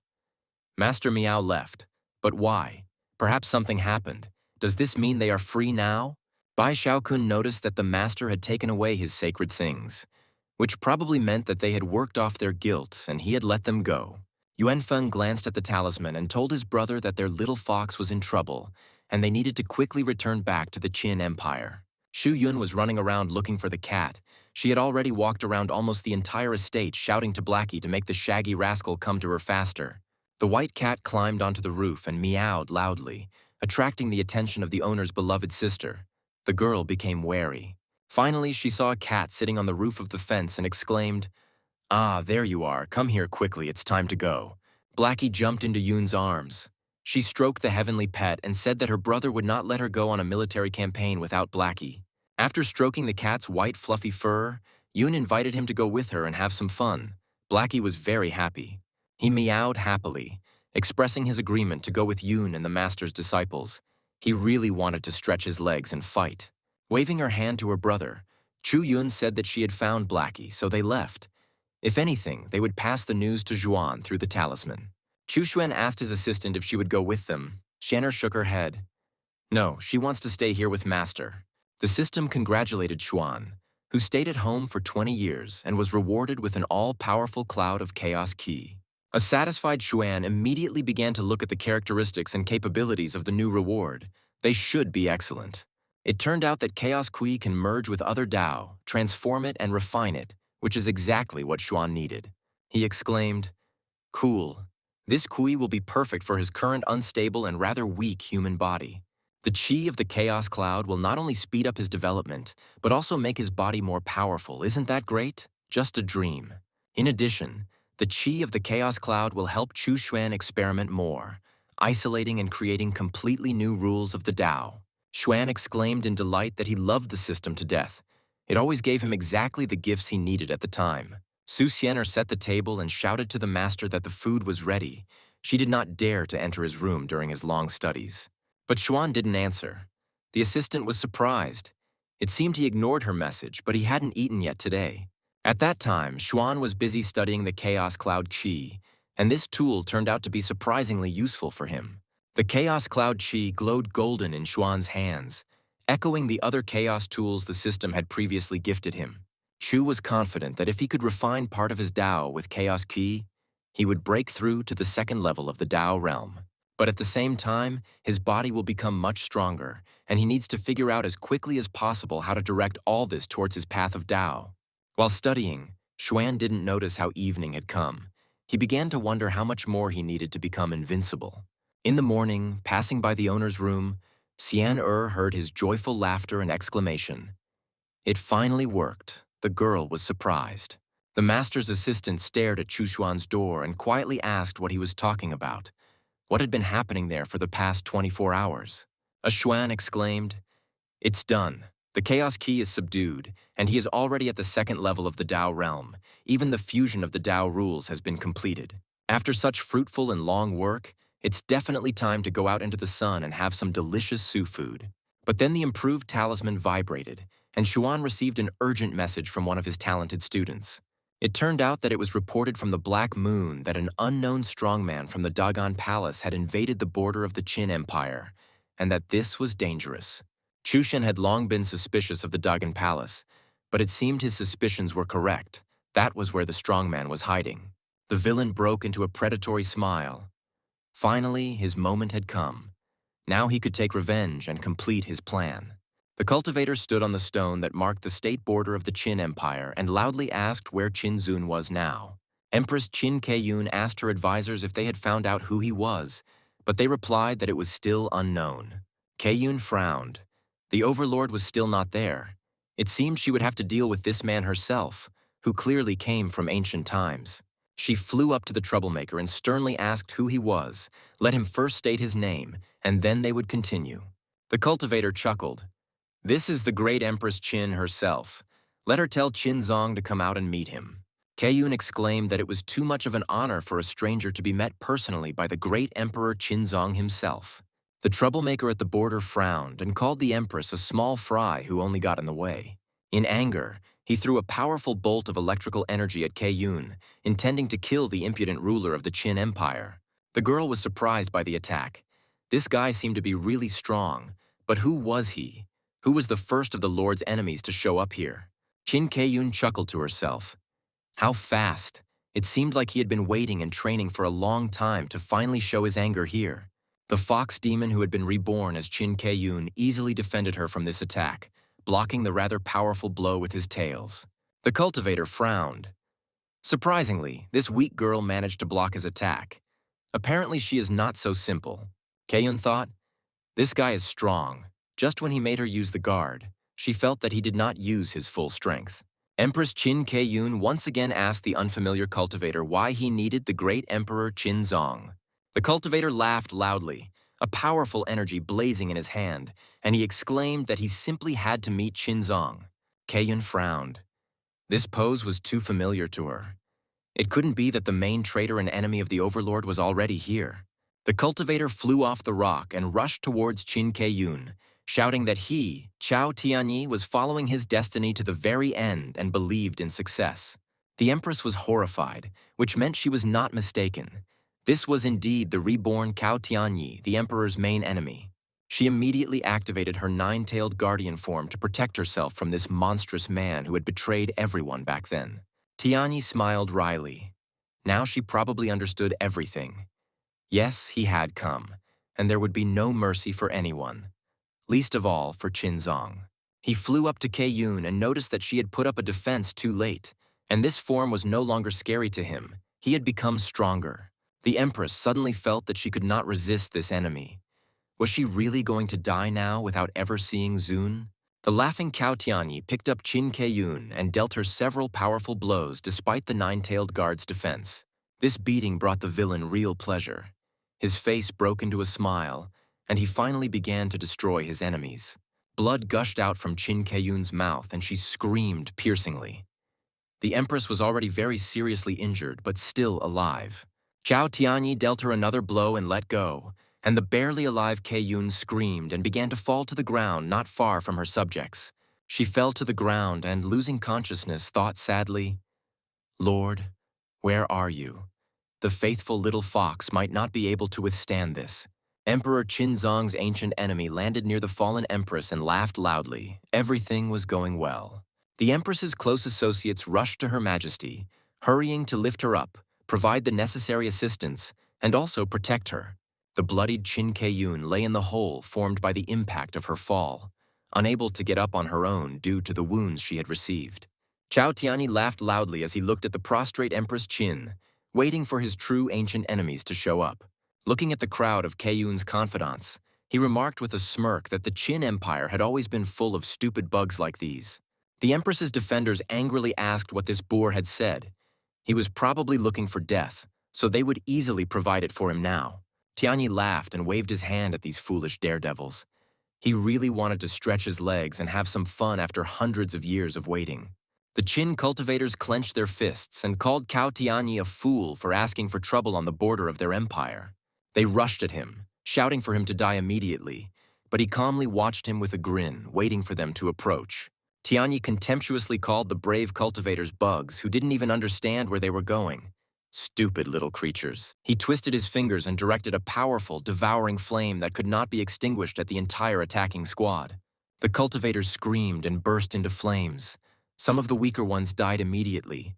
Others tried to put out the fire but were unable to. Soon they disappeared one after another. In the clearing near the border of the empire, none of them remained. Only the echo repeated their cries. The bloodied Empress Qin Keyun watched in horror as her brave subjects perished at the hands of the ancient villain Tianyi. Keyun quietly called out to her great lord, asking why he didn't appear when the main traitor to humans and demons was here. Tears began to flow from the Empress's eyes. She did not want to die without meeting her beloved Lord Qinzong. The Empress was losing consciousness, and Cao Tianyi was approaching her step by step, wanting to finish off the little fox emperor. The cruel eyes of the traitor of humans and demons turned bloodshot. He extended his hand towards the wounded Qin Keiyun, enjoying this moment. The Empress clenched her teeth. She had no strength left to resist. All her defenders were killed. Was there really no one to save her? The Overlord's main enemy said with a smile that he was already here, and Qin Zong and the others should find out about it and come here. He raised his hand over the defenseless fox of the ancient great emperor. There was grief and horror in her eyes, and this made Cao Tianyi laugh. The villain's cruel hand slowly moved lower and lower towards Qin Keiyun's face. A little more, and he would touch her beautiful, huge eyes. But suddenly Cao Tianyi became wary. He sensed that someone was approaching the border of the Qin Empire, and that someone was very strong. He looked around questioningly, wondering where the unexpected enemy was. Perhaps Qin Zong himself had come to protect his little fox. A portal flashed in the sky, and a familiar voice shouted for Cao Tianyi to stop. The villain looked at the sky with interest. How interesting it all was. Xin Yuanfeng rushed straight at the traitor, shouting at the villain that he was his opponent, not the wounded empress, and that he should stop fighting with the girl. Tianyi removed his hands from Qin Keiyun's face, and the sword blade of Xin Yuanfeng, who had just appeared, was pointed straight at him. Cao Tianyi recognized Emperor Qinzong's younger brother. What a meeting! Well, he might as well warm up by killing this impudent boy. Yuanfeng landed with a bang on the clearing where the wounded fox lay and the scoundrel, schemer, and traitor to the people, Cao Tianyi, stood. The Empress's close associates were surprised to see Xin Yuanfeng, who had disappeared 3 days ago, and how could he suddenly appear here? Cao Tianyi raised his hand and stopped Yuanfeng's sword strike with his bare hand, the force of which caused the ground beneath his feet to crack. Xin Yuanfeng looked at the traitor with hatred, gritting his teeth as he tried to break through his defense and reach the villain with his powerful sword. Cao Tianyi chuckled. It seemed that Brother Yuanfeng did not think that after so many centuries he could become much stronger than before. Yuanfeng continued to press forward. A powerful whirlwind of raging martial ki arose around him, but Tianyi's palm did not give in. Suddenly, the traitor's hands burst into flames, and he grabbed the blade of Xin Yuanfeng's sword and pulled it towards himself. The latter was stunned at how this was possible. Cao Tianyi smiled evilly. He had prepared well, but his enemies had clearly underestimated him, thinking that his strength would remain the same. He cheerfully told Yuanfeng that this time he could not run away because this time he had to win and become king. Xin Yuanfeng didn't understand what was happening, why he couldn't even move, or what new techniques the villain had. Cao Tianyi laughed. The once very strong Xin Yuanfeng was now hanging helplessly in the air, unable to even move. The traitor made a powerful jerk and Yuanfeng's weapon disappeared, and he himself lost his balance and fell down. He was unable to resist. The guy cried out helplessly. How could this villain become so powerful? Did they really miscalculate? How could it be he wasn't talented? There was a powerful explosion, and the mighty brother of the great ancient ruler of Qin fell to the ground, losing most of his strength. Xuan's disciples watched the battle from the top of a high cliff. Ding Yue said thoughtfully, "Whoever has his sword will always win." Xin Yuanfeng stood in front of his old enemy and looked sadly at the revived Cao Tianyi. It seemed like he hadn't wasted any time. The traitor of humans and demons said contemptuously to Yuanfeng, "Trash is trash. He was always a weakling and hid behind his brother's back." Yuanfeng replied irritably, "Since he was defeated, there was no reason to pity him, so let Tianyi quickly do it and stop chatting."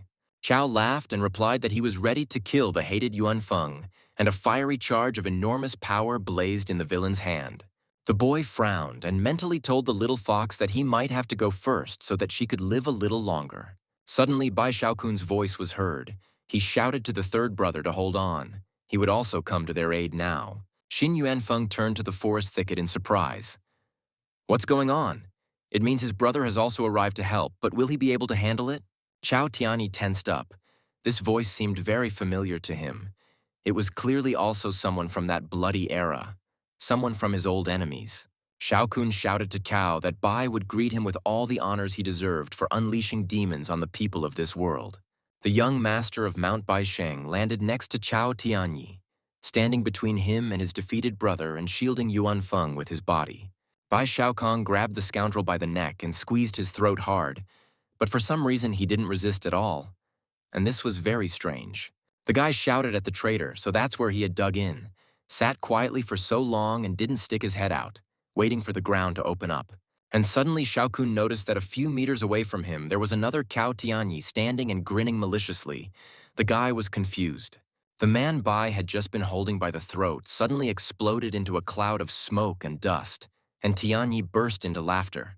Bai realized that he had just been trying to fight an illusion, but he never expected to fall for this simple magical trick so easily. Chao stated that at first he thought the boys would be able to surprise him, but now it seems that the word cringe is just a compliment addressed to them. Bai Shaokong quietly asked the third brother if he could fight this scumbag, but Yuan Feng replied that he didn't have the strength. Suddenly, two more cultivators emerged from the forest thicket and shouted to Shao Kun and Yuan Feng that they were coming to help them. Chao Tianyi frowned. It was Peng Xinghai from the Xinghai Sect and Peng Shiguang from the Qixin League. The last thing we needed here was them, damn it. The brothers apologized to the boys for being a little late to the start, but Xin Yuanfeng said that they arrived just in time. Xinhai told Yuanfeng that he was glad to meet him, but Qiguang cut his brother off, saying that there were more important things to do than reminisce about the past. Chao Tianyi growled that today he would still achieve his long-awaited goal, and no one, not even they, could stop him. Shao Kun asked the villain if his goal today was apparently to die here, on the border of the Qin Empire, at the hands of his longtime enemies. But Tianyi smiled and suggested that they all fight. Then they would see who would die today on the approaches to the great Qin Empire. The battlefield was filled with smoke. The implacable enemies rushed into battle. Ding Yue noticed that this villain Cao Tianyi was indeed very strong. Xiaoliang supported him, saying that even when fighting alone against 4 opponents, he still had some trump cards up his sleeve. Wang Lo said thoughtfully that he would probably lose to Cao Tianyi. This opponent was very strong and he needed to prepare well. Sang Xing guessed that he wouldn't be able to stand up to such an enemy either, even though he had battle puppets as assistants. Ding Yak decided that his brothers were too modest. They had enough strength and tools to deal with this Cao Tianyi. Luna thought, of course, the elder brothers are strong. The master taught her the heavenly Tao. With its help, she will quickly suppress Cao Tianyi. Shu Yun shuddered. There was such a strong tension. The air smelled of hopelessness. Why did this suddenly happen? It was even strange. Blackie meowed sheepishly, telling the lady that it was him. He was just bored with it all. He would have figured it out much faster. Another fighter appeared on the battlefield. Landing, he asked Brother Shao Kun to wait for him. He would also help in the battle. But an unknown cultivator blocked the guy's path, building a barrier in front of him. The guy looked around in confusion. A stranger stood near the tree and philosophically remarked that this fight was a dead end and there was no point in joining it right now. The fighter asked who he was and why he was suddenly stopping him. The stranger replied that his family had made a choice. It was time for Lin to answer. The guy took out his sword and asked permission to learn about the fighting skills of his arrogant and very calm interlocutor. The cultivators clashed in a fierce battle. Ding Yue was surprised. It seemed another fight had begun. It was unclear why.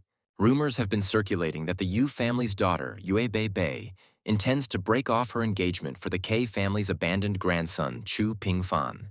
Chao Tianyi persistently attacked his old enemies, but he could not defeat them, just as they could not defeat him even with 4 of them. Chu Xuan's disciples watched everything carefully from the cliff, surprised that so much was happening in Nanzhou. At one of the outposts on the border of Nanzhou, an unusual cultivator appeared. He was from the western region and his name was Mo Hongliu. Seeing him, the other cultivators snorted with disdain. They didn't like half-breeds, Mo Hongliu asked. Were they not happy to see him? One of the outpost guards asked with a grin where this freak came from. It seemed like no one had invited him here for lunch or dinner. The half-human, half-demon's eyes flashed, and he angrily asked the guy who he called a freak. Had he even seen himself in the mirror? Sisa asked who he was, if not a freak. A cultivator of the Beizhou sect of the western region. A half-breed, a mixture of human and demon. The enraged cultivator Mo Hongliu drew his curved saber and rushed at the offender, shouting at him to die right now. Shen noticed that the eldest son of the demon clan, a half-breed, had appeared. He must be the son of luck of his western region. Su Xianer noticed how strong this half-breed was, Xuan confirmed. But for him, this is normal, because demons are stronger than humans. Unlike others, demons can reincarnate, so Mo Hongliu is a kind of reincarnation of the very first demon ancestor. There is a part of the soul within him that must merge with the divine principle in order to break through to the next kingdom. Xuan was glad that the heir to the Western Demon Kingdom had appeared. Now he would be sure of who he was really looking for. Qinzong is not in the best position now, but he has supporters with whom he once fought against Cao Tianyi. While watching the battle on the border of the Qin Empire, Ding Yue asked if that villain wanted to fight Emperor Qinzong. Xiao Liang answered thoughtfully, I don't even know, after all, the great emperor was reincarnated in a woman's body. This is all very unusual. As far as Luna knows, when Qinzong was at his peak, he was not in the divine realm. He may not be as strong as the enemy. Shangxing asked if he should help, but Wang Lo suggested waiting. In any case, the treasure could only belong to them. Ding Yue supported, the teacher will find a use for the treasures of luck, and they should not fall into the wrong hands. This is their main task. Wang Lo asked if there were any divine realm cultivators among the enemy. Shangxing was surprised, but isn't there? There probably are. But whether they exist or not, they certainly won't affect them. And who could compete with his divine power? The other students fell silent. They had not yet reached the divine realm, unlike the guy with the fiery bones. After finishing the battle, Cao Tianyi told his old enemies that they had 3 days. If Qinzong did not appear, then Tianyi would take action. After saying this, the ancient traitor of humans and demons turned around and flew away. Ding Yue asked, Everything will be fine, right? The wounded Empress Qin Keiyun returned to her palace. Everyone was in a depressed mood and many people died. Everyone asked the mistress, because Qin Zun will come here to save them, then everything will be fine. But who knows where he is now? The appearance of Cao Tianyi frightened many, and the warriors were perplexed as to how they could fight such an incredibly strong and ancient enemy. A longtime supporter of the emperor said that Qinzong would not disappoint them, and the ruler's old friends would also join forces. Thief Cao cannot be allowed to seize the treasures of Nanzhu. The Qixin League will also do everything in their power, as will the Xinhai sect. One of the fighters asked Qi Guang if they had found any traitors, and he replied that most of them had fallen, leaving only small insects. Peng Shanghai said, Then we should get rid of them, because it was only because of them that rumors began to spread that the great emperor had been reborn. An old comrade reported that the swordmaster had returned. How about letting the old man kill the villain Cao Tianyi himself? But the old man who entered objected. The old ghost from the Dagan Palace had also returned. So this, unfortunately, had become impossible for now. The cultivators bowed respectfully, welcoming the old swordmaster who entered Empress Qin Keiyun's throne room. The old man bowed in response and said that there was no need to exaggerate his merits so much. There were masters in the world who were stronger than him. 3 days had passed, the time appointed by the traitor Cao Tianyi for his enemy, the great emperor Qinzong, to appear for battle. On the appointed day, Tianyi came to the palace of Empress Qin Keiyun to ask for an answer as to where the reborn Emperor Zun was hiding. Seeing the elongated faces of his enemies, Cao laughed. Yes, he had returned, and if his enemy Qinzong did not appear, they would have only themselves to blame. Wounded in the previous battle, Xin Yuanfeng understood that they were too vulnerable. But what should they do? No one knew where Qinzong was. Qin Keiyun was about to burst into tears. She quietly asked the master where he was and why he hadn't returned to them, his friends. A slender, beautiful girl quietly entered the throne room. It was Luo Ying, the third young mistress of the very influential Luo family. She quietly walked straight up to Empress Qin Keiyun, who stared at the girl in surprise and asked who she was. Leaning towards the empress, the guest noticed that Xiaohuli had grown up. Keiyun was taken aback. Was it really the emperor in front of her? The little fox was happy. The great ruler had come. Now everything would be fine. They would definitely cope with all the enemies. Luo Ying sighed and replied that she couldn't leave them even though she was reborn in such a strange form. But apparently it was necessary. The little fox rushed to the emperor and, sobbing, said that the ruler must avenge her on that villain Cao Tianyi. Huli was shocked. Where is the emperor's wide and strong chest?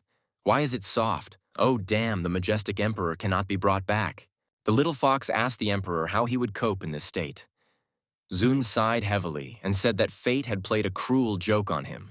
Qin Keiyun asked Luo Ying with a smile whether she should address the great lord as Sister Empress or something else in the future. Zun in Luo Ying's body was indignant. There was no way Huli could call her sister. From now on, she had to call her mistress and nothing else. The fox obediently said, Okay, mistress. She stretched out her hand to Luo Ying's chest. What big breasts, they can't compare with Keiyun's breasts. Indignant Zun exclaimed that little Huli should not raise her hands. He already felt uneasy in this woman's body, and she did too. Keiyun reported that Xin Yuanfeng and the others were unable to stop the bandit cow. She also lost to him. He is looking for Zun. Luo Ying stroked the fox cub and said that the news of her return should not leak out. She would act secretly. Qin Keiyun breathed a sigh of relief, as expected of the great Emperor Zun. Even as a woman, he was still just as determined. Foxy told the owner that the current situation in Nanzhou and Beiyue is related to a person from the Chu family, Chu Xuan. He is very strong. Qin Keiyun asked the owner if Chu Zong was dead or not. Luo Ying was surprised. Why was the fox asking about this? Or if there were any suspicions? Huli explained that Chu Xuan was incredibly strong, and she suspected that it had something to do with Chu Zong. Perhaps he had also been reborn. The emperor objected. Chu. He and Zhao sacrificed themselves trying to block Cao's attack. They all died, but they had to meet him. Xin Yuanfeng and Bai Shaokong have already been there, but the result is unclear. They refused to say maybe they got into trouble there. Luo Ying calmed her fox down, telling her not to worry. She had her own connections, and she would find out everything about this man. Xuan noticed that Emperor Qinzong, who had reincarnated as a girl, was heading towards his estate, which was not part of his plans. Xuan doesn't really want to see Zun yet, because if he finds a way to become a man again, then it's unknown how he can be deceived. He summoned Chu Yi and ordered him to go to negotiate with the great Emperor Qinzong in the guise of Luo Ying in his place, Chu Xuan. The puppet met Luo Ying and told her that this place was related to the master and there was no need to disturb him now. He was very busy. Luo Ying was a little confused, but could it be that his lordship lives here among mere mortals? It was simply unbelievable. Chu Yi confirmed that if the master made a promise, he would fulfill it, and he also had other disciples who were in Nanzhou. The reborn Emperor Qinzong in the body of a girl bowed respectfully to the great master's envoy and said that he understood everything. The ancestor of the Luo family was puzzled as to who this woman Chu Yi was. He had seen all the members of the Chu family and did not notice anything unusual. Who was she? Qinzong's identity is already known to all the ancestors of the Luo family. Now their blood flows in him, and he belongs to the main branch of the great family. Once Zun rises, not only will the Luo family's prestige rise, but it will also take a step forward, and Zun even has a mysterious master. Xuan chuckled. He was only at the 5th level of the divine realm, but he already thought he could do whatever he wanted. The land of the living dead will soon open. More efforts must be made to implement the plan of the heavenly Tao and the new rules. A year passed. Cao Tianyi periodically attacked his old enemies. They had a very hard time. No one knew anything about Zun. Yuanfeng told his friends that Cao had attacked Xiezi and Mo Hongliu twice, and Qi Guang felt insulted by each blow. Xin Yuanfeng suggested that perhaps something irreparable had happened to the elder, which is why he still hadn't returned to them and helped. Xuan once again took up the search for the great Taoists with the help of his mirror, given to him by the all-powerful and wise assistant system. Soon the arrow stopped and Xuan saw a beautiful couple. He thought that this was probably love, but who did he find?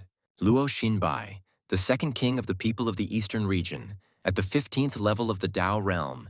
He paved the unique path of the Tao. Chu Xuan was surprised, so Luo turned out to be the king of the people and the ancestor of Luo Ying, in whose body the great emperor Qinzong was reborn. This is fate, moreover. Luo Xinbai was Kun He's disciple and the second king of the East, which means he was once the first king. We need to look at the information about the beauties. The king had 4 Taoist partners. The empress had the highest level. One of the partners has reached the realm of Tao. The other 2 are half a step away from the realm of Tao. A vague stream of Tao emotions emanates from their beautiful bodies. Xuan connected Luo Xinbai to the great Tao communication group through the crystal, and the second king of the eastern region was surprised. It happened completely unexpectedly, and he became wary, not immediately understanding what had happened and who could have done this to him. Xinbai's wife asked him what had happened and why he had suddenly become so tense. He answered his beloved with a smile. Everything is fine. He is calm. Chu introduced the newcomer Luo Xinbai, and his teacher Kun He welcomed his former student to the great Tao group. Xinbai was stunned. Teacher Kun He, what a meeting. It is an unprecedented honor to meet such a great Taoist after so many years. The second king respectfully greeted the teacher, but he replied, It's not worth it. This group is absolutely full of great Taoists. The Jade Dragon King also welcomed the newcomer and promised him a gift, and the Righteous Turtle also sent greetings. Shinbai realized that since the teacher didn't object, it would be very useful to earn the respect of such strong Tao practitioners. The former king was delighted. He got into the group and was even able to get gifts. One treasure of time, another of protection. Chu laughed, as expected of the human king Luo Shinbai, a smart guy who started to fawn as soon as he got the treasure. The ancient ancestor of the demons, Mo Tu, suggested that the little Luo should come quickly and say hello to his grandfather. But Kun He stopped Mo. Shinbai smiled. All the people in the group were great Taoists. Some were legendary figures. The leader of the group was an even more mysterious character. Xuan thought that as the mysterious and unpredictable leader of the group, he must come up with something to unite the group members. But what should it be? Some kind of entertainment not for the too strong, but not for the too weak, like the same In Kun. It is necessary to find out where all these strong Taoists are practicing. For some reason, they are not particularly active in the 9 regions. Xianer told the master, "The guys from the Chu family don't even know what's going on outside the county. They have no contact with the outside world."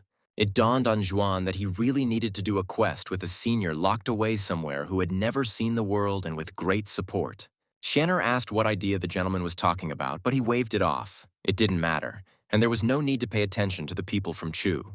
Xuan decided to adjust the difficulty of the quest to the 6th level of the Dao realm. Let the quest be called Heaven-Destroying Handsome. It's just that Luo Xinbai joined the chat group today and hasn't had time to get used to it yet, so we need to give him some time. And this is the ancestor of the Luo family of the Divine Realm and the descendant of Luo Xinbai, who plays the fool and runs around on various errands. Looking at the estate, Luo Shi noticed that the woman came from this place, but it is normal to visit who lives in this estate. Suddenly, Luo Shi felt as if some very powerful force had transported him straight to the courtyard of Chu Xuan's estate. Shai was scared. What a horror! How could such a powerful cultivator exist in the world? He transferred him here in an instant. Chu Xuan greeted the guest with a smile and told him not to be nervous about which generation he came from after King Luo Xinbai. The frightened guest reported to the elder that he was Luo Xinbai's 4th-generation great-grandson. His name was Luo Shi, and he was one of the elders of the Luo family. Xuan chuckled. So Lo Shi is the great-grandson of little Xinbai, but his cultivation is somehow low compared to his great-grandfather. Luo Shai was terrified. His great-grandfather was just a baby in his eyes. He was definitely a very scary person, since he knew his strong great-grandfather. The guest bowed and apologized for his behavior. Chu noticed that it was immediately obvious that Lo Shi was too different from his great-grandfather. The confused elder of the royal Luo family was perplexed. This elder was speaking too bluntly, but what did he want?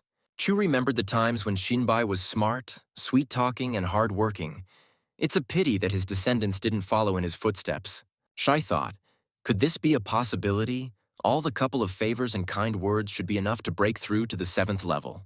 Xuan asked what level of cultivation Luo Xinbai's descendants had reached, and whether they had even managed to break through to the Divine Realm. Luo Shi reported that his father and brothers were at the 7th level of the Divine Realm. Chu asked, so he is now one of the elders in this realm. The elder objected, not quite. One of the juniors reaches the 8th level of the Divine Realm. He is one of the strongest. Xuan smiled. Worthy of the human king's family. Their strength is beyond imagination. This is Luo Xinbai's legacy. Chu said that Luo Xinbai had lived a wonderful life, even having 3 children. Luo Shi was amazed that this elder had really not lied. Xuan asked his guest with a smile whether he should convey Luo Shi's greetings to little Luo Xinbai when they met. In exchange for his goodwill, Chu gave his guest a couple of pieces of advice. Changes are coming to 9 regions, so it's worth preparing for them in advance. Lo Shi asked the elder to kindly clarify some points, but Xuan replied that knowing this secret would only bring harm. Qingzong is Xuan's disciple and is connected to the little Luo Xinbai, who can lead the Luo family through great changes. All that is important to know, Lo Shi. When great changes occur, the death of the ancestors of the Divine Realm will become a common occurrence. The guest bowed and said to Su, only those with great luck can survive this disaster. Qinzong is an extraordinary person. Xuan gave Luo Shi a talisman, saying that if anyone contacted him, that person would do everything to help Luo Shi and his family. The elder of the Luo family once again politely thanked the elder for his immeasurable mercy and wise advice to the younger Luo Shi. Finally, Chu Shen gave the guest some pills, saying that they would help him cultivate his strength more successfully. He shouted after the departing elder to train hard, as only the strongest would survive during the changes. Luo Shai understood that the Luo family was destined to ascend. It was decided, after this meeting, it was obvious that Qin Zong was determined to become the patriarch. Xuan was pleased. Now the Black Moon would be able to expand its influence in the eastern region. The Luo family had enough strength for this. This will lay the foundation for the implementation of the Heavenly Dao plan in the eastern region. And over time, the eastern region can also be changed. In the demon region, there is Mo Luantian, his demon Buddha, who is quite capable of realizing his plans in the best possible way and form. And in the monster region, there is a tiger who also became Xuan's disciple, and therefore no longer poses any threat to him. But the key moment is in Nanzhou. So far, everything is going smoothly. The plan for the future of the South is being carried out without any problems.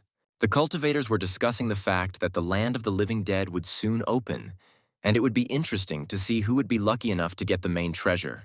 Shizi, seeing Shu Yun, invited the beauty to join the evil palace and have a good time with him, the new king of evil. The smug villain insisted that the girl not leave. It was a great honor for the force behind her to become part of the evil palace. Blackie frowned. He was already starting to get tired of this impudent puppy. The sky cat released his claws. A little more and he would plunge them into Zizi. But Xiaoliang got ahead of him. He threateningly threw his spear and noticed that there were, however, too many people here who were not afraid of losing their lives. The young man asked, since this was Xiezi, the new ruler of evil, so it would be better for him to get out of here. Otherwise, the palace would be left without a king. Enraged, Zizi swung at Xiaoliang, asking how he dared to speak to the ruler like that, as if he was dying. But the young man easily repelled Zizi's attack. The cultivators were taken aback. Who dared to fight the ruler of the evil palace himself? He is terrible. One of the fighters recognized Xiaoliang, the spear-wielding cultivator who single-handedly broke through the barrier of 100 guards of the emperor's realm. Someone said, "This is Xiaoliang from the Xiao family. Is he really that strong?" It seems like there was no such powerful master in the Xiao family. Xiaoliang remarked dismissively that there was nothing special about Xiezi. It was no wonder everyone was so afraid of him. He was just impudent but weak. Shiza chuckled. Just because Liang broke through the barrier alone, it doesn't mean he can win in the ancient lands. Xuan watched this skirmish. Xiaoliang fought back against Xiezi. This boy loves to play with death. This is very good. The power of the evil prince Xiao Wang has increased. He is already at the 9th level of the Emperor realm. It is time for him to leave the secret realm. Xiji has taken a liking to Chu Yun, so he will be doubly Xiao Wang's enemy. Whether the prince spares Zieji will be a good show. The land of the living dead began to open up. Everyone saw the amazing glow of the treasures of fortune. The cultivators came to life. Chao Tianyi thought, even if I couldn't take the throne of the human king, I could break free from the shackles with this powerful fortune treasure. And after that, Chao Tianyi hoped to touch the mysterious higher realm that he had not been able to reach in his previous life. Chao obtained an ancient document which stated that there was a more powerful kingdom above the divine realm. At that time, he had not yet reached the divine realm and was able to understand that with the treasure of good fortune, one could reach an even higher realm. For this reason, Cao brought the demons. He intended to turn the tide when the human race would be in danger in the northern region. By pacifying the demon clan, Cao hoped to become the king of the humans in the northern region, obtain the treasure, and reach the highest realm. Everything was going well. Cao destroyed the formation, reducing the cultivation speed so that strong people could not come to the aid of the north. Chao Tianyi was confident that everything would go smoothly according to his plan until this man, one of the great rulers of the people, appeared. It was Emperor Qingzong who had ruined all of Cao's plans. Even if he was dead, Tianyi wanted to find his bones and grind them into powder.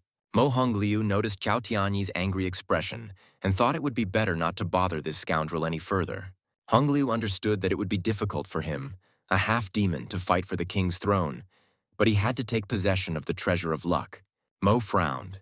He felt that the time would soon come to clear away all the rubbish standing in his way. That's when he would show his full strength. Bai Shaokun said to his third brother with concern, the lucky treasure was about to appear, but their elder brother still hadn't arrived. Yuanfeng replied, "In any case, if it was destined to die, they must not let Cao Tianyi get the fortune treasure." Shao Kong said, "Okay, then they will fight to the death with the traitor Cao Tianyi, but will not allow him to carry out his plan." Tianyi chuckled. "Funny, now that Qinzong is dead, it's time to overcome the obstacles that stood in his way in his past life." The brothers of the great Emperor Qinzong stood in the way of Cao Tianyi and his current supporters, all of them full of determination. The great masters of the past have returned to once again battle the traitor to the human race who pitted them against the demons. Chao told Mo Hongliu that he should also contribute. Now that Qinzong was dead, it was time to get rid of his people as well. The half-man, half-demon took out his curved dagger and said that it was getting interesting here. It was not for nothing that he came here, it was fun here. Yuanfeng asked Xiezi if he was sure that Cao Tianyi would not later join forces with the others to kill him, the Dark Lord. The new evil king chuckled. There was no point in sowing discord among them. Finishing off Emperor Qinzong would be much more exciting. Two girls appeared in the sky. They headed towards Yezi. Since he is a member of the evil sect palace, it means he is an enemy of their great Jiang family. Having fallen before the new Dark Lord, the sisters told Zizi that they would be his opponents before all other enemies. Xiao Tianyi chuckled. These are the twins of the Jiang family. Did they really want to stand in line to wait for their death? The girls replied that they were only targeting the evil palace and that they were not interested in Cao Tianyi. The traitor chuckled. Good if that was the case. Cao Tianyi's aura flared up as he prepared to fight, eager to kill those who had prevented him from achieving his goal centuries ago. He angrily exclaimed that now was the time to get rid of the unnecessary human trash that was getting in the way. Emperor Qinzong's comrades prepared for a mortal battle. One of them shouted at Cao not to make a fool of himself. Tianyi challenged his followers to show these weaklings what they, true warriors, were capable of, unlike everyone else. Cao Tianyi frowned and shouted the command to begin the attack. All of his supporters immediately rushed into battle against the comrades of the great emperor. A fierce battle began. Tianyi once again clashed with Yuanfeng. The rest of the cultivators watched the battle of the implacable enemies. Cao Tianyi was very surprised. It turns out Xin Yuanfeng can apply much more force, which means his level is higher. Yuanfeng was still trying to reason with the traitor, suggesting that he not be an idiot, but repent and surrender before it was too late. One of Qinzong's team's cultivators received a crushing blow from Mo Hongliu and was sent flying away from the battlefield. Xin Yuanfeng turned around and worriedly asked Yu Lao how he was, what happened, and whether the Western half-human had seriously injured him. He, bleeding profusely, quietly replied that he was fine, and that at least he definitely wouldn't die today from such a wound. A satisfied Mo Hongliu, with his clothes in tatters, noticed that Lao Yu was still the same, but fighting with him was still very fun. Having received another blow, the half-demon, half-human was surprised that this was probably some kind of secret move, an interesting technique. Suddenly, Mo Hongliu heard a female voice, a girl descending from the sky and warning him not to make a terrible mistake. Xin Yuanfeng exclaimed joyfully. Finally, the sixth sister was joining them, which meant things would be much easier for them. She said that even if senior brother Qinzong was dead, she, Huaganzi, would do her best to complete his good deed. The girl quickly descended onto the battlefield to help her strong brothers fight the representatives of the evil forces. Cao Tianyi shuddered. If this continues, everyone who once stood in his way and prevented him from achieving his goal will gather here. The fierce battle continued between ancient enemies, those who had already crossed weapons with each other on this land. Chu Xuan watched the battle in his mirror. He noticed that the battle looked fierce. These people hated each other so much. Su Xian'er suddenly asked the master to let her go. She wants to finally take revenge on the Su family for all the evil done to her. Xuan was surprised that Xian'er was no longer going to stay with him in the manor and watch what was happening from the sidelines. The girl confirmed and asked to send her the bird Peng for protection. She couldn't cope on her own now, but she would have an escape route. An old man was watching the battle and said that it seemed like it was time to go down there and have some fun with the young people too. He was sure that such an event without him, Dan Sanzi, would be too boring and incomplete. It was time to make his contribution. The old man rushed down, cutting through the clouds with his powerful aura. He quickly headed towards the battlefield. Xin Yuanfeng became wary. He felt that someone strong was approaching them. But who was it? A supporter or an enemy? Qin Zun's brother frowned. It seemed that this aura belonged to Dan Sanzi. which meant that another strong fighter would soon appear on their side. Chao Tianyi also sensed the old man's aura and grinned maliciously, knowing something that Xin Yuanfeng didn't even suspect. The old man shouted to Yuanfeng that he, Dan Sanzi, had come to the rescue, and the emperor's third brother replied that he had helped in the battle. Peng Xinhai heard the explosion. Yuanfeng was there. What happened?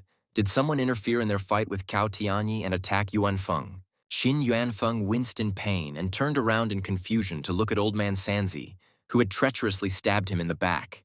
The old man ironically apologized to the wounded Xin Yuanfeng, saying that he only had one older brother and his name was Cao Tianyi. Yuanfeng grimaced with disdain, so that meant old Dan Sanzi was a traitor, and they had always considered him a loyal ally. Cao Tianyi burst out laughing. Yes, Dan Sanzi had always been his man and had helped him greatly by informing him of the Righteous Brotherhood's plans. Ding Yue, who was watching all this, was surprised at how complicated their relationship was. Not like that among their master's disciples. Suddenly, Ding Yue heard someone calling his name. He recognized the voice. It was the famous beauty from Piaohua who had flown up. Turning to the girl, he asked Miss Han Yingmeng what was the matter, why she was so agitated, although she was usually so restrained. She asked the swordsman if he could help her stop the traitor Cao Tianyi from getting the fortune treasure. Ding Yue smiled. No problem. Han had already helped him level up twice. They were friends. He was willing to help her. Besides, the young man himself hasn't liked this Cao Tianyi for a long time, so he will gladly deal with this scoundrel and villain. Han Yingmeng asked, but if Ding Yue interfered, wouldn't it displease his master? She heard that he was very strong. The swordsman reassured her that there was no need to worry. He, Ding Yue, was not afraid of offending anyone, and it was enough to simply watch the fight. The youth shouted, besides, this Cao Tianyi is just an ancient scum who has lingered on Earth for too long. It's time to fix that. Having fallen to the ground, Ding Yue asked what was wrong with them. 2 against 1, and the old man attacked like the last cowardly rat. Dan Sanzi called the young man a crazy idiot and asked if he dared to repeat what he had said again and die. Ding Yue chuckled. The owner hadn't even said a word yet, but his little dog had already started barking. The old man was trying too hard. The old man clenched his fists, ready to pounce on the impudent youth. But Cao Tianyi stopped Sanzi with a gesture, his interest in the boy. Tianyi said that he liked the young man's arrogance, but he was not good enough to help these pathetic losers. He did not have enough skill. In response, Ding Yue advised the traitor to eat some rusty nails for now, and he would, well, fight his old, vile dog. Cao Tianyi flared up. The boy seemed to want to die, but the old man assumed that this was just a diversionary tactic by the enemies. Tianyi didn't understand what the old man was talking about. What kind of distraction? Who was distracting from what?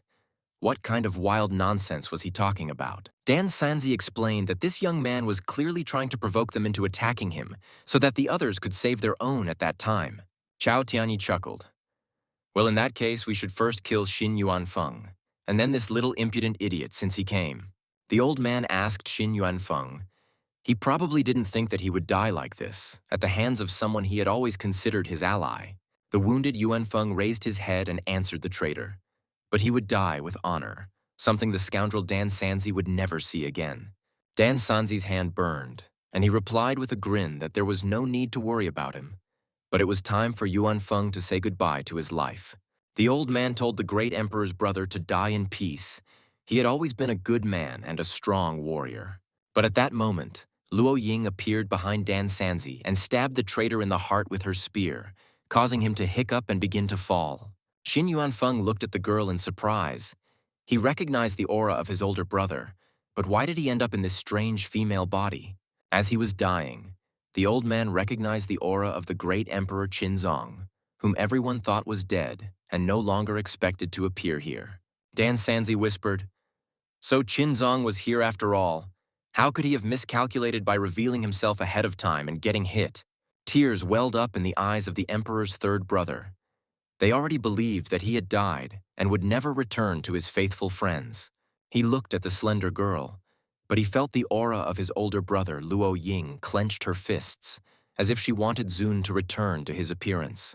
Almost losing consciousness, Yuanfeng asked if this was a dream, or if he was just delirious because of the wound, and it seemed to him that his brother had returned. The younger brother continued to sob, thanking the holy heavens for returning their hope to them all, the great lord of Zun. Finally, Xin Yuanfeng came to his senses a little and, looking at the beauty standing in front of him, asked in confusion if this was his brother. Qinzong cursed silently. His face darkened and became sad. He realized how ridiculous he looked in Luo's body now. Chao Tianyi's jaw dropped in surprise, staring at Luo Ying. He asked in confusion, "Is this really the emperor? Is he alive?" Ding Ye was also stunned. He knew that Qinzong was their fellow disciple and comrade in arms. But this brother looked somehow very strange. Xuan's disciple quietly asked if the emperor was a girl. Luo Ying yelled at Chao Tianyi to make the vile traitor stop laughing.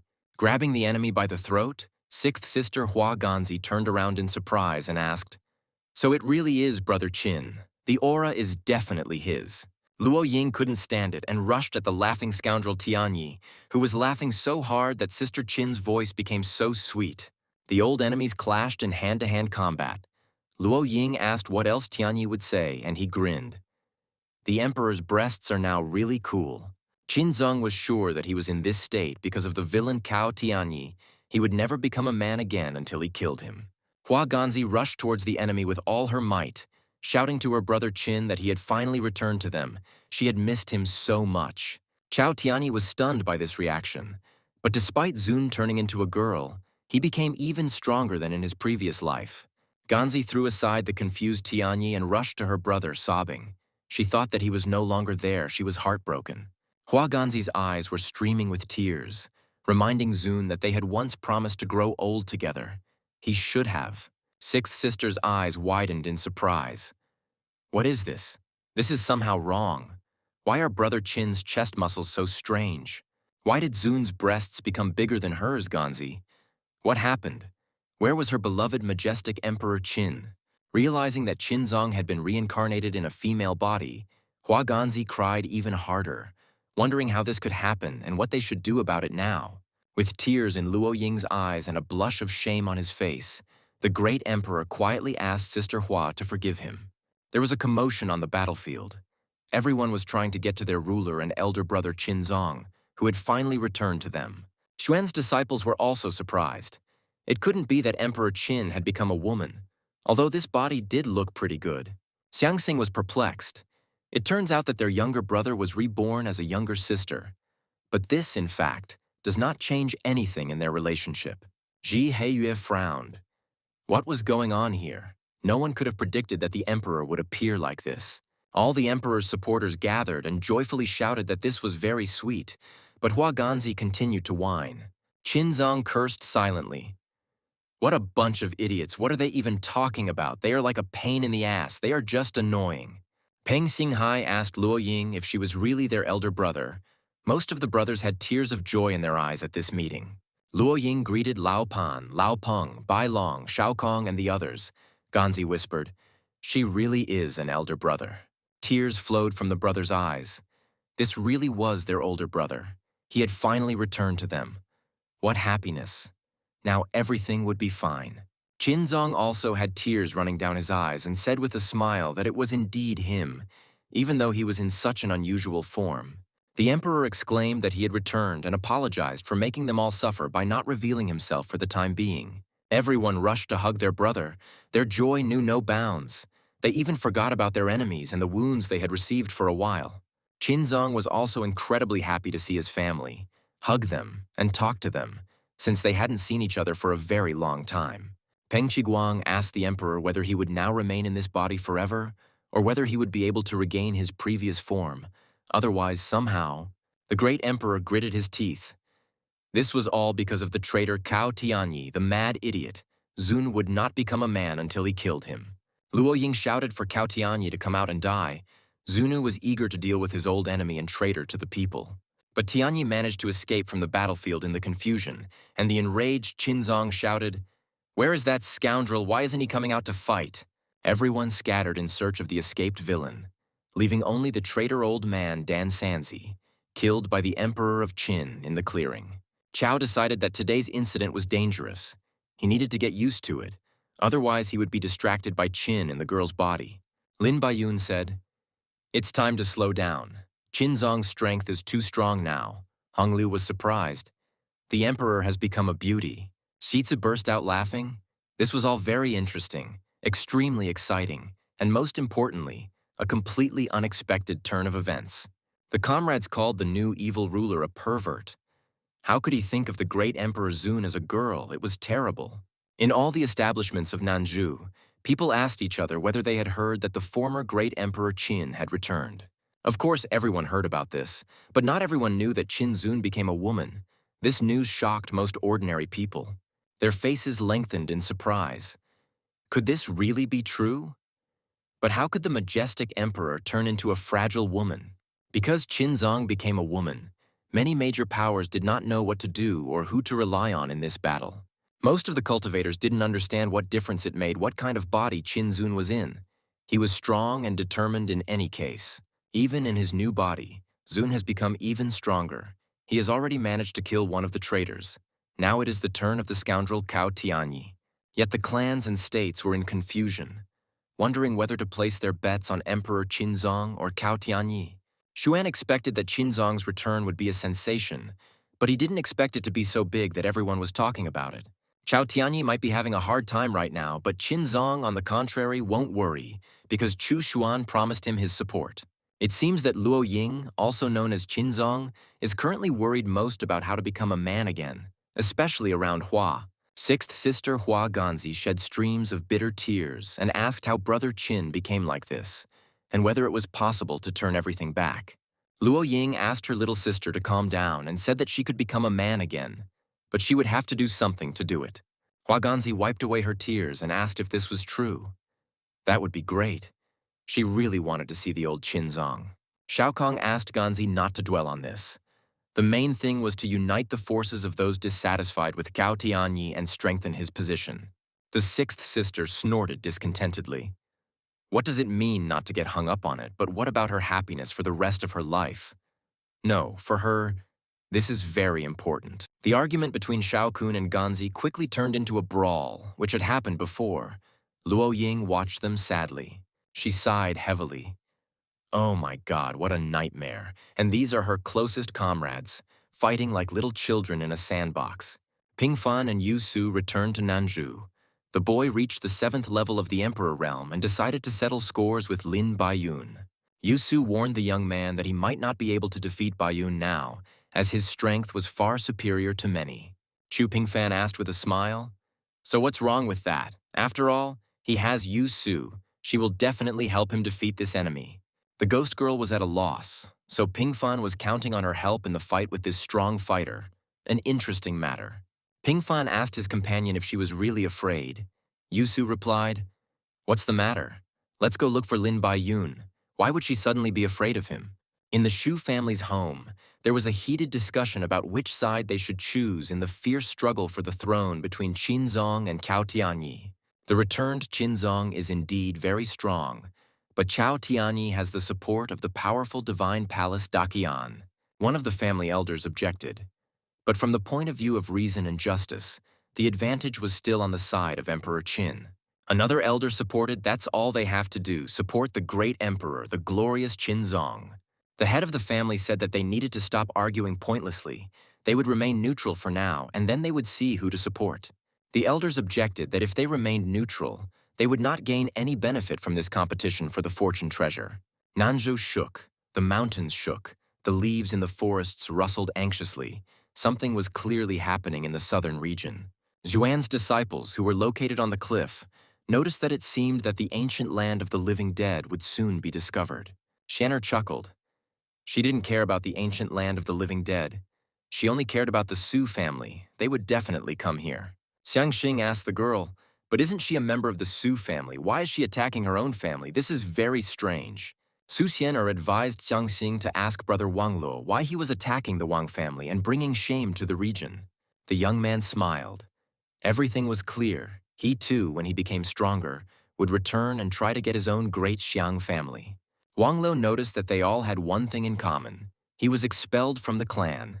Ding Yue was expelled from the sect, and Su Xian'er was forced into marriage.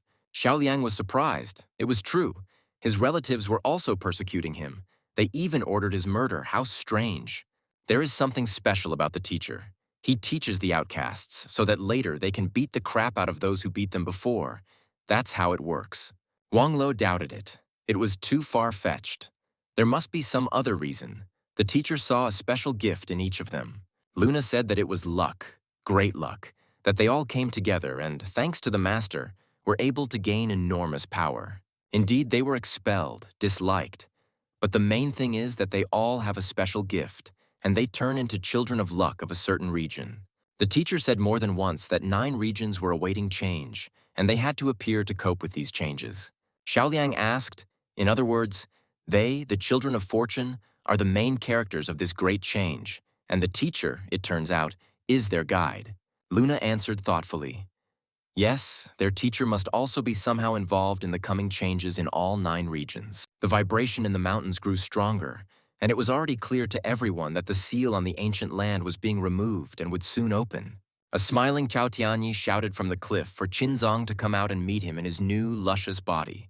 Shao Kong said, "It's Chao Tianyi and his henchman. He's back again. He definitely needs to get the great fortune treasure." The emperor chuckled, just in time. Tianyi, as always, appears when there is an opportunity to profit from something valuable for himself. Qinzong roared, "How dare Cao come here? He betrayed the human race for his selfish desires last time. He lured demons to the border and killed many innocent people. Such a heinous act is unforgivable either in heaven or on earth."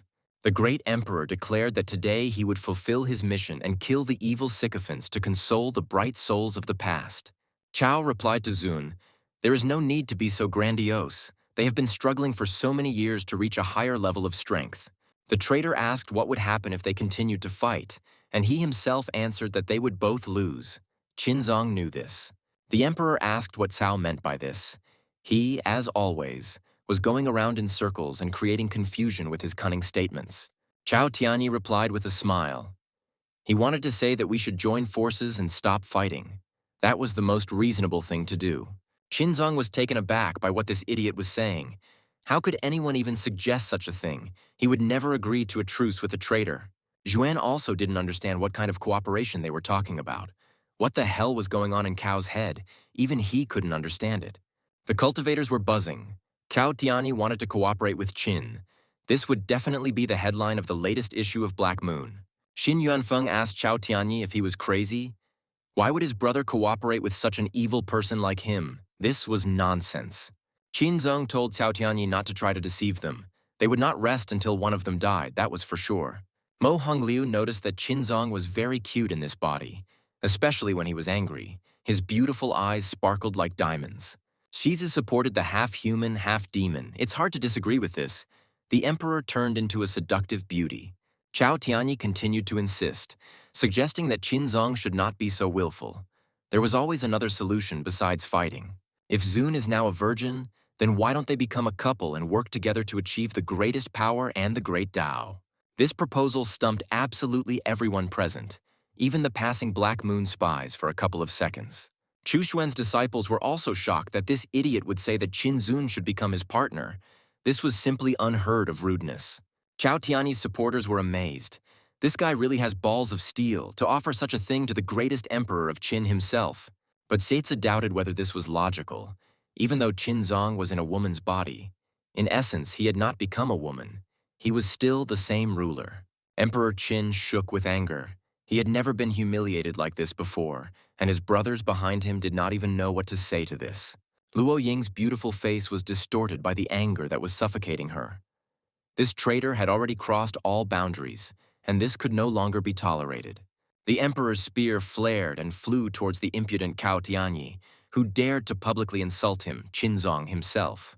But the attack was unexpectedly stopped by an unknown cultivator who appeared in the sky above the battlefield. A stream of enormous energy neutralized the emperor's kui, which filled Qinzong's spear flying towards Cao Tianyi. The cultivator frowned and turned to the angry great emperor, suggesting that he moderate his anger. It was unnecessary. Everyone looked up in surprise at the new character who appeared in the sky. He was clearly stronger than all the participants in the conflict. Chao grinned smugly. He had also provided such a backup option in case the great emperor turned out to be alive. Bai Shaokun gritted his teeth. Oh no, why are divine realm cultivators interfering? This is too much.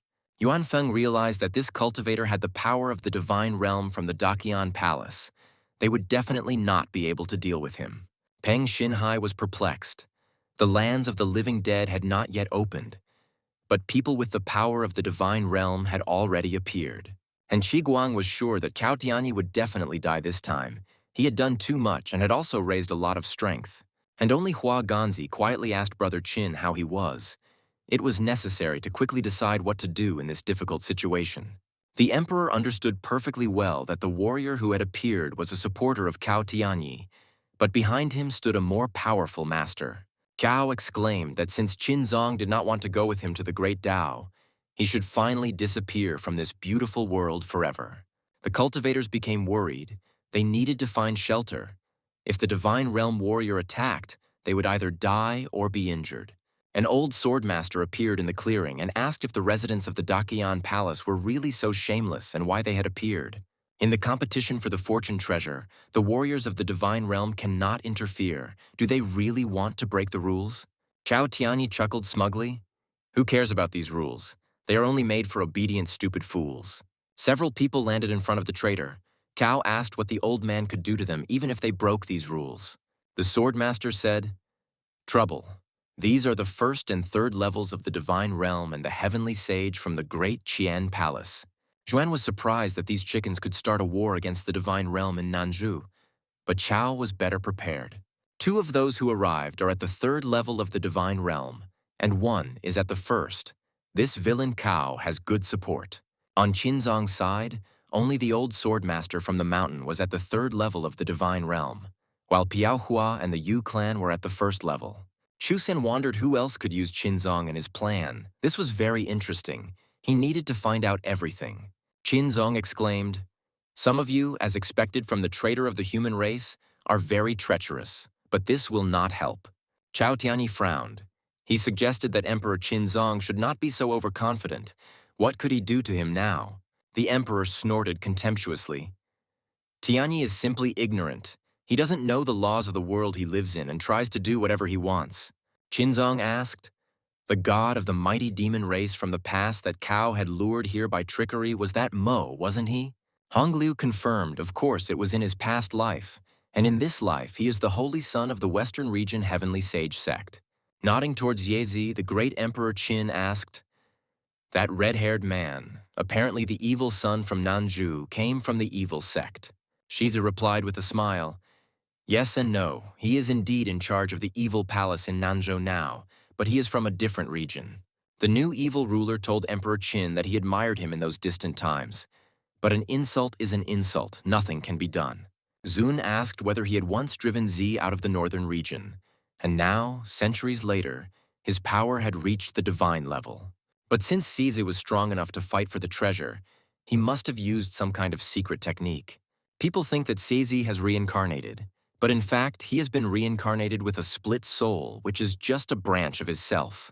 Cao Tianyi noticed that Qinzong had said so much to ridicule and condemn them all from the perspective of unrighteousness and great malice.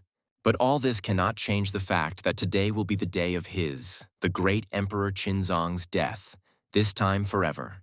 Even if he, the famous emperor, gathers around him several so-called righteous people, he will not be able to stop him. Cao Tianyi was looking forward to the moment of long-awaited revenge, and he told the emperor with a smile that he would not succeed this time. The beautiful Luo Ying, into whom Zun was reborn, smiled. Cao was not the only one who was cautious and prudent. The young mistress of the Luo family loudly called out to Grandpa, one of the elders of the Luo family, to appear over the battlefield on their side. The heavens burst into flames, and everyone saw Luo Shi appear in the flames. He replied to his granddaughter that he had been here for a long time and was watching them. The cultivators whispered, "The elder of the Luo family is here.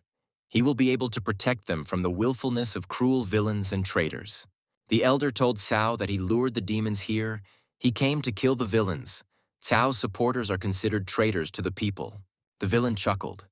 The old man was only at the 5th level of the divine realm, and he wanted to control him, Cao Tianyi himself. Cao exclaimed, "In my past life, Emperor Qinzong destroyed my grand plans, but now I won't be able to do the same. This is a world of power, and he, Cao Tianyi, does not lack strength. The villain's figure glowed, and a powerful clot of energy appeared in his hands. The transformation of the traitor's body began, he screamed. What could the human king's family do to him if he had such power? The gigantic figure of Cao Tianyi towered over the forest, holding in her hand the tortured body of the main villain of the human world. Luo Shi lowered his head. He was shocked. This traitor was already at the 8th level of the divine realm. He had become incredibly strong. Xin Yuanfeng noticed that Cao Tianyi's body was from the divine realm, and what secret technique he used to create it. The great Emperor Qinzong frowned and asked his enemy if this was his real plan, hiding his power for the time being. A satisfied Mo Hongliu exclaimed, "Yes, what if they didn't like the plan? Now they don't care about all the rules and all the human kings." The half-demon, half-human figure immediately grew to the size of Cao Tianyi, and he had the same level of cultivation power. Luo Ying was shocked. Even Mo Hongliu had reached such a high level of cultivation. Things were bad. Now the only hope was the teacher. Towering above all the cultivators, Cao Tianyi declared that he was determined to get his hands on the treasure of good fortune. Lo Shi warned that if they did not come to their senses, he would issue an order from the human king and, uniting with other families, kill the villains. Cao Tianyi snorted contemptuously. What meaning does this pathetic decree of some human king have? The king is too weak.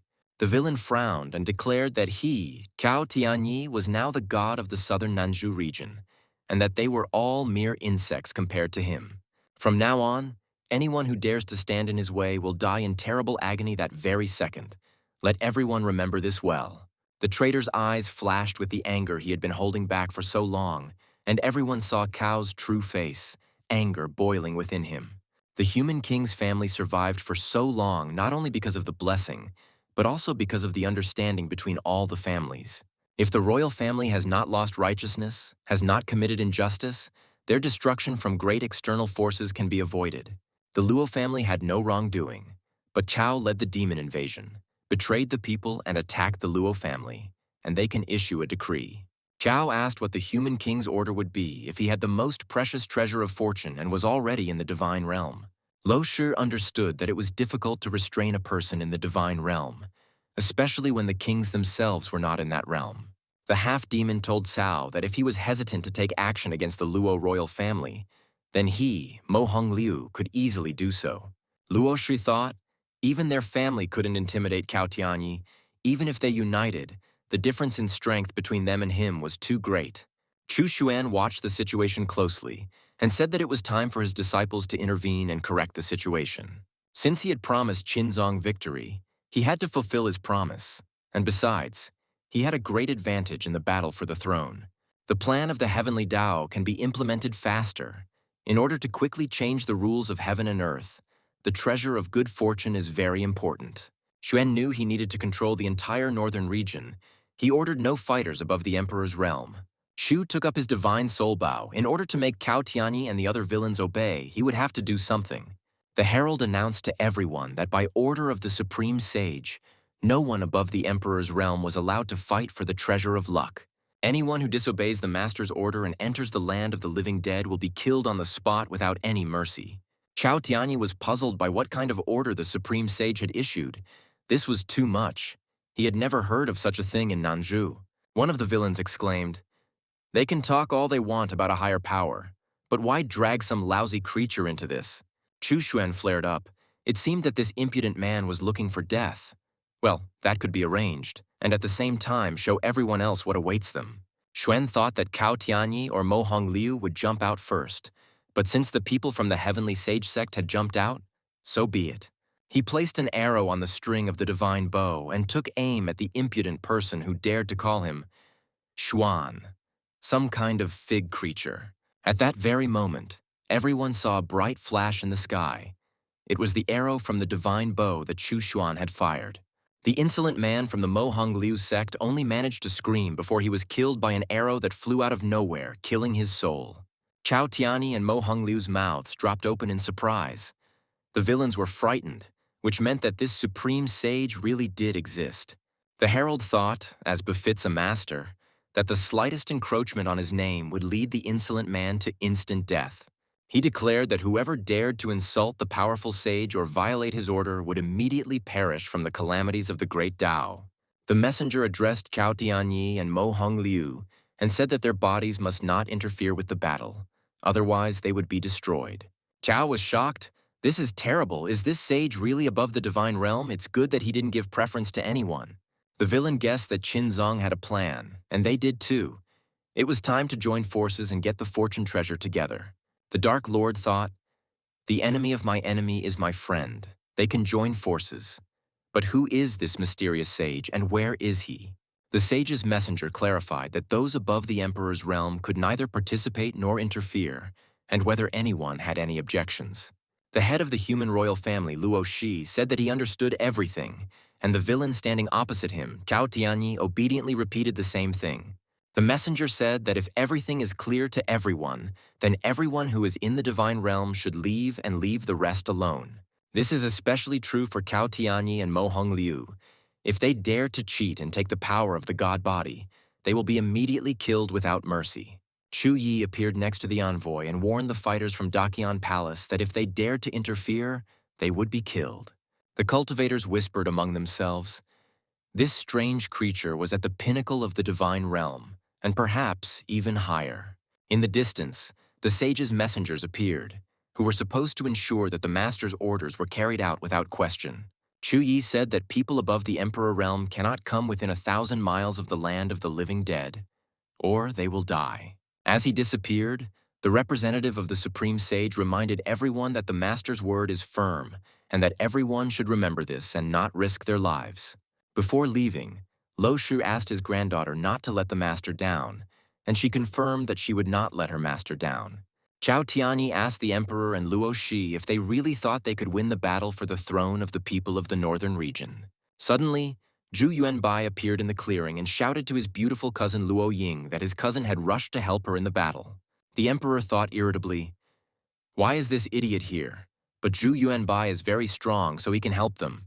More people began to appear around Qinzong's supporters, and powerful cultivators from different regions came to help him. Feng Shao King greeted everyone and bowed to young lady Luo, saying that he had come to help the royal family in their fight. Luo Ying asked, "So this is the Feng family from the north and south?" He smiled and apologized for coming without an invitation. They recently heard the news.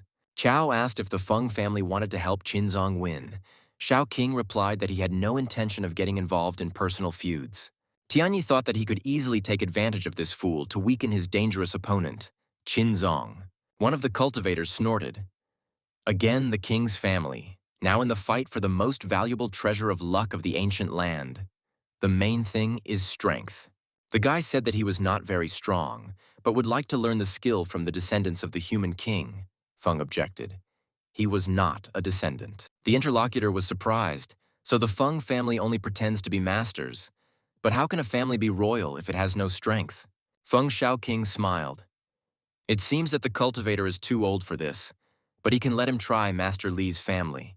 He activated an amazing purple flame of enormous power. It gathered around the cultivator's body and could take shape. Soon, at the command of its master, the flame turned into a giant bird of prey and headed towards his daring opponent. Feng Shaoqing's companion swung his sword, cutting through the qi, attacking him, but the bird continued to circle above him, threatening to kill him.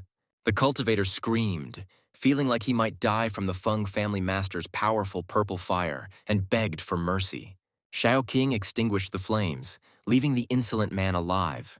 It was enough that he clearly demonstrated his strength to everyone else. He smiled and said that he didn't like killing people, but still, he shouldn't speak so harshly about human royal families. Mo Hongliu was amazed. This enemy was as strong as himself. This Feng Shao King was the pride of the human king family, and he also came here. Wang Lo said that this man, Feng Shao King, was very strong. His purple fire was as strong as his heavenly void fire. Xiang Xing supported his elder brother. That guy was really strong, but he, Xing, would not lose to him in the least in playing with fire. Feng Shao King sat down peacefully at the edge of the forest and calmly said that he would wait here for the opening of the land of the living dead. Qinzong asked Chao if he dared to fight. Didn't he want to avenge the past? The great emperor would be waiting for him. A warhammer appeared in Cao Tianyi's hand. and he said that he wanted to see what the renowned Emperor Qinzong was now worth. Luo Ying's aura flared up, and everyone instantly felt the former fighting power of the great warrior who protected people from demons. Chao Tianyi shuddered. The emperor's flesh was so terrible, it was no weaker than his golden body. Even stronger, the Lord of Time did not waste. Feng Shaoqing was puzzled. This wasn't a technique of the Luo family, it was so powerful. Maybe it was something Qinzong practiced in his past life. Ding Yue asked what kind of technique Brother Qin practiced. Wang Lo smiled. It seemed Luo Ying had found something that suited her perfectly. The swordsman smiled. Great Brother Qin. He even feels proud that he, the great emperor, is their fellow disciple and sworn brother in arms. Wang Lo objected. Qin was now a girl, so he became their sister.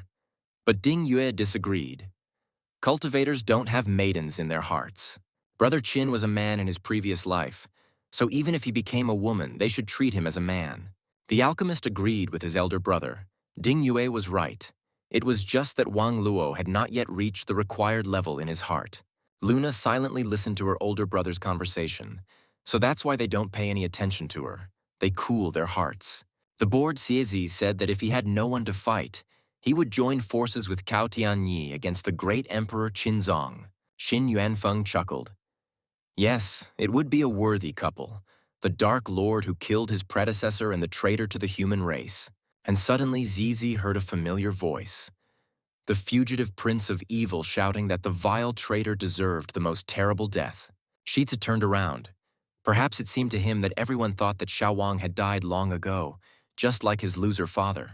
But before the new ruler of the evil palace in Nanzhou, there indeed stood Prince Xiao Wang, safe and sound and strong. The exiled prince's eyes flashed with anger, and he shouted that he was not dead yet. He had returned to take revenge on Zizi for killing his father. Shitze couldn't believe his eyes. This was indeed the heir to the throne, the missing evil Prince Xiao Wang. But where had he been all this time? Xiao Wang smiled evilly. Yes, it was really him. The prince snapped his fingers using a mysterious and very strange technique. He instantly created an amazing web around his enemy, shouting that this creature would now come to an end. He would die. Shitze didn't know what to do. What kind of technique was this? This bastard prince moved at such a speed that he barely noticed him. The new Lord of Evil did not understand why the power of the young evil king increased so quickly. Where and from whom he could have learned this. Not only is this technique strange, it is difficult to say whether it is real or just an illusion, how to escape from this bloody web. But as soon as Seizi took a step, one of the threads slashed his hand and blood immediately gushed out. The ruler of the evil palace cursed. Another thread slashed across his face, causing a wound. Z couldn't understand. He was the reincarnation of a divine soul, but he was being suppressed. One of the arriving cultivators was surprised at why there was such a big difference in strength and the techniques they used between people. It's not fair. How can they honestly fight for the treasure of luck if some of them possess secret techniques? Shu Yun stood on the cliff with her brother's disciples and watched what was happening below, in the forest clearing near the cliff.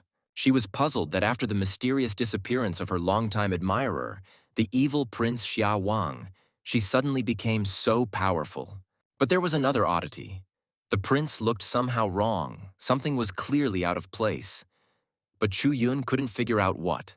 Especially when Xiao Wan is dressed in colorful clothes and looks like either a man or a woman, it is too strange for him. The girl suggested that the prince was practicing some unusual technique that made him such a strange person. At the same time, the battle continued between the villain Cao Tianyi and the great Emperor Qinzong in the body of the beautiful Luo Ying. Explosions of energy roared across the battlefield.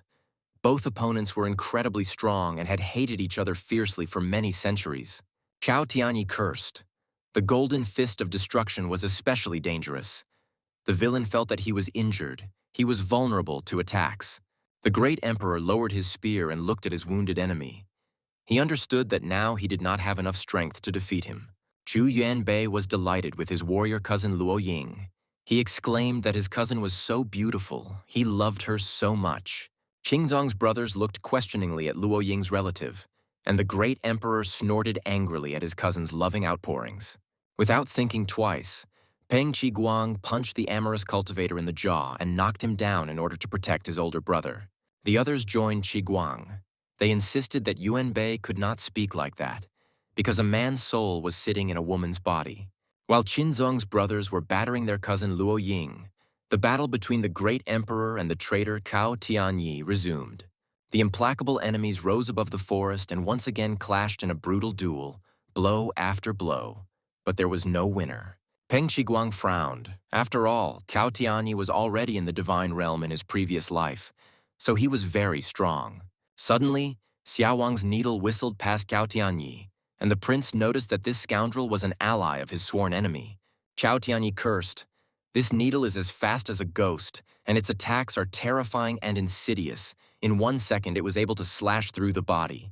But despite the nasty scratches, the traitor to the people screamed and again rushed into battle with his mortal enemy Qinzong.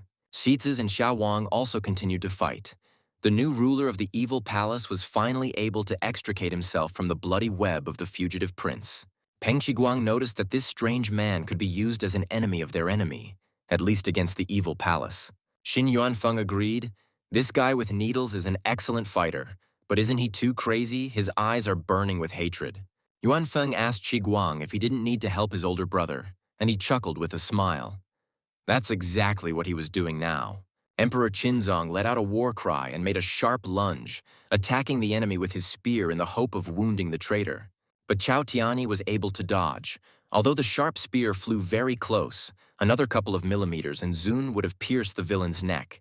Qinzong continued to attack, forcing the enemy to wriggle and retreat further and further, but he still could not touch him. The fights continued, and Qinzong and Cao Tianyi and Xizhi and Xiao Wang were not inferior to each other in strength and raging hatred. Qiguang philosophically remarked that it seemed like these two would be unable to figure out for a long time who won and who lost. They were almost equal in strength. Yuanfeng suggested that maybe while they were here, they could win by secretly helping their elder brother. Peng suggested looking at the guy.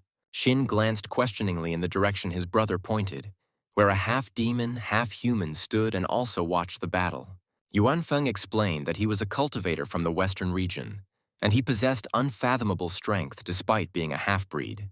Mo Hongliu has been watching the battle between the emperor and Cao Tianyi from the very beginning. He is in cahoots with the villain and is looking for an opportunity to interfere. Therefore, now they can only cover their older brother's back and allow him to finish the fight with the villain Cao himself. And then Cao Zun's younger brothers saw that another powerful cultivator, no weaker than Feng, had landed in the forest clearing. The new person landed, raising clouds of dust, and laughed cheerfully. It was another representative of the human royal family. Chushen asked if another descendant of the human king had arrived, but this was to be expected when the ancient land was opened. Besides the half-demon Mo Hongliu, there is another powerful extraterritorial force involved in the fight, and this is also the family of human kings. The Black Moon House's power has not yet spread to the eastern region, but Xiang is from there and should know something. Chu Xuan decided that there was no need to worry about the details any longer, and to begin implementing his long-standing plan of the Heavenly Tao. He summoned the Heavenly Tao talismans that were now in the possession of almost every cultivator in the north and Nanzhou. Increasing the number of Tao rules for Heavenly Tao talismans is the key to winning the entire game of controlling all regions. Everyone was so caught up in the fighting that they didn't even notice how the region's energy began to slowly change, obeying the new rules of the Tao. Qinzong told Cao that he would let him go today, but he would make sure that his head would soon fall to the ground forever. Cao chuckled. It was still unknown who was sparing whom. They just needed to conserve their strength for the trip to the ancient land of the living dead. Xizhi told the young evil lord that he was a little familiar with his Fei Zhengding technique. I wonder who taught him this. Although Xiao Wang doesn't have the ability to use all of her power yet, even later he won't be able to defeat him with her help. The exiled prince of evil cursed. How did this traitor know the secret technique of needles? He would have to use something else. Xiao Wang waved his hand, and the bloody threads immediately disappeared. Oh well, he will become even stronger and will definitely take revenge for all of Xizhi. As he left, he told his father's killer not to think that it was all over. He would keep an eye on him and would definitely find his chance. Suddenly, the upset Prince of Evil heard someone calling out to him. Standing behind him was one of Emperor Qin's brothers, Xin Yuanfeng. He told Xiao Wang that he had come here at his own risk and asked the exiled prince if he could talk to him. The prince frowned, chuckled discontentedly, and silently walked on. He was in no mood to communicate with the other guys. Qi Guang asked Brother Yuanfeng how it went, whether the guy with the needles agreed to cooperate with them against the evil palace or not. With his current strength, he can't kill Zizi, so there should be no reason to refuse outside help from others. Xin Yuanfeng tried to calm Qi Guang down, saying that they would definitely protect their elder brother. Peng cursed. He was nervous. At this time, everyone saw a multicolored glow among the impassable mountains, which spread throughout the entire area for many leagues around. Qi Guang exclaimed. They were getting closer to the land of the living dead. Yuanfeng suggested taking a good place before it was too late. But they were not the only ones who laid claim to the ancient treasure of fortune. Other powerful forces had already arrived. The genius of the eastern region, Lin Baiyun, emerged from the thicket of the forest into the clearing. He was a strong but rather vicious and wayward guy. He looked around cautiously, trying to figure out whose side was currently in power and which family would be best to join temporarily. Seeing Yu Lao nearby, Lin Baiyun quickly threw a dagger at the guy, trying to kill the relative of the rebellious bride. The insulted groom realized that his attack had failed. One of Emperor Qinzong's supporters, Yu Lao, sensed the enemy. An angry Lin Baiyun shouted at Lao to come out and fight. They hadn't finished their conversation about Bei Bei last time. Yu Lao chuckled. Lin Baiyun is worthy of being called the pride of the eastern continent. He threw the dagger through the bushes like a traitor. Lin Baiyun yelled at Lao to stop talking nonsense. At his level, he couldn't fight him, the genius of the great Ling family. Suddenly, Pingfan's voice was heard from the thicket. The young man asked Baiyun if it were him and not Yu Lao, whether he would be ready to fight. Baiyun became wary and asked who else was there. He didn't see anyone nearby. If it was the enemy, he should show himself. Chu Pingfan walked out into the clearing and told Lin Baiyun that he was his opponent. Was he willing to cross his glorious blade with him? Yu Lao asked if it was true that the boy was the abandoned grandson of the K family. He was 16 years old, but he was already in the emperor's realm. Lin Baiyun smiled. This was good. He had long wanted to fight this impudent brat who had caused his fiancée Bei Bei to abandon him. Seeing her nephew, Chu Yun was stunned. Why was Pingfan here? And why was he going to fight with that powerful cultivator from the east? The girl was perplexed. Was Pingfan offended by the Lin family? But this was very bad. How could that family living so far away offend him? Xian'er reassured Yun that nothing would happen to Pingfan, but Sister Chu wanted to know why her nephew was upset with Lin Baiyun. Luna explained, Yu Bei Bei of the Yu family has some relation to Mr. Chu Pingfan's nephew. That's the reason for everything. Black Moon Chief said sheepishly. This is a very delicate matter between Bei Bei, Baiyun, and Pingfan. There is a love triangle.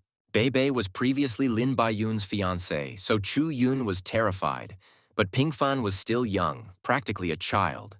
Yun asked if it meant that Pingfan loved this girl. Luna muttered something, not daring to answer the angry aunt. The Black Moon leader admitted that she doesn't know. Their relationship is a bit awkward. She doesn't understand it. Who can figure it out? Shu Yun was shocked. Could this really be the same cute little boy she had known all her life? Could it really be that he had grown up? And Pingfan clutched the blade in his hand and rushed to attack his new enemy, the former fiancée of the girl he called the Old Woman. The blades of Pingfan and Baiyun clashed with a clang, and the genius of the Ling family was finally able to vent his anger on the main culprit of the humiliation. But contrary to Baiyun's expectations, the nimble boy Pingfan persistently pressed him, constantly attacking and attacking from all sides.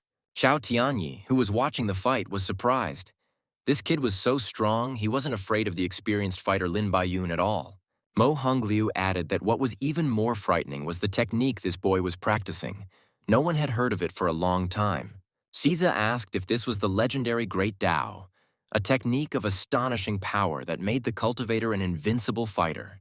But how can there still be a Tao cultivator in the 9 regions in this day and age, and one so young is simply impossible? The half-demon, half-human answered thoughtfully that he did not know the answer to this question. The boy must have a master. Mo Hongliu remembered that in the realm of chaos there was once a disciple of the extreme Tao, but that was in ancient times.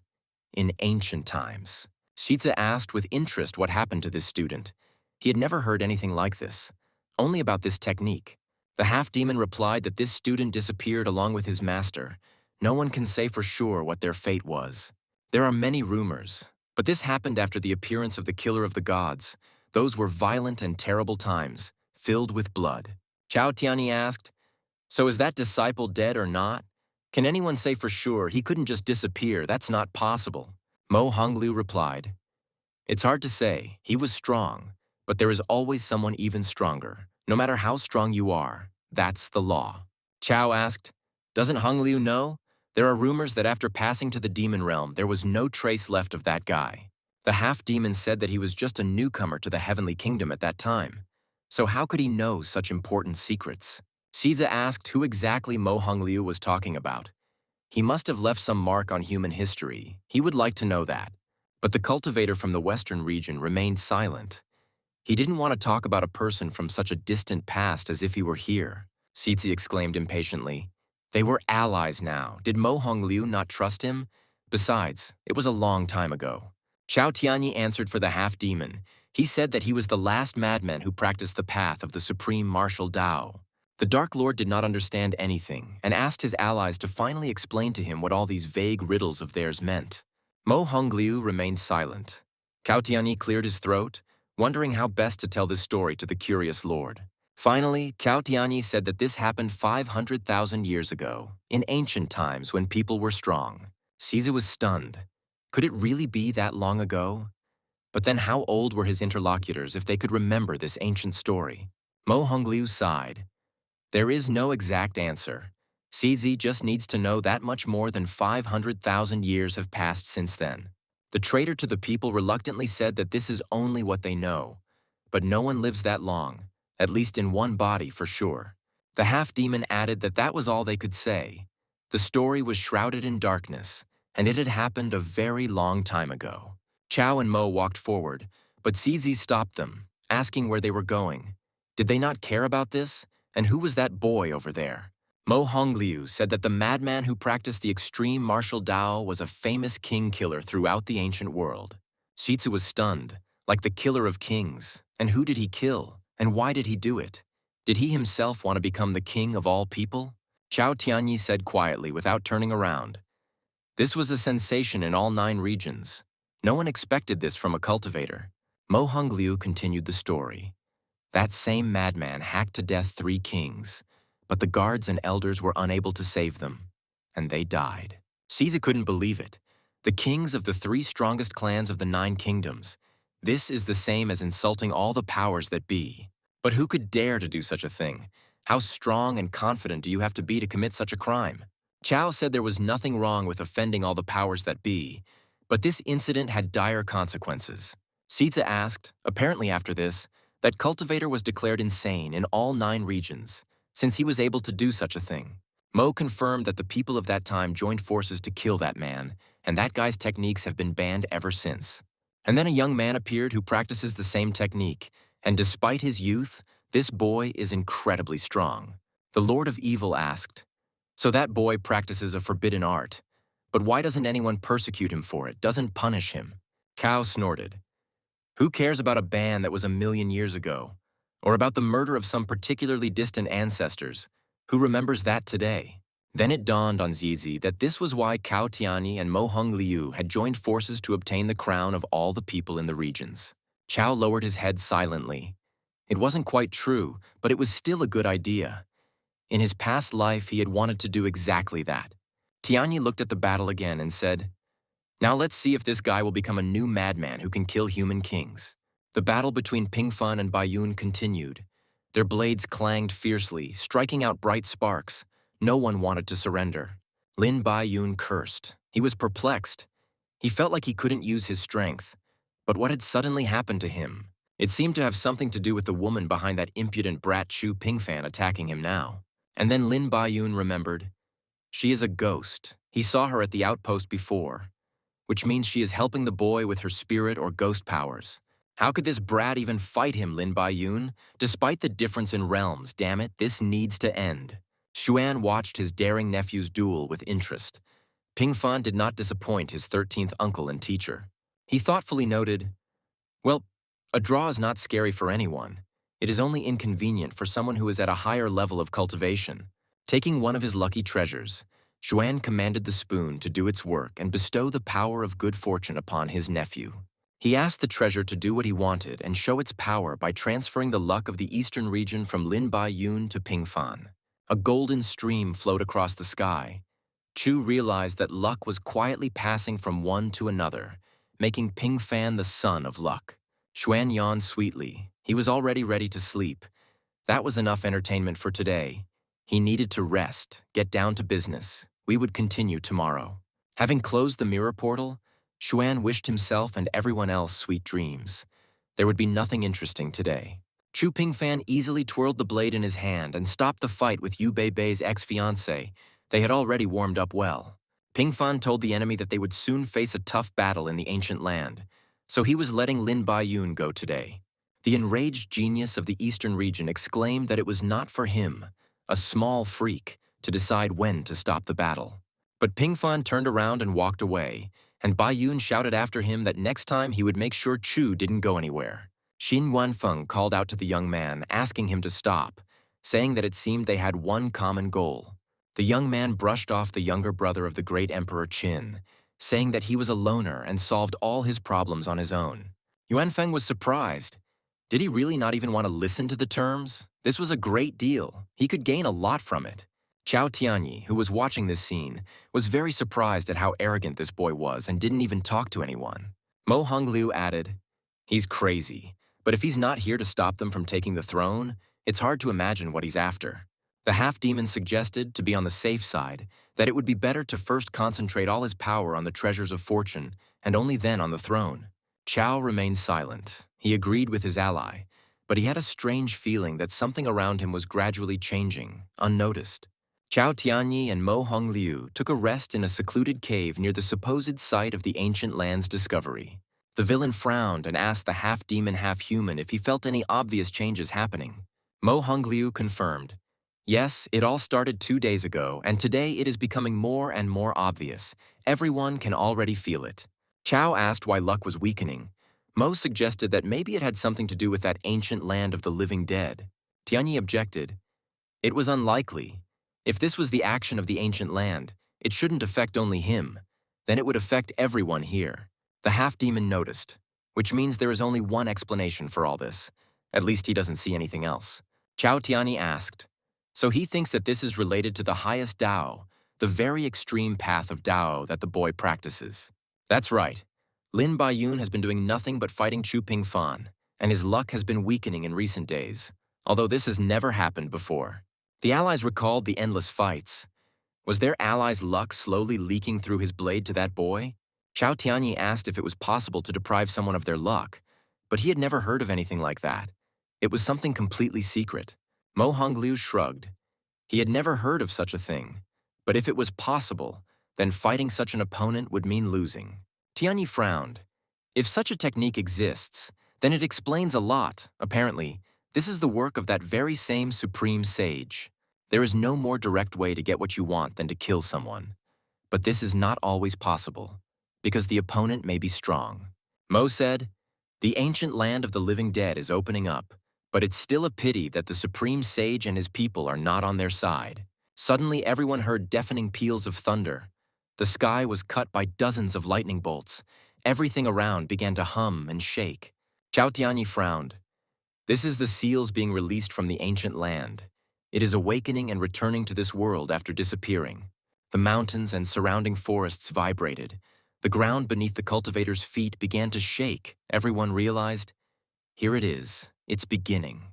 Chu Pingfan jumped to the ground, pausing another battle with Lin Baiyun. The young man realized that a completely different battle would soon begin. The guy said that the ancient land was opening up. He was in a great mood, so he was ready to let the enemy go for a while. Lin Baiyun cursed. Damn it, they were fighting 2 against 1, and Chu Pingfan still had the nerve to say that he was letting him go. But the young man had already soared into the air, shouting that he would, all right, leave Lin Baiyun's head on his body for a few more days. And Chu Xuan, having rested, took up an observation post in front of the mirror, comfortably settling down on a lounger in the middle of his yard. He laughed contentedly. He was one step closer to successfully implementing his heavenly Dao plan, which was approved by the system. With the perfected Tian Dao talisman, he will be able to control the entire southern region of Nanzhou and soon all the others. Very soon, the heavenly Tao will replace the rules of heaven and earth in the south, and then the time will come for the unnoticeable but unconditional power of Xuan. And then it will no longer matter what level of cultivation a person has. He will still be subject to the Tao Xuan, and nothing can be done about it. Chu Xuan smiled cheerfully. Why not try the modifier right now? The results of its action will be immediately visible. He directed his chai at the talisman, and the difficulty was reduced by 1.5%, and the speed was increased by 0.3%. This change in rules will allow treasures to mature faster and overcome growth barriers more easily. Now it's easier for martial artists to reach new levels. Their strength cultivation grows faster. Isn't that great? But more importantly, the flow of luck of the entire region is now under the exclusive control of Chu Xuan, and no one knows it. Xin Yuanfeng looked at his hands in surprise and laughed. It was his aura. His aura level had suddenly increased so much in just one day. The guy joyfully exclaimed that he had done it. He had done everything right, and he had thought that he would never make it through to the end of his life. Great.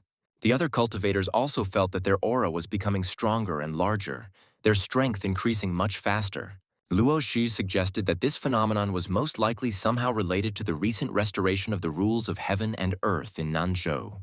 But this is strange, because the 9 regions are united. How can Nanzhou develop in some special way? It should not be like this. There have been many flashes of light and tremors here recently, perhaps due to the reappearance of ancient land here. Perhaps the rules of the southern lands were incomplete until recently, so changes in luck only occur in Nanzhou. It was a surprisingly fine day, as if the weather was enjoying the flow of good fortune along with the mysterious homebody Chu Xuan. He laughed and suggested that the mirror should see what else it could find here. There was surely something interesting. Suddenly Xuan saw an unusual glow among the mountains. What is it? Why is it so red? This is clearly not the glow of the treasures of luck. Chu Xuan realized that it was a glowing crimson lake of blood. On the one hand, it seemed normal, but at the same time, it was not very good. It's normal that there is a lake of blood in the land of the living dead. But why, after thousands of years, has it not yet dried up or evaporated? Xuan had an idea of what to do with this creepy place, but more on that later, and then he saw something terrible. A skeleton emerged from the bloody lake. These were clearly the demon's machines. The skeleton moved away, and the further it went, the more confidently it moved. Xuan realized that these were the corpses of demons, which meant that the dead in the ancient land had begun to come back to life, and she was returning to Nanzhou again. The aura of the blood lake can make corpses move on their own. It looks terrible, but there will be more. But in the end, this corpse, even if it inherited the same level of cultivation as the host, a corpse is still a corpse. There are 7 lakes of blood in the land of the living dead, and apparently the fight for the treasure will unfold right here, near the lakes. And then Xuan saw that here it was, the main treasure of luck.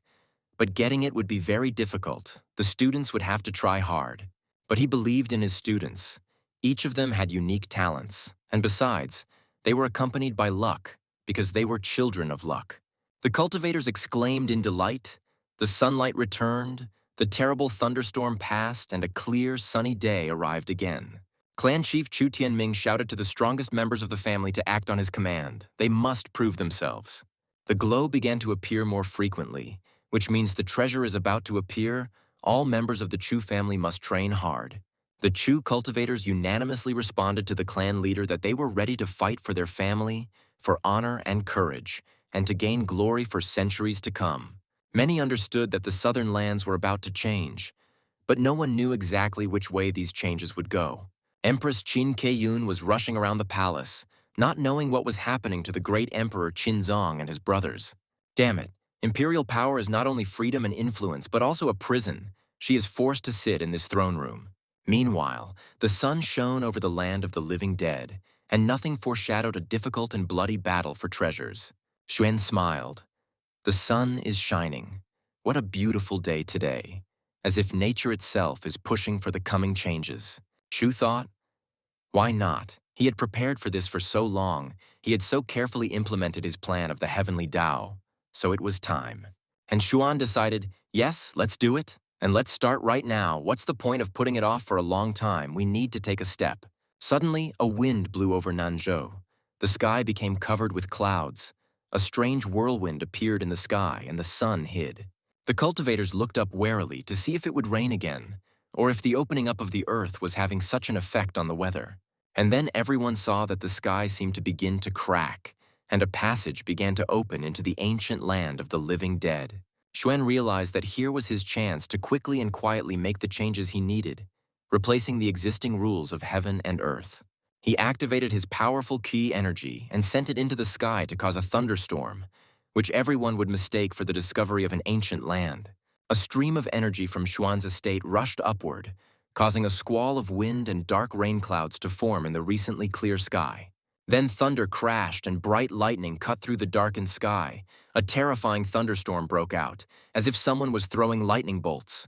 And these raging streams entwined the talisman of the heavenly Tao, turning it into new rules of heaven and earth in the land of Nanzhou.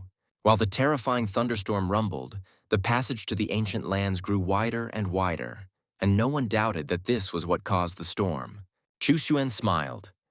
Today, they will find out what is really happening in the ancient land of the living dead and demon warriors. The cultivators kept their eyes on the sky, and then the earth began to appear from the crack. There was very little time left before the opening. Luo Ying looked at this with her mouth slightly open. Gao Tianyi was completely calm. The earth is finally opening up. This is good. Xuan launched the talisman of heavenly Tao into the energy flow and ordered the rules to be changed, and a golden stream flowed across the sky. Now it's time for the primordial Tao crystal to work and change the energy in the real world, just as it once did in the mini-world. Under the influence of the Tao energy flows, the plants were the first to begin to change. The air seemed to become more favorable and cleaner. Xuan exclaimed, "Wow, the sun is shining brightly again. Everything has finally calmed down. It seems like the decisive step has already been taken. This is great. All that remains is to wait for the discovery of the ancient land of the living dead. I wonder what reward the system will give him this time." Everyone saw an island appear in the sky. It was the long-lost land, the ancient battlefield of humans and demons. The great emperor in Luo Ying's body said, "It's time to go." "Is Chao Tianyi ready?" He snapped back, suggesting that Qinzong think better of himself. The ancient land was slowly sinking in the midst of forests and impassable mountains. Just a little more and it would return to its place. One of the revived demons roared deafeningly. Everything was returning. People again had to fight a horde of demons. A scarlet glow flowed over the revealed ancient land, hinting at its location, or rather, where the bloody lakes lay. The great Emperor Qinzong said, "And now they have met again with the ancient land where thousands of people and demons once perished." Chao Tianyi frowned. Was it really that far away? He didn't know what awaited him in the ancient land. After centuries, everything had changed, and so had he. Meanwhile, Xuan was changing the 108th heavenly path. He had already replaced half of them. Chu didn't expect that everything would go so smoothly. He looked around. The implementation of his plan was proceeding by leaps and bounds. Now he needed to monitor what was happening on the ancient land. Looking at the heavenly Tao talisman, Xuan noticed that their power was incredibly great, and with their help, he began to change Nanzhou. But he is still far from having complete control over the nature of energy, and control over the southern region has not yet been established. After all, Xuan collected only part of the rules of heaven and earth of Nanzhou and replaced them with his rules of heavenly Tao, and yet the process continues. The owner of the estate decided to return the crystal of the original Tao to its original place in the miniature world. The system praised him. During his time in seclusion, he was able to discover the rules of heaven and earth of Nanzhou, for which he received a creative pen. Dumbfounded, Xuan picked up this amazing item. He couldn't believe that the system had awarded him such power. After all, this pen was once used to create the rules of heaven and earth. But is it true? Can he really do this too? He asked the system if it was true that this pen could create new rules, create and build a new living entity in this world. The system responded that indeed it was. Xuan had gotten his hands on an object of amazing power, capable of creating almost anything. The creative pen is the first thing in the world. It created the book, the rules, the laws, and the ways of the universe. It is the beginning of the beginnings of this whole world. Xuan joyfully exclaimed that with this feather he would be able to carry out his plan, which meant that the system supported him in this intention. But in order to maintain the new order he has created, must he not first overcome the realm of Tao and enter the open way? The system replied that the sky is the door to chaos, but chaos is the creation of the sky. Xuan wondered if this meant that there was chaos beyond the sky. Xuan assumed that even the elders, the dragon and the tortoise, could not know that they knew anything about the world outside the Tao. To know this, one must go much further beyond the open path of the Tao, but Xuan cannot speed up any of the Taoists. He suddenly felt that the ancient land of the living dead was opening up, and it was time for his disciples to begin their important mission. Although perhaps he will be able to speed up at least what concerns the ancient land, since it is located within the southern region. Besides Xuan's disciples, only Cao Tianyi, Mo Hongliu, and Feng Shao King are the strongest players in the upcoming treasure battle. Shiza has become the target of the young evil king, so he has little chance. He will be constantly distracted from his main goal by Xiaowan. The villain Cao Tianyi and Emperor Qinzong are up to something, and the outcome of these strange agreements is very difficult to predict. But Ding Ye is the son of luck of this very region, so he has every chance of getting his hands on the treasure. Although the same statement will be true for Wang Luo and Xiao Liang, although they are children of luck from other regions, but still. Chu Pingfan recently received half of the power of the Eastern region's Son of Fortune, which definitely has its advantages. The talented granddaughter of Yu Su, the holy maiden of the Ghost Clan, also has her own trump cards. Her power can influence both humans and demons. Xuan laughed. The chances of him taking all 5 fortune treasures in the land of the living dead were 99 out of 100. He clenched his fist joyfully, exclaiming that the main treasure would definitely be his. Then he would surely be able to pass through the realm of Tao faster. Meanwhile, in the newly discovered land of the living dead, events were taking place that were not entirely expected by most cultivators. Xuan stared at the landscape of the ancient land, which had practically merged with Nanzhou, but still retained its own dangers. He was a little confused. What does it mean that the land of the living dead has its own rules of heaven and earth? Why is that? It is here, in the southern region. Zhao Tianyi and Mo Hongliu looked at each other silently. The allies had already learned to understand everything without words, especially in a dangerous situation. They soared high above the forest thickets, ready for battle. Their old enemy, Emperor Qin, should be nearby. Luo Ying turned around, seeing the enemies who suddenly appeared above her. It was clear that the villains would not give up their attempts to attack. Chao Tianyi smiled and proposed to the reborn emperor that they meet again on the battlefield to resolve their ancient conflict. A spear appeared in Qinzong's hand, and he readily replied that he was ready to kill the villain at any moment, even now, if he was ready.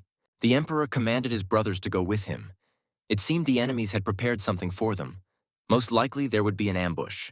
Among those who entered the newly opened ancient land of the living dead was Xia Wang, who constantly followed his enemy. He noted that the treasure had to be obtained at any cost. Seizi tensed up. The proximity of the vengeful prince made him very wary. Ding Yuk told his younger brothers in arms that now their time had come to prove that their great master's faith in them was worth it. Feng Shaoqing watched this campaign closely. He couldn't figure out which clan or sect they belonged to or how strong they were. One of the king's descendants chuckled, deciding that it would still be better to get rid of them so that they wouldn't get in the way. You never know. The open land was full of cultivators, divided into small groups, all ready to claw at each other for the treasure. Xiaowang couldn't stand it any longer and attacked his sworn enemy Zizi again. The evil cultivators flew up above the forest. The new ruler repelled the attack. Shizi cursed. He thought that they would get the treasure together, but the exiled prince seemed to have decided to act differently. The Prince of Evil suggested to his father's killer that he simply attack silently and not waste time. It was time to end their fight with someone's death. Xu Xuan's disciples conferred on how best to proceed in order to more effectively search for the 5 treasures of good fortune hidden in these lands. Ding Yue asked if it wouldn't be better if they split up so they could explore more of the area and be more likely to get all the treasures.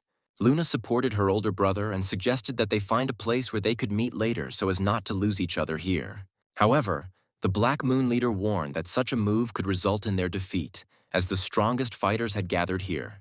Xiang Xing reminded that one should not underestimate the puppets of the Heavenly Kingdom, Yun said. Of course, the Chu family was not strong before, but this stage of Nanzhou's development has come to an end. Now everything has changed, and first of all, Master Chu's family itself has changed. Pingfan supported his aunt. There was no trace left of the Chu clan's ordinariness. They were now strong, calm, and confident in their own abilities. Ding Yu concluded the short meeting by saying that it was time for them to get to work, and that if necessary, they had talismans to communicate with each other. The boys went their separate ways, focusing on searching for the 5 treasures of luck from different continents of the world hidden here. Luna put her hand on Ding Yue's shoulder and asked him to stay a little longer. She had something to tell her elder brother. The head of the spy sect warned the young man to beware of the Feng family. They were very strong, dangerous, and would definitely try to kill him. Feng Xiaoqing, sitting on a tree, heard Luna's words. She told her brother that they once managed to defeat the descendants of the emperor and all the enemies. Ding Yue thanked the girl for the warning and said that he knew what he was doing. They had to go. There was no point in staying here for long. Shu Yun suddenly heard someone calling her name from behind the trees.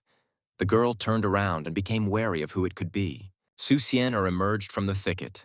Yuni breathed a sigh of relief. This was her brother's assistant. She was very worried about Yun and went to her. Xian'er asked Yun why she went alone, since she didn't have enough strength. Maybe they should go searching together. Yuno reassured Sister Jian that she would be fine because she was with Blackie, and the heavenly spirit cat was incredibly strong. Su Xian'er looked at the owner's sister again and said, "Okay, then they will meet later, and she will go look for the Su family." The girl took off and rushed away, leaving Yun standing calmly in the pine forest. Xuan's sister was calm next to the cat. Finally, Xian'er disappeared from sight, and Chu Yun leisurely continued on her way, stroking Blackie's silky fur. As an alchemist, Yun knew very well that the forest does not like noise, and reveals its secrets only to those who know how to quietly observe. Suddenly, she felt a light rustling and the movement of unusual qi. Something powerful and mysterious appeared very close to the girl. Turning around, she saw that an unusual weapon had appeared right next to her. A light and thin sword was sticking out of the forest floor. Shu Yun was stunned.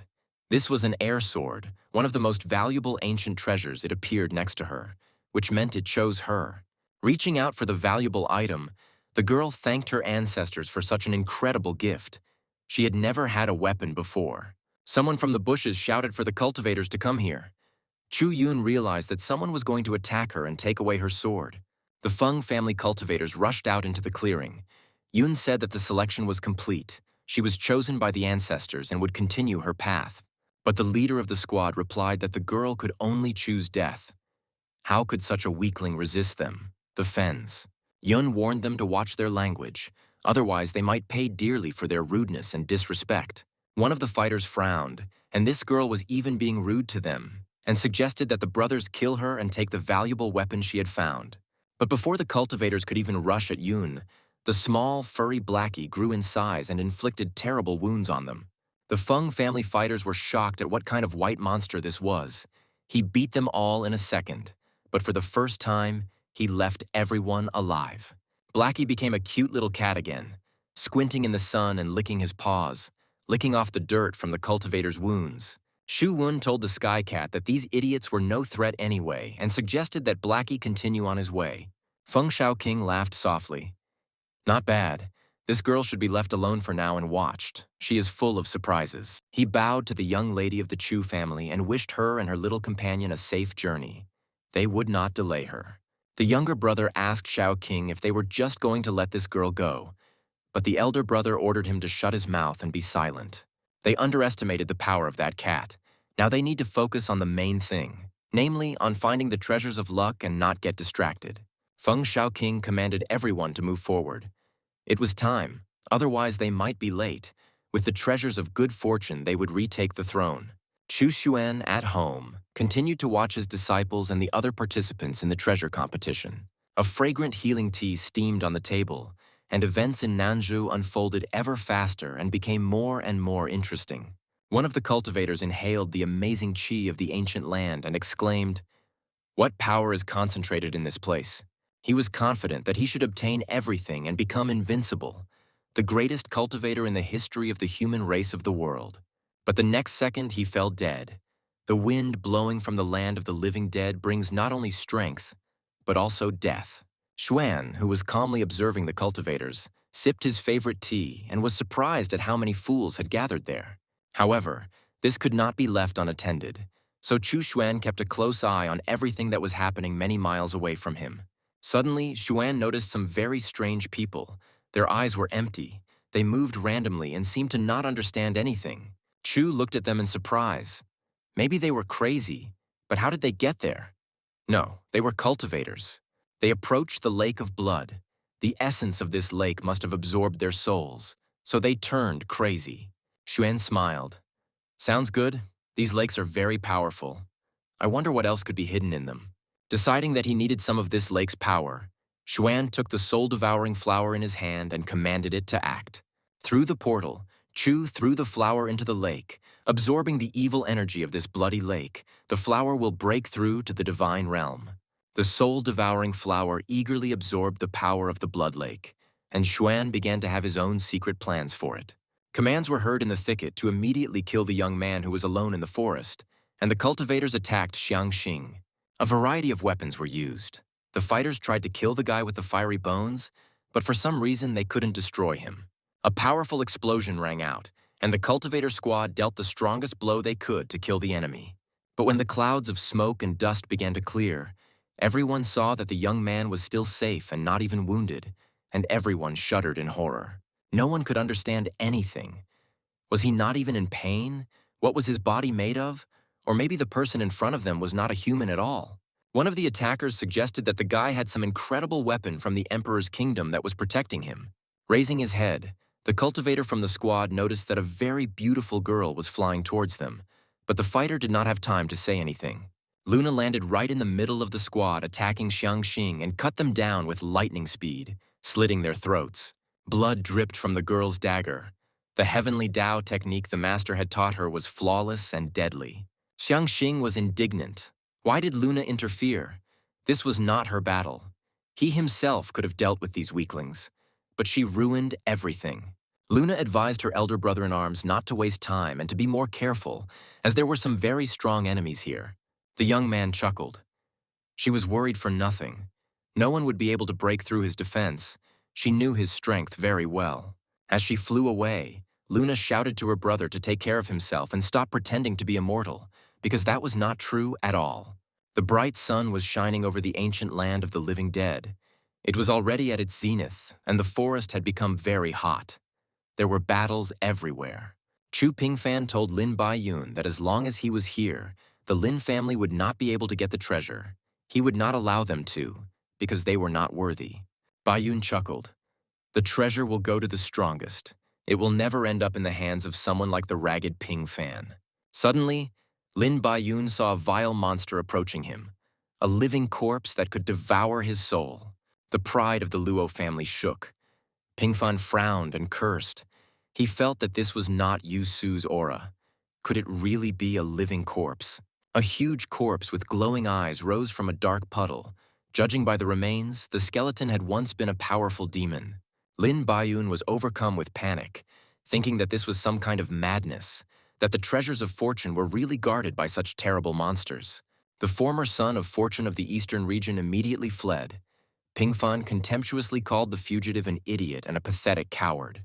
However, the living dead man opened his huge, toothy mouth and rushed at Pingfan, who was standing calmly in the forest clearing. But then a melodic ringing sounded, and the monster immediately calmed down, as if it had heard the call of its all-powerful master. Chu Pingfan listened closely. A bell was ringing somewhere very close, and it was this sound that made the monster suddenly calm down.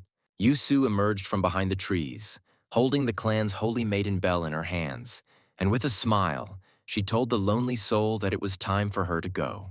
Another living dead man jumped out of the forest and with a wild cry rushed at Pingfan, trying to sink his teeth into his throat. Yu Su quietly rang her bell, and the dead man immediately calmed down. His rage subsided.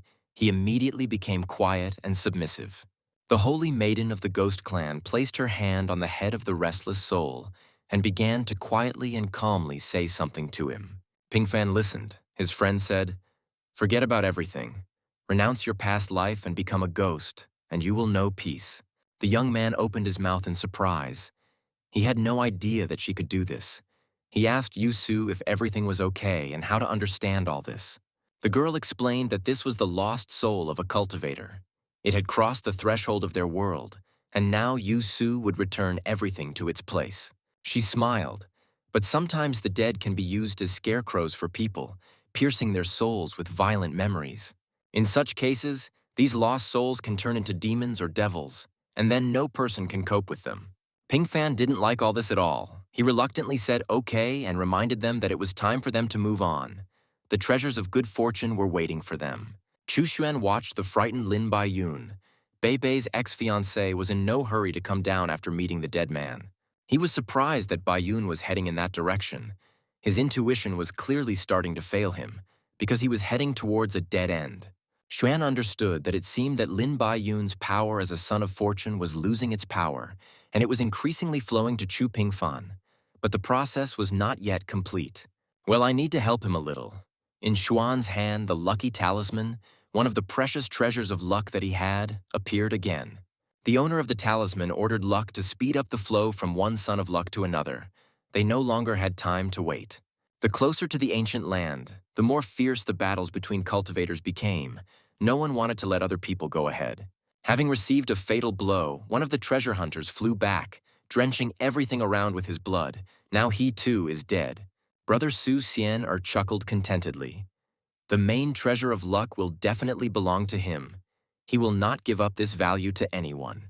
In the heat of battle, the guy declared that the treasures would not go to others, only to their Su family, though not to Xian. She could go to hell. The young man reached for the sword. After his sister's escape, the Su family had lost everything. Their time was running out, so they needed the treasure. Suddenly, a powerful battle whip whistled over the head of the winner of the fight, causing the young master of the Su family to flinch. He looked around in surprise, wondering if he had missed one of his enemies and was being attacked again by competitors for the treasures of fortune. A huge whip lashed the guy painfully, knocking him off his feet. Who was mocking him like that, lashing him as if he were a disobedient animal? Unable to bear it, Xianhe shouted, who dared to attack him again. Let the cowards show themselves and fight like real men. Su Xian came out into the clearing, holding a whip in her hands, which had once been given to her by the master. Her brother was stunned. He did not expect to see her.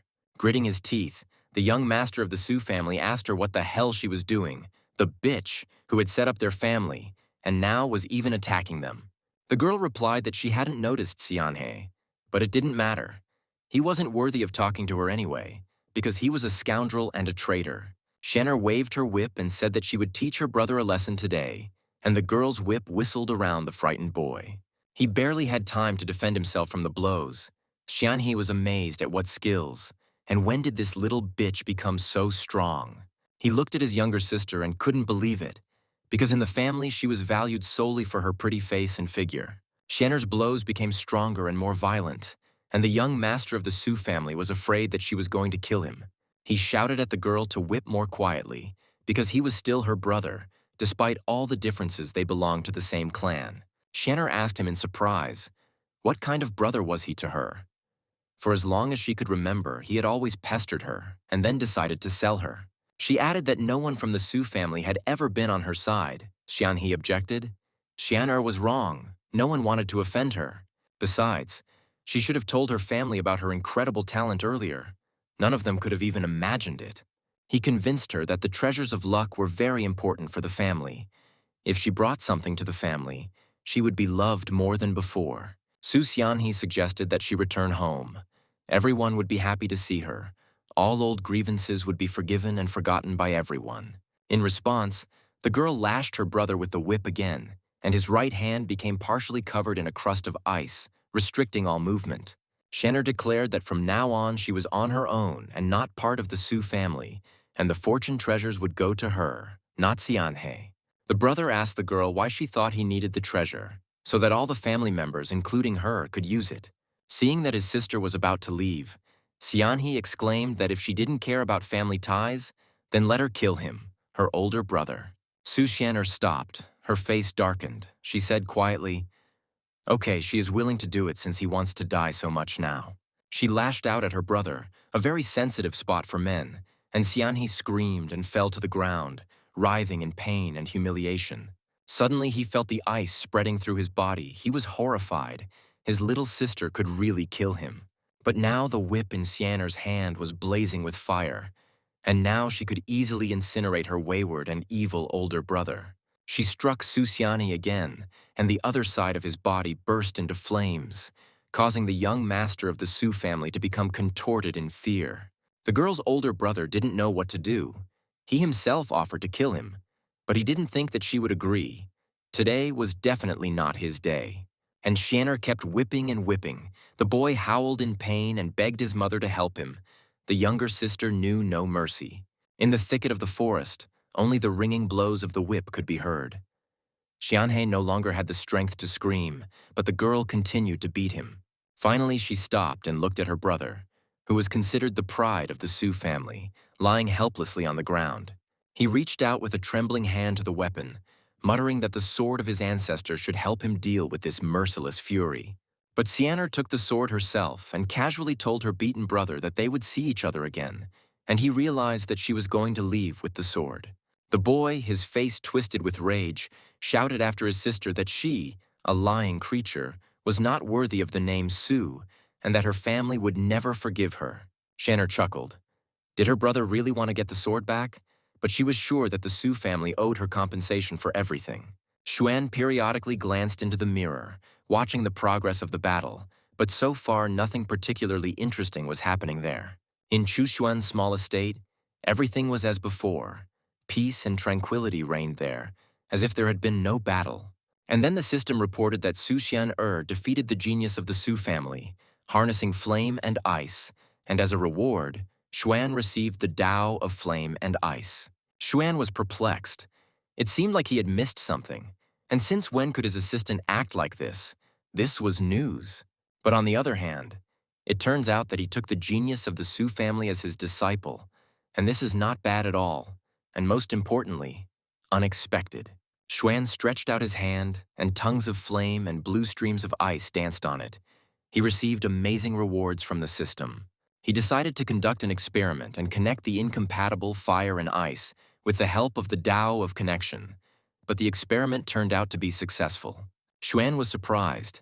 Now it was much easier to control two Taos at once. An incredible flow of elements swirled under his hand.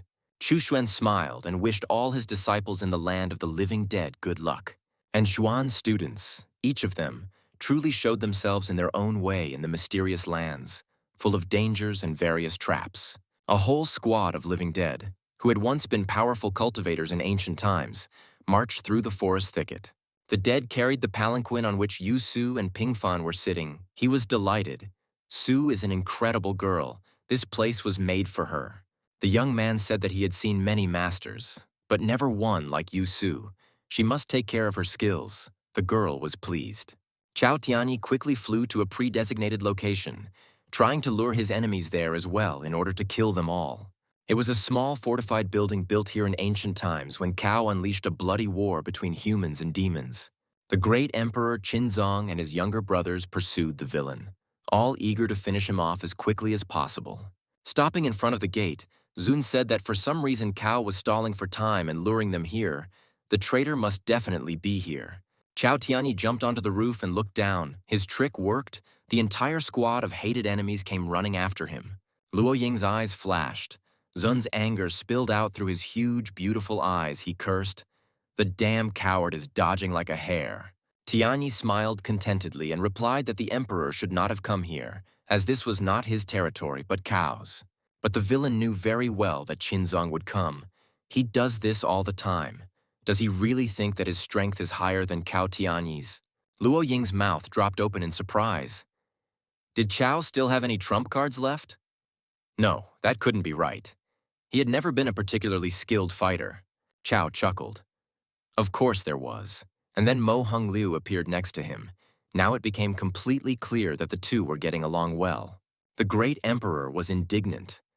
Could it be that the demon had decided to break his own agreement and go over to the enemy's side? What a traitor. Qinzong was seething with anger. He hoped that the half-demon would at least remain neutral and focus on the fortune treasure. Chao Tianyi enjoyed the impression he had made, but this anger seemed simply ridiculous, as it was completely useless.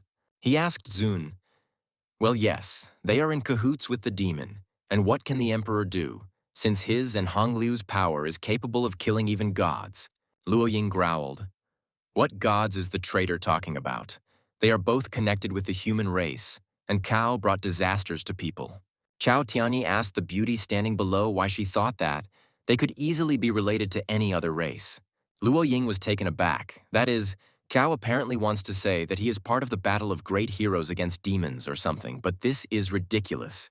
The traitor to humans reminded us that this world is home not only to humans and demons, but that there are other creatures here that are no less powerful. Young Mrs. Luo's mouth dropped open in surprise. She paused and said, "This is impossible. Could Tianyi really be talking about the spirits of the earth?"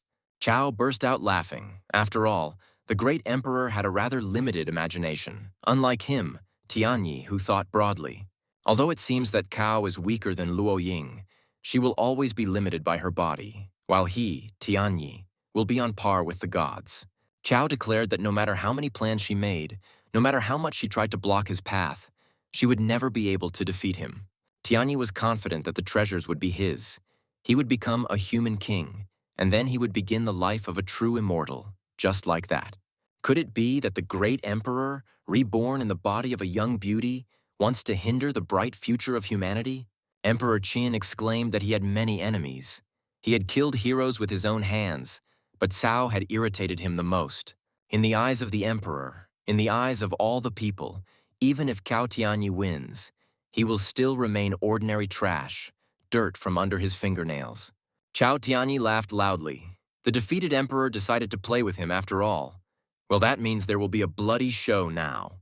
The villain's eyes sparkled and he began a magical ritual, saying that the holy blood would help him defeat all his enemies. The soil around the building began to crack and split apart, and Cao Tianyi cried out, "Holy blood, lead me, may good fortune be with me." From the cracks that appeared in the ground, glowing clots of blood rose and hovered in the air, growing larger and higher. Peng Qiguang asked in surprise, "Is this really holy blood?" But where did the scoundrel and traitor Cao Tianyi get such powerful strength from? The traitor laughed smugly. The boys knew little about him. They probably thought that they could easily finish him off and that would be it. Mo Hongliu came down to the ground and asked Cao to let him start the fight against those annoying and self-righteous people. Cao Tianyi laughed, looking forward to the brutal slaughter of his sworn enemies, something he had been looking forward to for centuries. The half-demon, half-human beckoned the holy blood with his fingers and commanded it to begin a bloody attack on the people present here. A drop obediently flew out from the nearest crack and rushed towards Luo Ying, in whose body was Qinzong's soul. But after flying part of the way, the drop of holy blood vibrated and stopped. It suddenly stopped obeying Mo Hongliu's orders. Cao Tianyi was taken aback. How could this be? Why did the secret technique suddenly stop working? Neither Qinzong nor Luo Ying knew this technique. The great emperor chuckled. It seemed that the smug Cao had not foreseen everything. I wonder what he will do now. And then everyone saw that one of the 5 treasures of luck, which hundreds of cultivators from all lands had been hunting for, flew out of the drop. Cao's face lengthened. This is a Taoist mark. It turns out that there is a treasure seal on Luo Ying's body. But how did she manage to get it? Qinzong chuckled. Well, Cao Tianyi has learned to think quickly. Maybe in a few centuries he will start to draw conclusions. Luo Ying extended her hand and said that treasures with a Taoist mark always help their owners and protect them from enemies. But Cao had no intention of giving up the treasure of fortune to the emperor. He rushed to intercept it, shouting that Luo Ying was a creature who had deceived him and Hong Liu. Cao shouted, "The Taoist realms are many years old. He is not a child to believe in a power that no longer exists." The emperor replied that Cao is a fool. Mo Hongliu also rushed towards Luo Ying, eager to snatch this treasure of good fortune, because he came here from the west precisely because of it. Seeing the half-demon attacking, the great emperor cursed.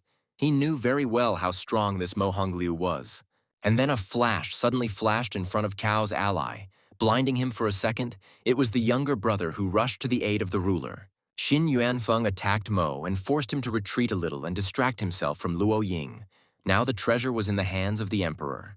Hong Liu chuckled. What a fool Yuanfeng is. This is a huge power, and he really is a child, ready to rush anywhere for his brother. Yuanfeng winked cheerfully at his opponent and replied that it was not for him to say such things, of course. But he, Xin, was not so useless. Peng Qiguang quietly appeared behind Yuanfeng and immediately attacked the unsuspecting cultivator. Mo Hongliu was taken aback. These boys were really fast. They attacked with some kind of incomprehensible projectiles.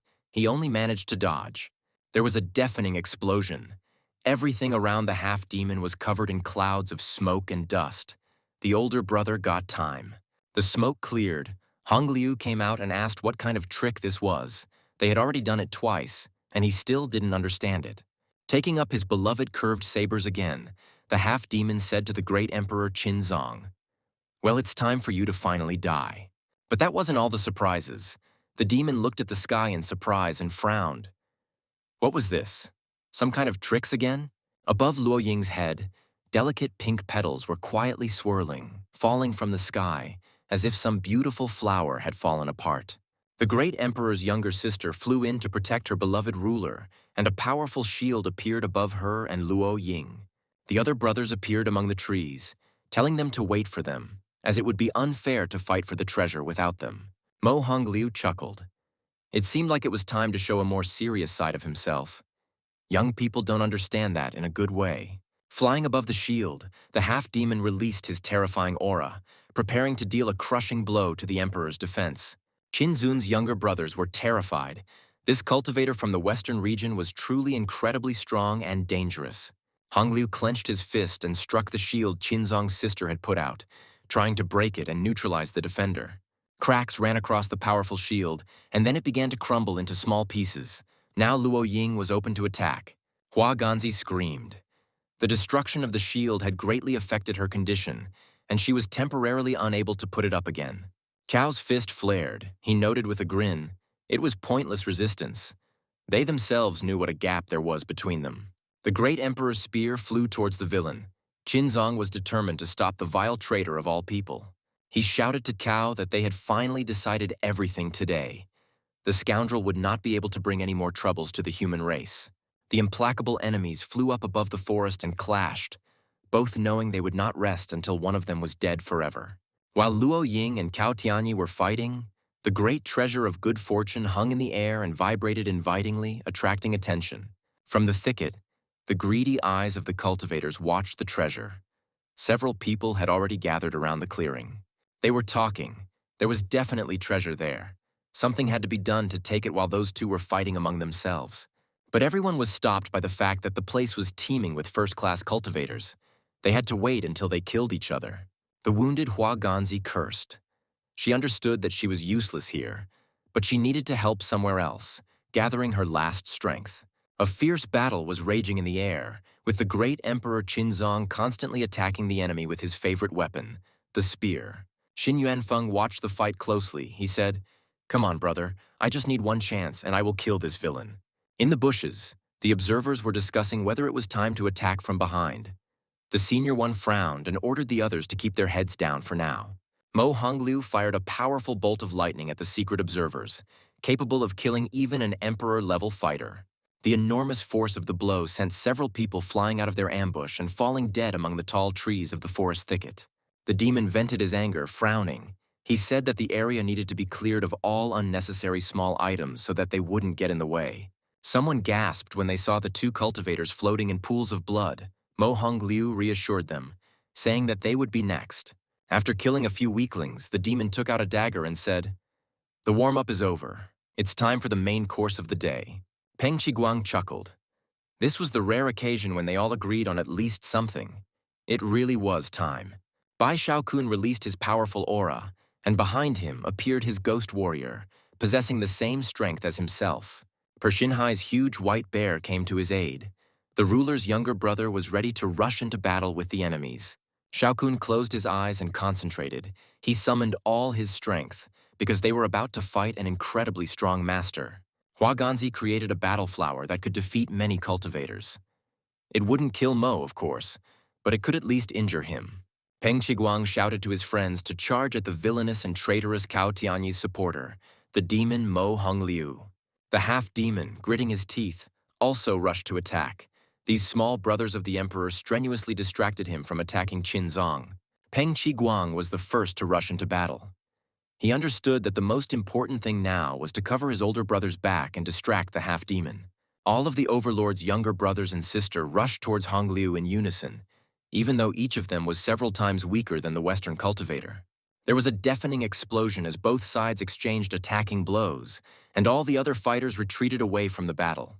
But the flames died down, the smoke cleared, and the battle between Mo Hong Liu and Qing Zun's younger brothers was very short but fierce. After the battle, the strongest demon was wounded. A trickle of blood ran down his face, and his entire face and body were covered in abrasions and bruises. He couldn't believe that the youth's attack had left him bleeding, and he told his opponents that their efforts were commendable. But the younger lords were much more seriously injured, all of them having expended too much energy to attack Mo Hong Liu. He reminded the little ones that he was still a divine realm-level master, so even together they couldn't handle him. And their eldest is now fighting with the same master as him, Mo Hong Liu, so she has practically no chance of winning. But Qinzong hated the traitor Cao Tianyi so much that it gave him strength. He fought fiercely, trying to finish off the villain. Cao had huge hammers in his hands and asked the emperor if that was enough. They wouldn't achieve anything anyway. The fight had been going on for quite a long time, but it hadn't led to anything. The opponents were strong and didn't want to give in to each other. They clashed again, and suddenly the sun reflected for a second in the blade of a spear, blinding the enemy with a bright beam. Xin Yuanfeng realized that he had to act now. He definitely wouldn't have another chance to help his brother. Cao gritted his teeth. He felt that an enemy had suddenly appeared next to him. One of the emperor's younger brothers had decided to attack. The emperor looked at the brave Yuanfeng in surprise. The boy had taken a great risk by striking such a strong master with his sword. There was an explosion, and Yuanfeng quickly struck the traitor with his sword, but unfortunately he was unable to kill him. Xin Yuanfeng landed. Despite his exhaustion, he was happy because he was able to wound the enemy, weaken him, and help his brother. Blood trickled down Cao Tianyi's shoulder, and he gritted his teeth to hold back a cry of pain as this insolent boy had managed to wound him. He told Yuanfeng, it was not bad. If he hadn't dodged, he would have already been on his way to hell. It's even a pity that Xin didn't hit the target.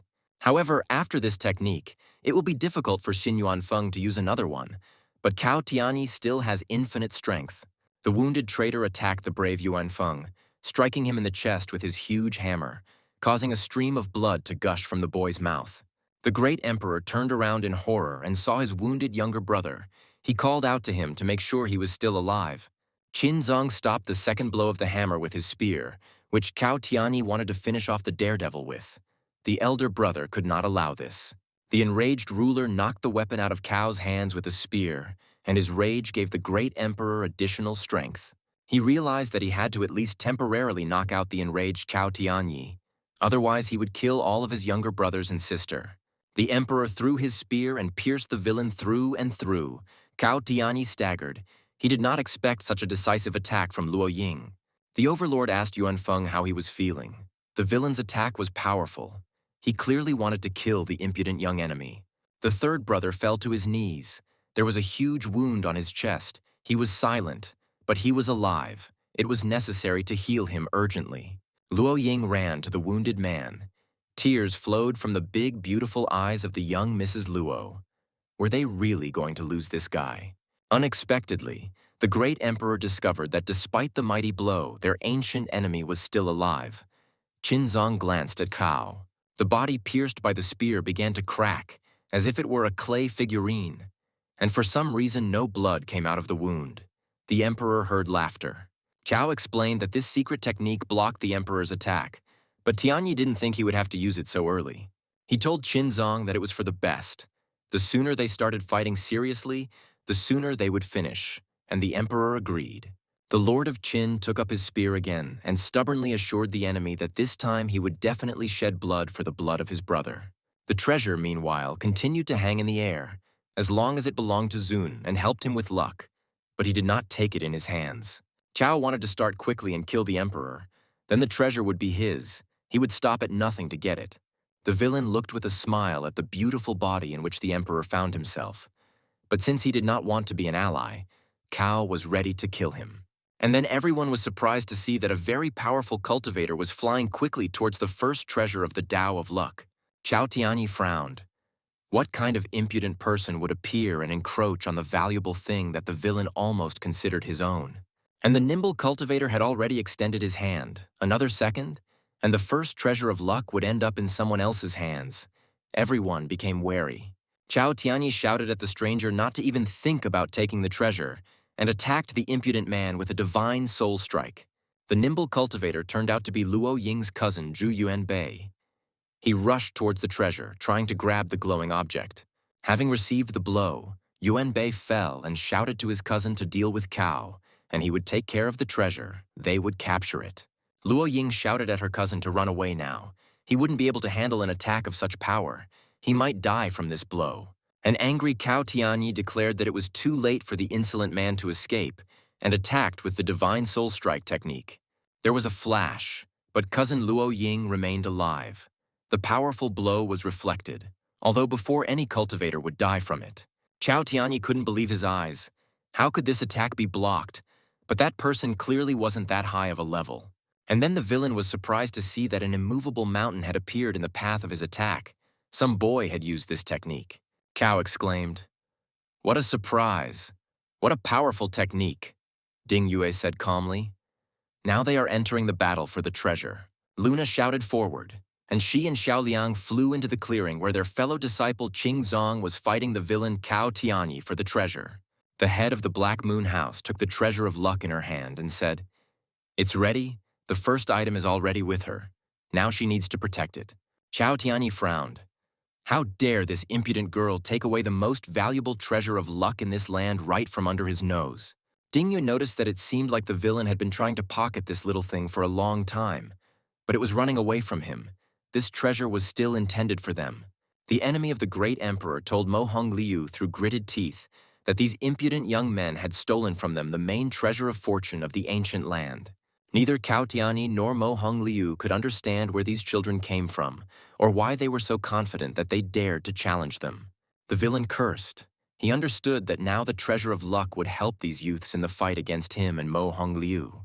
The great emperor Qinzong reminded the scoundrel Cao Tianyi that he was his opponent, not these children, and it was time for them to continue the fight. He was very surprised at what Zun was talking about. Was he ready to give these impudent young men the main treasure of the land of the living dead? The emperor laughed. As long as the treasure of good fortune is not with Tianyi, he, Qinzong, does not care who takes it. Let the children take it for themselves. Chao cursed foully. Why was everyone against him? He was feverishly thinking about how best to act in order to win back the first treasure. Clenching his fists, the villain exclaimed that if the youths wanted a fight, then go ahead. He would kill them here, but he would still take his treasure. Ding Yue asked if the ancient old villain really thought they were afraid. The young man took out his favorite sword and prepared to fight. The opponents rushed towards each other.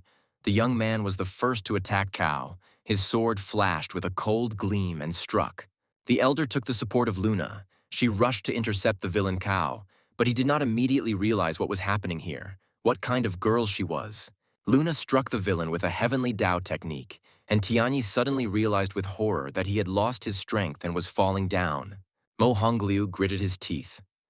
What kind of strange people were these, and what kind of terrifying technique was this? He hadn't seen anything like this since ancient times. Tianyi asked the girl what kind of technique it was. He instantly lost his powers. Even he, a recognized villain, does not know such a thing. Luna chuckled, which was very curious. This was one of the laws of the heavenly Dao technique. He could not master such a technique. Mo Hongliu told Chao that he would deal with that smug girl and that Tianyi would deal with the youth who had attacked him with a sword. The half-demon, armed with 2 curved sabers, attacked Luna, but she easily repelled his attacks with her technique. Chao stood in front of Ding Yue, the young man exclaimed. Finally, it's time to try out his new treasure of ancient land's luck. Tianyi growled. What kind of child is Yue? Does he even know who is in front of him? Cao in his time killed hundreds and thousands of such youths. But then Emperor Qinzong attacked Cao from behind, shouting at the old thief that he had forgotten about him, that they had not finished their battle yet. Mo Hongliu cursed. Despite all his attacks, the girl was still alive and uninjured. What amazing techniques did she possess? Ding Yue looked at the heated battle between Cao Tianyi and Qinzong. It seemed like he had no place here. And what use was this treasure to him? The half-demon ordered the beautiful Luna to give him the treasure quickly. Otherwise, he would kill her right then and there and take it himself. The girl threw the treasure she had obtained to Xiaoliang, shouting at him to catch the prey while she dealt with the half-demon. The young man caught the treasure thrown by his younger sister in arms on the fly, and now all the villains turned their attention to him. Suddenly Xiaoliang fell, the treasure of luck knocked out of his hands by a purple firebird sent from an ambush by Feng Shaoqing. The royal heir laughed. It seems like everyone wants to get their hands on this thing, so he, Feng Shaoqing, wants it too. But Xiaoliang slowed down the flight of the fortune treasure with a slow vine and returned it to himself again, intercepting it in flight. He threw the shining object onto a dry branch of a nearby tree and headed towards the would-be thief of royal birth. Xiaoliang asked Shaoqing where he came from. Feng replied that the guy had just joined this treasure mess. Competitions for the treasures of fate depend on the abilities of each person. There is no such thing as whoever takes it first gets the slippers. The young man took the spear in his hands and said, "It looks like it's his turn to fight in the battle for the treasure of luck. Well, he needs to warm up a little." Feng Shaoqing replied, "That's right. There's no way around it without a fight and a scarlet combat pill like the ones Wang Luo made shone in his hand." Xiaoliang was amazed at what this was. This power was comparable to the peak of the heavenly realm. This was a boost. It would be difficult to deal with. He noticed that, as expected of a member of the royal family, Feng Shaoqing also had such powerful items. But it wouldn't help. The young master of the Feng family laughed, saying that the boy was scared, and that was not all he was capable of in the fight for the main treasure. Xiaoliang chuckled. If he was afraid of something like that, he definitely wouldn't be here, so the heir shouldn't delude himself. Suddenly, the living dead appeared in the forest clearing, their eye sockets sparkling. They came out into the clearing where the battle for the treasure was taking place. Feng Shaoqing was stunned. What was this? Where did this whole squad of dead people come from, and what did they want? Did he really have to fight them again? Meanwhile, the number of dead people grew. They walked, their eye sockets gleaming and their dead, toothy mouths snapping. Xiaoliang heard Master Chu Pingfan's little nephew calling him, and he appeared in the clearing along with a squad of the dead. Luna glanced sideways at the young man. She knew about him only from information. These terrible living dead inspired horror even in her. Ding Yue asked Pingfan what this all meant, how he was able to subjugate these terrifying skeletons of deceased cultivators. Chu Pingfan shouted to his friends to retreat. Their squad would quickly deal with all the enemies now, and they would watch it. Feng Shaoqing smiled widely. Here comes another one from their group. Well, he will slap them all in one blow. Great. Suddenly, the young heir of the royal family saw that his precious treasure of power had cracked and fallen into pieces. Shaoqing exclaimed in horror. What happened to his treasure that gave him unprecedented strength? How could he win now? Pingfan smiled. Now he had the treasure of good fortune. So Shaoqing need not be surprised that good fortune was on Chu's side. Yusu rode into the clearing on one of the corpses. The girl added that in addition to the treasure, Pingfan also had an army of ghosts. Feng Shaoqing cursed. He had missed his chance to seize the main treasure of fortune of the land of the living dead, as well as the throne. Chu Pingfan asked if anyone had any objections to this outcome in the hunt for the fortune treasure. Cao smiled bitterly. At that moment, two more of Chu Xuan's disciples rushed out into the clearing, the alchemist Wang Luo and the master of weapons and mechanisms Xiang Xing. Wang Luo, seeing the treasure he had found, was delighted. Wow, this is divine blood, the main treasure of the land of the living dead. There was a blood stain in the air. It was not so easy to control this object. It was not enough to simply get it. Wang Luo sent a restricting pill towards the treasure, and Xiang Xing immediately cast a refining seal. The clot of divine blood immediately appeared in a container specially prepared by Xiang Xing for storing treasures of fortune. Chao Tianyi growled in anger. Do they want to grab all the treasures of good fortune for themselves? Aren't these kids taking on too much? Ding Yue was surprised. Cao was talking as if they were stealing them from him. These treasures belonged to them, so there was no need to be so indignant here. Tianyi clenched his fist and cursed. He was not going to give up the treasures of fortune to some incomprehensible kids, no matter how strong they were. He grinned maliciously. In that case, let there be no winners in this battle. A clot of some dark blood appeared in his hand. Chao Tianyi threw the blood clot into the lucky treasure, covering the item in dark blood that contained concentrated hatred. Chu Pingfan was surprised and asked what kind of thing had arrived that this old goat had decided to do with their treasure. Wang Luo frowned. It seemed that the villain cow had infected the treasure with tainted blood. Luna frowned. This is bad. The treasure will perish. Pingfan asked the alchemist what it was. It was growing. What should they do now? The young man had never heard of such blood before. Chao Tianyi chuckled. It seems that guy, the alchemist, knows about the tainted blood. He probably already understood everything. They all lost. Luna read about it. According to legends, it is an essence of blood and grievances, collected from the corpses of the most powerful people in this world who did not want to die. But the treasure would become useless. Cao Tianyi himself would not be able to use it, so he said that there would be no winners. The villain laughed. Yes, they were all right. So for now, they would settle for a draw, but he would still take revenge on them for this loss of his. Luna suggested leaving. The infection was growing, but then Xian jumped out into the clearing and shouted that it was too early to make a decision. Ding Yue asked the girl in surprise where Xian came from. Almost the entire squad had already gathered in this forest clearing. She replied that she had been here from the very beginning, but it didn't matter. She knew how to cure the treasure of luck from the infection of tainted blood. Ding Yue asked, "It was probably the master who gave her the idea. Everyone here says that there is no such method if the infection has already begun." Su Xian'er shook her head. There was no need to bother Master with such nonsense. She had come up with a way herself. The girl suggested that everyone look at the sky. Something sparkled there. A portal had opened between the mini-world and the ancient Earth. And then everyone saw something flying straight towards them. It was one of the great master's pets, a creepy, toothy, flower-devouring creature. He instantly took root and grew to enormous size. He looked around and recognized the master among the students present. Chao didn't know what this strange thing was, but he had never heard of anything in the world that could heal something infected with tainted blood. Seeing the tainted blood, the flower began to drool. Xian explained that it was a devouring flower and had a terrible appetite. The girl turned to Cao Tianyi, who was shaking with anger, and answered that he had not heard of this flower because he was ignorant. At Su Xian'er's command, the flower opened its huge, toothy mouth and bent over the greatly enlarged treasure. The flower swallowed the valuable item with gusto. Cao Tianyi's mouth dropped open in surprise. How could this be, this monster? The villain asked if this horrible toothy plant had simply gobbled up the most valuable treasure of luck in the world. How insulting that was. But as soon as all the tainted blood was absorbed by the flower, it immediately spat out the treasure of luck, cleansed of contamination. The shiny, valuable object lay on the ground again, as if there had never been any infection. All the tainted blood had disappeared. Cao Tianyi couldn't believe that this unusual plant really had such incredible cleansing powers. But this is absolutely impossible. This is tainted blood from ancient devastated lands. Nothing in the world can defeat it. Feng Shaoqing was delighted. If he got this flower, he would become completely immune to poison. He had to take it from the brats.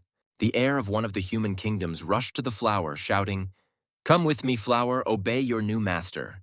Xuan's pet grabbed the cultivator, who ran up to him with his powerful appendage. For the first time, someone was climbing into his mouth.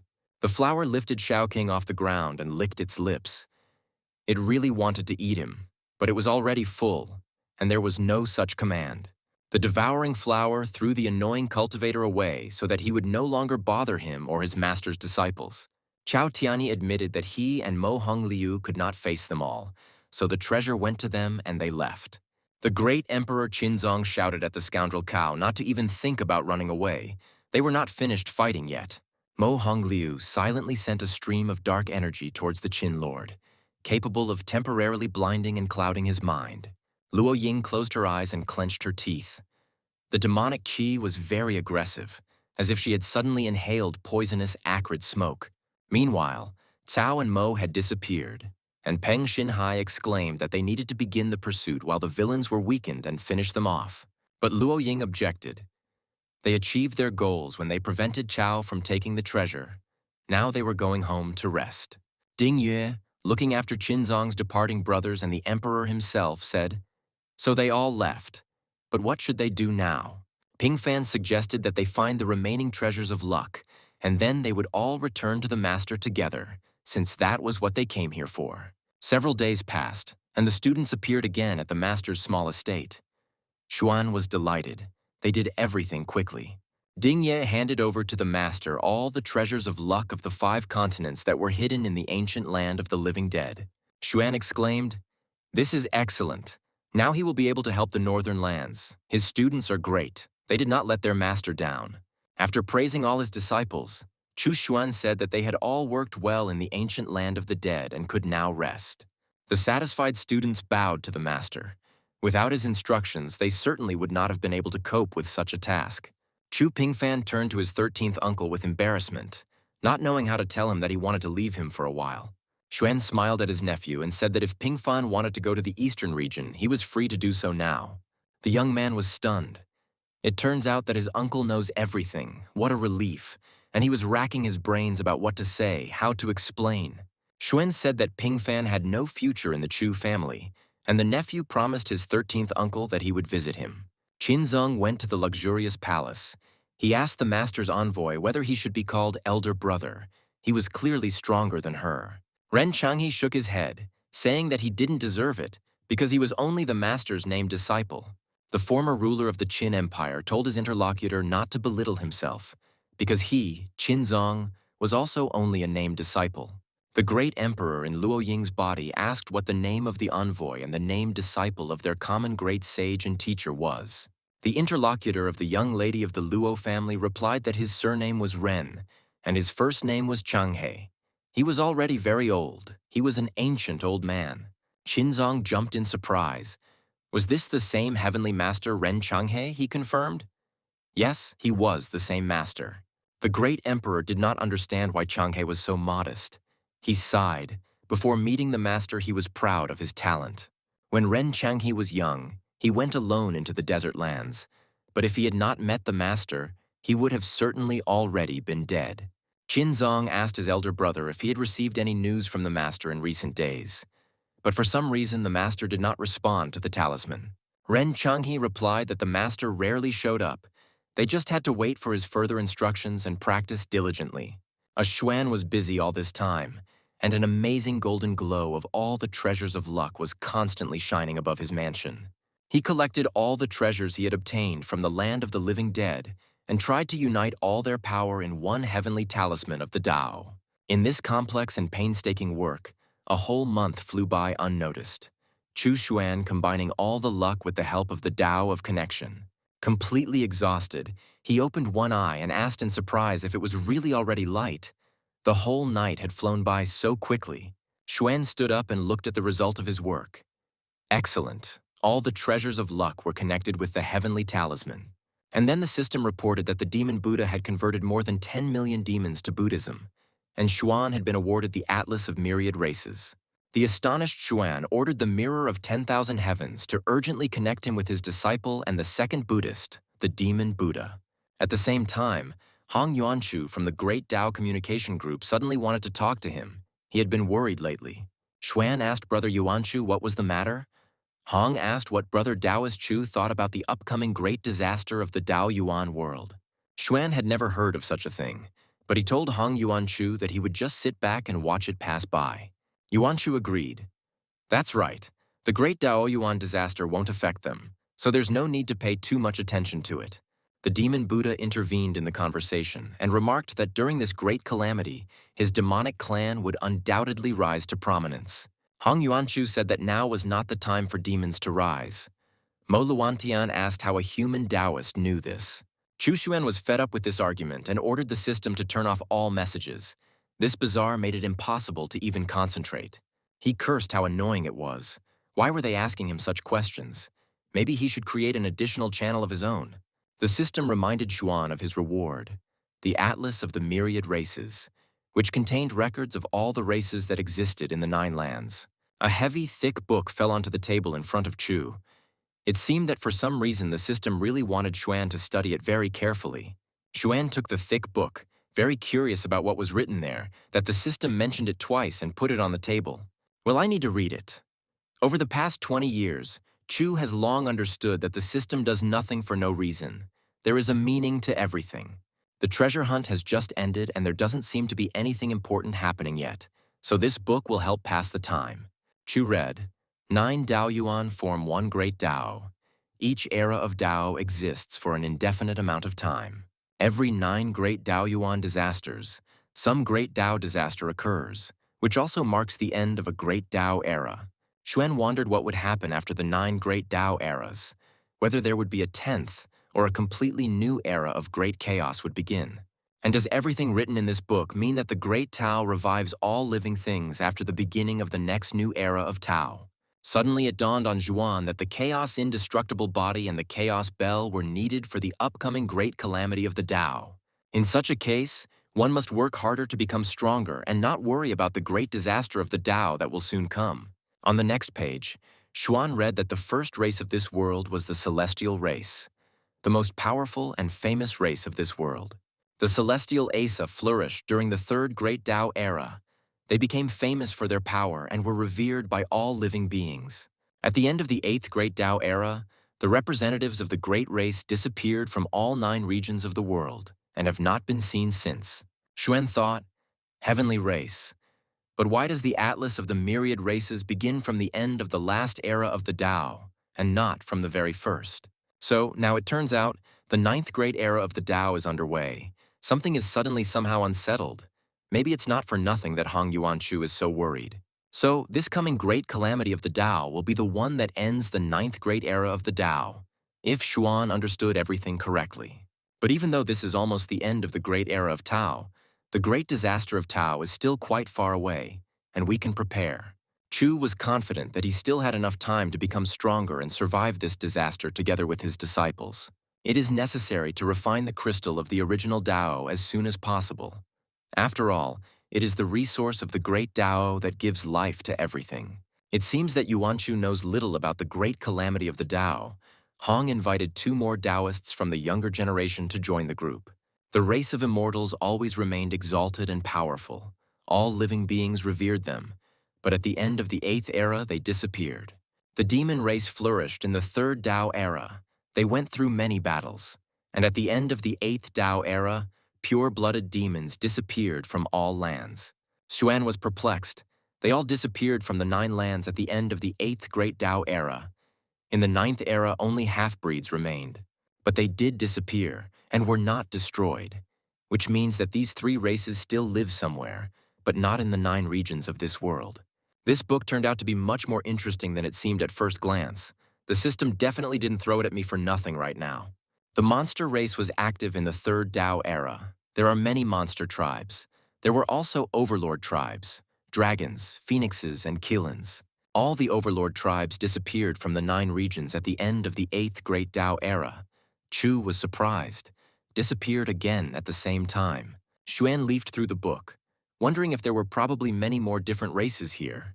How long would he have to study them, and whether it was even necessary? And then Chu froze. He saw a very familiar name among the many races. Xuan himself was amazed why this surprised him so much. He stopped at one of the pages and ran his eyes over what we have here. In the book there is, among other things, a description of the human race.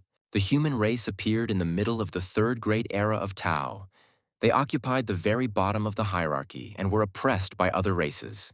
Humans began their ascent at the end of the 8th era and became the main power in the 9 lands at the end of the 9th Tao era, occupying 5 regions.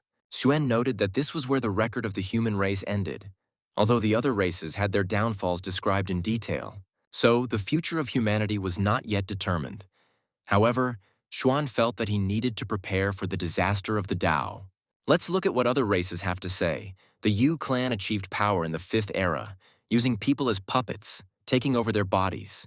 At the end of the 7th era, they were defeated by humans. Their fate was changed. They became lost and are now transformed into a new race of ghosts. Chu was stunned. The Atlas also had this.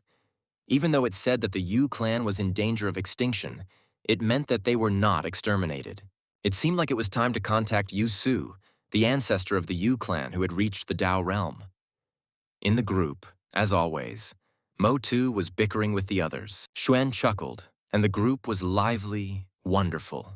This filled the crystal of the original Tao with the energy of the arguing Taoists. Chu smiled. It's time to get a twink and ask about the great disaster. If Xuan himself asks questions, it will damage the reputation. The group leader interrupted Mo Tu's squabble with Hong Yuanchu and introduced everyone to a new Taoist friend named Shuai Potian. Ying Kun perked up. He was still a newbie. Maybe he was completely green, so he could get out of the last place in the group. Hutai lazily turned to the message. An interesting name. Shuai Potian, I wonder how cute he is. Is he really cuter than a tiger cub? Demon ancestor Mo Tu decided that this newcomer was obviously not so simple. Since Chu Xuan himself was introducing him, he should take a closer look at him. Chu introduced himself as a newcomer, saying that he was 3,000 years old and at the 6th level of the Dao realm, which was mediocre for the family. Demon Mo Tu was shocked. He was only 3,000 years old and already in the Dao realm, and for his family this was mediocre. What kind of family was this? The group perked up. No one believed that one could reach the realm of Dao at such a young age. Yuan Chu suggested not to talk nonsense. Xuan laughed to himself. All the cultivators were completely shocked. Well, great. At least they were definitely interested in the new character. But there is no other way. If Xuan cannot deceive them, then how else will he be able to know everything about the upcoming great disaster of the Dao? As far as Chu remembered, the races of celestials, demons, and immortals had disappeared from the 9 lands, but they were not destroyed. Xuan clapped his hands silently with satisfaction. He was using the new character to fool everyone and find out everything. Hong asked the newcomer to tell the truth. He replied, "It is true. There are many in the kingdom of Dao. Haven't they seen Taoists of this age?" Piao Ruyun was dumbfounded. How did this strange newcomer know that there were Dao realm cultivators in the Heavenly Dao communication group? They didn't say that anyone here had achieved something like this, and the cultivation level of their power is not displayed in the group. So how did he know? Motu guessed that Shuai had used a secret technique, but he had never heard of a technique that could recognize a Taoist. Tiger Cub Hutai thought, so it turns out that this young newcomer is telling the truth?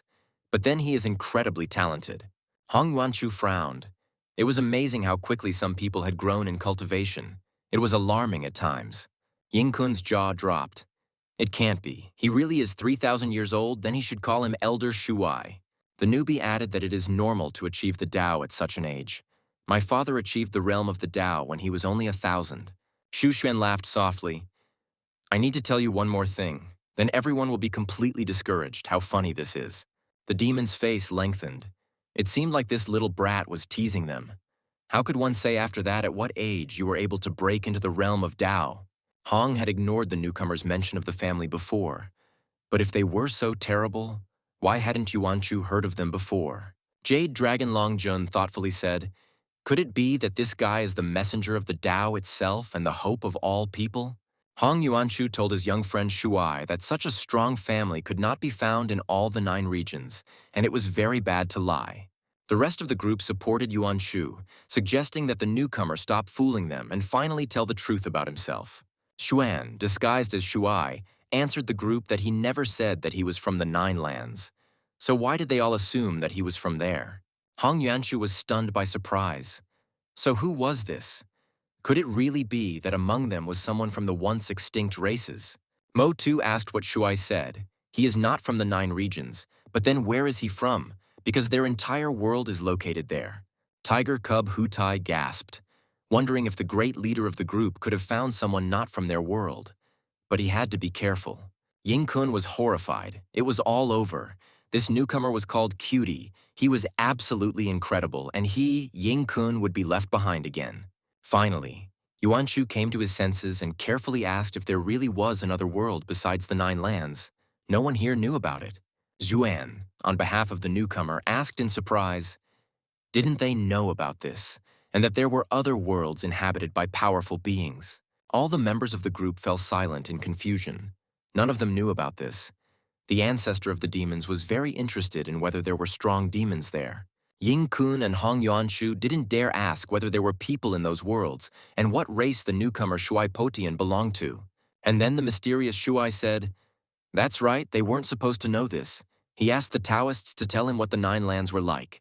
If it weren't for the old man who forbade Shuai from leaving until he broke into the Dao realm, he would have come to play in the 9 lands long ago. Ying Kun was in a panic. How terrible! Not only the newcomer himself was incredible, but his entire family was incredible. Was this really possible? To be completely sure, Ying Kun asked Shuai if his entire family had really reached the Dao realm. That was simply incredible power. Shuai confirmed that everyone except him had already advanced further, and he was the youngest, and his abilities were very average. Hong muttered in confusion. So other worlds really do exist. It's incredible. But why haven't they encountered them? Loon said that a long time ago he met a man with incredible skills.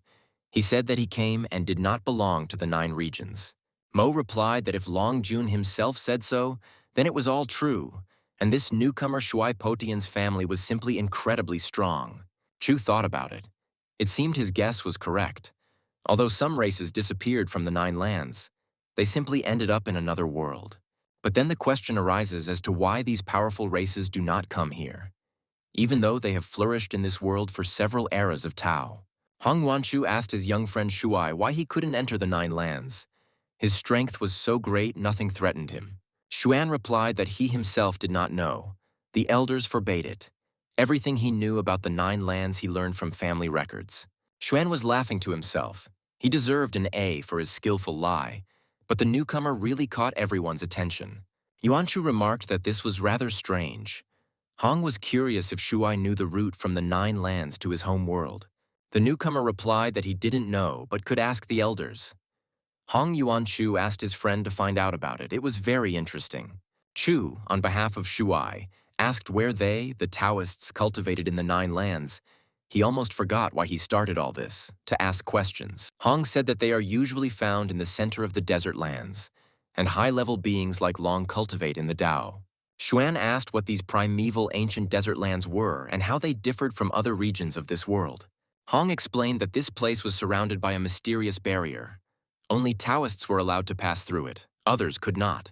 The great Tao itself attracts strong Taoists. Many secrets of the earth and heaven are hidden in this land, and no one fully understands them. Here one can perfect the body and soul, and here one can find more rare and powerful treasures than in other parts of the world. Chu asked if it was possible to leave and enter these lands freely, Hong confirmed. But it was not so simple. It was harmful for the Taoists. After leaving this earth, the Taoists will become polluted with muddy energy, and the great Tao will repel them until they purify their energy. In the worst case, they will never again be able to enter the primeval ancient desert lands and comprehend their power and wisdom. That is why there are no Tao realm masters in the 9 lands. The great Tao attracts them and does not allow them to leave, and they cannot cause harm. In this way, balance is maintained, and the reason why Chu Xuan is not affected by the great Tao is most likely due to the system. This means that Xuan can cultivate peacefully in his manner without worrying about anything and follow his great plan. Chu laughed heartily at how interesting and fun this world is, and what a wonderful and wise system of cultivation it is. Hong Yuanchu added that there is a period when Tao masters can enter other lands without being contaminated by spiritual energy. Xuan, on behalf of Shuai, asked in surprise, "Oh, and what kind of period is this? And why is the energy becoming cleaner in other regions?" Hong said that it comes during the Great Tao Yuan disaster. When it begins, the Great Tao pours out throughout the 9 lands. Those chosen by fate will rise up, break through the shackles, the Tao will be kind to them, they can become the strongest of the strongest. In the final stages of the great disaster, rays of fate and perfect treasures will appear, luring Taoists straight into the disaster. Xuan understood. So this is what the great calamity of Tao Yuan is. It is not dangerous at all compared to the great calamity of Tao. The great Tao controls the behavior of people. When it fills the lands, it tries to achieve balance, elevating some and killing others. But for Xuan, this is not important. The most important thing is the great disaster of the Tao. Unfortunately, Hong's cultivation is too low for him to know this. Chu decided that he needed to open a private chat and ask Master Lun about everything. Although he didn't have much hope for the dragon, Jade Dragon received a talisman message that Chu Xuan was inviting him to a private chat. Long Jun was very surprised. What a convenient treasure Brother Chu has. It turns out they can even communicate privately with it. It's simply incredible. Jade Dragon asked Brother Chu what happened. He invited such an interesting newcomer today. All the Taoists of the group are shocked. Xuan asked Brother Long if he knew anything about the great calamity of the Tao that ends every great era of the Tao world. Long Jun was stunned. What kind of great disaster of the Tao is this? Does such a thing really exist? But when will it happen, and what is it like? Is it dangerous? The Jade Dragon honestly admitted that he was hearing about something like this for the first time, and asked Chu to tell him what it was and when it would happen. As Xuan expected, Long knows nothing. He was born in the 9th era and has not heard of the great calamity of the Tao. It is a pity that this is so. Chu told Long that he himself did not know for sure, but he would appear after this great Daoyuan disaster. Long was amazed. Even Chu did not know. The Jade Dragon was saddened. It turns out that the great calamity of the Tao will affect him too. I would like to know what it is. Chu asked Lun to pay more attention to the changes in the Tao. Some anomalies must occur before the disaster begins. A delighted Long thanked Chu for the information and promised to let him know if he noticed anything strange or unusual in the Tao. At this point, Xuan said goodbye to the Jade Dragon, promising to tell him the news if he learned more about the great calamity of the Tao. Su Xianer informed the master that it was time for dinner. Xuan asked to leave the food outside the door. He would eat a little later. The Daoyuan disaster will affect Xuan's disciples. If they can obtain the treasure, they will overcome the heavenly realm in 100 years. Xuan decided that for the sake of the disciples, he should use the heavenly mirror to determine exactly where the Daoyuan disaster would appear. He launched an advanced search mirror to determine what and where his talented students could find. Chu saw in the mirror a giant bloody lake among the dense forest thickets, its crimson waters inspiring real horror. Xuan realized that this was a lake made of the blood of countless fallen cultivators. But it was not the same lake he had seen before in the portal. Compared to this lake, the lakes from the ancient land of the living dead are not even worth mentioning. They are much smaller. And this crimson reservoir didn't even look like a lake, more like a sea. Suddenly, Chu saw that something was happening in the center of the bloody reservoir. Xuan frowned. It was hard to even imagine what kind of battle had taken place there that left behind such a lake of blood from the dead. Looking in the mirror again, Chu saw strange people emerging from the crimson waters. He didn't immediately understand what it was, some kind of devilry. It turned out that these were the creatures born from the hatred and regrets of the 9 Daoyuans that emerged from the Blood Sea in the 9th Tribulation. They were reborn on the battlefield where they died. Their bloodlust is eternal. They are the bearers of disaster, a clan of bloodthirsty fiends. Xuan thought about it. He, of course, expected something like this. But these bloody monsters look too terrible. He should think about it. Looking into the empty eyes of the dead monsters, he said, "It seems that this time it will be a little more difficult than in the land of the dead. A clan of blood fiends, a race that never died as long as there was blood around. They were usually found on ancient battlefields of blood. But these battlefields stretch across all 9 lands, meaning that during a disaster there will be no safe place." Chu Xuan sighed. It seemed that even the peaceful days of this small courtyard would come to an end. He really didn't want that to happen. The great Daoyuan calamity will officially begin within the next 10 years, and we must prepare for it during this period. But 10 years is too little. Xuan understood that he would not be able to break through the realm of Dao in 10 years. It was unrealistic. However, this time will be enough to fulfill the plan of the heavenly Dao, replace the laws of earth and heaven, and secure your southern region. It is necessary to increase the level of cultivation, although it is not possible to break through to the next realm. But the strength is needed to crush the disaster itself. But first, I need to talk to Ren Changhe and Qin Zong. The heavenly Dao Plane talisman still needs the power and influence of the Luo family. The said disciples arrived at Xuan's estate and greeted the master. He stopped them. Enough, no need to be so polite. Chushin said that he had important tasks for them, and their future would largely depend on how they worked. The students immediately confirmed that they were ready to carry out any order from their master, sparing no time or effort to do so. He explained that the 9 lands would soon be hit by the Daoyuan disaster, and they needed to accelerate their growth in order to fight for the treasure during the disaster. Those who possess the treasure will be able to quickly raise their level, and reaching the heavenly realm within 100 years will not be a problem. Chang'e's soul is compatible with the yin-yang Dao. He can achieve a lot in times of adversity, and with treasure, he can even break through to the realm of the Dao. The dumbfounded Ren Changhe asked the teacher how he could obtain this great valuable treasure of the great calamity, the Dao Yuan. Chu said, "Kill the enemies and the bearers of disaster, the Blood Fiend clan, defeat the chosen ones. When the time comes, you will understand everything." Chang'e can team up with other Divine Realm Masters to prepare for the fight against the Blood Fiends. Particular attention should be paid to the barren ancient lands, and now Chang'e can be free. There is another task for Qin Zong. Qin Zong has incarnated as Luo Ying. She must return to the eastern region and take control of it, with the help of her senior martial sister. Just at this moment, Ji Hei Yue came in and greeted the master. Xuan said that she was just in time. There was a task for her. Luo Ying greeted her elder sister, and the head of the Black Moon House smiled and told her younger sister that there was no need for ceremony. Zhuan told them to leave a drop of blood each, so he could create a drop of rebirth. If something happened, they could be resurrected.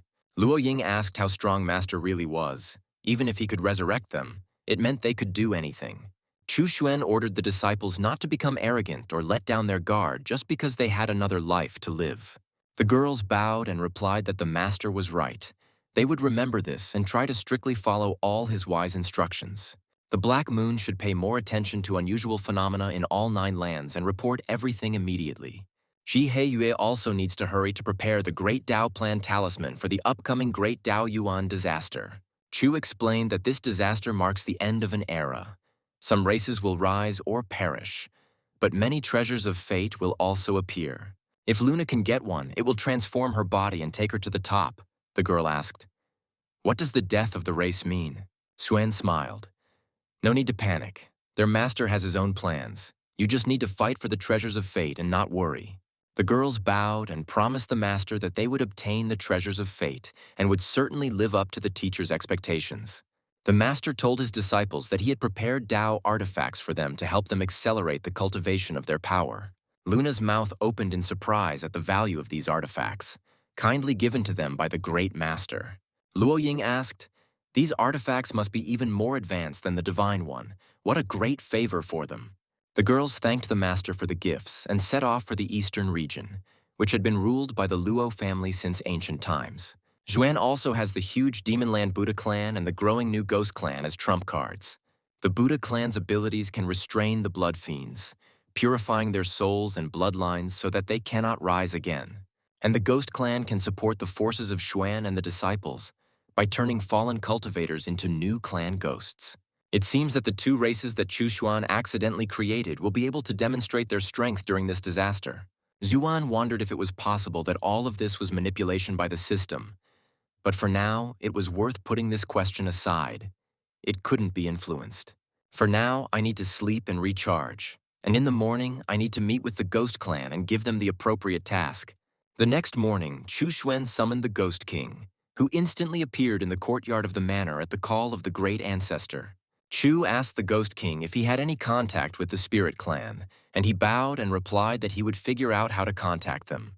Zhuan ordered to do it quickly. The Dao Yuan disaster is approaching, and this will be the perfect time to elevate their clan. They will make the Spirit Clan disappear, and the ghosts will receive their luck. Becoming stronger, the king admired. They follow the faithful man. The head of the Ghost Clan bowed respectfully to his ancestor and assured him that he would do everything he could to fulfill the order. Xuan released the king, who, after bowing many times, flew away, anticipating the rise of his almost extinct family.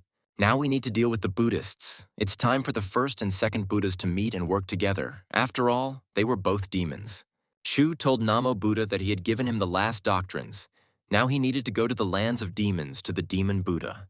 Together they will have to convert all the demons to Buddhism. The first Buddha obediently answered the master, "Yes, my Buddha, I will do everything." Namo Buddha has already achieved enlightenment. I wonder what kind of conflicts will flare up between him and the demonic Buddha. That will be funny. Chu Xuan appeared in the portal and told the 13th uncle that he wanted to go on a journey to test himself together with Yu Su. Xuan smiled happily. It seems that our little Pingfan has grown up and can now go on trips on his own. This makes me very happy. Yu Su asked Grandfather Ancestor if she could also go on a journey with Pingfan. She would always protect him. Chu laughed. Oh yes, they are 2 little devils, inseparable until the very end. But when they met, they growled at each other. Yusu lowered her head and replied shyly that she was just worried that Pingfan would be bullied and that she wanted to protect him. Xuan patted his nephew on the shoulder good-naturedly and agreed, telling them both to have a good time there, but to be careful. He reminded him that Pifan's Dao could give him a lot in the imminent disaster of the Dao Yuan, so he could just go with the flow. The head of the Black Moon House ordered Xiao Li to summon the 10 strongest lords and send them to the border of the eastern lands. The subordinate bowed respectfully and replied that he understood everything and would immediately send secret messages to the powerful lords. Luna also ordered that 2 more lords of the Heavenly Kingdom be selected and sent to keep an eye on the eastern border just in case. The subordinate hesitantly tried to object. Luna barked, "No buts. We need to focus on supporting the Qin and Luo families." In addition, They need to establish a branch of the Black Moon House in the Eastern Lands and actively develop it in this new region. The sect elder bowed deeply to the mistress and said that everything would be done as Lady Ji ordered. Xuan was very pleased. The Black Moon Masters were located on the border of the Eastern Territories and were just waiting for Luo Ying's order. The House of the Black Moon is truly fast and decisive, so there's no need to worry about the Eastern Lands for now. The students will take care of everything. While sipping his tea, Chu thought that if only he could leave the house, he could surely be considered invulnerable in this world. And then he heard a message from the main talisman of the Heavenly Tao that the implementation of his grandiose plan was going very successfully. The laws of heaven and earth in the Northern Territories would soon be replaced by his Heavenly Tao plan, the 5 fortune treasures accelerating the process. It seems that this will happen within the next year. I wonder what the system reward will be this time, what it will tell me. The great Emperor Qinzong informed his comrades that he was leaving for the eastern region, where Luo Ying, in whose body his soul was located, was from.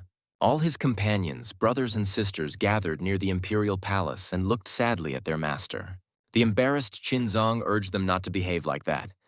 After all, he was not going to the eastern region just for a stroll. In their previous life, they followed the emperor through fire and water. They did not retreat even when they were threatened with death. In this life, they stood together again to fight Cao Tianyi, and he, Qinzong, would not forget the friendship that had lasted through 2 lives. And even though he, Qinzong, now needs to go to the eastern lands, this does not mean that he will not return. So why are they all crying? The assembled friends were silent. They could not understand why and how the ruler was going to the east and leaving them here alone. The great emperor approached Bai Shaokun and asked what had happened. Why were they all silent?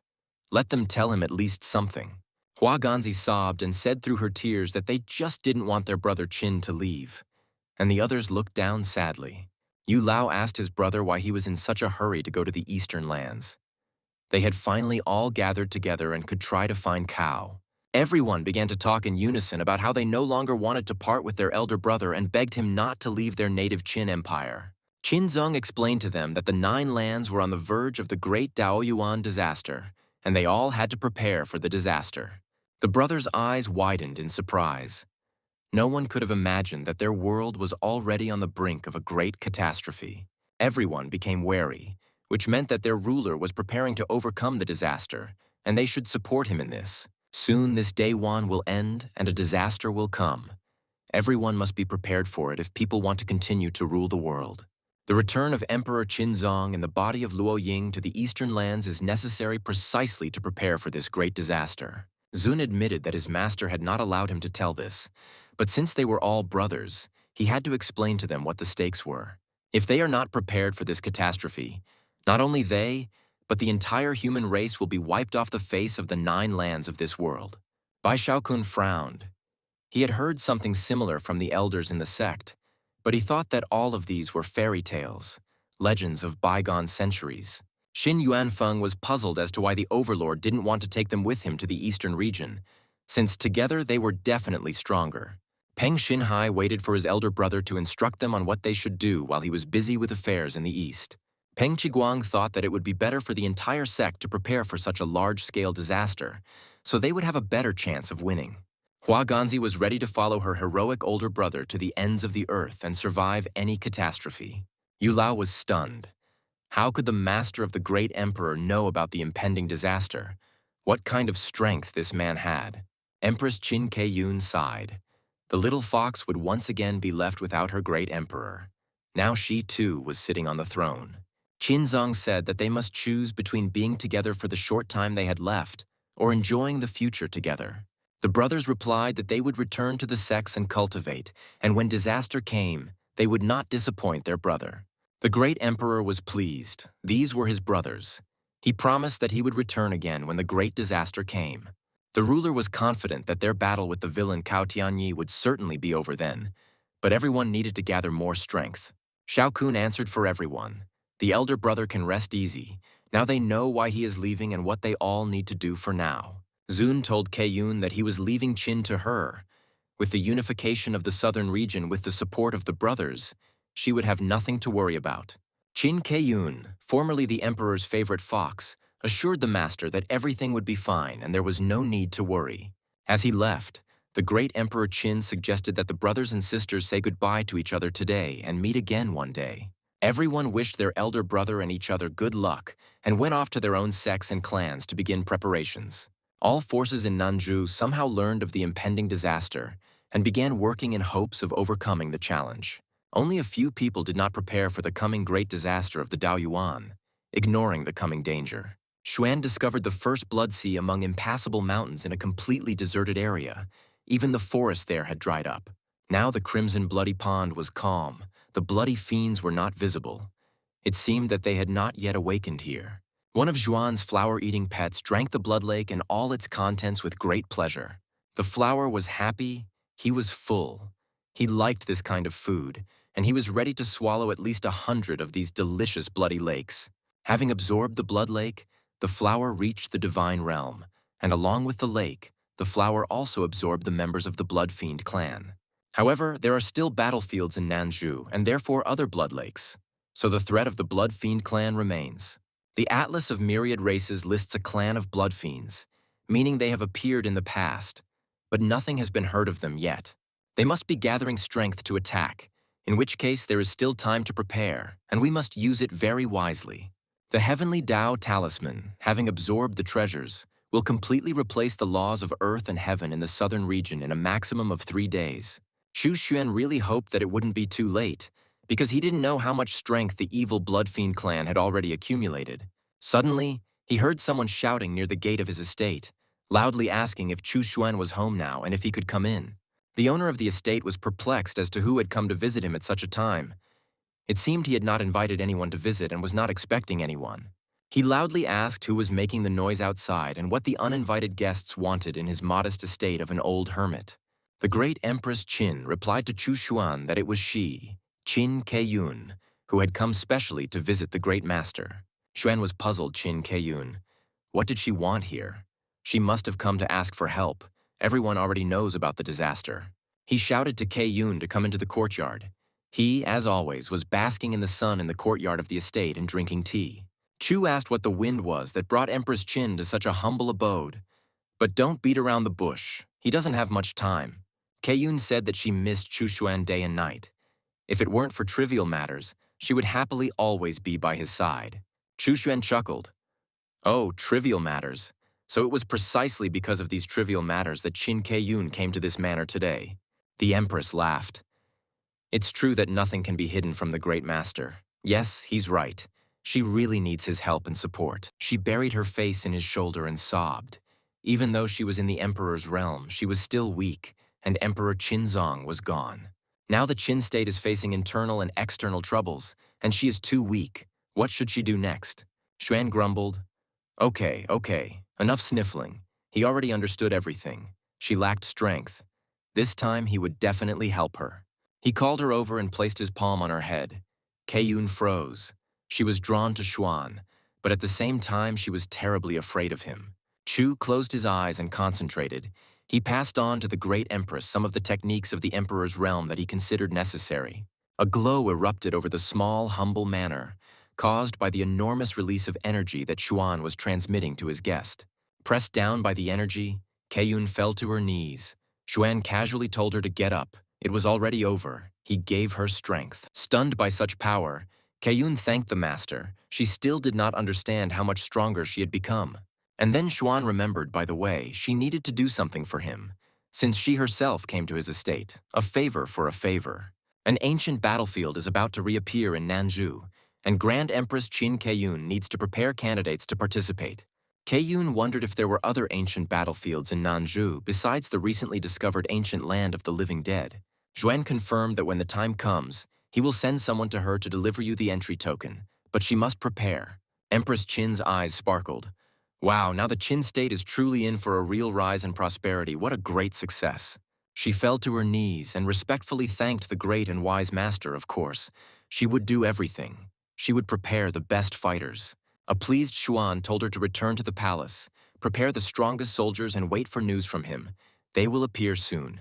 The great Empress of Qin bowed and replied that she was ready to carry out the orders of the wise and powerful master and was leaving.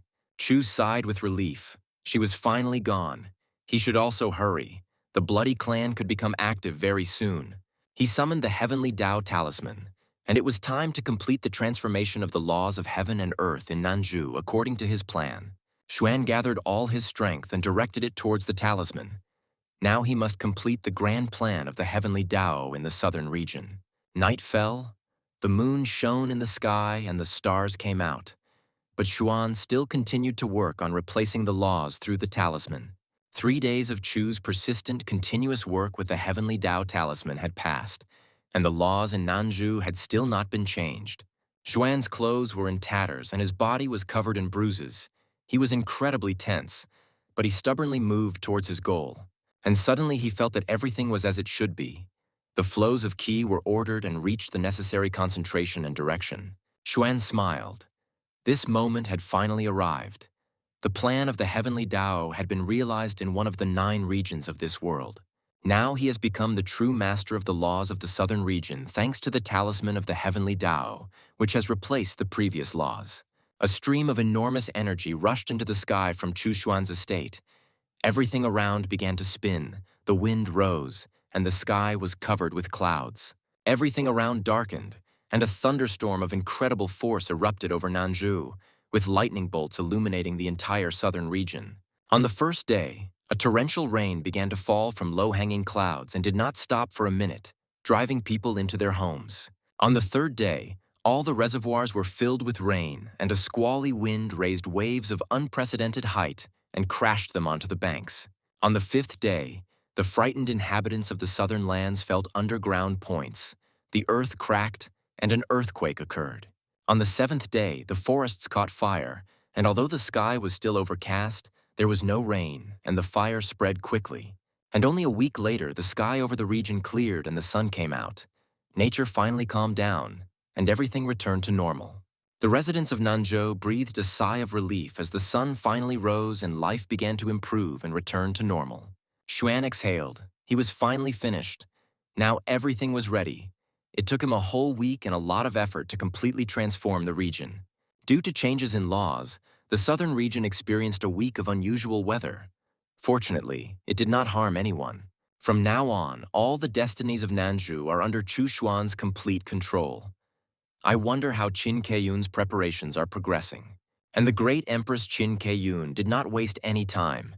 She selected the strongest people she could find in the empire. The overlord turned to her knights and told them that they had all been personally chosen by her as the strongest cultivators.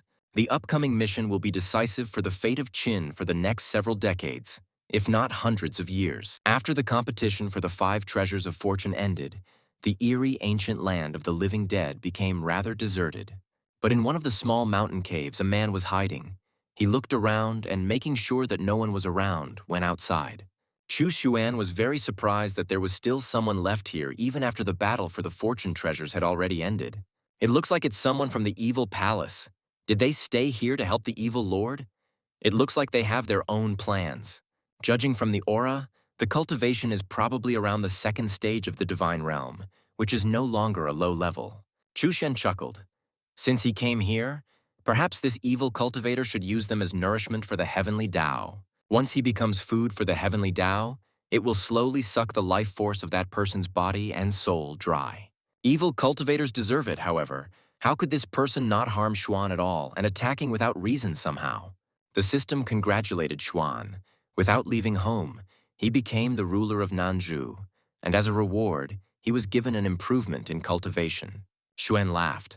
How long he had waited for this, but better late than never. Finally, he could rise to another level. Xuan's aura flared up.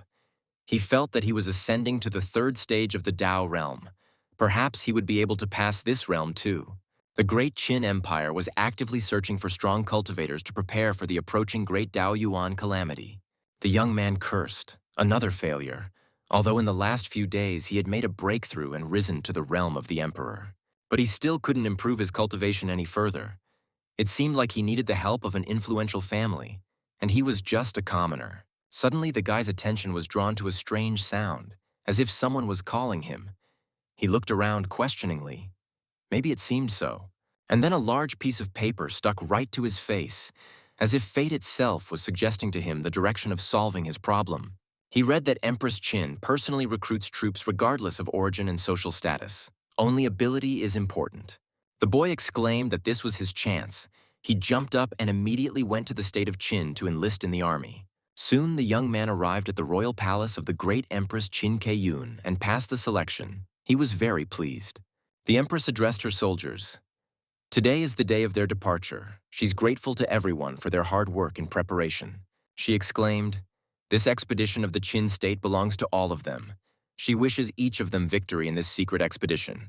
Keiyun didn't expect that the southern region could produce so many high-level cultivators and powerful warriors. It was amazing. Has cultivation really become easier? Something has definitely changed in Nanju, and these changes are continuing. The young man laughed contentedly. He was so lucky. He had barely arrived and already found himself in such a major operation. It seemed like he was just lucky. Empress Qin Keiyun couldn't understand what was happening in the region, and it didn't really matter. It was good for her anyway. The head of the House of the Black Moon was informed of the latest news and analytical conclusions about the situation in different regions of the world. Recently, there have been reports that Nanzhou cultivators are experiencing rapid growth in their cultivation levels. Luna said it's normal. Nanzhou's laws were incomplete before, but now the laws have returned and cultivation has become easier. The speaker was surprised why the master was so indifferent. Wouldn't the increase in powerful people be a threat to the sect? Ji Heiyue objected. The House of the Black Moon does not rely solely on strength to establish itself in this world. We should not forget about that. The advisor insisted that they still had to do something, Luna agreed. He was absolutely right, and she came up with an idea.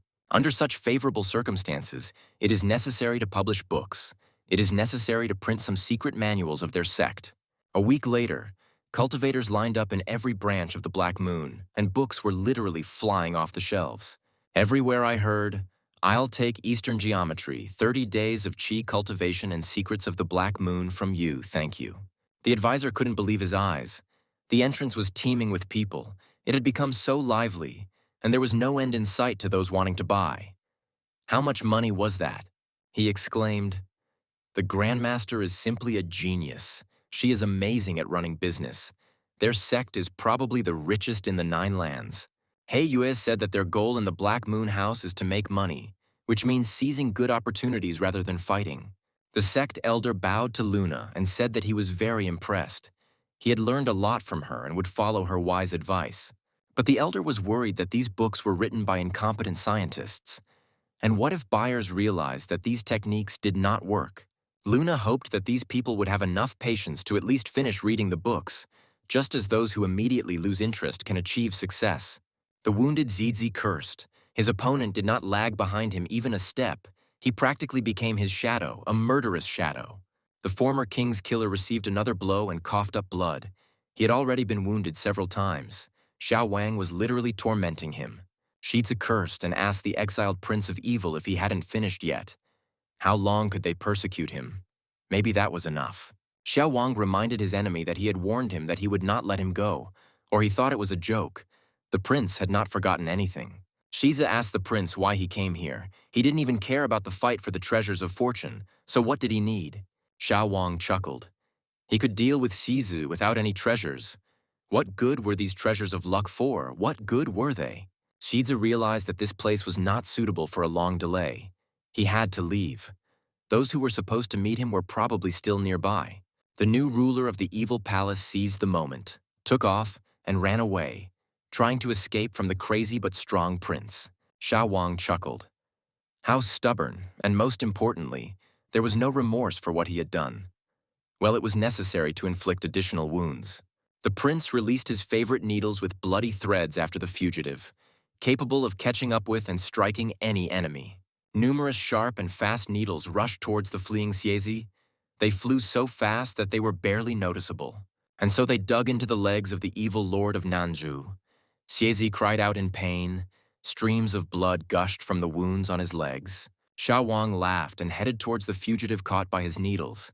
Now the prince wanted to take revenge for all his suffering. Shiza groaned. His legs were incredibly painful. They were all stuck with needles, like instruments of torture, and did not allow him to move. The exiled prince asked his captive if he really thought he could escape from him. He had been preparing for revenge for too long. The Lord of Evil laughed and said that the prince had better first take a good look around and figure out where they were now. Xiaowan knew that this was the outskirts of the ancient land of the living dead, and that the worthless ZZ really did still have any trump cards left. The evil lord shouted at the top of his lungs at his accomplice to immediately kill the little exiled evil king who had attacked him.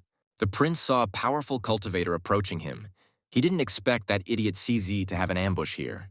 The cultivator from the royal Feng family received a crushing blow and, gritting his teeth, flew far away. His opponent laughed and asked, "Well, Brother Feng, are you now convinced that you are ready to admit your defeat in this fight?" Feng didn't understand how this was possible. Just a month ago, his cultivation was 2 levels higher. Could the bastard really be cheating? The guy smiled and asked Brother Feng not to be angry.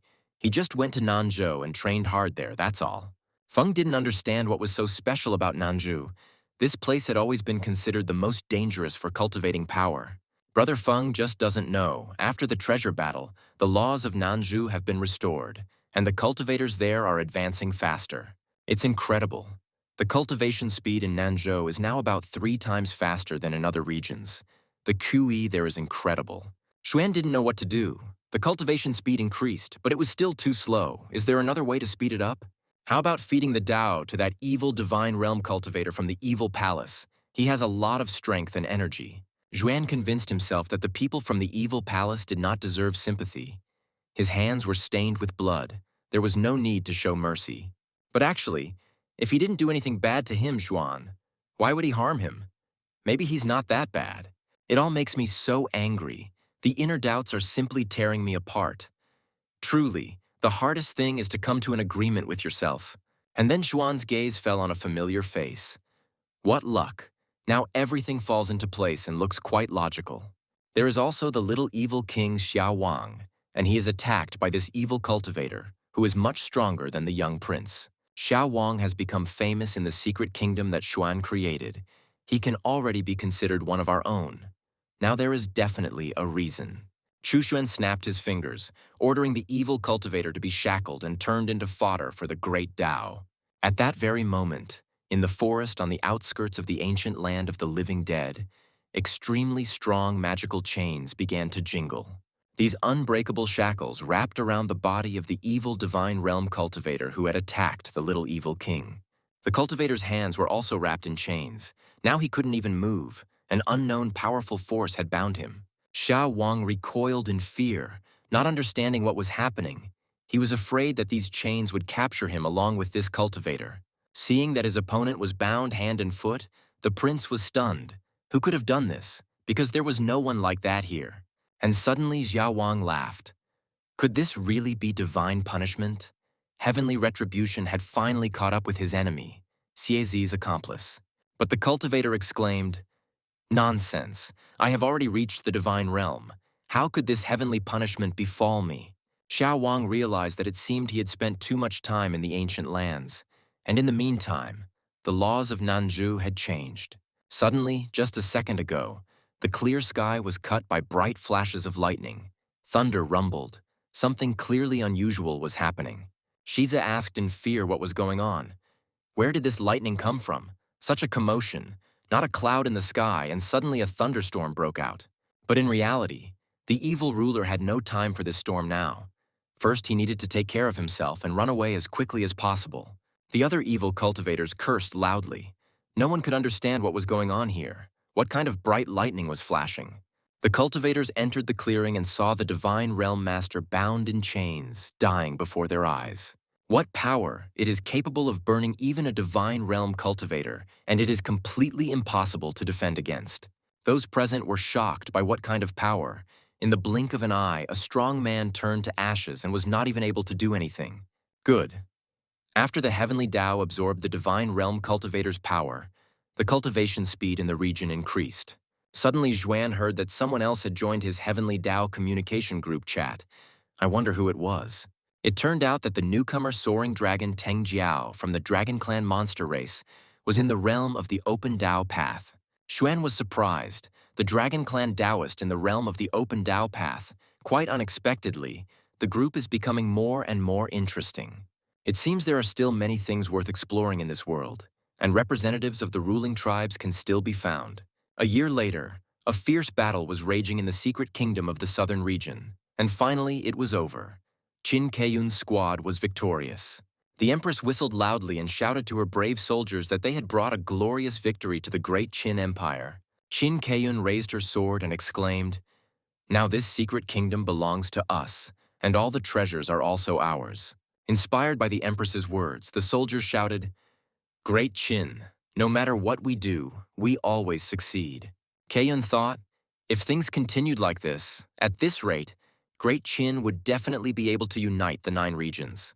The head of the family's main house rang out with joyful laughter. Old Tianming was in an excellent mood today.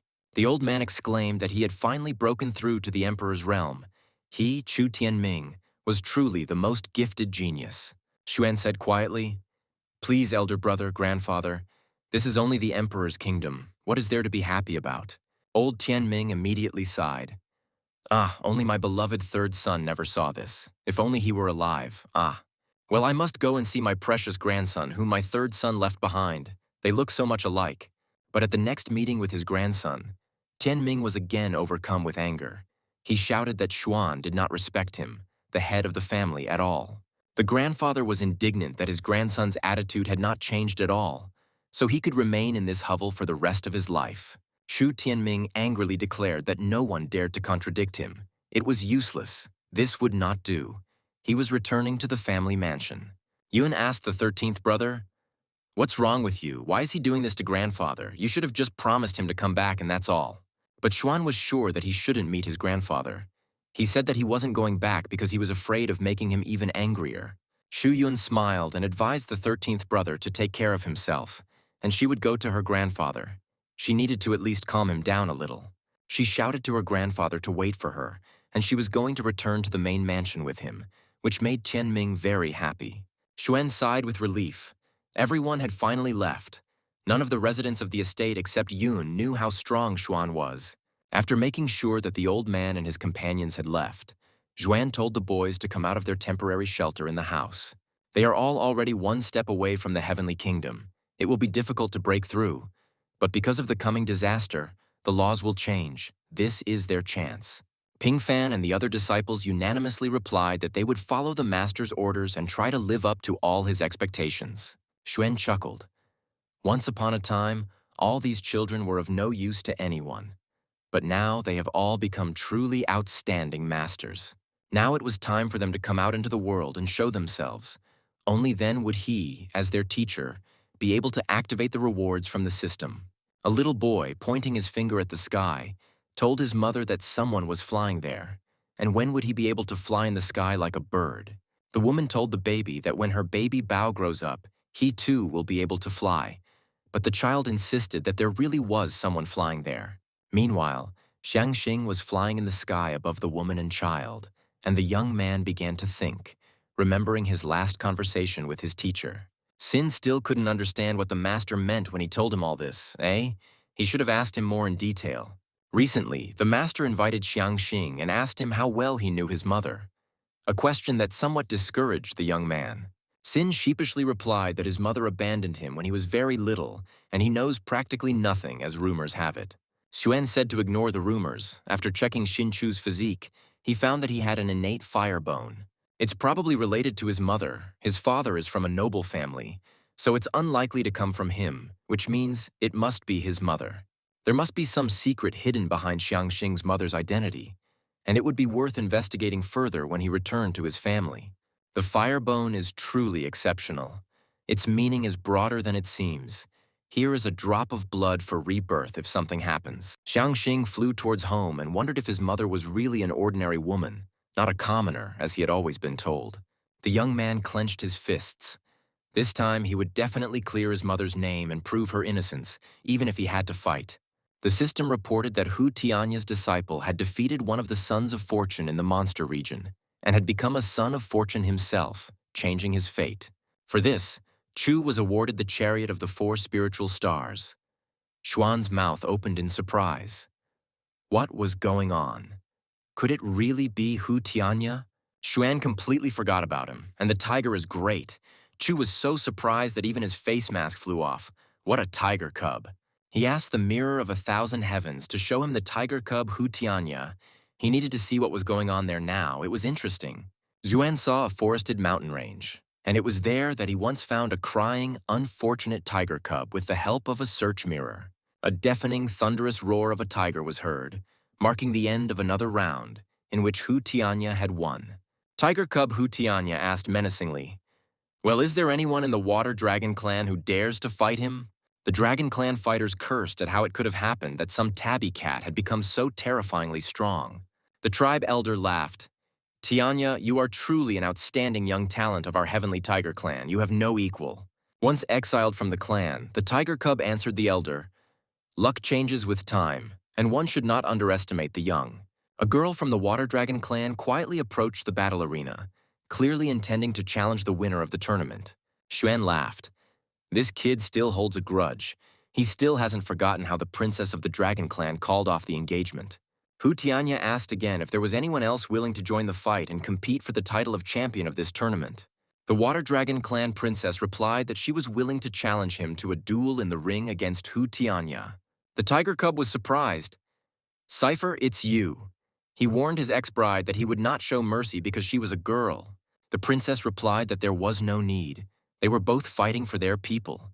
And if they gave in, how would they be able to look the clan's people in the eyes? Cypher warned she was attacking. The sharp claws of the Princess of Water Dragons flashed. She was an incredibly strong fighter. Tianya blocked the blow. Each of the opponents tried to give it their all and show each other what they had achieved. A fierce battle began. The tiger cub, as promised, did not hold back his fighting rage and constantly attacked the princess. She responded by slashing him with her long, razor-sharp claws. Tianya snapped back, but was not seriously harmed. He decided that there was no point in dragging out the fight too long, since it was just a competition for the title of champion, not a fight to the death. Tiger Cub dealt Cypher a crushing blow with his fist, sending the Water Dragon princess flying far out of the competition ring. He suggested that she give up. She had already done everything she could. She had no chance in this fight. It was time to admit it and just calm down. Instead of answering, the princess soared into the air, taking the form of a beast rather than a human. Hu Tianya watched his former lover with a smile. He chuckled. Interesting, of course. The dragon in its true form is much stronger, but that still won't bring Cypher victory. Tianya roared and also assumed his true form as a formidable heavenly tiger. His strength now also greatly increased. The princess told Tianya that she was very sorry that she had treated him like that once, but she had to consider the interests of her clan. The tiger snorted contemptuously, since she herself decided to fight him. Let their fists speak for them. Let the past remain in the past. Deafening explosions were heard, and the opponents once again clashed in a fierce battle, inflicting powerful blows on each other. Tianya dealt a powerful blow. The Water Dragon princess fell to the ground, raising thick clouds of dust around her. Everyone froze in anticipation. Hu Tianya stood calmly and waited for the dust to clear. He assumed that this time the fight would be over. The blow was strong. And indeed, soon everyone saw that Cypher was lying on the ground and could no longer get up. And in this fight, the tiger cub Hu Tianya won. He chuckled, never having thought that the last honor of the Water Dragon clan would be defended by a female co-ruler. Tianya sighed. How boring, and headed away from the tournament venue. He finally got his revenge on the Water Dragon clan. The elder of the Heavenly Tiger clan looked after the tiger cub attentively, and finally he said thoughtfully, "This guy is special. He has a faint trace of the blood of the immortal divine white tiger, so he is much stronger than the rest of the clan members." Xuan was delighted. This striped guy was impressive. No wonder even the system paid special attention to him. Chu activated the mirror portal and called out to the tiger Tianya, who immediately stopped, recognizing the voice of his great teacher. The tiger cub fell to his knees. "O immortal master, I bow to you as a disciple." But Xuan stopped him. No need for formalities. Tianya smiled. If the immortal master personally came here, he must have something very important to entrust to Hu Tianya. Xuan smiled broadly. What a capable young man. Yes, that's exactly it. The tiger cub has achieved a lot and was able to show himself with dignity. This time, the master came here to give Hu Tianya the communication talisman, and also to teach him how to revive the monster clan. For 3 hours, Chu Xuan explained to his disciple about the coming disaster, the treasures of fate, and the opportunities for his ancient clan. After listening, the tiger bowed before the master, saying that he would practice diligently and try to fulfill the master's order. Zhuan praised the student and said that he was leaving. There was little time left before the disaster, and they all needed to prepare well. The mirror portal closed, leaving behind only a golden flash. Tianya scratched his shaggy head in confusion. Xuan sighed with relief. Great. With Hu Tianya, the monster race would sooner or later be under his control. The tiger cub is very smart. Now we need to look at the new reward, the chariot of the 4 spiritual stars. I wonder what it is and what power it can give him. Meanwhile, the spread of Buddhism continued in the demon lands, although it caused fierce resistance. In honor of the opening of the great temple of the victorious Buddha, during the first 3 days, those who accept the request will receive sandalwood beads. The Demon King was furious. What kind of temple of the victorious Buddha is there in the territory of demons? Has the cult of the Bald Ones really reached here too? The general reassured the ruler. It's okay, Your Majesty. Give me 3,000 elite warriors and I will destroy the temple. The king laughed. How could demon people join the cult? When the Bald Ones realized that there was no place for them here, they would leave themselves. The abbot noticed that the evil aura here was so heavy that it had colored the sky purple. He should have paid attention to this earlier. He began to recite the mantra Om Mani Padme Hum, trying to cleanse the place as well as the bodies and minds of the local residents from strong evil. Hearing someone approaching the temple doors, the Lama stopped, wondering if the pious seeker of enlightenment and peace had already arrived. The Lama bowed in greeting and said to the 2 demons, "Dear guests, feel free to come inside and let's talk." In response, the demons laughed.